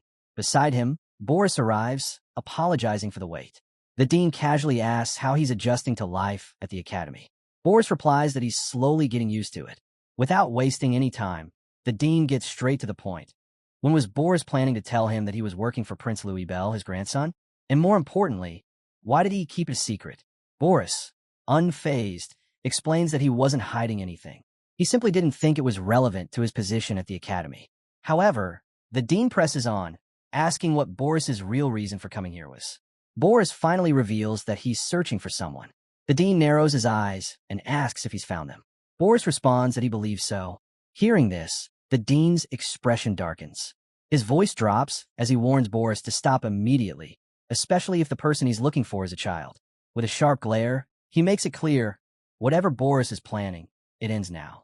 The weight of his words is enough to startle Boris, who quickly assures him that he understands. Outside the villa, Boris speaks with his angel, Kriya. He admits that he wasn't expecting such a strong reaction from the dean and starts to suspect that Cyan has powerful connections. As he finishes writing a report noting how intriguing Cyan is, the paper suddenly lifts on its own and disappears, delivered to its intended destination. Kriya then asks what Boris plans to do next, warning him that if another human gets involved, things could become even more complicated. Boris acknowledges the risk, but remains confident.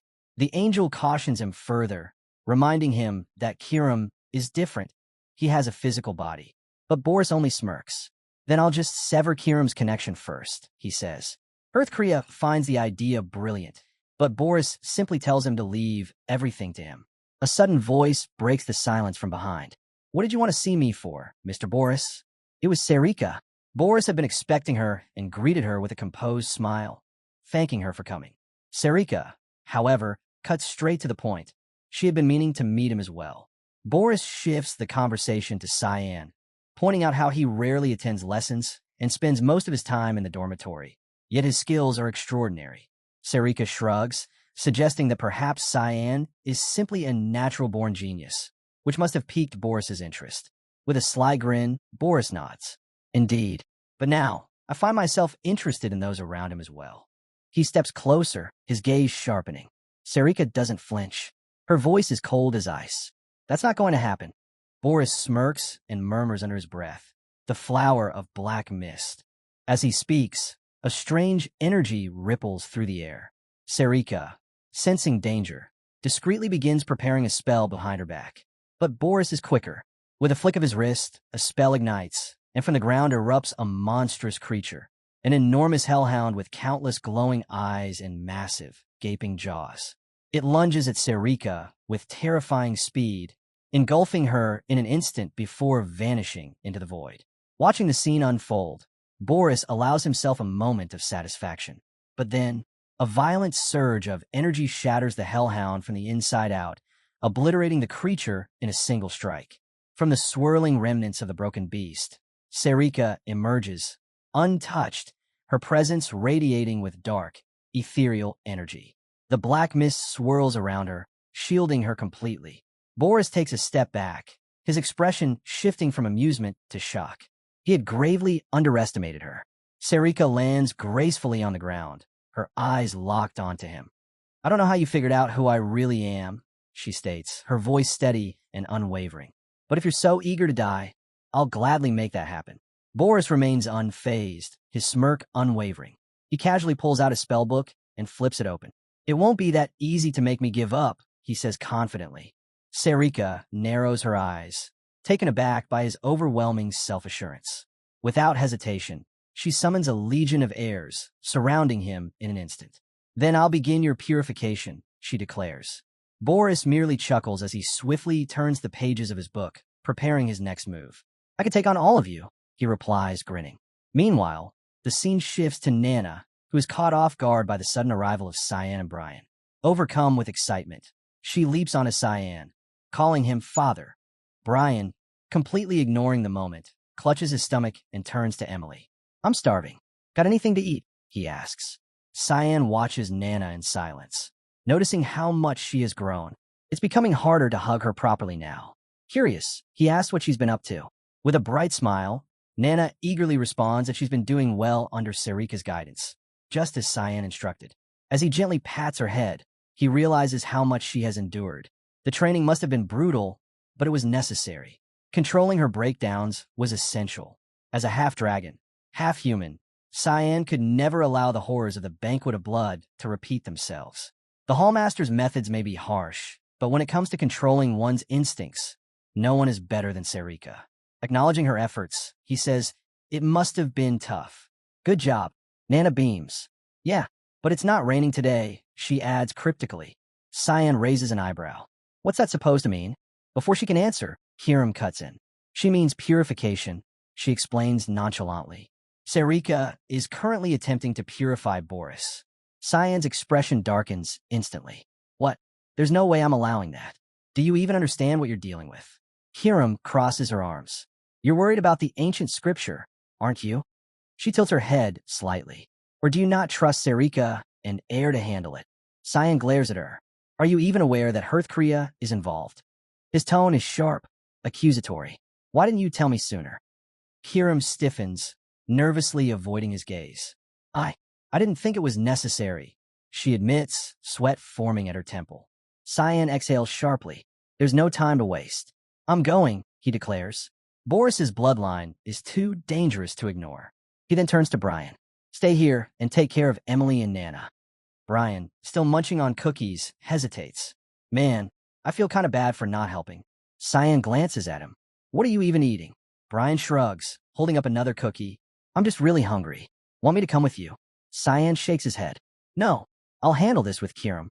As he prepares to leave, he eyes Brian curiously. He's the only person who can actually tolerate Emily's cooking.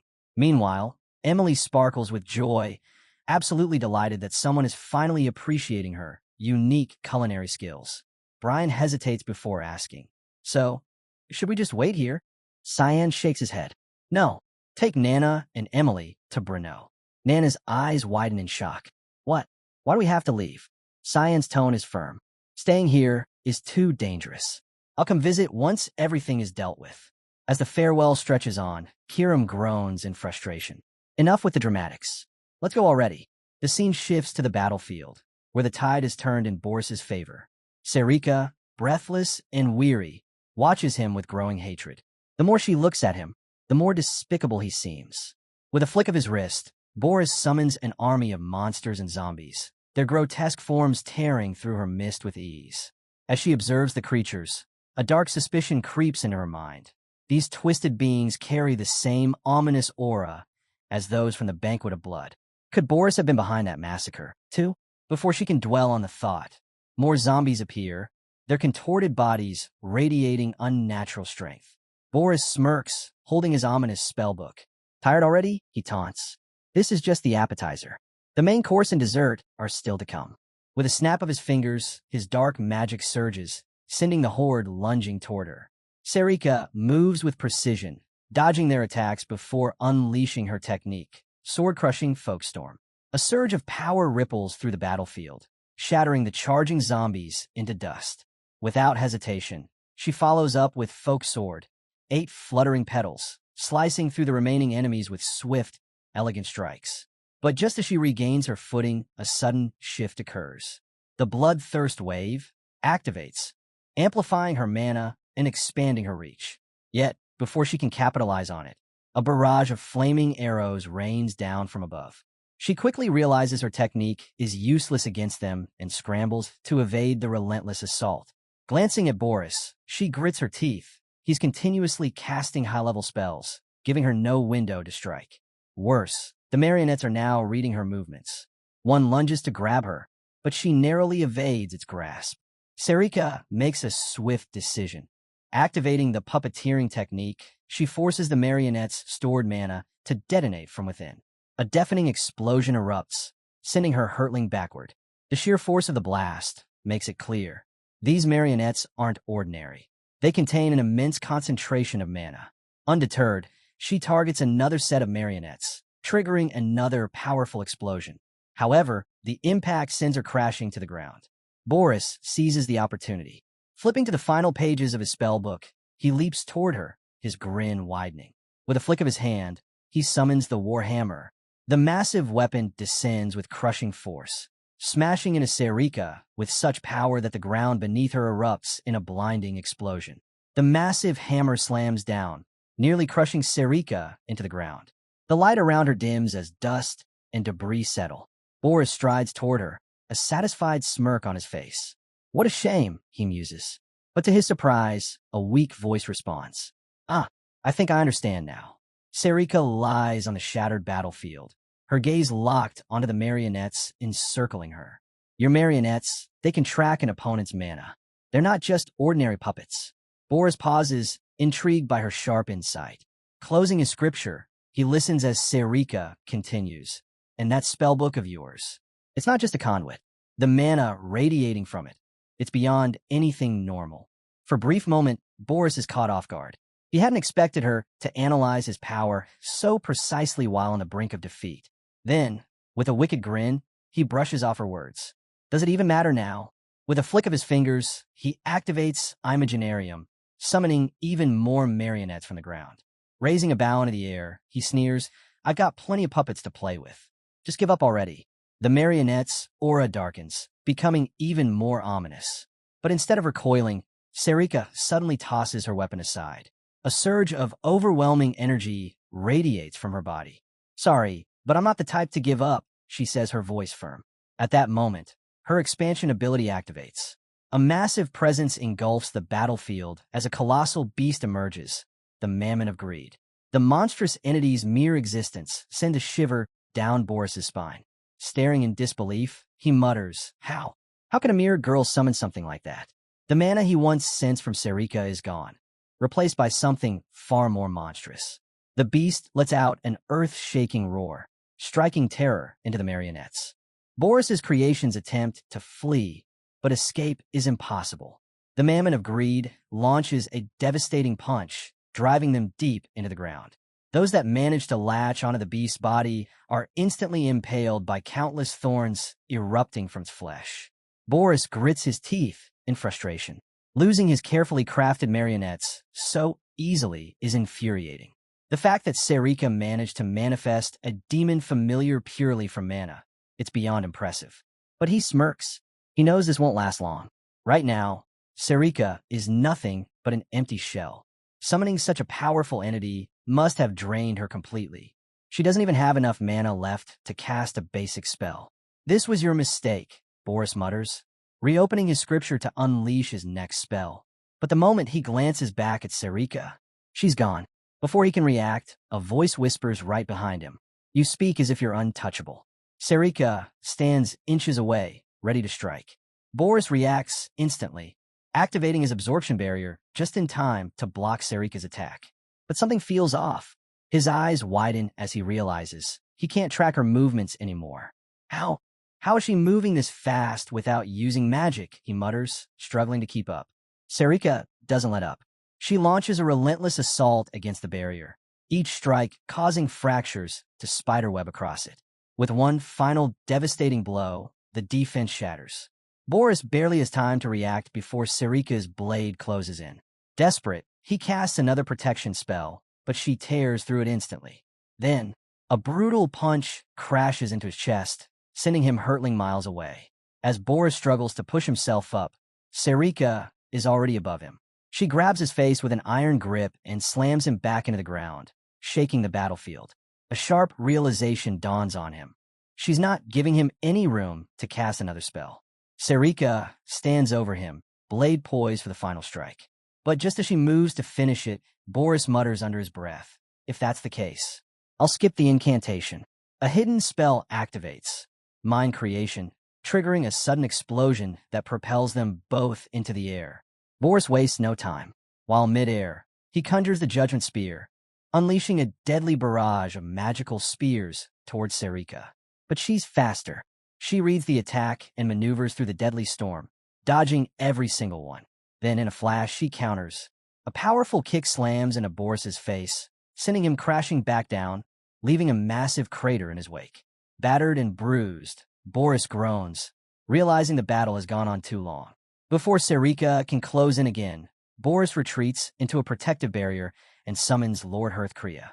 At the sight of the divine summon, Sarika's expression darkens. The weapon of God. The ancient spellbook speaks, its voice echoing through the battlefield. Unknown entity detected. Insufficient information. Probability high that subject is one of Air's countless servants. Sarika narrows her eyes. Leaping back, she studies the situation. The summon continues its analysis. Correction. Subject's abilities suggest higher rank than anticipated. In Boris's current state, it's clear he can't win. That's when Sarika notices it. Blood drips from Boris's face. Her gaze sharpens. You're from the Black Blood tribe, aren't you? Her voice is laced with suspicion. I thought your kind was extinct. Boris exhales heavily, shaking his head. That's why I tried to avoid shedding my blood. But this is unfortunate. He raises his hand slightly, watching the crimson streaks against his palm. The marionettes of the Banquet of Blood, the Daystones, both were creations of the Black Blood tribe. Sarika's eyes widen slightly as the realization hits. The massacre, the Banquet of Blood, the dark puppeteering magic. Everything falls into place. She now understands the truth behind Boris Lhilam's identity. Now that his identity is out in the open, Boris knows staying here any longer will be difficult. What a shame, he mutters. Before he can finish, Sarika cuts him off. Shut up, she snaps, surging toward him with deadly intent. Boris sighs, already preparing another spell. I guess I'll have to see you another time, he smirks. But Sarika has no intention of letting him escape. Summoning her beast once more, she launches a direct assault. She and the massive creature strike the ceiling of the barrier simultaneously, aiming to shatter it from above. However, the protective shield remains unbroken. The spellbook of Hearthcrea stirs, its aura growing irritated by their relentless attacks. Within the ancient tome, the angel's spirit begins to respond, reacting to their aggression.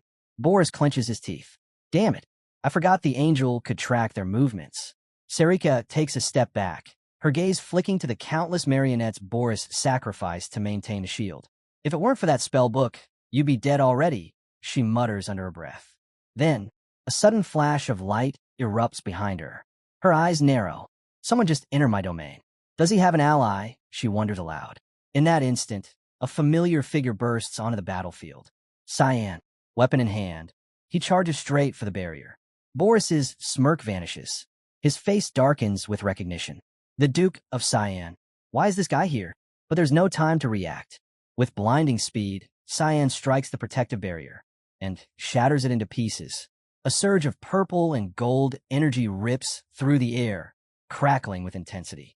The battlefield trembles as Kiram emerges from the wreckage, her unease evident as she takes in the chaotic scene before her. She stomps forward, sending golden debris scattering. Her crimson eyes gleam dangerously as she utters Hearthcrea's name. Hearthcrea, standing tall with an abnormally long wing, eyes her with suspicion. He demands to know how she found him and why she's here. Kiram smirks, stepping in closer. With a cold edge in her voice, she remarks that tracking hypocrites like him is second nature. His stench alone is enough to make her sick. Hearthcrea's expression hardens. He warns her that he already gave her a chance. Now, there's no turning back. She chose the wrong side. Without hesitation, he swings his wing, activating the supreme authority. A massive eye materializes at the center of the barrier, locking onto Kirim and Cyan. The pressure is suffocating, but they refuse to waver. In defiance, Kirim summons a mammon, its roar splitting the air. Debris crashes down as Kirim struggles to stay on her feet, muttering a curse under her breath. The eye looms ominously as Sarika casts a wary glance at Cyan. She wonders if he truly grasps the power of the supreme god. Clutching his demonic sword, Cyan pushes forward against the radiant golden barrier. Sarika's doubt deepens. Could this power be something beyond the sword itself? Then, without warning, Eru unleashes a surge of energy, sending shockwaves across the battlefield. Sarika's eyes widen. Eru had been hiding something, or rather, someone far more dangerous than he let on. After a tense pause, Eru turns to Lord Hearthcrea. I will assist Cyan, he declares. Boris, standing nearby, urgently calls out to Hearthcrea. That boy, the master of the demon blade, must be taken down now. But Hearthcrea doesn't move. He shakes his head, his voice grim. We're not strong enough to face him. Cyan's aura burns with lethal intent as he sets his sights on Borislaum. Without a word, he surges forward, golden flames swirling violently around him. Finally, he reaches the spellbook. Without hesitation, he swings his sword, aiming straight for the sculpture of Hearthcrea.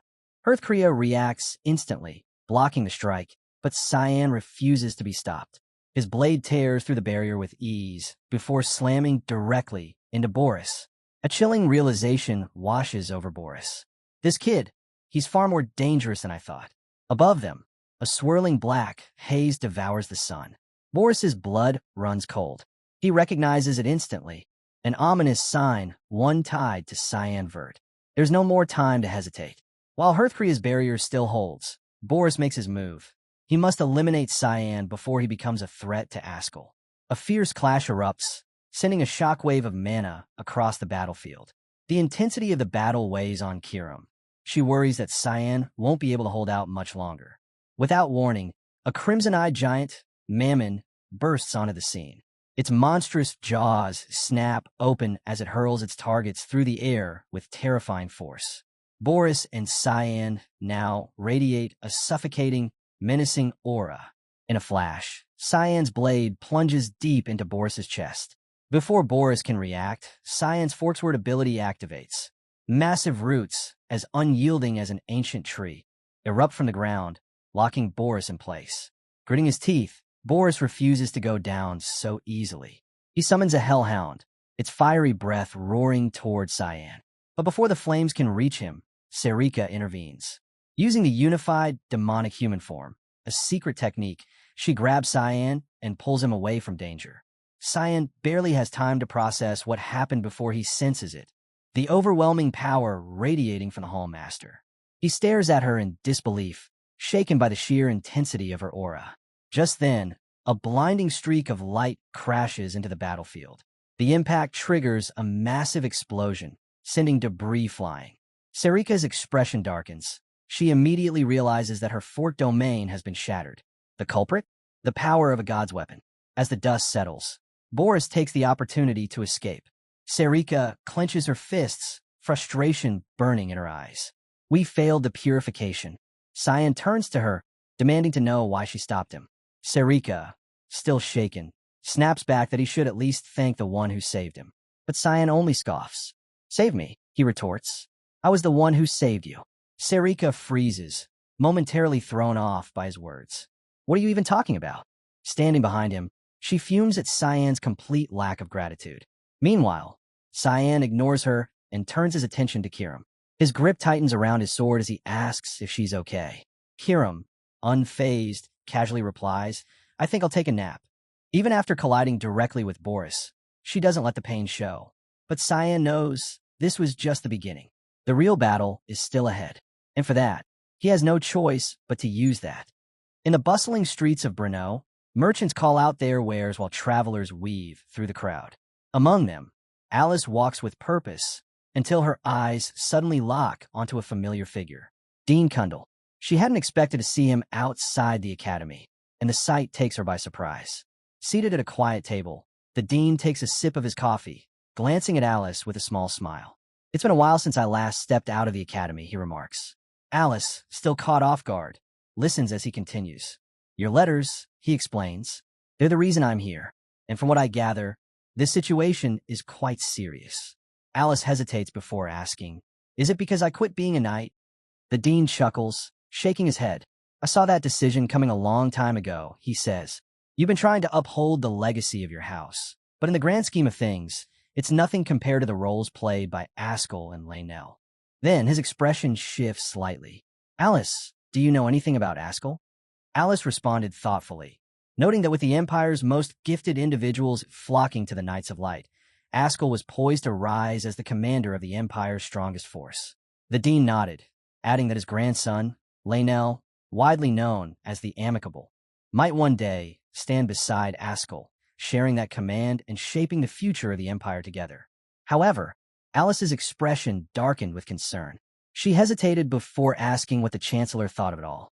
Since Prince Laynell was his grandson, his opinion carried significant weight. The dean fell silent for a moment, lost in thought. Then, he recalled a conversation from some time ago, one initiated by her brother, Cyan. Cyan had asked him a single question. Did he value the Empire's prosperity more, or the honor of his own house? It was an unusual inquiry, but in hindsight, it felt almost prophetic.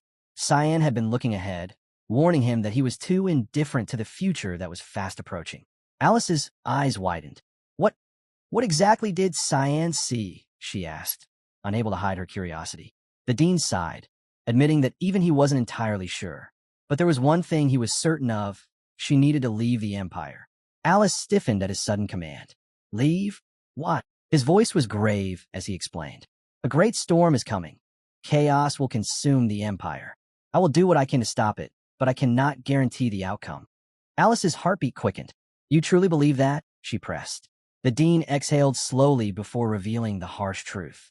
The signs are already there. A coup is brewing. There are forces moving to seize the throne from within. The bustling streets of Brno come into view as Nana arrives, mesmerized by the city's lively atmosphere. The energy of the urban center is unlike anything she's seen before. As she weaves through the streets, her attention is drawn to a fruit vendor proudly displaying his fresh produce. The shopkeeper eagerly waves her over, boasting that the fruits are perfectly chilled. Just then, Nana's gaze shifts to a group of rough-looking men. She points at them without hesitation, bluntly calling them strange. The bystanders bristle at her words, their expressions turning hostile. Sensing trouble, Brian quickly steps in. He apologizes on Nana's behalf before sternly reminding her that pointing at people is rude. Emily, watching the exchange, chuckles. All kids are like that, she remarks casually. But Brian remains tense. He warns them to avoid unnecessary attention and reminds them of Cyan's orders. They must reach the safe house without incident. Their survival depends on making their cover story believable. Emily nods and advises them to act naturally, blending in as an ordinary family. Suddenly, Brian freezes. His eyes lock onto something in the crowd, and without a word, he rushes forward. Brian, wait for us. Emily calls after him as she and Nana struggle to keep up. As they push through the crowded street, Nana hesitates for a brief moment, glancing back at something before continuing forward. Meanwhile, Alice sits by a window, lost in thought. Dean Cundall's words replay in her mind. A coup is already in motion. She struggles to process the idea. Ascal and Laynell, plotting something like this? She never would have believed it. But somehow, Dean Cundall and Cyan had known all along. Before she can dwell on it further, the door swings open. Emily and Brian step inside. Alice looks up in shock. How did you find me? Emily smiles. It's been a while, Alice. The two exchange greetings before Alice turns to Brian. You were missed too, she adds. Curious, Alice asks if they've been staying at the academy with Cyan. Emily nods. The young master needs my support. Alice blinks, stunned. Cyan, living with two women? Before she can fully process that, Brian drops another surprise. We're only here for 3 days, he says. Alice stares at him in disbelief. 3 days, she echoes. Just then, Brian tenses. A realization dawns on him. Wait, someone's missing. Alice frowns. Who? Brian's expression darkens with guilt. Nana. She was with us just moments ago. Emily steps forward. We need to find her. Anyone close to Cyan is important to me as well. The scene shifts to Reno, a picturesque coastal city where the sea glistens under the sun. A man pushes open a wooden door, stepping onto the dock. His voice cuts through the salty air. "Tell the captain, it's time." Inside a large chamber, sailors gather. The crew is ready to set sail, murmuring about the generous pay for this trip. In a corner, a dark-haired boy stands beside a wolf-like companion. His sharp eyes scan the room. Among the gathered figures, he recognizes someone, a familiar kid from earlier. By the water's edge, Nana wanders without a care, completely unfazed by her surroundings. One of the men nearby watches her in disbelief, murmuring about how strange it is for a child to roam alone so fearlessly. The dark-haired boy steps forward, studying her. With an easygoing tone, he asks, "Where's your family?" Nana simply points toward the docks as raindrops begin to fall.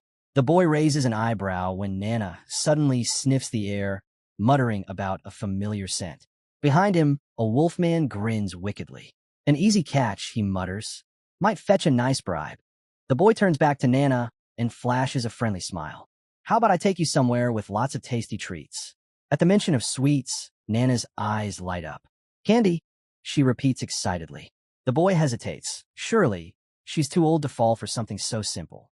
But to his surprise, Nana eagerly nods, completely taken by the idea. Before she can follow, a young noble with jet black hair steps in, calmly reminding her of a rule she should know by now. Never trust strangers who offer candy. But Nana, already lost in her excitement, ignores him. The wolf-like companion playfully calls her over, and without hesitation, Nana chants about sweets and follows them. She does recall Cyan warning her once. Following someone's words blindly will only lead to trouble. But that thought is fleeting. Right now, all she cares about is candy. The strangers lead her down a narrow, shadowy path. "There's plenty of candy inside," one of them says with a smirk. For a brief moment, something nags at Nana. Cyan's words echo in her mind. But her craving gets the better of her, and she hurries forward. Behind her, the men chuckle, mocking her for being so gullible. "Another easy prize," one scoffs. Inside, Nana hums to herself as she eagerly searches for the promised sweets. But as she ventures deeper, the excitement in her eyes fades. Rows of barred cages stretch before her. Children, their faces pale with fear, watch silently from behind the iron bars. Their eyes plead for help. She stops in front of a tall, foreboding doorway, her back stiffening. A creeping doubt settles over her. Realization strikes. She's been tricked. She turns slightly, whispering to no one in particular, "Papa, I messed up." But just then, her nose twitches. A familiar scent lingers in the air. Without another thought, she rushes toward it, her feet carrying her down a dimly lit corridor. At the end of the passage, a heavy cloth drapes over a large cage. From within, eerie sounds stir the silence. Hesitating only for a second, Nana reaches out and pulls the cloth away, revealing two monstrous, high-ranking red gnolls, their golden eyes glowing menacingly in the darkness. Most would recoil in terror, but Nana simply tilts her head. Then, she reaches her small hand through the bars and gently pats one of them on the head. "Good boy," she says casually. Instantly, the gnoll's aggressive snarl softens into something almost tame. Curious, she leans in. "How'd you end up here, little guy?" The gnoll lets out a soft woof, shifting restlessly in the cage. Grinning, Nana places both hands on the iron bars. "Don't worry, I'll get you out." With a slight push, the metal bends effortlessly beneath her touch. The door creaks open. Just as the gnoll steps forward, a voice calls from behind. From the shadows, a soft voice calls out. Nana turns to see a group of elven children trapped behind another set of iron bars. Their wide, desperate eyes plead for help. The little demon dragon girl doesn't hesitate. With the same effortless strength, she bends the bars and sets them free. The scene shifts. A mysterious lord reclines in his chair, a massive chained wolf resting beside him. Before him, the wolfmen and the newly freed elves stand in formation. One of them steps forward. "We're all ready now, Captain." The captain, a red gnoll, towering and battle-worn, sits alongside the CEO of the Merchant Union. He nods approvingly. "Good. Now, we just need to set sail from the harbor." A merchant smirks. "With Morris gone, the Gray Merchant Union is finished. No more fees, no more restrictions. Our profits are about to skyrocket." Another adds. The Garum Association pays more for younger captives. Once this job is done, bonuses all around. A dwarf grumbles, arms crossed. First Albus, now the Gray Merchant Union. I don't like this. Feels off. Then, with a chuckle, he mutters, call it women's intuition. The wolfman and elf beside him exchange confused looks. Unbothered, the red gnoll waves off their concerns. There's nothing to fear. We have our gnoll champion. Suddenly, a thunderous explosion rips through the harbor. A wave of purple energy surges through the sky, and before their horrified eyes, their ship is obliterated. Flames and smoke rise into the air. The red gnoll jolts to his feet, fury in his voice. Who did this? Above them, a figure perches on a ledge, silhouetted against the burning wreckage. A voice rings out, childlike, but laced with something far more dangerous. Bad adults. Then, in a flash, she leaps down, landing before them in her fully transformed dragon demonic form. Nana's golden eyes glow with raw power. Her wings spread wide as she glares at them. The gnoll froze, stunned, as a draconic woman suddenly appeared before him. Nana didn't waste time. She pointed straight at the elf and the wolfman, accusing them of lying and trickery. Her relentless finger-pointing and sharp words quickly pushed them over the edge. With a furious shout of, I'm cutting off that finger first, the two, joined by their dwarf, charged straight at her. But before they could land a hit, Nana moved. One brutal punch, a knee to the wolfman's face, and then, bam, she smashed his head into the dwarfs, knocking them both out cold. Standing over their crumpled bodies, Nana turned her glare on the stunned gnoll. Seething, the gnoll tapped into his mana, activating a chained wolf monster at his side. He barked in order to capture the girl alive. The beast's red eyes blazed with fury as it stormed toward Nana, slamming its massive hammer so hard into the ground that the earth cracked beneath it. The gnoll warned it not to kill her, but the monster wasn't holding back. Just then things flipped. Nana stopped the hammer with one arm, effortless, her gaze fixed on the metal collar around the wolf's neck. It looked familiar, but before she could place it, the beast swung again. She dodged without a hitch. Frustration boiling over, the gnoll unleashed a surge of mana from his head. The collar pulsed with a painful energy, throwing the wolf into a berserk rage. Its power spiked. It lifted the hammer again for another brutal strike. But Nana had already cracked the code. Purple energy surged into her fist as she slammed it into the collar. The impact sent the massive beast flying. The gnoll's eyes went wide in disbelief. Why the hell are you flying at me? Too late. The wolf crashed into him with crushing force, its hammer shattering on impact. Elsewhere in the forest, Brian caught sight of smoke rising through the trees. Feeling the pulse of mana from that direction, he raced toward it without a second thought. Back at the wreckage, the gnoll slowly came to, coughing and groaning. Glaring at Nana, he growled, "You'll pay for this." He reached for the mana link, only to realize the collar was gone. The freed wolf turned its gaze on him, no longer restrained, only filled with rage. The wolf landed a crushing blow, launching the gnoll into the distance. Whether he lived or not was anyone's guess. As the dust began to settle, the giant wolf turned its attention to Nana. But something was different. Its gaze, once full of rage, now softened. That's when Nana revealed what she had been hiding all along, a tiny wolf pup tucked in her arms. "You're his mom, aren't you? He's been looking for you." At her words, the towering beast's entire demeanor changed. Its eyes welled with emotion as it nuzzled the pup gently, the violent aura around it disappearing. The monster-turned-mother gave the baby affectionate cuddles, then quietly turned and walked away, its mission fulfilled. Nana smiled and waved at the little, sweet-smelling pup, who clearly missed his mom too. Just then, the children she had saved came over to thank her. While accepting their gratitude, Nana scratched her head, wondering how to get them all home. That's when she spotted the elf and wolfmen trying to sneak off in the background. Grinning, Nana shouted after them, "Hey, you sneaky bad guys. Time to make up for what you did. Take these kids back where they belong.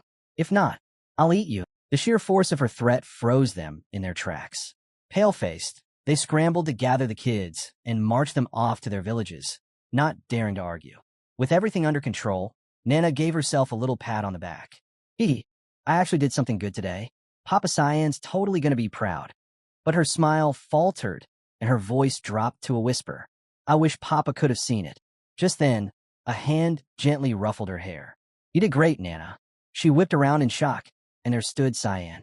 "Papa, you found Nana," she gasped. Cyan gave a warm smile. "You let off so much mana. There's no way I wouldn't." He explained how, after returning to the safe house and finding it empty, he realized she'd gone off on her own. With Millie and Brian already on the move, he simply followed the trail she left behind. "No matter where you go, I'll always find you. I'm your papa, after all." Moments later, Brian and the others arrived, visibly relieved. "I was really worried about you," Brian began, but he didn't get far. Cyan turned to him, his smile gone. "Then you do know what you did wrong, don't you?" Brian gulped, already regretting everything. Without another word, Cyan launched into a punishment session on the spot. Brian didn't even bother to resist. Meanwhile, Alice stood frozen, staring at Nana like she'd seen a ghost. "Hold on. The one you've all been searching for. She's a demonic human?" The shock in her voice was clear. She'd never even seen one before, let alone expected this. Scene shift. Far away, deep beneath the Ushif Empire's capital, the mood was tense. A man hurried down the narrow, dimly lit staircase, Boris. His steps echoed through the dark stone halls, and his face was filled with unease. Why would he suddenly show up here? He never leaves the academy, Boris muttered, clearly disturbed. As he reached the bottom floor, he saw a familiar figure waiting by the doorway, Dean Hundle. Boris's expression hardened. "What are you doing here, father?" Dean Hundle gave him a heavy look. "Let's talk. It's been a long time." The scene opens with Boris and Dean Hundle seated across from each other at a table, the air between them tense. The dean starts by reminding Boris that it's been 10 years since he stepped down as Duke. 10 years of staying out of the Empire's affairs. But now something's changed. He demands to know why his state revenues have plummeted while their payments to the Imperial family have skyrocketed. Boris leans forward, frustration clear. The Empress's family, he explains, demands absurd sums each year. If he fails to meet those expectations, their political position collapses, and the Imperial family will waste no time replacing them with one of their own. Then he asks flatly, "Do you even want Luenell to be emperor?" The dean slams his palm on the table. "Enough. Do you truly believe Luenell is fit to rule?" Boris doesn't flinch. "That doesn't matter. As long as someone from House Quizelle takes the throne, that's all that counts." The dean's eyes narrow. "You mean the same way you married off your sister to the emperor?" "That it's hard." Boris goes silent. "I've said what I needed to," the dean adds coldly. "Cut all support to Luenell." Boris tries to protest, but the dean rises from his seat and heads for the exit. "Where are you going?" Boris calls after him. "To the palace." Scene shift. In the quiet of the Vert estates, Ascal Vert sits alone, staring down at a slip of paper. So, the one who holds a demonic sword has finally shown up. His expression darkens. Everything he planned is unraveling. With a flick of his wrist, he burns the message to ash. It's all falling apart again. He thinks back to Alice abandoning the knighthood. Her leaving gave him a clearer path to inherit the dukedom. A silver lining, he mutters, though the memory of her bitter stare lingers. She knows something, and it started to irritate me. Suddenly, the room flares with teleportation magic. Boris appears, cloaked in a different aura. Boris bows slightly. "Offer my greetings, Sir Ascal Vert." Ascal recoils in surprise. "What's going on? Is this your true form?" "The Black Dragon tribe." Boris's eyes flash, his presence heavier and more menacing than ever. "Forgive me. I didn't intend to show you this form." Ascal narrows his eyes. "Who pushed you this far? Weren't you at Lone Academy?" Boris's voice turns cold. "It was my brother, Cyan." At the mention of Cyan, Ascal's expression turned grave. Boris pressed on. "Even so, I managed to gain something valuable." He held up a small pill. "This holds the mana of the demonic sword I found at the Banquet of Blood. And now, I found the sword's true master." Ascal's eyes widened. "So it's Cyan. He's the one behind all this chaos. And I had no idea." Boris nodded grimly. He had already tried to eliminate Cyan once, but lacked the power to finish the job. Ascal leaned back, a dark resolve settling in. "Then I'll handle it. I've fought Cyan before. He's no easy opponent, but I can take him." But Boris raised a hand. "Not yet. It's too early." Ascal frowned, confused. "Why? What's stopping us?" "Cyan's being shielded," Boris explained, "by the Black Fog's followers. The situation's unstable. We move too soon, and it'll all collapse." "Then you have a plan?" Ascal asked cautiously. Boris nodded. "A prophecy points the way. The Saintess will lead us to the Holy Sword's location. And to reach it, we need to find one person, Duran Dark. Unbeknownst to them, Just outside the room, a servant stood frozen, eavesdropping. His eyes widened at the mention of the holy sword. This was information Cyan needed to hear immediately. He turned to slip away, but before he could take a step, Boris was already behind him. Well, looks like we caught a little rat. With a cold grin, Boris grabbed him by the neck and lifted him off the ground, his voice low. You're not one of Ascal's regular men, are you? So tell me, who are you going to report to? Just then, Ascal stepped out of the room. His face was a mix of disappointment and realization. I hadn't suspected you until now. The servant struggled, trying to explain himself, but Ascal cut him off coldly. You deceived me long enough. Kellen, scene shift. Meanwhile, deep in study, Luna sat surrounded by scrolls and ancient volumes, flipping page after page with growing frustration. It's not here, she murmured, lost in thought. Her mind flashed back to that day in Boris's lab, the day she stumbled across that ancient script. The fragments were written in a language long forgotten, tossed aside by time. If the spell hadn't thrown her out, she might have uncovered more. So far, she confirmed one thing. Only two known books existed in that language, the Divine Scriptures and the Demonic Scriptures. And, judging by what she had seen, it leaned more toward the divine. But that only deepened the mystery.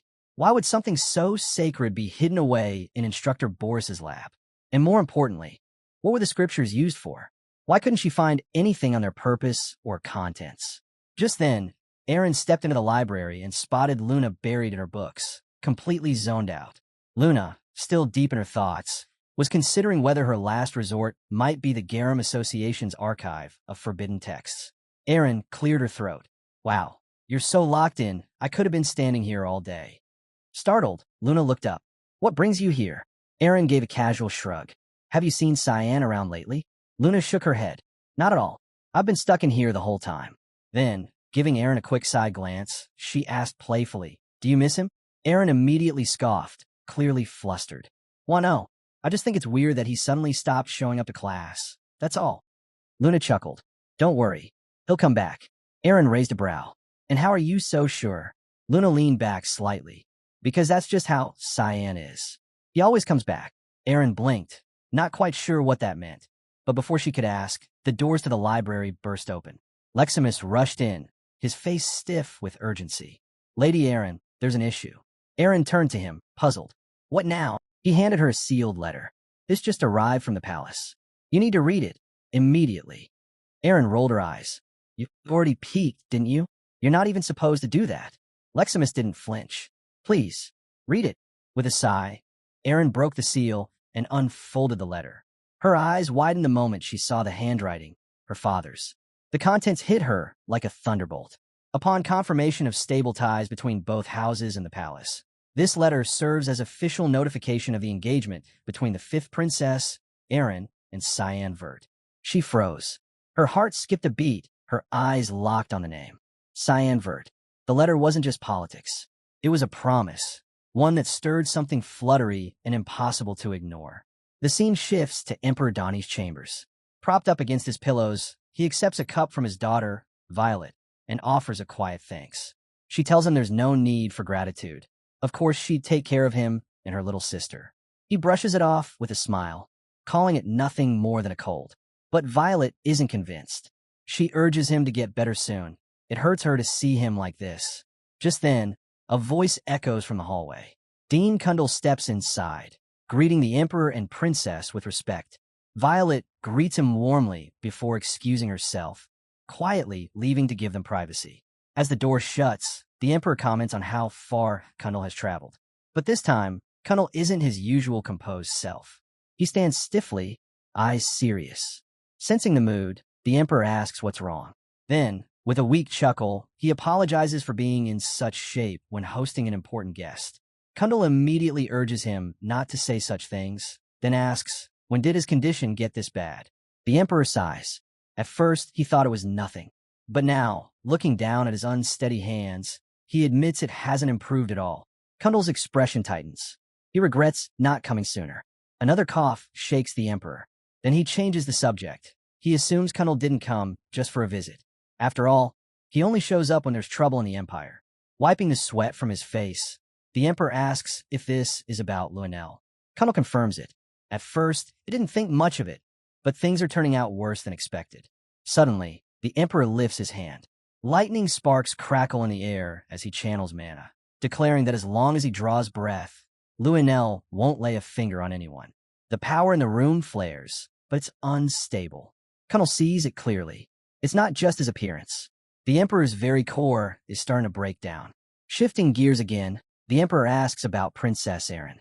How is she doing at the academy? Caught off guard, Cunnel replies honestly, she's doing well. Smart, diligent, and already growing into her role. There's nothing to worry about. The Emperor smiles faintly. She's always been strong. It brings him comfort knowing she's thriving, especially after she met that boy 3 years ago. Cunnel raises a brow. You mean Cyan Vert? The Emperor nods. He believes Cyan will stay by Erin's side. That's why he's decided they'll be wed. Cunnel draws a sharp breath, stunned. But the Emperor simply asks, was that really so surprising? Cunnel admits he'd already suspected something. After all, the moment the Emperor personally endorsed Cyan for the royal dorms, it raised questions. The Emperor chuckles and starts to ask for Cunnel's opinion of the boy, but before he can finish, Cunnel cuts him off. He says bluntly, Cyan is a terrible choice. The Emperor's smile fades. What do you mean? Cunnel doesn't hold back. Cyan skipped classes more often than people eat meals. He's never seen the boy crack open a book. In 50 years of teaching, not one student has been worse. The Emperor sits there, stunned, second-guessing everything. Had he chosen wrong?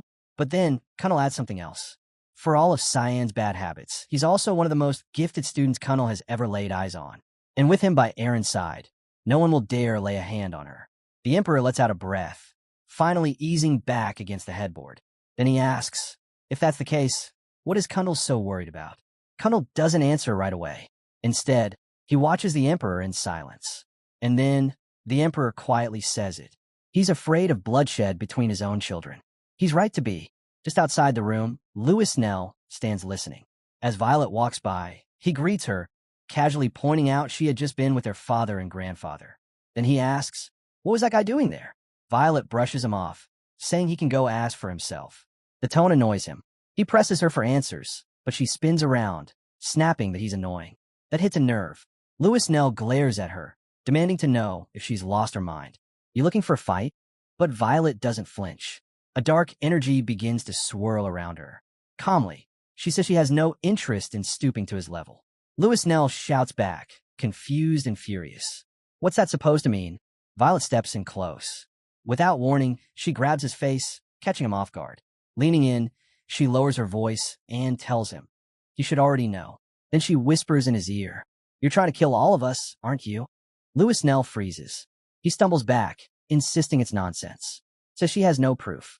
Then, without giving her a chance to respond, he turns and storms off, warning her to watch her words. As he walks away, his mind races. Who gave him up? How much does she know?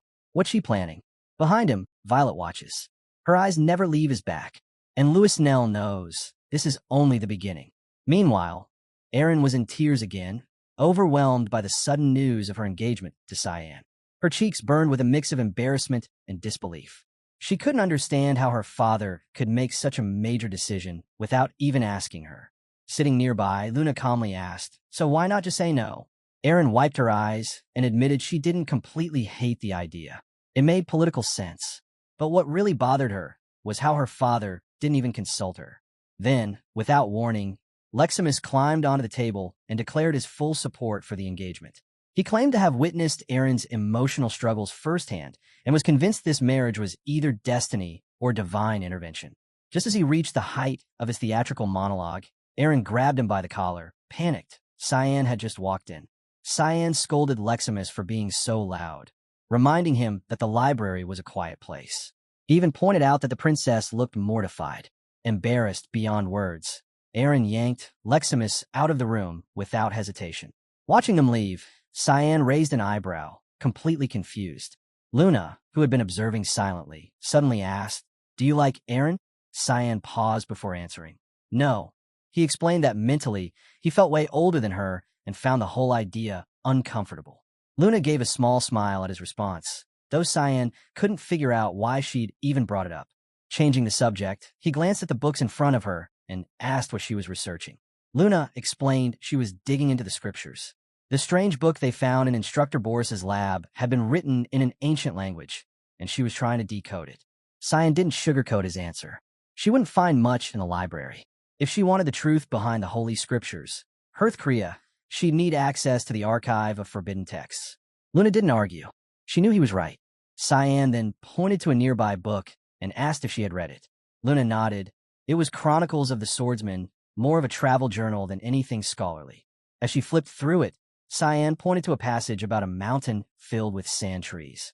He explained that it marked the burial ground of demons slain in the God-Demon War. Luna's cheeks turned pink as she continued flipping pages, but Cyan stayed focused. He asked if she had any idea which mountain that might be. She said she wasn't sure, but wondered if it had something to do with the Holy Scriptures. Cyan shook his head. That wasn't his goal at all. He wasn't trying to uncover Hearth Kriya. He was trying to challenge it by tracking down the demonic scriptures, known as Lemmy Harem. Luna couldn't stop thinking about what Cyan had said. How did he even know about Lemmy Harem? Only a select few within the Garum Association were even aware of its existence. She kept her tone casual and told him she didn't know anything about it and apologized. Cyan nodded, saying he understood. He asked her to keep him informed if she came across anything. Then, without another word, he turned and left. Once he was gone, Luna called out softly, "Lamella?" A girl stepped out from behind a bookshelf, apologizing as she approached. She admitted she'd been ordered not to leave Luna alone. But Luna wasn't fooled. She knew Lamella wasn't there to protect her. She was there to keep an eye on her. Fixing her with a cold stare, Luna asked where she truly stood. Was she with Hearth Kriya or Lemmy Harem? And how many in the association even knew those names? Lamella hesitated before answering. Only a handful, she said, and even saying the names aloud was forbidden. She had no idea how Cyan could have known about them. Luna didn't back down. She told Lamella to bring her some books from the archive of forbidden texts. That made Lamella freeze. Doing that could get her killed, she said. Mr. Reigans would be furious. But Luna's voice turned razor-sharp. One word from her could make Reigans just as furious. She needed to find out what Cyan knew, no matter the risk. Now, the decision was Lamella's. With a reluctant sigh, Lamella agreed. She nodded quietly and disappeared into the aisles. Alone again, Luna was left with more questions than answers. She'd confront Cyan later, dig into how he came by that knowledge. But for now, her goal was clear. She needed to get closer to him. There was more he wasn't telling her. Elsewhere, Khan was also deep in thought. A mountain filled with sand trees? It didn't make sense. Maybe Luna had some idea, but since she hadn't said anything, he figured he'd just have to find out on his own.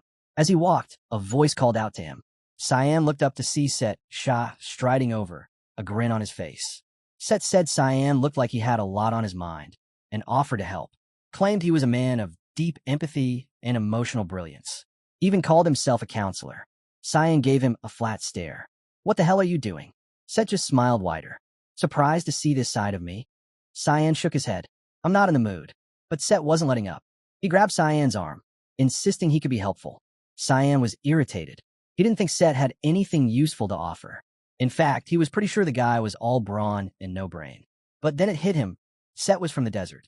So Cyan asked him straight up, had he ever heard the phrase, a mountain full of trees, of sand, or the name Lemmy Harem? The moment the words left his mouth, Set's whole vibe changed. His fist clenched so tightly his glasses cracked. He muttered that it had been a long time since he'd heard that name. Lemmy Harem, he said, was the first opponent who'd ever handed him a loss. He remembered it vividly. He was only 6, exploring some nameless ruin. Back then, he had no power, no skill. Lemmy Harem was like a living nightmare. There was no winning, not even a chance. At some point, everything went dark. When he came to, he realized he'd escaped purely on instinct. It was humiliating, but it's what saved his life. Cyan asked if Lemmy Harem was some kind of monster. Not a book, not a belief, but an actual entity. Set confirmed it. Whatever it was real. And just thinking about it still left a heavy weight in his chest. That was all Cyan needed to hear. Even if he wasn't ready, he knew he had to go there now. So he asked where the ruins were. Set admitted he didn't remember the name, but the location was in a place called Nordelli.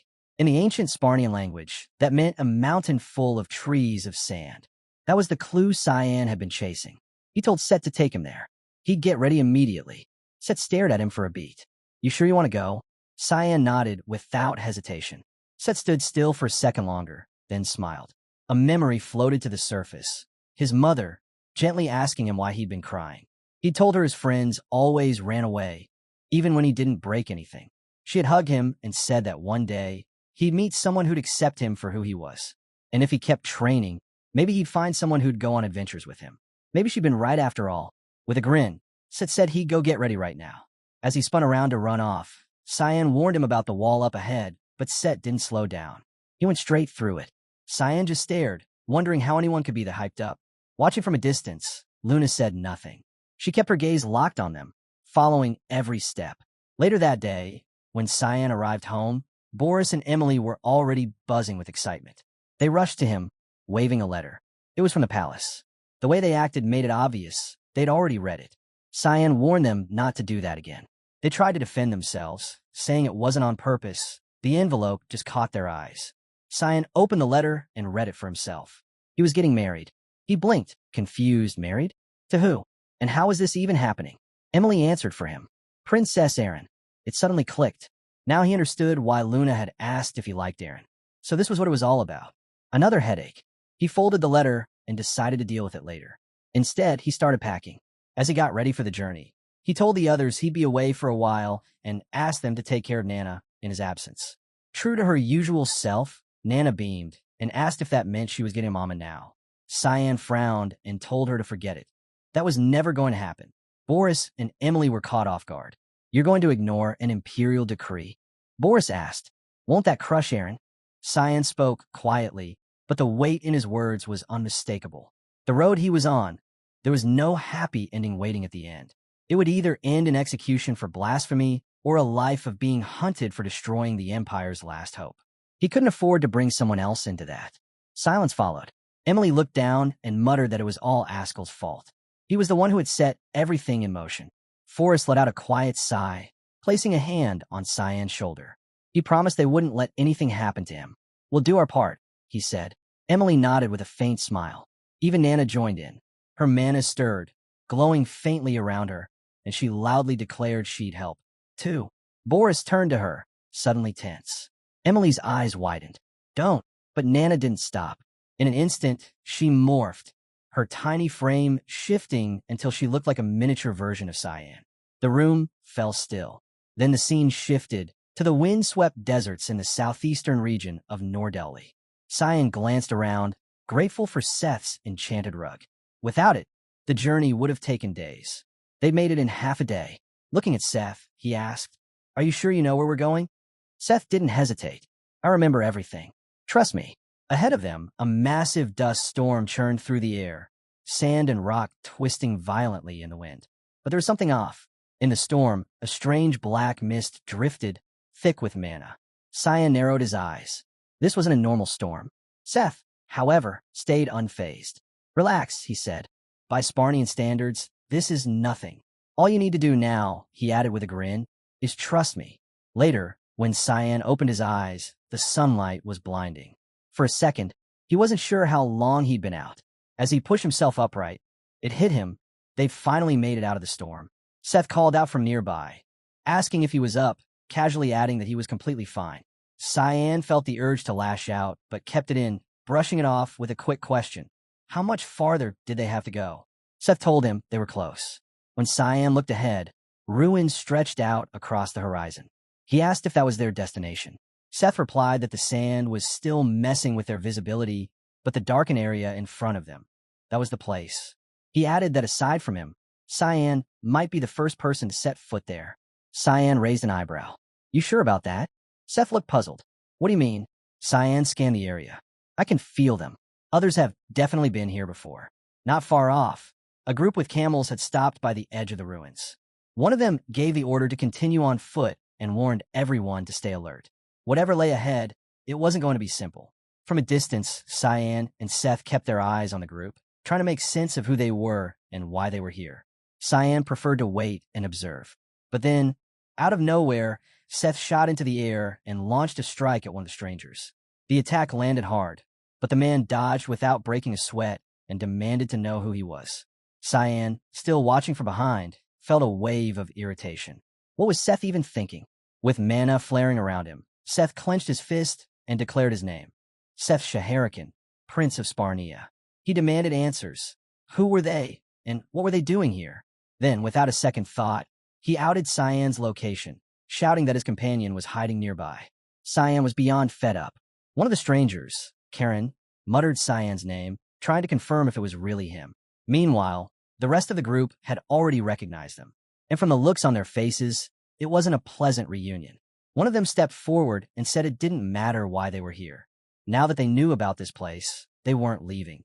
As he raised his hand, blue mana twisted into a glowing shape in the air. From it, a sword formed. He launched himself at Seth, not holding back. As the blade came crashing down, Seth reacted instantly, molding the sand with his mana and compacting the energy into a crushing blow. His fist collided with the attacker, launching him into a massive stone statue and punching a hole straight through it. The man picked himself up, stunned.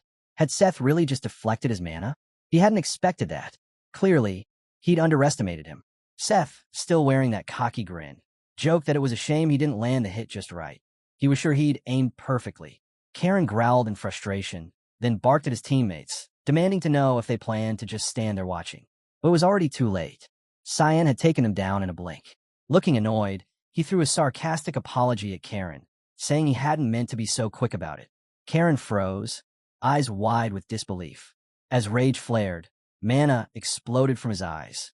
He shouted at Cyan, declaring he'd gone too far and that he'd never forgive him. Blue mana whipped violently around him, until a calm voice cut through the chaos. Everyone turned. It was Luna.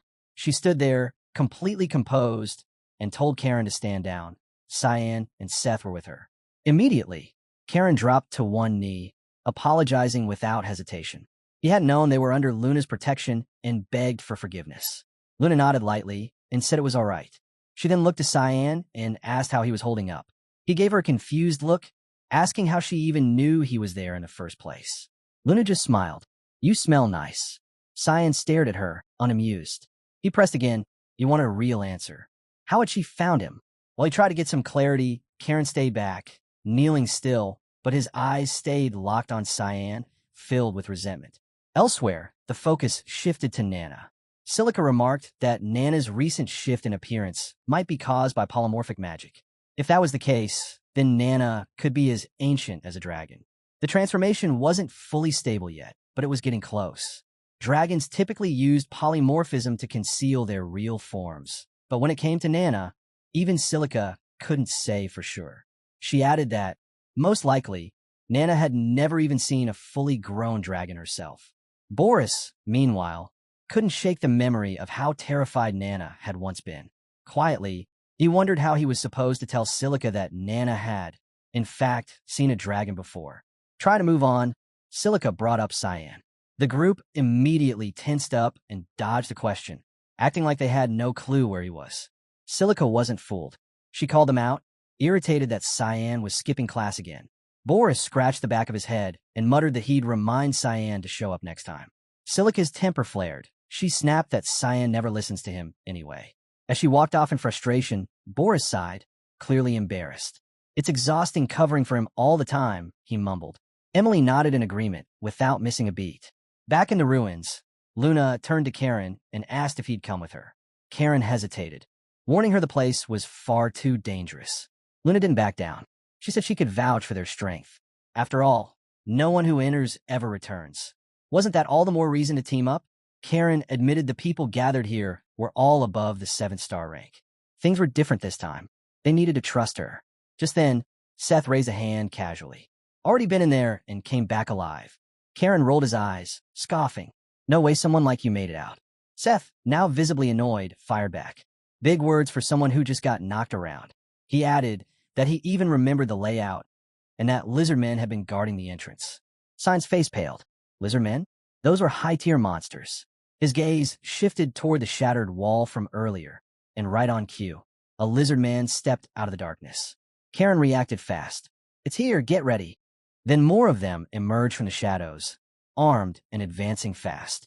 Luna's guard instantly stepped in front of her, holding firm in a defensive stance. Around them, the 7-star fighters surged forward into battle. Karen unleashed perfect thunder, sending jolts of electricity crashing into the monsters.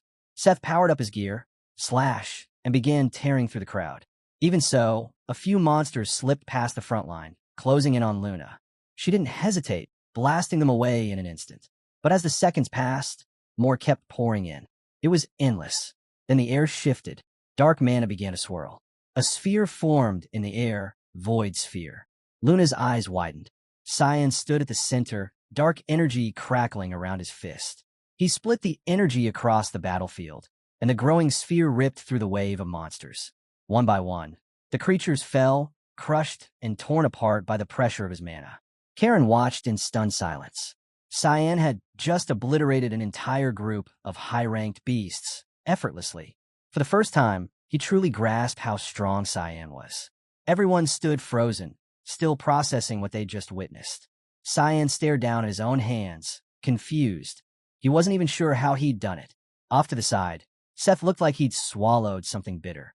That was his moment to shine, and now all the attention had flipped to Cyan. Muttering under his breath, Seth complained about being reduced to a glorified tour guide. Still, they didn't stop. The group pushed forward into the depths of the ruins.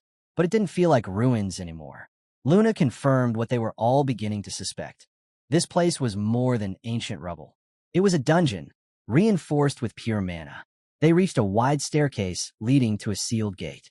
Seth stepped up, channeling his energy, but nothing happened. The gate didn't react at all. No spell worked. Even the best mages couldn't dispel the barrier.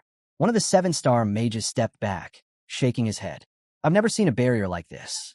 Karen pushed to the front. Let me try. I'll smash it down like I did before. He launched perfect thunder again. The gate absorbed it without a trace. Must be sealed with some kind of mana filter, he guessed. Seth snorted. Yeah, brilliant idea. Just blast it till it gives. Karen's eye twitched. Then you try. Seth strolled up, placed a hand gently on the gate, and it lit up. Ancient symbols flared to life, and with a deep groan, the gate slowly opened. Seth smirked over his shoulder. Karen looked ready to explode. One of these days, he muttered, I swear I'm going to kill that kid. Just then, a shadow loomed behind Seth. A hulking monster emerged from the darkness. Luna calmly noted, there's probably one guarding every gate. The dim glow revealed the creature's massive form. Seth turned around, grinned, and said, this one's mine. The monster swung hard, and Seth met it head-on. With mana surging through him, he unleashed great cannon. Their blows collided with a thunderous impact, exploding outward in a shockwave that rocked the room. They pushed deeper into the dungeon. Every corner brought new threats. Monsters they'd never encountered, traps buried in the floor, and strange entities made entirely of mana. None of it slowed them down. They moved as a unit, fighting side by side. With each sealed gate, Seth stepped forward, and every time, the ruins reacted to him. More specifically, to his blood. Later that night, while the group rested, Luna sat beside Cyan and told him something unexpected. The Sharvikins were the ones who built this place. Cyan blinked. You're just telling me this now? She replied calmly that she'd only discovered it recently, while reading from the archive of forbidden texts. Cyan gave her a look. You're lying. Luna huffed. I'm not. That actually makes it worse, he muttered. Especially since your feelings for me make no sense. In her head, Luna called him an idiot. But she kept talking. The Grom Association, she explained, had been chasing both the divine and demonic scriptures for years. They believed the divine armor would bring prosperity and power to their kingdom. Her grandfather? He treated it like destiny, an absolute key to ruling the continent. Cyan leaned back. Power like that only leads to death. Then Luna asked quietly, so why are you after the demonic scriptures? Cyan answered without hesitation. To destroy it. If I don't, someone else will use it for war. I'd rather ruin everything myself than let that happen. Luna stared at him, stunned. Then, with a small nod, she said she wanted to help. She'd help him get the book. Cyan sighed. Go to sleep. I don't want to, she replied. I want to stay here with you. Cyan stood up. Then I'm leaving. As he walked away, he shook his head. What the hell was he doing talking about stuff like this with a 12-year-old? Behind him, Luna sat quietly, half sulking and mentally calling him an idiot again. Not far off, Karen remained in the shadows, eyes fixed on them, jealousy quietly boiling inside. Eventually, they reached an enormous gate, far larger than any before it. Seth stepped up and announced, this is the last one. Haven't been here in a while. The seal on the door was already broken. As they approached, Seth channeled his energy, illuminating the chamber beyond. At the center of the room, A swirling purple mist hovered in midair. Cyan stepped forward. Is that? Let me hear him. Seth nodded, but Cyan stared, baffled. That's supposed to be a book? What floated there looked more like the remains of a skeletal beast than any scripture. Karen snorted. If you're all too scared, I'll go first. Cyan reached out to stop him. Wait. Too late. The moment Karen got close, the skull began to glow. Dark aura spilled out, and its hollow eyes lit up with blinding light. Luna tensed. She could feel it. The sheer pressure of the mana was overwhelming. The skeleton began to move, shifting and expanding, transforming into something monstrous. The ground trembled and cracked beneath it. And just like that, the entire space around them changed. They were no longer in the ruins. They had been pulled into an entirely different realm. Cyan looked up, stunned. Whatever this thing was, it wasn't just a monster. No, it was something else entirely. His voice came out in disbelief. Is this really the demonic scriptures? Is this? Let me hear him. Cyan stood frozen, stunned as the beast summoned from the skull tore open an entirely new dimension. This wasn't just any creature. It was the dreaded Lemmaharim from the ancient demonic scriptures. Karen barely avoided the beast's first strike, struggling to grasp the sheer size of the thing. It hit him. This was really it, the artifact they'd spent so long chasing. Without hesitation, he unleashed his Volt Detection blast straight at it, but the Lemmaharim didn't even flinch. The 7-star fighters quickly joined in. Pooling their powers, they launched their elemental combo move, Rolling Ethereal. This time it worked. The monster staggered. Karen exhaled in relief. Finally, something had landed. Luna froze the creature in place with her spell and called out to Lamella to strike. Mid-air, Lamella surged forward, sword glowing, ready to deliver her Nova Bringer blow. But before she could even connect, the monster swatted her away like a feather. Seth was already charging in. With a grin, he unleashed his sand stump attack, taunting the Lemmaharim as if meeting an old rival. The sand magic coiled around the beast, sealing it. Meanwhile, Lamella hit the ground hard. Luna cried out, worried. Lamella gave a quick nod. She was okay. That was enough for Luna to breathe again. She glanced towards Seth's containment, and for a moment, it looked like they had the upper hand. But something about it felt off. Her instincts were right. In an instant, the Lemmaharim burst free from the sand stump. Seth's smirk only widened, clearly impressed. Lunav, however, was stunned that Seth's spell broke so easily. With a thunderous roar, the creature lunged at Seth. Unfazed, Seth readied his grit cannon. But before he could fire, Cyan stepped in and hurled his void sphere abscission straight at the beast. It landed. The Lemmaharim dropped. Just like that, it was over. Cyan stared at the fallen creature, frowning. That was too easy, he muttered, then turned to Seth. Sorry for stepping in. Seth slumped, visibly annoyed. Why do you always cut me off? Off to the side, Karen watched Cyan silently. He couldn't believe what he'd just seen. To take down the Lemmaharim like that. Was Cyan even human? The thought unsettled him. He hated that someone like Cyan was close to Lunav. One of the 7-star fighters approached Karen, concerned. You all right? Karen, brush him off. This isn't about me. Focus on Lunav. Not that any of you are actually useful. His words hit like a slap. The fighters stood speechless, unsure what they'd done to deserve that kind of scorn. Cyan and Seth stood quietly, staring at what was left, just the monster's bones. Somehow, they had escaped the strange realm. Cyan glanced around, puzzled. Where's the demonic scripture? Seth shrugged. No idea. I've never actually beaten this thing before. Before they could say more, blue flames erupted from the pile of bones. The air shifted. The fight wasn't over. Without warning, the ground cracked open, and violent blue tornado-like auras burst out, tearing everything apart. Lunav dashed forward to reach Cyan and Seth, but Lamella grabbed her arm, pulling her back from chaos. Fall back, Karen shouted, or you'll all be swept away. Amid the turmoil, Cyan became trapped in the shifting rocks. Lunav tried to rush to him, but Lamella held her back. It's too late, Lamella said. Even someone like Cyan can't survive this. Lunav shook her head. He's still alive. I can feel it. She pushed forward. Lamella tried to stop her, but Lunav turned sharply. Help me clear this rubble. Now. Lamella hesitated, but the determination in Lunav's voice broke through her doubt. She gave in, joining her to dig through the wreckage. Far away, in a new and unfamiliar realm, Cyan and Seth had been teleported again. Cyan quickly scanned their surroundings, and then he saw it. The monster had returned, Balrog was reborn. Cyan looked over at Seth. You okay? He asked, but then his eyes widened. Seth was on the ground, his body scorched. He hadn't dodged the last attack. The 9-star spell had been too much, even for someone from the academy. Balrog let out a deafening roar. Cyan winced, then glared. Would you just shut up already? But a smirk formed on his face. No one was around. No one to hold him back. This time he could go all out. The monster's mana surged. Cyan's grin widened. Bad timing, pal. I'm in a horrible mood. Without another word, Cyan launched forward, ready to end it. Cyan lunged forward, slicing through the thick air with his fog sword. Rushing fog storm. His blade danced, landing strike after strike on the monster. The creature reeled, but didn't fall. Instead, it looked at Cyan and spoke. You're the first human to come this far. Cyan froze. It talked. The monster sneered. You'll never win. I can't be killed.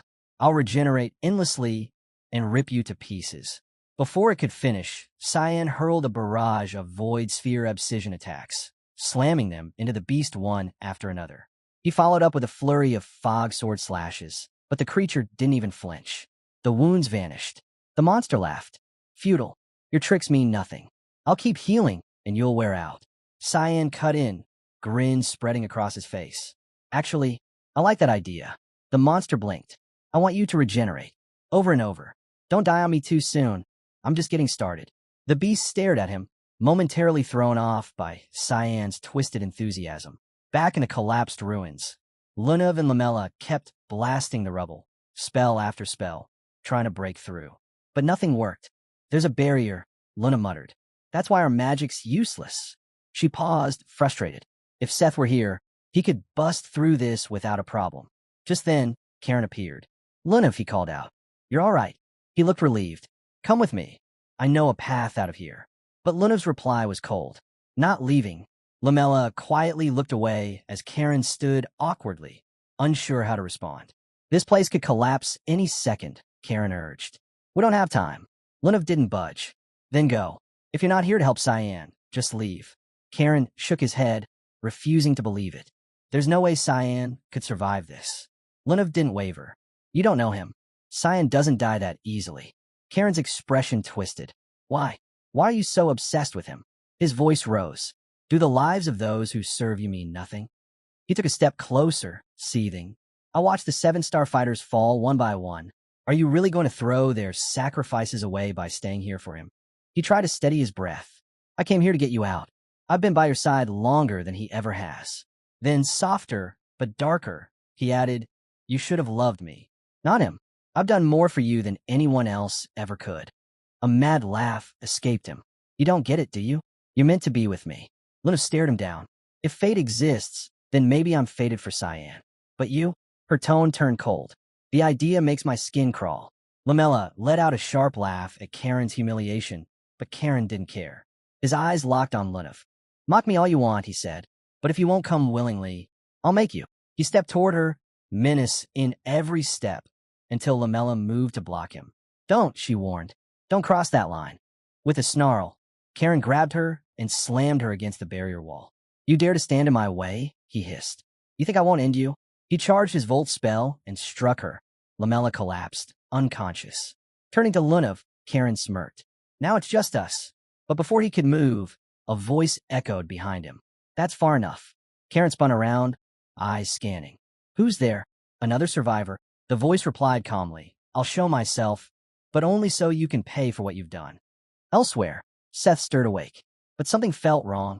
He wasn't in the same place anymore. The space was vast, foggy, surreal. Where am I? He muttered. The last thing he remembered was Lemaharim's attack slamming into him. Am I dead? No. A voice answered from behind. You're alive. He turned to see a woman standing there. Her presence was strange, almost familiar. I know you, she said softly. You're Chaharkin's heir. Seth's eyes narrowed. Who are you? How do you know that? She smiled. I didn't expect you to remember. It's been a while. I'm the one who saved you, remember? Before he could respond, she added, but I'm not here for you. I want Cyan. Seth frowned. What do you mean?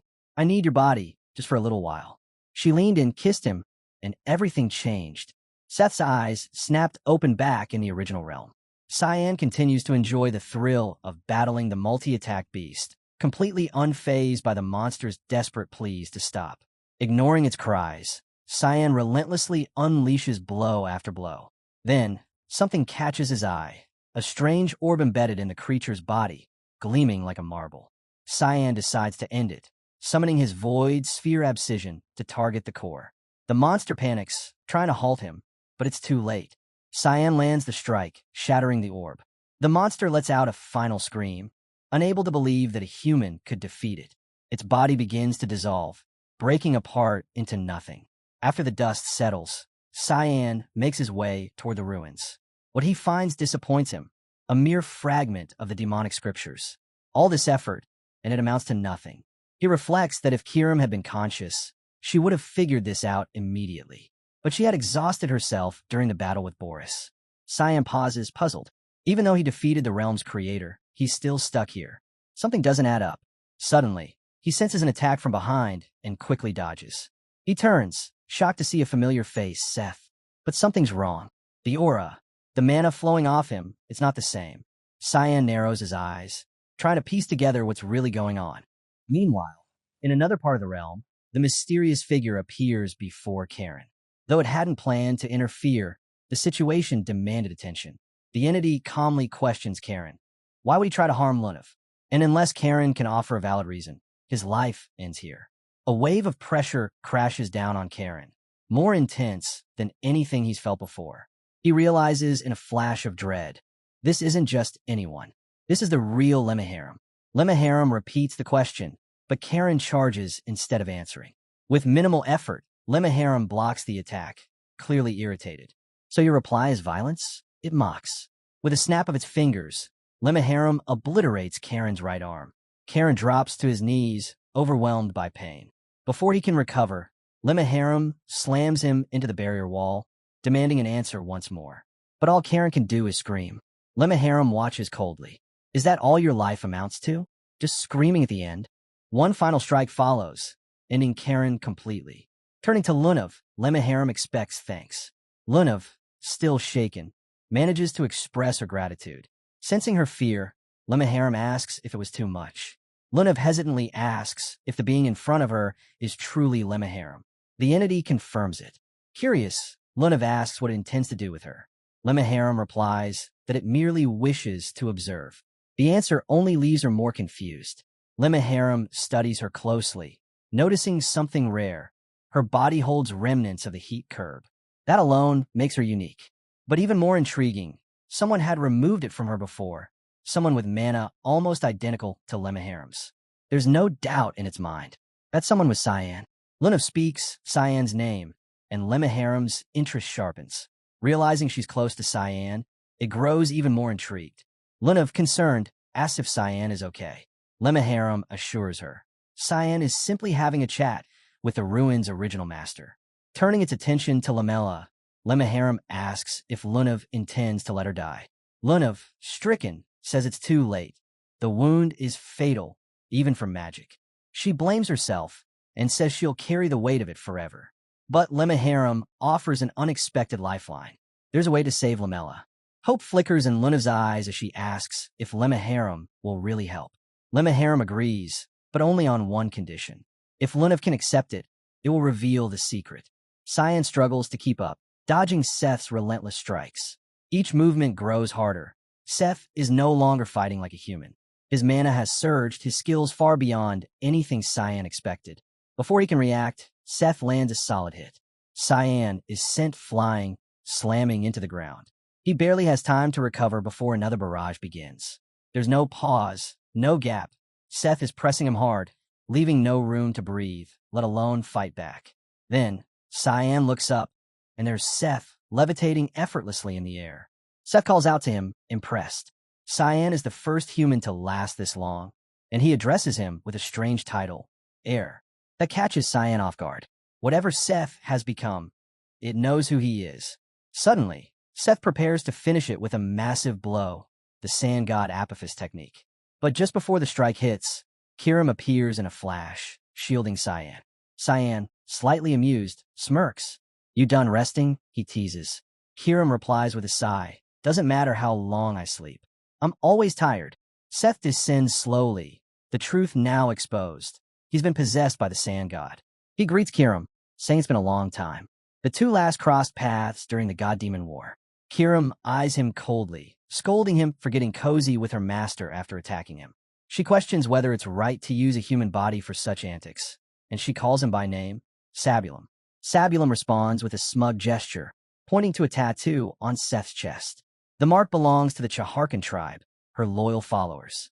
She claims she's only involved in this mess because of them. Mocking Kirim, Sabulum teases that she's jealous someone else is getting close to her master. That pushes Kirim's patience to the edge. Cyan, still catching up, realizes what's going on. This isn't just Seth. It really is the sand god speaking. Sabulum then reveals that the Chaharkan tribe built this shrine in her honor. She even took Lemmaharam after the god-demon war to stop its misuse. Turning her attention to Cyan, she asks why he's so desperate for Lemmaharam. Cyan gives her a straight answer. He has someone to kill. The demonic scripture is the key to doing it. Sabulum raises an eyebrow. All this for one little scripture? Cyan doesn't back down. Even if you're a god, I'll kill you too. That gets a reaction. Sabulum laughs, loud and unbothered. Kirim cringes at Cyan's dramatic declaration. Still grinning, Sabulum says she'll play along. She's curious to watch how this journey plays out from inside Seth's body. Cyan frowns. And what about Seth? He asks. The real owner of that body. Sabulum casually reassures Cyan. Seth's body is safe. She'll only use it when necessary. And as long as she remains, Seth won't die. Hearing that, Cyan pauses, lost in thought. In his past life, someone had died from something as simple as a cold. At least this time, Seth won't share that fate. That, Cyan admits to himself, is a relief. With nothing more to say, Sabulum brings the conversation to a close. She raises her hand, and the ground beneath them begins to shift. The realm itself starts to unravel. Until next time, Cyan, she says, before vanishing along with the collapsing world. Sabulum wraps up her talk with Cyan and suggests they leave the realm. But before they can make a move, the ground suddenly begins to crack beneath them. Alarmed, Cyan watches as Sabulum bids him farewell. In the blink of an eye, Cyan and Seth are yanked back to their own world. As they reappear, Seth turns to Cyan, confused. How did I even get here? He asks. Cyan, visibly relieved, replies, well, at least the idiot prince is back. Not long after, Lunav and Lamella show up. The group is overjoyed to see each other safe and sound. Lunav admits she'd been worried sick about Cyan, but Cyan brushes it off, saying she should have been more concerned about herself, especially after seeing what was left of Karen.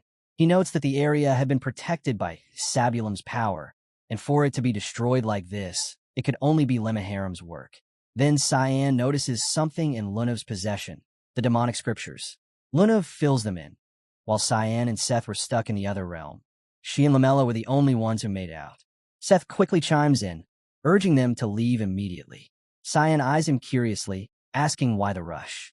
Seth rubs his temples and replies that there's a woman speaking in his head, warning that the place could cave in at any moment, and it's giving him a pounding headache.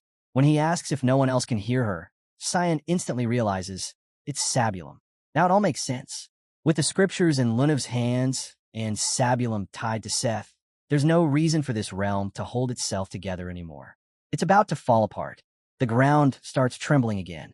Lunav quickly tells everyone to gather around her. She'll teleport them out. Cyan hesitates.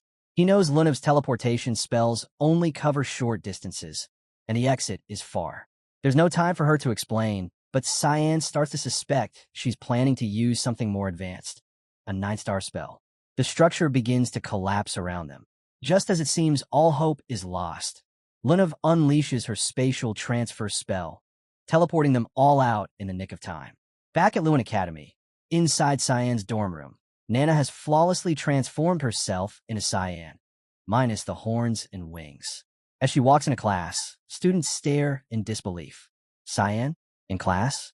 It's unheard of, but they have no idea it's actually Nana. Nana had always been curious about her papa's daily life.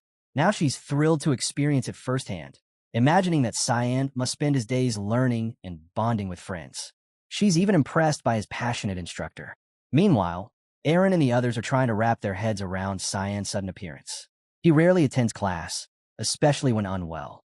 Aaron decides she needs to talk to him especially about their engagement. Nana walks down the hallway, bubbling with excitement. No one suspects she isn't Cyan, and that makes the experience even more thrilling than watching the world from behind a window. She thinks to herself that she might as well attend the rest of the classes too. But just as she turns the corner, she bumps into Sarika, who immediately sees through the disguise. "You're not Cyan, are you?" Sarika asks sharply. Nana freezes, panicked. Sarika warns her it's a good thing the dean isn't around. Otherwise, things could have gone very badly. What if she had been caught? Nana looks like she's on the verge of tears, quickly mumbling an apology. Just then, Aaron approaches. "Cyan, can we talk?" she asks sweetly. Seizing the chance to flee, Nana grabs Aaron's hand and walks off with her, leaving Sarika behind. Aaron blushes at the sudden hand-holding, convinced that this is truly Cyan being unusually bold. Nana pulls her along straight to her room. Meanwhile, back on the mission site, Lunav's teleportation worked perfectly. Everyone made out safely. Cyan and Seth both exhale in relief. Cyan admits he's impressed. Lunav's really upped her game. Lunav, still catching her breath, confesses she wasn't even sure it would work. Lamella turns to Lunav with gratitude, thanking her for saving them. Lunav tells her she still needs to rest and suggests they look for a nearby village to recover. Cyan looks over to Seth. "You know where we are?" he asks. Seth nods confidently. "Yeah, this is Nordelli, the city of the outsiders." Just then, a voice cuts through the air. "So you've come back, have you?" A man steps forward, glaring. Seth's face lights up. "Old man Bernathy." But Bernathy doesn't return the excitement. He coldly tells Seth to stay back. "It's been 6 years since you left," he says, voice rising. "That's how long it took us to rebuild. If you felt even an ounce of pity for us, you wouldn't be here to shatter the peace we worked so hard to earn." Seth is taken aback. He always thought he and Bernathy were on good terms. But Bernathy motions toward a man standing silently behind him. "Do you even remember this man?" Seth squints, trying to place the face, but nothing comes to mind. "Should I?" Bernathy explodes. "That's my son, Agop. You knocked out his front teeth just because you wanted to train with him." Seth laughs awkwardly. "That was just kids playing around." "Play." Bernathy fires back. He still can't get married. No one wants a man missing his front teeth. And that's just the start. Bernathy begins listing every incident. How Seth would destroy the village wells, smash through walls like they were made of paper. "You even blew holes in our new defenses." "What?" Seth shrugs. "The walls were my way." "Then use the door, you dolt." Bernathy yells. From a short distance away, Cyan, Lunav, and Lamella watch the argument unfold. Turns out Seth had a reputation even as a kid, aptly named the Troublemaker Prince. Lunav sighs, knowing there's no way the villagers will let them stay. Bernathy confirms it, practically begging Seth to just go back. Then suddenly, a strange light flares from Seth's body. His posture shifts. Sabulum has taken over. She's had enough of this nonsense. She steps forward, still in Seth's body, and faces Bernathy directly. "I won't sit back and watch Seth be humiliated," she says coldly. "He has my protection. I won't let you cast him out." Bernathy stares, confused by Seth's sudden change in tone. Then it hits him as Sabulum fully reveals herself. The sand goddess. She wants to stay here. Lunav and Lamella are stunned. The deity of sand inside Seth? Cyan rolls his eyes. A dumb prince and an attention-seeking goddess. Can't imagine a better pair. Seth regains control, blinking as if waking from a dream. "Did you guys hear that voice again?" Cyan crosses his arms. "Yeah, and thanks to her, we're getting a place to sleep tonight." Seth turns to see Bernathy and the villagers kneeling before him, begging Sabulum for forgiveness. Back at the academy, Nana, still disguised as Cyan, brings Aaron to her room. Leximus quietly shuts the door behind them, hopeful that the prince and princess might finally have a proper conversation about their engagement. Inside, Aaron sits down, blushing and unsure of what to say or do. Nana casually breaks the tension by mentioning how scary Instructor Sarika is. Aaron quickly agrees, chuckling nervously. But then she notices something. Cyan is still holding her hand. Her face turns bright red. "Are you feeling all right?" Nana asks, tilting her head. Without hesitation, she reaches out and places a hand on Aaron's forehead. Aaron jolts in surprise and leaps off the sofa. Now flustered and overthinking everything, Aaron worries that she might have hurt Cyan's feelings. After all, they're engaged. Maybe she shouldn't have reacted that way. Determined to fix things, she takes a deep breath and asks, "Cyan, What do you really think about our engagement? Nana, still acting as Cyan beams. I like you. So of course, I love being engaged to you.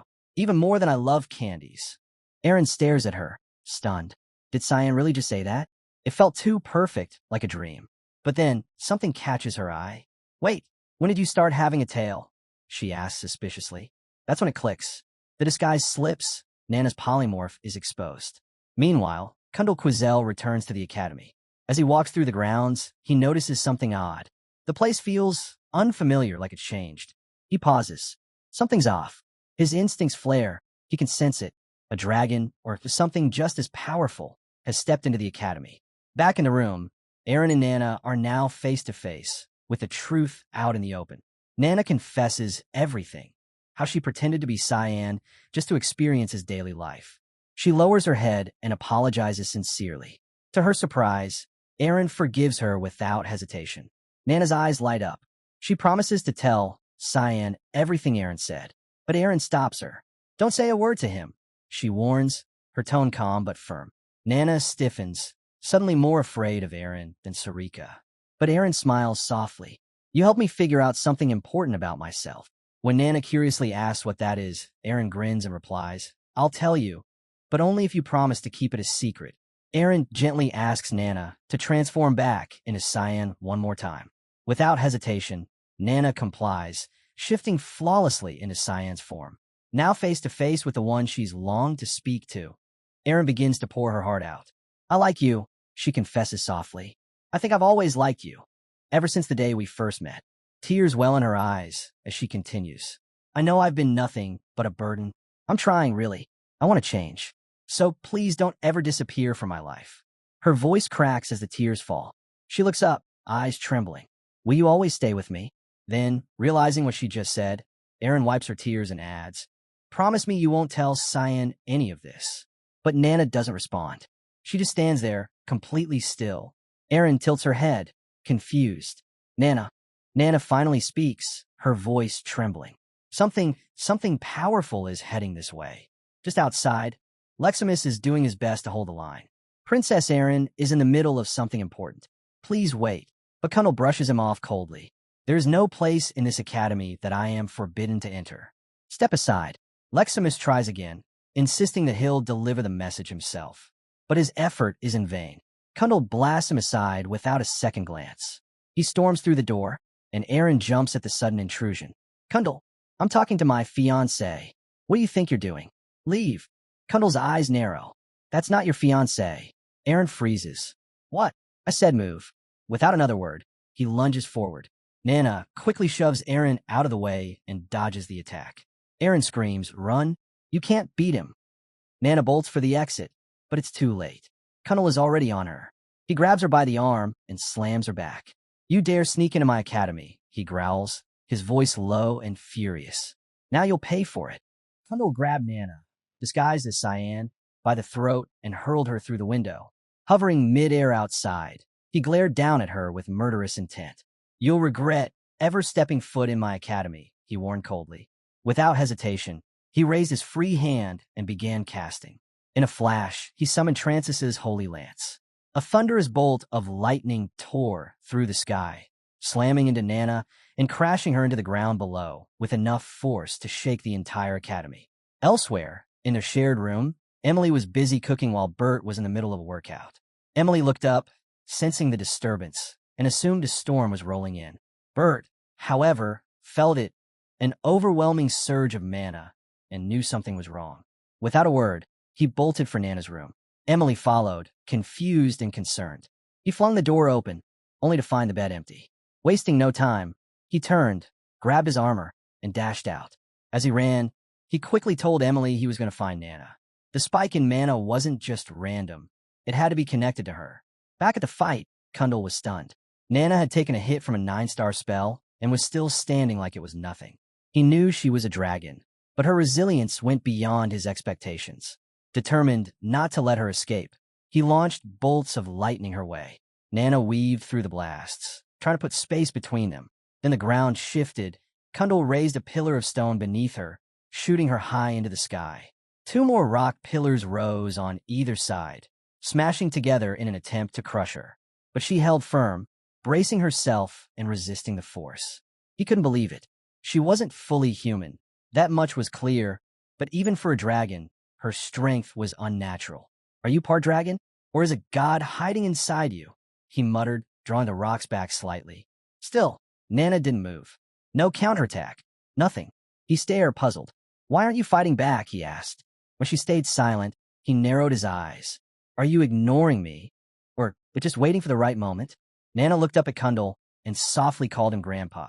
She told him she knew he wasn't a bad person, because she never fought good people. That stopped him cold. How can you be so sure? He asked, stunned. She smiled slightly and said he had a gentle scent. Her teacher had taught her to only attack those who were truly bad. But that answer didn't sit right with Kundal. He pressed her. Who was this teacher of hers? And was it that same person who dared to bring an impure being like her into his academy? The word impure struck a nerve. Something snapped inside Nana. A wave of dark energy surged from her as she shifted into her half-dragon form. Scales spread across her skin, and wings burst from her back. The air around her crackled from the sheer force she was releasing.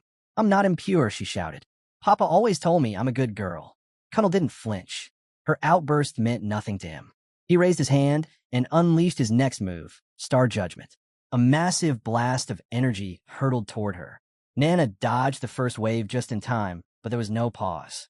Another blast came instantly, and this time it hit her squarely. She threw her arms up to block, skidding backward from the force. She gritted her teeth. She couldn't hold out much longer. Then the assault stopped. She blinked, confused, trying to catch her breath. Before she could react, Kundal appeared right in front of her. He grabbed her by the face, activated his magic, and slammed her into the ground with titan stomp. Inside the academy, behind a shimmering barrier, Aaron and Rezimus watched in horror. Aaron pounded on the invisible wall, panic rising in her chest. She wanted to help, needed to help, but there was no way through. Rezimus put a hand on her shoulder, reminding her that the barrier was Kundal's. Breaking it was impossible, but Aaron's eyes lit up with a sudden thought. Sarika, the instructor, she was close to Cyan. She'd definitely want to help. Aaron quickly turned to Rezimus. We need to find Sarika now. Just as they turned to run, a voice spoke from behind them. No need. I'm already here.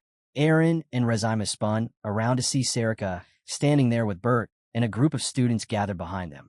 Sarika explained that the noise from the battle outside had reached everyone in the academy. The students behind Bert were visibly curious, whispering questions and craning their necks to get a better look. Bert knew this wasn't something they could witness. He quickly shut the door and positioned himself in front of it. Looking to Sarika, he gave her a nod. Do what you have to. I'll keep them back. Sarika stepped forward and studied the barrier. She knew there was no breaking it while still hiding behind the identity of Instructor Sarika. If she wanted through, she had to draw on the power of the mist. She turned to Aaron and Rezimus. What you're about to see, you must forget it. If you can't, her voice trailed off, but the warning was clear. The two stood frozen, unsettled. With that, she faced the barrier once more. Her body shifted as she activated her secret technique, Demon Body Fusion. Her form changed, part demon now. Then, without hesitation, she used No Blade, Ascending Mist. In one fluid move, the barrier shattered. Outside, the smoke from Kundal's last attack began to fade. In place of the powerful dragon he expected, stood a small girl, Nana, back in her original form. The sight caught him off guard.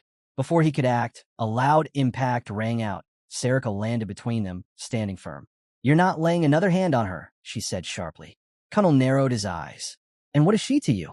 She's my student, Sarika replied. I take full responsibility for hiding her here. That girl can't be allowed to live, he said. Move. Before Sarika could respond, Nana's voice broke in. I'm sorry. It's all my fault. Don't blame her. Her eyes welled with tears. That image, Nana crying, sparked something in Kundal. A memory of his daughter, Diane, flashed in his mind.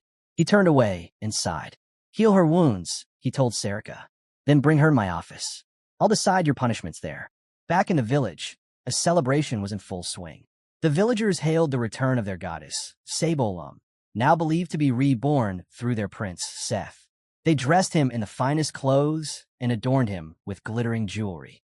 Ironically, the same people who once turned their backs on him for being a troublemaker were now drinking in his honor. Seth had reached his limit. Frustrated, he tore off his shirt in protest. But instead of silencing them, the villagers erupted into louder cheers, taking it as a divine display of their goddess's strength. Watching it all from the balcony was Cyan. Behind him, Kiram appeared in her sprite form, her eyes narrowing as she tried to understand Sabalim's true intentions. She knew the goddess was using Seth to keep tabs on them, but the reason still eluded her. Cyan, calm as ever, reminded her that divine beings couldn't attack humans outside their sacred grounds. They should be safe, but Kiram wasn't convinced. She warned Cyan not to drop his guard. Sabalim might still act through Seth. And worse, Sabalim wasn't the only god watching them. Just then, the balcony door creaked open. Lunav stepped out, her voice light as she asked, "Were you waiting for me?" Cyan turned to her and asked, "Is Ramila okay?" Lunav nodded. "I healed her using my magic. She's resting now. A few days, and she'll be back to normal." Cyan gave her a rare smile. He praised her for her progress, teleportation magic, high-tier healing. She had come a long way. Lunav saw right through him.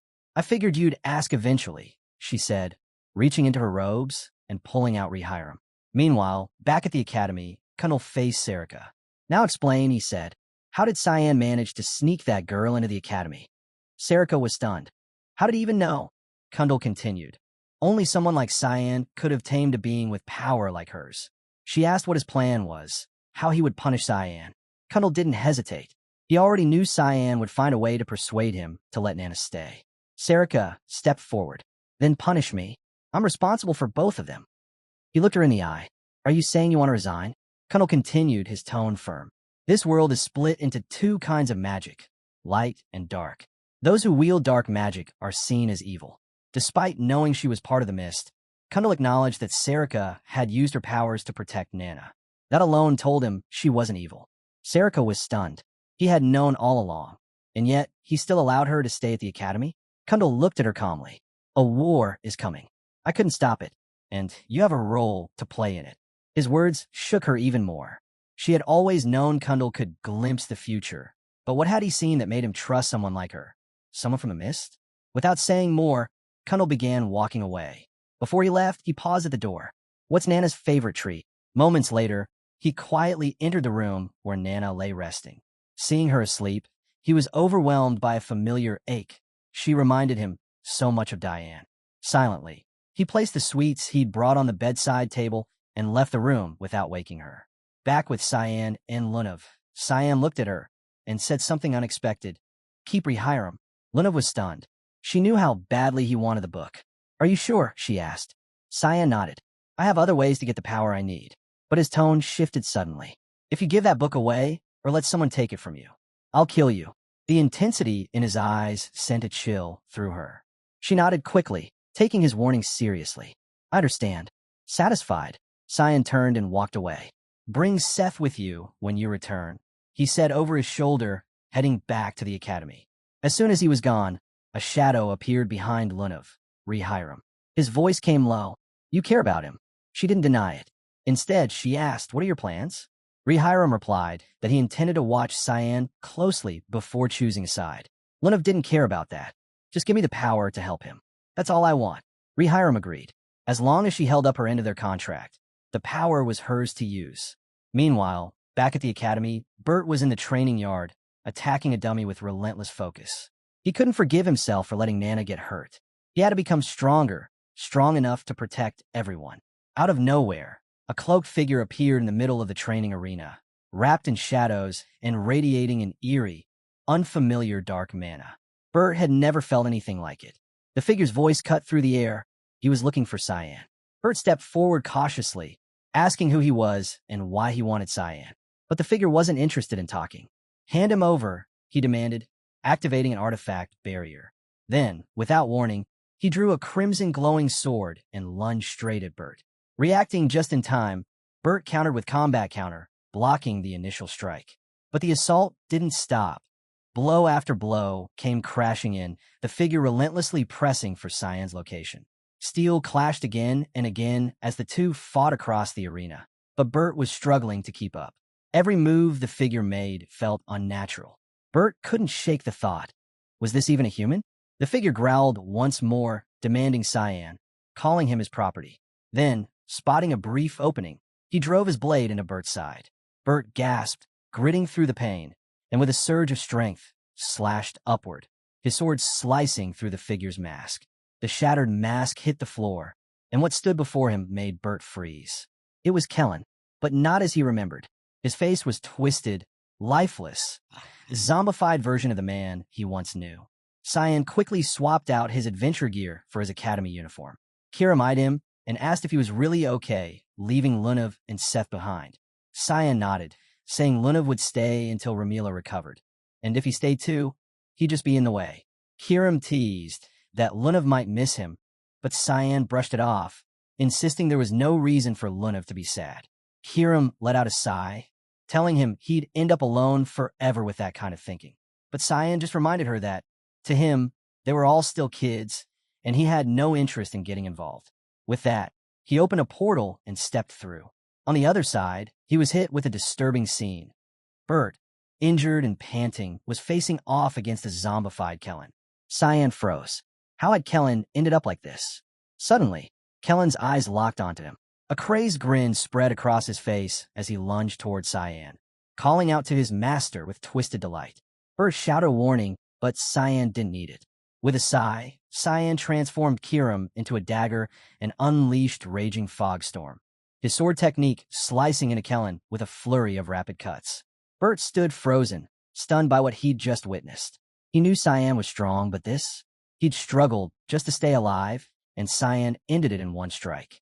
Doubt crept in. Was he only useful for household chores? Before he could spiral further, Cyan turned to him and calmly asked if he needed help with his wounds. Bert quickly shook his head.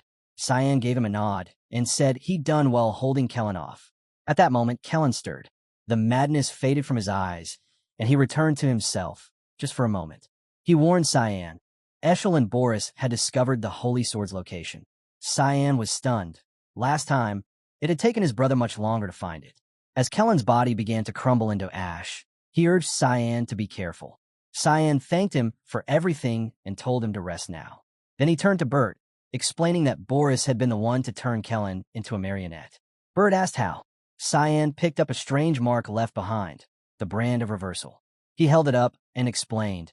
It was designed to force a servant to betray their master. At that moment, Cyan couldn't help but curse his past hesitation. He should have ended Boris the last time they crossed paths, back when he returned to the past. That mistake wouldn't happen again. This time, he swore Boris would die before he could hurt anyone else. Turning to Bert, Cyan told him to get their things ready. They were done with the academy. It was time to leave. Meanwhile, far away, Eshel stepped into the sacred halls of the Lumendal Temple, walking with calm assurance. A lone figure was already praying inside. As he approached, the girl turned around. She looked at him without surprise. "I've been waiting," she said. Eshel immediately recognized her. It was Iris, the Nephrodite. "Good to see you again," he greeted. "Call me Saintess, like everyone else," she corrected him. Then, her expression sharpened. "Why isn't Prince Lunal with you?" Eshel shook his head. "This visit has nothing to do with the prince." Iris narrowed her eyes. "Then the rumors are true? That you're abandoning him and siding with Princess Violet?" Eshel didn't answer. Instead, he changed the subject. "Is it true you received a divine revelation?" She nodded.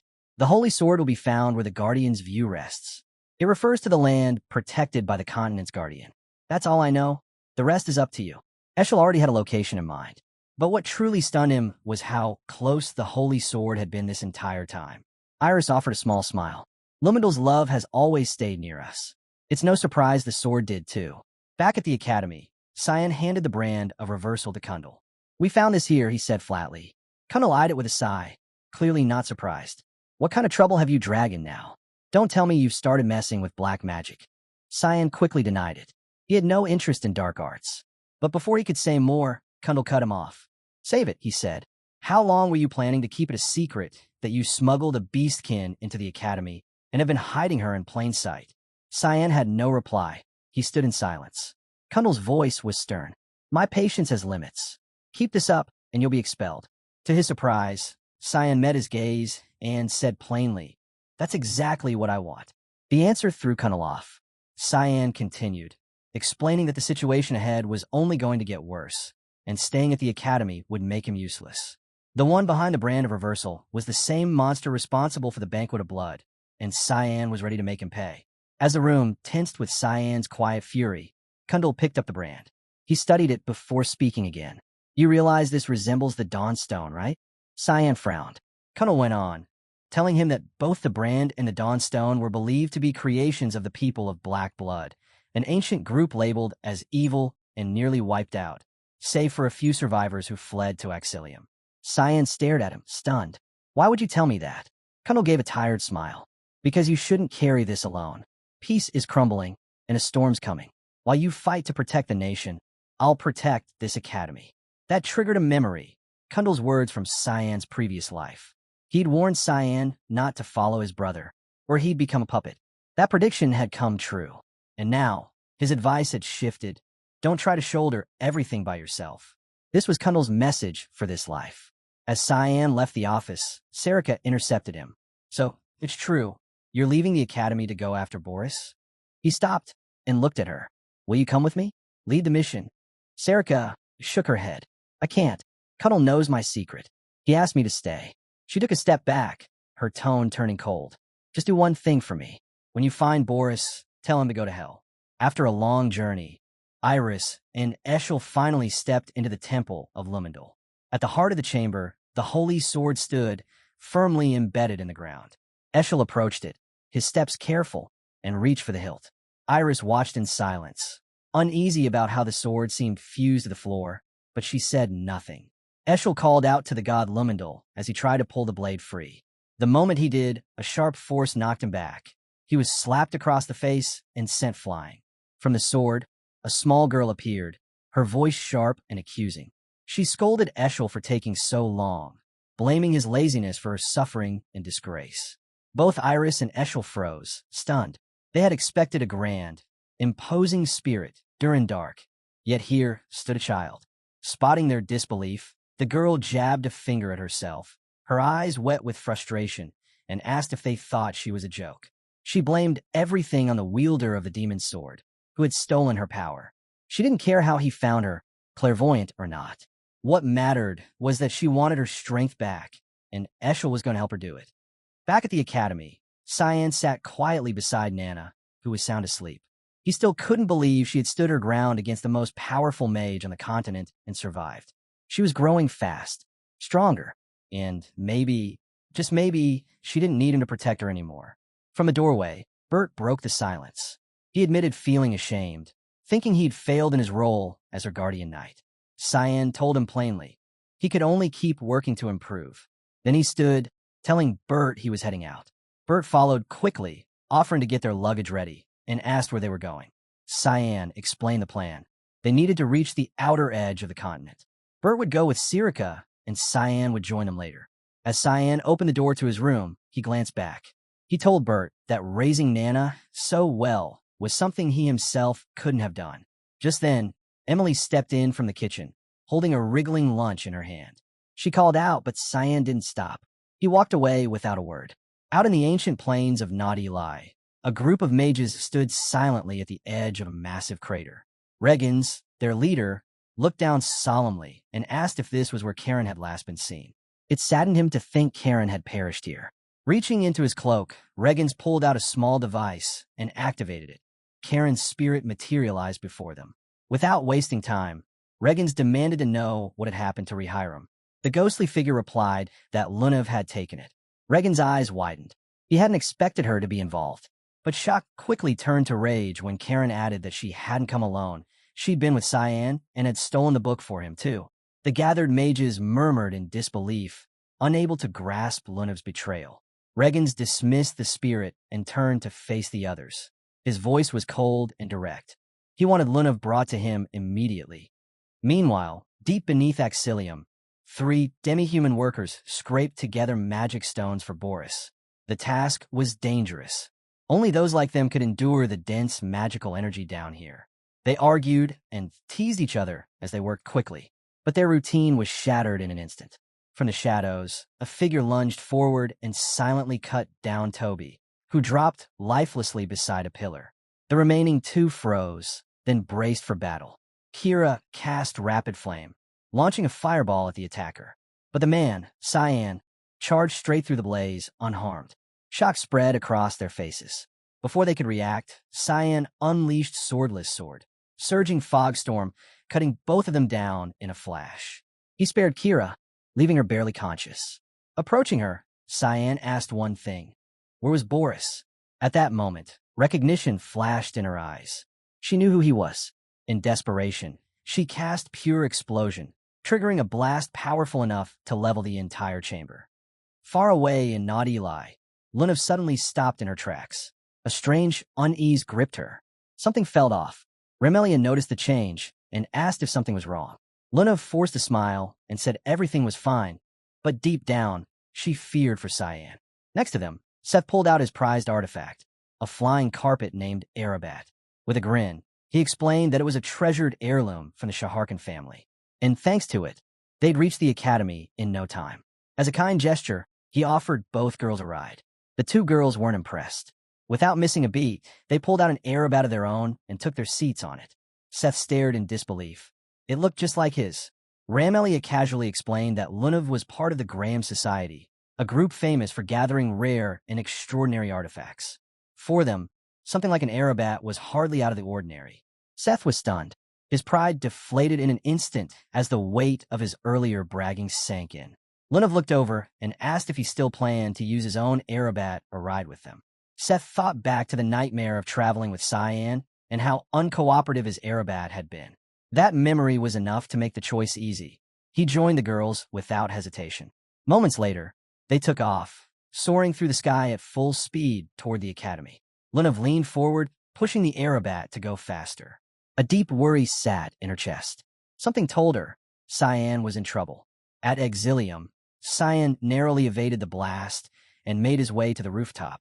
Below, flames roared from a massive crater where the sewer used to be. Kiram remarked that such a reckless attack was insane. Magic stones could react violently, bringing the whole place down. She warned that the fire wouldn't burn out on its own. The mana stones would just keep fueling it.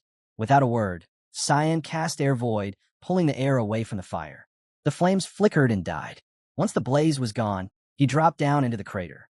There was no sign of Boris's men, not even scorched remains. As Cyan scanned the area, he spotted a tunnel carved through the base. He was sure the other two were dead. Only the girl had survived. She must have used the explosion and smoke to hide while dragging their bodies away. He had no intention of letting her get away. Boris's location was still a mystery, and Cyan wasn't done yet. As he stood to follow the tunnel, a voice yelled from behind. A crowd of demi-humans had gathered at the crater's edge, drawn by the noise. They were stunned to see a human and shouted at him to leave. Kiram didn't get it. Cyan had just saved them by extinguishing the fire. But Cyan understood. Exilium had once been a quiet trading hub. That peace shattered when war erupted with the demons. Leviathan attacks became frequent, and chaos spread. Things only got worse when Lexid, the Holy Knight's servant, took down the demonic dragon that had plagued the town. The dragon's remains left behind mana-charged stones, powerful but poisonous. The energy they emitted corrupted everything, turning Exilium into a dead zone. Worse, the townspeople began to mutate. Those who stayed became demi-humans, warped by mana. Now, they mined the stones to survive, but were shunned by the rest of the continent. Their bitterness toward humans wasn't hard to understand. The shouting didn't stop. The demi-humans kept hurling insults at Cyan, demanding he leave their land.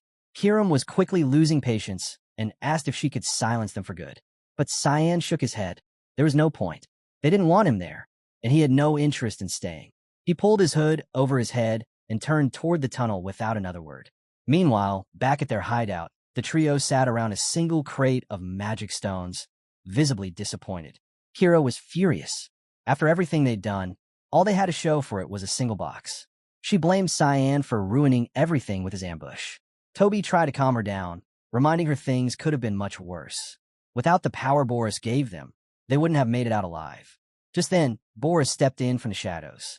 His expression was somber as he asked if they'd been hurt because of him. He couldn't believe Cyan had chased him this far. Kira quickly spoke up, telling him it wasn't his fault. Cyan had started the fight, not him. Toby added that they had underestimated Cyan's strength. He didn't even realize he was hit until his head was already flying through the air. Boris apologized again, saying he should have never dragged them into his mess.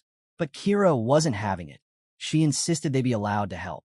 He had supported them when they had nothing, sending money while he worked in the capital. The least they could do now was repay him and take Cyan down. After a pause, Boris agreed. He promised to make sure the ritual would be completed. They only had one shot at awakening the Leviathan. He carried the crate of magic stones into an adjacent chamber and unleashed his magic.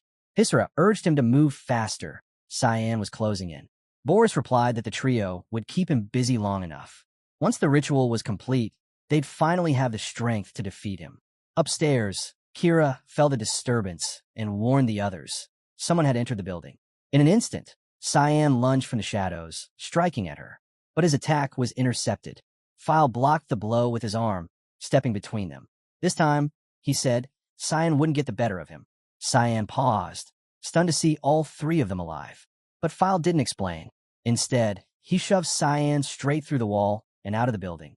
Meanwhile, Aaron and Rezimus were on their way to Cyan's room. Aaron felt awkward, unsure how to face him after her confession about Nana turning into Cyan. The whole situation left her flustered. Rezimus tried to reassure her, reminding her that the visit wasn't just personal, they needed to ask him about Nana. That reminder helped Aaron steady herself. She wasn't going to avoid him. As they reached the hallway leading to his room, they spotted Lunav, Seth, and Ramelia standing outside. Aaron asked if they were also there to see Cyan. Lunav nodded. They'd come looking for him, but he was gone. Aaron wasn't overly concerned. Cyan often wandered off without saying anything. She was sure he'd be back soon. But Lunav looked uneasy. This time was different, she said. There was no scent of him left behind. It was like he had vanished completely. Her voice hinted at something darker. She feared he might not come back at all. Suddenly, Seth broke down. Through tears, he kept repeating that it was his fault. He'd pressured Cyan to fight him over and over, and now he was gone. The others paid him no mind. Aaron turned back to Lunav, asking if she had any idea where Cyan might have gone. Lunav said they needed to start searching. Someone had to know something. Aaron quickly took charge. She sent Seth to ask around the academy.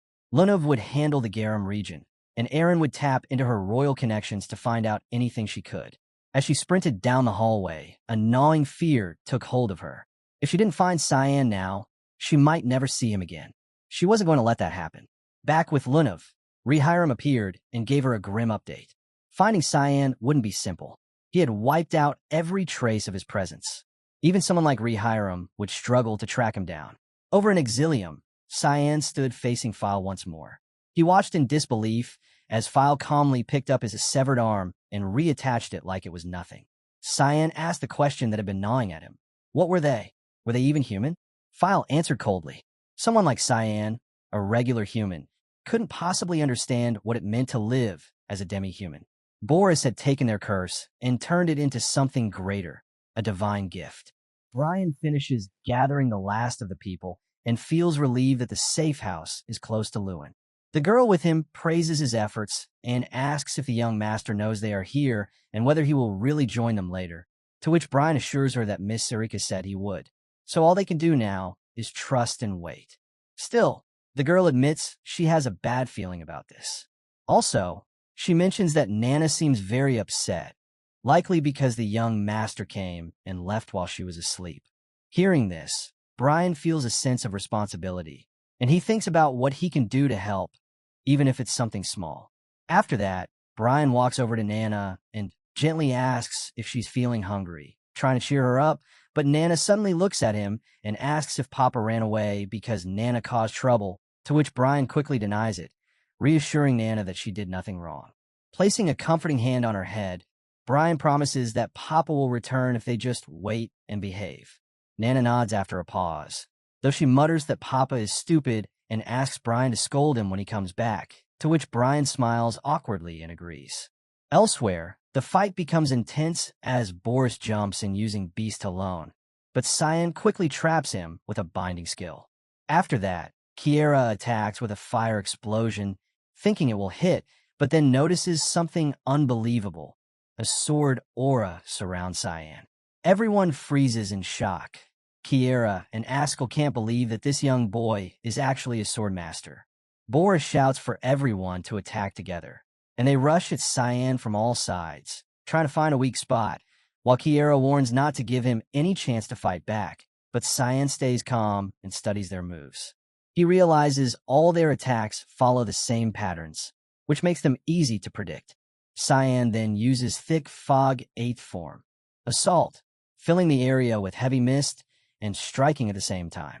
Ascal loses balance, and Kiera casts Flame Shower in desperation, but Cyan absorbs her magic with Void Sphere. Boris tries to sneak in from behind, but Cyan senses him with 7th form, Detection, and counters with his Fog Sword, knocking them all down.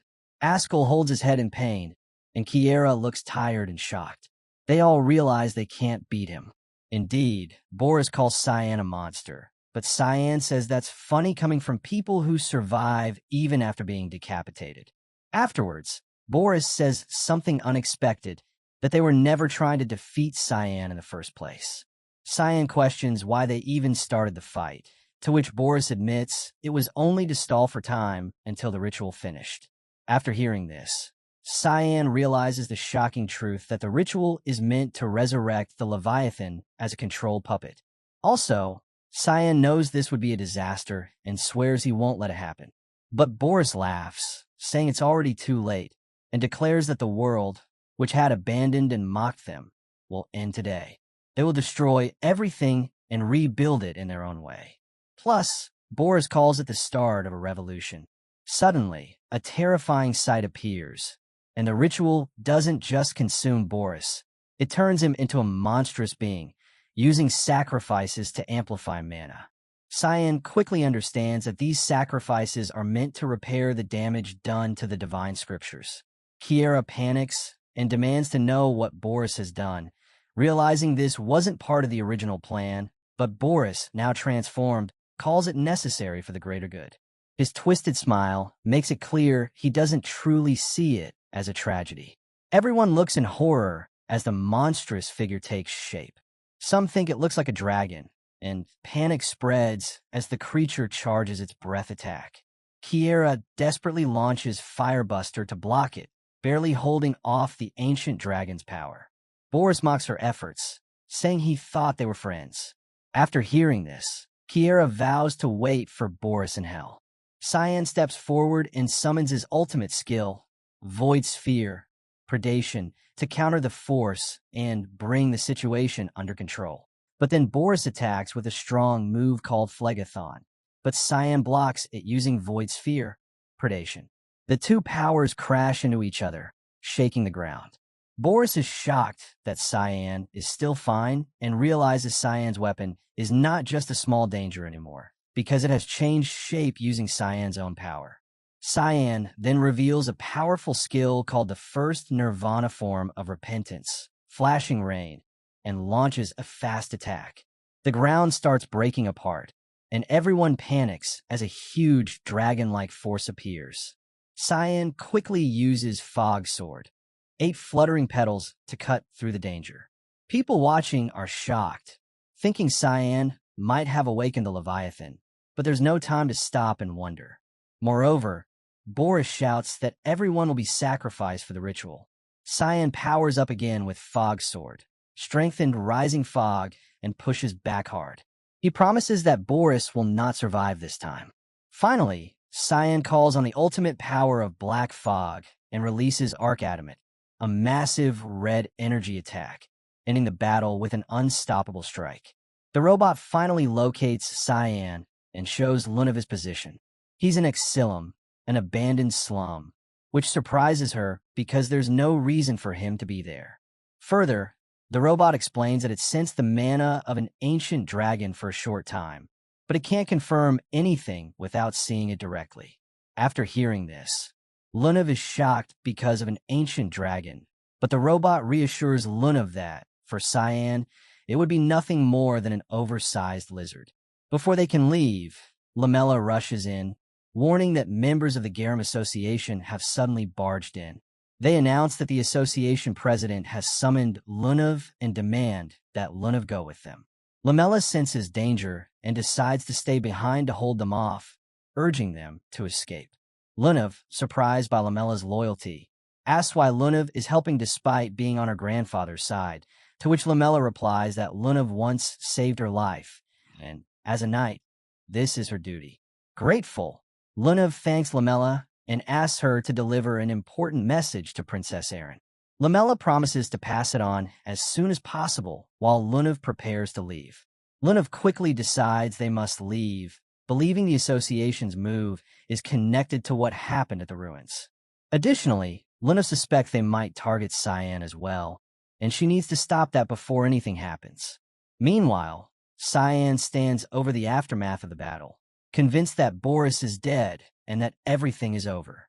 However, angry voices rise from the survivors blaming Cyan for all the chaos. They accuse him of endangering a woman and child earlier and demand that he leave immediately. After hearing all of this, the robot offers to kill them, but Cyan refuses, saying it's better this way because it will speed things up for him. Elsewhere, news of Boris's death shocks his allies.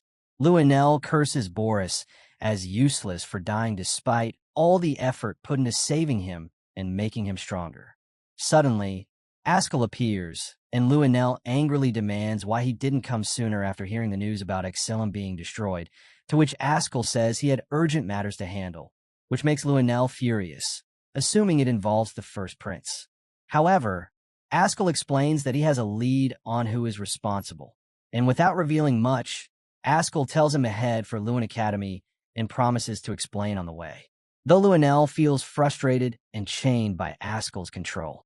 Elsewhere, Boris stumbles through a dark cave, breathing heavily after the battle. What's more, Boris mutters in frustration, realizing he was lucky to escape, but the attempt to resurrect Hearthcrea has failed. His voice trembles with shame as Boris admits that, had things gone as planned, he could have also restored himself using that immense power. Suddenly, a commanding voice resonates within the glowing yellow light before him, and it tells Boris that it's all right and that there is a new offering with powerful mana standing right before it. Shocked, Boris tries to understand what it means, but the voice continues without hesitation. It tells him not to be upset, for this is the decree of the gods. Then Boris shouts, and a name echoes in the cave, Hearthcrea.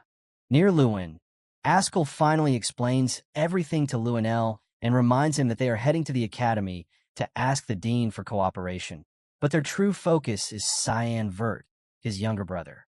After this, Luenell is stunned to hear Cyan's name and asks what connection Cyan has to their mission. Afterwards, Ascal reveals that Cyan is the one who killed Boris. He goes further, explaining that Cyan holds a demonic sword and works as an assassin for the secret organization Mist. After hearing this, Luenell is in disbelief and demands confirmation, but Ascal assures him that the information was obtained at the cost of Boris's life, and everything that has disrupted their plans traces back to Cyan. Realizing this, Luenell is shocked and exclaims that Cyan had been deceiving them all along. Ascal then reveals that there is already a bounty on Cyan, and the Academy likely knows about it by now. When Luenell asks why, he explains that Cyan is accused of orchestrating the Banquet of Blood and leading an assassin organization charged enough to justify a hunt.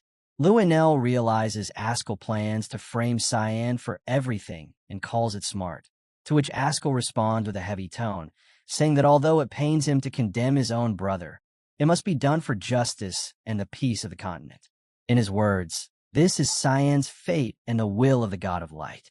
Moving ahead, Lunav comes in and stands before her grandfather, surprised that he came all the way to Lewin. He tells her that he needed to ask something directly, and without holding back, he questions Lunav about whether she went to the ruins of Nordelli with Cyan Vert and if she helped him steal the demonic scriptures. Lunav refuses to give a clear answer, saying she doesn't know. Her grandfather immediately interprets this as an attempt to protect Cyan. Also, he accuses Lunav of trying to defend him, but Lunav argues that he's only making assumptions and won't get any truth from her. Frustrated, her grandfather uses his mana's pressure to force her submission, but Lunav resists. He's shocked by her strength, realizing how much Lunav has improved. He warns her that as for the future of the Garum Association, Lunav shouldn't let emotions control her. Lunav finally bursts out, saying she's tired of his control and refuses to be manipulated anymore. Plus, Lunav manages to break free from his mana completely, leaving him in disbelief. As Lunav struggles to catch her breath, her grandfather says he understands but claims Lunav brought this upon herself. At that moment, a trap activates. He had set up a magic circle beforehand, catching Lunav. Moreover, he declares that Lunav won't even have the chance to regret this. Lunav demands to know if he intends to kill her, but he says he can't kill the future of the association. Instead, he plans to erase Lunav's current memories using a symbol of Nirasha, turning her back into the obedient granddaughter he once knew. Despite her resistance, he insists there is no use fighting and begins the process to break her mind. Ascal and his team arrive at Cyan's dorm, but they find no trace of him or his subordinates. Ascal confirms they're gone, and even the mana traces have been completely erased, and also this means someone deliberately covered their tracks. The girl with Ascal expresses frustration, declaring she wanted revenge for being insulted by Cyan, the successor of the Dark Fog. Also, she vows to repay the humiliation to which Ascal admits he had hoped to interrogate Cyan. But now that's impossible, and they decide to wait, having already sent palace soldiers to track him down. Meanwhile, Luenel meets his grandfather. Luenel accuses him of cutting off the Quizel's funding and speaking badly about him to his father. After hearing this, Luenel's grandfather denies malicious intent, saying he only wanted to prevent Luenel from starting a bloodbath. Luenel lashes out, comparing him to his father and siblings Violet, Fabian, Nerovian, and even Aaron, claiming they would all resort to dirty methods to claim the throne. After this, Luenel's grandfather scolds him, saying he's worrying about something he doesn't even have yet.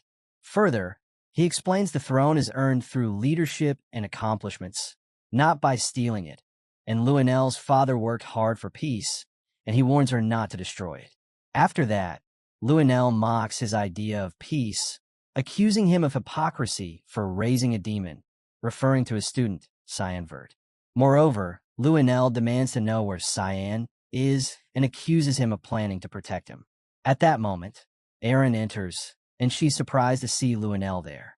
Before Aaron can speak, Luenel snaps at her to leave. The grandfather sides with Aaron, telling Luenel to step out because Aaron had requested to meet first. Luenel, shocked and furious, questions if Aaron has a higher priority than her, to which the grandfather replies firmly that a promise is a promise, ending the argument. Suddenly, Ascal enters the room with urgent news. Cyan Vert's dorm room is completely empty. He declares that Cyan is now considered a major threat to the Empire and asks the grandfather to cooperate if he knows Cyan's location. Luenel is shocked to see Ascal and questions him, while Aaron also reacts in disbelief, asking what he means by calling Cyan a threat, to which Ascal explains that Cyan has been identified as the culprit behind the Banquet of Blood and the incident in Exilum, claiming there are enough witnesses to prove it. Further, Ascal reminds the grandfather that the palace has already sent an official letter about this matter. The grandfather admits to receiving it. Aaron refuses to believe this, insisting that Cyan would never commit such acts. Ascal, however, continues to press the issue, revealing that there is already a bounty on Cyan's head and requesting everyone to keep watch for him. The scene shifts to commoners gossiping about Cyan. They talk about how he's the youngest member of the prestigious Vert family and the sole survivor of the Devil Dragon incident. Also, rumors spread that he burnt Exilum to the ground, and people fear that he might show up at the academy. Elsewhere, Cyan speaks with his robot. The robot remarks that Cyan looks better in his current state than before, asking if he's satisfied now, to which Cyan responds somewhat, stating that Ascal will now start hunting for him because Ascal wants to claim the most expensive trophy in the Empire, Cyan himself. In the snowy plains of Fruna, Alice hears Cecilia urgently calling out to her. Cecilia rushes over and shows her something shocking, a report claiming that Cyan is the one behind the Banquet of Blood. After seeing this, Alice can't believe it. Moreover, Alice insists that Cyan would never do something like that, to which Cecilia explains that she saw the news while patrolling and doesn't know what they should do. Alice realizes this is probably why Cyan told her to leave earlier. He must have known something bad was coming. Instead of panicking, Alice tells Cecilia that they should focus on their training, to which Cecilia is surprised by Alice's calm response. But Alice explains that even though she's not completely sure, she trusts that Cyan will handle things in his own way. Right now, she believes it's more important for her to become stronger so she can be ready to help him when the time comes. Marion, who's nearby, praises Alice's determination and tells her to continue training. With resolve in her heart, Alice agrees and goes back to her practice. Lunav shouts a powerful word and finds herself trapped by the grandfather, who's trying to rip Cyan away from her mind. Lunav's grandfather warns that resisting will only make things more painful, to which Lunav cries out, refusing to let Cyan be taken from her. Suddenly, something strange happens, and the surroundings shift into another realm. The grandfather is shocked. A powerful figure, Lem, appears and warns him that he has entered a forbidden territory. Lem radiates dark mana and reveals the terrifying power of the demonic scriptures, Lemmiharem. The grandfather realizes Lunav had these demonic scriptures all along. After that, Lem calls him an inferior being and tells him to choke on the truth he was so desperate to uncover. And Lunav finally gets out of his grandfather's control, and he sits down on the floor, accepting his defeat. Lunav questions whether Lem caused this, but Lem accuses Lunav of planning it from the beginning, which Lunav doesn't deny. Instead, Lunav thanks Lem and says it's time to go help Cyan. As they prepare to leave, someone calls out to Lunav. After this, Lem stares coldly and asks what they're looking at, standing at Lunav's head. In a safe house on the outskirts of Lewin, Brian shows a wanted poster with Cyan's face on it and warns that royal knights are swarming the streets, searching for him. Also, Brian insists Cyan has been framed, and Nana echoes his concern. Tension rises as Brian prepares his sword, declaring he made an oath to protect Cyan and Nana with his life. Nana joins him, ready to fight. Suddenly, there's a knock. A girl hesitates, then opens the door, and Cyan stands there calmly. Everyone is overwhelmed with relief. Brian tears up, and Nana runs to Cyan, calling him Papa. After that, Cyan tells them to keep quiet because he had been really worried. Cyan confirms he's not guilty and says he won't bother explaining himself and warns that this place isn't safe anymore because Ascal now has the Holy Sword, and it won't take long before he finds their location. Cyan says the only option now is to hide inside his other dimension because the entire empire is turning into his enemy. Brian, emotional and firm, declares his loyalty will never shake and promises to protect Cyan no matter what path he walks, to which Cyan accepts it, though the girl thinks Brian gets too serious sometimes, and Nana urges him to hurry. With that, Cyan turns to Lem. Now that the distractions are out of the way, Lem smirks, ready to go wild, but Cyan reminds him there's something specific he needs to do. Lem seems thrilled that whatever it is, it sounds exciting.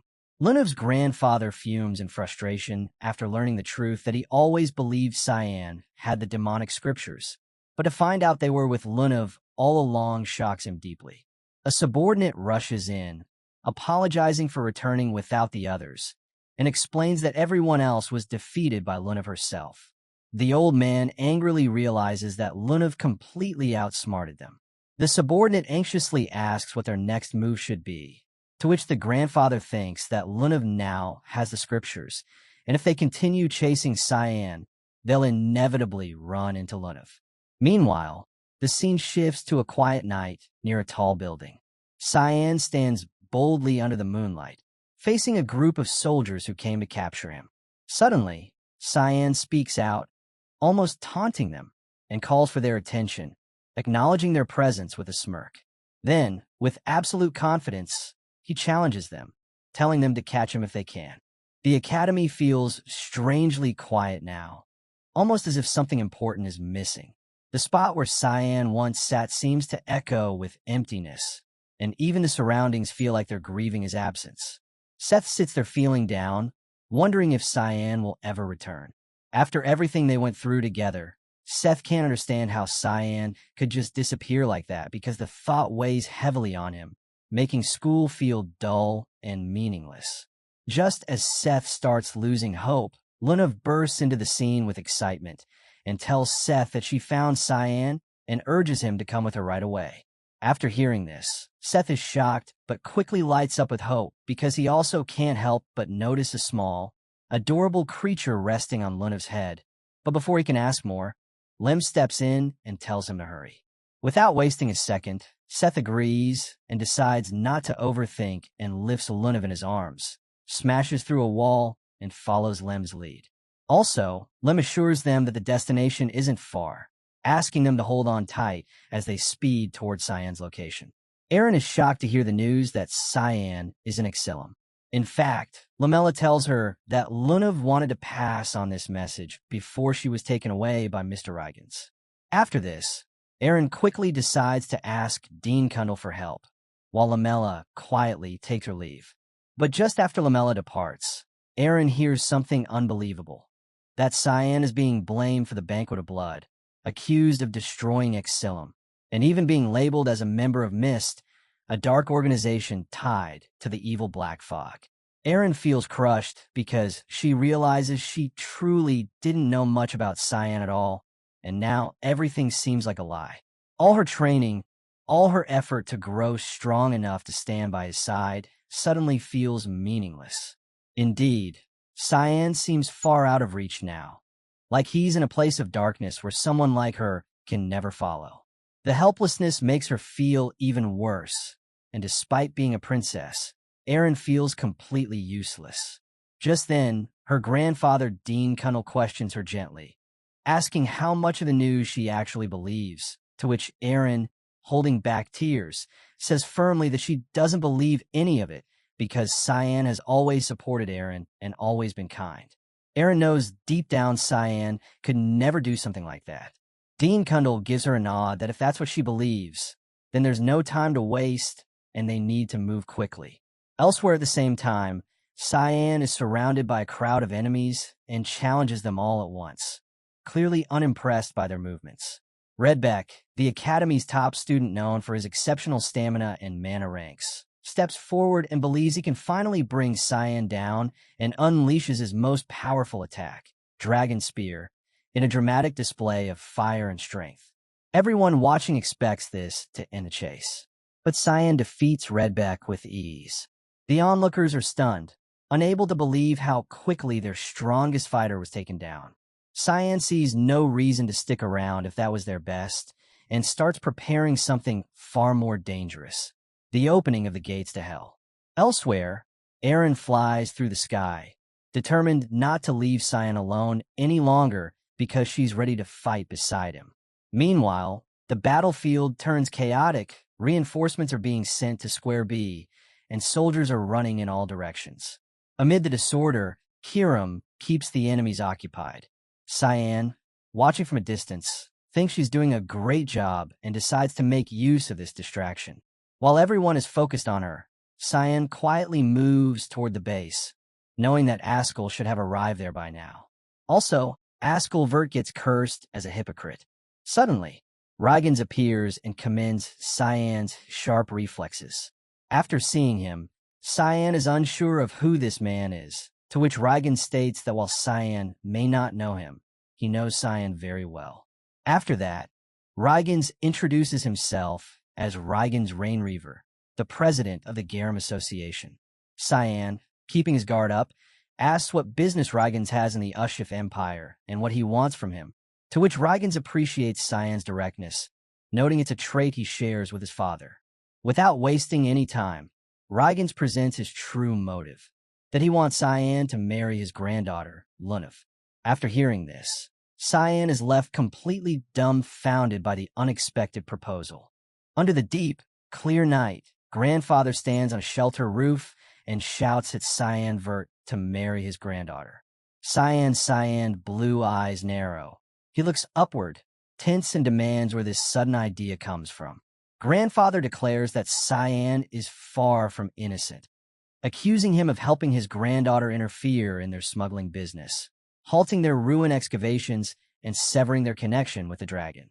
With arms crossed, Grandfather calls out from the neighboring house's roof like Cyan very much. Cyan's brow drew together, his gaze sharp. Grandfather opens his arms in invitation, urging him to join both the family and the Garum Association, insisting there is no choice in the matter. Cyan lifts a hand, turning his head away, stating he wants no part of it. Grandfather's jaw tightens. Cyan tilts his head back toward him, taunting that even a 9-star great sage cannot bring such an association to success. He smirks, raises a middle finger, and accuses him of trying to use both him and Lunav, adding that it will never happen. Grandfather's eyes turn pitch black. With a subtle hand movement, he summons waves of assassins, their spinning powers swirling across the rooftops. He warns that Cyan refuses, then no one else will ever have him. At the Brno estate, a voice rumbles so fiercely it echoes outside the manor. Luenel shouts at his servant after hearing the report. His teeth grit as he seizes the man by the collar. Trembling, the servant urges calm, warning this is not the only problem at hand. Garum Association members have suddenly ambushed their knights and battle is underway. Luenel's brow arches, his gaze shadowed. The servant admits uncertainty. A slow, dark grin spreads across Luenel's face as he orders them all killed. He laughs low, calling it a deliberate provocation from Garum Kingdom, and commands that if reinforcements are needed, the Knights of Light should be deployed. Grinning, the servant remarks that the Knights of Light are the Demon Realm's frontline. Luenel turns with deep smirks, eyes glinting darkly. He claims he anticipated something like this and prepared them in advance, confident they're already on the way. The servant stares in disbelief, warning that His Highness is practically declaring war. At that moment, Grandfather enters, questioning if he truly wants this. But Luenel's eyes catch on Princess Erin. He curses under his breath, wondering why she is here. Looking back to Grandfather, he accuses him of getting in his way again. Princess Erin steps forward, holding out a message. She states it is an order from His Majesty that Lewin Academy will assist in searching for her fiancé. Luenel's jaw clenches as he glares at her, demanding proof of the decree's legitimacy. Grandfather steps between them, explaining that His Majesty's health has worsened for some reasons, and he was ordered to support Princess Erin, but no such order included Luenel. Fury swells in Luenel's darkening eyes. Grandfather presses, demanding to know why he is mobilizing forces for war against the Garum Kingdom. Luenel scoffs and orders his knights to detain Grandfather and Erin, suspecting they might be working with the enemies. Knight rushes forward, but before they can touch him, Grandfather conjures a golden barrier that hurls them away with a thunderous crash. Luenel mutters that his knights are useless. Grandfather gathers power, declaring they will fight now. Luenel shouts, questioning why he is stopping his own grandson. Grandfather's eyes blaze gold. He refuses to watch Luenel sabotage himself any further. He creates a teleporter, and before Luenel can reach them, he and Erin vanish.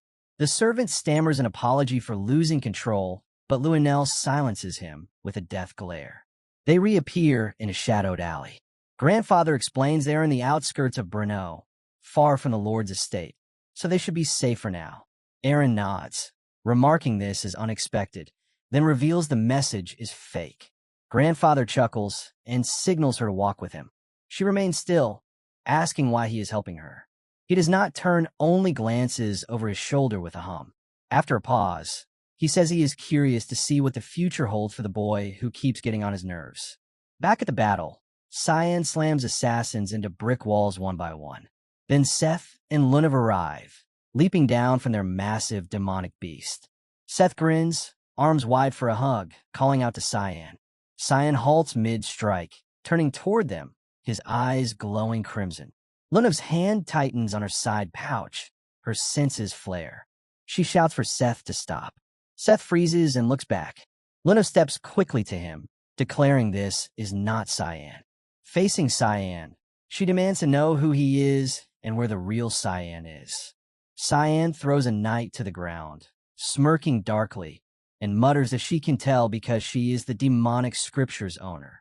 He admits knowing that, but assures them this is the first time they are truly seeing him.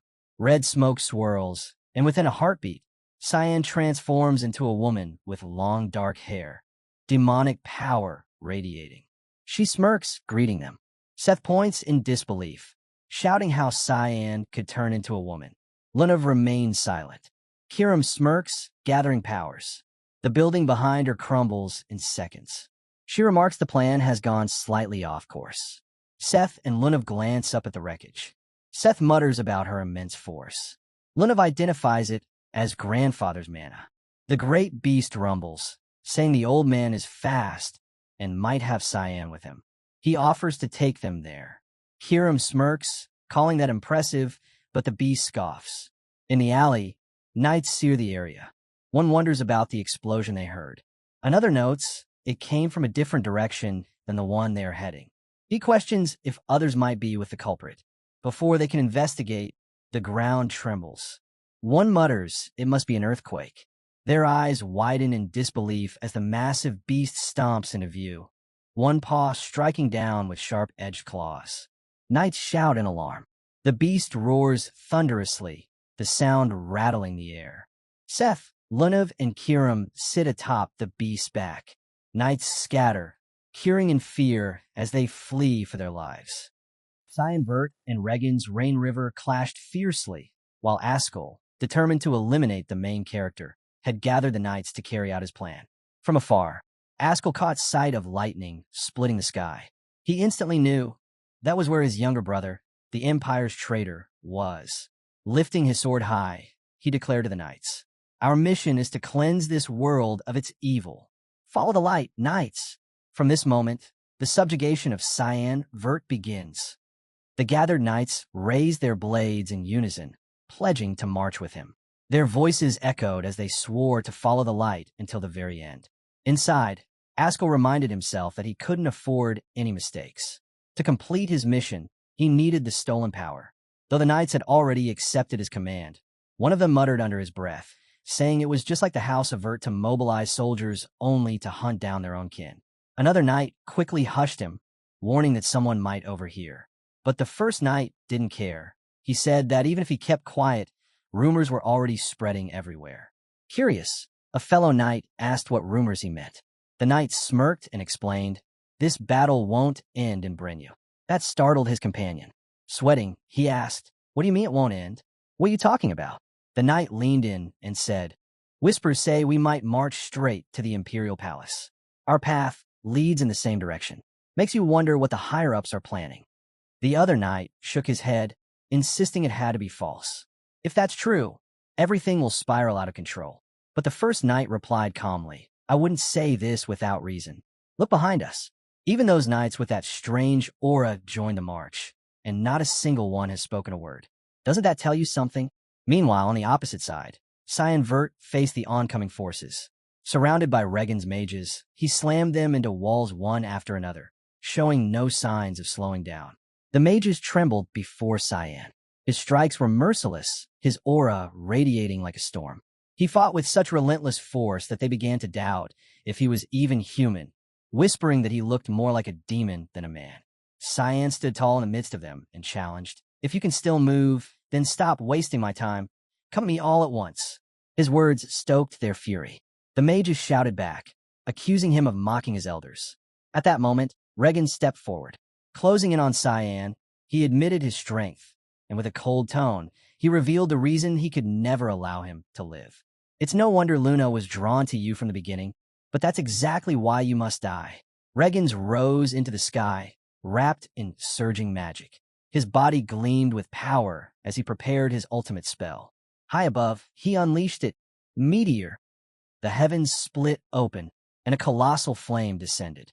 Regan's own allies panicked. They screamed at their comrades to retreat, warning that it was 9-star annihilation magic, a spell capable of wiping them out along with its target. The inferno lit the battlefield, swallowing everything. Regan's mocked from above, daring Cyan to try and escape. But Cyan only looked up, thinking to himself how reckless this old man was, so blinded by hatred that he didn't care if his own men were burned alive. That told him everything he needed to know about Regan's character. The fireball roared down, spreading destruction. Mages scattered in terror, some convinced they wouldn't survive. Others frantically shouted for their companions to take cover behind buildings. In the chaos, a boy pushed through the fleeing crowd. He stopped near the mages who were hiding and asked, "Is my friend in that fight?" It was Set Shaharkin. Without hesitation, he told them to step aside. The mages stared in disbelief. While they scrambled for safety, Set was heading straight toward the battlefield. With obstacles blocking his way, Set summoned a violent tornado, tearing through the debris to clear a direct path forward. From behind, Luna called out urgently, "Senior Set, we need to move quickly." She knew Cyan was ahead, and there was no time to waste. Meanwhile, Regens floated calmly, satisfied. The world below was drowned in fire, and he believed it was finally over. But then, slicing through the flames, a purple light burst forth. Cyan had cut through the meteor itself. From within the inferno, he emerged, wielding Sever, the sphere of nothingness, and charged straight toward Regens. As Cyan closed in, he unleashed another spell, Rift. Purple spheres burst into existence around Regens, swelling larger within seconds. Regens stared in disbelief. The sight before him left him awestruck, and he admitted aloud that what he was witnessing was truly extraordinary. But Cyan didn't let his words linger. Something strange began happening. Regens countered his power. He revealed that, with the elements sealed within Caligona's rosary, Cyan's attacks were rendered completely useless. "This," Regens declared, "is the meaning of oblivion." Cyan froze, stunned.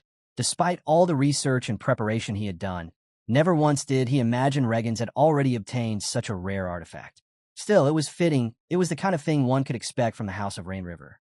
But even so, he couldn't believe such power was possible through a single rosary. Without hesitation, Regens pressed forward. Using the artifact, he summoned a Soul Reaper, placing it directly in Cyan's path. With a cold smirk, he asked if this summoning was enough to entertain him. Before he could continue, a voice rang out, "Stop it, grandfather!" Cyan instantly recognized it. Luna stepped forward, declaring that what Regens sought was her demon tome. She demanded that if he wanted it, then he should face her directly instead of targeting Cyan. She warned him clearly, "Senior is mine. Do not lay a hand on him." At that moment, something unexpected happened. One of Cyan's hands began to transform, and from it came a voice. It told him it had picked up some bait along the way. Cyan frowned, realizing it was Kairam. He told him they had to move. He could feel the enemy drawing near. A smile crossed Cyan's thoughts. At last, the moment had come. He would finally face his brother. Just then, Set stepped forward. Calling out to Cyan, he declared him his friend. He admitted that along the way, he had learned the truth, that Cyan had been falsely accused. Set urged him to leave this battle behind and let him handle it instead. Without hesitation, Cyan shouted back from afar that he was entrusting the fight to them. With that, he rose into the sky in an instant, vanishing from the battlefield. Luna, however, was furious with Set for letting Cyan go. She tried to reach him, but it was already too late. Set, confused, could only wonder what mistake he had made. Meanwhile, the shadowy demon accompanying them finally recognized the air of the god of black fog and confirmed that Cyan was no ordinary being. As Cyan tried to take off, Regens blocked his path, declaring he wouldn't allow him to escape.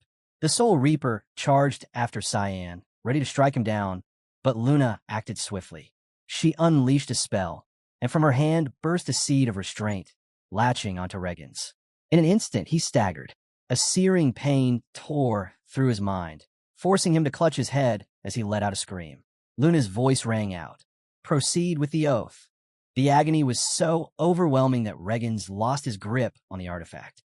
The rosary slipped from his hand, and the Reaper halted mid-stride before vanishing into nothingness. Regens could hardly believe it. How had Luna planted such a spell on him? She revealed the truth. The moment he had invaded her mind, she had succeeded in planting the seed of restraint deep within him. Fueled by fury, Luna lashed out at her grandfather. She declared that he had made a fatal mistake by interfering with what belonged to her. But Regens refused to yield. Grinding through the pain, he growled that destroying her restraint was a mere trifle, and that the cost of her rebellion would be far greater. Suddenly, darkness swirled around Luna. A mask formed, covering her eyes completely. Her voice was sharp, defiant. "You underestimated me, grandfather. Now witness it for yourself. The truth you've been seeking lies right before your eyes." The army of knights halted their march.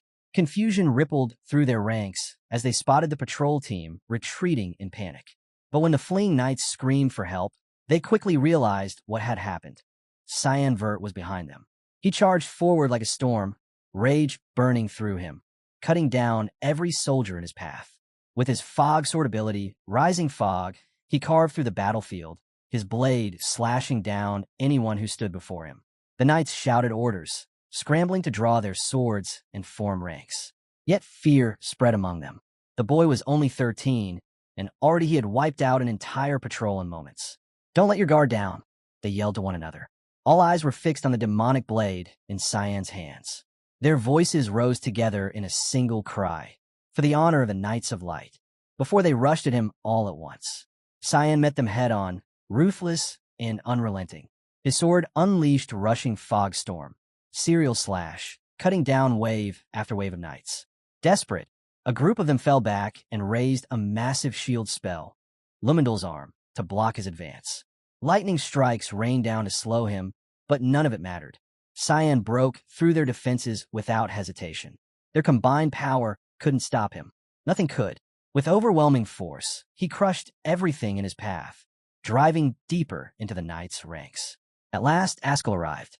Facing Cyan, he declared that he would lead him to the path of salvation. But Cyan was already waiting, eager for this fight, eager to kill his brother. Ascal wasted no time. Calling upon the power of the God of Light, he summoned Sun Carriage and struck with a devastating slash. Cyan immediately realized that his brother was using one of his strongest techniques right from the start. The sheer force of it obliterated everything in its path. Yet Cyan met the strike with his own blade. The clash tore through him. He struggled to push back the attack, pain flooding through his body and through Kirim as well. He regretted taking the holy sword head-on. Inside the sword's spirit world, Kirim writhed in agony, coughing blood as her essence cracked under the strain. Her soul was heavily wounded, but before she could recover, the Holy Light's sword spirit, Duran D'Arc, appeared before her, mocking her suffering. Kirim collapsed to the ground, but Duran D'Arc stepped forward and taunted her. She claimed Kirim had lost her usual spirit, asking if she had been tamed. She sneered that Kirim should just do what she always did, seize her master's body and fight back properly. But Kirim only sat upright, bloodied and broken, and started laughing. She pointed at Duran's small spirit form, finding it amusing. Duran's expression hardened.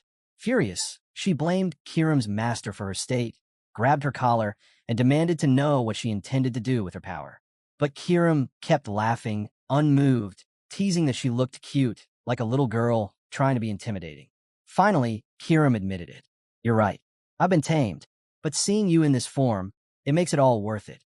Duran's rage boiled over. She demanded to know what Kirim had done, how she had managed to locate her so quickly. Kirim, still refusing to take her seriously, brushed the question aside. "That doesn't matter right now. Just enjoy this moment." Confused and irritated, Duran pressed her. "What are you talking about?" Kirim smiled slyly and answered, "Let's see who breaks first. You, or the heir of Duran D'Arc to make it a bet?" Cyan refused to hold back. He unleashed the full manifestation of the demonic sword, and instantly the air shifted. The atmosphere itself grew heavy, a violent wind howling through the battlefield as his blade surged with power. Ascal stood frozen, struggling to accept what he was seeing.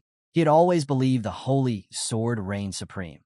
Yet here was Cyan, proving that even the demonic sword could unleash such terrifying strength. The thought crossed his mind. If this was the true potential of the demonic sword, could it even rival the holy blade itself? Cyan moved again. His sword flared as he unleashed another skill. Dance of Black Blood. First form. Nirvana of Repentance. Each strike carried a destructive rhythm, tearing through the air. But Ascal stood firm. He told himself that no matter how strong his brother became, the demonic sword was still the power of an excommunicated god. It could never surpass the greatest god of all. Cyan's form shifted further, fusing completely with the demonic blade. He taunted Ascal, asking if it shocked him to see a demonic sword standing toe-to-toe with the Holy One. Without waiting for a reply, he added with a grin, "Of course you are, because right now, you're the one at a disadvantage." Then, Cyan revealed something that stunned Ascal. From within his grasp appeared the other half of the holy sword, the very fragment Ascal had been searching for all this time. With a mocking smile, Cyan challenged him. Go on, try to take it back. Ascal raised his weapon, pointing it directly at him. He wanted that missing piece returned, but Cyan sneered, refusing to hand it over. Did you really think I'd give it back for free? The revelation enraged Duran D'Arc. Her voice shook with fury as she demanded the return of her missing half, threatening to bring the entire city down if that was what it took. Cyan only mocked her further. Riling her up was too easy, and he reveled in it. But from within, the voice of the demonic sword warned him. She was not to be underestimated. Her power was beyond imagination. Suddenly, Ascal raised his weapon high. The holy sword's manifestation burst forth, flooding the battlefield with blinding light. Thunder cracked through the sky, lightning splitting the air as Ascal's form began to change. The holy sword wasn't just empowering him, it was consuming him, merging completely with his body. Cyan, for the first time, was taken aback. The sheer force of the holy sword's transformation left him in awe. Kiram's voice rang out inside Cyan, urging him to move. Get out of the way now. An instant later, Ascal unleashed the full might of the God of Light. A massive thunderstrike split the sky, raining down with endless slashes of lightning aimed straight at Cyan. The force was overwhelming, far beyond anything Cyan had expected. The impact drove him back, forcing him to retreat and take cover against the storm of divine power. Ascal, however, stood firm, staring at himself in awe.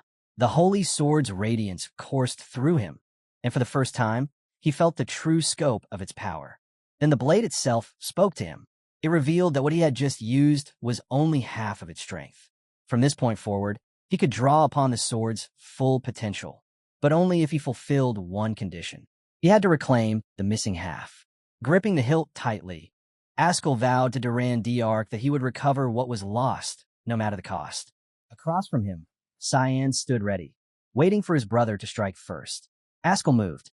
His blade summoned the skill rain of flashes, a barrage of divine strikes raining down on Cyan. To withstand it, Cyan countered with assault, meeting every incoming blow. The battlefield lit up with chaos. Black arcs from the demonic sword clashed with golden flashes from the holy blade, shaking the ground with every impact. Amid the storm, Cyan called to Kiram, sensing her strain. You're crumbling. But she only laughed through the pain, cursing Duran D'Arc. I can endure this much. And if I fall here, I'll drag her to hell with me. Her words struck Cyan deeply. They reminded him of his past life, of the battle against the Demon King. On that day, Kiram had said the same thing before she disappeared forever, leaving him powerless on the ground. But this time, he swore would not in the same way. He told himself he had to wait for the right moment, dodge as much as possible, and find the opening to strike Ascal. Across from him, Ascal showed no signs of fatigue. He noticed the demonic sword straining, its energy nearing its limit. Seeing Cyan evade rather than meet his strikes directly, he charged in to press the advantage. The holy sword's voice rang out again, and Duran D'Arc sneered at Kiram. You claimed we'd see who breaks first. Look at you now. Say those words again. Her fury crackled like lightning, pressing down on her rival's spirit. As Cyan and Ascal clashed, their battle shook the earth. From afar, soldiers and knights could only watch. None dared to intervene. What they were witnessing was beyond human. Yet, at the back of the formation, two silent knights stood out. A dark aura wrapped around them as they stepped forward. The others quickly blocked their path, demanding to know what they were doing. They had remained wordless the entire march, and now their presence felt unervingly ominous. One knight muttered, unsettled, that they don't feel human. They looked terrifying. Before anyone could stop them, the two knights suddenly shot into the air and charged straight at Cyan. He barely managed to block, countering with Void Sphere Division to dodge their attack. The moment he felt their movements, he realized what they were. Marionettes like Kellens. His mind instantly cursed Boris for preparing such a trap. They were troublesome, but he managed to force his way through. As he steadied himself, Ascal mocked him. Are you still going to fight? You've already been pushed back. You can't win. Cyan shot back arrogantly. Can't you see I'm perfectly fine? You're the one who's all talk. You're arrogant, not strong. Enraged, Ascal snapped. Those are my words. Do you want me to take back the power you stole? His blade rose as he unleashed the skill Holy Lance of Lu, striking at Cyan with dazzling force. Meanwhile, in the Imperial Palace, the battle was being closely observed. Nobles and courtiers whispered nervously, and even the prince himself watched intently. By his side stood an official who marveled at Ascal's strength, praising how he held his own against the monster Cyan. But the prince shook his head. It's not enough. He gave a chilling order. Prepare the light ray of divine punishment. The guards hesitated, asking if he was certain. The weapon was dangerous, and using it would risk striking young Master Ascal as well. The prince's expression didn't change. Do not make me repeat myself. Without further protest, the guards hurried to carry out the command. Back on the battlefield, Luna had fully restrained her grandfather. She stood over Regens, declaring, "This is enough. You've lost. Any more fighting is pointless." Regens writhed in pain beneath her spell, while Set appeared beside her, announcing that he had finished off the remaining mages. Set had wiped out every mage who had come with Regens, scoffing that they were far too weak against him. But Luna knew the truth. It wasn't that the mages were weak. It was Set himself who was far stronger than they could ever hope to be, a god's power burning inside him. Set gestured toward someone nearby. I even had help. Didn't expect to see her here. Luna turned to see the woman and recognized her. Lamella, among the Garum Association? Lamella gave a polite nod, apologizing for arriving later than she'd intended. But Luna thanked her sincerely. Your timing was perfect. Because of you, we were able to take them down quickly. Before anything more could be said, something stirred above. All eyes turned to the sky, where a massive magical weapon began to activate. Luna's eyes narrowed. Such weapons were only brought out in full-scale war. She realized immediately it was aimed at Cyan. On the battlefield, the weapon charged. High in the palace, Prince Luenel watched with a cruel gleam in his eyes. This was his chance. With one strike, he could rid himself of every nuisance who dared to look down on him. Ascal caught sight of it and cursed. That damned prince. Cyan also stared up, baffled that such a weapon would be used here of all times. But Ascal didn't falter. Drawing on the full power of the holy sword, he unleashed the border of God to intercept. In an instant, the siege weapon was obliterated. The prince's face drained of color. He had never imagined such a thing could happen, and fear took hold. The ground shook. Knights screamed, warning him that the area was collapsing because of Ascal's strike. The prince panicked, shouting desperately for them to stop running and protect him. I am the prince, he cried. But no one listened. Every knight fled for his own life. Ascal lowered his weapon, muttering that he had only wasted his time. But then a commanding voice rang out. Stop! A woman stepped forward, her tone sharp with authority. From here on, Cyan will be taken into my custody. That is an order from the 5th princess of the Ushif Empire. Put down your weapon at once. Ascal sneered at her, demanding to know how she thought she could stop him. But she wasn't alone. Beside her stood Dean Kundal. His eyes narrowed as he observed Ascal. So, playing with dolls, is it? That looks familiar. It confirms it. Both you and Prince Luenel were tied to the Banquet of Blood. The battlefield shook with thunderous blasts. Ascal glared at the Dean. Are you going to defy the will of God? In a flash, he tore through the spells Kundal had cast against him, his strength far beyond expectation. The Dean could only marvel at the transformation. But Ascal didn't let up. He unleashed his next ability, God's Stinger, driving the fight even further. The princess shouted for the Dean to protect himself. At the same time, Cyan confronted her, his voice cutting with irritation. Why are you even here? Do you have a death wish? You're just in the way. Leave at once. To her, his words were laughable. You're a fool. You clearly need my help. Her declaration left Cyan scowling. But she stood firm. You're my fiancé, and I will protect my people at any cost. Cyan spat back bitterly. I never agreed to any engagement. Her reply was cold and sharp. It was ordered by the Emperor. And you dare speak against me? Ascal listened to their exchange and scoffed. So even you have been dragged under by my wicked brother. Then I'll save you as well. He raised his sword high, summoning the god of light's supreme authority, Halo Bringer. It was his ultimate skill, one that even Cyan recognized at once. The moment the spell formed, Cyan knew what it was, Lumindal's ultimate strike, a technique capable of slaying gods themselves. In his past life, this very attack had killed him in a single blow. And now, here was again. The princess held her ground in front of him, refusing to let Ascal advance. Ascal's voice boomed. What a pity, princess. To watch you die. I do not go against the will of God. As the divine strike hurtled toward them, Cyan reacted at once. He shoved the princess aside and faced the attack head-on. This was the moment he had been waiting for, the chance to unleash his true power.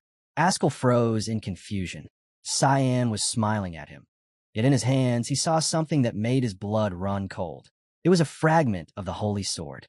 Without hesitation, Cyan hurled it into the path of Ascal's ultimate strike. The fragment shattered into countless pieces, scattering the divine light and rendering the attack useless.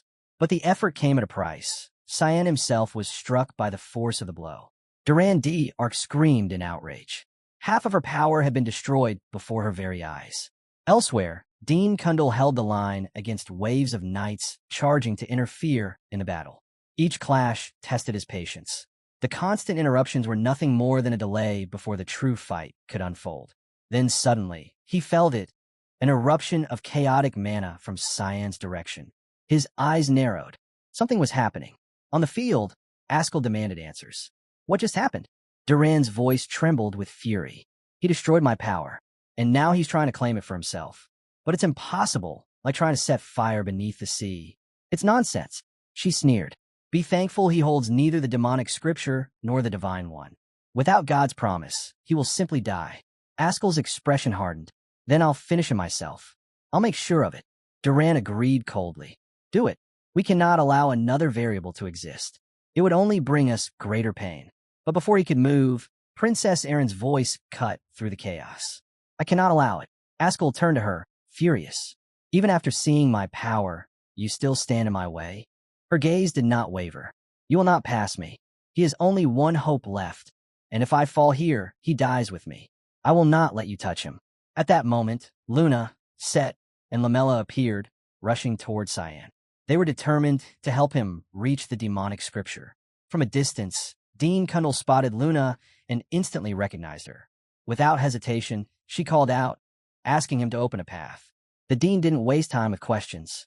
Summoning his strength, he unleashed the reverse wave spell, tearing the battlefield open with raw force. Knights were thrown in every direction, clearing the way. Set and Lamella remained behind to keep the path safe, while Luna pressed forward alone, sprinting toward Cyan with everything she had. Set and Lamella urged Luna to keep moving. Go, don't stop. She glanced back at them, nodded, and whispered her thanks before racing forward again. Her heart pounded. With every step, she felt Cyan's mana weakening, fading more and more as time slipped by. Up ahead, Ascal clashed with Princess Erin. But when Luna arrived, she caught sight of the full scene. Ascal's eyes narrowed at her presence. A demonic scripture, with her, Erin knelt in front of Cyan, holding him tightly.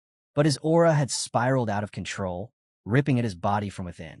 She clung to him desperately, knowing he was on the brink of death. The demonic scripture gazed upon Cyan, astonished. Never had it expected to find him in such a state. It was as if Cyan were destroying himself. Or perhaps he had foreseen all this and embraced it intentionally, knowing Luna and the scripture would arrive. Either way, hesitation was impossible. The scripture abandoned speculation, aligned itself with the story it had recognized, and immediately began casting a spell. The spell of the old god's promise.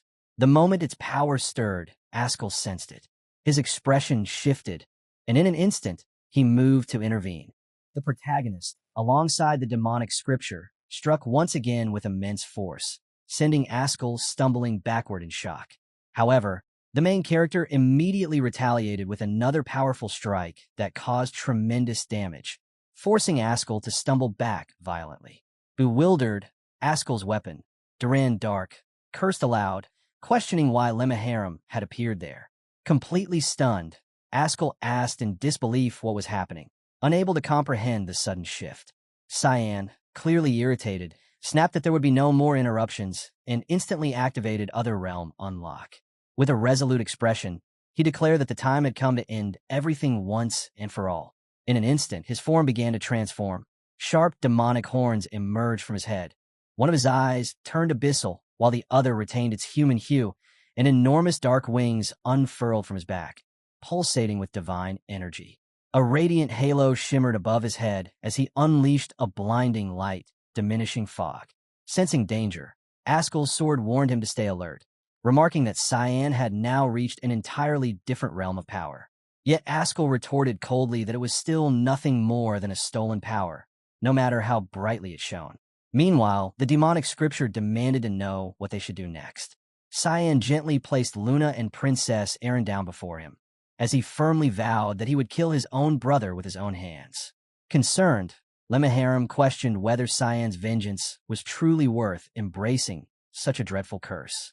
He remarked that Cyan didn't seem to realize the state he was currently in and warned him that the seal branded upon his chest would exact a price far worse than death itself. Kiram, the demonic sword, growled furiously at his master, accusing him of having planned everything from the very beginning. In a brief flashback, Cyan was seen telling Kiram that Lunav would undoubtedly appear if he began to fight. Kiram had confirmed, asking if he meant Lunav, the child with the demonic scripture, to which Cyan nodded in affirmation. He instructed Kiram that if she appeared, she must bring her to him, cautioning her not to cause unnecessary trouble by pretending to be him, as she would easily notice the difference. Kiram had doubted his reasoning and questioned how he could be so certain. However, Cyan had replied with calm confidence that she would definitely come, because she was, after all, a relentless stalker who never stayed away. Returning to the present moment, Cyan informed the demonic scripture that he was entrusting Luna and Princess Erin to his care. Lem calmly reassured him not to worry, though inwardly he reflected that the long-foretold prophecy was finally beginning to unfold. Without a moment's hesitation, Cyan lunged toward his brother, his aura flaring violently. Lem growled at both of them, calling them nothing more than mere pawns of the gods. The brothers' fierce clash sent a massive wave of energy surging outward, shaking the ground beneath them. The protagonist smirked faintly, sensing something unusual about Ascal this time, something different from before. Ascal, however, looked utterly bewildered as Cyan swiftly closed the distance, seizing his head in one hand and declaring coldly that the authority of that so-called almighty god could no longer protect him. Elsewhere, Lamella unleashed her glare slash, cutting through several marionette soldiers that surrounded them. To her surprise, she noticed the severed soldiers were no longer regenerating. Seth, puzzled, wondered aloud why that was happening all of a sudden, though he admitted he had been excited too. Lamella, however, calmly concluded that their connection must have been severed. Just then, the dean appeared and calmly explained that the marionette soldiers had likely stopped regenerating because the source of their power had been destroyed. With visible relief, he expressed his gratitude that Seth was safe. Seth casually brushed it off, claiming it was nothing serious. Dean, however, gave him a scolding, warning that he would face a 2-month suspension for recklessly rushing here during the exam period. He teased that Seth had chosen the wrong friends and was constantly skipping classes, causing Seth to stand frozen in disbelief, completely speechless. Meanwhile, within the other realm where Cyan and Ascal continued their fierce battle, a massive black sphere loomed ominously above them, radiating immense energy. Dean observed the strange phenomenon closely, realizing that the sphere seemed to be the core cause of the ongoing disturbance. He muttered to himself, wondering if there was anything they could do other than wait. Suddenly, movement stirred within the dark sphere, and Dean's eyes widened in shock as Princess Erin and Lunav emerged from it, both unconscious and falling gently to the ground. Lamella immediately rushed toward them, while Dean carefully caught the unconscious princess in his arms. Lamella anxiously asked if they were all right, and Dean confirmed that both were still alive. Without wasting a moment, he channeled his resurrection ability. Inwardly, he speculated that they must have been deliberately expelled from the other realm, something only Cyan himself could have done. That realization left him deeply worried, wondering what was going on inside that chaotic space. Within the other realm, Ascal appeared wounded, blood dripping steadily from his body as he staggered. He couldn't comprehend how someone like him could possibly bleed.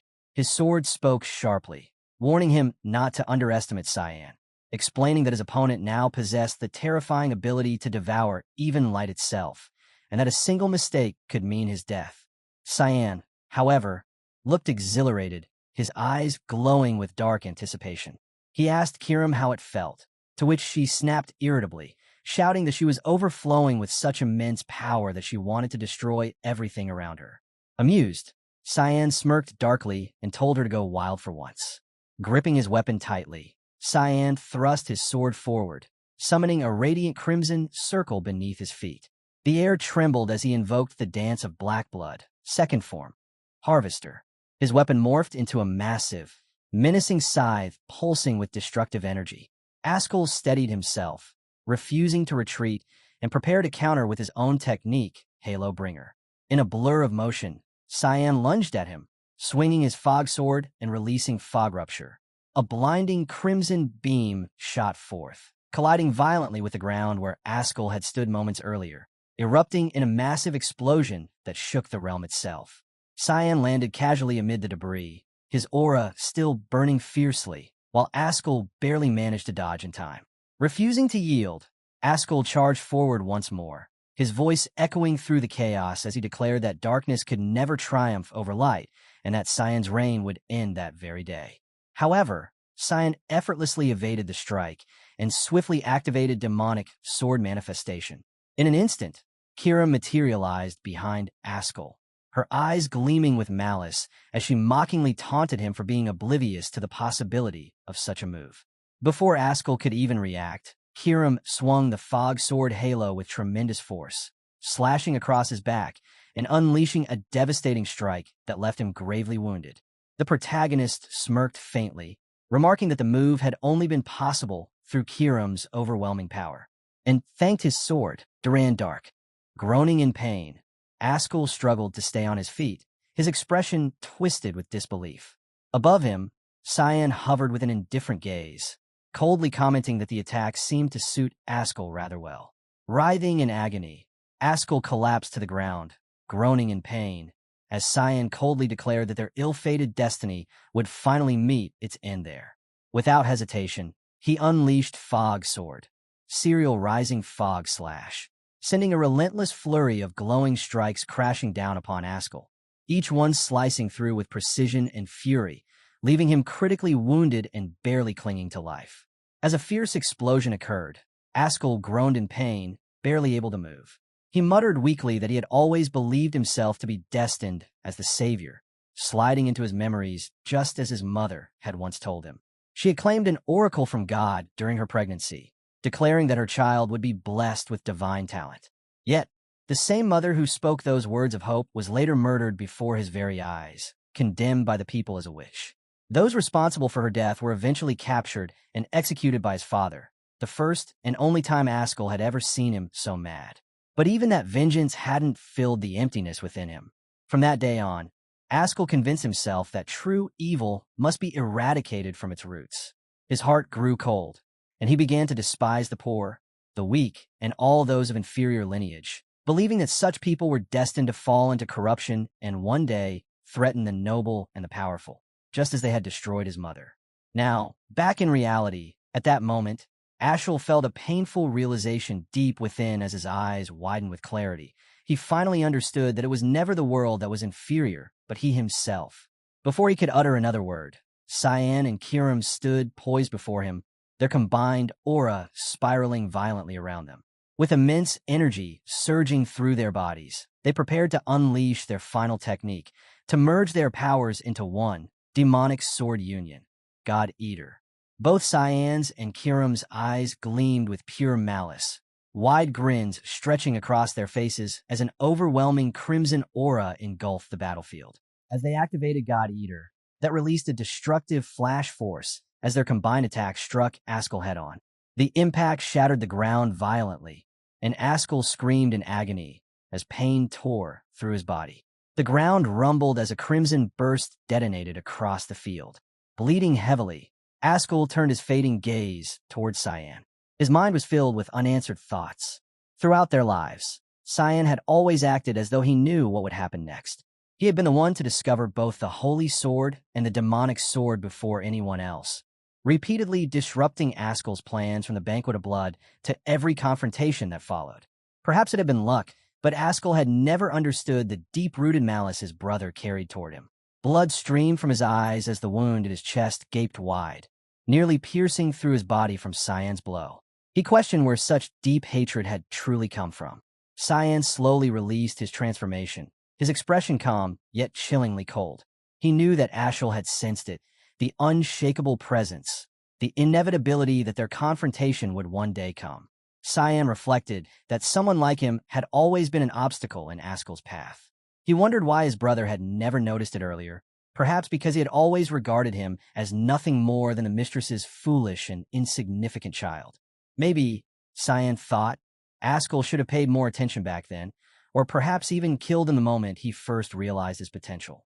Cyan concluded silently that these must be the very thoughts running through his dying brother's mind now.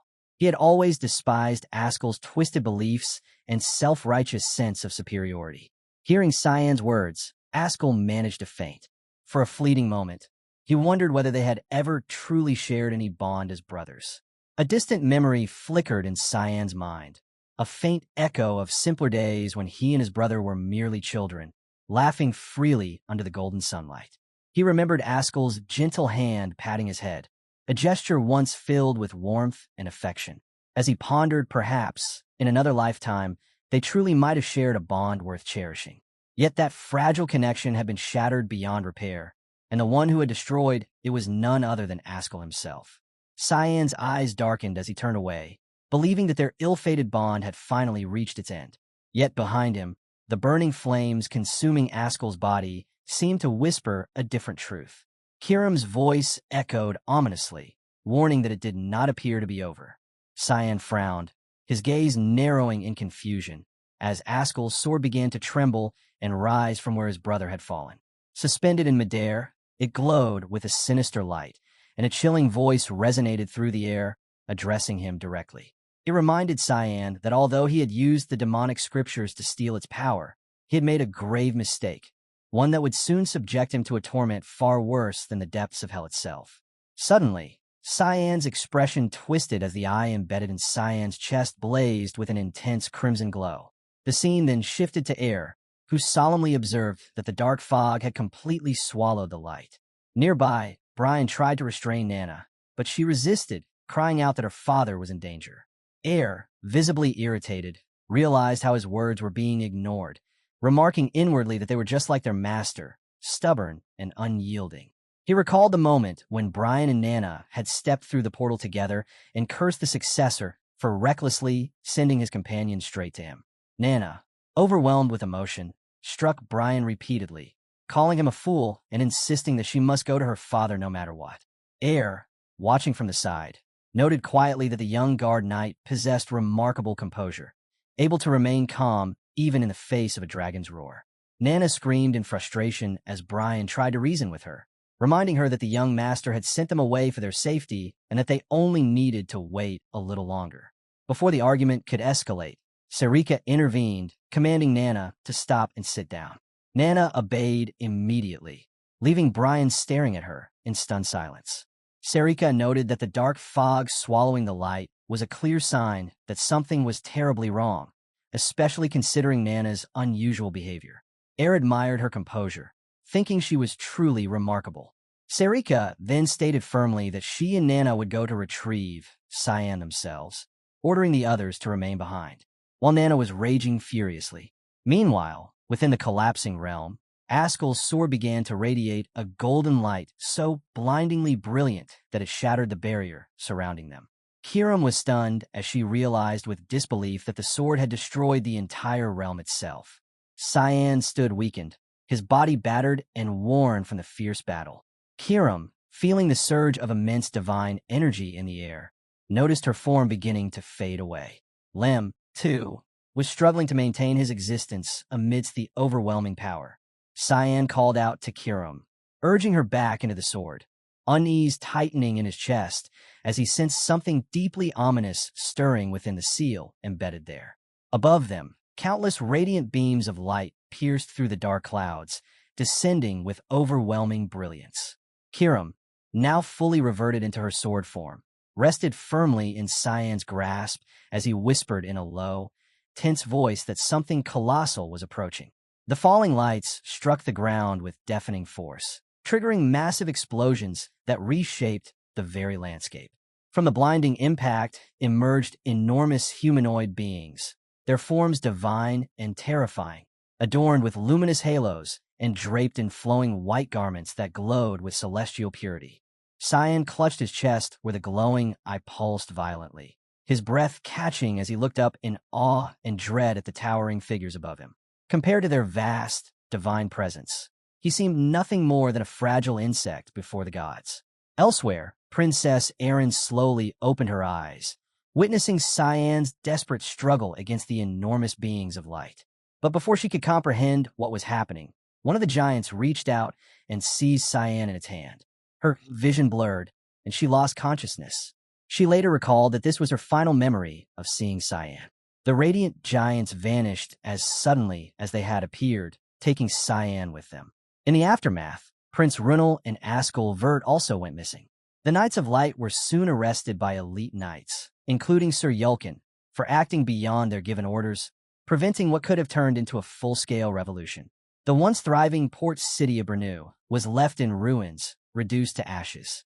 Princess Erin lay wounded upon her bed when Leximus entered, asking softly if she was awake. Disoriented, Erin asked where she was, and Leximus gently informed her that she was in the Imperial Palace. He told her that Lady Lunav had already recovered. When Erin asked about Cyan, Leximus's expression darkened as he explained that Cyan, Prince Runel, and Ascal were all missing. Erin's heart sank as she murmured that she had failed to protect him. Leximus apologized, dramatically saying she should have gone with her, but the princess reassured her that it was not her fault and that she had assigned her to other matters. When she asked about those matters, Leximus replied with grim news. The king's condition was far worse than they had expected. The scene shifted to the royal chamber, where the king lay sweating heavily upon his bed. Duke Wallace Vert stood beside him, apologizing for arriving late and admitting that his focus on defending the front lines had caused him to neglect his children. He confessed that his eldest had used the Knights of Light for selfish purposes, while his youngest had become the most feared murderer of the era. He lamented that if not for the responsibilities the king had placed upon him, he would have atoned for these sins with his own life. The king's advisor urged him not to speak in such a way, but Wallace Vert continued, asking if he was not the worst father one could imagine. He recalled that Ascal's mother had been killed by mysterious men, while Cyan's mother had died young from illness. Because of those losses, he had distanced himself from his sons, hoping that hardship would force them to grow independent. He explained that despite facing similar tragedies, his sons had chosen drastically different paths. Ascal had pursued glory, while Cyan had sought strength for his own sake, and these choices had led to their downfall. Now, with the Brenu family in ruins and their lineage in jeopardy, Wallace Vert despaired over what remained. He inquired about Ellis, and Yulkin informed him that she had last been seen at the northern gates but had since vanished. As for young Master Krantz, Wallace Vert noted that he was safe and had chosen a life of devotion, turning to religion and becoming a monk. Yulkin confirmed this with a nod. At that moment, a girl entered, commending both Duke Wallace and Sir Yulkin for their efforts, expressing the Empire's gratitude toward them. Princess Violette stepped forward with a calm smile, carrying a mysterious medicine for the ailing king, expressing her hope for her father's swift recovery. Yet despite her care and her words, she wondered why the king showed no signs of improvement. Wallace Vert praised her for her sincerity, acknowledging with admiration how she had even prepared the remedy herself. Violette responded humbly, saying that she was merely fulfilling her duty as a daughter. With the Empire engulfed in turmoil, she added softly that all she could do was pray for her father's swift recovery and the restoration of his strength. A single tear slid down her cheek as she gazed at her unconscious father lying motionless in bed. Wallace bowed respectfully alongside Sir Yulkin, remarking that His Majesty would surely be pleased by her devotion. With that, the two men quietly excused themselves and departed, leaving the room in solemn silence. Once they were gone, Violette turned back toward her father, her gentle expression darkening into a sinister smile. Forcing the vial against his lips, she made him drink the concoction. Her twisted grin deepened as malice flickered in her eyes. She whispered internally, not to worry, promising that she would take good care of the Empire in his absence, and urging him to continue his eternal slumber. In her thoughts, she reflected coldly that she had already taken care of her elder brother, Ruinel, sending him away just the same. A flashback followed the aftermath of the battle between the Vert brothers. Ruinel, trapped beneath rubble, forced himself free and gazed upon the burning city. Rage consumed him as he cursed the incompetence of his men, furious that they had humiliated him over a single opponent. Soon after, he overheard guards addressing Violet, saying there could be more survivors and that they should continue searching. Desperate, Ruinal called out to them. The soldiers turned toward him, weapons gleaming in the firelight. Violet appeared, remarking in a cold tone how difficult he was to kill. Recognizing her, Ruinal demanded to know why she was there. With an unpleasant smile, Violet responded that since he had reduced the Empire to such a disgraceful state, she thought it proper to step forward and clean up his mess. After all, she was always the one to handle what he left behind. Enraged, Ruinal shouted for her to stop her nonsense and escort him to the Imperial Palace so he could be treated and rest properly. Violet calmly told him that it would be quite difficult. As she turned to walk away, her words grew colder. She declared that what she intended to clean up that day and retrieve in Brenu was none other than his corpse. At her command, the guards advanced, blades raised. Shocked and furious, Ruinal demanded to know what this meant. But Violet merely shrugged. Her expression darkened, as she decided instead to leave his body unclaimed, stating that she would simply report he was never found. His curses echoed through the ruins before the soldiers executed him, violently severing his head. Later, Wallace discussed the princess's medicine with Yulkin, questioning its nature. Yulkin admitted that he found it suspicious. Wallace agreed, noting that the bottle's design and the color of its contents resembled the elixir known as the Merkin's Blessing. Yulkin added that he sensed an unusual mana emanating from it, one he had only ever felt within the demon realm. Concerned, Wallace ordered a secret surveillance operation on the second princess, instructing Yulkin to monitor her movements closely and to report immediately, especially regarding any matter involving Princess Erin's safety, to which Yulkin agreed as they both walked through the hallway.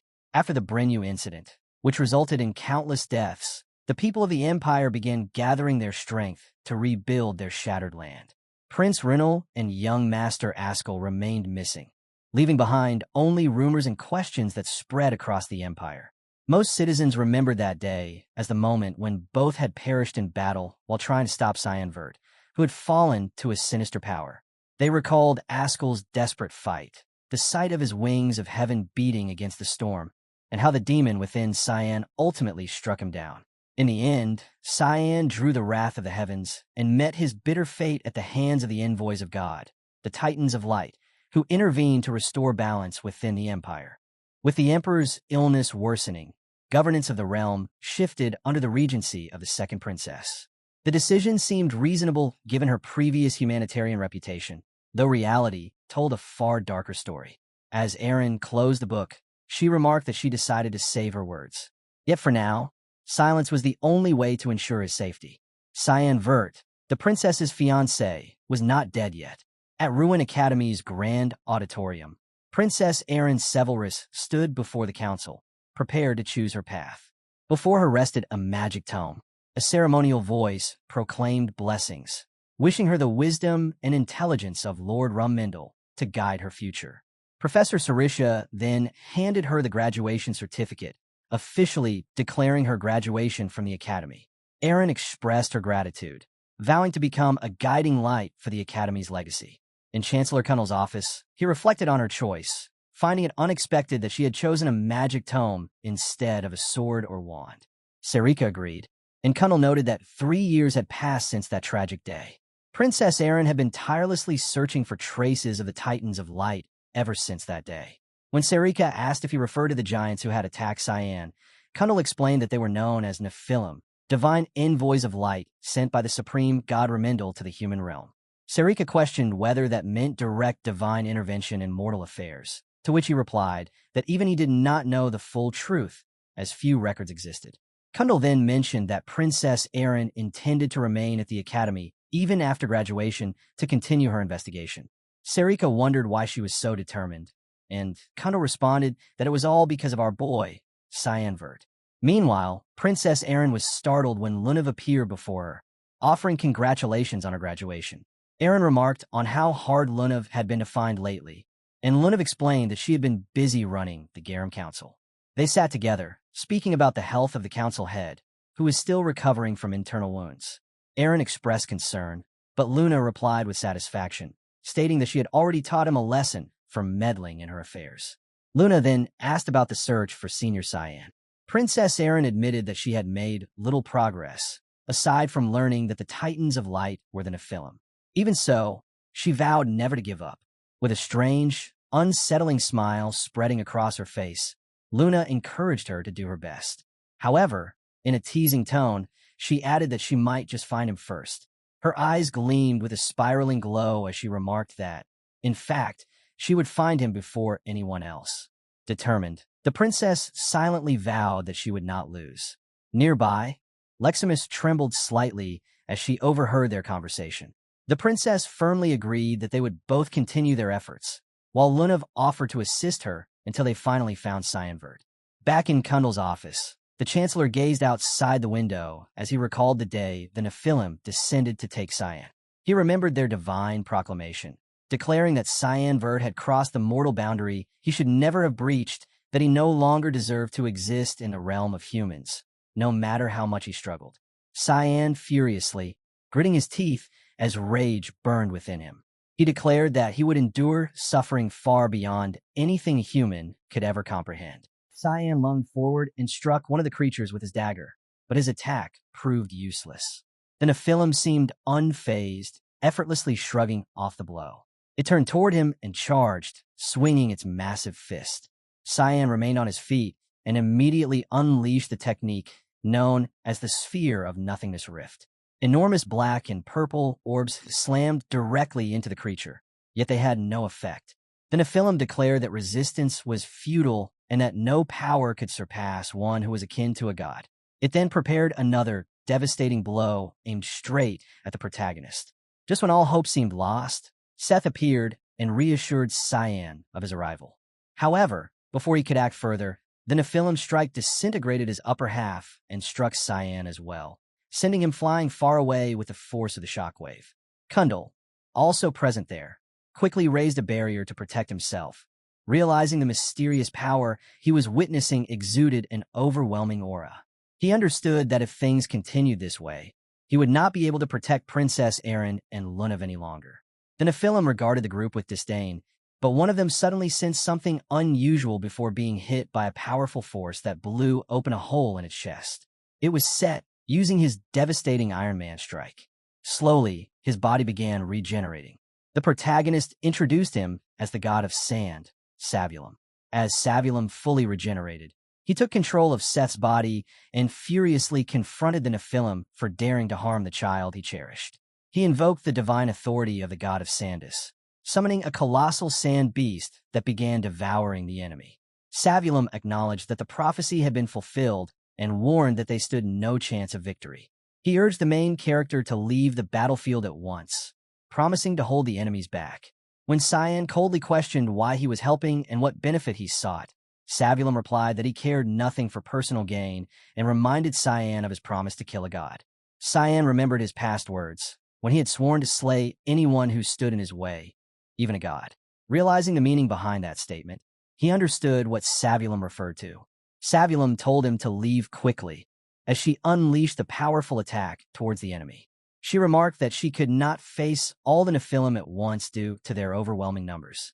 Suddenly, one of the Nephilim appeared behind a protagonist and attacked. Before it could strike, Nana intervened, blocking the attack as she furiously screamed at the enemy for hurting the protagonist. Cyan turned back as he called out to her. She then charged a tremendous energy blast and unleashed it with fierce determination, sending the creature flying. Cyan was shocked to see her there. Nana insisted on helping, declaring that she refused to wait any longer and did not want him to shoulder everything alone. Our boy was taken aback by her defiance and wondered if she was already entering a rebellious phase. Before he could react further, Sarika arrived with several men, explaining that she had brought Nana there. She firmly ordered her men to protect the air, and they immediately engaged the Nephilim. Cyan warned that they stood no chance against such foes, but Sarika admitted she knew that already. She noticed Cyan's weakened state and remarked that it was difficult for him to move. He silently acknowledged that he could not deceive her sharp eyes. He was unable even to lift a finger, and worse, his demonic sword Kiram had fallen into slumber. Sarika then instructed Nana to pick Cyan up, and Nana, without wasting a second, effortlessly lifted him as if it were nothing. Sarika scolded Cyan for his stubbornness, urging him to retreat if he could not think of a proper plan. She then commanded Lord Air to open the subspace portal. A glowing portal formed, and Nana threw our main character into it for safety. Meanwhile, Kundal observed everything while maintaining his barrier. He noted that Cyan and his allies vanished within moments and wondered how he should now handle the remaining Titans. Soon after, he realized that the Nephilim were disappearing as well, as if their existence had been nothing more than an illusion. He thought to himself that there must be some kind of brand or seal placed upon that child, and he resolved that the boy must never be exposed to the outside world, even if it meant being branded a traitor of the Empire. The scene then shifted to the Yuzif Empire's Imperial Palace Grand Conference Room. Violet addressed the gathered officials, remarking on their diligence despite the chaos consuming the nation. She lamented the turmoil caused by a supposed traitor disguised as a child. Before proceeding with national affairs, she introduced the Imperial Mage who would assist her during her regency. One of the counselors asked whether Lord Kundal was returning to his post, while another mentioned hearing that he intended to focus on maintaining the academy. Violet replied that although she would have been pleased to have her grandfather's help, such a thing was no longer possible. In a past exchange, Kundal had firmly stated that he had no intention of being used for her ambitions. He had promised not to interfere, provided that she did not harm Cyan and Princess Erin. When Violet accused him of being a bystander in the Empire's crisis, Kundal said that he won't repeat himself and remarked that as long as those two children were left unharmed, she could rewrite history however she pleased. Back in the present, Violet admitted that his stance could not be helped, as he was a resolute man. However, she claimed that a fitting replacement had appeared just in time. A man entered the chamber, and the counselors were shocked, recognizing him as someone they believed to be dead. A sinister gleam flickered in Violet's eyes as she calmly explained that he had survived death itself at the hands of the demon Cyan Vert, and that there was no one more qualified for the position than he was. She instructed the others to offer their greetings. The man then introduced himself as Boris Ruhelm and greeted Violet and her esteemed guests. When he opened his eyes, a golden light gleamed within them, leaving everyone to wonder whether it was truly Boris or someone else entirely. Violet elaborated that Boris was an 8th rank mana user, flawless in his qualifications as the Royal Mage. The counselors were astonished by his return. Boris humbly responded to Violet's praise, but her expression suddenly changed. Her eyes widened as she caught sight of an ethereal being behind him that resembled an angel. She quickly bowed her head, prompting the counselors to ask if she was unwell. When she looked again, the vision had vanished. Confused and unsettled, Violet wondered if she had merely imagined it. Boris, too, appeared unaware of what had just transpired. After composing herself, Violet apologized to the council, explaining that Boris's changed appearance had caused her brief confusion. She redirected the discussion toward official matters, and Boris politely encouraged her to continue. Later, in Boris's private office, his true thoughts surfaced. He mused that humans were pitifully simple creatures, so easily deceived as long as appearances matched expectations. He scoffed at the notion of being measured by mortal standards, dismissing their belief that they could gauge his power as an 8th rank mage. Reflecting on his vessel, he admitted that the body of the Black Blood tribe was far easier for him to channel mana through than a typical human body. With a trace of mockery, he pitted the real Boris who had fought so desperately to survive. His eye gleamed with a bright golden light as a voice responded, accusing him of consuming Boris nonetheless. Boris replied sarcastically, asking why the other had not taken a share as well. It was revealed to be Duran Dark, who, frustrated with his current state, snapped that regaining his powers in this human form had been all he could manage. Boris cheerfully remarked on how much Duran Dark had grown, earning an irritated threat from him to stop talking or face death. Within a container nearby lay his sword, glimmering faintly. Boris commented that although the prophecy had not unfolded as planned, they should still be satisfied to have regained their powers. They had also managed to recover the fragment of the holy sword that Cyan once possessed. Duran Dark, also referred to as Ascal, asked what the next move would be. The being replied that he was still considering it, debating whether to find a new master for the sacred blade to cut through the fog that obscured the light or to attempt a more powerful summoning. The scene then shifted to Air, standing victorious while Cyan knelt before him, supported by his sword. It appeared that they had been training, and Air declared that their session was finished. 3 years had passed in human time, and even the hypnosis cast upon Cyan's branded mark was now showing results. The diamond-shaped symbol still burned on Cyan's chest as Air rested one sword on his shoulder and remarked that the spell would soon lose its effect once they left this dimension. Cyan conjured his own weapon in response, insisting that remaining here any longer would destroy his body. Air questioned what Cyan intended to do next, warning that leaving would only draw pursuit once again.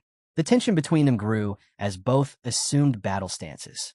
Cyan resolved that if necessary, he would slay the great god Lum Mindel himself.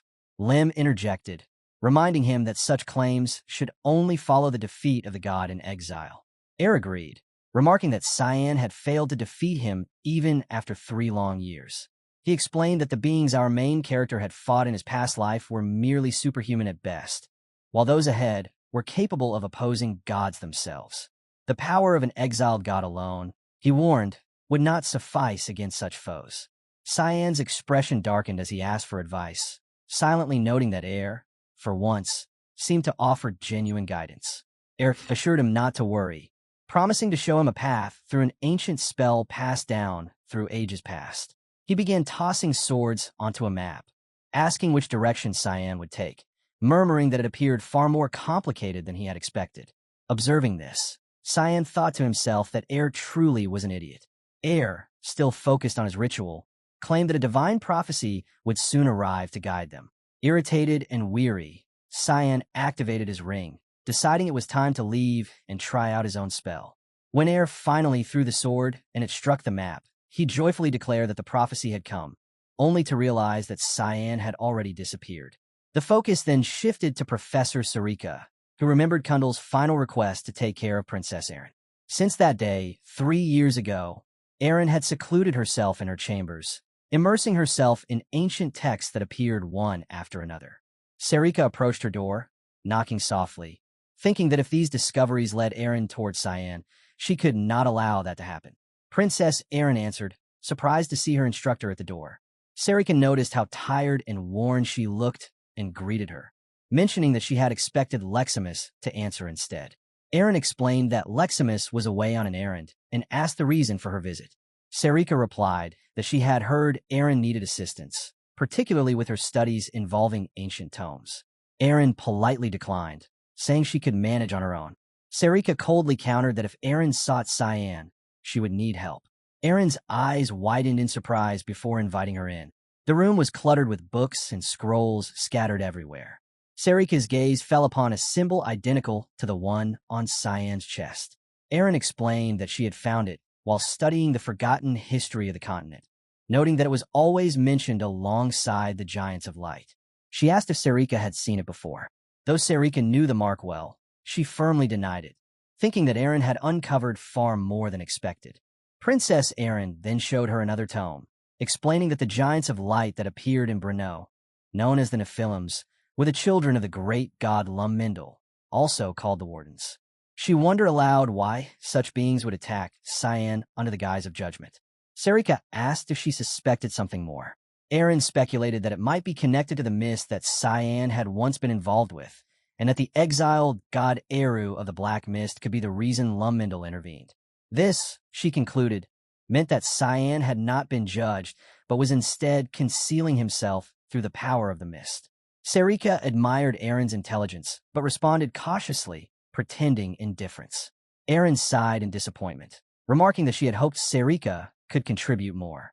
Offended, Sarika asked why she thought that, to which Erin replied that she assumed Sarika knew something since she had been close to Cyan. Sarika immediately recognized the jealousy in her tone, amused by the young princess's demeanor. With a teasing smile, she insisted that her relationship with Cyan Vert had never been that close. Irritated, Erin ended the exchange curtly, while Sarika thought to herself that she would have to keep a close watch on her and perhaps deal with Cyan personally once she saw him again. The scene then shifted to the eastern region of Fruina, where a colossal, glowing tree illuminated the land. A soft voice asked if the prophecy was true. Another responded that when the black mist finally lifted, only the most intense light would remain in this world, and questioned whether they could survive in such a realm. The figure speaking appeared to be an elven girl, her presence serene yet foreboding, leaving an air of mystery about who she truly was. Through a glowing portal, Cyan stepped into Sarika's office, noting how long it had been since he had last set foot in his mentor's laboratory. The familiar space looked slightly changed, with newly arranged desks.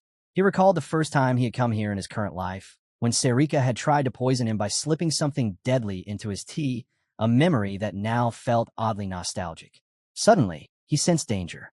From behind, an unseen figure moved with silent precision, ready to strike. Cyan turned sharply, realizing that whoever had completely hidden their presence. The figure attacked, kicking toward him, but he swiftly ducked under the blow, realizing only one person could mask themselves that well, Master Sarika. She then revealed herself and admitted that she had underestimated him. Their exchange turned into a sparring match that echoed with tension and familiarity.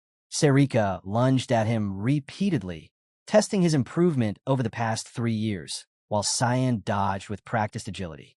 As their battle intensified, Cyan used the Void Sphere technique, division, summoning several violet spheres that launched toward Sarika. She evaded gracefully, though the attacks tore through her office, scattering papers and splintering furniture. Frustrated, she scolded him for destroying her lab. Cyan only smirked, channeling both demonic and angelic power. When he blocked her next blow, the collision caused an explosive burst of energy. Elsewhere in her dormitory, Luna felt his familiar aura surge and gasped in surprise. She turned to Lem, confirming that he had felt it too. It had been 3 years in human time since Cyan's last appearance. Overcome with emotion, Luna's expression darkened as she whispered to herself that she could finally meet him again.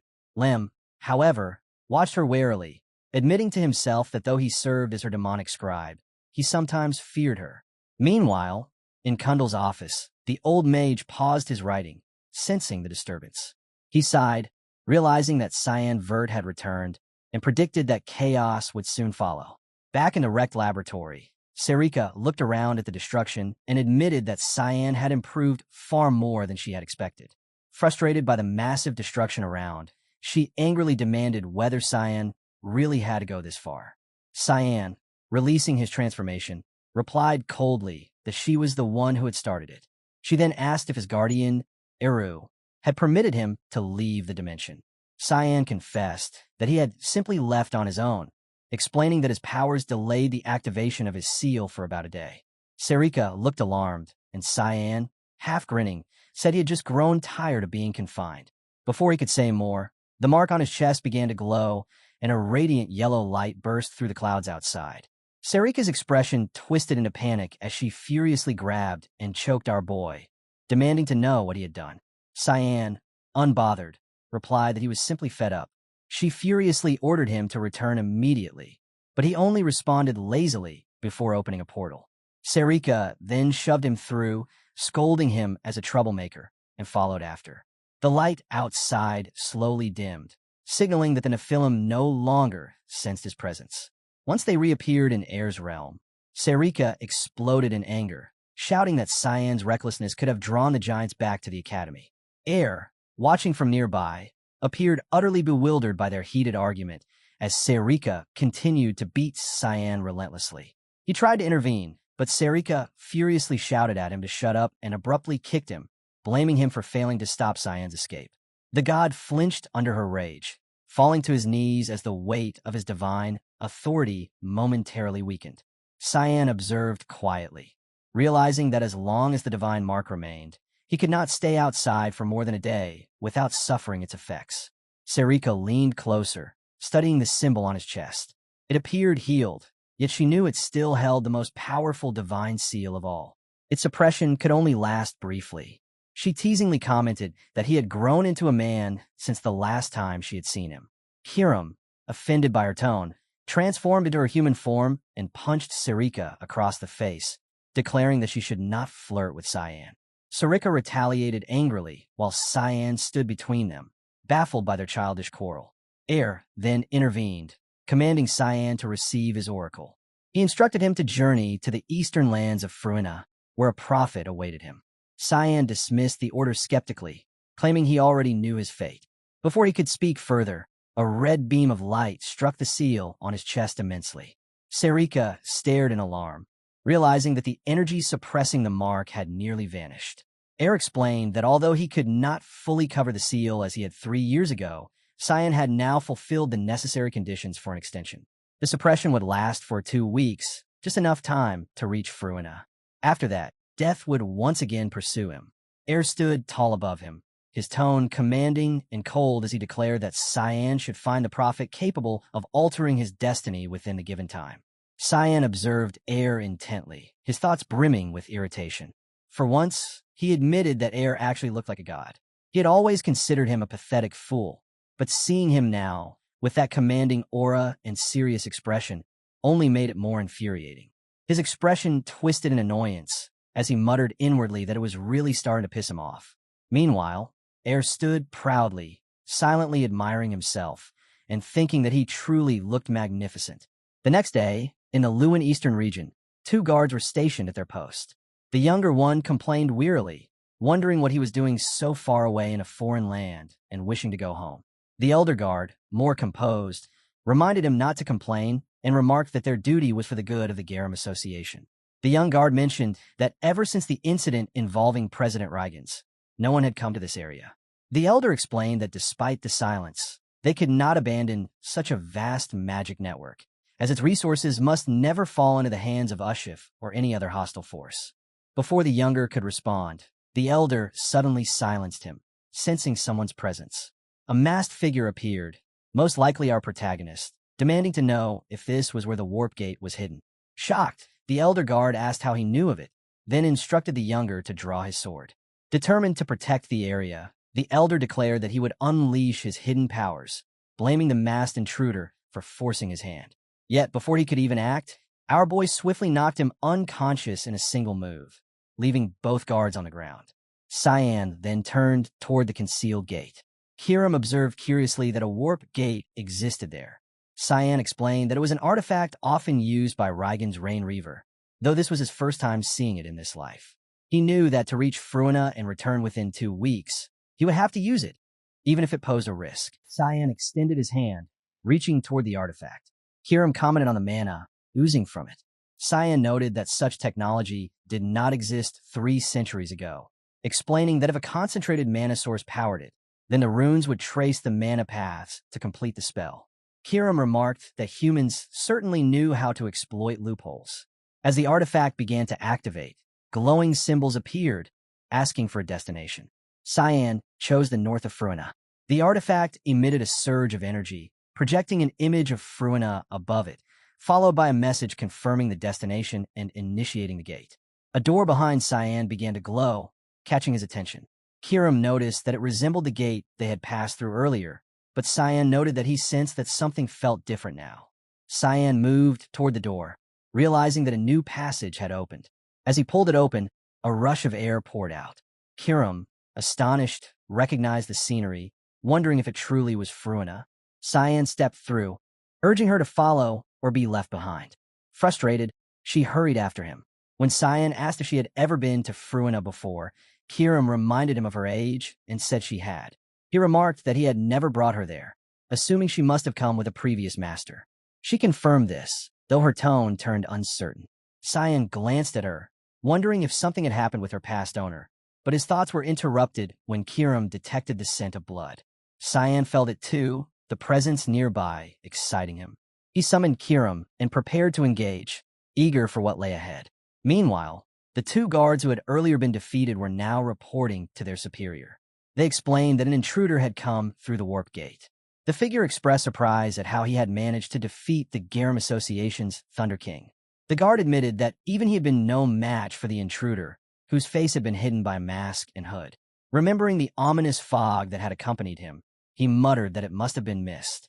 Another guard tried to defend himself, but the figure silenced him coldly, asking what the invader had smelled like. When the guard hesitated, terrified under her gaze, he admitted that he was unsure. The figure appeared to be none other than Luna. She then demanded to know where the warp gate was connected, and the guard answered that it led to the eastern Fruina's northern gates. She then declared that she would go herself and order the knights to continue guarding the wrap gate. The guard was startled by her decision, but she confidently stated that she already knew who the intruder was. Back at the battlefield, Cyan arrived at a grim scene, finding numerous bodies scattered near a cave entrance. He He realized he was too late and wondered why the Holy Knights and White Elves had fought. Kiram noted that Air's oracle seemed accurate this time, though Cyan disliked admitting it. He agreed that the cause of the conflict appeared to lie within that cave. Kiram hesitantly asked if he truly intended to enter, and Cyan simply pointed out that the corpses led inward, then advanced toward the entrance. Inside, the cave was brighter than he expected. Kiram warned him to be cautious, noting that the winding layout made it easy to become lost. After walking for some time, the protagonist realized he had somehow returned to the entrance despite moving in a straight line. He felt no trace of mana. Kiram responded that she suspected sorcery, which made sense given that this was elven territory. To test her theory, he picked up some stones and threw one toward a wall. When the stone struck something invisible and produced a sound, he pinpointed the source. A symbol began to glow faintly, and Kiram remarked that finding it seemed far too easy. Cyan explained that he recognized the pattern from his past life. He lunged forward swiftly using his fog sword technique, Fogfall, and he sliced through the glowing spot, causing the barrier to collapse and revealing a hidden passage leading deeper underground. As they descended the stairs, Kiram observed that this must be the true path. With the barrier gone, our main character could finally feel mana flowing through the area again, though it carried an unusual presence.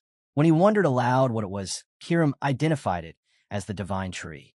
Curious, Cyan asked what the Divine Tree was, and Kiram explained that it was a sacred existence. Its roots represented the past, while its leaves embodied the future, recording all that transpired in the world. Elsewhere within the same area, an elf girl who had been guarding the place realized that the barrier had been destroyed. She wondered if the intruders had killed those protecting it. Believing she had no other choice to safeguard the others, she summoned a dagger and pressed it against her throat. However, before the dagger reached her neck, our boy threw a stone that shattered her weapon, leaving the elven girl stunned. He apologized for the sudden interruption and then calmly asked her to explain why humans were after the place. The elf child gazed at him silently for a moment before gracefully descending from her perch and walking toward him. Cyan, taken aback, couldn't quite grasp her intentions. Her large, innocent eyes stared up at him with a pleading, almost puppy-like expression as the protagonist wondered what exactly she wanted from him. The girl then suddenly took his hand and warned him in a calm, yet unsettling tone that he would soon die, claiming she had seen it happen. Realizing her ability as a form of psychic resonance, Cyan asked how she knew him and what she was talking about. The girl introduced herself as Haztia, the Divine Tree's prophet.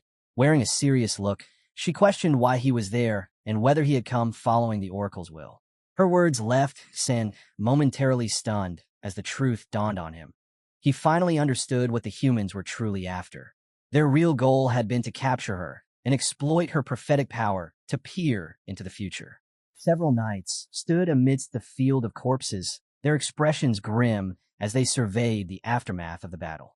Among them was Mian Harcellus, a direct guard knight of the Sanctus. As Harcellus wiped the blood from his face, he observed that everyone from the first squad had perished, as had all of their enemies. He ordered his men to inform the others that the area was now secure. Harcellus glanced over the lifeless bodies scattered across the ground, quietly noting the overpowering stench of blood and reminding himself not to soil his armor. He realized that something felt wrong. There had to be a survivor. A silver-haired girl approached and questioned what was troubling him. Harcellus turned toward her, acknowledging her presence. She calmly assured him that their mission, guided by Lum Mendel, was divine and destined for victory, leaving no room for concern. Harcellus clarified that his faith was unwavering, though the carnage disgusted him. The girl nodded and stated that she would entrust the area to his care. When Harcellus asked if she would be safe on her own, she confidently declared that with Lumendel by her side, nothing could threaten her. Her tone turned serious as she began to explain that the cave was protected by a barrier, but suddenly stopped. Hercules noticed her hesitation and asked what was wrong.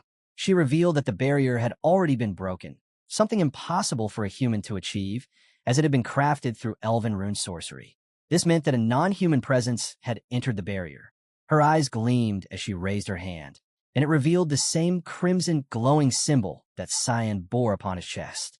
Determined, she declared that they must hurry, as she could not allow anyone else to claim the prophet. She then instructed her subordinates to remain behind before departing. They nodded in agreement, addressing her as Saintess. From a distance, an elf watched her movements closely, covered in scars, his fury evident as he wrapped a bandage around his hand. Meanwhile, Cyan and Hastia stood together near the ruins of battle. Hastia's expression was filled with sorrow as she lamented that those who had guarded the entrance had died because of her. She then apologized softly while still holding Cyan's fingers. When Cyan questioned the necessity of what she was doing, she blushed and explained that it was due to a curse known as the Divine Tree Silence. In exchange for the gift of foresight, her voice had been taken from her. The protagonist realized the truth of her words, but found it difficult to accept such a cruel cost. Hastia tried to reassure him, though he still found the situation uncomfortable and frustrating. Before they could continue, a sudden crackle of golden lightning illuminated the area. Hastia, visibly irritated, recognized it immediately, realizing who had arrived. A glowing portal opened before them, with a lightning struck, and from it stepped the Saintess wearing an eerie smile. Hastia revealed that she was the one who had pursued her and had ordered the slaughter of the elves guarding the entrance. With a deceptively gentle demeanor, the Saintess apologized for the deaths of the elves, claiming it had not been her intention to harm them. Her expression contorted with malice as she stated that none of it would have happened if Hastia had come willingly and then demanded she do so now. She revealed that her side had suffered great losses as well, and pointed out that someone else was already present within the cave. Cyan interjected coldly, while protecting Hastia, asserting that he had arrived first. Introducing herself as Nephrodite Iris, a Saintess of Lumendal, she expressed delight in meeting Cyan Vert in such a place, declaring it a moment of divine glory. Her words startled the protagonist, and without hesitation, he lunged toward her, eager to test her strength. Nephrodite raised her glowing hand, remarking on his hostility, and the symbol on her skin blazed with radiant light. A brilliant flash erupted. Cyan's eyes widened as he recognized the symbol. Hastia was equally stunned, while Cyan was struggling to dodge the strike with the help of Kiram, who wondered what was happening. Just then, an enormous sword of light appeared before Cyan. Nephrodite had summoned an emissary of light. Kiram, confused, asked why the seal was activating early, but Cyan realized that it was not his own. Nephrodite possessed the same divine mark. Commanding her emissary, she ordered it to banish the black fog. The radiant being charged forward, its fist and shield gleaming as it attacked. Hastia was momentarily frozen by the overwhelming power, and before she could react, Nephrodite appeared behind her, placing her hands on her back and urging her to leave, insisting that they should not interfere in the battle.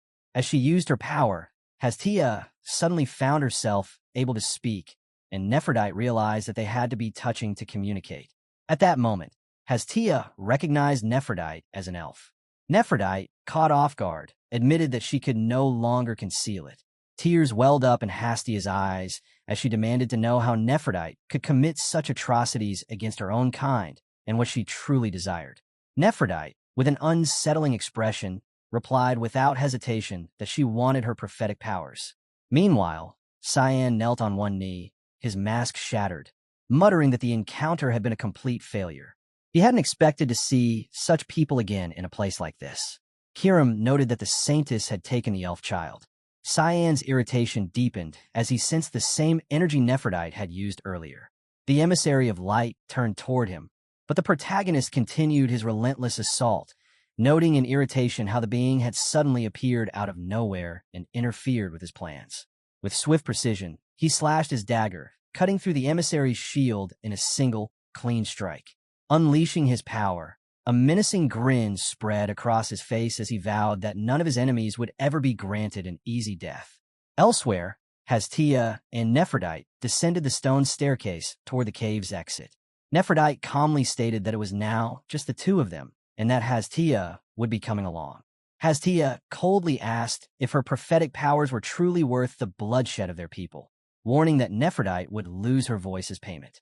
The Saintess answered coldly that, as a tool of Lumendal, she would do whatever was necessary to be of use. Hastia's tone hardened as she foretold that Nephrodite would die soon. The Saintess only smiled eerily, calling her words cute and asking if she truly thought that such talk would change anything. Hastia corrected her. She was not warning, but prophesying. Nephrodite froze for a moment, surprised by her certainty. Hastia continued in a chilling tone that the saintess would soon witness the future she had seen. Outside the cave, a commotion erupted. Screams echoed through the air as Nephrodite rushed to the exit and called out to Mian. He warned her not to approach any closer. Her eyes widened in shock as she saw Mian unleash his holy stroke technique, his spear radiating divine light as he swiftly charged at a scarred elf who was already battling 3 knights at once. The ground trembled as the enraged elf stomped with all his might, causing the earth to rise in a wave of stone that he used as a shield before retaliating against Mian's attack. The opponent's gaze flicked to Mian for a heartbeat before shifting, already aware of the attack before it fully formed. In an instant, a massive boulder was torn from the ground and dragged in front of him, the blow slipping past as he stepped aside with effortless precision. The scene left Mian cold. That reaction was impossible. Before the skill had even landed, the elf had moved as if swatting away something insignificant. No ordinary existence could respond like that. Mian slammed his spear into the earth and straightened, forcing composure back into his posture. He introduced himself as Mian Hose, captain of the cavalry, and demanded the elf's name. The elf only scowled, dismissing the question as pointless. There was no reason, he said, to tell his name to someone already marked for death. The words only sharpened Mian's unease. Elves were archers and spellcasters. Strength like this, especially at close range, bordered on myth. The technique that had stopped his attack didn't feel like magic at first glance, yet it undeniably was. What unsettled him most was the emptiness. He couldn't sense even a trace of mana. The elf insisted it was magic all the same, forcing Mian to accept that reason had no place here. At that moment, the priestess stepped forward from behind them, her voice cautious, as she admitted she didn't believe the warrior could truly use magic. Idas trembled as he spoke, asking if anyone recognized him. When the answer came, it hit like a hammer. Garnian, an elf born without magic, yet famed as one of the strongest fighters his tribe had ever produced. They had heard the rumors. He had gone into the freezing valley to train, far beyond where anyone dared follow. None of them had imagined meeting him here. Garnian advanced on the priestess with open hostility, questioning her authority and demanding control of the fairy. Then he moved. One step, one brutal punch thrown without hesitation. The priestess answered coldly, declaring she carried the will of the gods and had no interest in the name of a man about to die. Behind her, Mian shouted for her to be careful, panic bleeding into his voice. Cornered, the priestess reacted instantly. A knife flashed in her hand and pressed against Hastia's throat as she invoked the Almighty, threatening mutual destruction if Garnian came any closer. She never finished. Garnian caught the blade mid-motion, tore it from her grip, and crushed it in his palm as if it were nothing more than brittle glass. He laughed at the threat, openly mocking it. Mian stared, breath stolen from his chest, as the elf let the fragments fall. Steel, shattered by bare hands alone. The priestess went deathly pale, sweat pouring down her face as fear finally crushed what little resolve she had left. Garnian locked eyes with her, killing intent flooding his gaze as he calmly repeated his warning. None of them would survive. Those words drove straight through Iris like a final nail, sealing her fate. The world tilted, dizziness washing over her as her composure shattered completely. Hastia snapped first. She shouted for everyone to run, demanding to know why they were still standing there. Survival took over. She shoved the prophet aside and bolted, declaring she would call for reinforcements and pray for divine protection. The knight captain stood frozen, staring after her in disbelief, questioning whether such behavior was even permissible. Inwardly, he scoffed. To him, it looked like nothing more than fear-driven escape. Garnian didn't bother hiding his contempt, mocking her retreat and accusing her of dressing cowardice up as a righteous call for reinforcements. Irritation crept into Mian's expression as he ordered everyone to drop the matter, stating the truth was already clear. He straightened his back and rolled his shoulders, readying himself for combat. He needed no reinforcements. What he wanted was a proper duel, a one-on-one clash with the strongest warrior before him. With pride swelling in his chest, he introduced himself as Mian, once the greatest spear master of the Order of Light, and began to proclaim the glory of their leader, Duke Villiers. He never finished. A crushing punch slammed into his stomach, erasing all sound in an instant. Agony tore through his body as blood burst from his mouth. The air ripped from his lungs. Rage flared as realization struck. He had been hit mid-introduction. The sheer unfairness of it burned hotter than the pain. This wasn't some heroic story where speeches were honored. The force sent him flying, his body spinning helplessly through the air until only the howl of the wind remained, carrying away his pride and humiliation.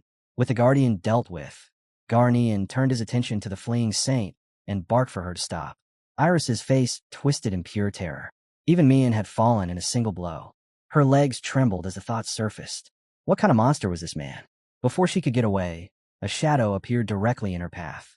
She collided with it and crashed hard onto the ground. Then a familiar voice spoke. It was Cyan. He casually tossed the severed head of a massive, godlike creature at her feet, remarking with indifference on how hurried she seemed. Terror swallowed the saint whole as she demanded to know what had happened to the Nephilim, asking if he had truly slain the guardian of the god Lul. Cyan dismissed the claim without hesitation, stating flatly that the creature had never been a true Nephilim to begin with. The words hit Iris like divine judgment. Her lips trembled as she stammered, unable to grasp what he was implying. Cyan spoke calmly, almost casually, explaining that compared to the Nephilim he had fought 3 years ago, the one she summoned was laughably weak. Its shield had shattered without resistance, and even after being beheaded, it failed to regenerate. He didn't bother hiding his disdain, openly mocking her for daring to call such a thing a Nephilim. Her hand flew to the divine sigil etched into her skin as she muttered in horror, insisting it was impossible. That mark had been granted directly by the god Lumendal himself. The demon sword reacted with rare surprise, remarking that she truly seemed ignorant of the truth. Even it found that revelation astonishing. Cyan's eyes flickered for a brief instant as that realization settled in. Then Iris snapped. Rage surged as her shattered pride twisted into fury. She tried to summon her power again, forcing the spell to form, but she never finished. Cyan stepped in and drove a clean strike into her stomach.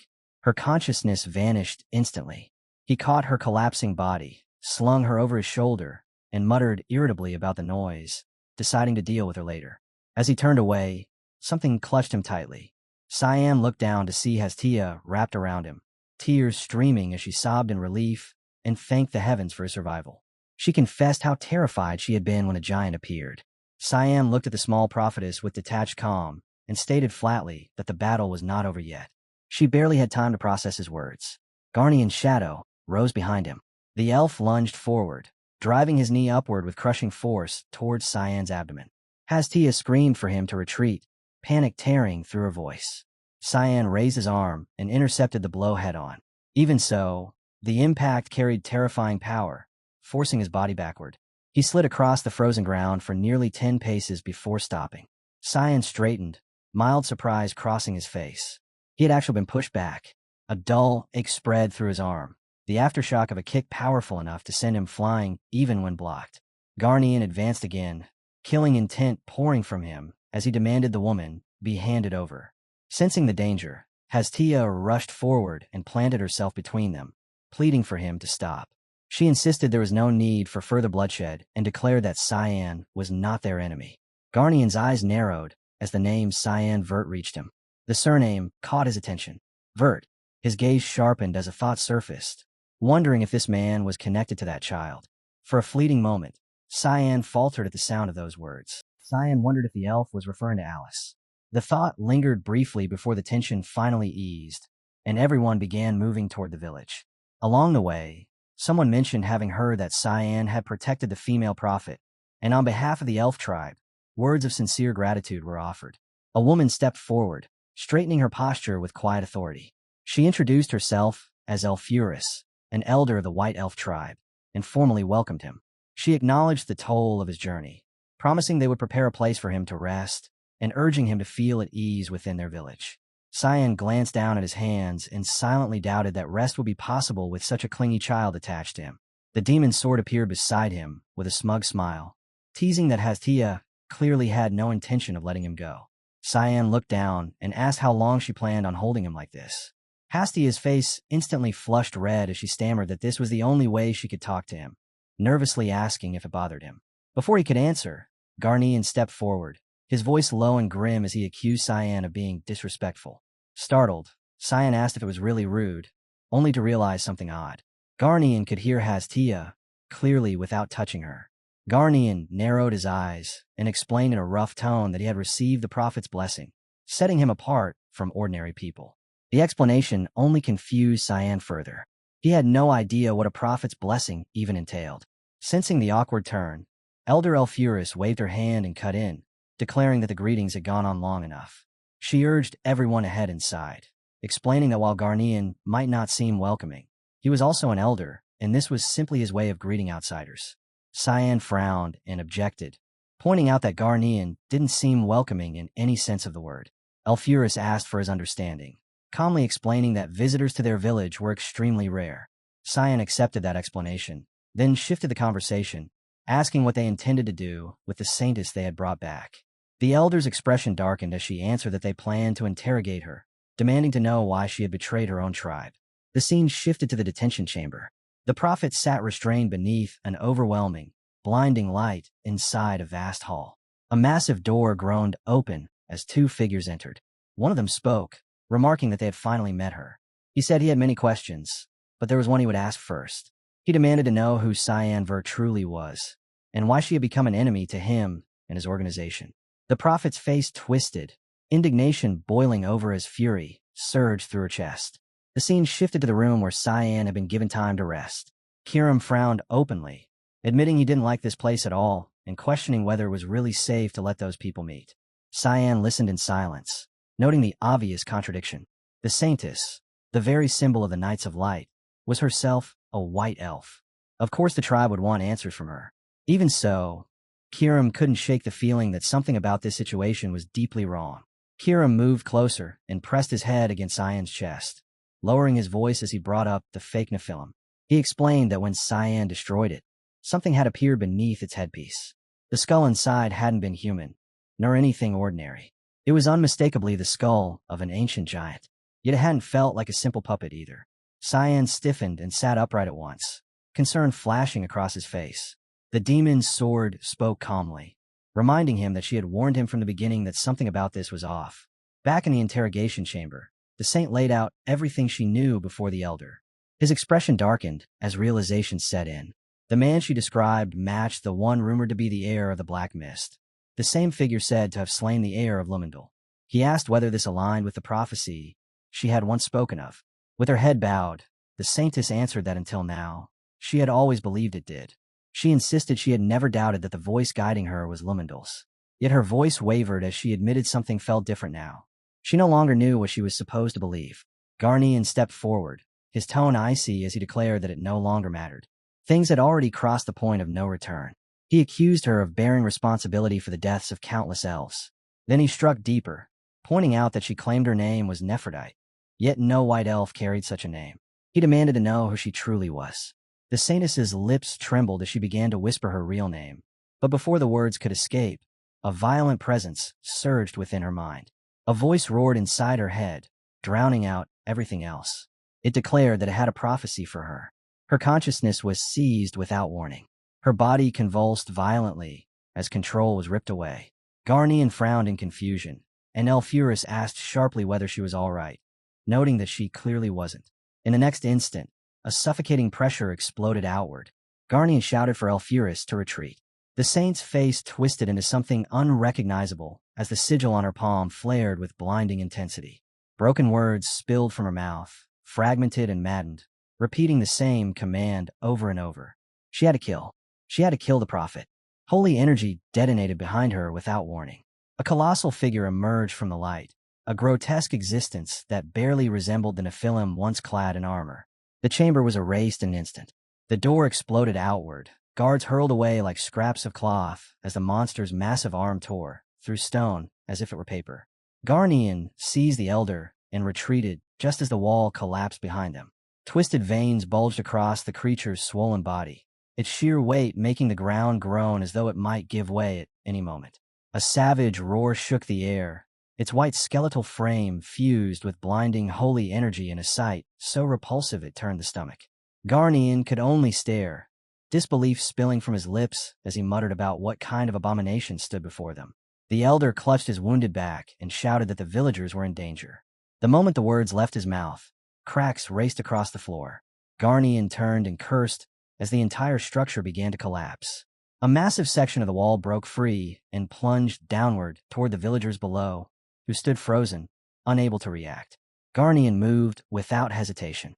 He leapt forward and caught the falling debris, halting it just in time. The elders shouted for everyone to move, urging them to follow him, warning that he couldn't hold it much longer. Above them, the towering titan roared, its gaze sweeping the ruins as it searched for its prey. Its voice rumbled with warped intent, demanding to know where the female elf was, questioning whether it truly had a hunter down. Then its eyes fixed on the tower ahead. If everything was destroyed, she would have no choice but to reveal herself. Energy began to gather in its mouth, swelling as it prepared to erase the elf village from existence. It never fired. A single flash cut through the air, and the giant's head was severed cleanly from its body. An 8-petal sword slash followed in the same breath, carving the titan into dozens of pieces before it could even fall. Cyan landed amid the destruction, eyes burning with murderous intent and raw disgust as fragments of the abomination rained down around him. Althea had just finished brushing her hair when a violent tremor rippled through the air. She froze, breath catching, instantly realizing this wasn't an earthquake. What she felt was far worse. A surge of magic so dense it made her skin prickle. Without wasting another second, she rushed out of her room to see what had happened. The moment she stepped into the hallway, chaos greeted her. Hastia's eyes widened as she stared at the colossal corpse sprawled across the ruins, the unmistakable remains of an ancient being. Her heart lurched, and she immediately called out for Cyan.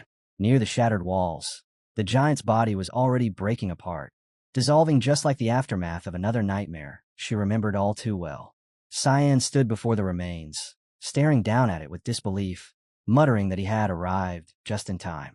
His voice hardened as he added that he couldn't believe the saint had dared to summon something like this again.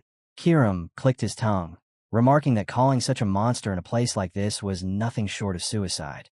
Even so, Cyan stated that the saintess was still alive. She was barely clinging to consciousness, but faint traces of holy power still lingered around her. The demon sword questioned him sharply, asking why the saint would go that far. Cyan's gaze darkened as he answered that it didn't make sense unless someone had been pulling her strings. No one would willingly gamble their life like that without being manipulated. He stepped closer to the unconscious saint. The area around her had been utterly devastated, a clear result of the ancient giant's rampage.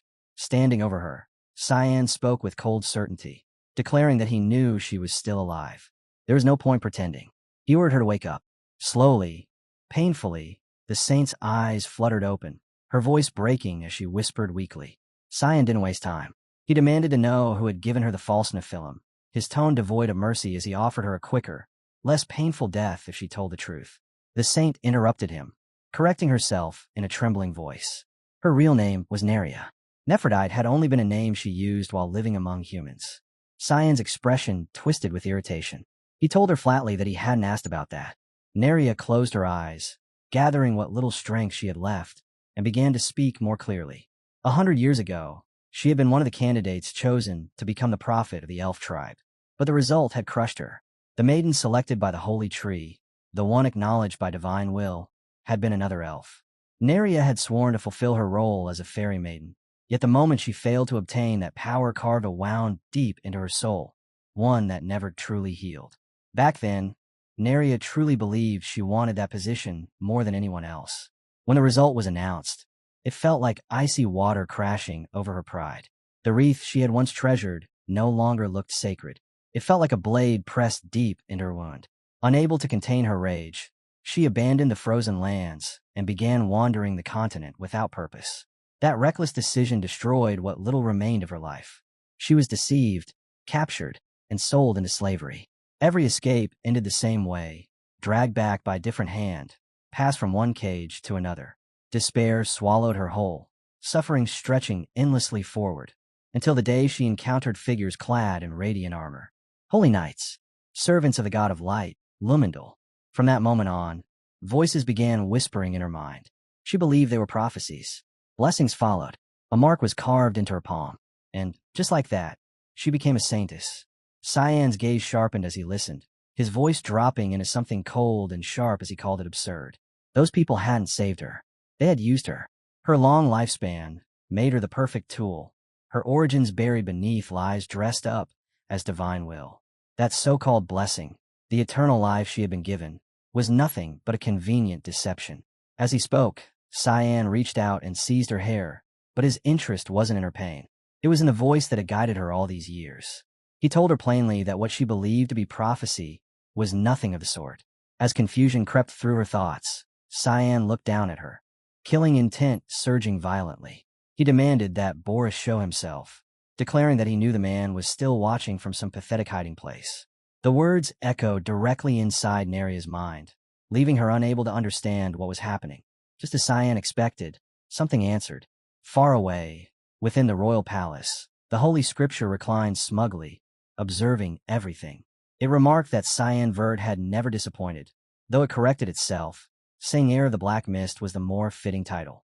It added calmly that Boris had long since died, and that it was an existence far older than Boris could ever have been. Cyan's expression tightened, confusion flashing across his face as he demanded an explanation. The response was nothing more than a smile and a vague promise. They would meet again soon. There was no need to rush. When the sacred moment arrived, Cyan would understand everything. Until then, it said, it would be waiting. The connection was cut off in an instant with the casual flick of a finger. At that very moment, the Saintess's brain burst apart. Her body dropped lifelessly to the ground, her fate ending as abruptly as it began. Kiram stared at the corpse and confirmed flatly that she was dead. Cyan didn't move. He remained frozen, his thoughts still tangled in the final words the Holy Scripture had etched into his mind. Something older than Boris. The idea refused to settle. Kiram broke the silence, saying she believed she knew what that being truly was. Cyan turned toward her, about to ask what she meant, when Hastia suddenly rushed in from behind and wrapped her arms tightly around him.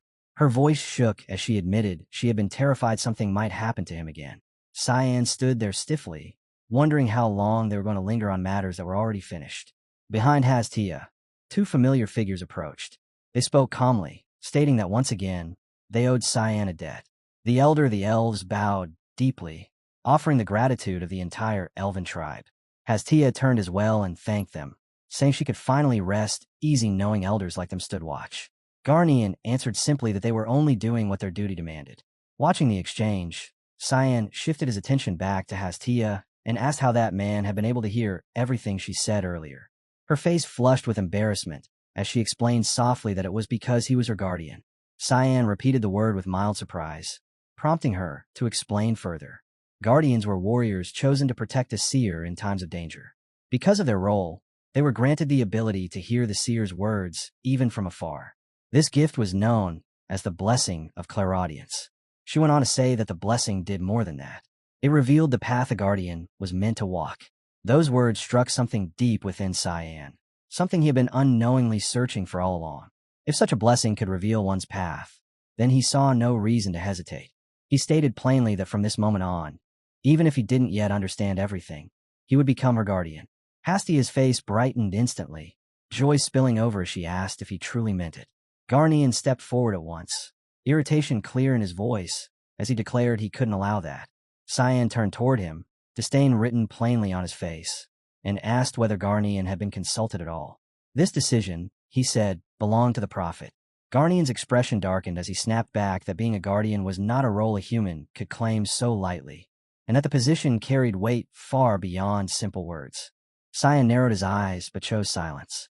Garnian turned away and ordered him to follow.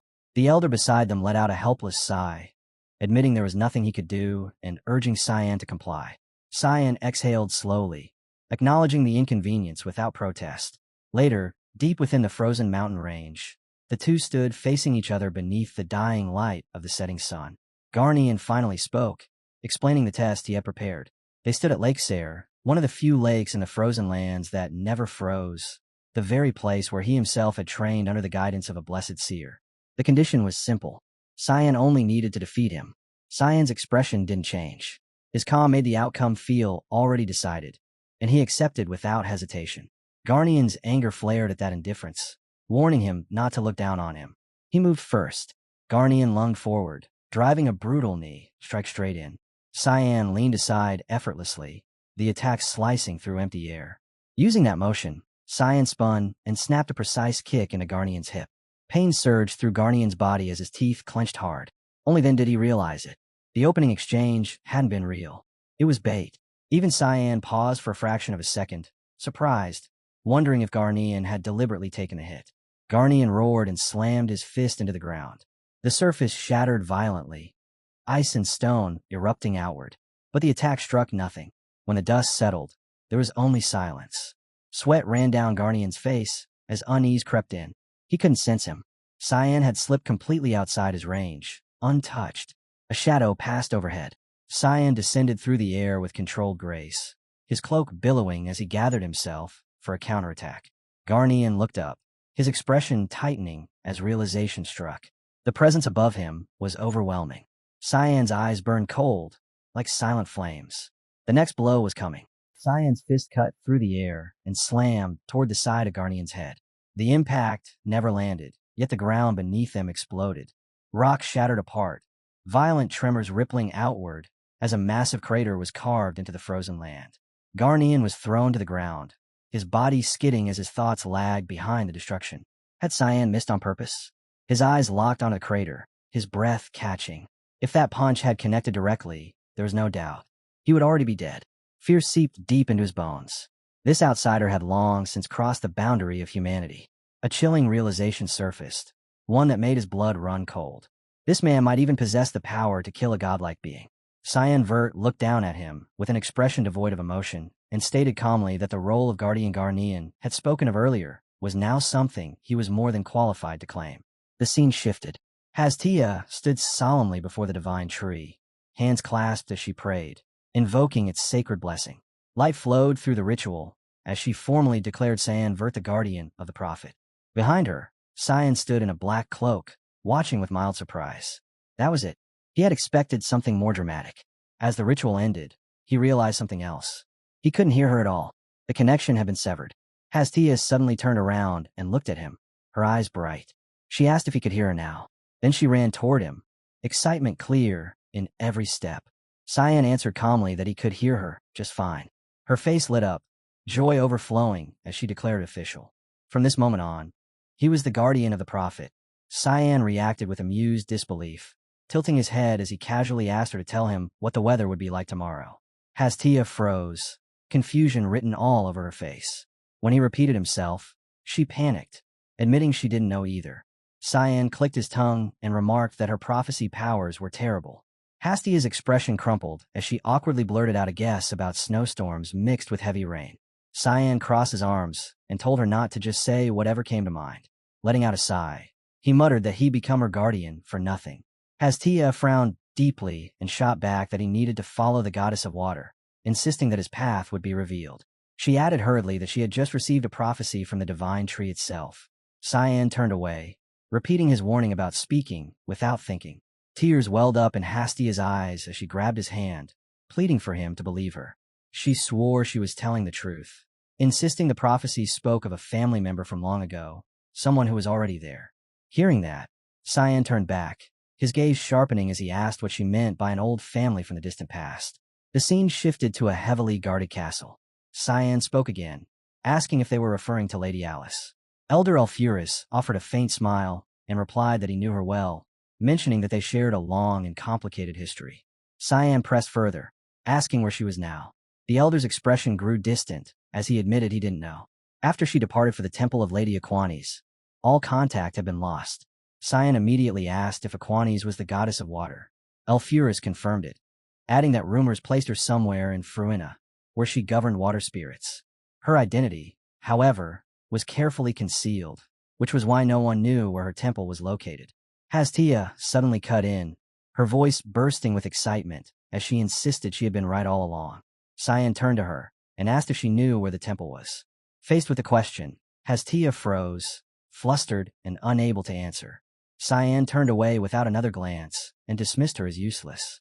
Hastia's shoulders slumped as tears welled up and spilled over. In that moment, Kiram spoke calmly, stating that she knew the way. Cyan stiffened and turned to her, demanding how she could possibly know. Kiram didn't explain. She simply told him to follow her and keep quiet. Suspicion crept in immediately. Cyan wondered how she could know the location and why she was revealing it so readily, questioning what kind of scheme she might be hiding. Even so, he declared that he had somewhere to go and took his leave. Elder Alfuris nodded in acknowledgement and told him to take care. Hastia watched him leave, unease written across her face as she sensed something was wrong. Along the way, Cyan asked Kiram if she was truly certain of the route. She answered with confidence, mockingly suggesting that he must have been deceived his entire life. Despite her tone, Cyan felt something off. As they moved farther away, he realized the truth. The location was masked by camouflage magic, one that only activated past a certain distance. After a while, Kiram announced they had arrived. Cyan looked around, doubt and curiosity colliding as he wondered who could have imagined such a place existed so close to the elven town. It reminded him of the temple where Kiram had once been sealed, making him wonder if it would open in the same way. As the thought crossed his mind, he placed his hand against the ground. A hidden mechanism responded, and a mysterious door slowly revealed itself. Cyan withdrew his hand and remarked that he took back his comparison. This structure was far more elaborate. Kiram stared at him in surprise, asking what he meant. A sudden shout echoed from behind as Hastia called out for Cyan to wait. He turned back, eyes narrowing slightly as he asked what she was doing there. Gasping for breath, Hastia explained that since he was her guardian, they were supposed to stay together, and that she also had something she needed to confirm. Kiram cut in calmly, saying she understood the situation and asking whether the girl wanted to come along. Still catching her breath, Hastia answered with confusion. Kiram sighed, then smoothly shifted into her human form and fixed Hastia with an intense stare, asking if she wanted to be carried instead. Hastia looked up at her with trembling fists and tear-filled eyes, her body stiff with fear as a thought struck her. Was this truly the real form of the demonic blade? Kiram's arrogant, unsettling smile only made it worse, cementing the idea that this woman was genuinely terrifying. Cyan interrupted dryly, remarking that the two of them seemed to be getting along far too well. He told them to keep playing while he went in first. Both girls protested at once and hurried after him, entering the doorway together. Inside, Cyan scanned the surroundings and noted that the place was a massive maze, questioning why there were so many rooms. Hastia explained that following the waterway would eventually lead them to the correct destination. Cyan voiced his doubt, asking if she was really sure. Hastia insisted he trust her, reminding him that she was a prophet. Cyan thought to himself that trusting her wasn't easy when she couldn't even predict tomorrow's weather. Nearby, Kiram tilted her head in confusion, wondering what kind of conversation those two were even having. Before long, the three arrived at a vast chamber dominated by a flowing waterfall. Cyan remarked that he hadn't expected to find something like this at the end of the waterway. Hastia added that the area itself was enormous. As Cyan surveyed the expanse, his gaze locked onto something below, pointing out what looked like the true entrance. Hastia asked how they were supposed to get down there. Cyan replied that before worrying about that, they had a nuisance to deal with first. The atmosphere shifted instantly. Kiram's eyes lit up with excitement as she declared it was finally time for a warm-up, while Hastia froze in stunned silence. In the next moment, the water exploded upward. A massive aquatic monster surged out from beneath the surface, its intent unmistakably fixed on them. Cyan regarded it calmly and remarked on its appearance, while Hastia, pale with tension, identified it at once. It was the sentinel of the ruins, the relic serpent. Kiram stepped forward and lazily stretched out her hand, declaring that the massive serpent was hers to deal with. She remarked that her body had been itching for a fight this whole time, telling them not to interfere. As her arm extended, her form shifted, revealing her true weapon state, radiating overwhelming power. A confident smile curved her lips as she added that it wouldn't take long at all. The clash began the moment the giant serpent launched itself towards Cyan's group, its massive body surging with violent intent. Kiram didn't even flinch. She observed it calmly and commented that despite its size, it was painfully slow. The weakness was obvious. Without hesitation, she moved. Her counterattack landed cleanly, and the serpent let out a shrill scream as its enormous body crashed heavily to the ground. Kiram stared down at it in disbelief, wondering if that was really all it had. With open contempt, she mocked the so-called sentinel of the ruins, calling it utterly underwhelming. The serpent glared back at her, eyes burning with hatred as it cursed her for defiling the goddess's ruins and branded her a vile existence. Cyan stepped forward and casually nudged the fallen creature's snout with his foot, treating it like nothing more than a broken relic. He demanded to know whether it had seen a human woman pass through the area. Behind him, Kiram snapped in irritation, reminding him sharply that she was the one who had defeated it and warning him not to steal the credit. The serpent's eyes turned bloodshot as resentment flooded through it. Even if it had known something, it felt no obligation to answer creatures like them. Still, another scream tore from its throat as it finally admitted that someone had indeed passed through recently.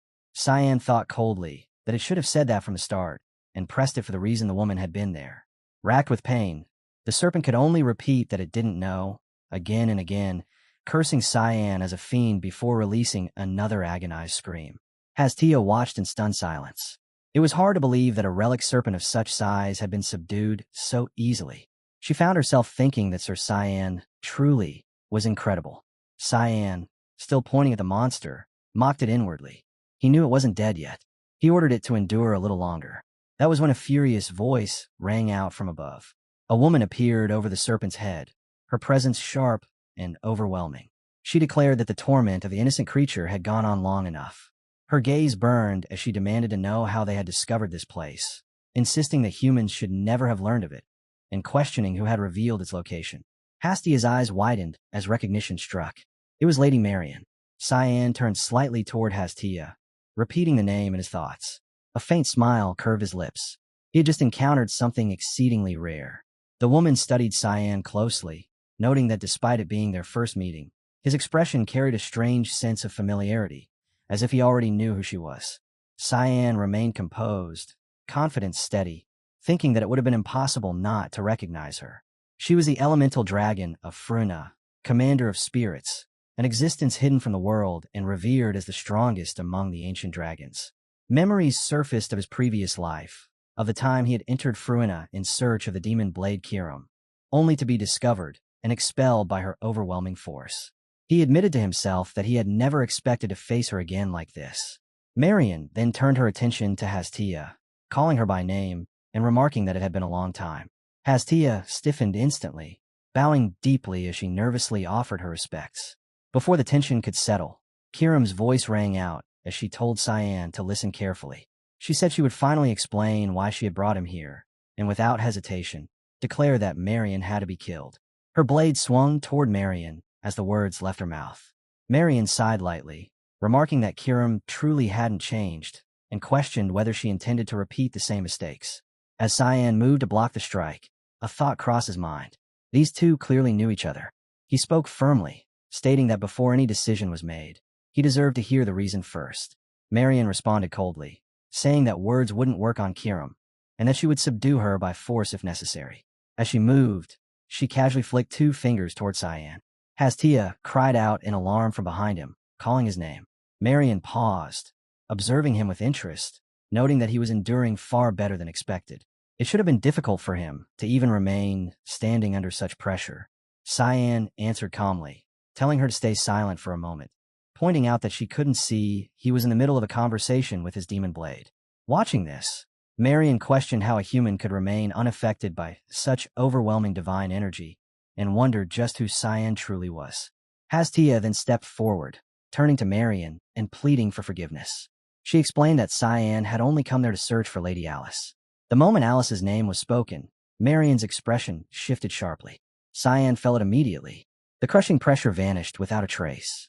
Marian asked how he knew Alice. Cyan answered plainly that Alice was his sister, and asked whether his elder sister had been there. Marian confirmed that Alice had indeed once passed through, but added that it had been a very long time since she left. Cyan pressed on, his voice tightening as he asked why Alice had come to Fruna in the first place. Marian shook her head, saying she didn't know either. This place, she explained, was the source of holy water granted to them directly by Lady Aquanis.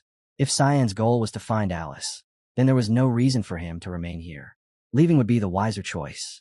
Cyan let out a quiet sigh, a hint of relief slipping through, and agreed. There was nothing to gain by staying any longer.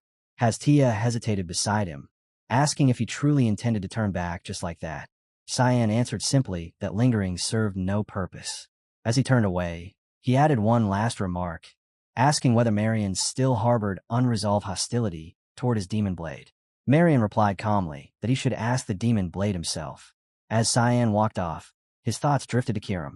She had been unusually silent for far too long. He decided he would question her later, slowly. Scooping Hastia up, he leapt onto the towering wall ahead and looked down from above, his expression layered with unspoken thoughts. Below, Marian remained where she stood. She admitted quietly that while she had expected it, she hadn't truly believed Cyanvert would come all the way here. Turning her head toward the doorway behind her, She addressed the woman standing there. The woman remarked that Cyan was no ordinary man, noting that the boy had grown far more than expected. It was a relief, she added, that they had managed to send him away without him discovering the truth. Marion asked if that was because she had resolved not to reveal herself until she became stronger. The woman confirmed it, saying she had always been a burden to him in the past. Marion smiled faintly and said she had failed. Confused, the woman asked what she meant. Marion explained that Cyan had already sensed her presence. It seemed he had read her thoughts and deliberately chosen to turn back because she hadn't revealed herself. She concluded calmly that she believed they would meet him again soon. The woman behind the door finally stepped forward. Her name was Alice. The scene shifted into the heart of the ritual temple. Alice sat motionless in prayer, hands folded as she earnestly called out to Lady Aquanes, the mother of all water. She declared that she had prepared herself to accept the goddess's power, her voice steady as she pleaded for an answer. Marion watched quietly, noting that Alice was enduring the process far better than expected. For a human, her willpower was extraordinary. It was the first time Marion had ever seen someone of human origin persist through such a ritual without collapsing. Resting on Marion's shoulder, the massive serpent from earlier, now reduced to a far smaller form, spoke calmly. Several months had already passed, it explained, and Alice was steadily absorbing the power of the goddess of water. The water filling the temple was not ordinary. It was the very first water Aquanes had bestowed upon the human world, the purest essence of her authority. If Alice fully accepted it, she would inherit the power of the goddess of water and become her incarnation. Even so, the serpent warned that continuing any further would be brutal. No matter how much support she received, a human body could not exceed its natural limits. Marion replied that she remained here for only one reason. She wanted to stay by Alice's side and help her endure for as long as possible. The small serpent hesitated, then asked for permission to pose a question. Marion allowed it to speak. The serpent said its curiosity concerned the demon blade they had encountered earlier, asking whether Marion had known its wielder. Marion answered calmly that calling them acquaintances would be generous. She added, without emotion, that she herself had been the one to kill that child's former master. Elsewhere, Cyan held Kiram's blade in silence, irritation simmering beneath his calm. She had been far too quiet since that day. He wondered what kind of history she shared with the dragon, quietly cursing the blade for her stubborn refusal to speak. Just then, a shrill scream rang out behind him. Hastia burst through the doorway and froze in shock. Cyan turned at once, asking why she was there. Her legs gave out as fear overtook her, and she collapsed to the floor, stammering that she had only come to check if he was safe. Cyan let out a tired sigh and asked why someone so small would bother worrying about him. Hastia lifted her head, eyes filled with resolve, and said she had seen his future through her foresight. She straightened slightly and addressed him respectfully as Sir Cyan. Cyan replied with dry sarcasm, asking what the weather would be like tomorrow. Hastia instantly protested, flustered, insisting that her visions didn't work that way at all. Cyan let out another sigh, disbelief clear in his voice as he told her she sounded completely unreliable. He waved the matter off and ordered her to go to sleep, remarking that it was time for children to take their naps. Even so, Hastia's eyes didn't waver. Conviction burned steadily within them. She truly believed she had seen Sir Cyan's near future, no matter what he said. Elsewhere, Ayar cradled a teacup in one hand. His posture relaxed as he remarked that everything felt unusually peaceful. It had been a long time, he mused, since he had enjoyed such calm. Maintaining composure, he reflected, was precisely how a god preserved dignity. Across from him, Nana frowned openly, admitting that she found his laid-back attitude irritating. Without lowering the cup, Ayar gently swirled the tea and replied that such composure was simply the nature of a god. Nana sighed and pointed out that although he had applied perception manipulation to Cyan's brand, even a momentary delay on Cyan's part could lead to immediate complications. At that, Ayar's demeanor shifted sharply. The teacup vanished in an instant, incinerated as he remarked that she still seemed to distrust the boy named Cyan. Nana hurried to clarify, saying she only believed it was far too early to feel at ease. Ayar answered calmly that if that was her concern, he would prove her wrong. The declaration left her staring in disbelief, demanding to know what he meant. His reply was simple. He would show her that the 3 years Cyan spent under his guidance had not been wasted. Meanwhile, Cyan walked alone through a desolate land beneath a sky filled with stars. Leaving empty-handed felt oddly anticlimactic. He reflected that he had come to Furnace seeking a prophet, Yet he couldn't allow that young elf to be dragged into his own battle. As the thought settled, Marion appeared before him and asked if he was leaving. Cyan replied by asking whether she had come to see him off, adding with faint irony that being personally escorted by the elemental dragon herself was quite an honor. Marion's expression turned serious as she answered that he could think however he liked, but as he himself had said, she was there to send him away from that land. Cyan laughed softly and assured her that he had no intention of stirring up further trouble. He would leave quietly, and she had nothing to worry about.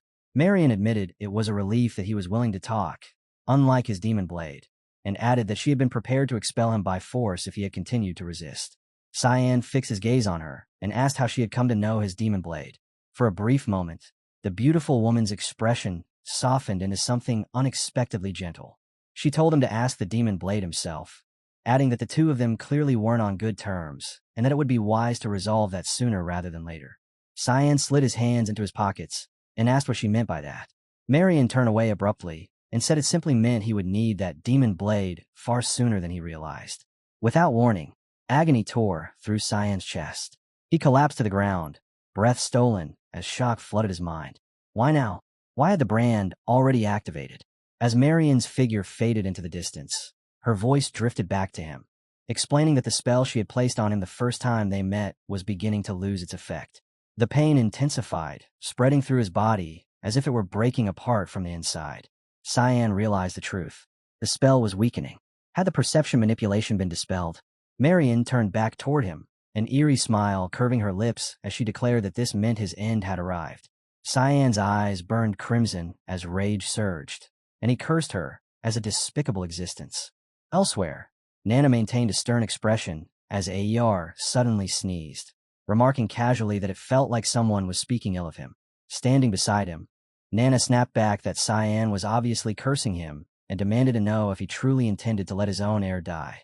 Ayar rose to his feet and stretched his arm, replying calmly that he had already said the boy would not die. Nana shouted that the opponent was a god sentinel. Turning away, Ayar answered evenly that he had personally trained the boy for the past 3 years and that there was no chance he would lose. Nana frowned and demanded to know how he could be so sure. Ayar replied that it was what the Oracle had determined and told her not to worry. Back on the battlefield, Cyan clicked his tongue in irritation, cursing the timing. Kiram still hadn't emerged. Did that mean he would have to handle this, using only his own power? One technique after another poured out as he fought, his thoughts racing. Without Kiram's full strength, it was difficult to even pierce the opponent's armor. Maybe this really was an insurmountable wall for a human, just as expected. Then he laughed softly. That limitation only applied to humans. The horned woman with pink hair looked down at him and sneered, saying he had finally realized the truth. No matter how desperately he struggled, there was a wall he would never cross. A human could never surpass the supreme god. Tilting her head, she mocked him, asking what he planned to do now as the so-called heir of the Black Fog. Cyan suddenly raised his sword high. The motion caught her off guard, and for a split second, confusion flickered across her face as she wondered what he was trying to do. Cyan spoke without hesitation. If he couldn't overcome that wall as a human, then there was no reason for him to remain human at all. He declared that he would give Kiram what she had wanted from the very beginning and told her to take it. The woman screamed in disbelief. The thought was absurd. Was he truly offering his own body to the demon blade? At the same moment, Hastia jolted awake in her bed, clutching her chest as she cried out Sir Cyan's name. Terror filled her eyes as a single fear took hold.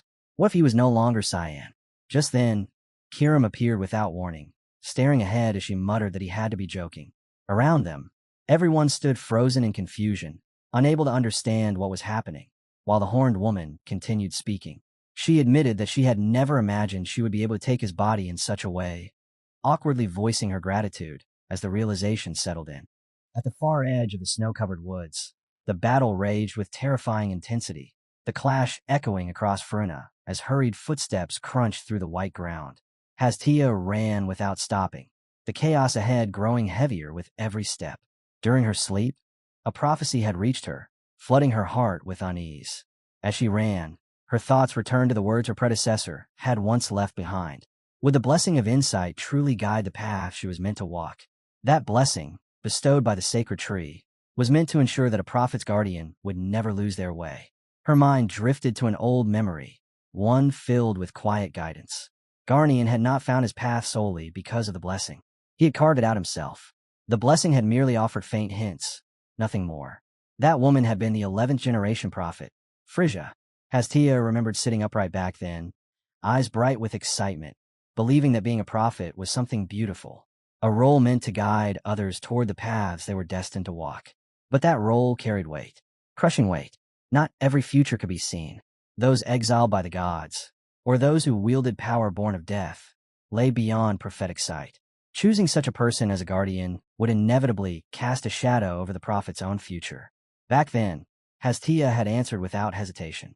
When she became a prophet, she would never choose such a hopeless guardian. Remembering those words now made her chest ache. Tears welled up and spilled over as she ran. She felt foolish for ever thinking that way, wondering how Frisia could have allowed someone so hopeless to become her guardian. As she struggled to calm the storm raging in her mind, a deep dread settled into her heart. Frina was vast. How was she supposed to find Cyan in a land like this? Before the thought could deepen, a vision slammed into her sight. The battlefield unfolded before her eyes in brutal clarity. The sheer scale of the conflict shattered her lingering doubts. A massive battle was already underway. Hastia's expression hardened as recognition struck. The giants she had seen in her prophecy were there. This was real. She knew she had to stop them, and she had to do it now. She surged forward and stopped. A familiar presence descended from above, cutting off her reckless charge. The sea dragon appeared, positioning herself firmly between Hastia and the battlefield. Her voice was calm, but the meaning behind it was heavy. Those giants were Nephilim, light guardians sent by Lumendal himself. They had been dispatched for one reason only: to erase Cyan Ver for daring to challenge their god. Cyan had overturned the fate meant to end him by surrendering his body to the demon's sword. The weight of that choice was absolute. Once the Nephilim were destroyed, there would be nothing left to restrain Kiram. Control would be lost entirely. That was precisely why the sea dragon intended to stop him before that moment arrived. Hastia ran forward and seized the sea dragon's hand, desperation driving her as she begged to intervene while there was still time. But the response she received was mercilessly clear. The sight granted to her came from the sacred tree, a power rooted in the authority of the water god.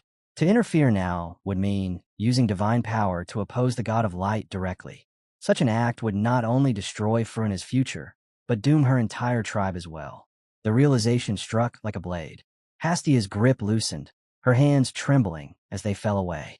Her face darkened beneath the crushing weight of consequence. In the end, she was forced to accept the only option left to her. She could only watch. On the battlefield, the Titans fell one after another. Their enormous bodies were torn apart like discarded dolls, collapsing without dignity. Two had already fallen. Only one remained. The final Titan roared and charged forward in a frenzy, but Kiram answered with visible delight. Dark energy surged violently along the blade, swelling until it erupted outward in a catastrophic blast. The ground split apart, the land itself screaming as it was torn open. The light guardian was pierced straight through its core, unable to resist, before detonating high in the sky like a grotesque firework announcing its demise. Kiram turned slowly, satisfaction dripping from her murderous gaze as she stared toward the unseen watchers beyond the battlefield. She declared that it would take far more than that to bring her down. Then she moved. Without hesitation, the demon's sword shot forward, racing straight toward the sea dragon and the prophet. The sea dragon's aura flared violently as she prepared to meet the attack head-on. But before their collision could occur, something else emerged. An overwhelming presence burst forth from Hastia herself. In an instant, a towering wall of water surged upward, completely cutting off Kiram's advance. Crushing pressure flooded the air as Hastia stood perfectly still, her presence no longer her own. The sea dragon froze, recognition striking immediately. She knew that power. The goddess Aquanis had descended. At the same moment, Kiram was torn away, dragged into a dreamlike realm wrapped in divine authority. She thrashed in fury as Aquanis manifested before her, her presence calm, yet absolute, gently but firmly restraining the demon's sword's rampage. Holy water flowed around them, binding the space itself as Aquanis spoke. She would guide her, and she would ensure that Kiram's new master would not perish so easily. Time passed before Cyan slowly opened his exhausted eyes. The first thing he saw was Hastia's face, pale with worry yet filled with unmistakable relief. Confusion washed over him as he realized he had lost consciousness mid-battle and had been brought somewhere safe by the sea dragon. Sitting up while gripping his throbbing head, He tried to recall what had happened after surrendering control to Kiram. There was nothing. No pain, no memories. Only a hollow silence where the end of the fight should have been. Irritation flickered across his face as his gaze shifted to the demon sword lying beside him, unnaturally quiet, as if nothing had happened at all. Noticing Hastia hovering nearby, Cyan casually made the same familiar remark about the weather. The tension finally left her shoulders as she let out a quiet sigh of relief. That alone told her everything. He was truly himself. Pushing himself to his feet, Cyan turned away and said there was nothing left for him in Farina. Hastia didn't try to stop him. After a brief hesitation, she softly asked if she could come with him. Within the elder hall of the fairy village, the sea dragon calmly recounted everything that had transpired. The elder confirmed that the strange disturbance they had sensed had indeed been the Nephilim Titans. Marian replied that the matter had already been resolved and that there was no longer any need for concern. She added that the magic protecting that child had reactivated as well. Though Garnians still viewed Cyan as a dangerous existence, the sea dragon assured them that he was leaving Fruina, and that alone would preserve peace. She wondered briefly why Aquanis had intervened at all, but concluded that once the child left this land, there would be no further problems. Then it happened. An ominous sensation pierced her mind. Her eyes widened as she felt it clearly. A presence steeped in death had arrived. Without a word, the elder sensed it as well. In the next instant, the sea dragon launched herself into the sky, killing intent, exploding outward like a storm as she rushed toward the approaching threat, encroaching upon Farina. Elsewhere, at the teleportation gate of the Garham Guild, a figure stepped through and moved forward with measured strides. Luna had arrived. She had come looking for Cyan. A small, satisfied smile curved her lips as she surveyed the area. There was no doubt about it. This was the right place. The air itself carried his scent. The moment Marian arrived at the teleportation site, anger surged through her. A human had entered this land again.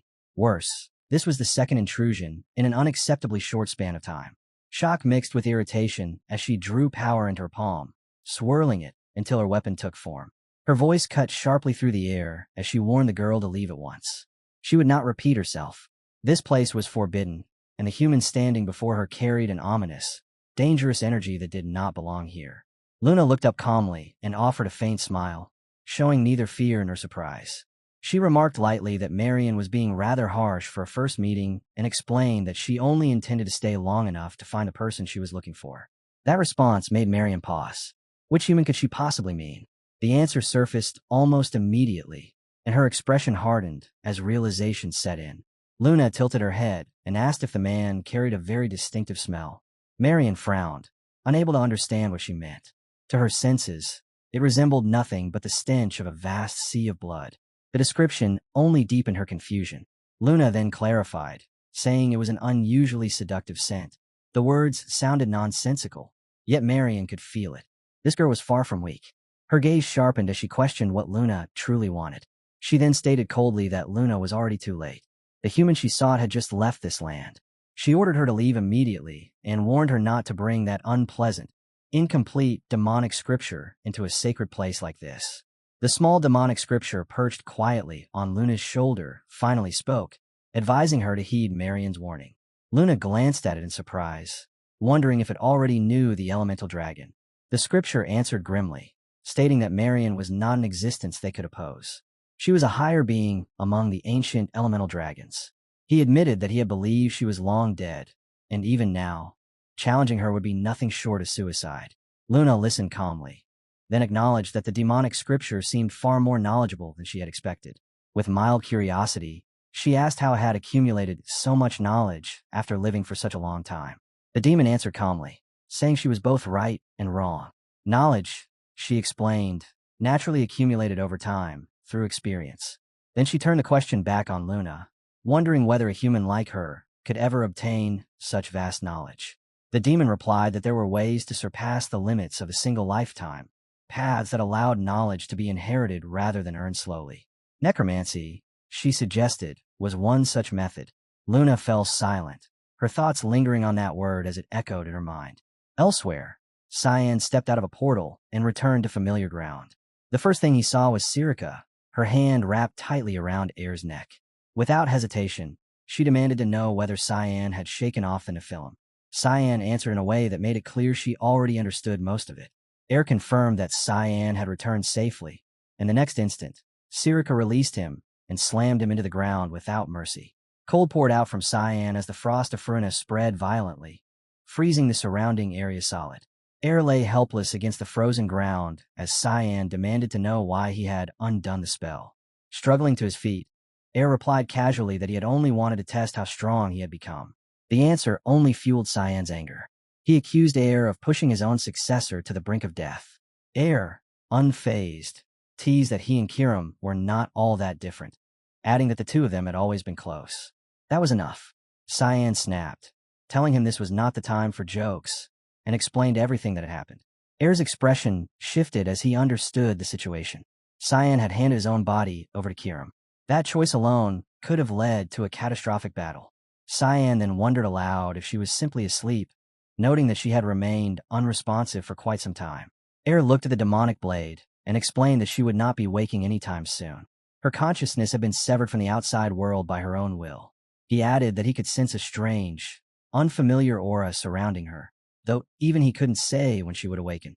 Still, he assured Cyan that using the demonic sword's power would not cause further issues, and offered an apology for how things had turned out. Though the explanation eased Cyan's mind slightly, concern still lingered beneath the surface. At that moment, Sirika noticed movement and asked sharply who was hiding behind him. Cyan replied that it was an elf, and said he believed Sirika could look after her for now. The reaction was immediate. Sirika bristled, anger flashing across her face, as she snapped that she was not some kind of babysitter.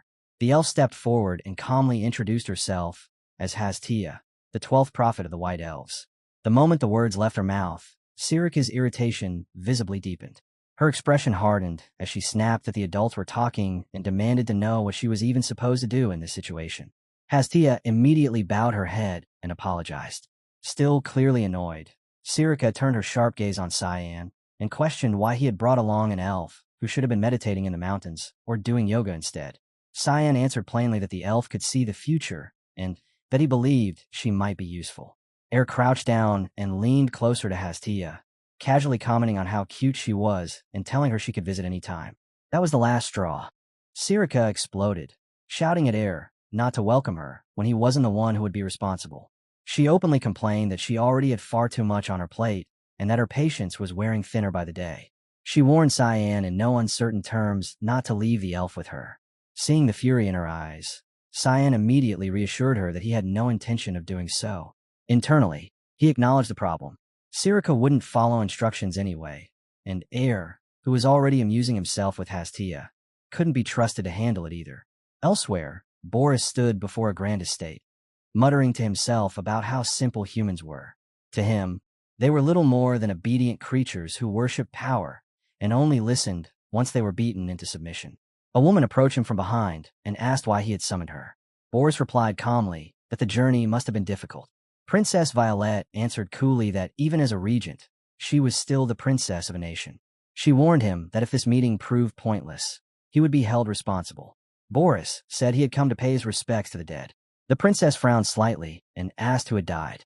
Boris turned to face her and stated plainly that Cyan Vert had killed the saintess. The princess reacted with disbelief, saying the saint was supposed to be in Fruna for a ruins expedition, and questioning how such a thing could have happened. Boris replied that this was only the beginning. Sooner or later, Cyan Vert would turn his blade toward the Empire itself. He spoke of Cyan's hunger, a hunger that devoured everything, and asked where it would be directed next.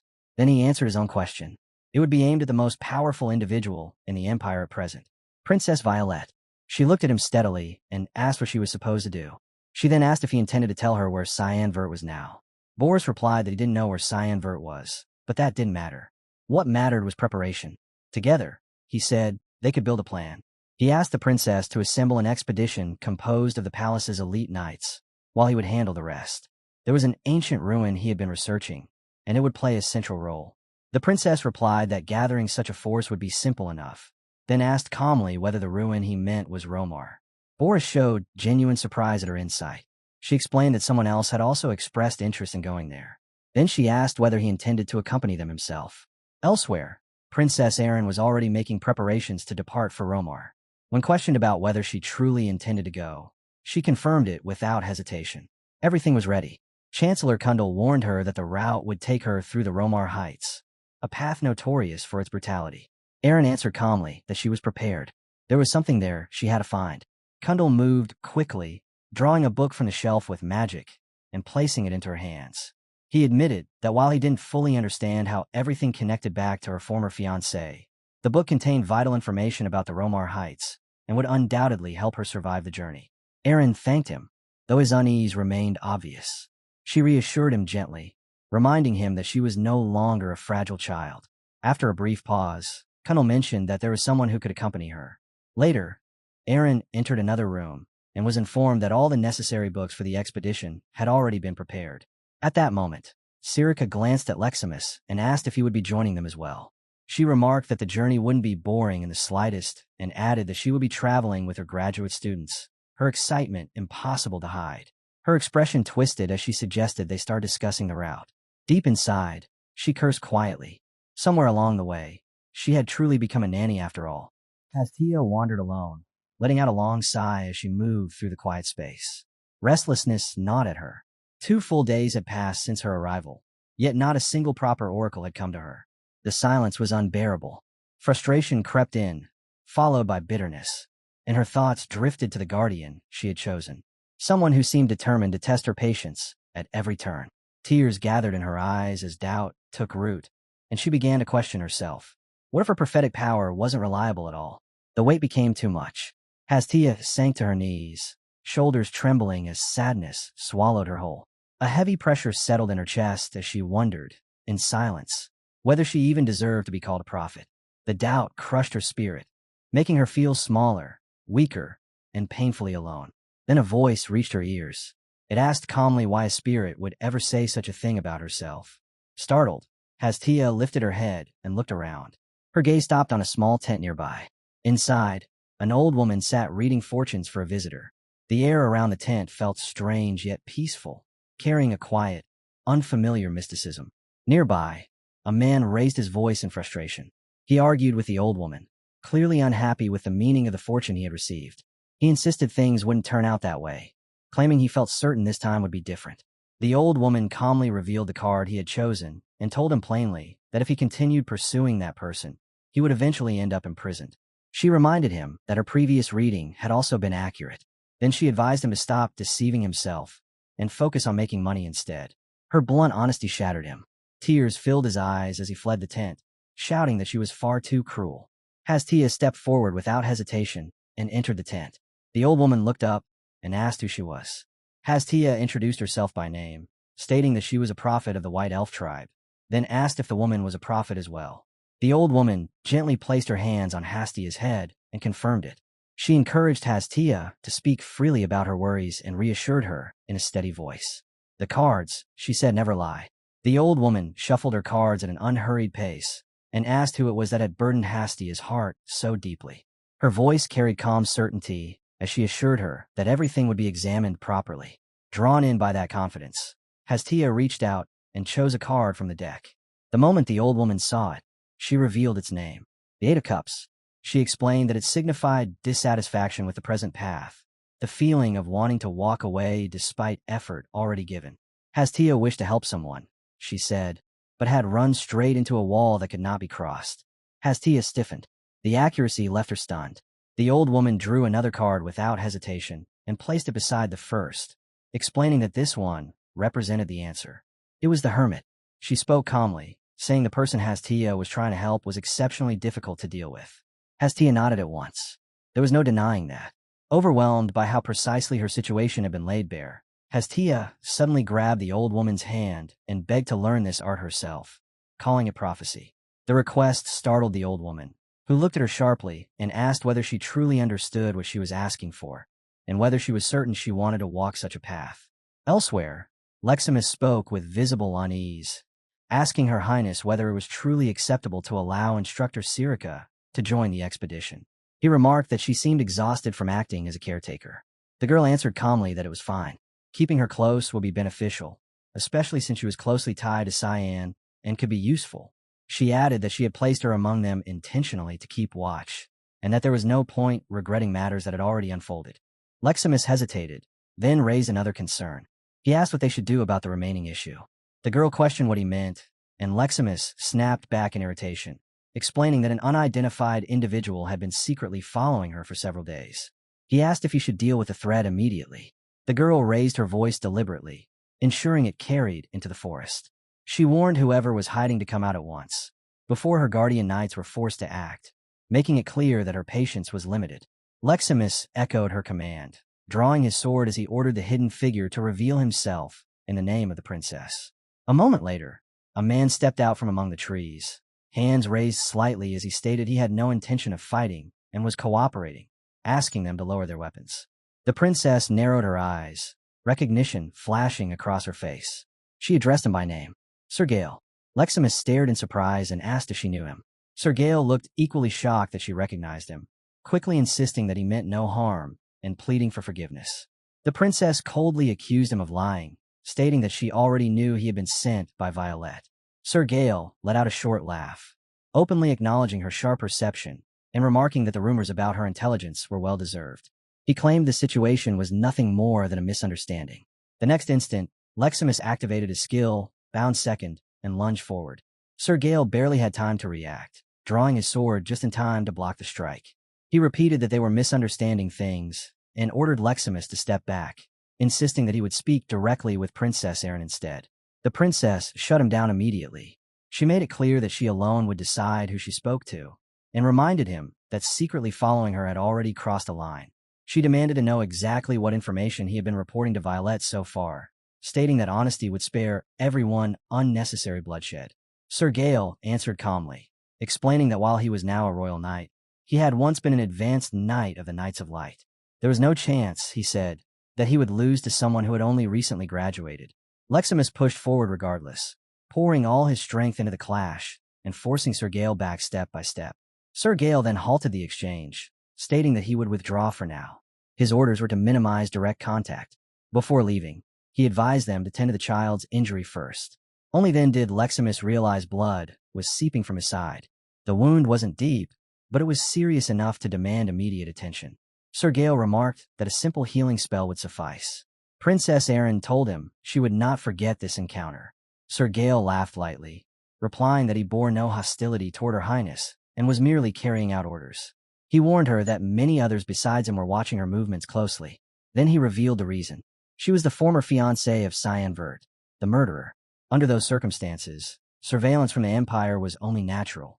With that warning delivered, Sir Gale turned and left. Leximus grimaced as he pressed a hand to his wound, apologizing to the princess for what he believed was his failure. Princess Erin shook her head and told him not to blame himself. Sir Gale was not an opponent who could be defeated easily. She explained that he was a sword master of the Knights of Light, and that only a handful of individuals within the Empire could truly face him on equal footing. After retreating into the shadows, Sir Gale finally allowed himself to sit. Only then did the reality of the fight settle in. The strike he had barely managed to block replayed in his mind again and again. If he had been even a fraction slower, he would already be dead. Pain throbbed sharply from his shoulder as he clenched his jaw and let out a quiet breath. He acknowledged it honestly. Leximus had nearly killed him. The boy was already wielding sword aura. There was no doubt anymore. Given time, he would grow into a terrifying swordsman. His hands trembled as he reached the conclusion he didn't want to admit. This time, Princess Erin truly had someone formidable at her side. He resolved to report everything. Then his instinct screamed.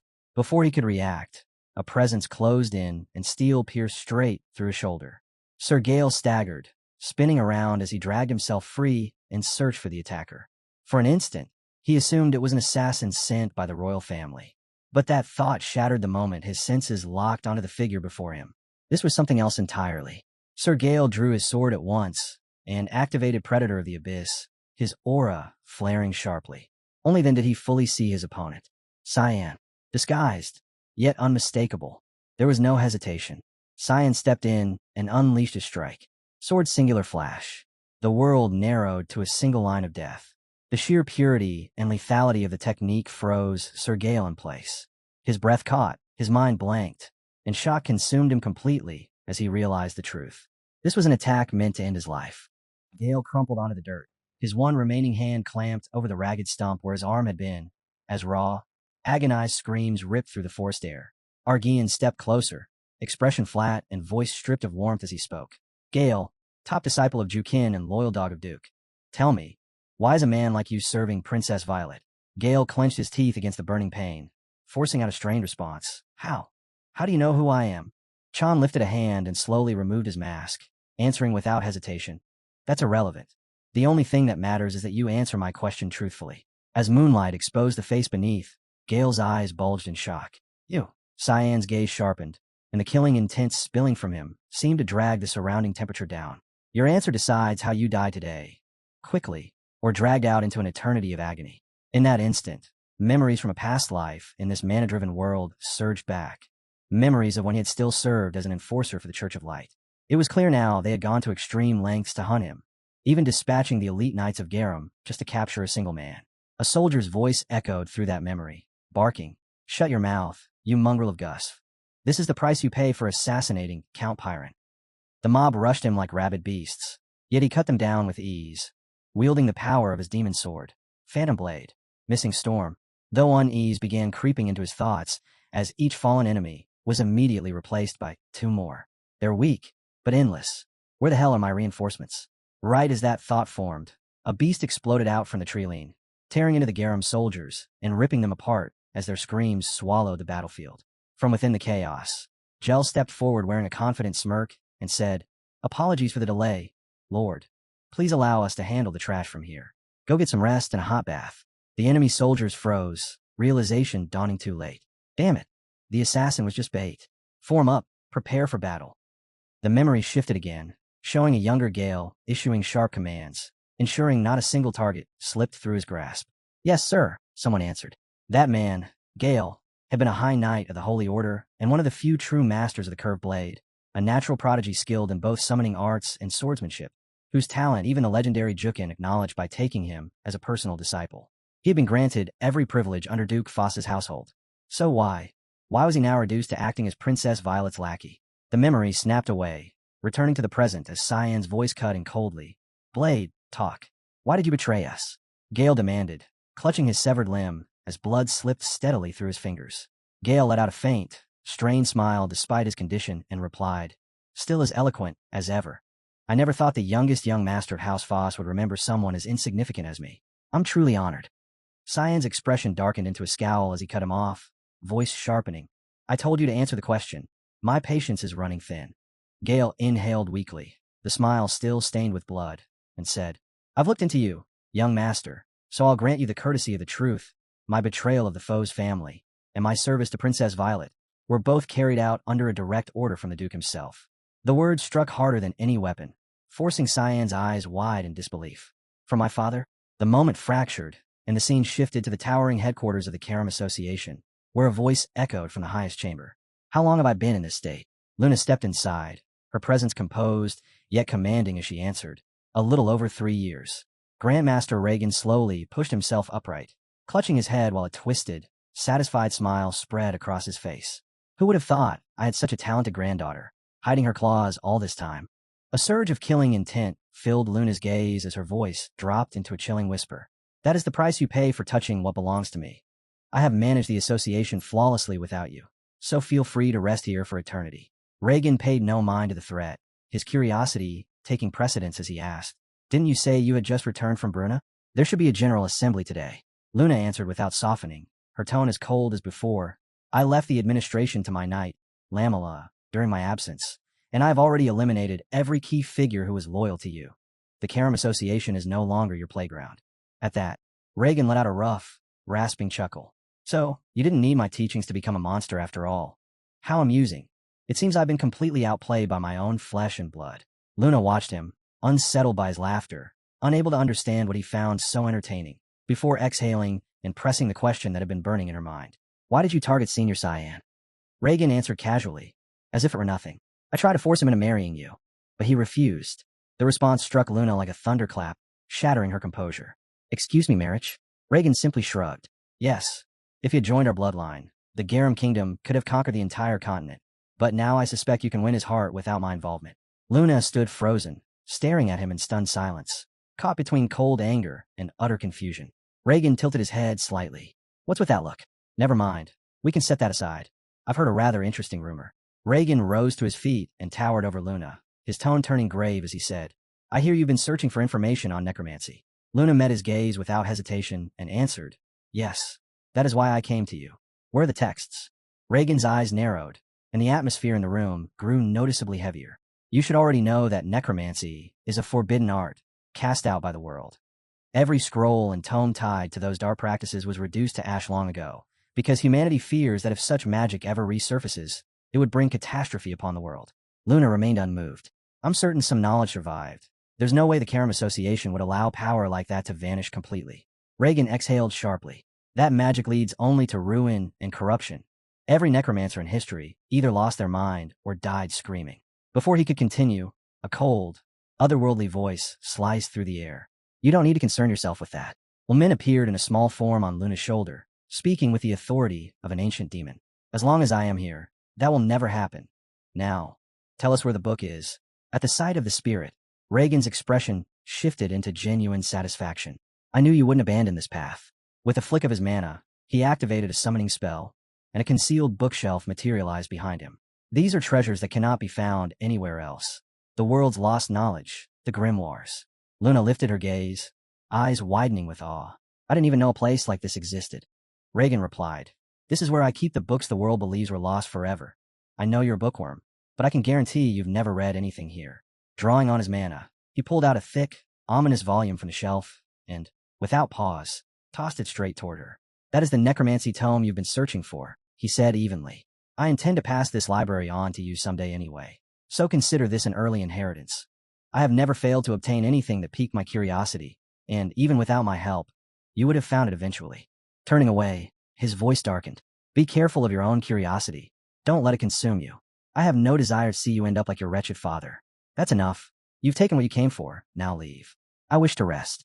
Luna went still at the mention of her father, caught off guard. It was the first time he had ever spoken of him. The scene shifted to the Empire's secret teleportation base, where a soldier burst through the doors with panic written across his face. Lord Mari, it's an emergency. Mari turned sharply. What is it? The soldier stood pale as death, sweat pouring down his face as he delivered the nightmare report. He has returned. The soldier's voice trembled as the words left his mouth, and the commander's expression instantly collapsed, the memory of their last encounter still haunting him. Cyan walked toward the teleportation facility with unhurried ease, as though he were simply entering his own home, glancing around with mild irritation. Even more trash to clean up than last time. Or are my eyes deceiving me? From the rear lines, a girl stepped forward. So, it's you, the one interfering with the Karam system. Cyan pointed at himself, confused. What? You people were the ones who built a portal on my land to begin with. Is that why you're acting so arrogant? How cute. She lowered her hood slowly, revealing a confident smirk. My name is Annie, and unlike my incompetent brother, I won't be easy prey. Raising her hand toward Cyan, she declared, My specialty is mental magic. A violent surge of dark mana erupted outward, swallowing her entire body as she continued. I will devour you from the inside out, you arrogant brat. Cyan didn't move to defend himself, not even slightly. Instead, he observed the structure of the spell with the calm focus of a seasoned player analyzing mechanics in a leveling mana world. Ah, so this is a mind collapse spell. In the next instant, everything she projected into his mind rebounded straight back at her. Annie's face drained of color as pure terror gripped her. What is this? Within Cyan's psyche, the souls of countless sinners he had slain screamed endlessly in a void without end, while an overwhelming, suffocating killing intent dominated the space like the deepest layer of hell itself. What is wrong with his mind? This confrontation revealed that the moment Cyan arrived, the true nightmare had only just begun. She had not relied on physical weapons, but instead used a forbidden mental technique, a rare art meant to shatter the soul itself. Her goal absolute: to invade Cyan's psyche, corrode his neural pathways, and erase his consciousness from within. Cyan visibly flinched, shaken, as this was his first time encountering such a bizarre ability in this awakening mana world. It had to be high-tier spirit magic. Yet what followed defied all expectation. Instead of his mind collapsing under the pressure, it was the caster who suffered a catastrophic backlash, a devastating mental rebound. The instant she plunged into Cyan's subconscious, her vision was overwhelmed by a storm of eldritch horrors, souls twisting in eternal torment, prisoners bound in chains of suffering, and grotesque abominations that seemed born from a realm of nightmares, as though the gates of hell had been thrown open before her. And the horror did not end there. Deep within that abyss of consciousness, She beheld an existence so terrifying that her very soul began to tremble. In the span of a heartbeat, her body locked up, trembling uncontrollably as cold sweat poured over her like rain, while her mind spiraled into panic, desperately questioning reality itself. What in the world is that monster? The sheer scale of what she had witnessed surpassed her limits, crushing her cyanity in an instant, and moments later her strength gave out completely as she went limp and collapsed unconscious onto the ground. Cyan remained where he stood, blinking in confusion, utterly unsure of what had just happened. She puts on a whole act, and then faints. A nearby soldier shouted in alarm, "What did you do to Lady Annie?" But before the situation could erupt, a man stepped out from the shadows, his voice low yet carrying unquestionable authority. "Everyone, stand down." The soldiers turned at once, eyes widening as they recognized the imposing figure, Lord Murray. He swept his gaze across the troops, his expression layered with something difficult to read, before stating firmly, "That man is far beyond anything you're capable of handling." Cyan answered with a faint smirk, a cold glint flashing in his eyes as he greeted him. "Long time no see. How have you been?" Nearby, Annie lay sprawled across the cold ground, completely unconscious, while the subordinates began whispering anxiously among themselves before one finally spoke up. "Sir, what are our orders?" Another, unable to hide his frustration, called out, "Even your sister couldn't stand against him. Are you really going to let him walk away?" Facing their doubt, Murray replied without hesitation, "That is exactly what I'm going to do."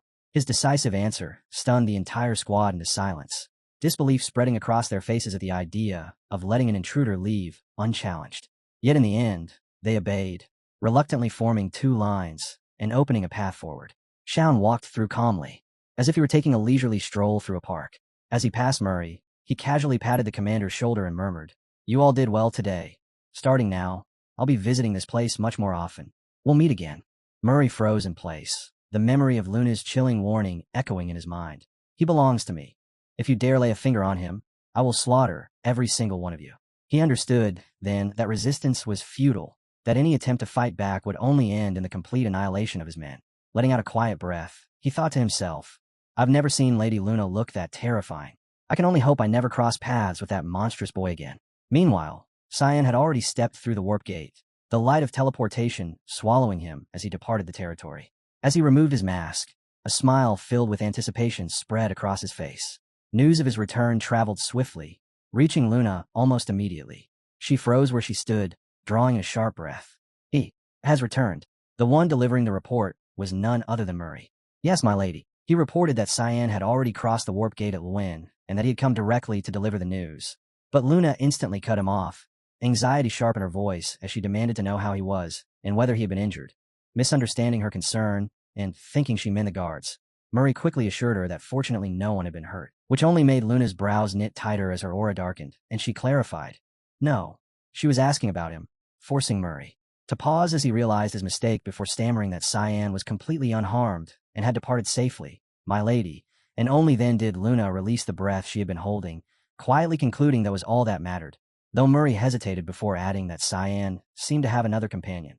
Luna repeated the word, companion, and Murray explained that a small girl had chased after him and entered the portal as well, prompting Luna's eyes to snap open as her voice dropped to a freezing calm, and she demanded their destination, while Tamuri, trembling, stuttered out that they had warped to the Roma Plateau. Cyan arrived at the barren expanse of the Roma Plateau without issue, taking in the strange terrain as he muttered that he never expected to witness this place himself, and his thoughts drifted back to an earlier exchange with Gale, who had disclosed that he was aware Princess Erin would be heading there, and had been tasked under Princess Violet's orders to observe her, while secretly serving as a double agent for Duke Willius, leaving Cyan perplexed as he questioned what the Duke ultimately intended and whether he was trying to uncover the truth, to which Gale explained that Duke Willius Verd suspected something unnatural behind the Emperor's worsening condition and was directing suspicion toward Princess Violet, yet lacked the proof needed to oppose her immense authority. This meant Princess Erin was effectively walking into a deadly trap, which only deepened Cyan's confusion as he wondered why his father would go so far and what any of this had to do with him. And Gale answered, simply that it all stemmed from an ancient vow the Duke had once made, adding that Duke Willius Vert was currently rejecting every request for assistance from the Imperial family and using the Past Light Legion rebellion as justification to build up his own private forces, a decision Cyan recognized as extremely dangerous since it could result in the entire house of Willius Vert being branded as traitors. And, as unease pressed in on him, he reflected that his father had always valued the family's safety and honor above everything. So why take such a reckless risk? only for Gale to respond with a calm smile that perhaps it was driven by loyalty to the Empire and a father's duty to his children, an explanation Cyan dismissed with a scoff as flawed reasoning born from personal bias. Yet Gale remained resolute, stating that he had fought alongside Cyan's father on the front lines for 15 years.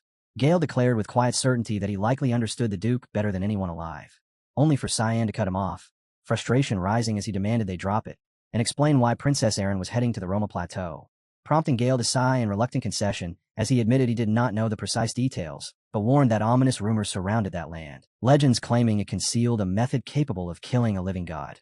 The word struck Cyan like lightning, because that was the very objective, slaying a god. Yet it made no sense why Princess Erin would seek such power, and Gale could only shake his head, saying he could not be certain, but would stake his life on the belief that it was tied to finding him, young master. Cyan questioned why it would connect to him at all, and Gale answered that even if their engagement had been born from cold political necessity, the feelings she carried were genuine, her heart truly belonging to him, and that Princess Erin had never stopped chasing even the faintest trace of his existence, gathering every fragment of information she could while Gale shadowed her, during which time the truth behind Cyan's struggle gradually came to light. Intrigued, Cyan asked him to elaborate, and Gale's expression turned rigid as stone while his voice dropped, declaring that Willius Vertov was no demon and that the real figures manipulating events from the shadows, coveting the Empire's throne, were a Cole and Prince Louis Snell, a revelation that drew a hollow, bitter chuckle from Cyan as he dismissed it as meaningless now, saying it was already too late to cleanse the stain on his name. Gale responded by placing a heavy hand on his shoulder, regret weighing down his voice as he admitted that in his current broken condition he could not serve as the shield Cyan needed, but swore that once he recovered he would devote his life to him, a vow that made Cyan wince as guilt surged through him, knowing that with that injury Gale would never again wield a blade as before, urging him instead to rest. Yet Gale refused outright, gripping his remaining arm and flashing a blinding smile as he insisted it was nothing more than a scratch, and that his left hand was still enough to fight for him. As they advanced toward the Roma Plateau, Cyan's heart felt unbearably heavy, that unwavering smile only deepening the guilt twisting inside him as he reflected that he had nearly killed Gale simply for following the princess, wondering if he had been too ruthless, when suddenly he halted, every instinct screaming as he sensed a presence trailing him, and he ordered whoever it was to stop hiding and come out. Hastia, trembling, realized she had been discovered and slowly peeked from behind a tree, stammering as she asked how long he had known, to which Cyan replied that her stealth was non-existent from the very beginning, prompting her to pull down her hood with a defeated sigh, and complain that if he knew she was there, he could have just invited her along instead of being a jerk, while Cyan's expression tightened in irritation as he pointed out that she would have followed him regardless of whether he gave permission. Cyan added flatly that she had nowhere else to go anyway, and though Hastia jumped in frustration, the truth behind those words killed any response she might have made. Turning his back on her, he threw out a familiar jab, asking what use she even had when she could not predict something as simple as rain, yet instead of snapping back, she answered with an unexpected calm, claiming her eyes had now opened to the truth as she swept her cloak aside with a flourish, then, with practiced grace, spread out a deck of tarot cards and lowered herself cross-legged, an air of mysticism settling around her, as if she were a seasoned oracle, inviting him to step forward, choose his fate, and let her reveal the answers. Cyan looked at her with undisguised doubt, questioning when she had picked up such a trick, but she ignored the question and simply urged him to proceed, while a stray thought crossed his mind, wondering why this reminded him of that muscle-bound deity and hoping that idiot had not filled her head with nonsense. Nevertheless, he relented, deciding to humor her for the moment as he reached toward the spread and drew a single card, flipping it over to reveal a stoic knight before shoving it toward her with a groan, saying he needed directions, not pictures, and asking how that was supposed to help him, at which point Hastia's eyes widened with unwavering certainty as she declared that a gathering of warriors was nearby, and that there he would find the trail he was searching for. Cyan raised a brow, unconvinced, pointing out that no settlement could exist in such a barren wasteland. Yet only moments later a massive fortress emerged from the dust before them, drawing a stunned reaction from him, while Hastia puffed up proudly and asked if he was impressed by her prophetic skill, only for Cyan to shrug it off, remarking that even a broken clock gets things right twice a day and warning her not to let it inflate her ego, then pulling her hood down as his voice lowered with a reminder to stay alert. Together they entered what was clearly a den of mercenaries, the heavy doors slamming shut behind them and trapping them in a suffocating atmosphere, the sheer number of presences overwhelming Hastia as all color drained from her face and cold sweat ran down her skin at the sight of figures who looked like monsters wearing human flesh, while drunken patrons paused to fix predatory gazes on newcomers. Cyan tightened his grip around her trembling hand, steadying her as he told her to compose. herself because they were merely mercenaries who might look like demons but bled like anyone else.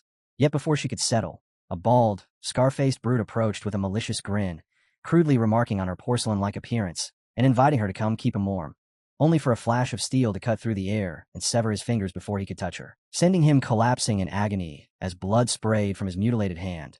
And over the chaos, Cyan's voice sliced through. The noise, cold and sharp. Now, shall we speak like civilized people? Cyan looked down at him, his eyes completely devoid of mercy, then pressed further, asking if he was ready to talk properly now, while the surrounding rabble tensed as if to charge but froze in place, terror draining the color from their faces as a crushing pressure suddenly filled the room. From the shadows, an old man with snow-white hair stepped forward, glancing briefly at the writhing thug on the ground before locking eyes with Cyan, a knowing smirk forming on his lips as he remarked that the boy had some skill. Cyan returned the stare without the slightest hint of hesitation, and the elder, showing no fear, only amusement, introduced himself as Rick, the guild master of the hall. Yet in the next instant Cyan moved, his demon blade flashing into view and stopping just millimeters from Rick's throat, the air itself seeming to freeze under the weight of his killing intent as Rick's pupils shrank and then widened, his body going rigid before he slowly raised his hands in surrender, carefully saying there was no need for hostility, that he meant no harm and only wanted to talk, adding that the girl held no interest for him. Gradually, the suffocating tension loosened its grip, silence settling back over the tavern as Rick guided them to a table where food was promptly set out in front of a clearly starving Hastia, the rich aroma easing the atmosphere while Rick poured a tankard of ale, his sharp gaze fixed on Cyan as he noted that a member of House Willius had come to Roma, which meant he likely was not affiliated with any guild yet, and leaning forward as if reenacting a familiar recruitment pitch, he suggested Cyan join his ranks, only to be cut off instantly by a firm refusal that landed faster than thought itself, Cyan raising a hand to stop him before he could continue, leaving Rick blinking in open surprise at such a blunt rejection. At the same time, Hastia sat absorbed in the golden bubbles swirling inside her mug, staring as if entranced until Cyan abruptly set his own cup down, his eyes narrowing as he asked how long Rick had been in control here and whether he had noticed anything unusual, while Hastia took a bold gulp of ale, only to choke immediately on the bitterness, sputtering at the taste. And Rick fell quiet for a moment before releasing a heavy sigh, seemingly realizing that Cyan was not the type to sit and listen but one who acted first. He then began to explain that 3 years ago the world had changed, as monstrous beings started ripping their way into reality, creatures resembling the horrors of Lemia Valley, their numbers growing rapidly as the threat escalated, drawing mercenaries eager to hunt them, while innocent lives were lost just as easily, until Cyan finally broke in, mentioning that he had seen ancient ruins nearby and asking if they were connected, which caused Rick's expression to pale as he asked if Cyan meant the Roma ruins, his voice dropping to a near whisper before he suggested they had been there too long and that they should continue this conversation outside. They wasted no time leaving the tavern, but the moment they stepped onto the street, Rick abruptly stopped and turned, his gaze sharpening as he stared straight at Cyan, demanding to know who he really was, because the aura surrounding the boy had completely changed. His hand slowly drifted toward the hilt of his sword as his eyes narrowed with suspicion, pressing further about Cyan's true objective and why he cared about the Roma ruins at all, already suspecting he might be a spy sent by the Karam Guild. And in that instant the tension stretched taut like a drawn bowstring. Without any warning, Rick slashed, attempting to catch him off guard. Yet Cyan was already ahead of him, his arm snapping up to halt the motion before the blade could even leave its sheath, and in the same breath a counterattack flashed past Rick's head, missing his scalp by the slightest margin as severed strands of hair drifted down like a quiet threat. Cyan's voice followed, cold and merciless, warning him that if he wasted his time again, the next thing to fall would be his head, which made Rick immediately sheath his weapon, realizing too late that he had just provoked something far more dangerous than expected. Stammering now, Rick hurried to explain that the Roma Plateau had once been a dead zone where nothing could survive, but 3 years ago a strange energy erupted from the ruins, and ever since then mutated beasts had begun appearing. Grotesque hybrids formed from multiple creatures, overrunning nearby villages within days, forcing the Empire to deploy troops while mercenaries like him were left to guard the perimeter. Cyan frowned at this and questioned why, asking where the Holy Light Legion was, only for Rick to shake his head and say that Duke Willius Vert had no interest in dealing with the situation, or perhaps there was a darker reason behind that indifference. Rick then leaned in, suggesting that if Cyan was truly curious, he should come along and see for himself, promising to get him inside as monsters would soon begin to swarm, and casually adding that there was said to be an item within the ruins that was especially beneficial for men, which made Cyan raise a brow and repeat the phrase skeptically, prompting Rick to laugh awkwardly as he clarified with embarrassment that it was something like hellhound blood, something that made a man more of a man. causing Cyan to immediately cover Hastia's ears in exasperation, questioning why he had even asked in the first place. After that brief exchange, Cyan moved ahead to wait near the entrance, leaning against a withered, cracked tree while keeping his gaze fixed on the distant Roma ruins, as Hastia stood close by with her hands tightly clasped, her unease obvious as she asked if they could really trust those mercenaries, to which Cyan replied flatly that he trusted no one at all, leaving her confused as she asked why agree to go with them, and he answered simply that Rick was the perfect pawn to use. Footsteps soon echoed from the shadows as Rick returned, waving casually in apology for the delay, with 3 others following behind him, and the moment Cyan saw them, he sensed it, a faint yet unmistakable killing intent, not the disciplined presence of trained soldiers, but the rotten aura of scavengers who thrived on death. While Rick stepped aside with clear pride and began introducing them, starting with Marina, a slender woman with narrow eyes and a faintly sinister smile who gave a slight bow. Her gaze slid across Hastia, as if she were inspecting merchandise, measuring value rather than a person, while Rick casually motioned toward the next figure and introduced Manvet, a massive bald brute gripping a gigantic axe, his steps heavy enough to make the ground shudder, his grin stretched wide with teeth bared like a chained beast on the verge of snapping. Then Rick indicated the last one, their fire mage, a thin, hollow-faced man in robes clutching a staff carved with flame runes, his eyes flicking restlessly as though always searching for a blind angle to strike from. And together all 3 sets of predatory eyes settled on Hastia, their warped smile sending a chill through her as she shrank back, only for Rick to laugh and wave it off, telling her to relax because they would not bite, insisting these men were completely trustworthy and would not harm a single hair on the young lady's head. She offered no argument and simply ordered Rick to lead, prompting a brief pause before Rick agreed. And as the group moved forward into the ruins of Rome, the air itself seemed to grow heavier with each step. Rick explained this was a shortcut, rough but manageable, yet the metallic tang of blood quickly became overwhelming, and Cyan did not need sight to understand they had entered a graveyard, while Hastia's voice trembled directly in his mind through monotransmission, admitting she had a very bad feeling about this, to which Cyan responded through the same mental channel in a calm, commanding tone, instructing her that when he gave the signal she must immediately cover both her eyes and ears, a warning that made Hastia flinch as she realized he was using a high-level transmission, prompting Cyan to add sharply that if she did not want to vomit her guts out, she should follow his instructions exactly. As they pressed deeper, the light faded until nothing remained but darkness and the stench of decay, the entire space saturated with the unmistakable presence of death. And at last Rick came to a halt and announced they had arrived. Cyan surveyed the surroundings and questioned if this was truly Rick's objective, which made Rick turn back as his false smile dropped away, replaced by the cold expression of a predator as he declared that Cyan himself was the objective, his gaze then sliding toward Hastia with open greed as he added that the elf was merely a bonus who would sell for a high price on the black market.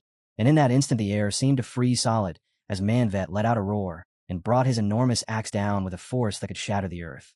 Cyan only smirked, mocking them as complete trash and ridiculing the setup as the best script they could come up with, even as the blade carved through the air on a path meant to split a skull, the attacker sneering that it was too late to notice and the kid should die. Yet just before steel could meet flesh, Cyan's body dissolved into a crimson mist as he remarked that he had known the moment he stepped into this place, leaving the axe to crash into the ground and strike nothing but empty air, draining the color from the giant's face as he muttered in shock about black mist, recognizing it as something like a hidden skill born from awakened mana.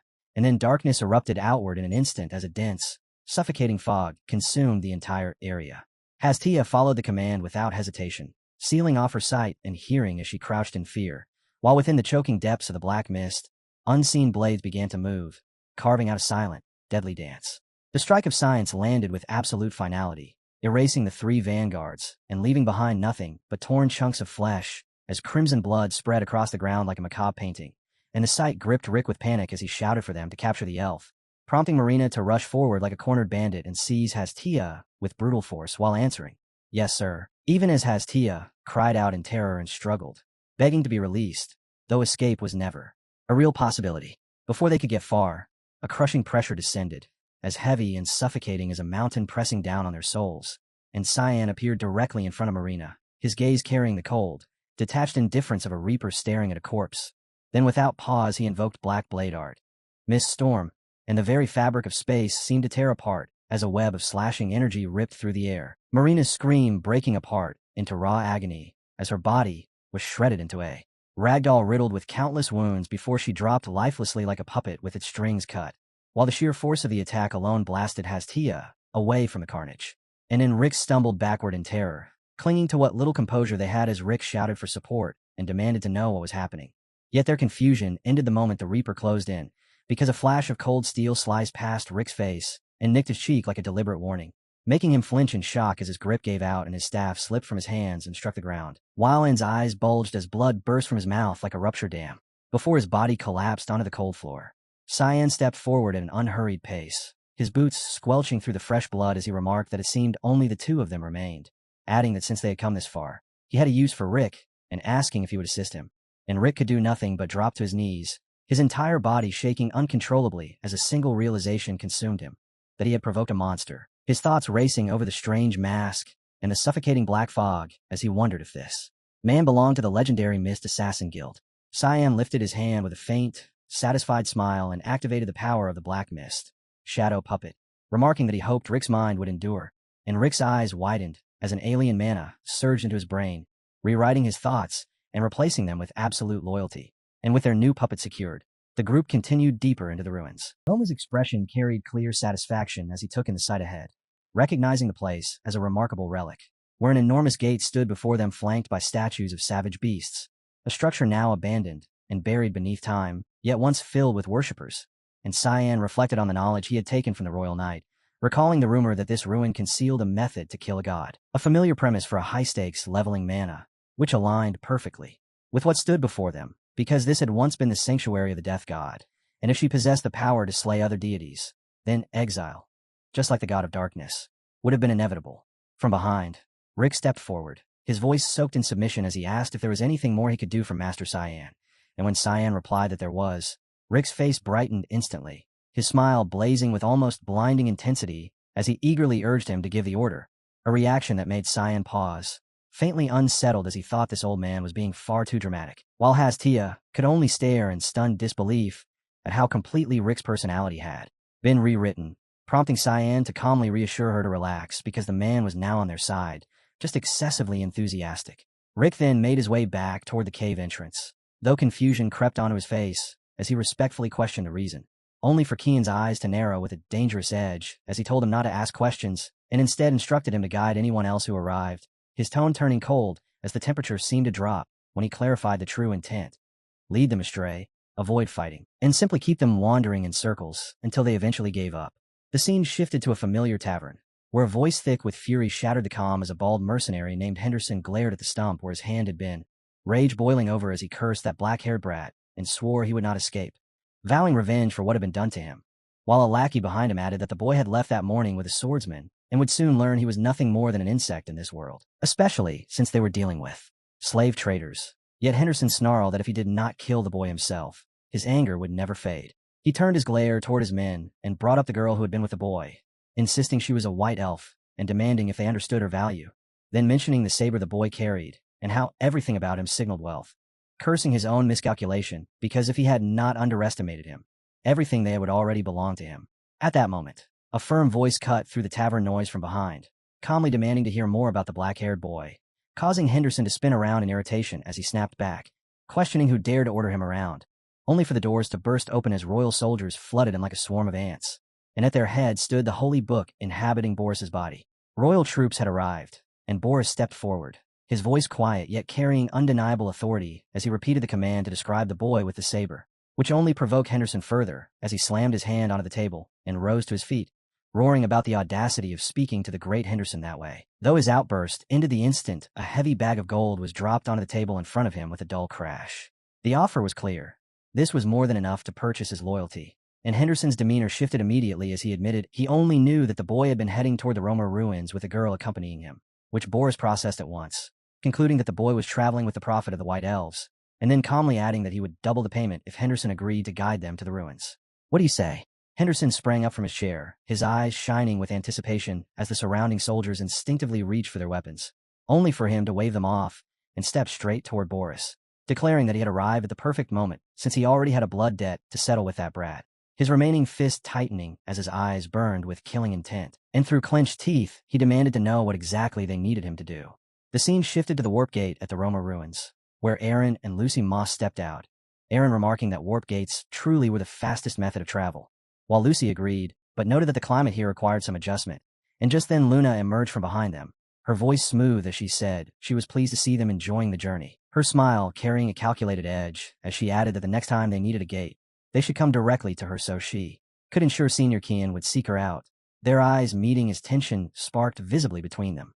To grasp this charged moment, the timeline rewinds several days to Luna's meeting with Principal Kundal, where he pointed out her recent absences from class and bluntly stated that it was about Cyan, his stern tone catching her off guard as she questioned how he knew, only for him to calmly explain that Princess Erin had said the same thing not long ago, which made Luna click her tongue in irritation as she responded with mild disbelief, prompting him to press her about her education and firmly state that he would not permit her bodyguards to attend classes in her place, as was done at Cum Academy. In response, Luna proposed a deal with a confident smile, offering something she believed the Academy could not refuse, suggesting that the institution might benefit from upgraded equipment, and soon after, a warp gate from the Cum Association appeared within Wan Academy itself, leaving Headmaster Kundal staring in astonishment as he realized that the rumors surrounding this awakening mana phenomenon were indeed true, while Luna framed it as a form of academic exchange and set a single condition: complete freedom to move as she pleased. The headmaster stroked his beard as he considered the proposal before ultimately agreeing, though he imposed a condition of his own, declaring that a faculty member would accompany her at all times to ensure her safety, and that agreement directly led to the present situation. In the distance, Instructor Sharika approached with an outwardly calm demeanor and commented with a smile that the two of them seemed unusually close, her voice smooth yet laced with a sudden, overwhelming killing intent as she warned that if even a single hair on their heads was harmed during this trip, full responsibility would fall on them, making it clear they should not attempt anything suspicious, while internally Sharika simmered with frustration over the headmasters, thinking bitterly that she had been reduced to a babysitter because of that old man, and that protecting Princess Erin alongside Lucy Moss was already a mission of extreme difficulty. And now he's dumped Luna on me as well. Each step she took dragged like iron weights, as though gravity itself had thickened around her, pulling her down into a mood that had already sunk to its lowest point, yet with the mission now exposed there was no retreat left to take. I'm doing this to protect Nana. The other three students watched her trudging forward in silence, that heavy gloom hanging over them until the group finally set off toward the Roman ruins. Do you actually know the way? One of them asked, and Erin answered with calm, almost regal certainty, of course. I studied the layout in advance. Without warning, a coarse voice ripped through the quiet and locked all of them in place. What are a bunch of kids doing somewhere like this? You look like pampered nobles. Turn around and go home while I'm still in a good mood. Rick stood there with a smug grin, arrogance practically spilling off him as he added, I don't go easy just because you're women. In the same instant, Luna, Lucy, and Erin all dropped into fighting stances, their voices turning sharp and unyielding as they replied, We're not leaving. Move. Rick's expression stalled, then shifted into a look of amused superiority, as if entertained by their defiance. Oh, you've got some spine, but before he could finish, he never even saw Sharika move. In a single blink, she was already behind him, her blade pressed lightly against his throat while a surge of violent mana flared, threatening to take his head clean off. I surrender. The words burst out immediately, rehearsed and pitiful. I give up. Just let me guide you.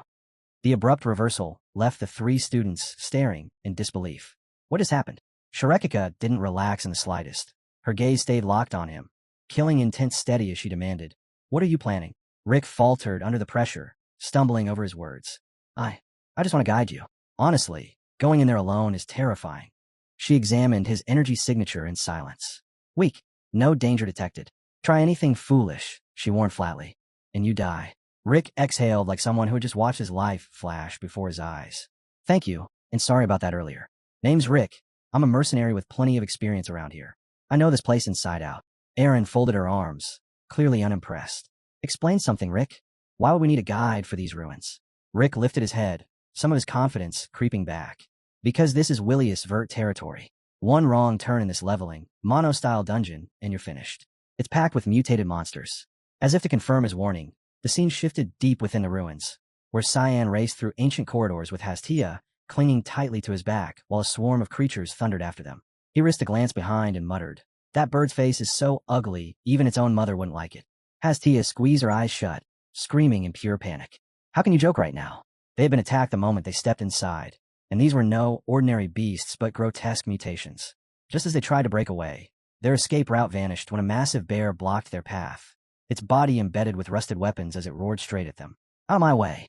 Cyan slammed his foot into the ground and launched himself upward, barely slipping past the massive creature's crushing blow as he rebounded from pillar to wall with fluid, practiced agility. The monsters surged wildly beneath him, moving with frantic urgency, as if protecting something hidden deeper inside. And in one swift motion, he drew his demon sword and drove it straight into the avian beast's skull, a feral grin spreading across his face as he called out, "Hold on tight. We're going down." Hastia's face drained of all color. No, but before she could protest further, they dropped straight into the dense swarm waiting below, where a single overwhelming strike erupted and instantly wiped out the horde. As the dust slowly settled, Cyan calmly slid his blade back into its sheath, standing alone amid the wreckage. "Too easy," he muttered with clear disappointment. "I thought they'd at least regenerate or something." She then turned toward the girl lying face first in the dirt. "Hey, Hastia, you still alive?" No response came, so he crouched and flipped her over, only to find her unconscious, foam at her lips from sheer terror. TCH, useless baggage. His attention shifted back to the fallen creatures scattered around him. These aren't normal variants. If they were real demons, I'd be able to sense their dark energy. Kneeling beside the enormous bear, Cyan dipped a finger into its blood and tasted it, frowning slightly. Flat. There's no magical essence at all. At that moment, Hastia groaned and slowly opened her eyes, only to take in the gruesome scene and gag in disgust. "EW, are you seriously eating that? You're a complete barbarian." Cyan shot her an annoyed glare. "Ungrateful brat. I'm analyzing this because your prophecy ability isn't helping at all right now." But before he could continue, Hastia abruptly cut him off, pulling out a fresh tarot card with a dramatic flourish. "Forget the prophecy. That's not what matters right now." Cyan raised a brow. "Oh, then maybe we should pay attention to how strange this place is." She pointed with a shaky hand toward a wall etched in cryptic symbols, and together they approached the ancient surface cautiously. "Looks like a dead end," Cyan said under his breath, pausing as he focused. "But I can feel a faint mana circuit." He placed his palm against the markings and poured energy into them, triggering a long-dormant mechanism. A hidden passage. With a deep, grinding rumble, the wall split apart, revealing a corridor swallowed in pitch darkness. Hastia straightened with a hint of pride. "See? I told you." Cyan looked at her, genuinely puzzled. Is this fortune teller actually skilled, or just ridiculously lucky? Something about it didn't quite make sense. Meanwhile, far away, the old seer lingered within the shadows, sensing the shift in fate as a dark smile slowly formed on her lips. "Have you still failed to see the truth?" A thin mist of blood began to coil around her hands as the hidden reality behind the deception finally surfaced. It was the dark fog god, Yo, concealed beneath a mortal guise, and he let out a low, sinister chuckle. "Hi hey, I've prepared quite a magnificent stage for you, my successor." The scene cuts back to Princess Erin's group, where Rick continues guiding them in what feels like meaningless loops deeper into the ruins, his path twisting, without purpose, as Luna's instincts begin to flare with unease until she finally breaks the silence. "Are we actually heading the right way? This place looks exactly like where we were just moments ago." Rick falters, scrambling to maintain his composure. "This area is structured like a maze. If we haven't set off any traps, that means we're still on the correct route." Yet his words carry no weight, sounding hollow and unconvincing, like a flimsy excuse within the system of mana itself, and the entire group fixes him with openly suspicious stares. "Is that so? You don't trust me?" Rick's thoughts spiral as he recalls the grave warning he had received earlier. Avoid fighting at all costs. She may look young, but her mana capacity is overwhelming. You stand no chance against her. Then I need another approach. I can't keep leading them in circles forever. I have to stall somehow. Forcing a smile onto his face, he gestures ahead. "Let's move, we're almost there." He leads them onward until they arrive at the entrance to the inner ruins, where the ground is strewn with mutilated monster corpses, the aftermath of Cyan's earlier slaughter. This is the entrance. Princess Erin steps past the carnage, confusion flickering across her face. "Did someone get here before us?" Rick shrugs, pretending ignorance. "I'm not sure. Very few people even know about this hidden route." Luna glances at Erin, then speaks in a cold, certain tone. "It was definitely Senior Cyan." Erin blinks in surprise. "How can you tell?" "I can smell his aura," Luna replies plainly. Erin's expression turns completely baffled. "Smell?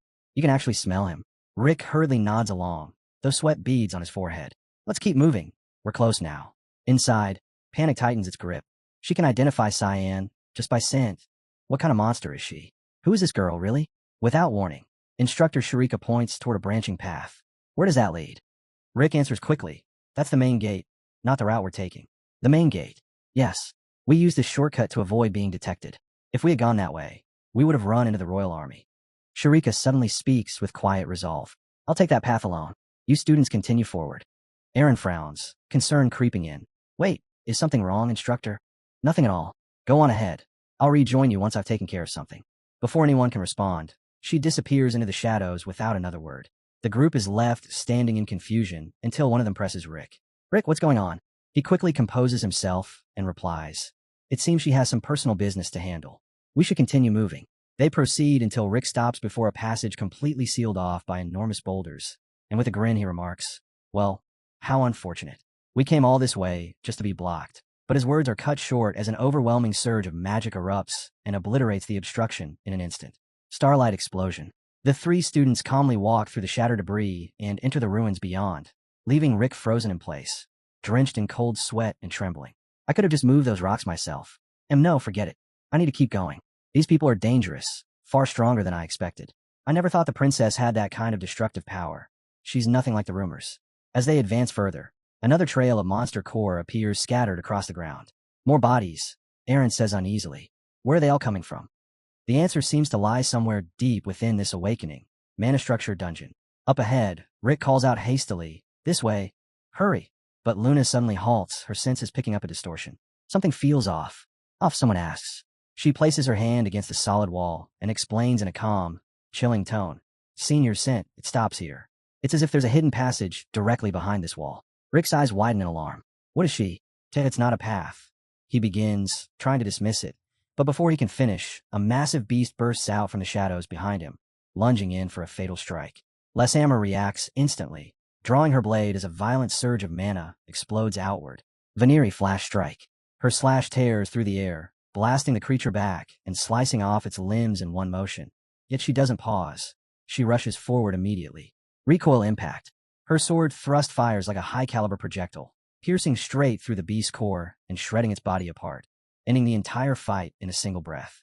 Leshammer slowly returns her blade to its sheath and asks calmly, is everyone all right? Rick stands frozen, mouth hanging open in shock. She ended it instantly, but Aaron raises her voice in warning. Stay alert. This isn't over yet. From beneath the corpse of the giant spider, a swarm of smaller arachnids begins pouring out, rapidly spreading across the ground and throwing the area into chaos. Meanwhile, outside the ruins, the Saint returns alongside a group of newly recruited mercenaries. Looks like everyone's been busy. Someone nearby asks, who are these mercenaries? With a faint smile, he answers, they're with us. They'll support the plan. Has anything unusual happened while I was gone? No, sir. The Vanguard team has already entered the ruins. Just as the soldier finished reporting, an unseen force suddenly clamped around his neck and hoisted him into the air, cutting off his breath as the Saint's voice dropped, thick with malice. I gave a clear order to wait for my arrival. I am deeply sorry. The Saint stared at him, as though he might rip him apart piece by piece. You worthless insects, who led the Vanguard? It was night until he took around 10 soldiers with him.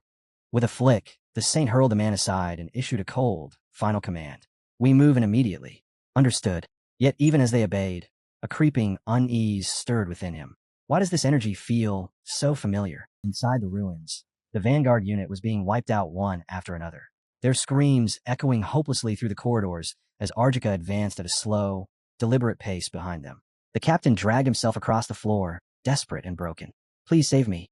No answer came. Only a suffocating silence. Her killing intent, so dense it felt like the air itself was tightening around their throats, while a vortex of death churned through the darkness of the hidden maze. Elsewhere within that same labyrinth, Cyan and Hastia continued pushing forward through the dim passage until Hastia abruptly stopped, her voice trembling. Wait. Cyan turned back with a frown. What now? She shifted her legs weakly, her entire body shaking from fatigue. My feet hurt. I can't walk anymore. Cyan clicked his tongue in irritation. Then why did you insist on coming with me? She offered no reply, simply collapsing onto the ground in complete exhaustion. And after a moment she lifted her head, suspicion creeping into her expression. Hey, haven't you realized? We've been going in circles this whole time. Letting out a tired sigh, Hastia pointed ahead. Look at that statue. I've studied this puzzle over and over, so why won't it respond? Cyan's gaze snapped toward the looming stone figure, his eyes narrowing as his thoughts began to race. That thing. He studied it carefully. Maybe this place is some kind of prison meant to restrain even the soul itself. His expression sharpened. It could be demanding an offering before it allows passage, or perhaps it only responds to its true master. Meanwhile, in another part of the ruins, chaos had only just subsided. Luna, Princess Aaron, and Leshammer stood amid the aftermath of a fierce battle against an overwhelming swarm of monsters. Leshammer exhaled, brushing dirt from herself. That should be the last of them. The area has been cleared. Aaron lowered her holy magic and gave a small nod. Same here. Is everyone unharmed? Luna's voice cut cleanly through the brief calm. Physically, yes, but we're missing someone. The group tightened together as Aaron's expression shifted to alarm. Missing? You mean the guide? Exactly, Luna replied coldly. I believe that Snake used the chaos as cover to slip away, unnoticed. Though honestly, it's no loss.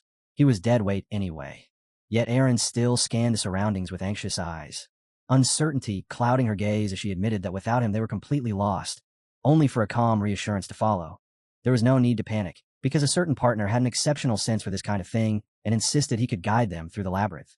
At that cue, the grimoire appeared atop her shoulder, small in size yet brimming with arrogance, announcing that while absolute certainty eluded him, he could sense a familiar energy signature calling out from a specific direction, and the abrupt arrival of a talking book startled both Aaron and Lazarus so badly they nearly jumped out of their skin, prompting Aaron to stammer in disbelief, asking what that thing even was, while the grimoire merely curled into a smug expression and addressed her with unsettling familiarity, greeting Princess Aaron and remarking on how much she had grown, which left Aaron blinking in confusion as she demanded to know how he knew her, only for him to explain that they had already met when she had been unconscious after a demon struck her down. So her lack of memory was understandable, and he casually revealed that he had been the one who dragged her back from the brink of death.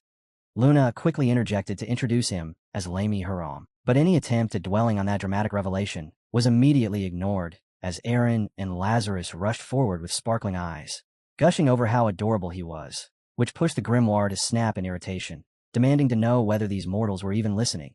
And when their lack of seriousness continued, his patience finally broke as he leaped down, roaring that enough time had already been wasted. In the next instant, the tiny book transformed into a massive wolf, its new form radiating a terrifying, lethal aura as it unleashed a void blast, a sphere of pitch-black energy erupting from its jaws and ripping through the air to obliterate everything in its path, culminating in a thunderous boom as the dungeon wall was reduced to dust and a hidden passage was exposed. Lazarus could only stare in shock, his jaw hanging open as he questioned why the wall had been destroyed at all, while Luna simply shrugged and remarked that subtlety was never his strength and that this was just his version of a shortcut. And with a low snarl, the wolf-form grimoire ordered them to move through the opening while he dealt with the trash pursuing them from behind. Elsewhere with Cyan, the ground suddenly heaved beneath his feet with violent force, causing Hastia to shriek and cling tightly to his arm as she asked if it was an earthquake. But Cyan pushed her aside with a steady hand, his expression dark as he clarified that this was no natural tremor, and concluded that Princess Aaron and her loud group were closing in, urging that they had to leave immediately. Hastia was about to protest when something caught her attention, pointing out inscriptions carved beneath the statue, and although Cyan glanced down, he dismissed them as ancient runes he could not decipher. Yet Hastia was different, for as a member of the white tribe blessed by the World Tree, she read the markings effortlessly, like a scholar awakening to mana, reciting that one worshipped the supreme god, the shadow over all creation and sovereign of death, Caligona. And the instant that name left her lips, the statue's eyes ignited with eldritch light as black ichor began to seep from its stone sockets, an unnatural, grotesque magic blending into the oozing fluid. A crushing pressure suddenly descended, warping the very fabric of space as blinding white light swallowed everything in sight, and Hastia, overwhelmed by terror, squeezed her eyes shut while asking if this was truly the god of death and what exactly was happening. Yet Cyan stood completely still, unmoved like a rock in the middle of a raging storm, calmly stating that those words must have been the key. As the light receded, reality itself seemed to crack and twist around them, and when their vision finally cleared, the world had transformed into a vast, somber catacomb, prompting Cyan to glance around with clear approval as he remarked that this setting was far more fitting for a god of death, while Hastia trembled beside him, teeth chattering as she wondered if they had crossed into some kind of dimensional rift, admitting that the atmosphere gave her goosebumps, though Cyan simply smirked and replied that he preferred the darkness because it felt like home.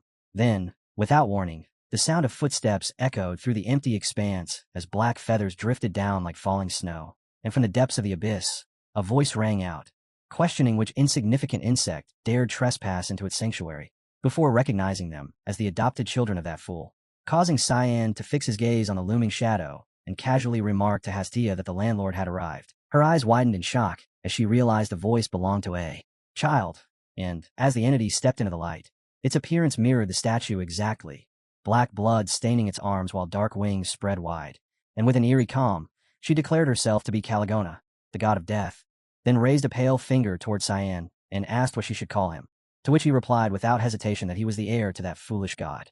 At his answer, Caligona's eyes widened slightly before her voice softened into a sinister whisper, expressing pleasure at meeting such a foolish heir and asking what had brought him into her domain. Yet Cyan showed no fear as he voiced the question burning within him, noting that the old man seemed infamous even among gods and demanding to know how one could kill a deity, questioning whether such a method even existed at all. Caligona paused briefly before a delighted smile spread across her face, amused by his boldness as she praised his courage, then shifted her attention to Hastia, thanking her for guiding such an interesting specimen to this place and commending her effort, which Hastia accepted with a respectful expression as she offered her thanks in return. In the next instant, Caligona abruptly closed the distance and told Cyan to remain still so she could confirm something. And as Hastia watched with a sudden blush, confused by what she was seeing, Caligona wrapped her arms around him and embraced him to taste his soul, prompting Cyan to question her actions. But after a brief moment, she pulled away, her expression softening into one of understanding mixed with pity as she revealed that she now understood, calling him a tragic soul who had also been rejected by Luminal, and asking if that rejection was what drove him to seek the slaughter of the divine. Continuing as Hastia silently observed, Caligona instructed him to listen carefully, explaining that this was the era of light, that darkness had been pushed to the furthest edges of existence, and that if he were to destroy Luminal, this era would collapse, and countless innocent lives would be lost along with it. Yet despite her warning, Cyan merely frowned, his determination remaining completely unshaken. "Are you saying I cannot kill him?" Cyan asked, only for Caligona to answer in a cryptic tone that he was both correct and mistaken, explaining that gods did not always need to die in order to disappear, because through her authority over oblivion, she could erase a deity from the awareness of mortals. And if Cyan used that power to remove every trace of Luminal from human memory, then as prayers ceased and remembrance vanished, the god's power would fade away, just as hers had, revealing that she herself had been forgotten by the world and was now trapped in this empty void. Cyan responded sharply, pointing out that he had believed divine power required devout faith, yet he was already wielding another god's strength without bowing in worship, which drew a devilish smile from Caligona as she reached out, lifted his chin, and offered herself, telling him to accept her and let her in so that her power would become his, tempting him further by asking if he did not desire to become her chosen apostle. Elsewhere, chaos had already erupted as the vanguard commander lay on the ground, gasping as life slipped away from him after Shurika's ruthless attack, and Saint Scripture arrived just in time to mock the dying man, coldly pointing out that he had been warned not to enter, while the man struggled to breathe and urged Lord Boris to run because demons were present. Ignoring the warning entirely, Saint Scripture turned toward one of his subordinates, locking eyes with a bald thug as he told him to watch carefully and witness what happened to those who opposed him, then snapped his fingers, causing the soldier's body to glow with a sinister light as his flesh swelled under immense pressure, bulging upward toward his head like an overinflated balloon until it reached its limit and exploded in a violent burst, scattering gore everywhere and leaving the bald subordinate shaking in fear, prompting him to question whether that man had not been on their side, to which Saint Scripture casually wiped blood from his cheek and replied with a cold grin that the man had been useless anyway, and he had merely hastened the inevitable, adding that the corpse now served perfectly as bait since he was fully aware that the assassin Shurika was stalking him from the shadows. The instant her spirit beast lunged out from the void, Scripture bellowed, "Holy Lance," unleashing divine energy that formed a barrier strong enough to repel the attack, revealing Shurika's presence. Yet his strength, now amplified by the power he had taken for Boris, had risen to an overwhelming level befitting a boss at the peak of awakening mana, and as he glanced toward his terrified subordinates, they questioned the suffocating darkness around them. But he dismissed their fear, telling them the show was not over and ordering them to remain alert.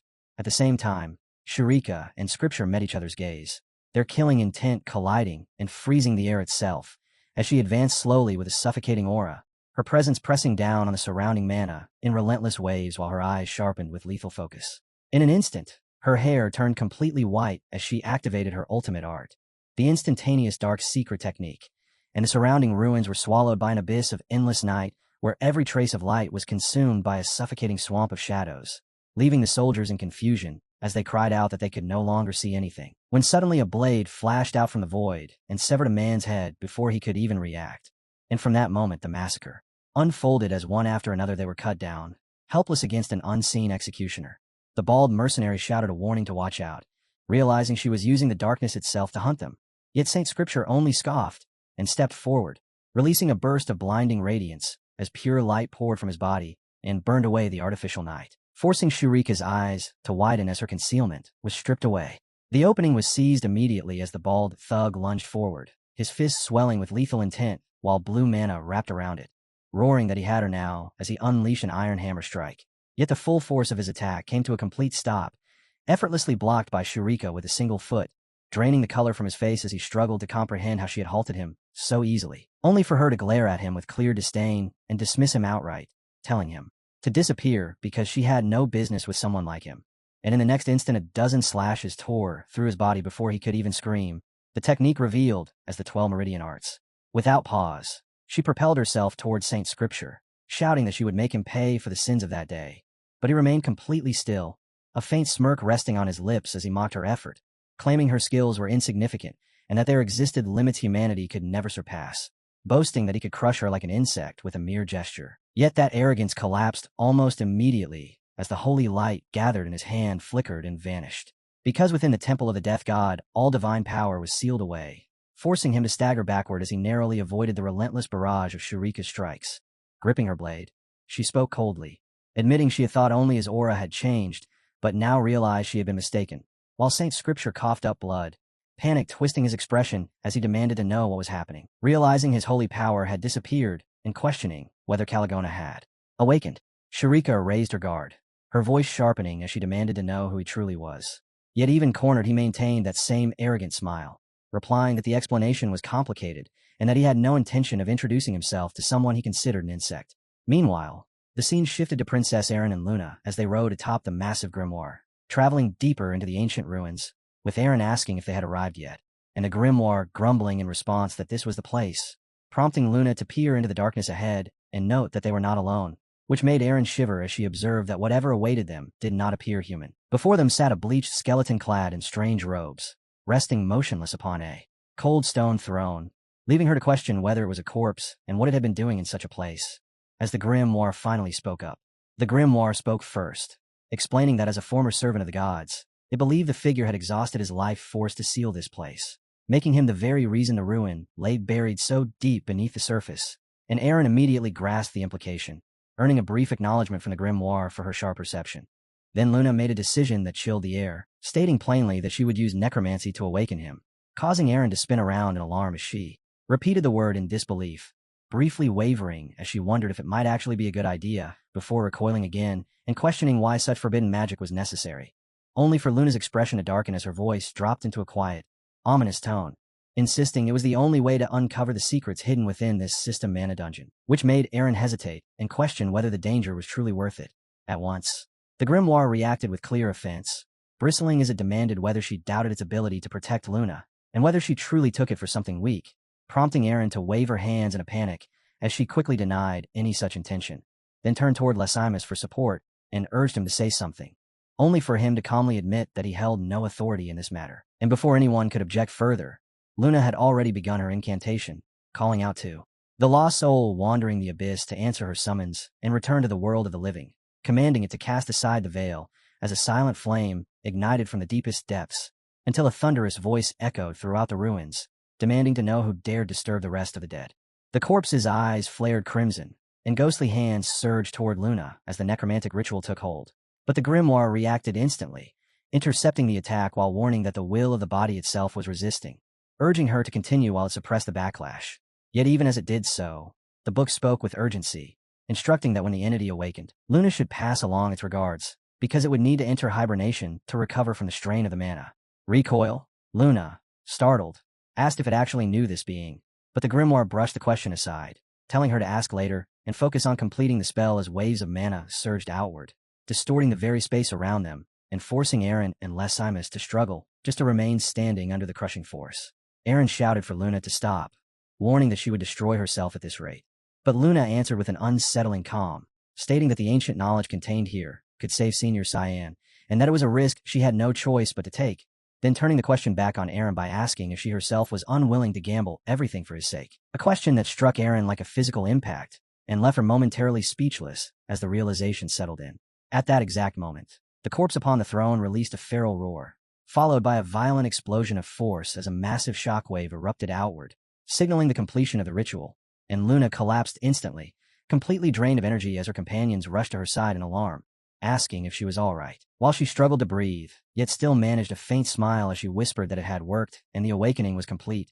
Before them, the bleached skeleton rose, emanating an eerie mana as it stood tall like a hidden boss revealed at the peak of awakening mana, then addressed them directly, asking if they were the ones who had summoned it, while looking down at its own skeletal hands and remarking that it had been an eternity since it last walked among the living. You even restored my physical form.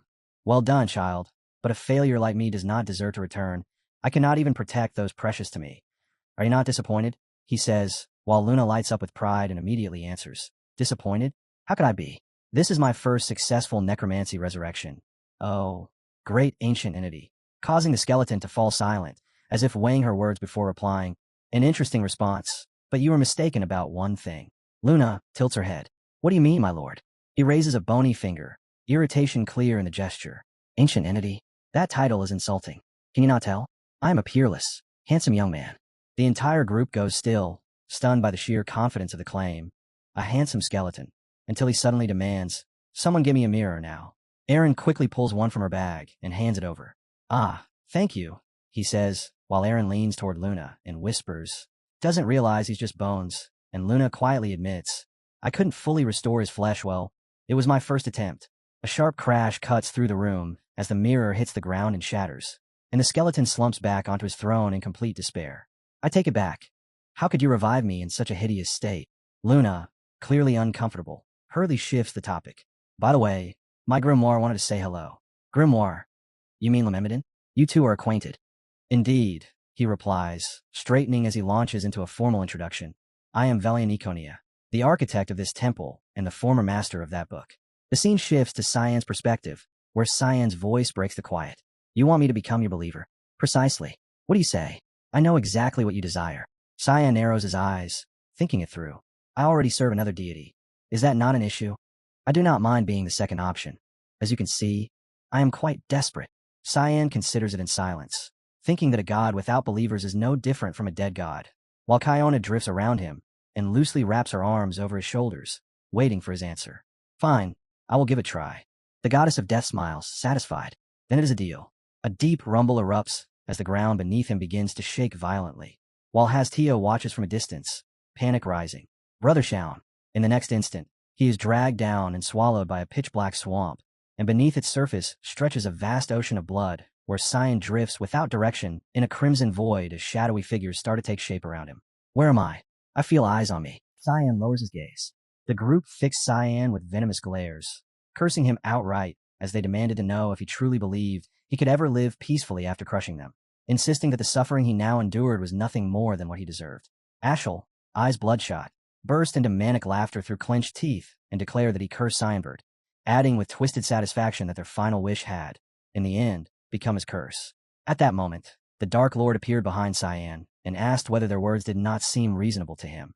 But Cyan answered with a question of his own, asking if he was expected to feel guilty.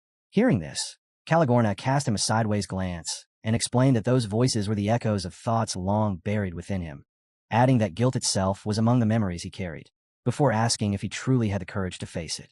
Cyan only smirked, asking what exactly she meant by face it, then summoned a sword into his hand and remarked mockingly that he hated complicated matters, his tone turning cold as he growled that it would be much simpler to destroy everything instead.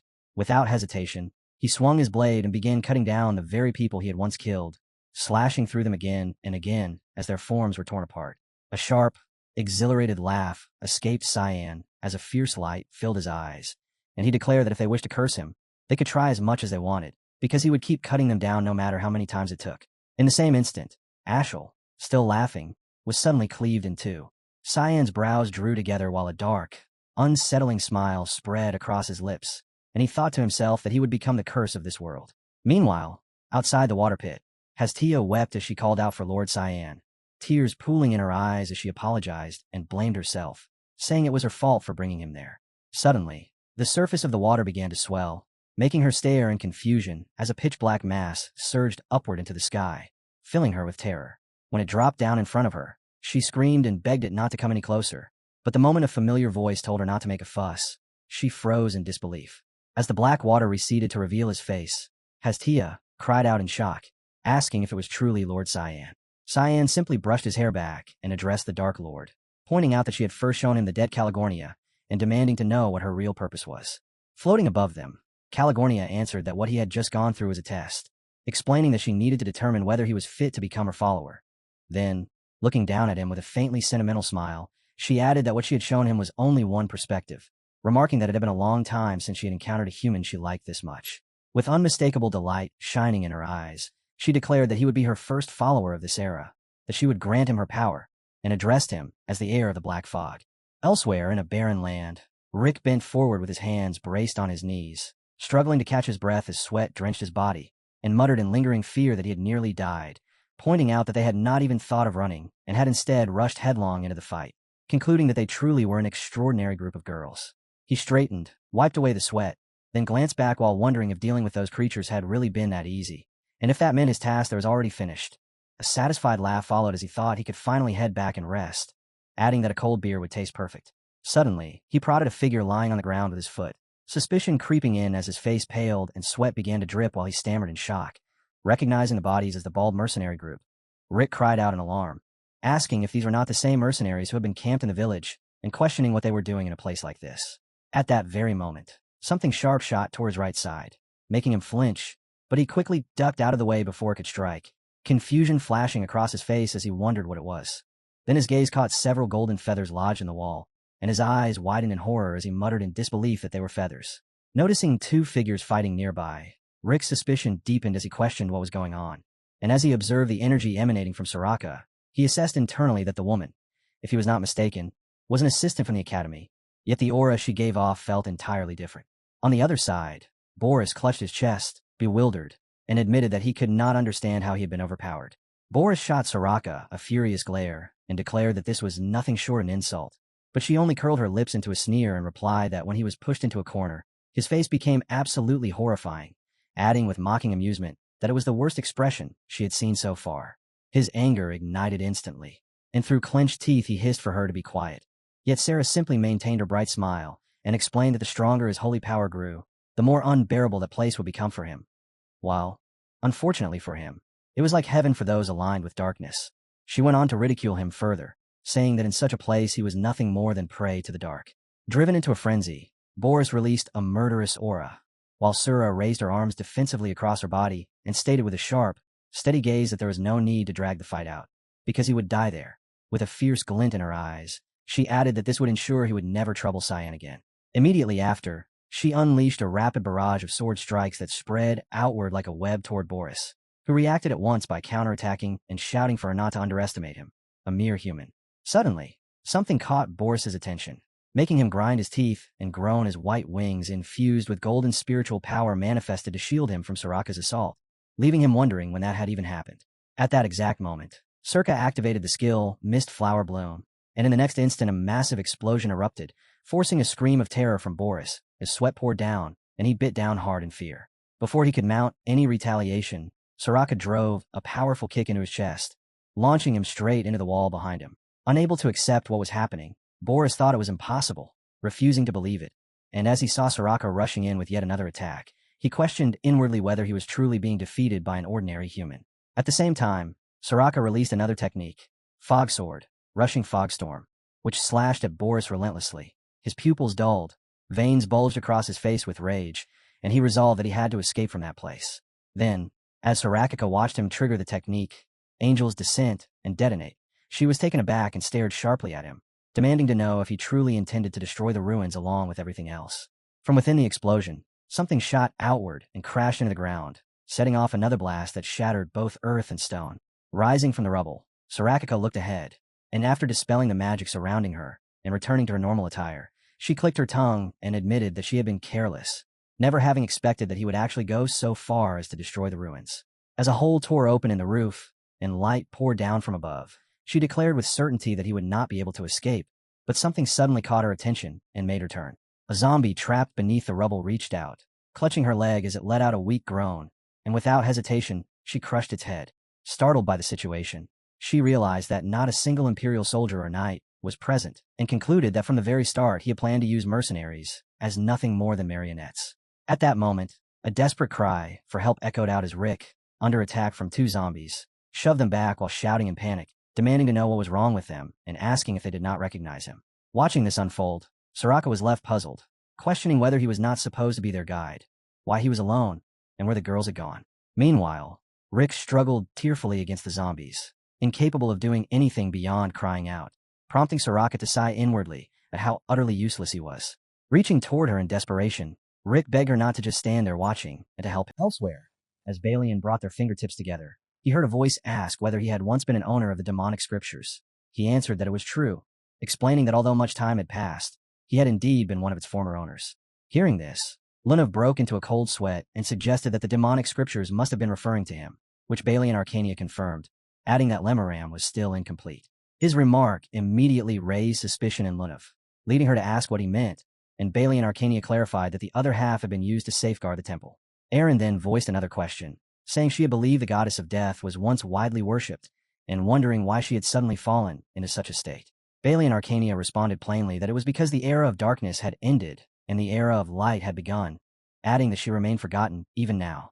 Recalling the image of Caligorna, sitting with her knees drawn up and her head lowered, Balian Arcania remarked that such a fate was exceedingly cruel for a god to bear.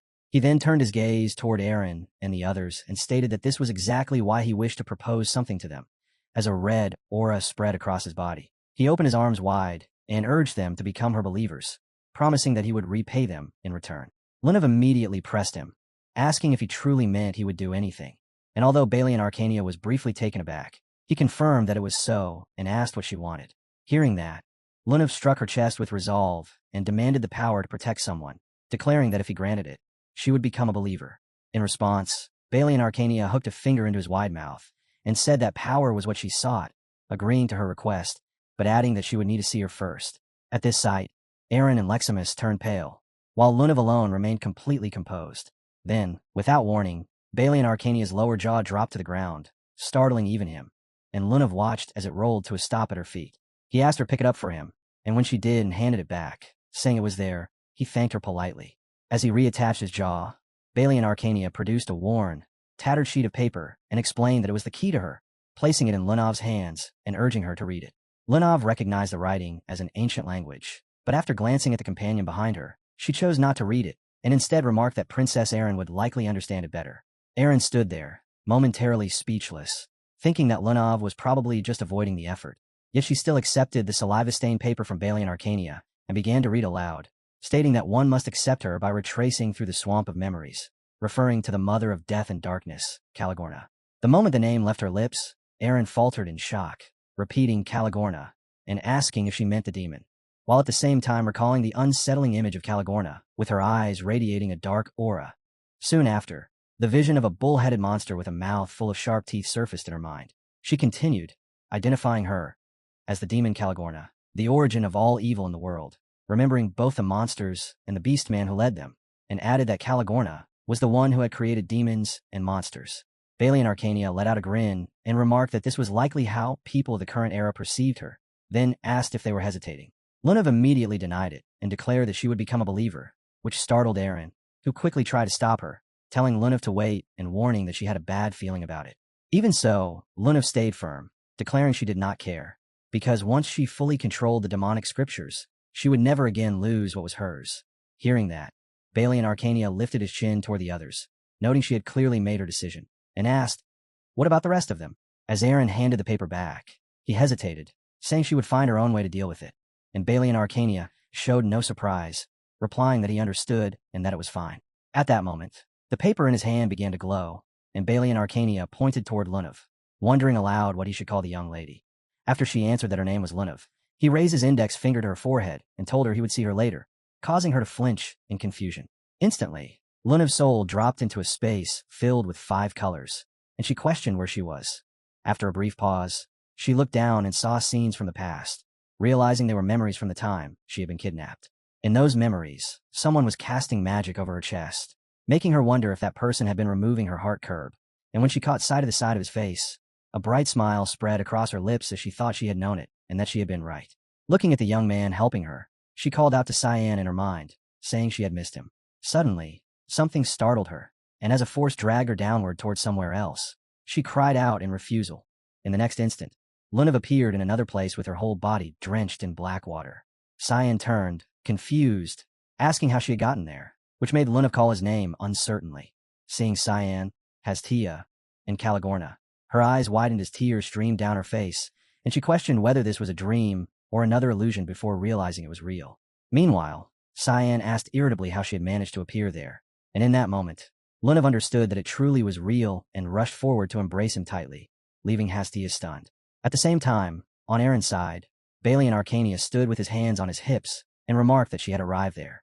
As Aaron shouted Lunav's name in alarm, and Leximus cried out in shock, calling for Miss Lunav, Leximus immediately grabbed the hilt of his sword, activated the skill arm bondage, and demanded to know what the skeleton had done. Yet in the next moment, a cold sweat broke across his skin and his expression tightened when he realized he could not draw the blade.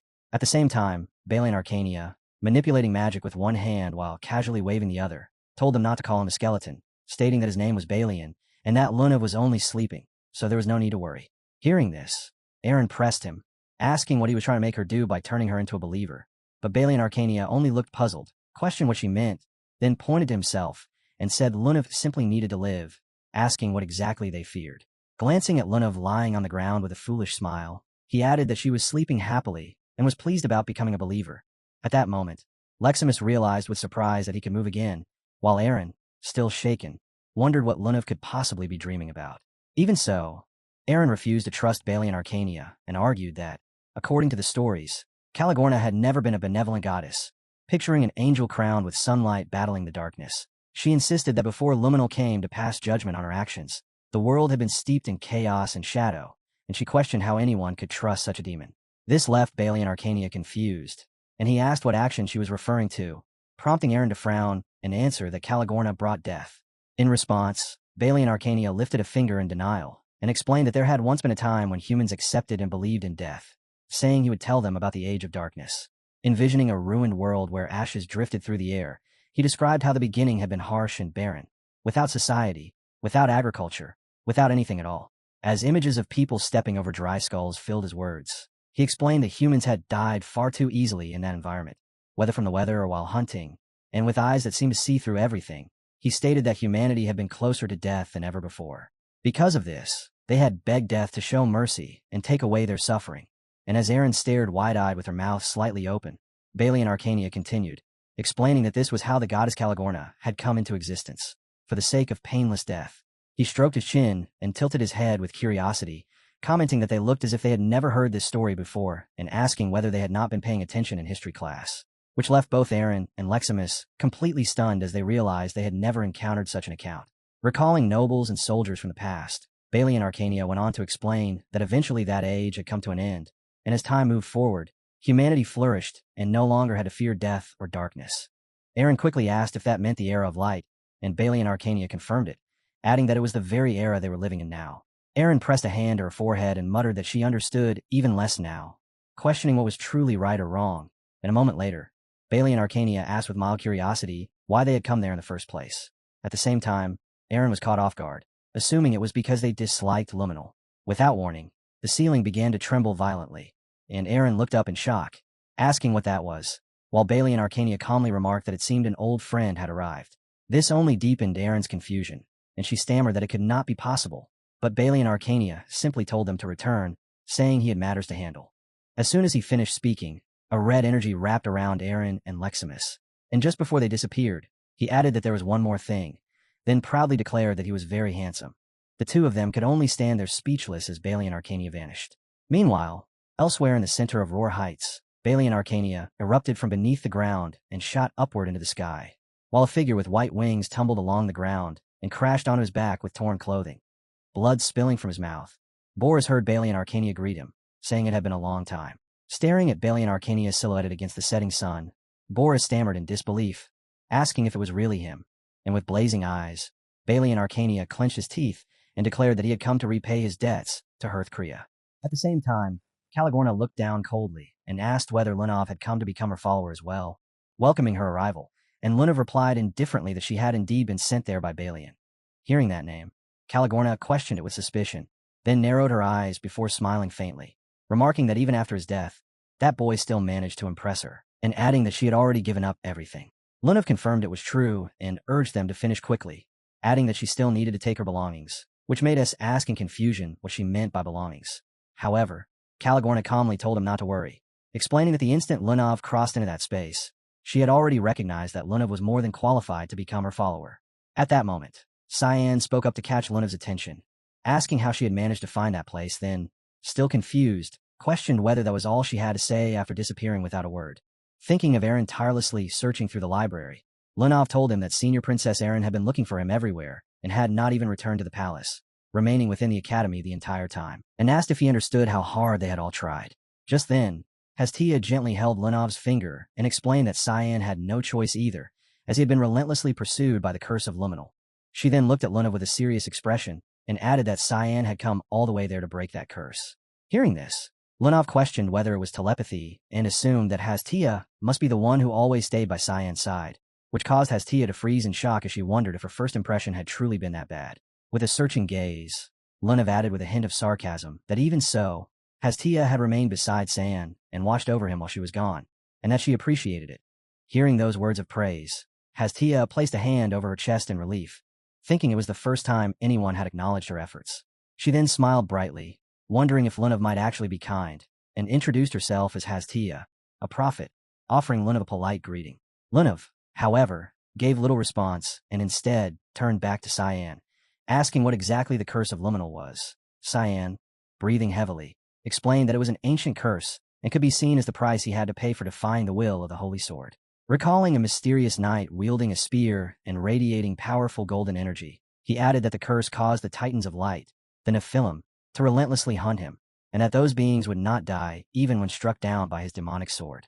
After hearing this, Lunav asked with curiosity whether he had been fleeing from such creatures the entire time, but Cyan shook his head and denied it, saying this was not a problem that could be resolved by just anyone, even if they knew the truth. Suddenly, Lunav stepped forward, called out to him, and firmly told him to listen. She snapped at him, telling him never to carry such a burden alone again and declaring that she was now strong enough to stand beside him, then softened her voice and added that even if only briefly, he needed to learn how to rely on others. Seeing her like that, Cyan was caught off guard and wondered why she was angry, thinking he had already made it clear that this was not a situation where such reasoning applied. Sensing the tension, Caligorna looked down and asked if this was some kind of lover's quarrel, which immediately made Cyan retort in annoyance that it was nonsense. Without lingering on it, Caligorna shifted topics and remarked that she now had 3 followers at once, calling it truly delightful news. Right after that, Cyan turned to her and suggested that if she was so pleased, she might as well hand over the authority, or whatever it was, to him. But Caligorna calmly told him that the authority was already his, explaining that its legitimacy had been confirmed the moment he passed the trial she had given him. At the same time, Cyan felt a surge of ominous energy rise from his right hand and reacted in shock, and as visions from his life began flashing before his eyes, Caligorna explained that with this power, he could peer into the memories of others, their past, their lives, even their emotions, and in the end erase them entirely, concluding that this ability was called Oblivion. Cyan looked at his hand, now sprouting sharp claws, and wondered if that meant he could erase even a god's memories. When Caligorna confirmed that this was precisely how one could kill a god, Cyan raised his hand toward Hastia and proposed they try a small experiment. Startled, she frantically waved her hands and told him to wait. Yet despite her protest, a strand of deathly aura still seeped from the center of her forehead, leaving her frozen in shock. When Hastia suddenly collapsed to the ground, Lunav demanded to know what he had erased, and Cyan answered plainly that he had removed her memory of Caligorna. Hearing this, Caligorna leaned closer with clear displeasure and asked if he intended to kill her a second time, to which Cyan admitted that it would have to be tested eventually. Noticing that Hastia appeared to have fainted, he then asked when she would wake, and Caligorna, sounding irritated, replied that she was only sleeping for a while. A moment later, Cyan glanced at his hand again and questioned why his power felt weaker, and Caligorna explained that it was only natural, since her own power had just diminished. With a casual shrug, she added that if her power were to weaken, then his authority would lose its value as well, explaining that the successor and the deity were essentially one and the same, which was exactly why they needed to gather as many followers for her as possible. This immediately irritated Cyan, who replied that he had no talent for recruiting people and that she should not expect much from him, while Lunav, focusing on a different concern, asked whether increasing the number of followers would allow Senior Cyan to wield greater power. Caligorna answered honestly that as her followers grew in number, he would naturally gain access to the full strength of the demonic scripture, a response that startled Lunav so much she demanded to know how Caligorna could possibly be aware of that, only for Caligorna to beat her wings, lift into the air, and laugh as she declared that she was an omniscient goddess who knew everything. In the next instant, a surge of energy erupted beneath Lunav's feet as Caligorna growled that this knowledge extended even to the tiny Remy Haram within her, and almost immediately the ground shook violently, forcing everyone into alert. Lunav noted that the tremors were intensifying, while Cyan covered his mouth slightly and remarked that the nauseating sensation felt strangely familiar. Then, with excitement flashing in his eyes, he identified it as the divine scripture and wondered aloud if Boris had arrived at the ruins. Caligorna confirmed his guess without hesitation and announced that it was time for them to part ways. And at that very moment, a crushing pressure descended on Cyan and Lunav, sending them in a panic, until Caligorna calmly reassured them that she was simply expelling them from the dimension. Cyan questioned her decision, asking why. Now that they were followers, she would not send them to handle the situation. But Caligorna only smirked and countered by asking why she would risk losing followers she had worked so hard to obtain, then instructed them to leave everything to her side and focus on finding a safe place before teleporting them away. Once transported, Cyan lifted his gaze toward Caligorna's statue and realized they had returned to the exact spot from which they had first entered the subdimension, prompting him to frown as he wondered whether there were other followers besides the three of them. Nearby, Hastia held her head and groaned about the pain, leading Cyan to ask what she remembered last. And in confusion, she answered that someone had told her to read the ancient text beneath the statue, which made Cyan think to himself that the authority truly worked. Noticing Lunav standing there in a daze, he asked anxiously if she was all right. While elsewhere, Aaron supported Lunav and commented that she had finally regained consciousness. Lunav scanned the surroundings and asked where Senior Cyan was, a question that made Aaron jump in shock as he blurted out whether Cyan had been inside and if he was even still alive. But Lunav, sweating, cut him off by saying she would explain everything later and urged that escaping immediately mattered more since the ruins were on the verge of collapsing. At the same time, Caligorna moved through the falling debris with a sorrowful expression, thinking that even in death Balian had never found peace, while elsewhere Balian Arcania, his eyes blazing with light, reflected that the truth was the opposite, as he felt overwhelming joy at finally having the chance to take revenge on those who had stolen their darkness, and he prayed for his goddess to grant him the strength to carry it out. Crimson energy flared from his body as he faced Boris, who spread his wings to form a defensive magic circle and angrily declared that Balian had forced him to discard that shell, adding that he had always excelled at such cheap tricks. But Balian Arcania lifted his hand, ready to fight, and replied that Boris was impressed too soon because their counterattack had only just begun. Boris poured even more power into the circle surrounding him and scoffed that it was absurd, insisting that darkness was judged by light and that this was the natural order of the world. Yet Balian Arcania summoned a glowing purple magic circle before him and declared that today would be different for the sake of the one behind him, prompting Boris to question whether Caligorna had truly returned and to add that someone who had died should have accepted that fate. Balian Arcania's power surged as he loudly rejected that claim, proclaiming that they would rise against such a pitiful belief. And at that moment Caligorna appeared with her hands clasped in prayer, while Balian continued, stating that it was both his will and his goddess's will. He then unleashed the skill wave of oblivion, releasing a sphere of energy that surged toward Boris as he shouted that he would show him true oblivion. But Boris covered his mouth and burst into laughter, asking whether Balian did not care about being dragged down as well, to which Balian Arcania, now completely unhinged, admitted that it was true and declared that Boris would not be able to take anything back from that place. And in the next instant, a massive wave of purple energy crashed toward Boris, forcing him to grit his teeth. The scene shifts to a grand, elegant structure rising beneath a clear sky at Lewin Academy, where inside, Princess Erin sits with the head as they discuss a grave matter. He reminds her that she has already sent word to the palace, declaring she will take full responsibility for the destruction of the Romar ruins, then questions whether she is truly certain about such a decision, to which Princess Erin answers without hesitation that she is completely sure, explaining it is only logical for her to bear that burden because she is the princess, and she accepts without protest whatever punishment may follow from the incident. The head falls into brief contemplation, acknowledging that her reasoning is sound, yet admits his concern for Violet remains, adding that the punishment she faces will certainly be severe. However, Princess Erin responds with calm resolve that she is ready to face any consequences awaiting her, and seeing that determination, the head permits her to leave. As she departs, he slowly turns away, thinking to himself that perhaps he should not have let her go so easily, because a weight now presses on his heart, and it feels as though the world is being unusually cruel to her. For although she holds the noble heart of a true princess and lacks any trace of greed, he cannot help but feel it might have been better if she had been just a little more selfish in protecting herself. Meanwhile, the demonic scripture reminds Luna that she was tasked with gathering more followers, and she confirms that this is indeed her plan so that he may gradually recover his lost power. The demonic scripture lets out a sigh, remarking that nothing in life ever comes easily, though he concedes he should at least take some satisfaction in the fact that Caligorna's has finally awakened once more. Luna then notices that the Lemmy Harem looks fatigued and asks if he is all right, and the demonic scripture reassures her that he is fine and will likely appear better after some rest. Before asking whether she has already decided how she intends to gather followers, since attracting believers to a forgotten god will not be simple, especially in an era dominated by light. Luna explains that she plans to travel to a place called Hildev, describing it as the site where the Lumendal Cathedral once stood and the very first city to begin worshipping Lumendal, which causes the demon to react with surprise and unease as he questions how she expects to find followers in such a place. She states with calm certainty that it is the ideal place to bring the era of light to an end, and although the demon agrees that her reasoning is sound, he points out that the location is essentially the very foundation of their enemy. However, Luna counters that any ancient structure must have hidden cracks, and she intends to strike precisely at those weak points. The demon admits the strategy is logical, yet confesses he still lacks complete confidence. But Luna reassures him that success remains within reach, and that with his support there is nothing to fear, her expression turning serious as she adds that Lumendal is a god who denies the existence of Cyan, which means she must dig into the place where it will hurt the most. Elsewhere, in an open field, Rezimus trains relentlessly with her sword, repeatedly swinging while carefully maintaining her posture and alignment. When a man standing behind her voices his approval of her effort, turning back, she recognizes him as Sir Gale, who greets her, and as she looks more closely, she realizes he has lost one of his arms, prompting her to ask with concern what happened, only for Sir Gale to casually dismiss it, saying it simply occurred and is nothing serious.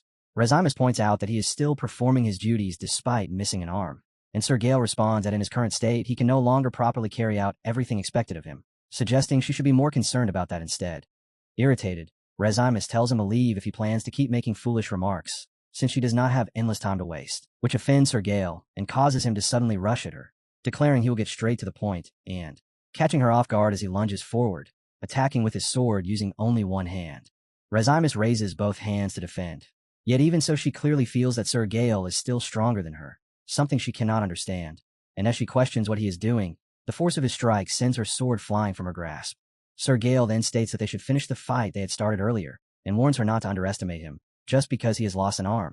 Refusing to hold back, Rezimus charges at him once more and swings her blade with determination. While Sir Gale watches her movements closely, a surge of excitement rising within him. He observes that her stance shows no clear weaknesses, and that her movements are exceptionally fast, making it obvious how much effort she has poured in her training and how far she has pushed herself to improve. Rezimus gathers all of her aura, her eyes shining with unwavering determination as she rushes forward, while Gale fixes his gaze and tracks every motion with care. The moment she strikes, he sidesteps with ease, catching her off guard, then coldly remarks that she has picked up a bad habit, as her attacks have grown predictable. His eyes sharpen as he counters with a precise, controlled swing, and although she tries to block, the force drives her down hard onto the ground. Standing over her, Sir Gale mockingly suggests that she might be afraid, prompting her to look up at him and demand to know what that technique was. Sir Gale calmly explains that if he had truly meant to harm her, she would already be dead, acknowledging that she is trained diligently, yet warning that relying solely on textbook forms will eventually lead her to a limit, and advising that she needs someone more capable to push her further. Hearing this, she asks what exactly he is implying. Before ever meeting her on this field, Sir Gale had encountered Cyan, who was disguised behind a mask, and Cyan had asked him to personally train the girl. When Sir Gale questioned the reason, Cyan stated that he had seen strong potential in her and considered her highly talented. Sir Gale then asked why he, in particular, was needed when the academy already had instructors, but Cyan replied that ordinary teachers could not compare to the greatest swordsman among the Knights of Light. Sir Gale pressed him on what he meant, especially since their master Yulkin was still active, and Cyan answered that this would be true in the future. Still hesitant, Sir Gale wondered what would happen if he refused, only for Cyan to pressure him by saying he would reveal to Violet that Sir Gale was secretly acting as a spy if he declined. Sir Gale felt the method was excessively harsh, yet Cyan remained unmoved, insisting that nothing was too extreme for his objectives, and in the end, Sir Gale agreed, though he cautioned that expectations should not be set too high. Cyan then asked if there had been any recent news about Boris, and Sir Gale replied that Boris had been injured and was currently recovering, prompting Cyan to ask whether Boris was still alive. Sir Gale admits he does not know Boris's exact condition, only that he has heard the injury is extremely severe, and since Boris has been kept in recovery with no one allowed to enter his room, his true state remains unknown. He then presses for a direct answer, pointing out that the timing between Boris's incident and the destruction of the Romar ruins feels far too coincidental, and questioning whether Cyan and Princess Erin are somehow connected. Cyan replies that Sir Gale is quick to pick up on such links, prompting Sir Gale to warn him to stay cautious, as rumors are already spreading that followers of light are searching for him. Zealots devoted to Lumendal who are fabricating various theories to pass judgment on him. before adding that he himself will soon be heading toward Princess Erin. Cyan questions the reason, believing Sir Gale is no longer assigned to watch her. But Sir Gale explains that his role has changed into a simple escort mission, as he has been ordered to safely accompany Princess Erin to meet her new fiancé. Hearing this, Cyan visibly falters, a reaction Sir Gale notices clearly, and he concludes that their paths will likely cross again during that journey.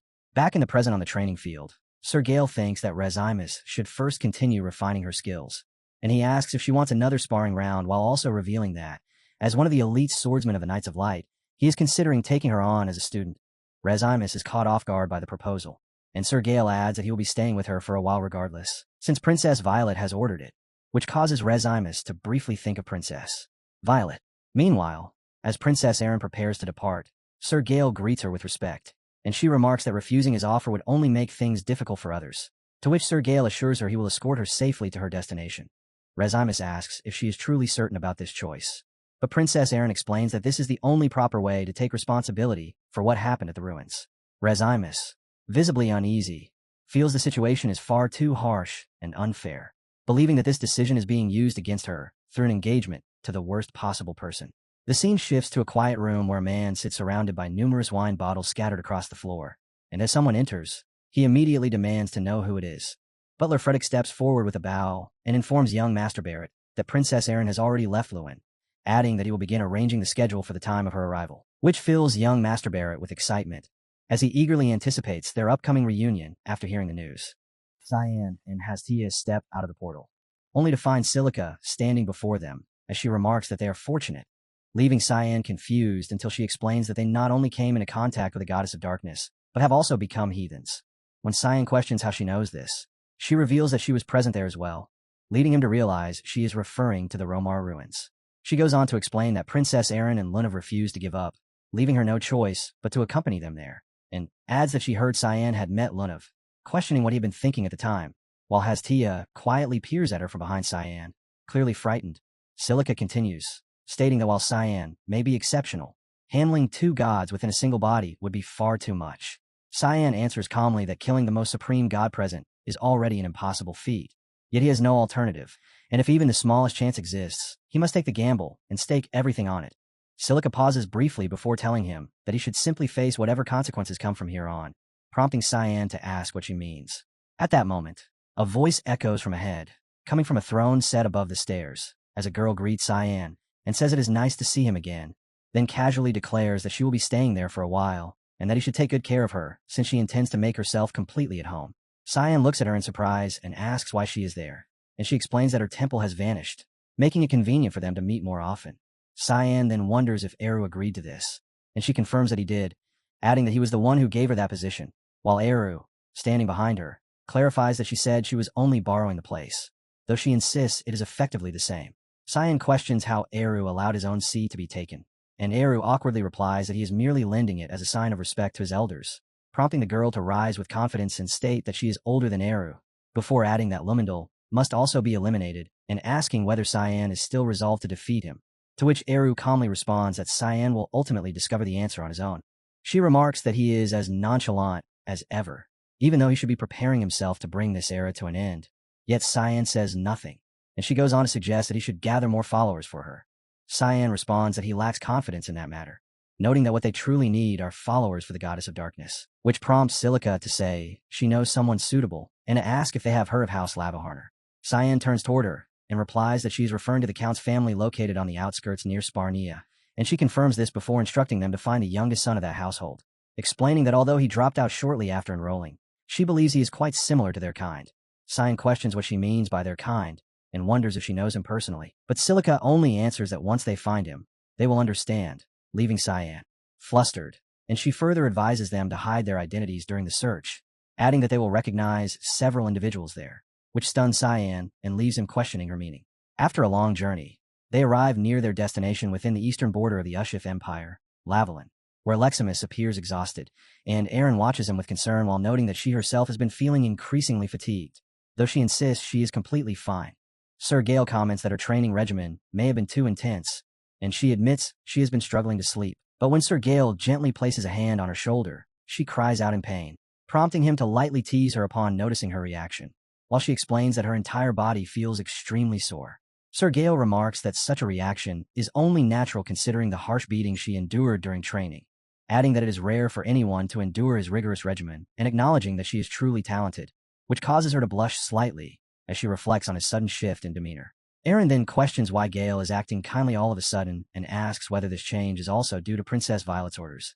And Gale awkwardly replies that he bears no ill will toward them, explaining that he is simply an ordinary salaried knight and that there is no need to be overly wary of him, while Aaron admits that she does not have any real reason to trust him so easily.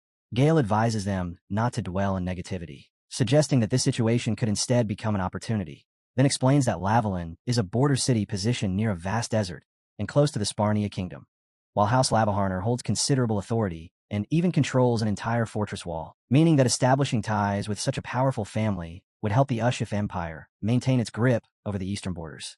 Aaron acknowledges that House Lavaharner rose in status through its defense of those borders, adding that House Lizamil played a major role by consistently providing financial support without neglect, yet clarifies that their connection goes beyond simple assistance, as she firmly explains that House Lavaharner recently took in the troublemaker of House Lizamil, Barrett Lizamil, now to be called Barrett Lavaharner, who was mysteriously attacked within Lewin Academy and later abandoned by his family after losing the ability to use mana, though despite that, he can still serve a purpose in political maneuvering through their engagement. Leximus suggests that Aaron should try to argue this matter with Princess Violet, but Aaron replies that she cannot oppose her, since Violet holds far greater authority. Gale lightly mocks her, saying she is acting as though it is the end of the world even though worrying will change nothing, which catches Aaron off guard and irritates her as she internally calls him rude and reflects on how little he understands her situation. Yet Gale simply smiles and says he knows it is not truly the end, adding that she herself has no intention of giving up and advising her to quietly wait for the right opportunity, leaving Aaron silent as she fixes him with a cold stare while Rezimus burns with anger, ready to throw a punch. As the carriage finally stops and they arrive at their destination, a butler steps forward to welcome them, introducing himself as Frederick of House Lavaharner and offering a respectful greeting. Gale remarks that sending only a butler ahead seems somewhat discourteous, while Aaron responds with a polite and warm greeting. The butler then leads them into the residence, and as they proceed, Gale glances to the side and notices students training with diligence, acknowledging that they are putting in effort, yet finding it unfortunate that he cannot detect any notable talent among them. And in his view, such effort alone holds little value without further, more effective training. Cyan is already present, watching Schutz from above as the latter trains with relentless intensity, and he questions why the Home Master chose him, since Schutz appears to be struggling heavily while his level remains quite low, yet Cyan decides to stay and continue observing him. Even as night falls, he remains seated there, and in time, he acknowledges that Schutz's determination is genuine. As the grueling training continues, Cyan finally approaches and remarks that Schutz has been practicing without pause for a long time, then calmly proposes a duel, adding that he will fight using only a wooden stick. In response, Schutz lets out a sigh and wonders if his brother sent him, assuming he is merely there for some kind of prank, but before he can continue speaking, he is abruptly cut off as Cyan swings the stick, delivering a precise strike that instantly slices through the wooden target behind him. Witnessing that overwhelming display, Schutz is struck with fear, while Cyan states that he will spare his life if he manages to survive and firmly tells him to try not to die, leaving Schutz Lavaharner standing before him as he faces the challenge. That's where we'll leave it for now. If you want to catch the next part, make sure to like the video and subscribe so you don't miss it.